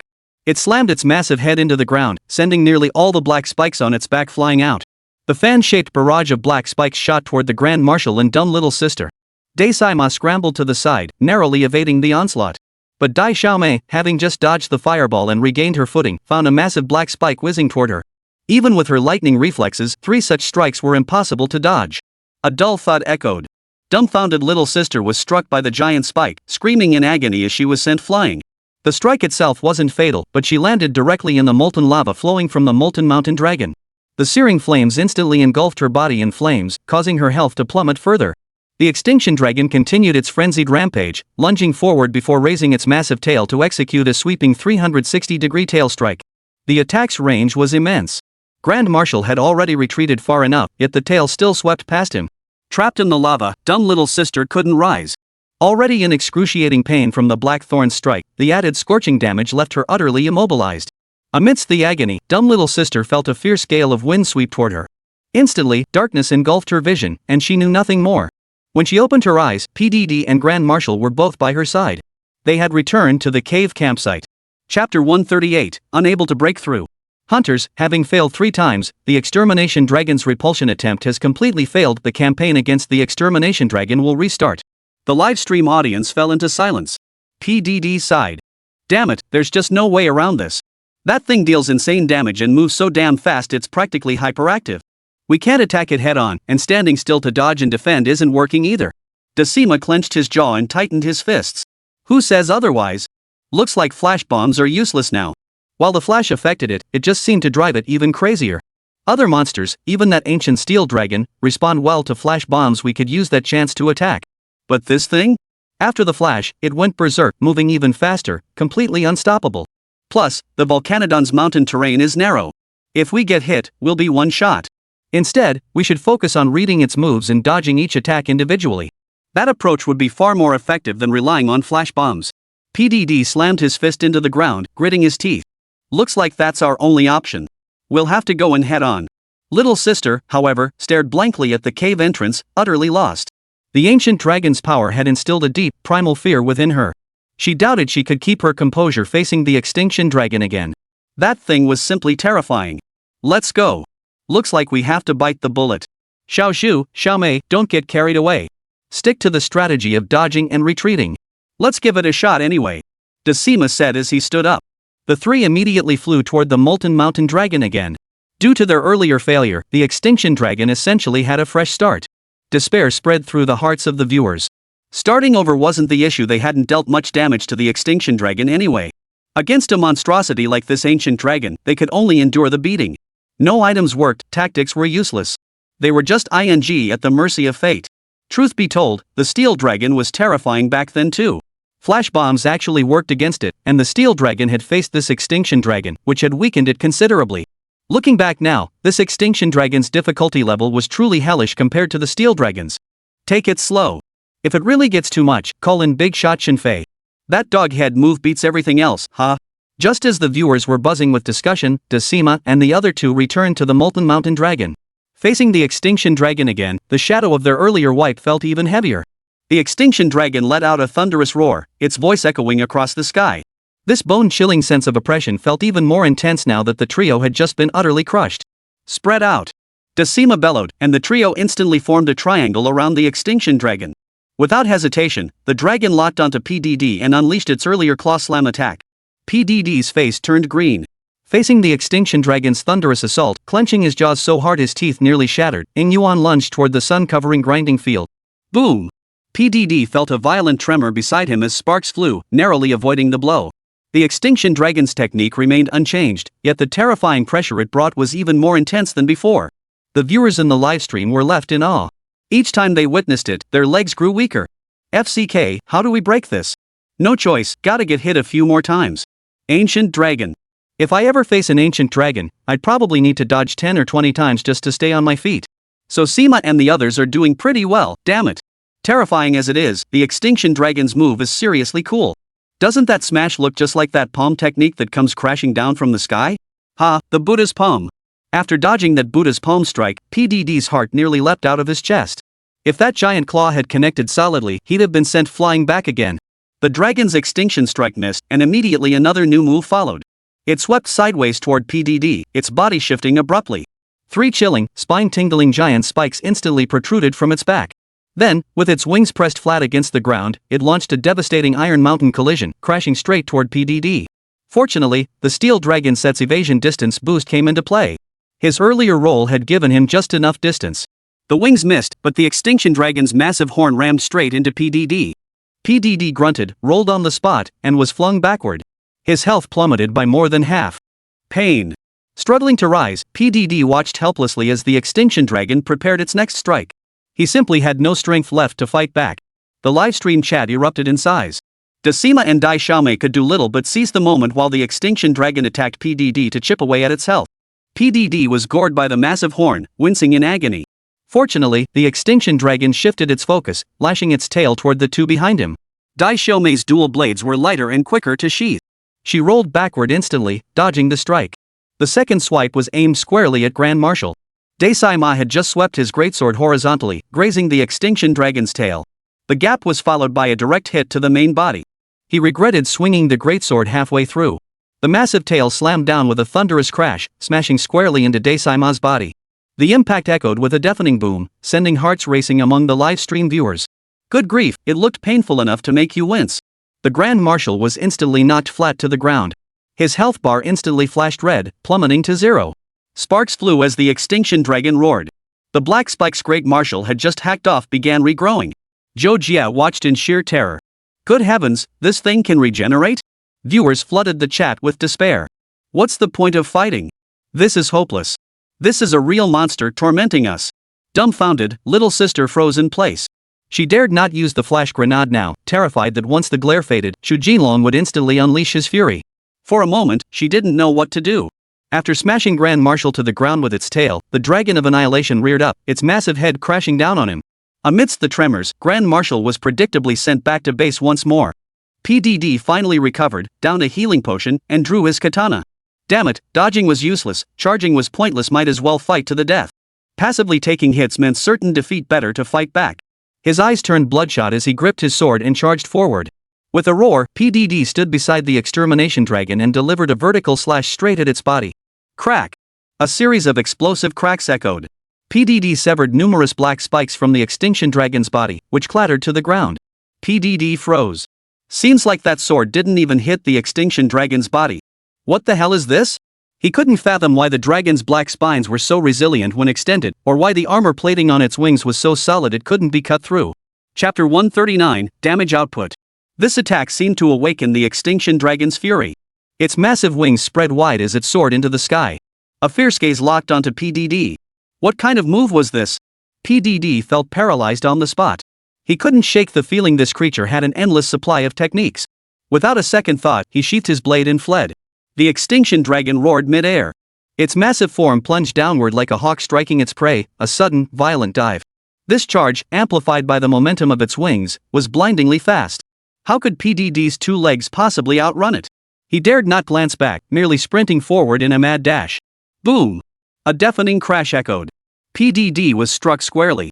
Black spines flew in all directions from the Dragon of Annihilation's body, vanishing entirely. The damage dealt was utterly terrifying. In an instant, PDD was instantly killed and sent back to base. Ah! Back at base, PDD was nearly losing his mind. What the hell was this thing? It was disgustingly deadly. Not only did it have a ton of moves, but damn it, its damage was insanely high, and it moved at lightning speed. So many of its attacks were one-shot kills. PDD sat in the camp, his face clouded with frustration, propping his chin up as he stared out the cave entrance. The viewers in the livestream were nearly at their wits' end. Only one last chance remained. Sigh, guess we'll have to try again next time. Watching this is so frustrating. But frustration won't help now. Once again, only Little Stupid Girl remained on the field. This outcome again? Little Stupid Girl was on the verge of losing her mind. Her palm gripping the knife was drenched in cold sweat. Her lips felt abnormally dry. After slaying PDD in one fell swoop, the extermination dragon instantly turned its gaze toward dumb little sister. Its eyes were like a predator's, fixed on her. Slowly, it began to advance toward her. The low, menacing growl it emitted sounded to her like a terrifying death chant. Go for it, some viewers urged dumb little sister in the livestream chat. Hiding won't save you anyway. Might as well just go for it. If I die, I die. At worst, I'll just start over. What's the point of watching this anyway? Dai Xiaomei had no time to glance at the chat screen now. Her eyes locked solely on the extinction dragon as she inched backward, feet braced for a rolling dodge. Suddenly, the dragon lunged. It tilted its body, slamming its head straight into the ground, executing that very Iron Mountain collision move from earlier. Dumbfounded little sister knew this move covered a vast distance and wide area. She immediately retreated backward, rolling out behind her. Thanks to the steel dragon set's extended roll distance and her timely anticipation, she dodged it. The extinction dragon's massive body slammed flat against the ground. Ouch! Viewers in the livestream instantly widened their eyes. Little sister's got skills. That's what happens when you get hit enough, you learn to dodge. That's true. Before, we could use tools to deal with other monsters. But this one seems to only respond to direct confrontation, so we have to rely entirely on our own strength. After all this time, finally a glimmer of hope. Ha ha. In the game, little sister dodged the extinction dragon's Iron Mountain collision. Seeing a brief opening as it retracted its attack, she immediately swung her twin blades in a lunging slash. Her form surged forward, the blades slicing through the extinction dragon's body with a dull thud. The gluttony twin blades had actually cut through its dragon hide. Dazed for a moment, her mind raced. The sharp-eyed viewers in the livestream chat instantly caught on. Whoa, so that's how it works. Just as Dai Xiaomei reeled back her shadow dance whirlwind slash, a fierce gale swept over the top of her head. The violent wind felt like a razor-sharp blade, bearing down on her with crushing force. Dai Xiaomei closed her eyes, unsure if she could dodge this blow. She rolled sideways regardless. But the moment she moved, excruciating pain shot through her body. She was half a beat too slow. The blow slammed her to the ground. Her health bar flashed red, her stamina depleted. Just then, Grand Marshal arrived, riding the winged serpent dragon, only to see dumb little sister crushed beneath the colossal tail of the extermination dragon. No! Grand Marshal rushed over as fast as he could. In the blink of an eye, the extinction dragon reared up, unleashing a devastating palm strike that slammed down toward the little girl. Instantly, the three were transported back to the campsite. Hunters, having failed 3 times, your repulsion attempt against the extinction dragon has completely failed. The hunt against the extinction dragon will restart. The Grand Marshal immediately cursed. PDD was utterly dumbfounded. Having just been sent back, they were leaving the camp to head out again, only to be abruptly returned to the starting point. He was so furious he nearly cursed. Dumb little sister, however, urged them not to panic. She shared her recent discovery with them. Grand Marshal sighed upon hearing it. So, it seems that once the thing releases all its spines, its defense will be at its peak. If that's the case, we can lure it into unleashing its full power first. Then we'll wait for an opening to chip away at its health. But you must strike once or twice and immediately retreat, otherwise, the Dragon of Oblivion's speed is simply too swift, leaving no time to dodge. Meanwhile, the clumsy girl kept flipping through the tool menu. Though she knew traps and flashes were useless against this creature, she still hoped to find something useful. Scanning from top to bottom, only 2 items seemed potentially helpful. One was the Big Bang Barrel G. The other was the recovery dust. She couldn't even recall how she'd obtained this dust. Judging by the name, it should be something she could scatter to restore health over an area. PDD approached and saw dumb little sister studying the tools. He sighed. Little sister, you mean use the explosive barrel? How about this? I'll place the explosive barrel. You guys distract the extinction dragon. At this point, we should try anything that might work. Dai-Saima nodded. Let's do it that way. But we still don't have a great strategy against this beast. The key is to focus on dodging its attacks. After discussing tactics for a while and learning the extinction dragon's weakness, their confidence grew significantly. They returned to the Molten Mountain Dragon once more. Facing the extinction dragon, Dai-Saima immediately barked an order, directing Dai Xiaomei to flank it from the other side. Meanwhile, PDD gritted his teeth as he moved further away, placing an explosive barrel on the ground. He then positioned another one on the opposite side. After that, he shouted loudly. All set. Circle it up and lure it toward the tree. Dai-Saima and Dai Xiaomei encircled the extinction dragon, their eyes fixed intently on it. Their minds were poised to make split-second decisions. Whoa, I get it now. Seems like when it's not dodging, it's easier to hit. Dai Xiaomei charged in, slashing the extinction dragon before immediately following up with a shadow dance whirlwind slash. Her twin blades whirled like a spinning top, instantly leaving several fresh cuts on the dragon's body. Roar! The extinction dragon seemed taken aback that this human had managed to block its attack. Instantly, it spun its massive body around, raising its tail to deliver a crushing blow downwards. Chapter 140, Unusually Tough. A thunderous crash echoed, but the shield didn't hold. Grand Marshal narrowly dodged the blow. PDD downed a bottle of healing potion to recover. He shouted urgently to Grand Marshal and dumb little sister. The explosive barrels deal decent damage. You should each have 2 left. Let's keep going. I'll draw its attention first. With that, he charged forward, drawing his katana behind the extinction dragon and delivering a vicious downward slash. The extinction dragon, having just missed its swipe at Grand Marshal, was feeling frustrated. Suddenly, a sharp pain shot through its tail. It instantly whipped around and let out a fierce roar at PDD. PDD, having delivered a single strike, immediately reined in his strength with unnatural speed. Panting heavily, he dashed away. Spotting a volcanic hill on the back of the 18th molten mountain dragon ahead, he quickly circled around to its rear, playing a game of cat and mouse with the extinction dragon. Seeing PDD successfully lure the extinction dragon away, Grand Marshal immediately shouted to Little Sister. "Little Sister, hurry up and spread out the explosive barrels," he said, placing 2 barrels about 10 meters apart. Little Sister hurriedly positioned the barrels. The 4 explosive barrels were arranged in a straight line, spaced closely together. Grand Marshal urgently shouted to PDD, "Quick, lure it over here." PDD rounded the volcanic hill and sprinted toward the direction of the celestial book. The extinction dragon had just slammed its iron mountain collision into the volcanic hill. The volcanic rock on the molten dragon's body was exceptionally sturdy. The impact only collapsed a corner, causing the volcano to crack and collapse, with molten lava gushing out. The extinction dragon was also pelted with numerous firestones. Seeing PDD suddenly flee in the opposite direction, the extinction dragon flew into a rage and immediately gave chase. Ah! PDD sprinted ahead, feeling the air in his chest rapidly vanish as he ran, tongue hanging out. The extinction dragon was faster, closing in on PDD. It launched a vicious dive toward him. Meanwhile, the 4 explosive barrels were arranged vertically in a straight line. PDD had barely reached the first barrel when his stamina completely depleted. "Oh my god, I can't run anymore." The words barely left his mouth before the Dragon of Annihilation's lunge reached him. Dasaima had already clutched the life dust in his hand, watching PDD, ready to use it at any moment. But the extinction dragon's massive frame triggered the explosive barrels first. A deafening blast sent PDD flying backward. Fortunately, the barrel's damage paled in comparison to the dragon's. Witnessing this, both Yintangwo and Zwaxiomai's team breathed a collective sigh of relief. The dragon's single lunge detonated 2 barrels in succession.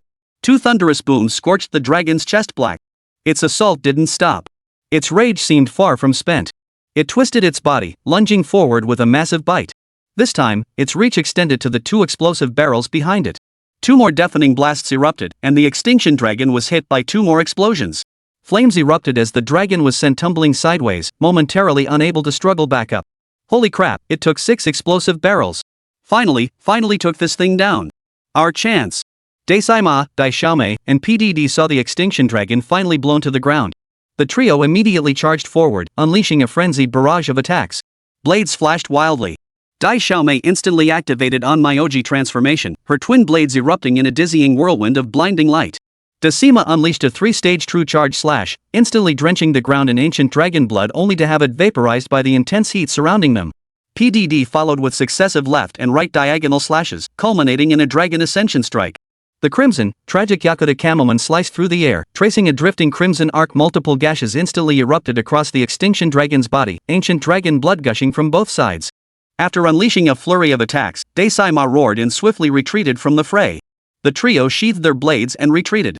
The extinction dragon rolled to its feet, its body drenched in ancient dragon blood. With a frenzied roar, its tail whipped upward. Grand Marshal sprinted away, shouting warnings. "Watch out!" That's the direction PDD fled from the tail swipe. His escape path was blocked by a volcanic hill. He'd witnessed firsthand the extinction dragon's tail strike. Its range was immense.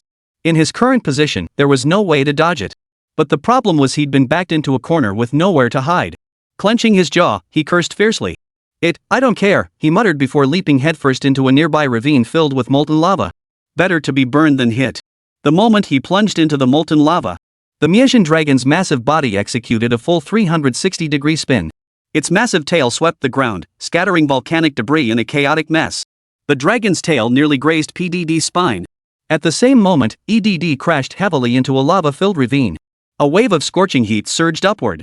PDD endured the searing heat as he watched his health bar steadily decrease. He quickly downed a healing potion, then turned and scrambled up the slope. Dasaima and Daishaomei had retracted their blades just in time and were already far away, out of danger. But the Annihilation Dragon was now completely enraged.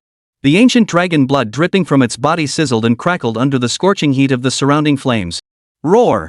A roar echoed. Black spines erupted anew across its entire body. This ancient dragon truly was.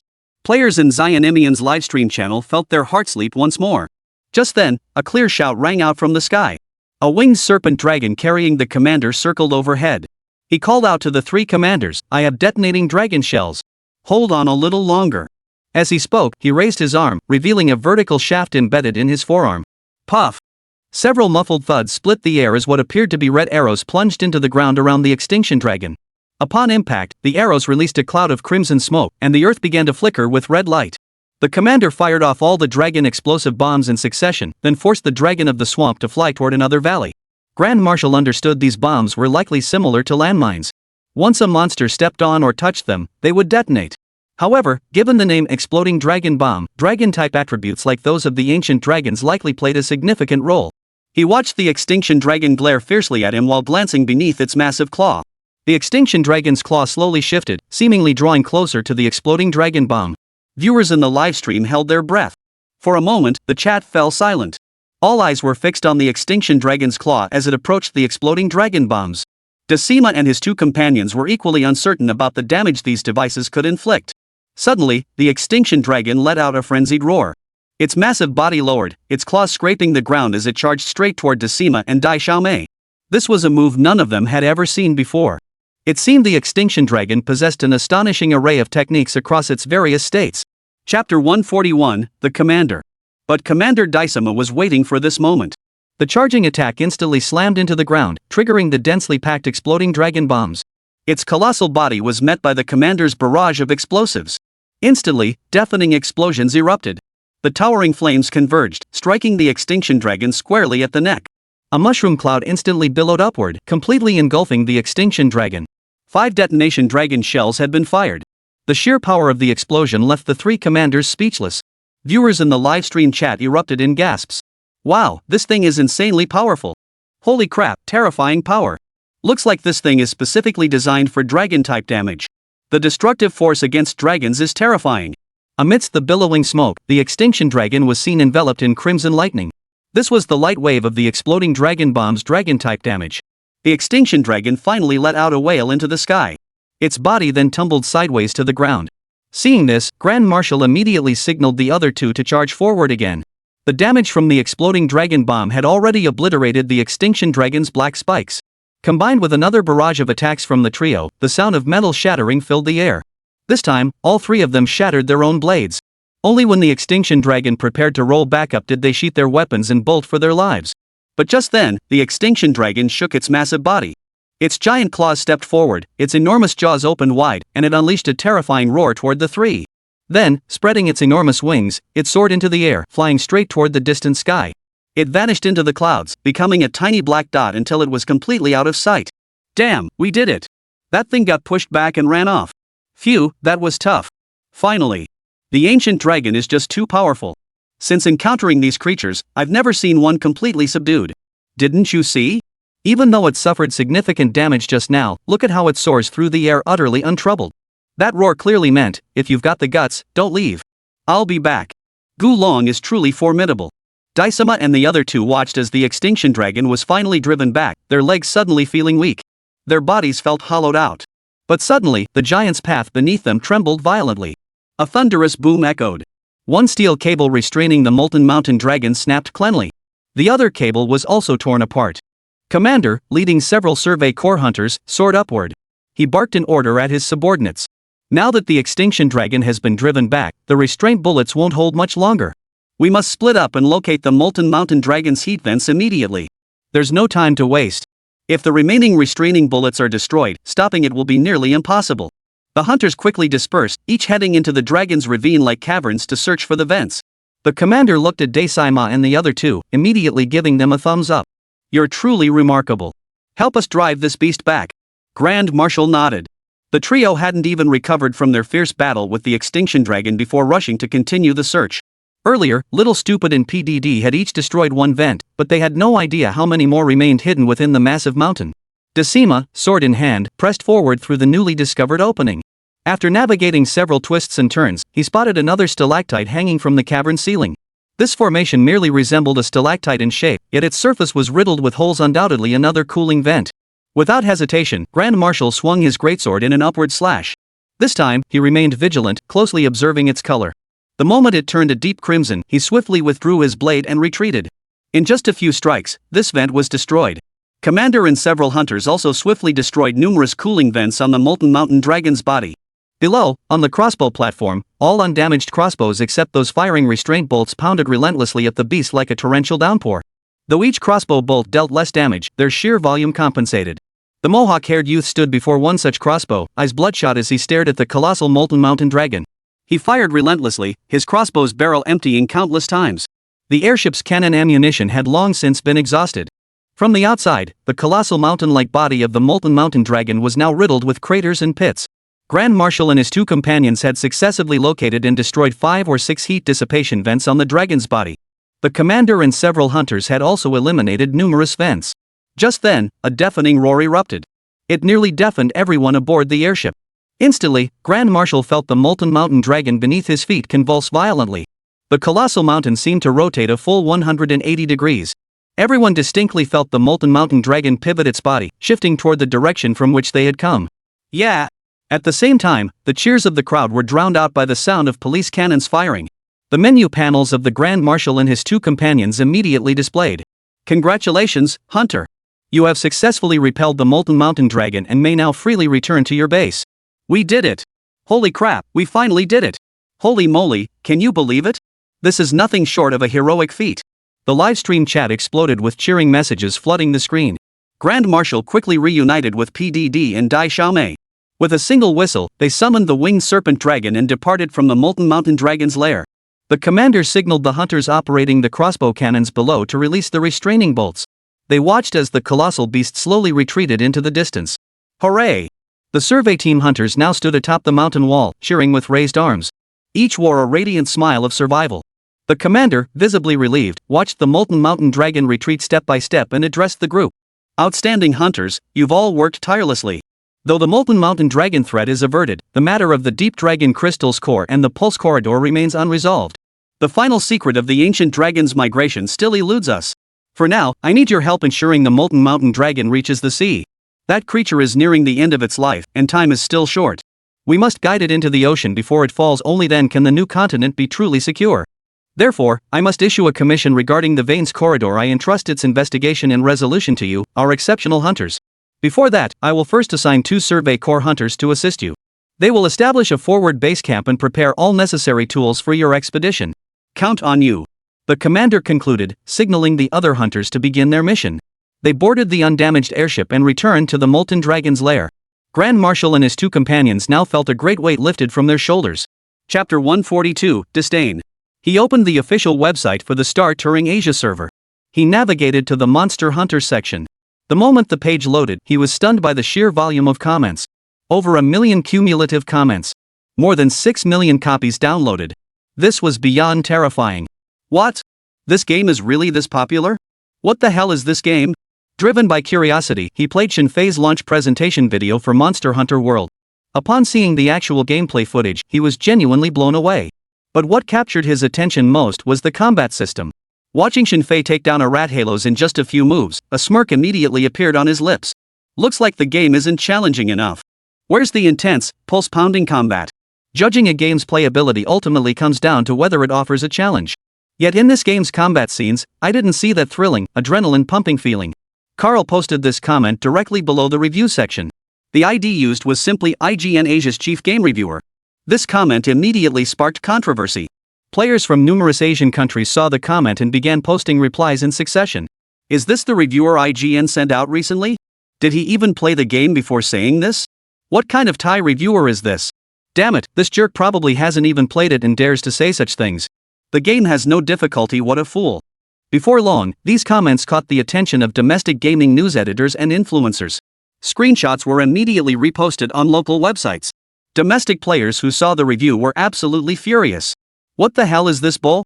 I seriously doubt this guy even played Monster Hunter before spouting this crap. Damn, if he thinks the game isn't hard enough, who does he think he is? Bigger than Shinfei? Probably couldn't even beat a 1-star monster. I used to trust IGN's game reviews, but now they're just a pile of. Not hard enough? If it were that easy, I wouldn't still be stuck on 4-star difficulty. Some players spotted Carl's avatar. Oh my god, isn't that Carl, the world-class streamer and pro player? IGN invited him to review the game? They must be blind. Just because he's good at LOL and CF, he thinks Monster Hunter isn't challenging? That's hilarious. When's the review coming out? I'm genuinely curious to see if this guy is really that skilled. Exactly. If you say the game isn't hard, then show us a gameplay video to prove your skills. Otherwise, you're just a clown. Within just over an hour after Carl posted this comment, the official Asian server website for Monster Hunter Online had already racked up over 100,000 comments. Most were fiercely rebutting Carl's remarks. Many players pointed out, "You talk big, but just watch the gameplay footage of you getting slaughtered by 3 monsters."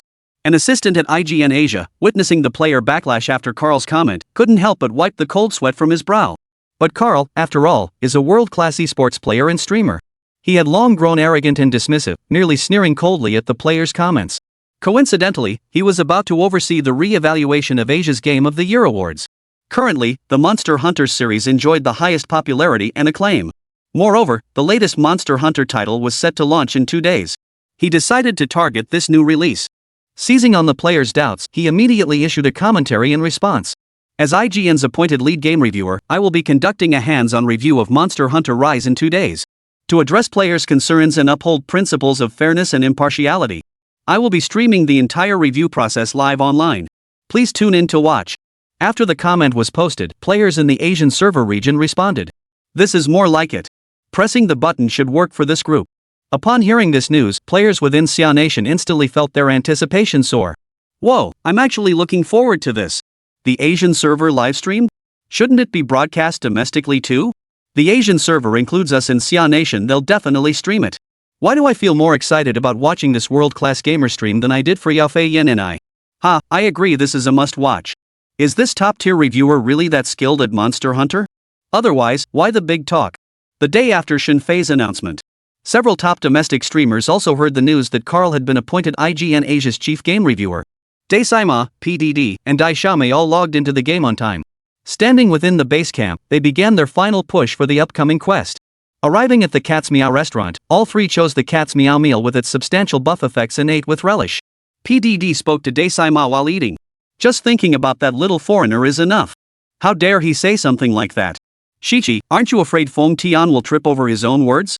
Now I'm actually curious to see how that big shot will fare playing Monster Hunter with us. Daesaima scoffed dismissively. I'm not really interested in him. I'm still looking forward to Shenfei's new Monster Hunter release the day after tomorrow. Dai Xiaomei agreed. Yeah, I bet Jian Idol's new update will have even more fun elements. PDD nodded. That's true. We might not call ourselves veteran hunters yet, but we've got some experience under our belts. So I'm really looking forward to the new monsters in this update too. Daesaima chuckled. We'll find out the day after tomorrow. Let's just wait and see. PDD drew the greatsword from his back and tapped its blade with his finger. Speaking of which, we got so much Extinction Dragon material last time.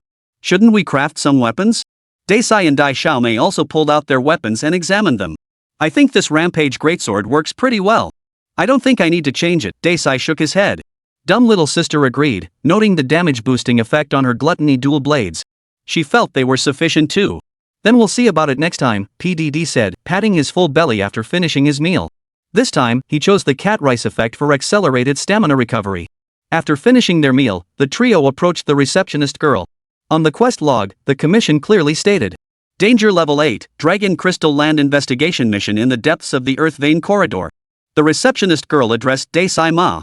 Chapter 143, let's go. My heroes, this commission will finally unravel the mystery of the ancient dragon's migration. Please do your best.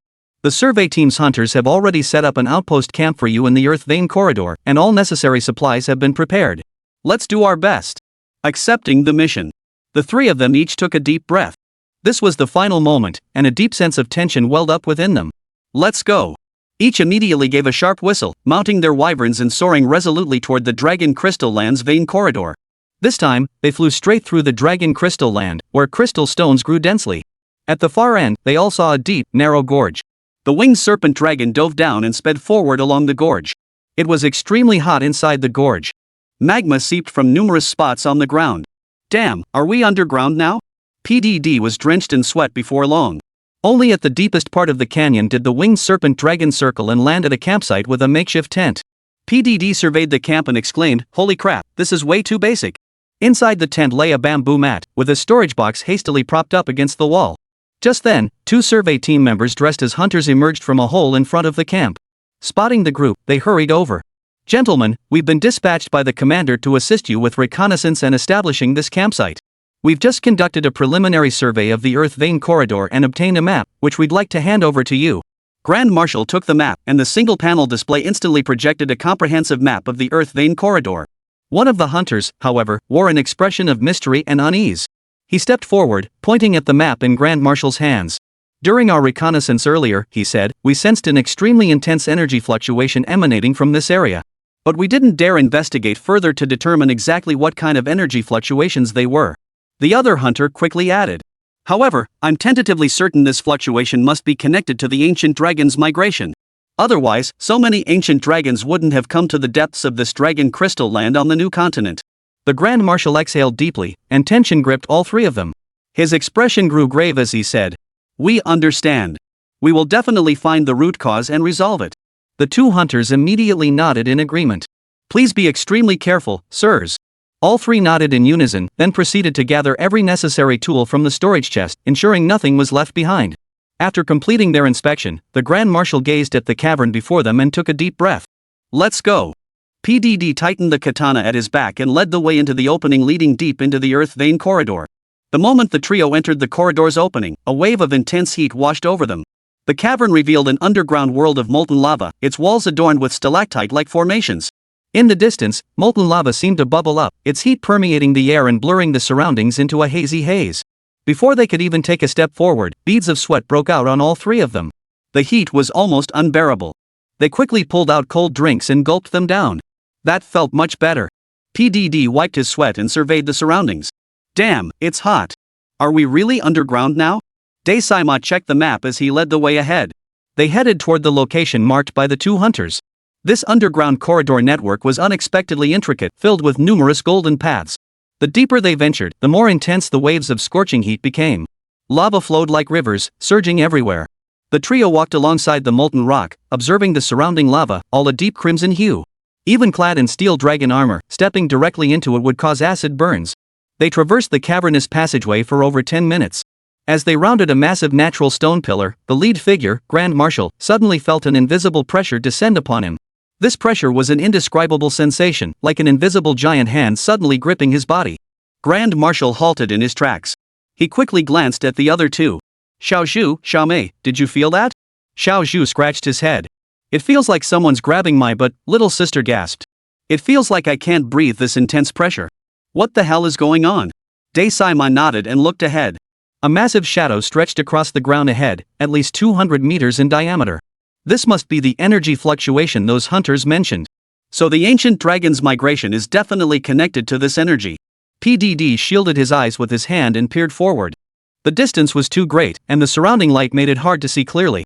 But little sister gripped her twin blades tightly, her face tense with anxiety. The viewers in the livestream chat were also feeling the tension. Though they couldn't describe the feeling, just watching the three of them through the screen conveyed a palpable sense of pressure. So tense. What exactly was the mystery behind the ancient dragon migration? Wei Gung was about to reveal it. The closer they got to the end, the more cautious they had to be. "Don't let your guard down. Everyone, be careful." Amidst the players' nervous concern, the trio slowly edged toward the dark shadow ahead. Upon reaching its vicinity, they finally recognized the colossal shadow as the Earth's core. No wonder it appeared as a massive dark form from afar. Just then, a flickering blue glow suddenly emanated from the enormous pit. The light danced eerily across their faces. "What the hell is that?" PDD tiptoed to peer into the pit. From above, the depths appeared pitch black. Yet at the very center of the pit, something seemed to be glowing with a faint, eerie blue light. Deep underground, this eerie blue light flickered. The scene resembled ghostly flames. It was enough to send a chill down one's spine. They should be down there. Daesaima, bearing his greatsword, climbed down the pit's rocky edge. Soon, the three reached the bottom. The pit's interior was surprisingly spacious, and the pale blue glow now appeared as large as a small hill. The trio approached cautiously. Slowly drawing nearer, they came within a dozen meters of the glow. Now, all three of them and every player could see clearly. The luminous mass appeared to be a colossal monster. Its entire body pulsed with flickering, ghostly blue light, and its mountain-like form trembled faintly. Simultaneously, the guide bugs at the trio's waists all turned a deep blue, clustering together and floating in the air. The menu panel immediately displayed. Notice, large ancient dragon species Dark Lantern Dragon detected. Danger level, 8-star, Dark Lantern Dragon. Chapter 144, Bewilderment. No wonder it was emitting that ghostly light. Seriously? So this is the culprit behind the lightning chaos? Does that mean it's luring all the ancient dragons here? What the hell kind of power does this thing possess? It's actually drawing ancient dragons to it? In the game, the three stared dumbfounded at the shadow lantern dragon before them. It lay prone on the ground, seeming to draw faint blue ghostly light from the surrounding earth to swirl around its body. PDD wiped the cold sweat from his face and whispered urgently. Holy crap, even lying down it's as big as a small mountain. If it stands up, it'll be massive. Are we really going to fight this thing? PDD's voice nearly broke into a stutter as he quietly wiped the sweat from his forehead. Just then, the netherlight dragon before them, while absorbing the blue light from the earth's veins, began to tremble violently. Its trembling grew increasingly intense until suddenly, a thunderous roar echoed, reverberating through the summer air. It seemed to have detected the presence of Grand Marshal and his two companions. The trio slowly backed away, retreating step by step. Gazing upon this colossal creature before them, a deep dread welled up within their hearts. Roar! Boom! Slowly, the creature spread a pair of wings so large they seemed exaggerated. Their wingspan nearly reached the edges of the pit. A faint blue glow emanated from its entire body, which appeared semi-transparent. Beneath the eerie glow, the black sections appeared to be its massive skeletal structure. Its absurdly large head bore 2 rows of 6 red, egg-like protrusions on either side, while below sat a pair of enormous, orange-red eyes. Those massive eyes now glared menacingly at the three, before the creature twisted its neck upward and let out a deafening, soul-shaking roar. The trio hastily covered their ears. After the roar, the netherlight dragon began advancing toward them, its massive legs taking deliberate steps. With each step, the ground trembled violently. As it drew nearer, the trio looked up at the creature, which towered over them like a mountain range several kilometers high. How could they possibly fight this? PDD scratched his head and swallowed hard, staring at the enormous dragon claw towering over him. The trio exchanged glances, their faces blank with bewilderment and despair. I developed Monster Hunter, driving global players wild. Looks like we'll just have to give the Dark Light Dragon a foot massage. Holy crap, this thing's way bigger than an extinction dragon. Only Seema's greatsword might barely reach it. No choice, we'll just have to beat its feet. Are we pedicurists or what? Though its massive size would slow its movements, they still needed to carefully assess its capabilities first. Seema glanced at the public chat, noting the players' comments and acknowledging their logic. Yet one crucial factor remained unignorable. Despite its slower speed, its massive size meant its attack range would be considerably larger. Therefore, just like before, they must first understand its attack patterns. With this thought in mind, he hurriedly shared his earlier idea with PDD and Dai Xiaomei. It seemed that facing such a colossal ancient dragon, especially one with a wide attack range, choosing the steel dragon set with its passive evasion distance boost was indeed the right monster selection. Seema's mind raced. He motioned for the two to slowly retreat, all waiting for the netherlight dragon to make the first move. Suddenly, the dragon's massive body shifted slightly. The blue light swirling around its colossal frame flickered intensely. This light steadily gathered toward its head. In an instant, its massive jaws snapped open, spewing a jet of blue light toward the trio. As the blue beam struck, an immense sense of pressure instantly engulfed them. Facing this creature for the first time, none of them felt confident. Even seeing the surging blue light across its body, they had no clue what kind of attack it would unleash. But the blue lantern dragon's blue light came on the blink, and the three of them almost instinctively rolled toward the sun-shrouded area to dodge the attack. Unfamiliar with the netherlight dragon's tactics, their reactions were half a beat too slow. PDD, being closer, felt the full force of the blow like a heavy hammer strike, instantly blasted backward by the blue light. Seema and Dai Xiaomei fared better, rolling left and right to evade. Witnessing the netherlight dragon's attack, Seema exhaled deeply. This creature's strikes were indeed slow. As long as they didn't get greedy with their attacks and watched out for its area of effect strikes, they should be fine. Let's try it. Seema called out to Dai Xiaomei, and the two charged left and right toward the netherlight dragon's underbelly. Seima immediately executed an upward slash, the length of his greatsword just barely reaching the dragon's leg. Dai Xiaomei, however, had no choice but to face the netherlight dragon's massive claws, swinging her dual blades in a flurry of strikes. After their initial exchange, Grand Marshal shouted for dumb little sister to cut her losses. They quickly sheathed their blades and scattered to either side of the netherlight dragon. The netherlight dragon's massive body suddenly shook violently. Its colossal frame, as large as a building, charged forward with a devastating impact. Fortunately, the Grand Marshal and the clumsy girl had fled in opposite directions. Otherwise, such a wide-ranging attack would have been impossible to evade. PDD had just recovered enough to down a bottle of health potion G. No sooner had he stood up than he saw the colossal form of the lantern dragon hurtling straight toward him. Damn it, my luck's so bad even drinking cold water gets stuck in my teeth, he cursed under his breath, diving sideways in a desperate leap. Little did he know the lantern dragon's massive head spanned an enormous area. Though he dived away, seemingly far enough, the dragon's massive horn still slammed solidly into PDD. He was sent flying once more. The impact instantly blacked out his vision, yet the pain vanished. He was instantly teleported back to Lee's camp. The viewers in the livestream were dumbfounded. Holy, even a monster this big can do a dragon car? My god, getting smacked by that colossus actually feels awesome instant teleportation. PDD was so furious he started cursing like a sailor. Damn it again. He slammed his katana into the ground and roared at the sky. Daisai and Dai Xiaomei scrambled to a safer distance. Seeing such a colossal creature unleash its dragon charge was terrifying. After instantly defeating PDD, the Netherlight Dragon swiftly turned its massive form and began advancing step by step toward Grand Marshal and Little Dumb Girl. Each step sent violent tremors through the ground. From their brief skirmish, Grand Marshal seemed to grasp that the best tactic was to hide beneath its body. As long as they avoided being trampled, they could still deal some damage. Without delay, Daisai instructed Dai Xiaomei to maintain their previous tactic. In an instant, both players darted beneath the Netherlight Dragon's legs, unleashing their respective skills to deal relentless damage. Dai Xiaomei's dual blades offered agile maneuverability, allowing her to enter and retreat from combat swiftly. With a lunging slash, she appeared before the Necrolamp Dragon's massive claw. Her twin blades flashed wildly, striking at the claw's surface. Meanwhile, the Grand Marshal focused on the dragon's shifting tail, which his greatsword could just reach. His greatsword rang out as a horizontal swing sliced cleanly through the colossal tail's thick flesh. Uncertain of the Netherlight Dragon's patterns, he dared not risk a charged strike. After a few swings, he saw the tail sway violently as the massive rear end twisted abruptly. Realizing danger, he instantly retracted his sword and retreated. Simultaneously, the Netherlight Dragon's massive tail swept toward him with the crushing force of a mountain. 587. The range was indeed too vast. Grand Marshal felt immense pressure bearing down on his spine. Without a moment's hesitation, he lunged forward in a desperate dash. Normally, even against ancient dragons like the Annihilation Dragon or Steel Dragon, he wouldn't resort to such constant diving dodges. The Netherlight Dragon's attack range was simply too vast. Such diving maneuvers were his only chance to evade. Even so, the sweeping arc of its tail still grazed his body. A dull thud echoed. The Grand Marshal was flung sideways, crashing into the massive crystalline stone of the cavern.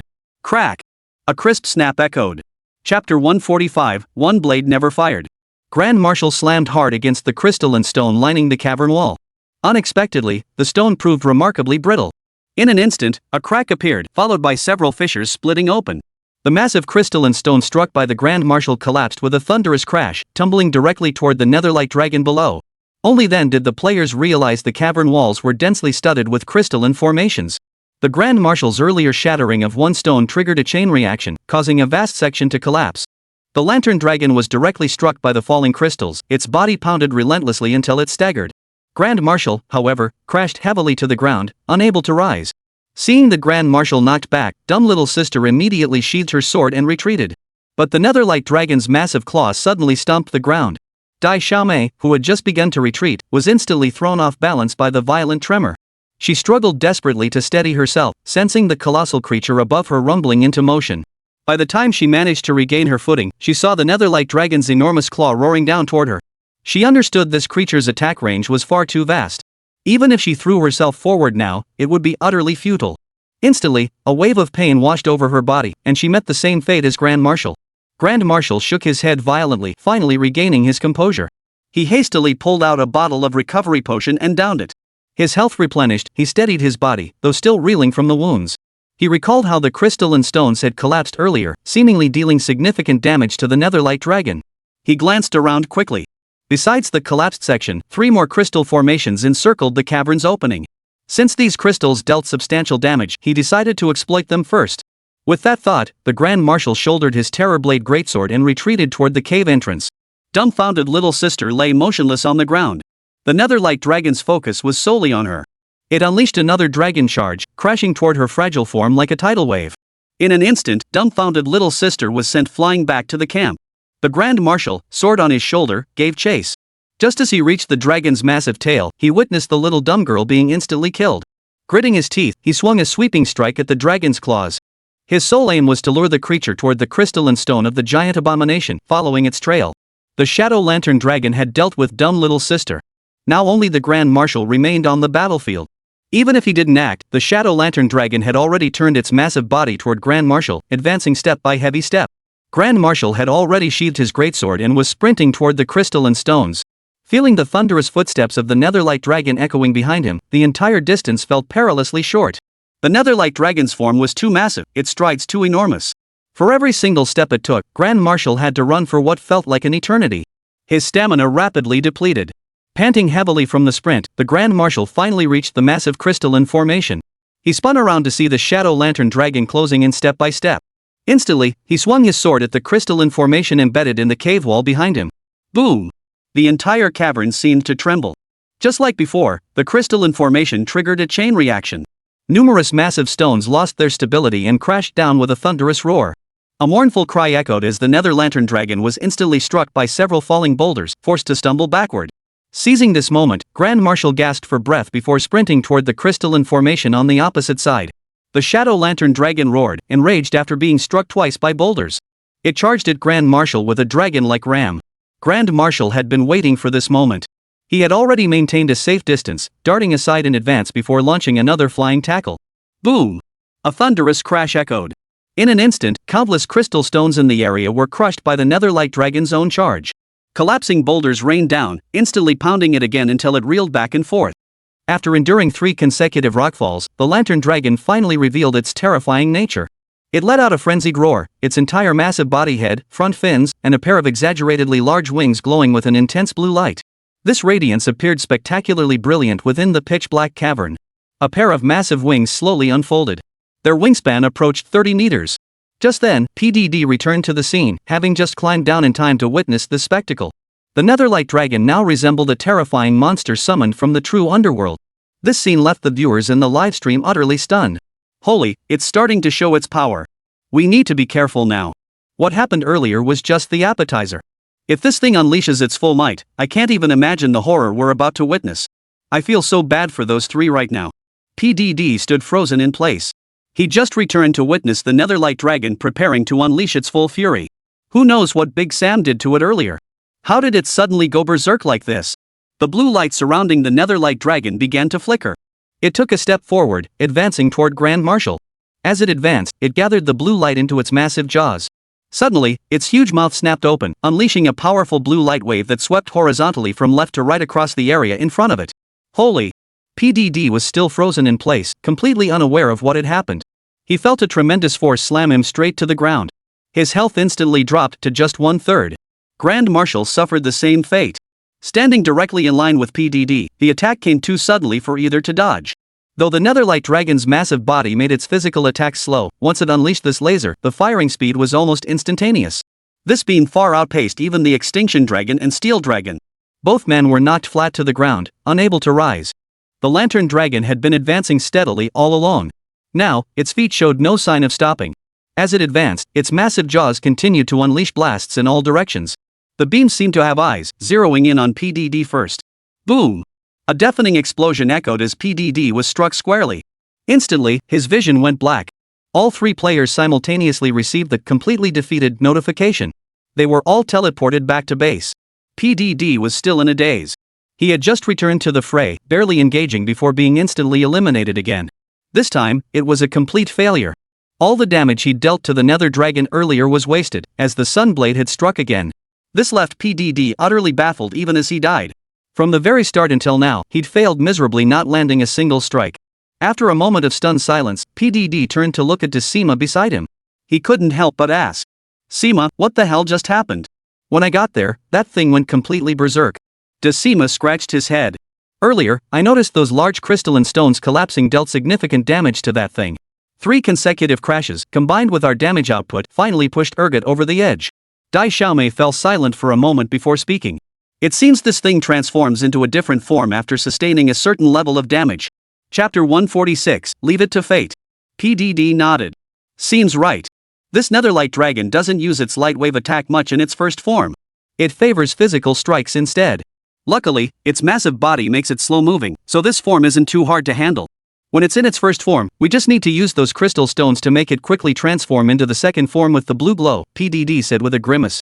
"And then?" Daisai-ma shot him a glare. "Then we'll just have to leave it to fate. Isn't this just the beginning of the raid?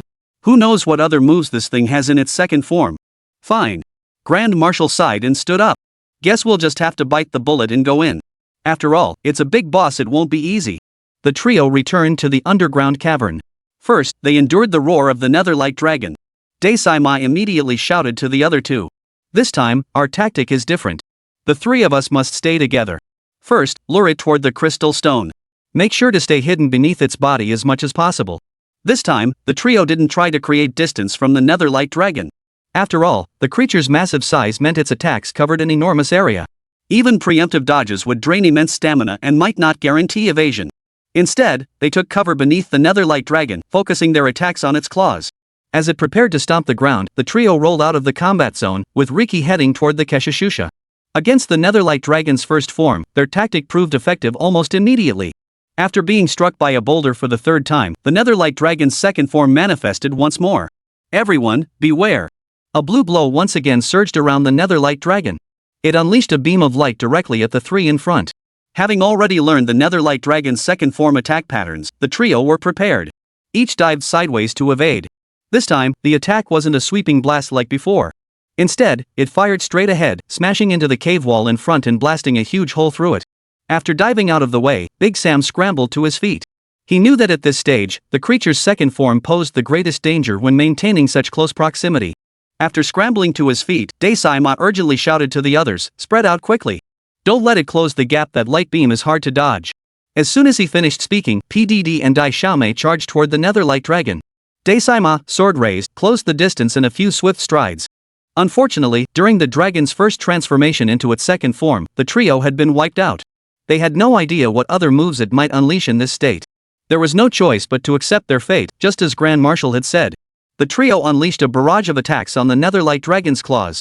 PDD finally swung his katana for the first time, instantly energized as he unleashed a full sequence of katana techniques.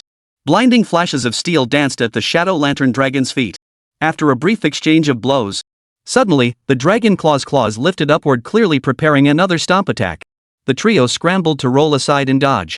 The steel dragon set's evasion range proved ample. The roll carried them completely out from beneath the shadow dragon. Seizing the moment, the shadow dragon slammed its massive tail into the ground. Truthfully, it hadn't even targeted any specific player. This attack was purely a cab's, relying on its wide attack range for indiscriminate strikes. Sensing its enemies had dodged behind it, it decided to just swing first and see who got hit. Fortunately, all three had memorized the Darklight Dragon's first form moves. They all dodged the massive tail strike. The Netherlight Dragon then advanced forward, frantically spewing beams of light from its sides as it moved. The trio dared not advance recklessly. Their original foot-scraping tactic was abandoned. They feared charging forward might accidentally draw a hit, which would spell trouble. After a flurry of laser blasts, the Shadow Lantern Dragon turned its massive body, its gaping maw suddenly opening. Caution! Just as the laser swept across, Daisai-ma shouted and lunged forward. PDD and Dai Xiaomei also threw themselves forward at the last moment. That was a close call. The moment the trio hit the ground, a laser beam swept just inches above their heads. PDD felt his heart pounding wildly. It couldn't have been any closer. The scene sent chills down the spines of viewers in the livestream chat. Daisai-ma held his breath, while Chu Duohui scrambled to his feet and shouted, "Keep diving under it." PDD and Dai Xiaomei scrambled to their feet and followed Daisai-ma out. The viewers all gasped in amazement. It really is true what they say, the most dangerous place is the safest. Indeed, keeping distance from this second form wasn't the wisest move, staying close was the safer bet. Grand Marshal charged ahead first, rushing toward the Ghost Lantern Dragon. PDD and Little Dumby followed closely behind. The trio seized the moment when the Netherlight Dragon wasn't firing its beams and dashed right up to its front. But just as they closed in, the Netherlight Dragon's deafening roar sent shockwaves through them.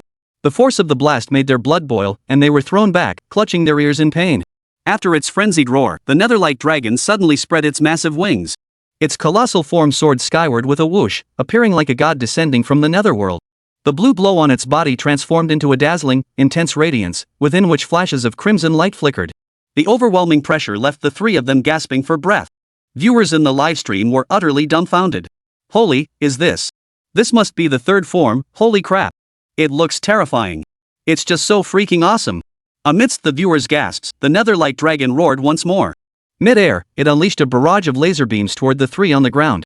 The entire scene resembled a colossal catastrophe descending. The Lantern Dragon, generating immense wind pressure, flapped its massive wings in the air. Its gaping maw unleashed a barrage of blue laser beams in a relentless bombardment. The trio immediately scrambled for cover, rolling frantically in all directions, utterly disheveled. After several tumbles, PDD took a direct hit in the chaos. He was knocked flat to the ground, though his health bar hadn't completely drained. Beneath him, he felt a searing burn. The combined pain made him wince and grimace. Dai Xiaomei had rolled to a spot not far from him. Seeing PDD take the hit and looking in serious trouble, she struggled to her feet and rushed toward him. As she sprinted, she pulled out some life dust from her inventory and scattered it over PDD. PDD's agony eased considerably. His health bar shot up a notch. Recovering, he quickly downed a bottle of healing potion and gave Dai Xiaomei a silly grin. "Thanks, sis. Hey, why's it always me getting hit?" Before they could celebrate, they heard a shout from the distant Grand Marshal. "Watch your step." PDD looked toward where he'd been hit. The ground was now a deep orange red, radiating intense heat. PDD finally understood why he'd been knocked down and suffered such severe damage. In this frenzied state, the laser this guy fired actually scorched the ground. PDD stared at the distant terrain. Chapter 147, Not Daring to Breathe. The area where the Netherlight Dragon had fired earlier was now engulfed in crimson flames. The intense heat radiating from the surrounding area hit them directly. There was no time for the three to think. The Netherlight Dragon arched its neck backward, preparing to unleash another sweeping laser blast. PDD bellowed, grabbing dumb little sister and lunging forward. They charged headlong into the flames without hesitation. The dragon's laser swept past them. Scorched marks appeared on the ground not far away. PDD and Dai Xiaomei both felt a searing pain and rolled frantically to the side. Dai Sima stared at the ground engulfed in flames, his panic evident. The scorching terrain immediately hampered their movement. Shouldering his greatsword, he stomped back and forth on the burning ground, his health bar steadily draining. After finally finding an unburned patch to stand on, his stamina had already taken a major hit. "What the hell is this crap? There's nowhere to put my feet." PDD cursed as he and Dai Xiaomei searched for a safe spot. Looking around, only the area near the cave wall seemed relatively secure. PDD immediately slapped Dai Xiaomei and pointed toward the wall. He stomped through the flames on the ground, gritting his teeth as he charged toward the cave wall. He pressed his back tightly against it, with a wall of scorching heat and fire right in front of him. His chest heaved as he gasped for breath, clinging to the cave wall. "The third form is just too terrifying, you can't even get close to it," PDD said to Dai Xiaomei, who was leaning against the cave wall nearby. Dai Xiaomei's almond-shaped eyes were fixed intently on the Netherlight Dragon. Its massive body was now shrouded in blazing blue light, interspersed with crimson flashes, radiating an utterly terrifying aura of annihilation. Then it soared into the space between the three of them. A massive dragon claw plunged deep into the ground. Everyone watched this action with utter bewilderment. No one knew what it was up to. In an instant, the dragon claw roared upward. The scorched ground around it erupted in a massive explosion. The entire scene shook like an earthquake. Flames shot out of the pit, rising over 20 meters high. The ground was left in utter chaos. The searing flames instantly engulfed the three people pressed against the cave walls on either side. With no room to dodge, they were instantly knocked to the ground by the blast's afterglow. Even more terrifying was the fact that their health bars plummeted to critical levels almost simultaneously, glowing red. "Holy!" The live chat erupted with gasps from the viewers. "This is an atomic bomb. This scene is terrifying, even Ban Nianbi got caught in the blast. If they'd been closer just now, those three would probably be back at camp by now. Now we're in danger too." On the public chat, the player who just warned about danger had barely finished sending his bullet comments. In the game screen, the massive head of the Netherlight Dragon tilted back. Blue light gathered, its massive jaws snapped open, and a sweeping blue laser beam erupted. The spectators watched in utter despair. "This is it. We're done for." Bullet comments flew across the screen. Blue lasers instantly swept toward Dai Xiaomei. This sweeping beam covered a full 120-degree arc. The trio's positions were squarely within its range. Having just been knocked down by the explosion, they hadn't managed to scramble back up yet. They were utterly helpless to dodge. Boom! Dai Xiaomei was the first to be hit by the beam. Everything went black, and she was instantly teleported back to base. Next, PDD met the same fate, instantly teleported back to base. Finally, Decima somehow pulled off an unbelievable stroke of luck. The spot he'd collapsed on happened to be slightly lower ground. Ming Dinglong's laser beam sliced right over his body, missing him entirely. Holy, Sima's luck is off the charts. The live chat erupted in astonishment. Decima finally came to his senses. He downed a large bottle of healing potion, scrambled to his feet, and sprinted toward a distant cover. He'd narrowly escaped death. His heart pounded wildly as he hid in the cover, completely exhausted. The problem was, this guy's third form couldn't deal any damage at all. How the hell was he supposed to break through this? If this kept up, he'd be finished sooner or later. As he pondered, his eyes fell upon the crystalline stone. Summoning every ounce of strength, he immediately sprinted towards it. The Nether Dragon had just unleashed a massive explosion, likely expending a significant amount of energy. Watching the Grand Marshal unexpectedly activate the first form's dragon chariot, he glanced back over his shoulder as he ran. Seeing the Lantern Dragon preparing to charge with its body, he silently cursed and immediately gripped his greatsword tightly. He sprinted to the crystal stone's vicinity and delivered a sweeping slash at the crystalline fragments on the ground. Boom! The earth trembled.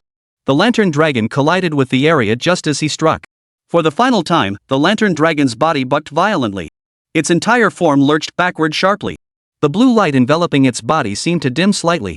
Suddenly, after regaining its balance, the shadow lantern dragon retreated to the center of the cavern. The light enveloping its entire body began to pulsate violently. Grand Marshal also noticed something was terribly wrong with the creature. His eyes widened to the size of walnuts. A roar erupted from the shadow lantern dragon as it let out a frenzied howl to the heavens. The blue light pulsing around its body intensified dramatically. Those who witnessed the netherlight dragon's current state were filled with dread. The light had become blindingly intense. Roar! A deafening roar echoed. The dragon's dazzling light continuously gathered beneath its claws. Then, astonishingly, its massive body slowly rose to its hind legs, slamming its claws down onto the ground. All its energy was unleashed in that instant. Boom! Grand Marshal, pressed against the cave wall, was shaken off his feet. The force felt like the sky collapsing and the earth splitting apart, instantly triggering an apocalyptic explosion across the ground. Flames shot skyward, and nearly the entire surface of the Huanwanjing was obliterated, leaving only the ground near the distant cave walls untouched by the shockwave. Only the ground near the distant cave walls remained untouched. P740DD and Little Dumpling were both frozen in terror where they stood. They clung tightly to the cave wall, holding their breath in terror. The viewers in the livestream chat were also frozen in shock. Did it just unleash all its energy? Terrifying. Even those near it would likely be blown to bits. The ground around the nether lantern dragon had completely collapsed. Unexpectedly, it found itself trapped beneath the very ground it had blown apart. Its massive body thrashed wildly for a moment, yet it couldn't break free. A deep sense of foreboding gripped Daisaima's heart. Now he had only one thought: get as far away from this thing as possible. He immediately sprinted toward the farthest corner. But what was even more terrifying was that Grand Marshal saw PDD and dumb little sister rushing back. He frantically waved his arms at them and shouted at the top of his lungs, "Don't come over! Run far away!" Chapter 148, well done. Grand Marshal composed himself. Seeing the scene before the netherlight dragon, he realized he'd trapped himself. This was the perfect chance to strike. Thinking this, he hurriedly called out to PDD and Dai Xiaomei. "The moment's here, let's go." PDD and Dai Xiaomei snapped out of their daze, drew their weapons, and charged toward the reincarnation dragon. The trio immediately began swinging their blades, unleashing a relentless assault for over 10 seconds. Given the colossal size of the netherlight dragon, PDD's dragon ascension slash felt incredibly satisfying even to himself. After PDD's dragon ascension, Grand Marshal's true charge slash, and Dai Xiaomei's ghost transformation spinning slash cleave the void. The netherlight dragon finally let out a series of mournful cries. It had just endured 4 consecutive crushing blows from boulders, and had endured repeated full power attacks from the trio. Now, its massive wings and head were covered in impact scars. Its claws, relentlessly pounded by the trio, were now covered in wounds. Finally, the shadow lantern dragon struggled to crawl out of the massive crater. Having expended all its energy, the blue glow surrounding its body vanished. It immediately reverted to its initial form. Seeing this, Grand Marshal hurriedly exclaimed, "It's back to the state we first saw it in. Just stick to the original tactic." Though the netherlight dragon had freed itself, the trio did not retreat. Following their previous tactic, they remained beneath its body, continuing to focus their attacks on its claws. This time, they observed the dragon's movements while striking. No matter how the shadow lantern dragon shifted, they remained firmly positioned beneath its body. Their only concern was dodging its shockwave attacks. After evading each strike, one would return to the fray. Like a stubborn plaster, the trio remained fixed beneath the shadow lantern dragon's belly. They sustained this relentless assault for over 10 minutes. The ghost lantern dragon entered its second form once more. Blue light coalesced around its body. Daisai hurriedly shouted out instructions. "Try your best not to leave its underside. If you accidentally drift away, immediately dash to the farthest cave wall to dodge the laser beams." Dai Xiaomei suggested. "We should still have 2 return orbs in our inventory. Use them immediately if danger arises. They'll teleport us back to camp to avoid the threat." Grand Marshal had thought of this too, but was relieved dumb little sister had noticed. "Right, we should make good use of these." No sooner had Grand Marshal spoken than the shadow lantern dragon roared. Its massive wings spread, and it soared into the air once more. Blue light waves erupted everywhere, reducing the surroundings to chaos once more. PDD watched the bombardment on both sides, helplessly watching the lantern dragon's rampage. No matter where it flew, the 3 of them followed closely behind. Only this time, the lantern dragon stayed airborne for an unusually long time. "Damn it!" PDD watched the relentless bombardment on both sides and couldn't help but curse. "This thing's gotten hooked on flying. How are we supposed to deal damage if it won't come down?" Daisai hurriedly interjected. "Damn, what damage? In this second form, we're lucky if we can just dodge it. Try to do your damage during the first form. PDD looked up at the flying lantern dragon and then sighed. Looks like that's just how it has to be. Just then, the lantern dragon roared suddenly in midair. Its massive wingspan fully unfurled. It transformed directly into its third form midair. A crimson glow began to swirl around its body before it plunged toward the ground at breakneck speed. Scatter! Dai-Saima shouted, rolling frantically to the side. PDD and Dai Xiaomei each dove forward to evade the attack. Otherwise, with the netherlight dragon's massive size, it would have crushed them instantly. Dai-Saima scrambled to his feet, circling the ghost lamp dragon as its fiercely burning, dazzling light shone brightly. He immediately recalled the tactic Li Sini and the others had used to repel the steel dragon. Let's go back to camp.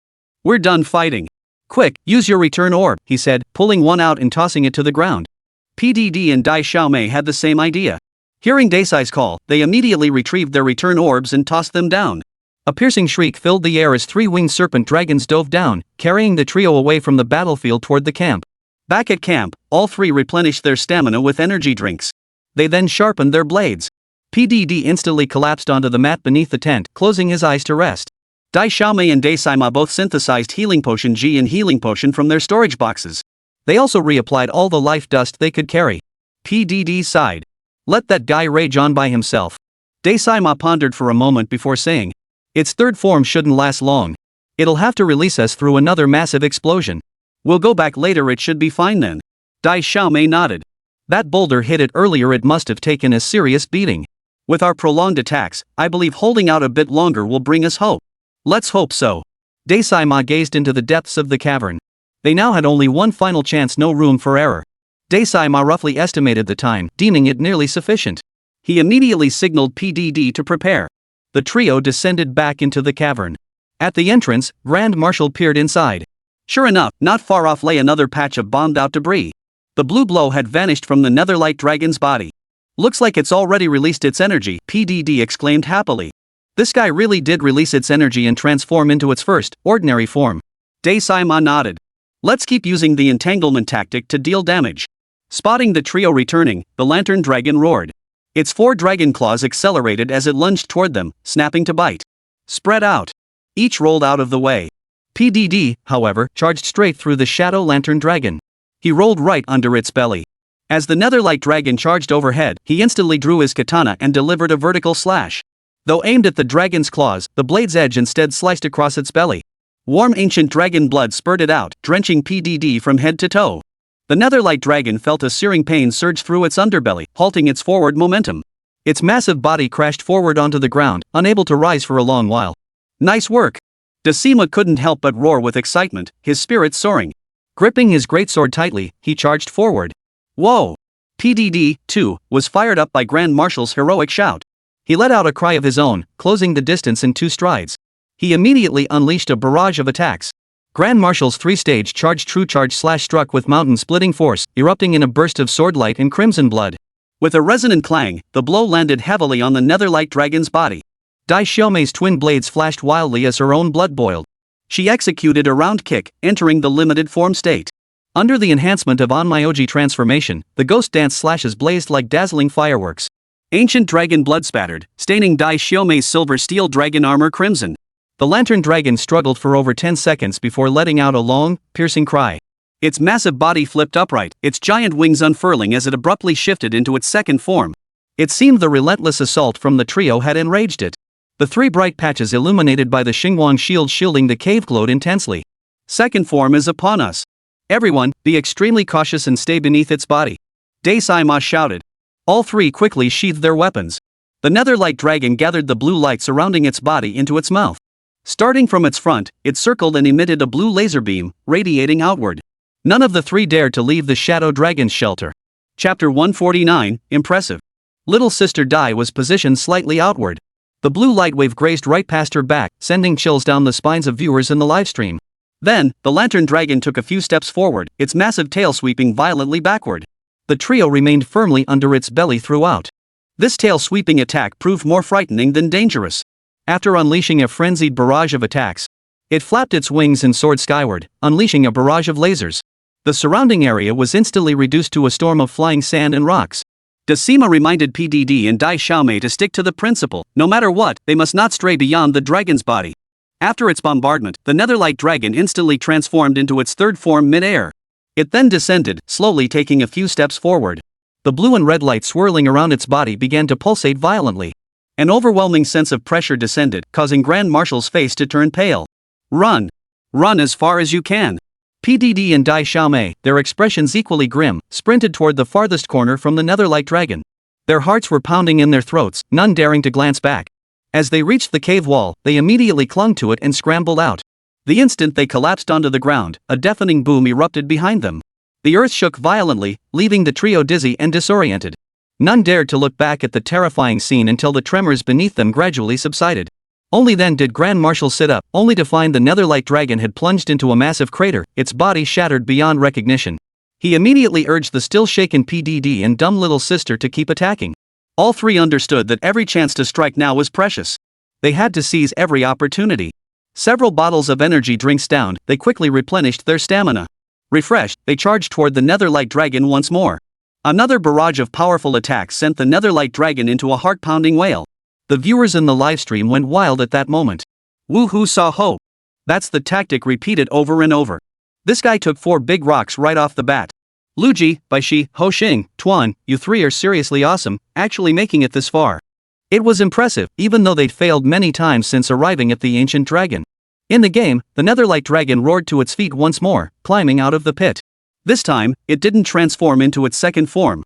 Instead, it launched a dragon charge straight at the nearest player, Grand Marshal. Grand Marshal had already mastered the Shadow Lantern Dragon's moves. He lunged forward early, causing the dragon to slam into thin air. Perhaps weakened, it collapsed onto the ground where it stood. Grand Marshal's adrenaline from his earlier attack hadn't faded yet. Seizing the moment, he charged his power in 3 stages. His blade traced a sweeping arc through the air, striking the nether dragon like 10 wheels of the heavens, slashing viciously across its body. PDD and Dai Xiaomei weren't idle either. Each drew their blades and charged forward once more. Blades flashed, swords gleamed. Beneath the netherlight dragon, especially its 4 claws, lay a mangled mess of flesh and blood. Ancient dragon blood gushed forth, a sight to make one's kidneys freeze and liver tremble. It's either you die or I die. PDD roared, sensing the netherlight dragon was on its last legs. Abandoning all caution, he swung his katana in a whirlwind, unleashing 2 consecutive dragon ascending strikes. Amidst the trio's relentless assault, the netherlight dragon staggered to its feet. Suddenly, a mournful cry echoed as its massive wings spread wide, propelling it skyward. After a moment of stumbling, circling in the sky, it plunged violently toward the distant ground. Simultaneously, a triumphant melody unlike the usual hunting success tune began to play. The sound sent a surge of adrenaline coursing through the listeners. The netherlight dragon slammed into the ground with a thunderous crash, its massive body instantly causing the earth to collapse beneath it. A powerful wave of heat billowed from the deep crater. Numerous scales and other materials from the Shadow Lantern dragon's body scattered around the perimeter of the massive pit. The trio rushed over, their eyes burning with intensity. Nowhere could they find the Shadow Lantern dragon. The suffocating pressure that had enveloped the area moments before vanished without a trace. The menu panel immediately displayed. Congratulations, hunters! You have successfully completed the quest and defeated the Shadow Lantern dragon. Please return to your base. Damn, you did it! That's awesome! Congratulations! Seeing them overcome every obstacle to reach this point, it truly wasn't easy. Tears welled up. They finally did it. The livestream chat erupted in celebration. Daesaima and the other 2 let out long sighs of relief. Their hearts swelled with immense accomplishment. It wasn't easy. A long-awaited smile blossomed on PDD's face. He then turned to the chat and beamed, "Guys, we did it." Dumb little sister couldn't hold back her tears of joy. "Thank you, my idol Yefei, for bringing us such an amazing game. Thank you, idol." Ha ha. Just then, viewers in the livestream witnessed the ID Stargazing Studio suddenly flood the chat with messages. Congratulations to all the streamers. Congratulations to everyone, you are now the finest hunters. Thank you for repeatedly bringing us such profound emotion. May you continue to bring joy to us all through more outstanding games from Star Touring in the future. The live stream room erupted. Big shot Yefei is here. Speaking of which, I wonder what the team members have been up to lately. I almost missed this moment. Tuanmei must be busy playing No Man's Sky, right? Just saw Yan's microblog update about it. Both are masterpieces. Monster Hunter Rise and No Man's Sky both officially launch tomorrow. That world-class little foreigner will be live streaming his review. Who's gonna watch? This is a must-watch, huh? First up tomorrow, Yefei's online launch event. In the game, the trio saw Yefei's congratulatory message and felt deeply moved. They then began gathering the scattered materials from the Shade Dragon. The materials from the Shining Wyvern were indeed much larger than those of ordinary elder dragons and monsters. Their inventory bags were already full. They could only hold them in their hands and summon the winged wyvern to fly back to the base. Meanwhile, at the base, the hunters from the Cold Value team were just returning. They had also successfully lured the molten wyvern into the ocean, accomplishing what seemed like an impossible feat upon learning that Grand Marshal and his team had also successfully completed their quest, uncovering the final secret behind the ancient dragon's migration. All hunters of the investigation team placed their hands over their hearts and bowed deeply to them. The trio felt somewhat embarrassed. Only Grand Marshal remained somewhat perplexed. He hurriedly asked the commander, "Commander, why would the Ghost Lantern Dragon attract the ancient dragons to migrate to this new continent?" The commander rubbed his forehead and chuckled. "We'd best head over to the ecological investigators of the third phase group together." Chapter 150, Me Too. Upon seeing the Netherlight Dragon's scales, the third team's investigator was utterly speechless. "I never imagined such a primordial dragon truly existed," he murmured, gently caressing the scales. "It's likely the Shadow Lantern Dragon emits pheromone-like signals to summon ancient dragons. This includes the Extinction Dragon and Steel Dragon. They may have been drawn by the same energy emanation as the Molten Mountain Dragon, attracted by the light of life. Its purpose likely lies in cocooning within the earth vein corridor to absorb the life energy of fallen ancient dragons. As its emergence nears, the Shadow Lantern Dragon's power rapidly expands. This intensifying energy signal draws ancient dragon individuals to the new continent, significantly impacting its ecosystem. The Molten Mountain Dragon, summoned by the Shadow Lantern Dragon to complete its own ecological cycle, absorbed the life energy of numerous fallen ancient dragons. Based on this, it can be deemed the true master of the ancient dragons after the Lantern Dragon's transformation. Upon hearing this explanation, Commander Lian and the Grand Marshal, among others, felt a wave of dread wash over them. Fortunately, they had successfully repelled the Molten Mountain Dragon and prevented the Shadow Lantern Dragon from completing its transformation. Otherwise, the consequences of the Netherlight Dragon succeeding were too terrifying to contemplate. After hearing the ecological investigator's explanation, the commander couldn't help but look at the three members of the Yancy Bird team with admiration. He promptly declared, "Your courage surpasses that of any hunter among us. Please accept this." As he spoke, he retrieved a gleaming golden badge from his pack. A notification immediately appeared on the trio's menu panels. Obtained proof of courage GX1. Shadow scales of the Netherlight Dragon X8. Shadow claws of the Netherlight Dragon X4. Shadow horns of the Shadow Lantern Dragon X2. Shadow wings of the Shadow Lantern Dragon X2. Shadow gem of the Dark Lantern Dragon X1. Obtained 75000Z. At that moment, all the hunters in the expedition team erupted in cheers. News of the Shadow Lantern Dragon crisis being averted instantly spread throughout the base. The entire base was filled with jubilant shouts. The receptionist girl also jumped up excitedly. "Money's good," she exclaimed, patting Daisuke on the shoulder and pointing toward the cat restaurant. "The Alun Cat Chef has provided free food and wine for everyone. Today, you can all drink to your heart's content." Upon hearing this, EDD's eyes lit up. His mouth stretched wide with joy as he hurriedly invited Daisima and Dai Xiaomei to join him. The entire base was abuzz with celebration. Players in the livestream chat erupted in cheers. "Woohoo, this is awesome. These guys are seriously skilled, gotta admit it. Can't wait for Shinfei's next masterpiece. I'll be back tomorrow night for Shanxi Yuan. Anyway, I've got both games now. I really love No Man's Sky too." "Same here. Wonder what surprises Monster Hunter Rise will bring us tomorrow night. I just can't wait to see that world-class streamers review livestream, huh?" These past few days, Lee Sinny has been completely immersed in the No Man's Sky demo. Gazing up at the vast starry sky, she soared into the boundless cosmos. Though the demo's storyline couldn't progress further. Simply piloting her spaceship through the endless starry expanse has already filled her with immense excitement. She's now reached the same progress in the demo as Lin Shuero did last time. Early this morning, she followed Shinfei everywhere, waiting for him to start streaming the game. In the streamer's live room, players had been eagerly anticipating the broadcast. At exactly 10 p.m. sharp, the stream went live. Shinfei appeared on the public screen. The players erupted in cheers. "The idol is here. Big shot, you rock." Shinfei smiled at the chat. "I'm sure everyone's been waiting impatiently. Let's skip the small talk and get straight to the point. Monster Hunter Rise, like its two predecessors, will carry over all equipment and materials for veteran hunters. Newcomers, however, will need to start from any game in this series. But don't assume your powerful gear from before will make you unstoppable in this new game. If you think that, you're mistaken. The monsters in Monster Hunter Rise are equally formidable. Experienced hunters can dive straight into high-level challenges, even taking on elder dragons. In this entirely new world, let's get ready to face the unknown. Alright, that covers the basics. Now, follow me into the world of Monster Hunter Rise." Shinfei finished speaking and immediately entered the game pod. The game screen activated. It was an ancient-looking village. Directly ahead stood a towering wooden structure, billowing with warm smoke. A melodious tune drifted from a corridor within the structure. Yefei stood clad in his steel dragon armor, the heaven and earth twin blades strapped to his back. What a beautiful village. This place looks just like Ketsun village. I always think Yefei looks so cool. As the spectators marveled, Yefei turned and smiled at the public chat. Folks, as you can see, this place is called Manhwa Village. Notice how every building here features a red-themed design. Next, I'll walk you through the village's details. As he spoke, two figures clad in crimson robes and adorned with intricate embroidery slowly approached from behind Yefei. Those were authentic shrine maiden robes. The two girls were twins. Both were exceptionally cute and beautiful. Their beauty was flawless from every angle. Only their ears were unusually long, like those of elves. Wow, so beautiful. TSK, my heart skipped a beat.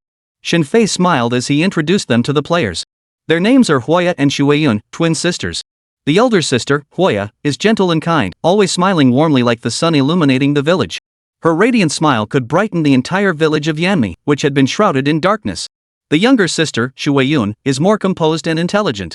One handles the village quests, while the other manages the gathering hall quests.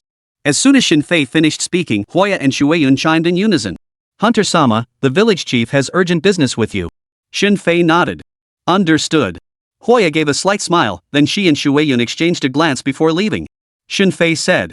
Now, I'll quickly introduce the village's key figures. He walked to the steps of the village's tallest building, the Gathering Hall. Yefei pointed to a sturdy, silver-haired, and bearded elder standing on the steps. The robust elder you see before you is Pu Xian, the village chief of Yanhua Village. He is passionate, magnanimous, and the very force who united Yanhua Village against the calamity of the 100 Dragons Night. Once a renowned hunter whose fame echoed far and wide, his mastery of the Tachi sword remains undiminished. His catchphrase is often, radiant as the sun, haha. Yefei spoke as he walked toward the other side, where a girl bustled about a dining table on the street. Yefei introduced. Chapter 151, Unable to Help But Marvel.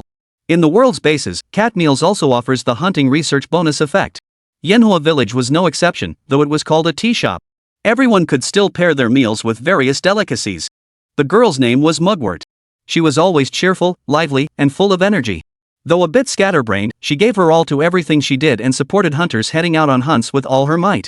Oh, and Mugwort's rabbit dumplings are the village's specialty, a renowned delicacy across the land. Packed with nutrients, they're a must-eat before any hunt. PDD, watching the livestream, immediately typed out a drooling emoji. Yefei then turned to the other side, pointing at the three shops whose storefronts were filled with white-haired craftsmen. I don't need to introduce this one much, do I? His name is Daowen, the craftsman of Yanhua Village.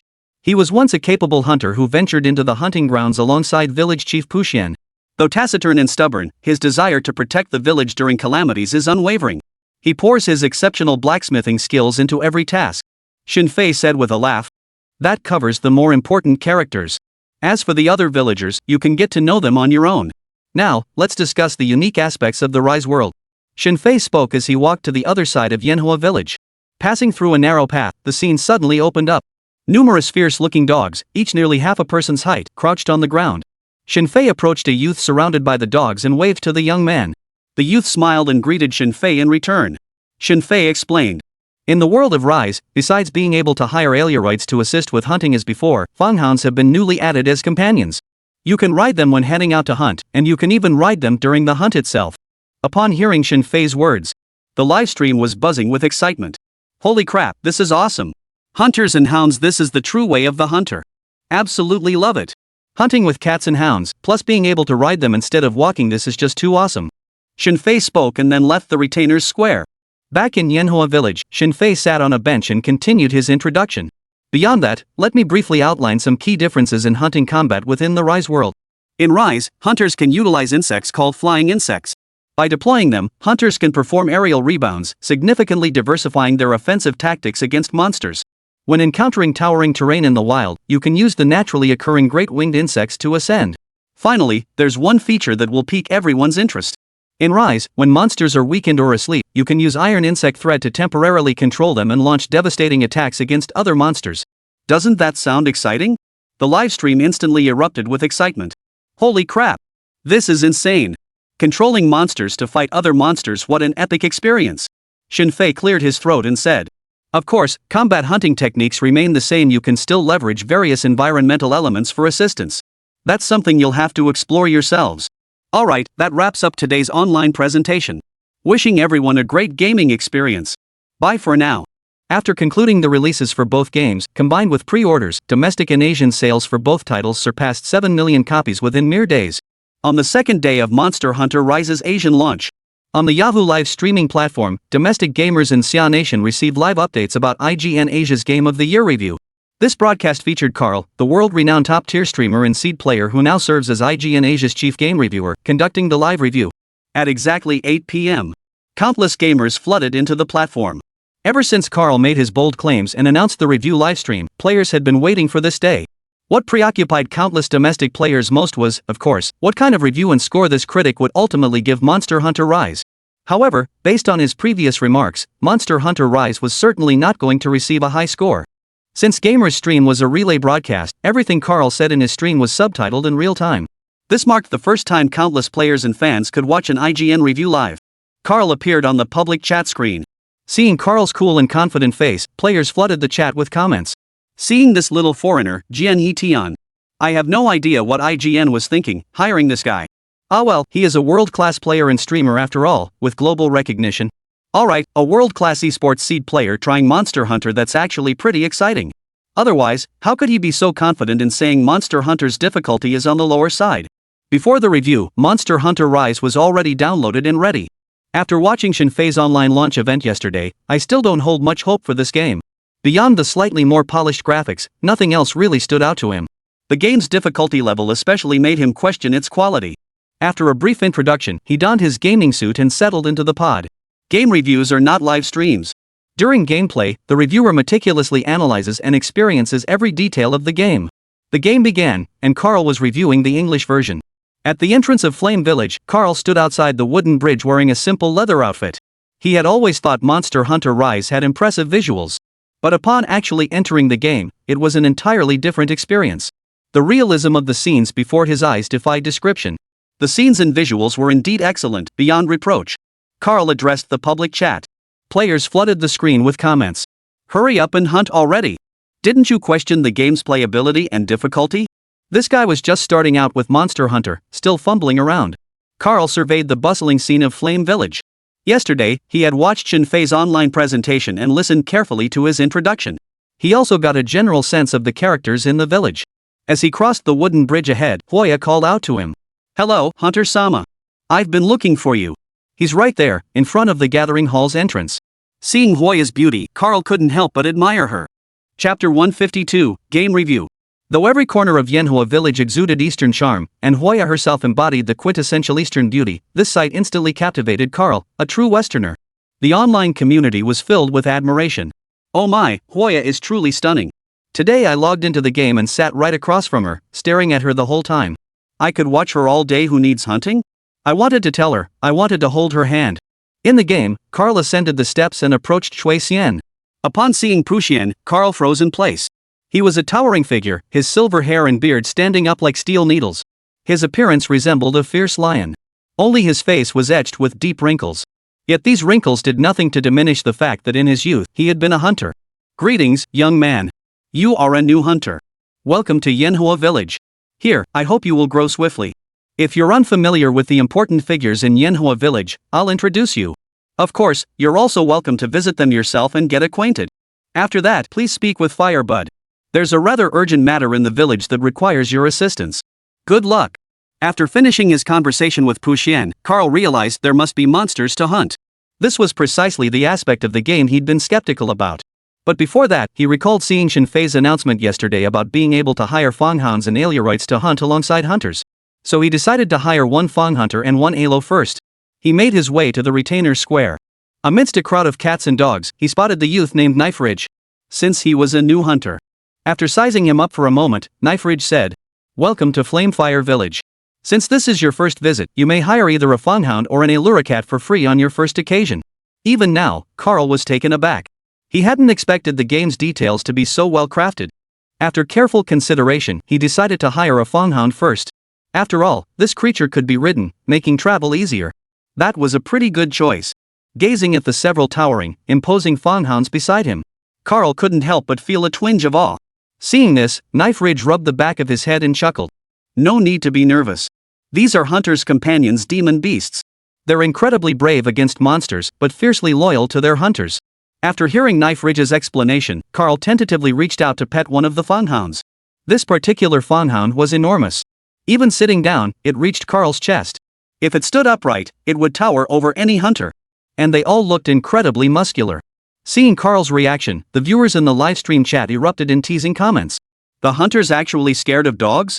LOL, I'm cracking up right now. Would a hunter be scared of his own hounds? He was bragging just moments ago. If he's afraid of a dog, forget about monsters. I suddenly feel like this guy is going to fail. Not just feel like it, he's definitely going to fail. Carl gazed at the fawn hunter before him, struck by its imposing, majestic presence, a sense of unparalleled authority radiating from it. A surge of delight welled up inside him as he turned to Shy and said, "Can I choose this one?" Dajie chuckled. "No problem.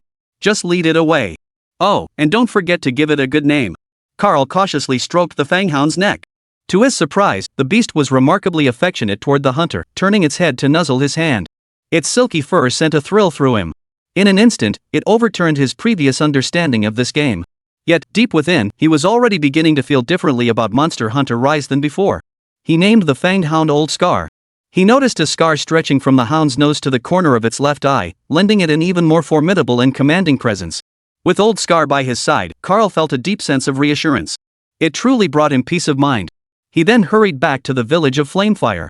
Arriving at Firebud's location, he was met by her infectiously sweet smile, her beautiful eyes crinkling into two crescent moons. "Hunter-sama," she began, "the village chief has just instructed me that there is a commission requiring your assistance." As she spoke, she unrolled a scroll displaying the mission details. Not far from the village lies a mountain forest where a shrine once stood, long since fallen into ruin. Now, our people in Manhwa village refer to it as the ruined shrine. Large monsters frequently appear there, and recent reports indicate a leader-class scythe weasel dragon has taken up residence. Its presence has significantly hindered our resource gathering and ecological surveys beyond Yanhua village. Therefore, we earnestly request the hunter to hunt down this leader, the scythe weasel dragon king. We humbly ask for your assistance. Before departure, your storage box is over there. Uncle Twantian has already placed the guest-type weapon in your storage box. You may first select a suitable weapon. Wishing you success. Carl saw the quest posted. Hunt one scythe-tailed wyvern king. Reward, 3000 Z. Accepted the commission. Carl's heart immediately began to race. Finally, the most crucial evaluation phase of this game was about to begin. Since it's an action game, combat is undoubtedly the most crucial aspect. It's also the most crucial element for evaluating any co-op action game. All the doubts I had about this game were about to be put to the test. Scard approached a storage crate nearly as tall as a person beside Firebud. Opening the chest, he found it stacked with all kinds of weapons. He rummaged through the box for quite some time before pulling out a long sword over 2 meters in length. With a sharp whoosh, he drew the blade. He felt the weapon radiated an imposing, commanding presence. Influenced by League of Legends, his most skilled champion was the Swiftblade. Yasuo had once sparked his deep passion for Eastern martial arts. Recalling Yasuo's dashing style, he instantly took a liking to this blade. He picked up the blade. His menu panel instantly displayed the blade's name and details. Iron Katana, attack power 60. Carl swung it through the air. He felt quite formidable. He was immediately satisfied and strapped the tachi to his waist. In the broadcast room, PDD witnessed this scene and couldn't help but send a comment. "Holy crap, this guy's using a katana just like me. Now that I see him wielding it, I'm suddenly kinda not so keen on using mine anymore. Big General, this little foreigner isn't actually going out to hack people like that, right? There should be instructors at the gathering place. PDD's such a big shot, let him try going out like that. It's just a game review anyway." In-game, Carl readied his weapon. Then he rummaged through the tools in the crate for a while. He does know about healing potions, the most basic item in any game. Thinking back to how he'd bragged in front of all those players, he felt a bit ridiculous. But since he hadn't actually experienced combat or hunting yet, he held his tongue. Still, to preserve his image as a world-class gamer, he didn't say much more. Chapter 153, Coward My Ass. He immediately strapped all the healing potions to his person. As for the other tools, he wasn't entirely sure what they were for. It seemed he'd have to figure that out gradually during combat. But even without knowing their purpose, Chu still equipped them all.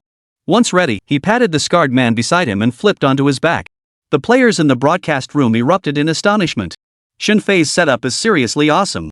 That must feel incredible. Ah, you bet. Riding a dog can still exude knightly flair. After watching the stream, I gotta try this myself. PDD chimed in.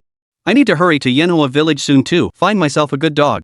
Speaking of which, now that we've picked the ancient dragon hunter, I wonder what terrifying monsters we'll encounter over in Yenhua village. Dai Xiaomei replied. Didn't you hear my idol Shenfei say it? The monsters here will definitely be stronger than those on the new continent. Don't think you're already so powerful, PDD retorted. Whatever. No matter what, I'm still better than this little foreigner, haha. If IGN opens up the international gaming market with Monster Hunter this time, maybe I'll even get invited to do a demo performance in Europe and America. I'll show those Westerners what I'm made of and broaden their horizons. Dai-Sai-Ma was completely speechless. You? TSK. PDD retorted, so what? I'm just like my master, both of us are great hunters who wield katana. Got a problem with that? Just as PDD and Dai-Sai-Ma were bickering, Carl in the game had already ridden Old Scar out of Flaming Village. Guided by Firebud, he knew the campsite shouldn't be too far from the village. Along the way, Old Scar spread its forepaws and galloped forward. Soon, a lush mountain forest came into view ahead. On a flat stone platform within the woods, he spotted a tent and a large storage crate. Only then did he realize they must have reached the campsite. He immediately released his scouting bird from Old Scar. This was all thanks to Firebud's guidance before the mission began. Once the bird was released, Old Scar saw the map of the Wasteland's Liver Tiger Zone displayed on the original single panel. Gazing at the distant, deep jungle, he took a deep breath. Surprisingly, his nerves were even more frayed than before. Old Scar, let's go. Carl patted Old Scar's neck. The dog immediately sprinted deeper into the forest. He had no idea what the target, the scythe-toothed Dragon King, looked like. For now, he could only search the forest steppes with a blank expression. Insects and birds chirped within the cool, refreshing woods. Old Scar soon ran far ahead. Carl cautiously scanned his surroundings, his eyes fixed on the map. In moments, he would reach the vicinity of the shrine ruins. Just then, he spotted a small creature with tawny fur on the forest path ahead. A sharp whine pierced the air, instantly alerting Carl. Old Scar beneath him let out a low, deep growl. The creature was only slightly larger than an ordinary wolf dog. Its entire body was covered in yellowish-brown fur, with a sharp snout and unusually small yet razor-sharp front claws. Its hind legs were robust, and its hindquarters appeared equally muscular and agile. A row of small, pointed teeth flashed from its snout whenever it vocalized. It was unmistakably a carnivorous creature. But the most striking feature was the tail protruding from its rear. At the tip of its slender tail sat a bone blade curved like a sickle. Judging by its appearance, this bone blade was equally razor-sharp. At this sight, Carl was absolutely certain this creature was undoubtedly a scythe-tailed weasel dragon. But the target was the scythe-tailed weasel dragon king. It seemed to be the leader of the pack. Old Scar sprinted to the side of the scimitar-tailed dragon, baring his teeth and letting out a low growl. Carl patted Old Scar's head. Since this one wasn't the target, it was best to hurry and find the real leader. But seeing this creature sent a chill down Carl's spine. The sharp scythe tail was the real problem, making cold sweat break out on his forehead. Even before the fight began, the sheer intensity of the scene made his legs feel weak. He glanced down at his thin leather armor. He couldn't even imagine what it would feel like to be struck by that scythe. The boldness he'd felt when setting out, that swashbuckling spirit of Yasuo the Swiftblade, had long since vanished. Especially upon seeing the monster, he felt his resolve crumble. He couldn't help but mutter to himself. Ward, does this game have to be this realistic? He tightened the katana strapped to his back. Fortunately, Old Scar was a fast runner. He quickly left the scythe weasel dragon behind. Glancing at the map, he saw he was approaching the abandoned shrine area. He advanced along an uphill path through the woods. He traversed the deep, shadowy woods. Up ahead, Carl spotted the ruins of a distinctly Eastern-style building. A ring of crumbling walls still encircled the ruins. A dilapidated gate was barely recognizable. Beyond the gate lay rows of crumbling buildings, some half buried in the earth, their age unknown. Carl mounted Old Scar, preparing to enter the ruined shrine for exploration. Before his foot touched the threshold, a sudden, sharp hiss erupted from outside the walls. Carl immediately halted Old Scar, both man and dog frozen as if under a spell. The sound resembled the screech of the scythe-toothed dragon earlier, yet it carried a deeper resonance and pierced the air with greater intensity. Carl scrambled off Old Scar and immediately ducked behind the crumbling wall. He signaled Old Scar to stay silent and cautiously peered around the corner. The sight that met his eyes made him gulp in shock. Before him stood a creature several times larger than the scythe-toothed dragon, bellowing at several smaller ones nearby. Its fur color matched the juvenile's perfectly, and its overall appearance was similar. Only its front claws were far sharper than those of the smaller beasts. Its claws were like steel hooks, each as large as an adult's head. Holy crap! One swipe from that claw would feel absolutely brutal. The players in the broadcast room were all teasing. Why is our chief reviewer acting so timid? That must be the real deal. Come on. Scythe-toothed Dragon King? I bet this guy's just as low tier in the ecosystem as the Dog Dragon King. You're such a bluff artist. You were bragging so much earlier, don't chicken out now. PDD also sent a string of laughing crying emojis in the chat. Damn it, you little foreigner. I thought you were actually tough, but now you're dodging like a chicken? You said the game wasn't hard, why the hell aren't you attacking? Chapter 154, MVP Player. In-game, Carl stared at the scythe weasel Dragon King. Seeing the bone blade behind its tail as large as a millstone and sharp as a scythe, he swallowed hard. Cold sweat drenched his forehead, but he dared not wipe it away, afraid players would see his fear. He deeply regretted his loose tongue. More importantly, he now held the title of Chief Reviewer for IGN Asia's Game of the Year. Looking like this would be utterly humiliating, he'd be laughed out of the room. The importance of saving face temporarily overcame his fear.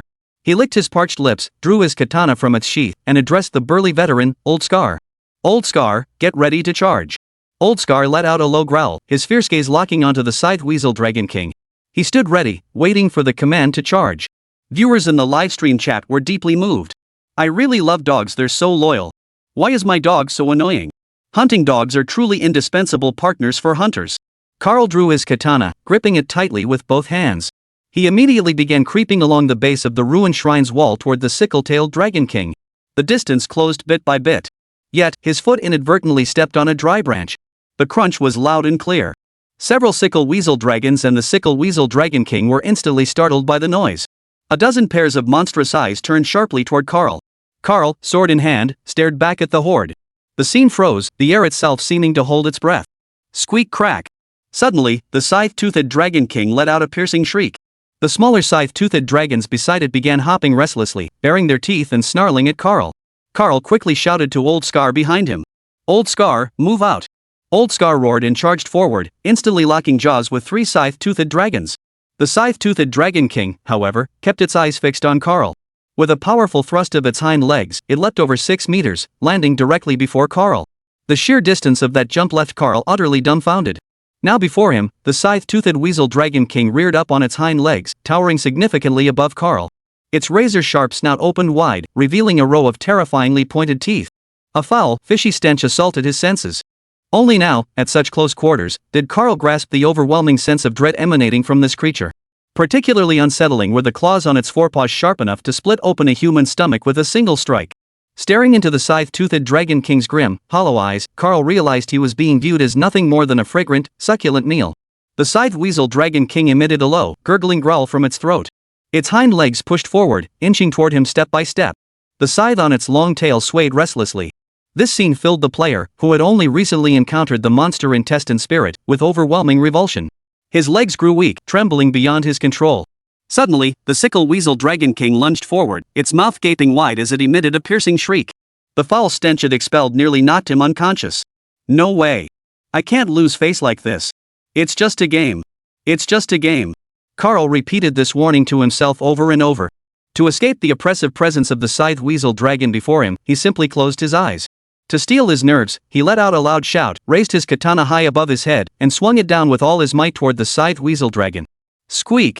A sharp screech rang in his ears. His strike had completely missed its mark. He immediately opened his eyes to see that the sickle weasel Dragon King had somehow leaped backward at the last moment to evade the blow. Carl's hand gripping the sword began to tremble uncontrollably. His eyes widened as he fixed his gaze on the sickle weasel Dragon King. Suddenly, the Dragon King moved with a sharp twist of its body, brandishing its sickle. Its long tail lashed out toward him. The strike was too fast. It was like a flash of yellow lightning. Carl had no time to react. Everything blurred before his eyes, then a searing pain ripped through his side. The scythe sliced him, sending him spinning in place several times before hurling him away like a spinning top. Thud! Carl felt a sharp, lingering pain in his side. His health bar on the menu panel plummeted by more than half. Viewers in the livestream chat flooded the screen with thumbs down emojis. PDD immediately fired off a comment in the chat. No way, Bin. Aren't you supposed to be unbeatable? The world's best esports champion, you can't be serious. Dai Xiaomei also spammed a string of face-covering emojis. PDD remarked. Sigh, now I feel like taking down this scythe wyvern Dragon King would be a piece of cake. This is the hunter's ascension. We've all reached the realm of mastery. Desai ma, pft. I'm eating right now, could you not make me spit it out? Desai ma, sigh. Speaking of which, he didn't even learn any moves from the instructor. This kind of fight is going to be tough. PDD doesn't need them. He's a world-class player, back-to-back MVP at the Global Esports Championships. This is nothing to him. Ha! PDD's one line instantly had the entire broadcast room of players roaring with laughter. In the live chat of the Yahoo platform, players from many countries reacted with face-covering emojis. I wonder how Carl will explain this to the players after finding out. Ah she, where's your skill? How could you be so reckless? I bet he's regretting it like crazy right now. In the game, Minner struggled to get up. His first thought was to use a healing potion. But his body was drained of strength, leaving him lying flat on his back, gasping for breath. Suddenly, he heard a roar and felt a powerful gust of wind rush toward him. Then he saw the scythe weasel dragon soaring high into the air, diving down with ferocious intent. Those sharp claws on its front paws lunged viciously toward him. The claws in his pupils suddenly magnified. The sight before him stirred a deep despair within his heart, accompanied by a wave of dread. In that instant, he couldn't help but let out a desperate scream.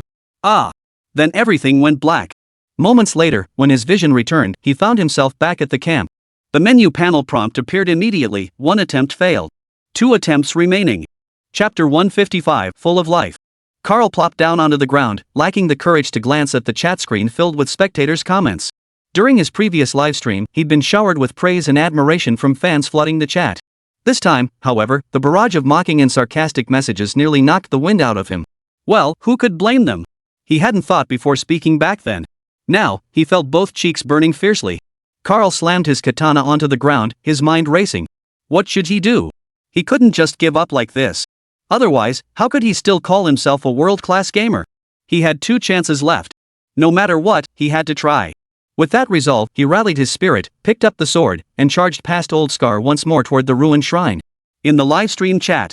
PDD, holy crap, that was brutal. But you've got to hand it to the guy, his spirit's commendable. Dumbfounded sister, I bet this time, he'll have a whole new perspective on my idol Shinfei's game, dong. Sigh. The thing is, hunting in Monster Hunter isn't just about sheer willpower. He's still stuck in his old gaming patterns. If that's the case, even if he charges in 100 times, it won't make a difference. World-class players should have higher gaming intuition, right? They'd look for reasons in their failures. Easier said than done. Luan is still stuck in the Tiger server, unable to overcome his fear of those oppressively monstrous creatures. Agreed. Amidst the chatter of viewers in the livestream chat, Carl soon found himself back before the ruins of the abandoned shrine. Ha! This time, he forced himself to overcome his fear. He deliberately shouted, drew his katana, and wiped the sweat from his face without a second thought for embarrassment. The smaller sickle weasel dragons surrounding the sickle weasel dragon king had vanished. At his command, Old Scar immediately charged at the sickle weasel dragon king. He launched a flying tackle. But the sickle weasel dragon king was far larger than Old Scar. With a single swipe, he hooked Old Scar and sent him flying. A pitiful cry escaped Old Scar as he lay on the ground, struggling for a long while to get up. Hearing Old Scar's wail, Carl stared at the arrogantly towering scythe weasel dragon king, his own rage boiling over. You bastard hit me, fine, but beating my dog so badly? That. Carl's fury intensified. Gripping his katana, he charged forward. Closing in on the Kamaitashi Dragon King, he aimed for its head and swung down with a vicious chop. But the Kamaitashi Dragon King wasn't just fierce in its attacks, its body was also incredibly agile. The powerful strike was dodged once more as the creature leapt aside. After evading, the sickle weasel dragon let out a low growl. Its throat bulged as a stream of viscous mucus shot directly at Carl. Carl never could have imagined this. Having missed his strike, he had intended to evade, but who could have anticipated the sickle weasel dragon king unleashing such a move, a direct blast of saliva? The force of the slime was considerable, instantly knocking him to the ground. His health plummeted. The foul-smelling mucus plastered his face. Carl immediately cursed.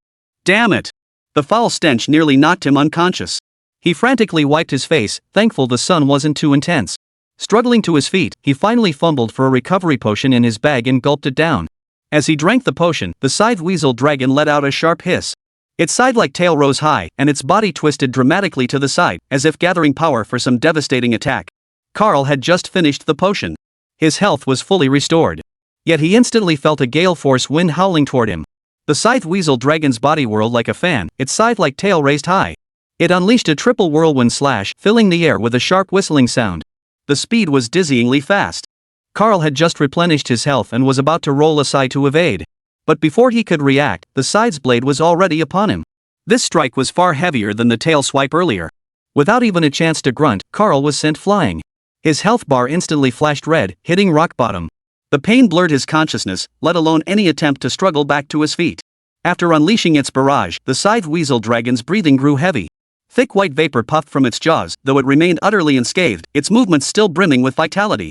Just as Carl lay pinned to the ground, unable to rise, the dragon let out a piercing cry. Its body leapt upward, soaring over 3 meters high. Mid-air, it executed a forward somersault, its long tail wielding a scythe slashing viciously toward Carl. Thud! A dull thud echoed. Carl's vision went black once more, and he was wheeled back to camp on the stretcher. Carl's temper flared, and he let out a curse. Not only had he failed to land a single blow against the Scythe Weasel Dragon King in 2 attacks, but he'd suffered 2 crushing defeats. He stood frozen in place, numb with frustration. In the Asian region's livestream chat, players erupted in commotion. Carl, do you regret your earlier words? Want to take them back? There's still time.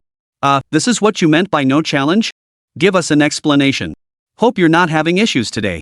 Carl had no mind to read the chat messages flooding the screen. His mind was a whirlwind of conflicting emotions. He never dreamed that what was supposed to be a triumphant, spectacular game review, only to end up like this. Now, only one final chance remained. Racking his brain, he rechecked the items he carried. 2 healing potions remained, a whetstone for sharpening blades, and raw meat for grilling. Beyond that, there seemed to be little else of use. On the menu panel, he saw his stamina was also running low. After 2 rounds of struggle, the monster was unscathed, but Onesie was exhausted. With no other choice, Carl retrieved the grill from the camp storage box and began cooking. There were 3 pieces of grilled meat in his pack. He quickly cooked 1 piece. Ignoring the heat, he devoured it in one go. With his stomach finally full, he lay down to rest.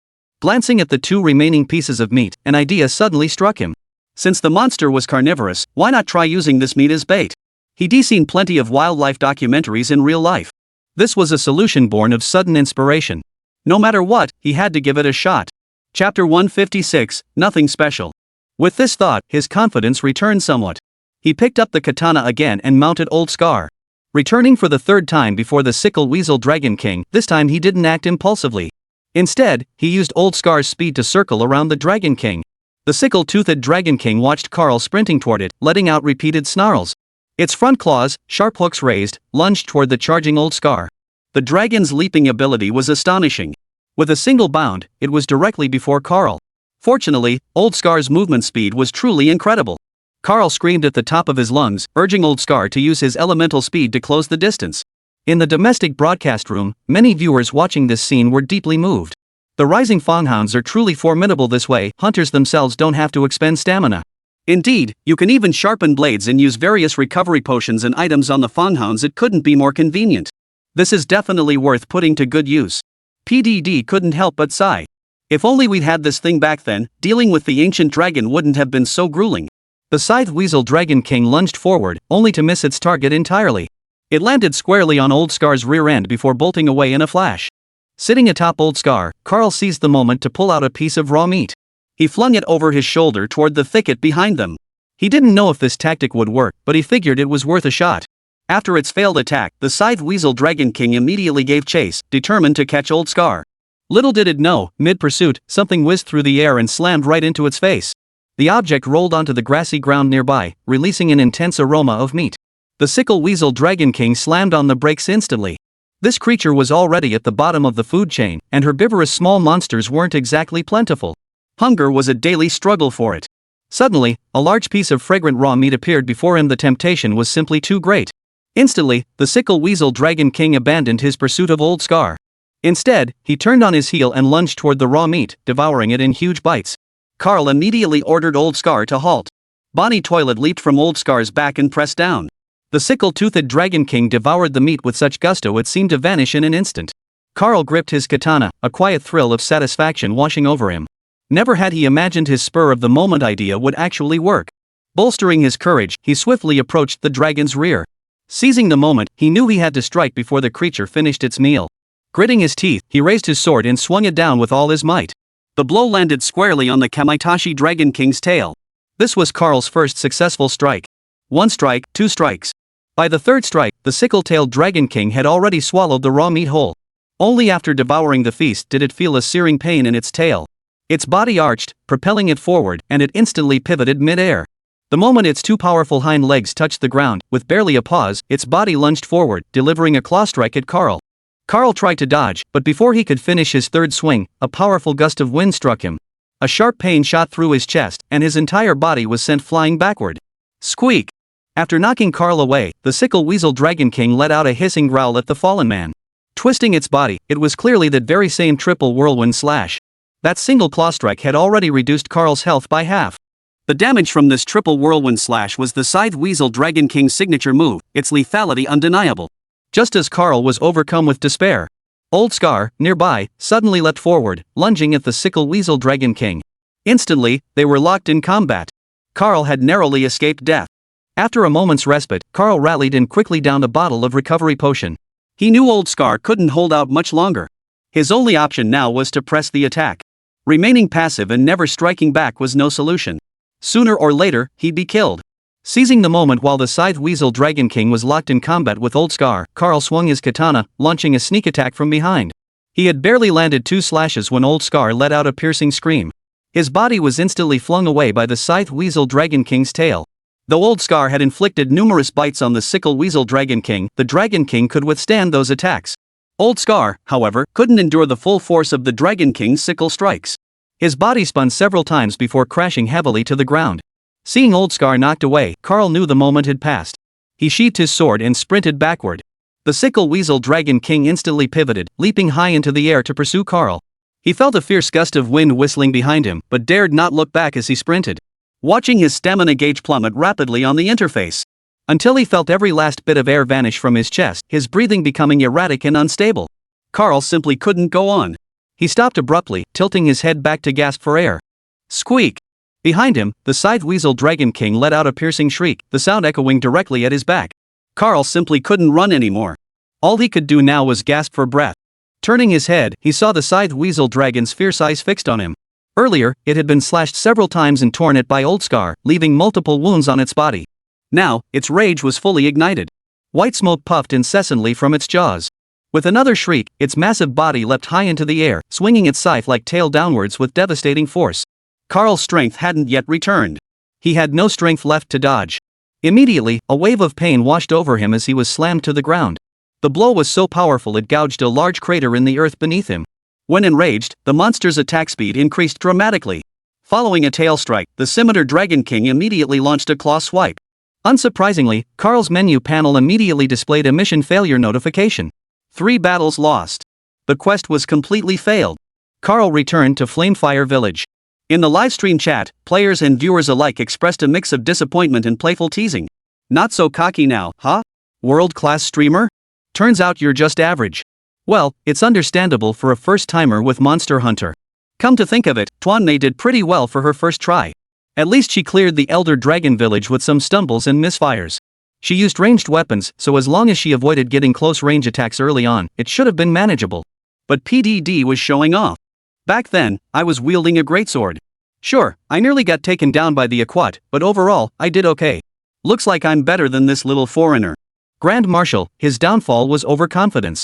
He always thought he was a gaming pro and assumed the difficulty of this familiar game wasn't high. That preconceived notion doomed him. Carl returned to the village of Flaming Fire. For a long while, he sat dejectedly on a village bench, unable to speak. But this livestream wasn't your typical gaming broadcast. It was a game review livestream. Players in the Asian region were growing impatient. This must be the end of the review, right? Shouldn't it be time to rate Monster Hunter Rise? Hold your horses, it seems our esteemed reviewer has lost interest in scoring it. Carl fell silent for a moment. Chapter 157, The Collaboration Plan. He realized his earlier remarks had been downright ridiculous. If there were any holes to crawl into in this Sunfire Village now, he'd have buried himself in one already. But as IGN's lead reviewer this time, the job must be done. Though he felt utterly defeated by this review, a newfound passion for retrying the challenge welled up inside him. Next time, he would meticulously study strategies, visit every character in Flame Village, and search for anything that might aid his hunt. This thought brought him some peace. But now that he'd gone live, he owed his viewers an explanation for this review. Carl stared at the chat window, his lips pressed tightly together, hesitating for a long moment. Then a bitter smile spread across his face. As the IGN-appointed reviewer for this game, I must first apologize to every player in Asia. I truly shouldn't have made those comments without fully understanding the game. Beyond apologizing to all of you, I also owe an apology to the game's developers. Monster Hunter is truly a flawless masterpiece. From its stunning visuals and intricate details to its deep gameplay, it stands as a masterpiece in every aspect. I felt the game's profound impact. Though my first hunt ended in failure, it reignited my determination to improve. This, I realized, is the true soul of Monster Hunter. While many elements remain unexplored, the sheer depth and richness I've glimpsed already surpasses most other games. I'll diligently watch previous version playthroughs to delve deeper into this masterpiece. I'm utterly hooked now and will strive to improve quickly to conquer that first major challenge. Finally, for this Monster Hunter review, I give it a perfect score of 10 out of 10. Carl concluded. The players in the Asia region livestream room erupted in excitement. Cheers erupted in the domestic broadcast room as well. Woohoo, now that's more like it. Ha, looks like even the world's top players couldn't hold out. That's more like it. It was the obvious choice. If a masterpiece like Monster Hunter by Yefei couldn't win Game of the Year, it would defy all logic. A perfect 10-10, who else deserves it? Undoubtedly the Asian Game of the Year and now a contender for World Game of the Year. What nomination? I say it's the Game of the Year, period. PDD, anyone who dared say my master's game wasn't challenging, now they know better. Dai Xiaomei, congrats to my idol.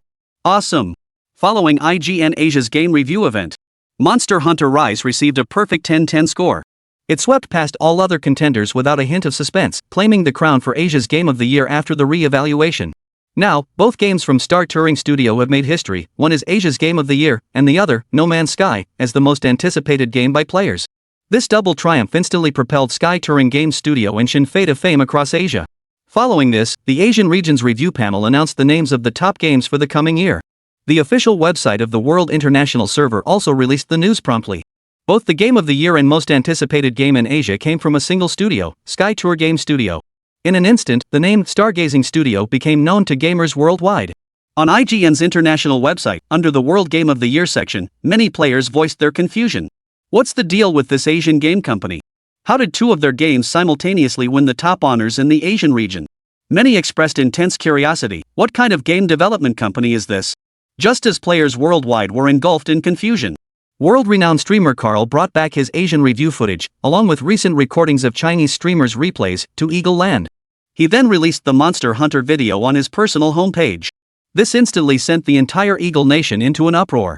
As a globally renowned streamer, Carl boasts a substantial worldwide fanbase. Countless American players were utterly captivated by his Monster Hunter footage. They'd never witnessed such a visually stunning, authentic, and adrenaline-fueled gaming experience. Within a single day, the official websites of IGN and Steam were flooded with angry gamers. The crucial issue? They couldn't play it. This frenzy completely flooded IGN and Steam's game release sections with comments like, FCK, why can't we play such awesome games here? IGN, as the world's largest game review organization, you can't even bring such an excellent game to the global audience? How can you still call yourself the most authoritative game review platform? Are Steam's staff all useless? With such a great game out there, what are the companies in the region doing? This is a complete failure to deliver. Witnessing the flood of frustrated player complaints, Steam's CEO found himself both amused and exasperated. Recalling the recent controversy with the Star Touring Game Studio, he simply lacked the courage to announce this failed partnership. However, some Western players previously based in Asia were aware of the situation. Immediately, a post surfaced on Steam's international server forum revealing that Steam had failed to reach an agreement with Star Touring Game Studio due to overly stringent terms. Although Steam promptly deleted the comment afterward, sharp-eyed players had already spotted it. In an instant, Steam's official website was flooded with a torrent of abuse. Even IGN nearly got dragged into the controversy. This forced IGN's CEO Pierre to issue a statement on IGN's international website: "We will spare no effort to secure a partnership with Star Touring Game Studio. This time, we absolutely will not disappoint our valued players." Only after this announcement did player sentiment gradually calm, perhaps witnessing Steam's downfall. CEO Pierre immediately called IGN Asia's executive director, Perez, demanding he secure the best possible cooperation plan in terms at any cost to bring the head of Star Touring Game Studio to the United States. Perez wiped sweat from his brow repeatedly as he listened.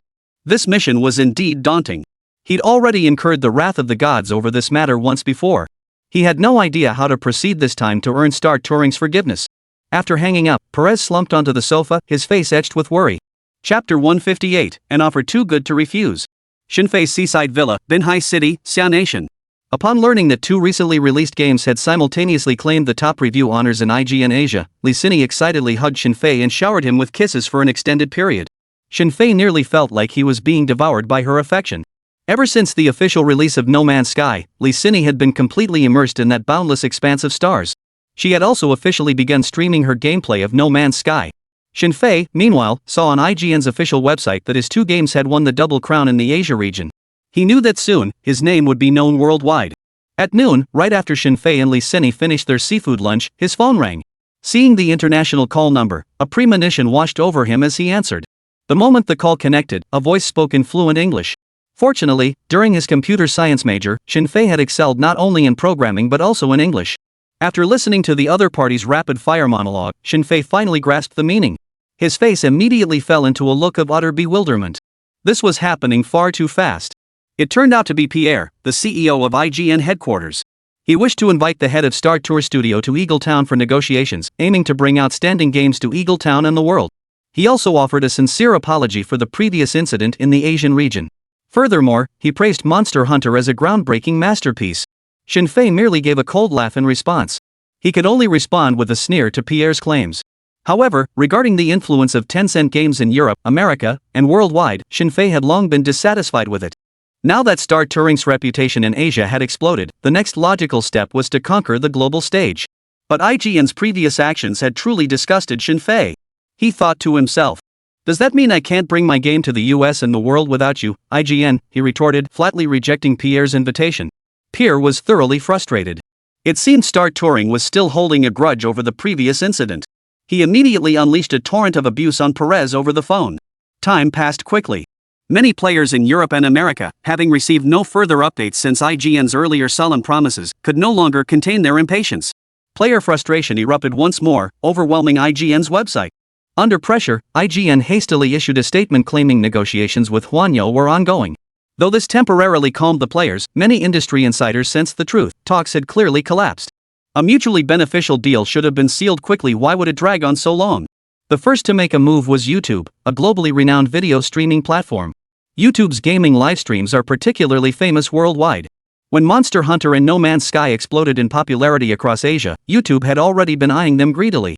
Now, sensing IGN's failure, YouTube promptly left a private message on the Asian server website of Sky Touring Studio.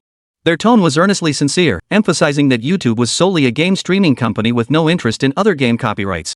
They expressed a desire to secure the game streaming rights for Sky Touring Studios titles in the Western markets. If the studio was willing, they offered the most generous terms for cooperation. Yefei studied YouTube's invitation, fingering his chin in thought. True enough. YouTube was undeniably a globally renowned streaming platform. Moreover, they were only seeking the game streaming rights. The game's core development remained entirely under Baiji Li's control. That was a significant advantage. More importantly, since this was his first venture into the Eagle Empire, having them handle the arrangements was a smart choice. With that thought, he replied to YouTube. YouTube's response was remarkably swift. Within just over 10 minutes, Yefei received a reply containing the digital contract for the streaming rights. He examined it carefully. Indeed, the terms were exceptionally favorable. Under the global live streaming revenue model, YouTube would receive a 30% share, while Star Touring would take 70%.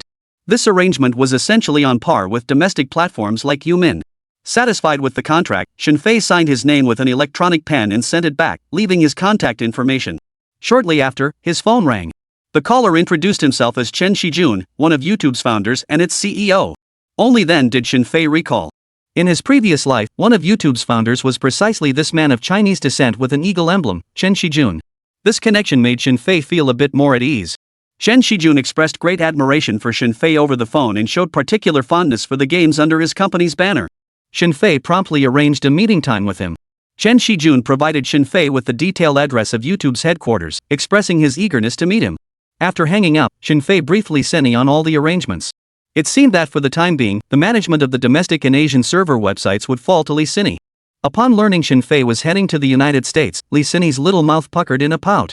It appeared she wouldn't be able to stream or play No Man's Sky anytime soon.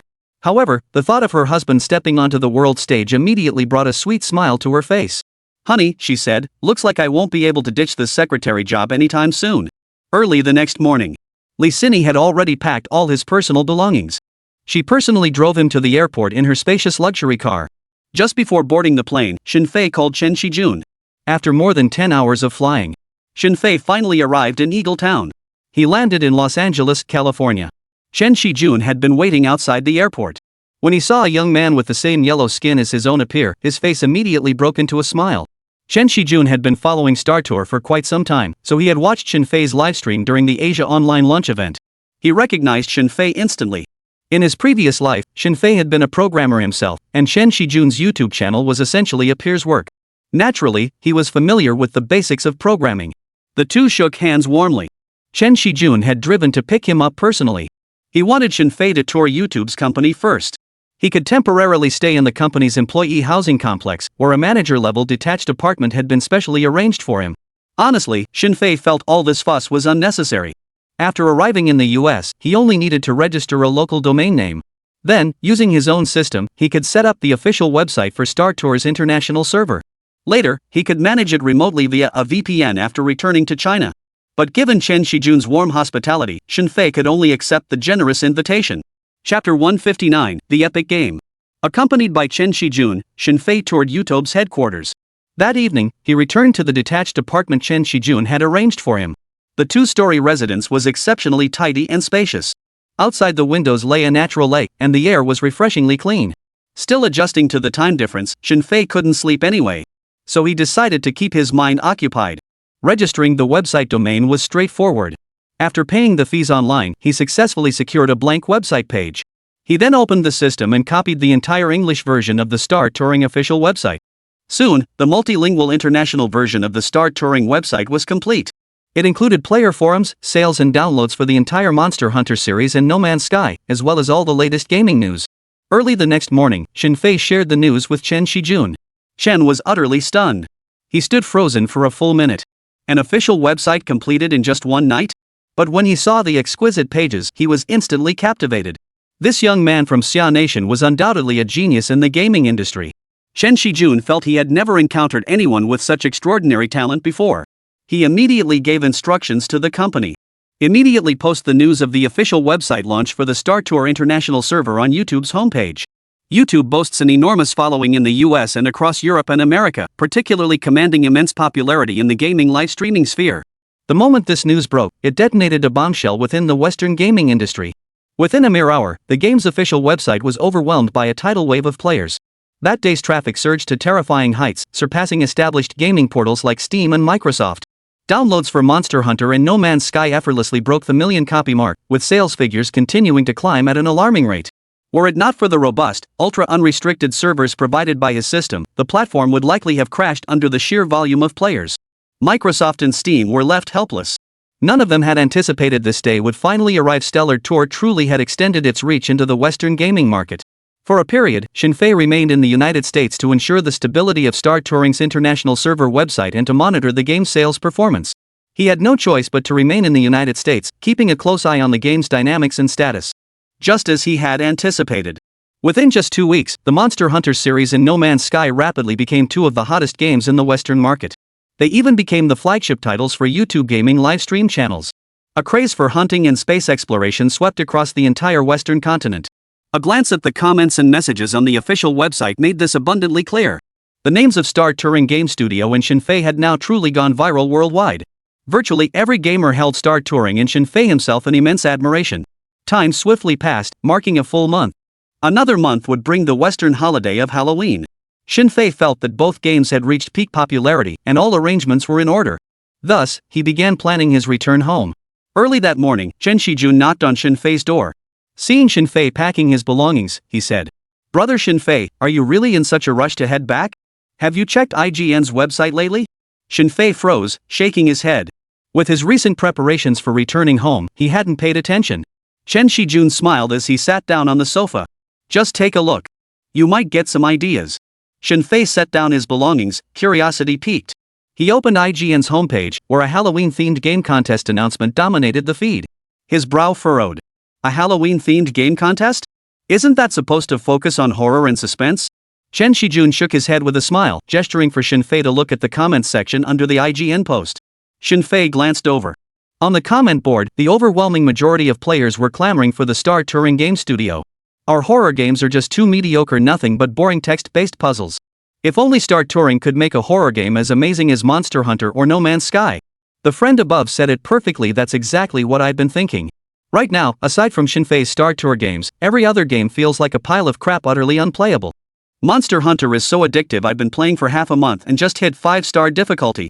That alone shows how high quality Star Touring's games are. If they could make a horror game, it'd be amazing. Shinfei's games are truly excellent, but I think it might be a stretch to make one specifically for Halloween. After all, his two titles aren't set in a Western context. Shinfei hails from the eastern nation of Xia and likely isn't deeply familiar with Western culture, so I find it somewhat unlikely. I disagree. I still hold great promise for Shinfei and his Star Touring studio. I hope he sees the voices of us players. I've seen this far. Shinfei fell silent. Then he opened the official website of his company, Star Tour International. Player comments were filled with eager anticipation about whether Star Tour would participate in Halloween game events. Everyone unanimously hoped Star Tour could create a horror game for the Halloween season. Shinfei understood Halloween's significance in Western markets, hence the players' collective anticipation. Chen Shijun had remained unobtrusive until Shinfei set down his laptop, then inquired with a smile, "So, Shinfei, any thoughts?" Shinfei chuckled. His mind had already raced through several possibilities.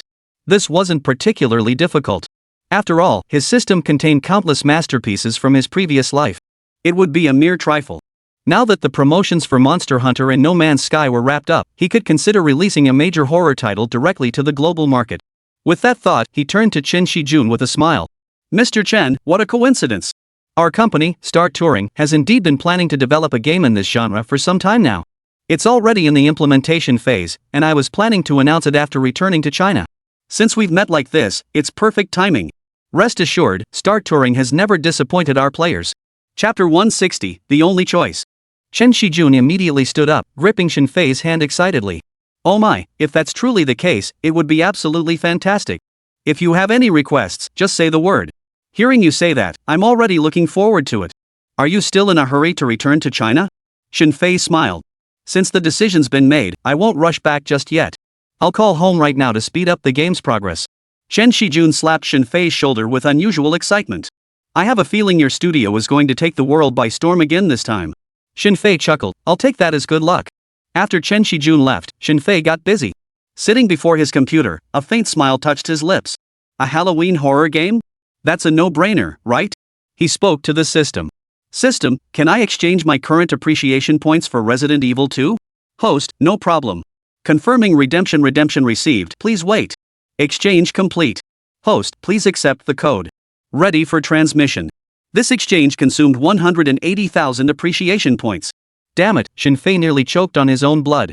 Just one Resident Evil 2 game cost him 180,000 points? This was worse than robbery. But then he thought, whatever. He'd earn it back in no time anyway. With the Resident Evil 2 code in hand, Shinfei got to work. Suddenly, an amusing thought struck him. The Monster Hunter series was a Capcom masterpiece from his past life. So was Resident Evil. He hadn't even considered this when choosing his redemption. The thought made him chuckle. It took Shinfei a full half day to finally complete the upload of Resident Evil 2. Since the first game in his previous life never got a remastered version, Shinfei decided to start with the second installment. After completing the project, he was completely exhausted. After feasting heartily in the company cafeteria, he headed to a lakeside bench and dialed Lee Sinny's number. Lee Sinny's first words were, "Why aren't you back yet? I've been going crazy waiting for you." This was inevitably followed by a burst of coquettish whining. Shinfei cleared his throat and hurriedly explained. "I'm currently developing a horror-themed game here, so I can't come back just yet." At this, Lee Sinny froze on the other end of the line. After a moment, she exclaimed in surprise, "A new game? Wow, honey, you're amazing." Shinfei scratched his head and said, "I need you to handle some work. I'll send you the new game's materials shortly. Please post the details about the new game on the domestic and Asian server official websites. I'll leave that part to you." Lee Sinny immediately replied with unwavering certainty, "Don't worry, honey. No problem. I'll make sure it's done perfectly." Back at their residence, Shinfei sent the Resident Evil-related materials to Lee Sinny.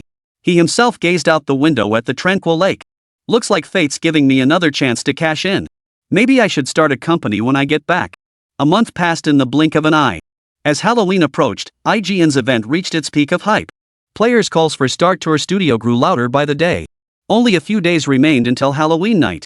Shinfei organized his thoughts and added a new Resident Evil section to the main page of the International Servers Forum. The homepage featured a harrowing scene of Raccoon City's devastation, complete with a brief introduction to the game's backstory. YouTube also announced the news immediately. The highly anticipated new masterpiece from the popular game studio, Star Touring. To fulfill players' wishes, a Halloween-themed horror game Resident Evil is coming. Countless players went wild upon hearing this news. They flooded the Sky Touring official website with praise of all kinds. The game has sparked intense discussion among fans. This is amazing. I never thought it would actually happen. Looks like Yefei really heard our voices. Holy crap, the game looks so terrifyingly atmospheric. It's way better than those generic image-based games. I'm so excited. I love you, Yefei, I love you. Star Tours No Man's Sky already had me completely hooked, and now they're releasing a new masterpiece so soon? The game looks promising, but I wonder if Yefei can nail the Western-style details. The entire Western gaming world received this news simultaneously. IGN was quick to announce Resident Evil's Halloween release date. It instantly became the most anticipated game of the season, no question. Soon enough, Halloween night arrived. The streets of Los Angeles were adorned with jack-o'-lanterns, and people wore spooky masks. A bustling festive scene unfolded. At that moment, inside a gaming room at IGN headquarters, a stunning blonde-haired, blue-eyed beauty rose from her gaming pod.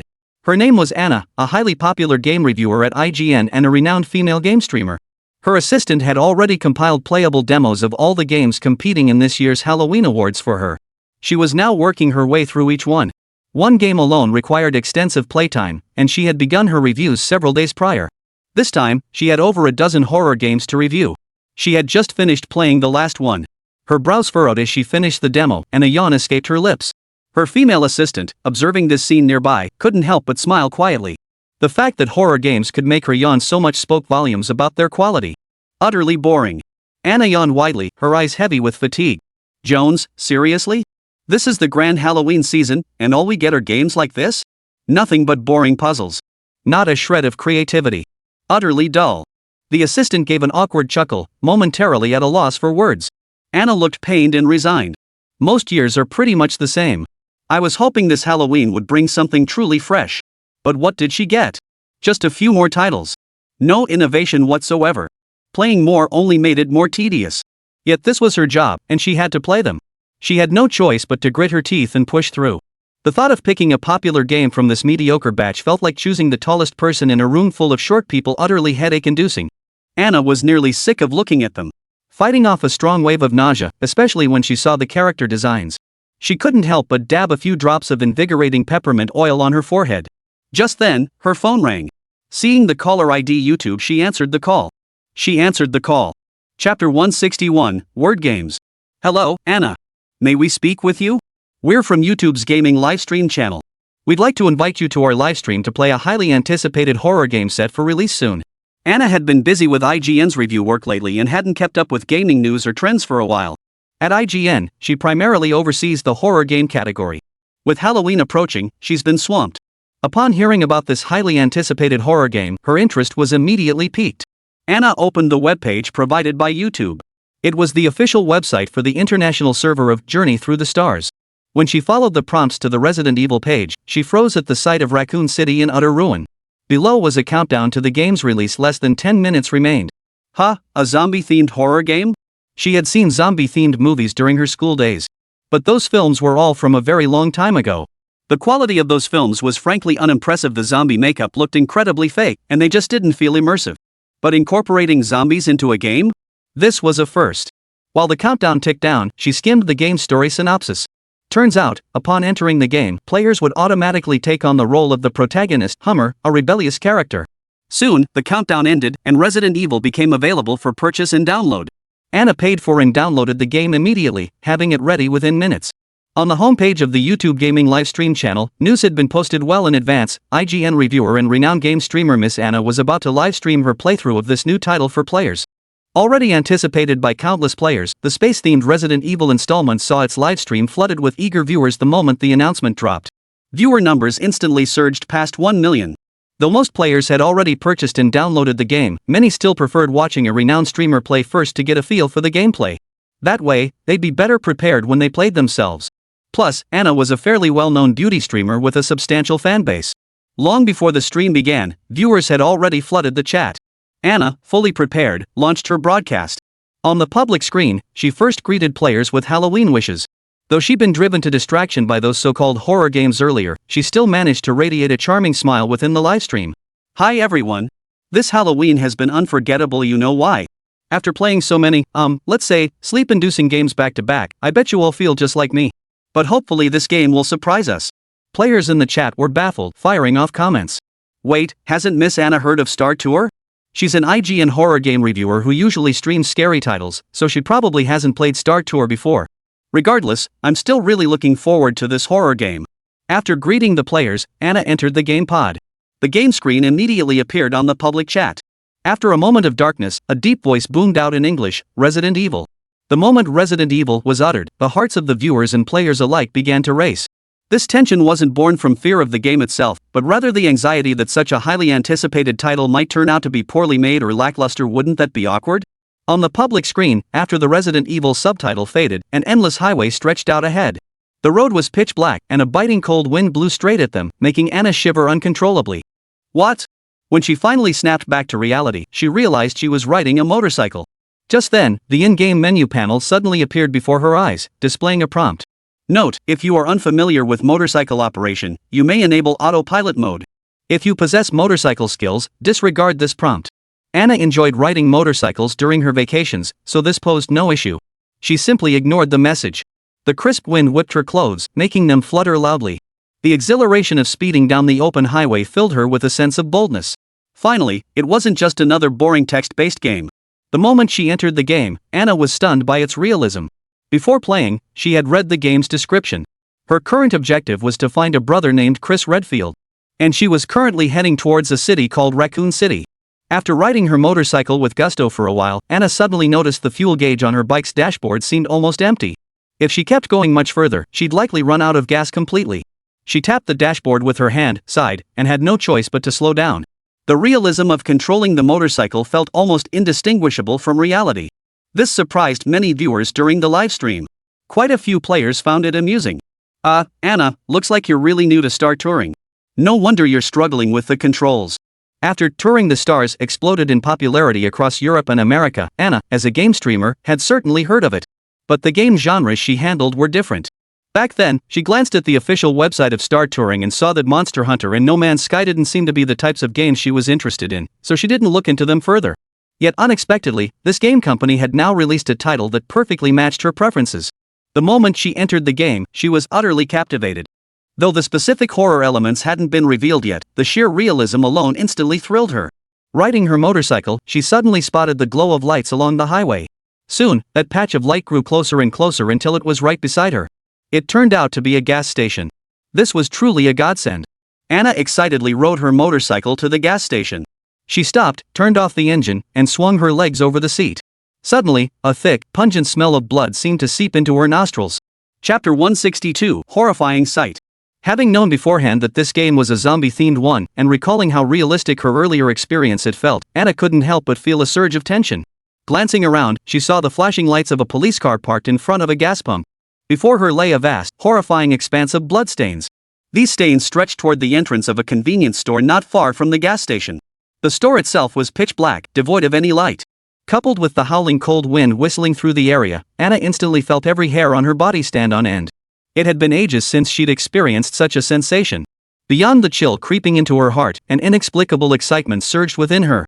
The players in the livestream instantly empathized. Ward, she thought, even through the screen, I can feel this deep tension washing over me. This was clearly another masterpiece from 560. The sight alone was terrifying. Experiencing it firsthand in the game would be even more thrilling. Anna cautiously approached a gas pump. It appeared to be powered down and unusable. Yet without fuel for her motorcycle, she couldn't proceed. She decided to check the convenience store, hoping to find a way to refuel. Just as she reached for the door handle, footsteps approached from behind. Along with the footsteps came a strange, gurgling sound. The gurgling sounded like someone forcing strange noises from their throat. Simultaneously, a pungent, fishy smell drifted into her nostrils. Her heart sank, and she quickly turned to investigate. Suddenly, the convenience store door slammed open with a loud bang, as if forced open by a tremendous force. Then she saw a handsome man in a police uniform standing inside, pointing a gun at her. Almost instinctively, Anna raised her hands. "Don't shoot!" But instead, the man said, "Get down." Without hesitation, Anna crouched low. A gunshot rang out, the bullet whizzing past her scalp. Then she heard the sound of someone collapsing behind her. "Run!" The man burst out of the convenience store, slapping her shoulder. It all happened so suddenly that Anna couldn't process it for a moment. Only when she turned around did she see the man the officer had shot dead. His face was a blur of rotting flesh, his body soaked in blood, his eyeballs dangling from their sockets. The scene was so shocking it nearly made her faint on the spot. The image was too bloody and direct, the intense visual impact overwhelming her. She quickly averted her gaze, unable to bear looking at the corpse. She knew in her heart this thing was undoubtedly a zombie. Players in the livestream chat witnessed the scene. Holy, this is too much. Oh my god, I'm gonna puke. Ugh, I already threw up. I was so hyped for this game, and this is what I get. I'm done. At this rate, I'll need a puke bag. At that very moment, Chen Shijun was also watching Shinfei's new game's first livestream. Seeing this scene, he nearly choked on his own spit. Holy, this is disgusting. Anna sat on the ground, her mind in chaos. She didn't know what to do. Just then, she suddenly heard the man's voice calling out from behind her. Hey, hurry up. Get in the car. It's dangerous. Hearing the man's voice, Anna turned around. The police officer had already entered the driver's seat. The passenger door was open, and he was frantically waving at her. Just then, a commotion erupted from the convenience store in front of her. Instantly, she saw 3 or 4 staggering zombies shuffling out the door. Each one was grotesquely terrifying. The one leading the pack had a large chunk of flesh missing from its neck, now gushing blood. A pool of blood had already soaked its plaid shirt crimson. Its mouth hung open, blood dripping from its jaws. A guttural growl rumbled from its throat. When it spotted Anna sitting on the ground, its trembling legs seemed to accelerate. It sprang forward, reaching out its hands toward her. A buzzing sensation filled Anna's head. This wasn't a game anymore, it was a terrifying reality unfolding before her eyes. The man behind her kept screaming. The zombie was closing in fast. Driven by sheer survival instinct, she scrambled to her feet. In an instant, she mustered every ounce of strength and sprinted toward the passenger side of the police car. Once inside, she slammed the door shut with all her might. The man immediately started the engine and sped forward onto the highway. As the car traveled down the empty road, a temporary calm descended. The man gripped the steering wheel tightly while driving, his veins clearly visible on his temples. What on earth was going on? The man shook his head solemnly, his expression filled with disbelief. Anna sat in the car, drained of all strength after the ordeal. She felt completely exhausted. Her mind was blank, she couldn't grasp what had just transpired. The game story on the official website offered only a rough outline, and she wasn't clear on the details. It seemed she'd have to figure it out for herself. Just as Anna's mind was in chaos, the policeman suddenly spoke. My name is Leon Scott Kennedy. What's yours? Hearing Leon's question, Anna finally snapped back to reality and managed to blurt out, my name is Anna. Leon nodded. Hello, Anna. Listen, I don't know what exactly happened in Raccoon City, but I'm sure it's absolutely terrible. You need to stay calm, okay? Otherwise, you could put yourself in danger at any moment. Anna nodded frantically. Curled up in the car seat, she finally understood what kind of terrifying game this was. Leon might have been trying to ease her tension, but now, she was far from feeling that way. She let out a bitter laugh. Who knew my first day on the job would bring such a surprise? Guess I won't be getting chewed out by the chief for being late on my first day after all. Anna finally exhaled after hearing Leon's words. She glanced at Leon. With his blonde hair and blue eyes, he was undeniably handsome, his features sharp and commanding. Under normal circumstances, she would have been unable to walk past such a handsome man. Chapter 163, Self-Deception. Countless life-draining demons appeared formidable. But as long as he remained at the leadership level, Zhang Yimou had little to worry about. He understood precisely what authority came with the rank of chieftain, merely a higher tier. It was merely more blood, more damage, more defense. Over 40 summoned creatures represented 40 subordinates, totaling 67,000 attributes. Even at his peak, Zhang Feng had never assembled such an extravagant roster. The high-tier attributes might be slightly lower, but they were more than sufficient to face the boss before him. The summoned creatures continued their assault on the Demon King, while Zhang himself retreated steadily, eventually exiting the hall. You're being too cautious. Through Zhang Feng's bust, she could perceive the situation around him and observe the conditions outside. Hearing Mr. Zhang's admonition, I couldn't help but praise him. You don't understand. Zhang Yunfeng smiled at In Yunfeng. I don't think the Demon King is that formidable, so I'm a bit concerned this might not be a genuine threat. The Demon King had lost over half his health from the blows of his summoned creatures. With only 300,000 or 400,000 lives remaining, he continued battling the summoned creatures. With so much of the boss's life remaining, don't you think this is a threat? And Yunfeng blurted out, when you're anyone, you can wield your power and easily handle bosses. No, you don't understand. Zhang Feng replied calmly, you probably haven't experienced it yet. All players on the map have the same objective, to kill specific bosses. That's really not it. And Ru fell silent. She'd seen many maps, diverse and varied, but she'd never truly experienced a map where all players were tasked with killing a single, ultimate boss. On this map, 500 players spend most of their time sacrificing each other, yet there's only one boss. That alone speaks volumes about the boss's power. My summoned creatures are certainly powerful, but it shouldn't be so easy to price the final boss out of the game without any danger. This was a dark game, not the casual games of the past. People are dying here. A map where half the players can return alive is considered safe. But since entering the demon realm, has this map really become that difficult? Zhang Feng himself was a damned fool, unable to even voice his thoughts. But for the other players, aside from killing each other, there's almost no danger. A map like this clearly shows something's off. What's a normal demon? Any player could be killed easily. This abnormal demon was powerful, but merely a slightly stronger boss. With several players teaming up, it could still be treated as a piece of cake. Zhang Feng kept pondering, where exactly was the difficulty of this map? He tested it several times. Mystery, Royal, and other assorted gangs. They could be tough, but they couldn't deal lethal damage to players. So there was only one possibility left: the ultimate boss, the Demon King, would become the player's nightmare. But now, is this it? Zhang Zi worried that this wasn't the Demon King's true position. He had seen and heard that the real danger came from the deaths of some seemingly weaker bosses. They undergo a second stage transformation, rapidly increasing their power, and launch a series of covert attacks when players least expect it. Thus, the number of fallen players remains unknown, and they must remain vigilant even in victory. It seems the Demon King is about to die. And Yunfeng suddenly spoke up. The Demon King before them, barely visible, had only 3,000 or 4,000 health points left. He only needed to summon one more creature to defeat the Demon King once and for all. Zhang Feng looked somewhat excited. After all, he had sacrificed hundreds of years of life to max out his super luck. If the Demon King proved this weak, he stood to gain something valuable. But in the instant the Demon King died, countless fragments of flesh violently tore through his body, scattering in all directions. To Zhang Feng, it seemed as though the summoned creature had vanished entirely in that instant, utterly annihilated by the onslaught. The spikes killed all the summoned creatures, but made no mention of them, even piercing through the hall's walls as they set off once more. Zhang Feng stared at it, like a bloody neat spike, his heart pounding wildly.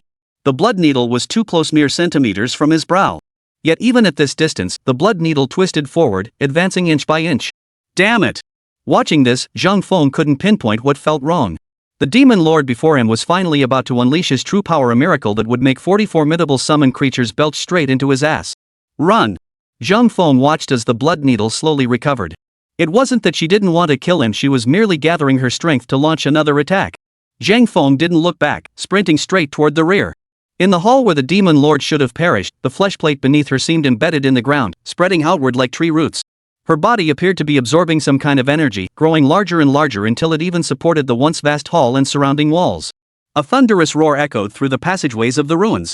Zhang Feng suddenly sensed something, instantly revealing half his face and opening an entrance to what he believed was a safe location.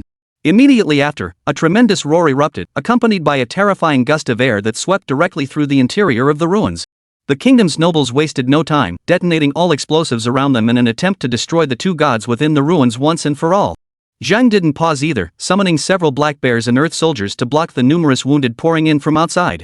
The massive explosions, though few reached the side, caused no harm to the black bears. Yet the remaining shockwaves surged in, shattering the makeshift shelter he had built. After a long while, the tremors ceased.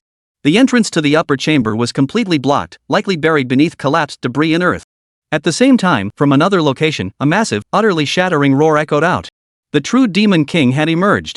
Zhang Feng first felt satisfied with his choice to sacrifice 100 years of his life to enhance his super lucky behavior. Had it not been for this super lucky individual, his life might have been severed by a blood-soaked needle, just as the Demon King had appeared. Yet he also doubted whether he could achieve greater things within a mere 100 years of life.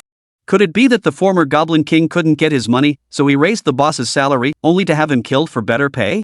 That seemed plausible. If so, wasn't that self-deception?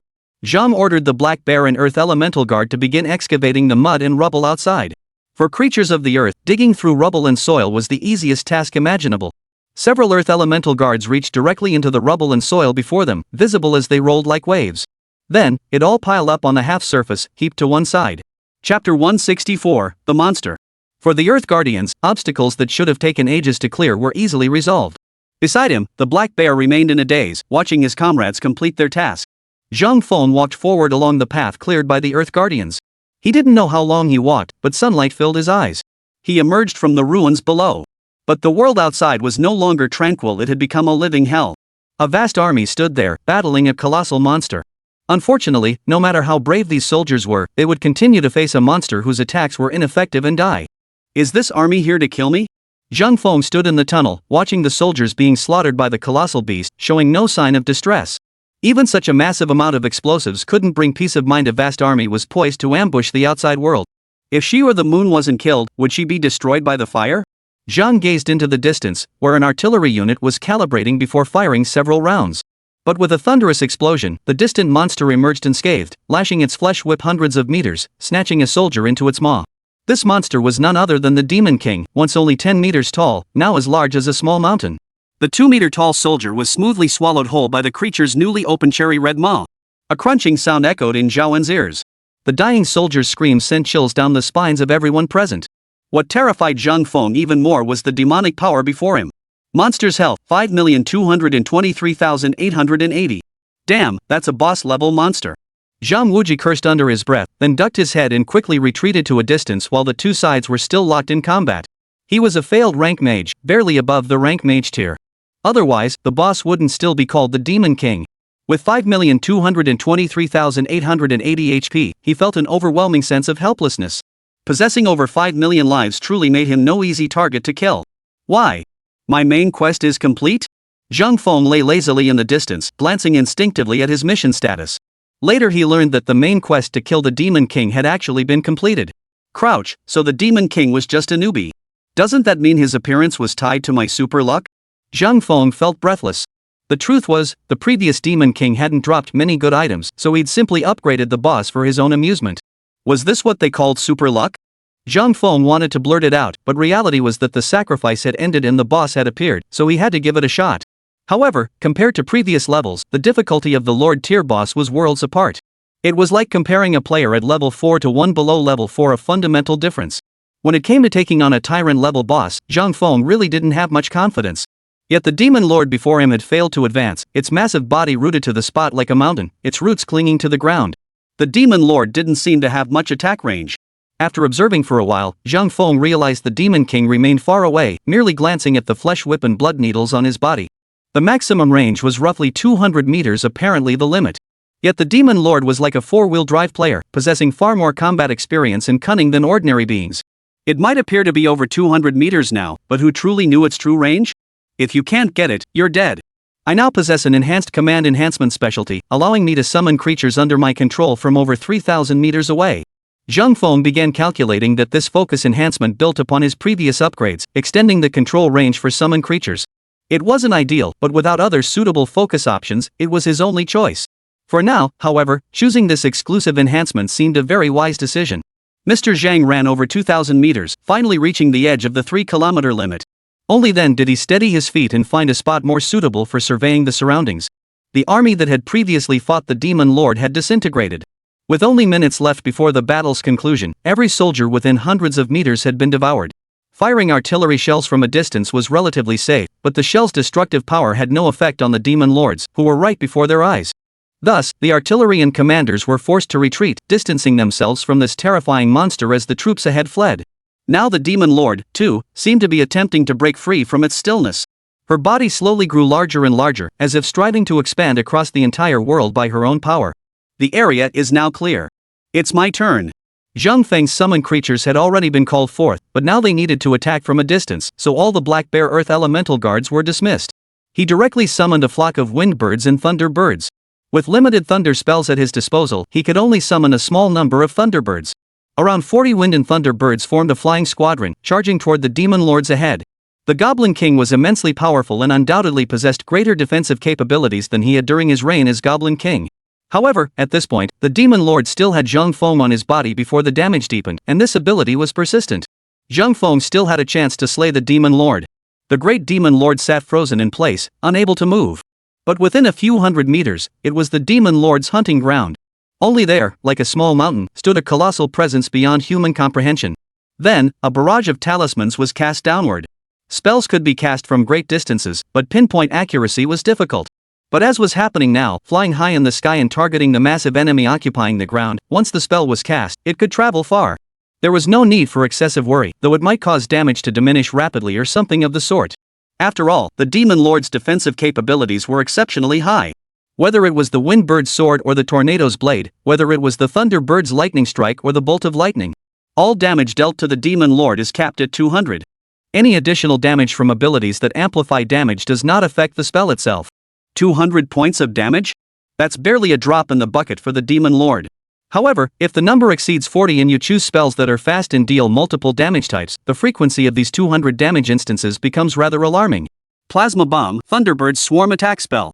The loss isn't too great, but the frequency is enough to drop 12 plasma bombs per second, and it can keep dropping at that rate indefinitely.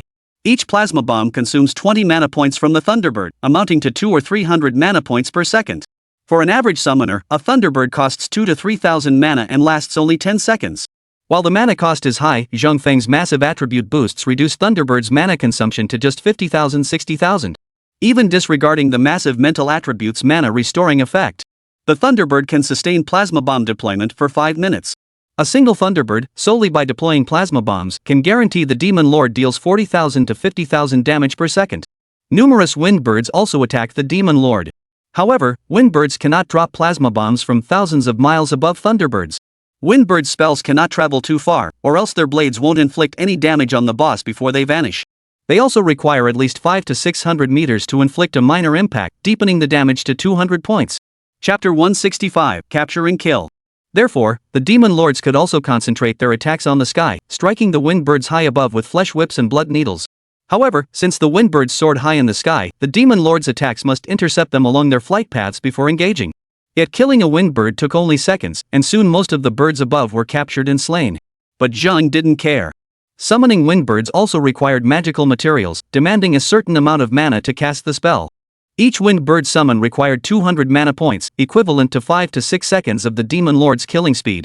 But Zhang remained unhurried. His mental resilience was exceptionally high, and his ability to recover blue mana was formidable. He could restore 5,000 to 6,000 mana points per minute. At this rate, he could summon the lost mana and instantly return to normal. Fortunately, the Demon Lord before him hadn't displayed true Demon Lord level power. Unfortunately, this guy still heals a bit too quickly. Zhang Feng stood at a distance, watching the Demon Lord before him, his eyelids fluttering. A Tyrant tier boss, possessing multiple powerful magical abilities. First, as a lord, you can create or summon numerous subordinates to attack your enemies. Hence the origin of the term lord. Minions are at least elite tier warriors and leaders are nothing new. Their vast armies, like those of a summoner, fear no human tactics. More terrifying than ordinary bosses, noble tier bosses possess an aura that enhances and strengthens their subordinates. Tactics like overwhelming numbers and mass defense will be vividly demonstrated. This is the boss's standard approach. Of course, the Demon Lord before him, though a Lord tier boss, had its abilities weakened due to unforeseen circumstances. Unable to summon his subordinates, he could only endure Zhang Feng's human wave tactics and gang warfare. Even his lower body could only be attacked like a wooden stake. The only thing frustrating Zhang Feng was that the Demon Lord's vitality quickly recovered.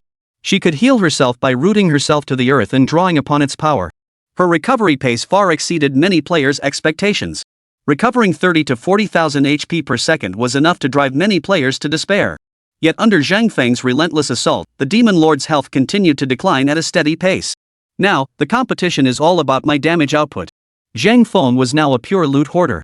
But such good fortune couldn't last forever. The prerequisite for sustained DPS is deepening the damage to the Demon Lord. Moreover, this skill comes with a time limit. While the full damage amplification skill can last quite a while, there's still a long way to go before it activates.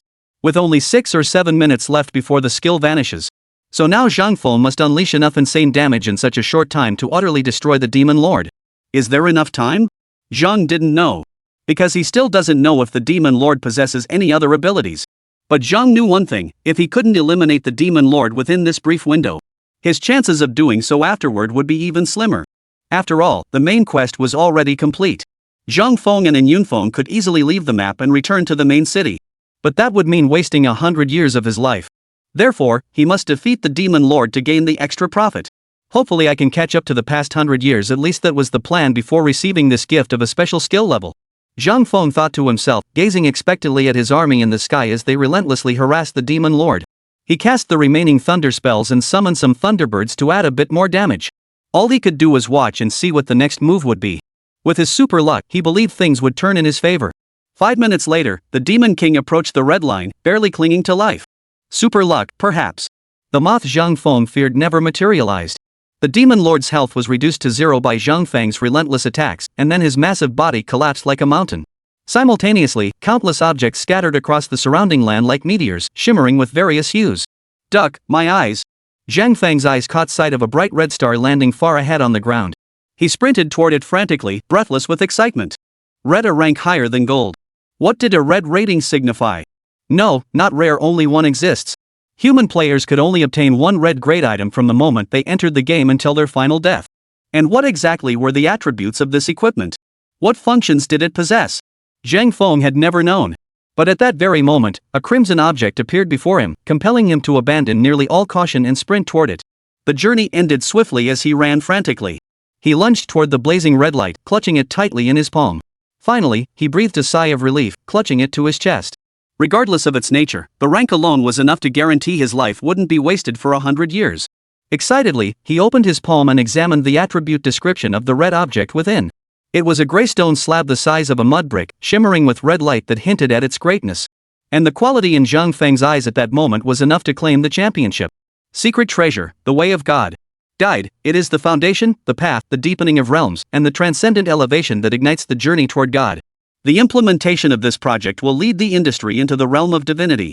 Do you use it? Zhaoan clenched his fist and swallowed hard. Confirmed. At that moment, a colossal tree of the profession system appeared before Zhang Feng. At its base stood a mage apprentice named Keystone. Then came his chosen summoner. Then came the dark branches. As his gaze followed them, a panel peeled back its shroud of darkness, revealing itself before him. The second profession, unheard of, appeared before him. War Caller. War Summoner? What kind of class is that? Zhang Feng watched with a complex expression. He gently tapped on War Summoner, wanting to see what kind of class this was. Evangelists generally fall into two categories. One is a specialist in a particular field. Demon Summoner, Spirit Summoner, Elemental Summoner, and so on. Both are summoners specializing in enhancing a specific species. Summoning such a specialized creature would enhance its abilities to a certain extent. The other type is progression-focused, where the summoner is a high-level practitioner. They are no different from a game-changing summoner, except that they enhance certain aspects of themselves. But the War Summoner was in a category entirely different from anything he knew. When he touched this attachment, War Summoner, a message surged through his mind.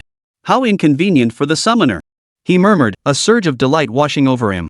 It turned out the War Summoner was no longer confined to summoning creatures. Or rather, summoners had never been confined to creature summoners. The summoner Zhang Feng knew was merely one type of creature summoner. In truth, the scope of summoners was incredibly broad. Beyond creature summoning, summoners should also possess two other summoning skills. The first is magical summoning. Chapter 166, Flames Reaching the Sky. But now, she was in no state of mind for such thoughts. The car continued driving along the empty highway. Outside the windows, the landscape was pitch black on both sides, with nothing visible. This only deepened Anna's unease. Leon asked Anna as he drove. Are you going to Raccoon City? Anna still felt a bit flustered inside. Perhaps because she was too nervous, she stammered directly to Leon. I'm just playing the game. Leon paused, then replied. A game? Do you really think all this is just a game? I wish it were just a game too. Anna realized her response sounded odd. She quickly thought of the protagonist she played in the game and said, I'm sorry, I was just so nervous. I need to go to the Raccoon City Police Department to find someone. Leon nodded, then said, what a coincidence, it turns out we're actually heading in the same direction. Just then, illuminated by the headlights, Anna finally saw a tall road sign standing by the roadside, Raccoon City. We'll be entering Raccoon City proper soon. Leon reminded them. After driving for a short while longer, they entered the city. Just as they were about to reach the Raccoon City Police Department, the road ahead suddenly became gridlocked. A jumble of cars lay scattered across the road, as if a major pileup had just occurred. Leon sighed helplessly. No choice. Looks like we'll have to walk. He unbuckled his seatbelt and prepared to open the door. Anna stared blankly at the gridlocked vehicles ahead. Just then, a loud, piercing scream suddenly echoed from the front door. She jumped in fright. Instinctively, she glanced toward the window. There, pressed against the glass, was a zombie covered in blood. Its terrifying face was pressed against the window, its bloody mouth opening and closing as if trying to pull Anna toward it. Anna's beautiful blue eyes widened like walnuts as she stared at the half-missing face of the zombie. A severed tongue hung out, repeatedly licking the glass. Witnessing this scene, many players in the livestream chat erupted in horror. Holy crap, I'm seriously freaked out right now. My hair's standing on end. Imagine how Miss Anna must feel. Unthinkable. Right now, I only care about one thing. Does Miss Anna still think horror games are boring? I'd really like to know how Fei Jiang could make such a terrifyingly beautiful game. Just as Anna froze in terror at the sight of the zombie before her. Suddenly, a blinding flash of light swept past the rear of the car. A rumbling sound seemed to grow louder and louder, followed by Leon's shot beside her. Miss Anna, get out of the car. A big truck is coming from behind. Anna's heart leapt to her throat. Forgetting the zombies outside the door, she screamed and kicked the door with all her might. The kick sent the door flying open, simultaneously knocking the zombie aside. Her entire body flew forward. The moment she lunged forward, a deafening crash erupted behind her. A wave of heat and immense force instantly sent her flying. She rolled several times on the ground before finally coming to a stop. Thanks to the game's pain simulation technology, she genuinely couldn't get up for a while. However, she hadn't been blown away by the explosion itself, but rather knocked flying by the shockwave, crashing to the ground. Miss Anna. The car before her had exploded into a sea of flames, the fire blazing skyward. Leon's shout came from the other side. Anna hurriedly shouted back. I'm fine. Leon shouted. I'm blocked by the fire and can't get through right now. You're near the police station, go ahead. I'll find a way over. Anna sighed, about to reply. Suddenly, the groaning cries of numerous zombies echoed from nearby. Several figures staggered toward her. The first one she saw had its belly ripped open, intestines dragging on the ground, reaching out toward her. Anna's head buzzed. Spotting the police station building behind her, she immediately shook off the zombies and sprinted toward it. But the road was now completely blocked by piled-up cars. Many zombies were moving among the vehicles, the road already tightly sealed off. Anna crouched behind a car, peering ahead for an alternative route. Suddenly, she spotted a small alleyway off the main road. A sign on the wall pointed toward it, with an arrow drawn over the word police station. The alley seemed less crowded with zombies. Right now, she could only see one zombie crouched in front of a large trash bin at the entrance, gnawing on a corpse. Devouring it with relish, leaving a bloody mess on the ground. She couldn't bear to look any longer. Viewers in the livestream kept encouraging her. Miss Anna, charge through. You can do it. Don't worry about the blood and gore, just go for it. Anna glanced at the chat screen, then took a deep breath. She stood up, exhaling sharply. She then assumed a stance ready to charge. She counted down to herself, 3, 2, 1, and immediately dashed forward. As she approached the zombie gnawing away, she deliberately sped up. Finally, she made it safely into the alleyway. Only when she felt she couldn't run any further did she stop, leaning against the wall, gasping for breath. While gasping for breath, she glanced back toward the path she had come. Fortunately, it seemed she hadn't alerted the zombie. Then she looked ahead. The alley ahead was deserted, seemingly devoid of danger. To conserve her strength, she decided to proceed cautiously. Once she passed through this alley, the police station should be just a short distance away. Anna's heart was still pounding wildly. Ever since she started playing Resident Evil, her heart hadn't stopped racing. Looking up at the pitch-black sky, the night seemed interminably long. A bitterly cold wind whistled through the alley from time to time. From somewhere in the distance came the shrill howls of zombies. Among them were blood-curdling screams that made the hair on the back of her neck stand on end. The city had clearly become a living hell. Anna's face was now deathly pale. Yet she thought to herself, this Halloween was truly going to be unforgettable. After resting for a while, her strength gradually returned. She cautiously moved forward along the alley. Climbing a flight of stairs would bring her to the end of the lane. Feeling her way up the steps, she first peered out cautiously. Sure enough, the police station was not far ahead. But the entrance was still blocked by a massive pile of cars. It seemed she'd have to push through the vehicles and the horde of zombies. With one burst of energy, she charged straight toward the police station's entrance. Chapter 167, No Other Choice. Anna bit her lip, rubbed her hands together, then steeled herself and sprinted toward the cars. She sprinted at breakneck speed, weaving through the narrow gaps between vehicles that hadn't yet been completely blocked. Zombies lunged at her from all sides, their piercing howls echoing around her. She dared not glance sideways, fixing her gaze solely on the police station's iron gate, now only a dozen meters away. Panting heavily, she threw herself forward. Thankfully, the gate was only ajar. Anna hurriedly pushed the gate open, then spun around to lock the bolt. Only then did she take a huge step back, gasping for breath as she stared at the horrifying faces of the zombies surging toward her. The sturdy iron gate wouldn't budge, no matter how violently the zombies shook it. She felt a little relief and scanned her surroundings. She found herself in the front courtyard of the police station, facing the main entrance. Just as she caught her breath and prepared to head toward the gate, a body in a police uniform lay face down on the ground, motionless. A pistol was clenched in its hand, pointed directly at its own head. A pool of blood surrounded the skull, and upon closer inspection, even bits of brain matter were visible. Clearly, this officer had witnessed the horrors beyond the gate, surrounded by zombies, and couldn't bear it any longer, choosing to end his life.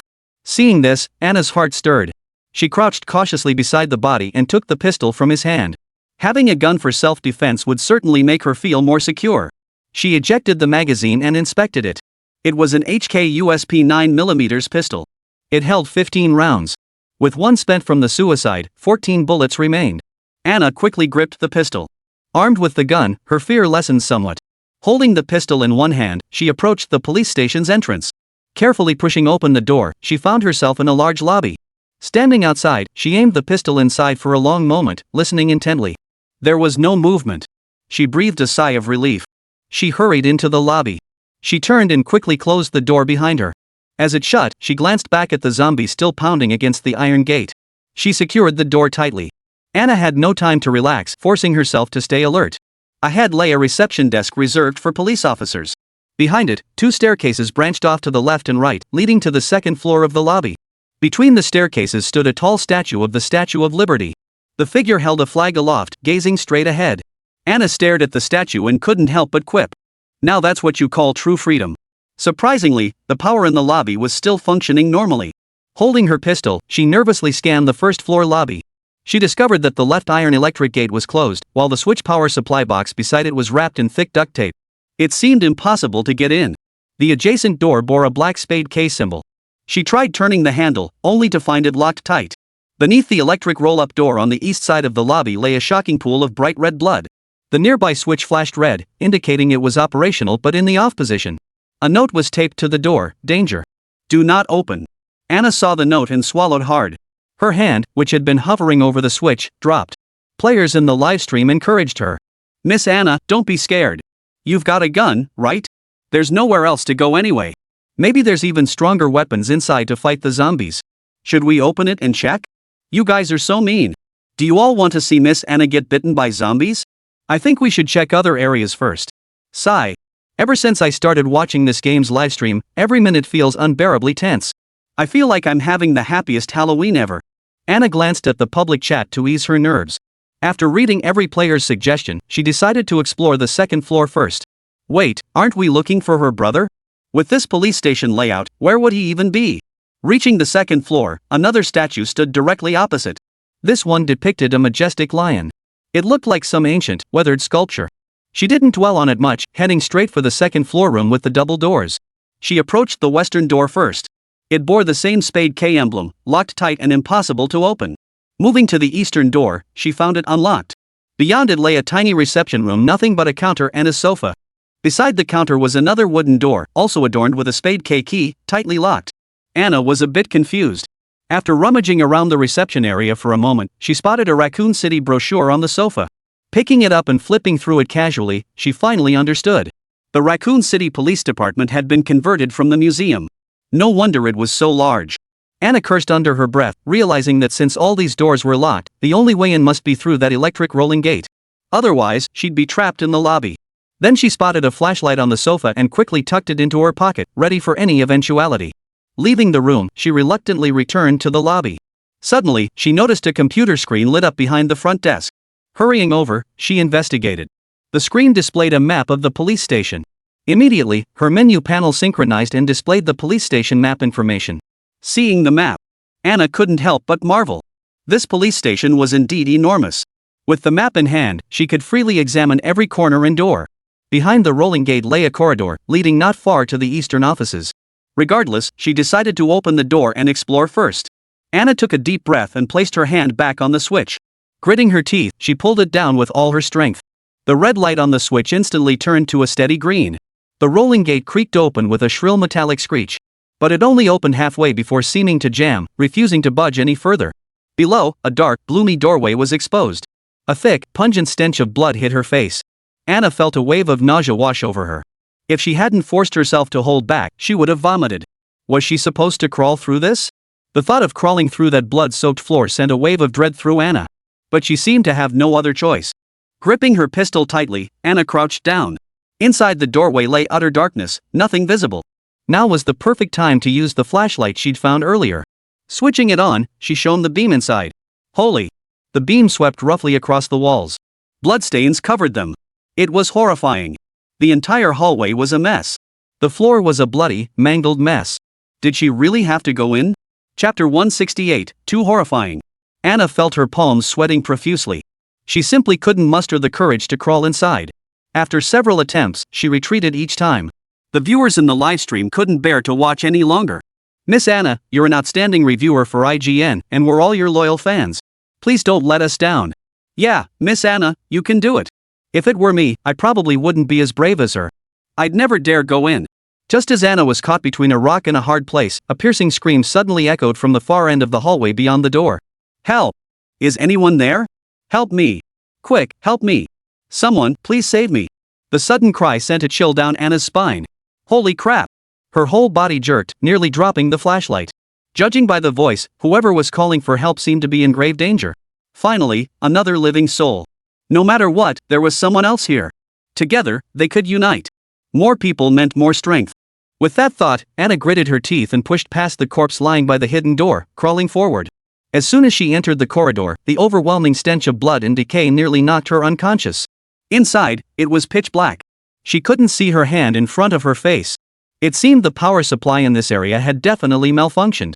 Anna quickly flicked on her flashlight, its beam cutting through the gloom as she cautiously made her way along the dimly lit corridor. Just then, a thunderous crash echoed from the far end of the corridor, followed immediately by a piercing, agonized scream. The shrieking made her scalp crawl, nearly making Anna's heart leap out of her throat. Only when she reached the end of the corridor the sounds ahead finally ceased. At the end stood a small guard booth. Beyond it lay an iron rolling gate, now tightly sealed shut. From the other side of the door, 3 sharp, piercing alarms blared. The sudden noise nearly gave Anna a heart attack. She quickly aimed her pistol at the rolling gate. Fortunately, the door appeared solid, and the commotion on the other side soon subsided. Anna exhaled deeply and lowered her weapon. She then set out to find the source of the earlier shouts. But as soon as she took a step forward, she felt a squelch beneath her feet, as if she'd stepped on something viscous. Looking down, she nearly lost her soul in fright. The ground was a gruesome mess of blood and flesh, a man's face contorted in agony. The floor was soaked in his blood, and Anna slipped with every step she took. Everywhere was a chaotic scene of blood and gore. He was left with only his upper body, still wearing the top half of a security guard uniform. His lower half was nowhere to be seen. His torso had been brutally ripped open at the waist, intestines spilling out everywhere. There was no doubt he was the one who had cried out for help earlier. She had arrived too late. In that instant, the taut string of tension in Anna's heart snapped. Her stomach churned violently, and she vomited in a loud gush right beside her. Afterward, her legs gave way, and she slid down the wall, collapsing onto the floor. Tears streamed down her cheeks.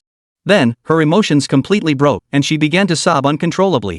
Countless players in the livestream were deeply moved. Miss Anna, you must stay strong. The cruelty of this apocalyptic world could easily shatter anyone. Ordinary people simply couldn't bear such burdens. I hope none of this is real, that it never happens in reality. If it were real, I honestly don't know how I'd find the courage to keep living. It's utterly terrifying.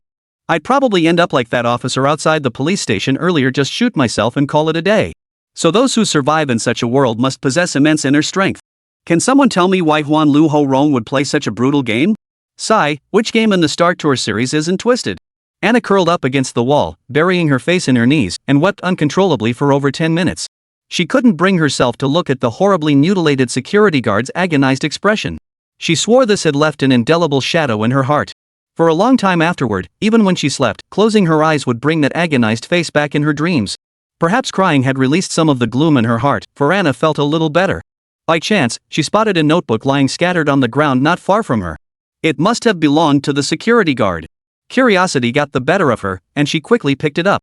Inside, 3 statues were sketched in hasty ballpoint pen strokes. Beneath each statue were 3 strange symbols. Below the symbols, a line of English letters read, "Dark Room." What could this mean? Anna wiped the tears from her face and picked up the notebook to examine it closely. 3 statues, a petal, a unicorn, and a reverse species. At the very bottom was the Statue of Liberty. Wait a minute. Lion, Statue of Liberty. Dark Room. Could this be some kind of mechanism? Could it be the lion statue in the hall and the Statue of Liberty? At this thought, she perked up. She wiped away her tears and tucked the notebook into her pocket. It seemed the security guard must have known about these mechanisms in the police station and intended to open that secret room to escape. Anna now had a direction. She hurried back to the lobby to examine the lion statue and the Statue of Liberty more closely. She returned to the corridor. Passing the east office, she saw only a chain locked across the door. Through the window, several dark figures moved back and forth inside. No need to guess, they were zombies. Anna glanced briefly before hurrying back toward the lobby. But just as she reached the middle of the corridor, a series of loud bangs erupted ahead. A door nearby was violently kicked open. The sudden noise startled her. In her panic, she aimed her flashlight over her pistol toward the source of the noise. From a nearby room, 2 zombies emerged, one male, one female, walking side by side. Spotting Anna, they immediately let out guttural growls and shuffled toward her. Both zombies had iron gray, hideous faces. Under the flashlight's glare, they looked exceptionally terrifying. The male zombie's neck was covered in blood. The female zombie was missing an arm. Anna hesitated no longer. Aiming at the male zombie that had charged first, she fired 2 shots into its chest. The male zombie staggered twice but still lunged toward her with quick steps. Without a word, Anna fired another shot, followed immediately by a third. Only after 3 headshots did the male zombie collapse with a thud. The female zombie also required 3 headshots to finally fall. Both corpses lay sprawled on the ground, their bodies twitching uncontrollably. Anna breathed a sigh of relief. Little did she know that as she passed by the male zombie, her calf and foot were suddenly seized by its arms. This unexpected attack nearly scared the life out of her. Fortunately, she reacted in time, raising her foot to stomp down hard, completely crushing the male zombie's skull. Filthy blood spilled everywhere, splattering her leg. Anna, still shaken, kept muttering. Oh. Chapter 169, Cold Sweat. Just as she regained her composure, a clanging crash erupted behind her.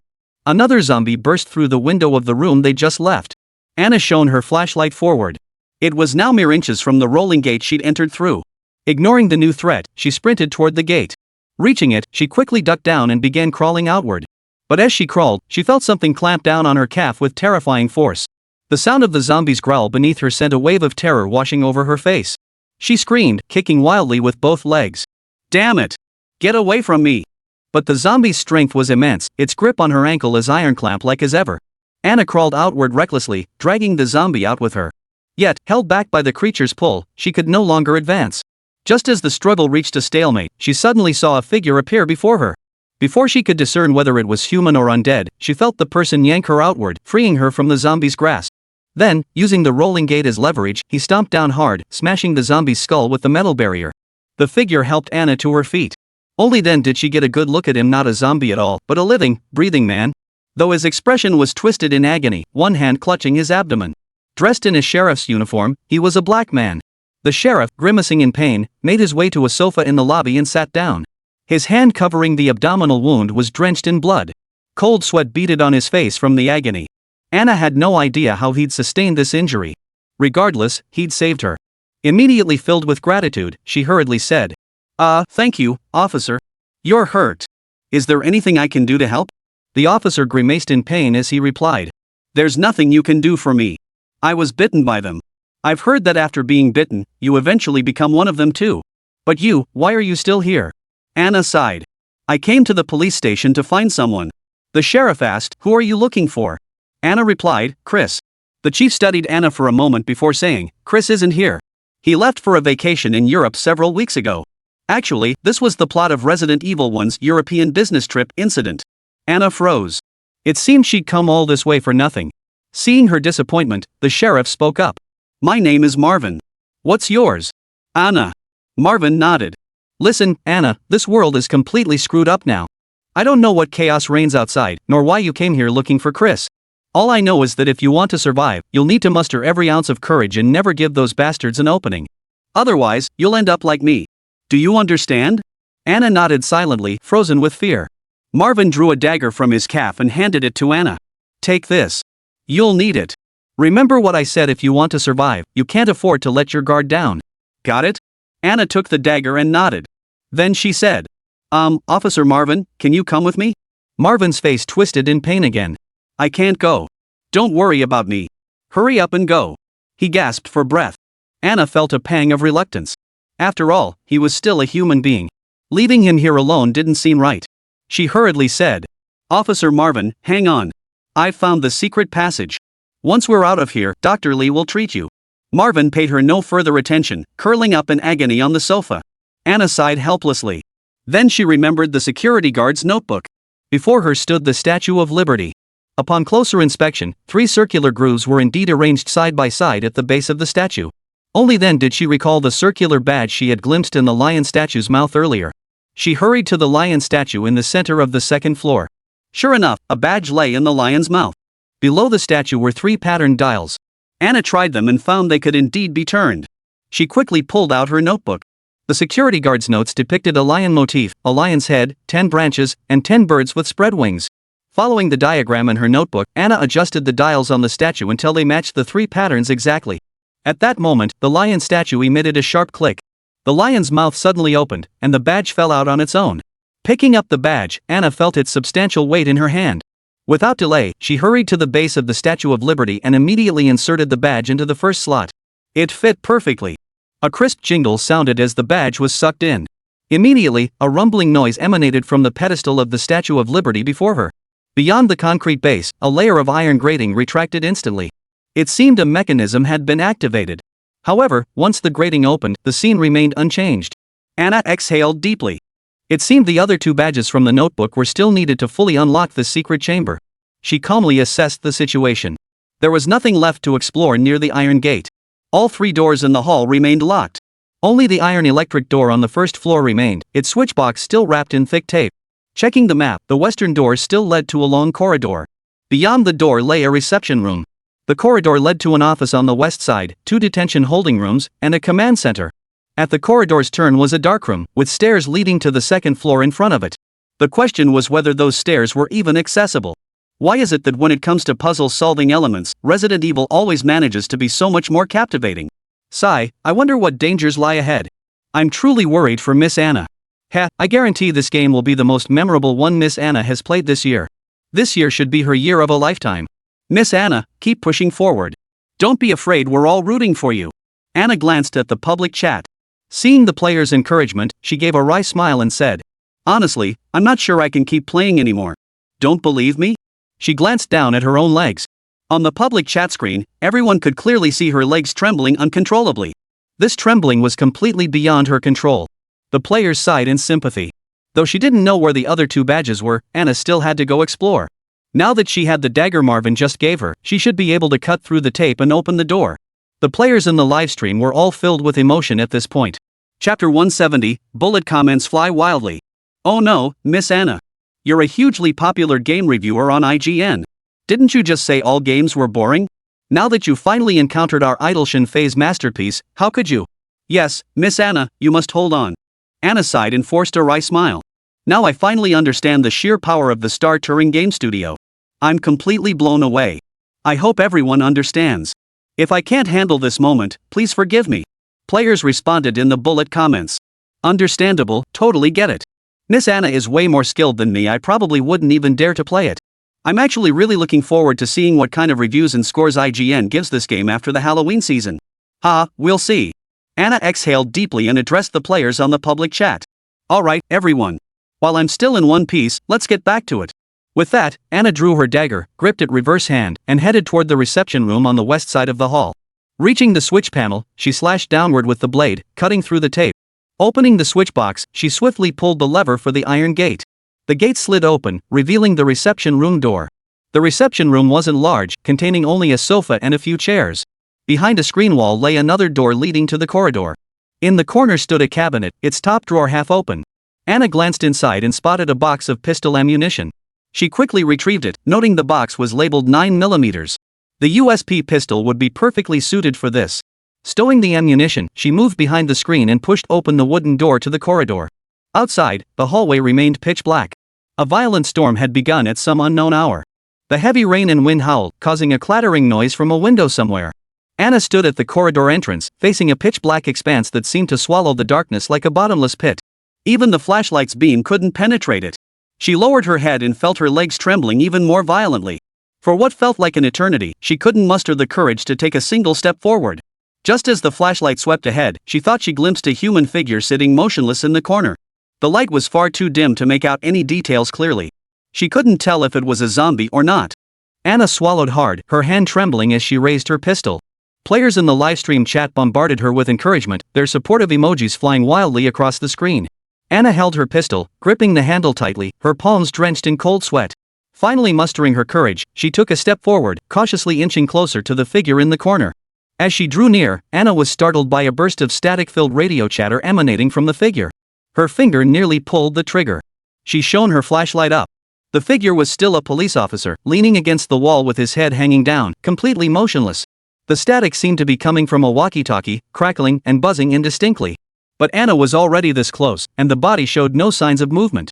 It didn't appear to be a zombie or anything like that. Still, to be certain, she stepped closer and gave the corpse a kick.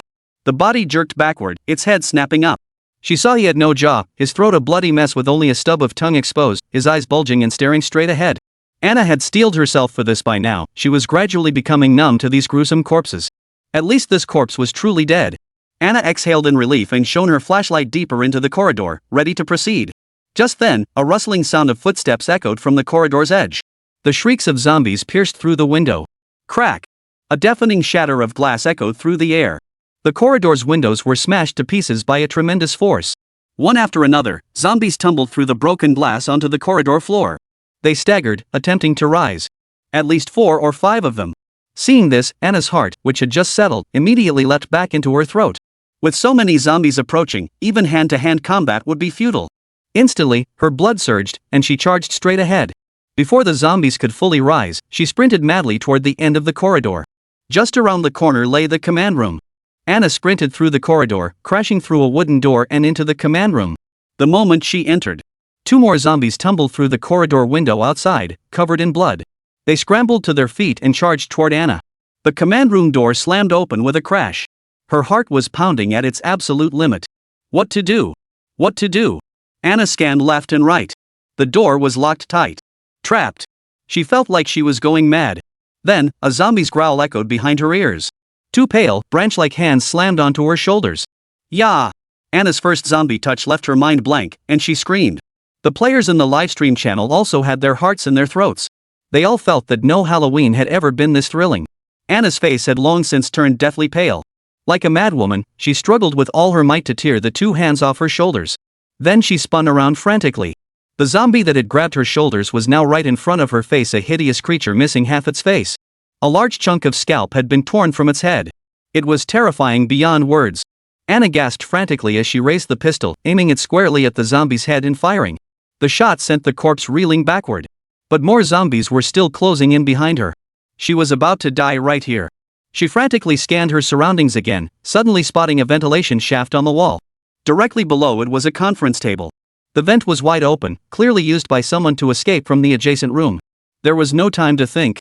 Anna gritted her teeth, spun around, and leaped onto the table. Summoning every ounce of strength, she squeezed through the vent opening.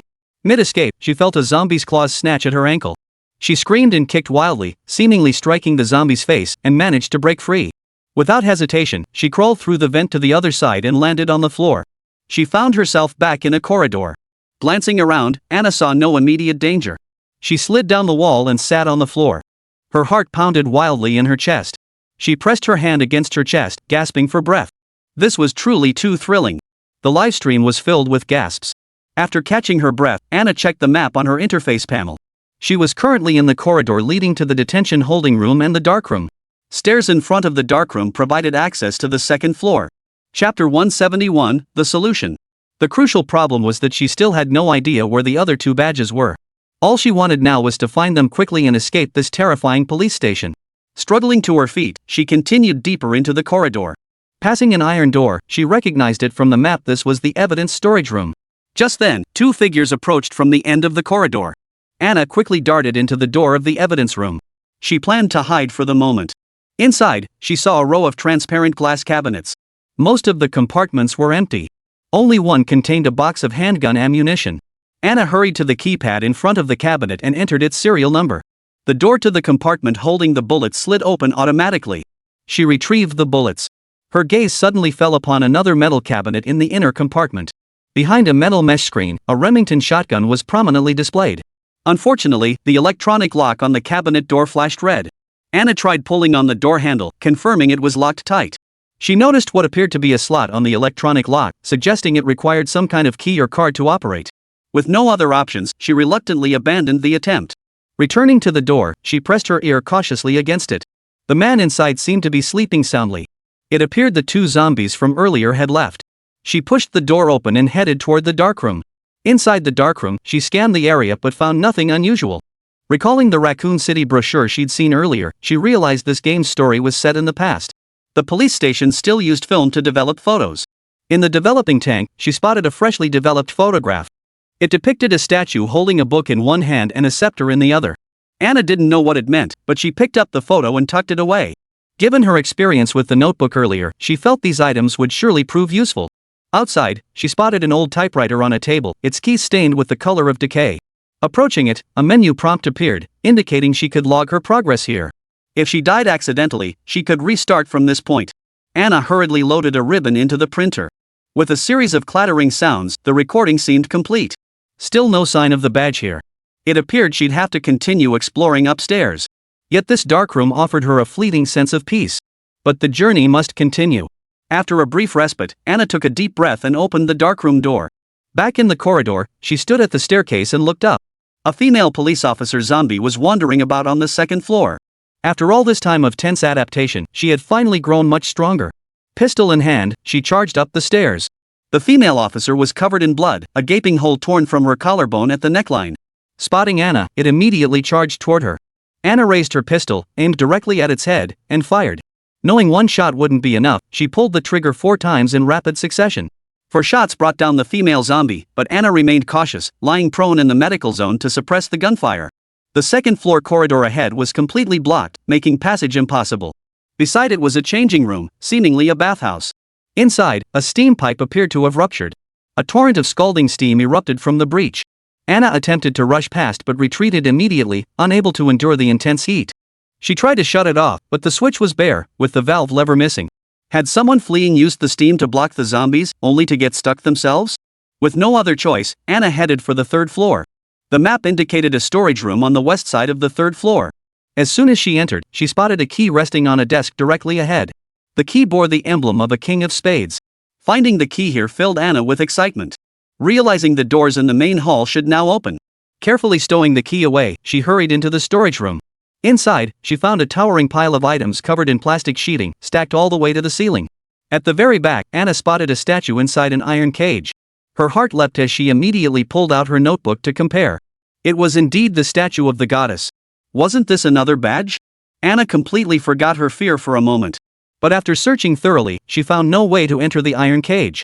There had once been a door, now boarded shut with thick planks, making entry impossible. Anna felt as if a bucket of cold water had been dumped over her, chilling her to the bone. Why? Why do this? She pounded the heavy boards with all her might, looking as if she might lose her mind. The viewers in the livestream chat were filled with concern. Miss Anna, please stop. Be careful, that noise might attract the zombies. There must be a way out. Why else would Yefei design it this way? Sigh, but it really is torturous. It's right there, yet so out of reach. Miss Anna, check if there are any other passages. Search nearby, you might just find a way out. The chat flooded with messages. Anna heard footsteps approaching. Then, the other door of the storage room was smashed open. Sure enough, the earlier noise had drawn the zombies. Anna wanted to slap herself right then and there. She quickly hid behind a pile of goods, waiting for the 2 zombies to enter. She quietly circled around behind the 2 zombies and dashed toward the door they had entered at top speed. She quickly turned and slammed the door shut. Immediately, heavy knocking echoed from the other side. She secured the door, waited a moment, and only turned around once the pounding ceased. She checked the map. This door led forward into a relatively large library. She breathed a sigh of relief. Then suddenly noticed a unicorn statue right in front of her. Though she hadn't been able to enter the goddess statue earlier, she never expected to find another statue so quickly. Anna's heart raced as she approached it. She opened her notebook, studied the diagram beneath the unicorn, and activated the mechanism step by step. Once completed, the unicorn statue rattled to life. The second badge was hers. Anna tapped the badge and carefully stowed it away. Taking advantage of the moment, she studied the route on her map. Now she could place the second badge on the Statue of Liberty in the main hall. She saw that passing through the door ahead led to the 3rd floor of the library. From the 3rd floor corridor, one could descend to the 2nd floor of the library. Among the doors there was one leading back to the main hall. She finally understood. When venturing into unknown territory, it was always wise to scout the path first. That way, if danger arose, she'd at least know how to escape. With the route mapped and the badge secured, she immediately entered the library. The library was significantly larger than the other rooms. Chapter 172, Zombies. Over a dozen towering bookshelves reached all the way to the ceiling. These must be the books left behind from the museum. Anna glanced around and spotted a suspended ladder nearby, leading directly to the 2nd floor below. But down there were many zombies. Several others were sprawled on the floor, gnawing on a corpse with relish. Anna weighed her options. Her current weapon wasn't enough to take down a horde of zombies. She had no choice but to resort to her old tactic, grit her teeth and charge through. Crouching behind the railing, she spotted a black spade K emblem on the door leading to the main hall. She quickly grabbed the black spade K key in advance. Beyond the door, she happened to notice a small cabinet beside it holding a red-covered book. The volume looked vaguely familiar. Suddenly, she remembered the photograph in the darkroom, a statue holding precisely this book. How had it ended up here? Since it was on her way, Anna decided to take it first. Her mind made up, she licked her lips and rubbed her hands together. She crouched low, approached the ladder, and then, with a determined resolve, climbed to the second floor of the library. The ladder was positioned right near 3 zombies lying on the floor, gnawing at a corpse. The moment Anna landed, she bit her lip tightly. Her heart leapt into her throat. The 3 zombies before her were crunching away with relish. Anna dared not linger her gaze, tiptoeing cautiously toward the door. Thankfully, she hadn't alerted the zombies. Just as she neared the door, she spotted one with its back turned. Heart pounding, she crept to the doorway and snatched the red-covered book. Then, with a quick turn of the key, she unlocked the King of Spades door. Closing it behind her, she finally returned to the main hall. Standing on the second-floor corridor, she saw Marvin still lying on the sofa, trembling in agony. Approaching his side, Anna noticed his complexion growing increasingly ashen. It seemed his time was running out. She had to hurry too. Spotting Anna, Marvin grimaced painfully before speaking. Anna, I just saw the surveillance feed. Leon arrived. He went through the second floor on the east side. Hurry and find him. With his help, I think things will be much easier for you. A surge of hope filled Anna's heart. She felt a wave of reassurance wash over her. Indeed, in such a terrifying place, having another person nearby would undoubtedly provide greater peace of mind. Thinking this, she hurriedly said to Marvin, Sheriff Marvin, hang on. Once I find Leon, I'll get you out as soon as possible. Sheriff Marvin didn't speak again, the pain from the alkali corrosion making it impossible for him to form words. Anna sighed, then turned to the Statue of Liberty behind her and placed the unicorn badge she'd found earlier on its pedestal. Another thunderous rumble followed. The concrete base below dropped down a section toward the ground, but a concrete wall still blocked the way forward. It seemed the goddess emblem from the western storage room was indispensable. But with that area inaccessible now, she had no choice but to find Leon first.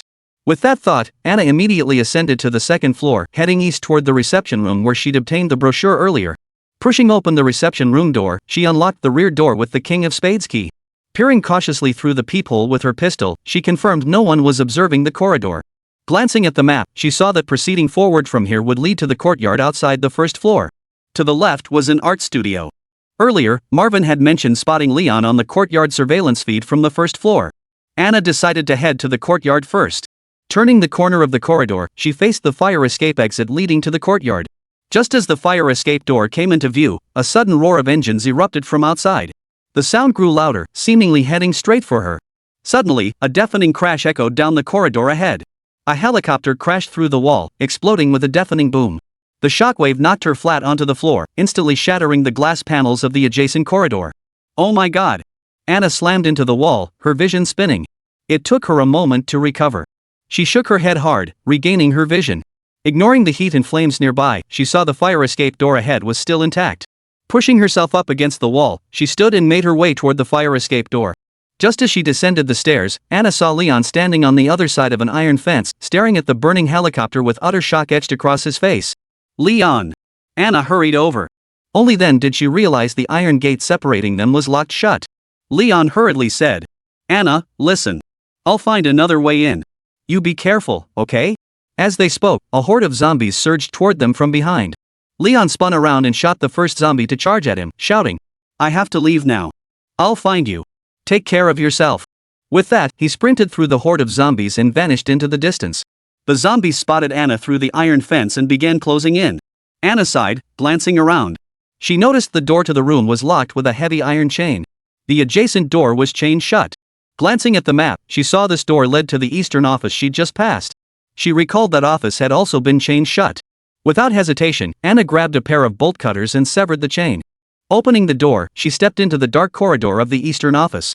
This was also where she had found the statue and notebook. Staring at the shadowy figure swaying faintly at the eastern office window, Anna took a deep breath. She had grown completely numb to the zombies now.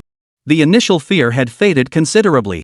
Standing before the door, she thought to herself, as long as I'm careful not to get grabbed by these things, I should be fine. With that resolve, she decisively cut the chain securing the door and pushed it open. Inside, pitch darkness reigned. 3 or 4 police zombies wandered the office. She saw the door on the other side was blocked from within by a chair. There was also a manager's cubicle in the office. To find a way to obtain the third badge, she had to explore every corner. Hearing the noise, the zombies began shuffling toward her. Anna gritted her teeth, shoved aside the first charging zombie, and immediately sprinted toward the cubicle. Inside, she saw a desk where Li Gongyuan was bent over a round valve. Wasn't this the valve used to shut off the western shower room? Finding it, Anna felt a surge of excitement and quickly retrieved the valve. Then she noticed a card placed on the nearby desk. It was a police officer's ID card. With this ID, she could open the steel cabinet in the evidence storage room and directly obtain the service pistol. Chapter 173, Clues. Just then, the sound of a zombie's footsteps approached from outside the partition behind her. Anna dared not hesitate any longer. She quickly stuffed the ID card into her pocket and turned to see a zombie already stepping through the doorway. Without hesitation, she shoved it backward with all her strength and sprinted toward another door. Reaching it, she pulled down the heavy chain lock. This was the rolling gate leading to the main hall. She activated the switch from the inside, fully opening the gate. Anna then returned to the hall. By then, Marvin was lying on the sofa, convulsing uncontrollably. He seemed to be losing consciousness. Anna wasted no time, sprinting toward the dark corridor leading west. 2 or 3 zombies lurked in the hallway. The corridor was too narrow, so she simply raised her pistol and emptied the magazine. She quickly reloaded, sprinted along the corridor, and charged back into the command room. She was now familiar with the route she had retraced and could navigate it without consulting the map. The players in the livestream were all excited. Miss Anna is getting more and more powerful, huh? She's really starting to look like a warrior. Miss Anna has grown so strong now. Anna noticed another door in the command room, chained shut. Fortunately, she now had wire cutters. She used them to sever the chain. The map indicated the door led to the archives room. Upon entering, she immediately spotted an electronic detonator and a block of C4 explosives on a desk near the doorway. The 2 items were bound together. Anna picked up the detonator and examined it. It didn't seem to be powered. It was likely missing batteries or something similar. Some players in the livestream chat had also noticed the clue. Could this thing blow open the thick wooden panel of the third badge statue? That's a pretty good idea. Anna saw the suggestions flooding the chat screen. She quickly addressed the chat. You're all right, this is a great idea. Looks like we just need to find the batteries for this thing. Some players suggested in the chat stream. I think we should get the shotgun first. That would make things much safer. Anna nodded. She immediately left the archives and returned to the command room. She crawled back through the ventilation shaft, emerging in the corridor between the evidence room and the darkroom. Using her ID card, Anna unlocked the evidence room door. She inserted the card into the metal cabinet and finally retrieved the straight-handle detonator. On the other side of the cabinet, she found a box of shotgun shells. Though the supply seemed sparse, she'd make do with what she had. Slung the shotgun over her shoulder, Anna felt a surge of renewed energy. Passing by the darkroom, she took a moment to log her progress in the game. Then she immediately returned to the shower room. She turned off the valve, stopping the gushing hot steam. The path ahead was finally clear. Glancing at the map, she saw the corridor outside the shower room led to the sheriff's office, a whole new area. Anna gently pushed open the shower stall door, peeking out with her gun raised to survey the area. Seeing no apparent danger, she relaxed and crouched down. Entering the sheriff's office, she spotted a battery on the desk in the inner room at first glance. It seemed this trip hadn't been in vain after all.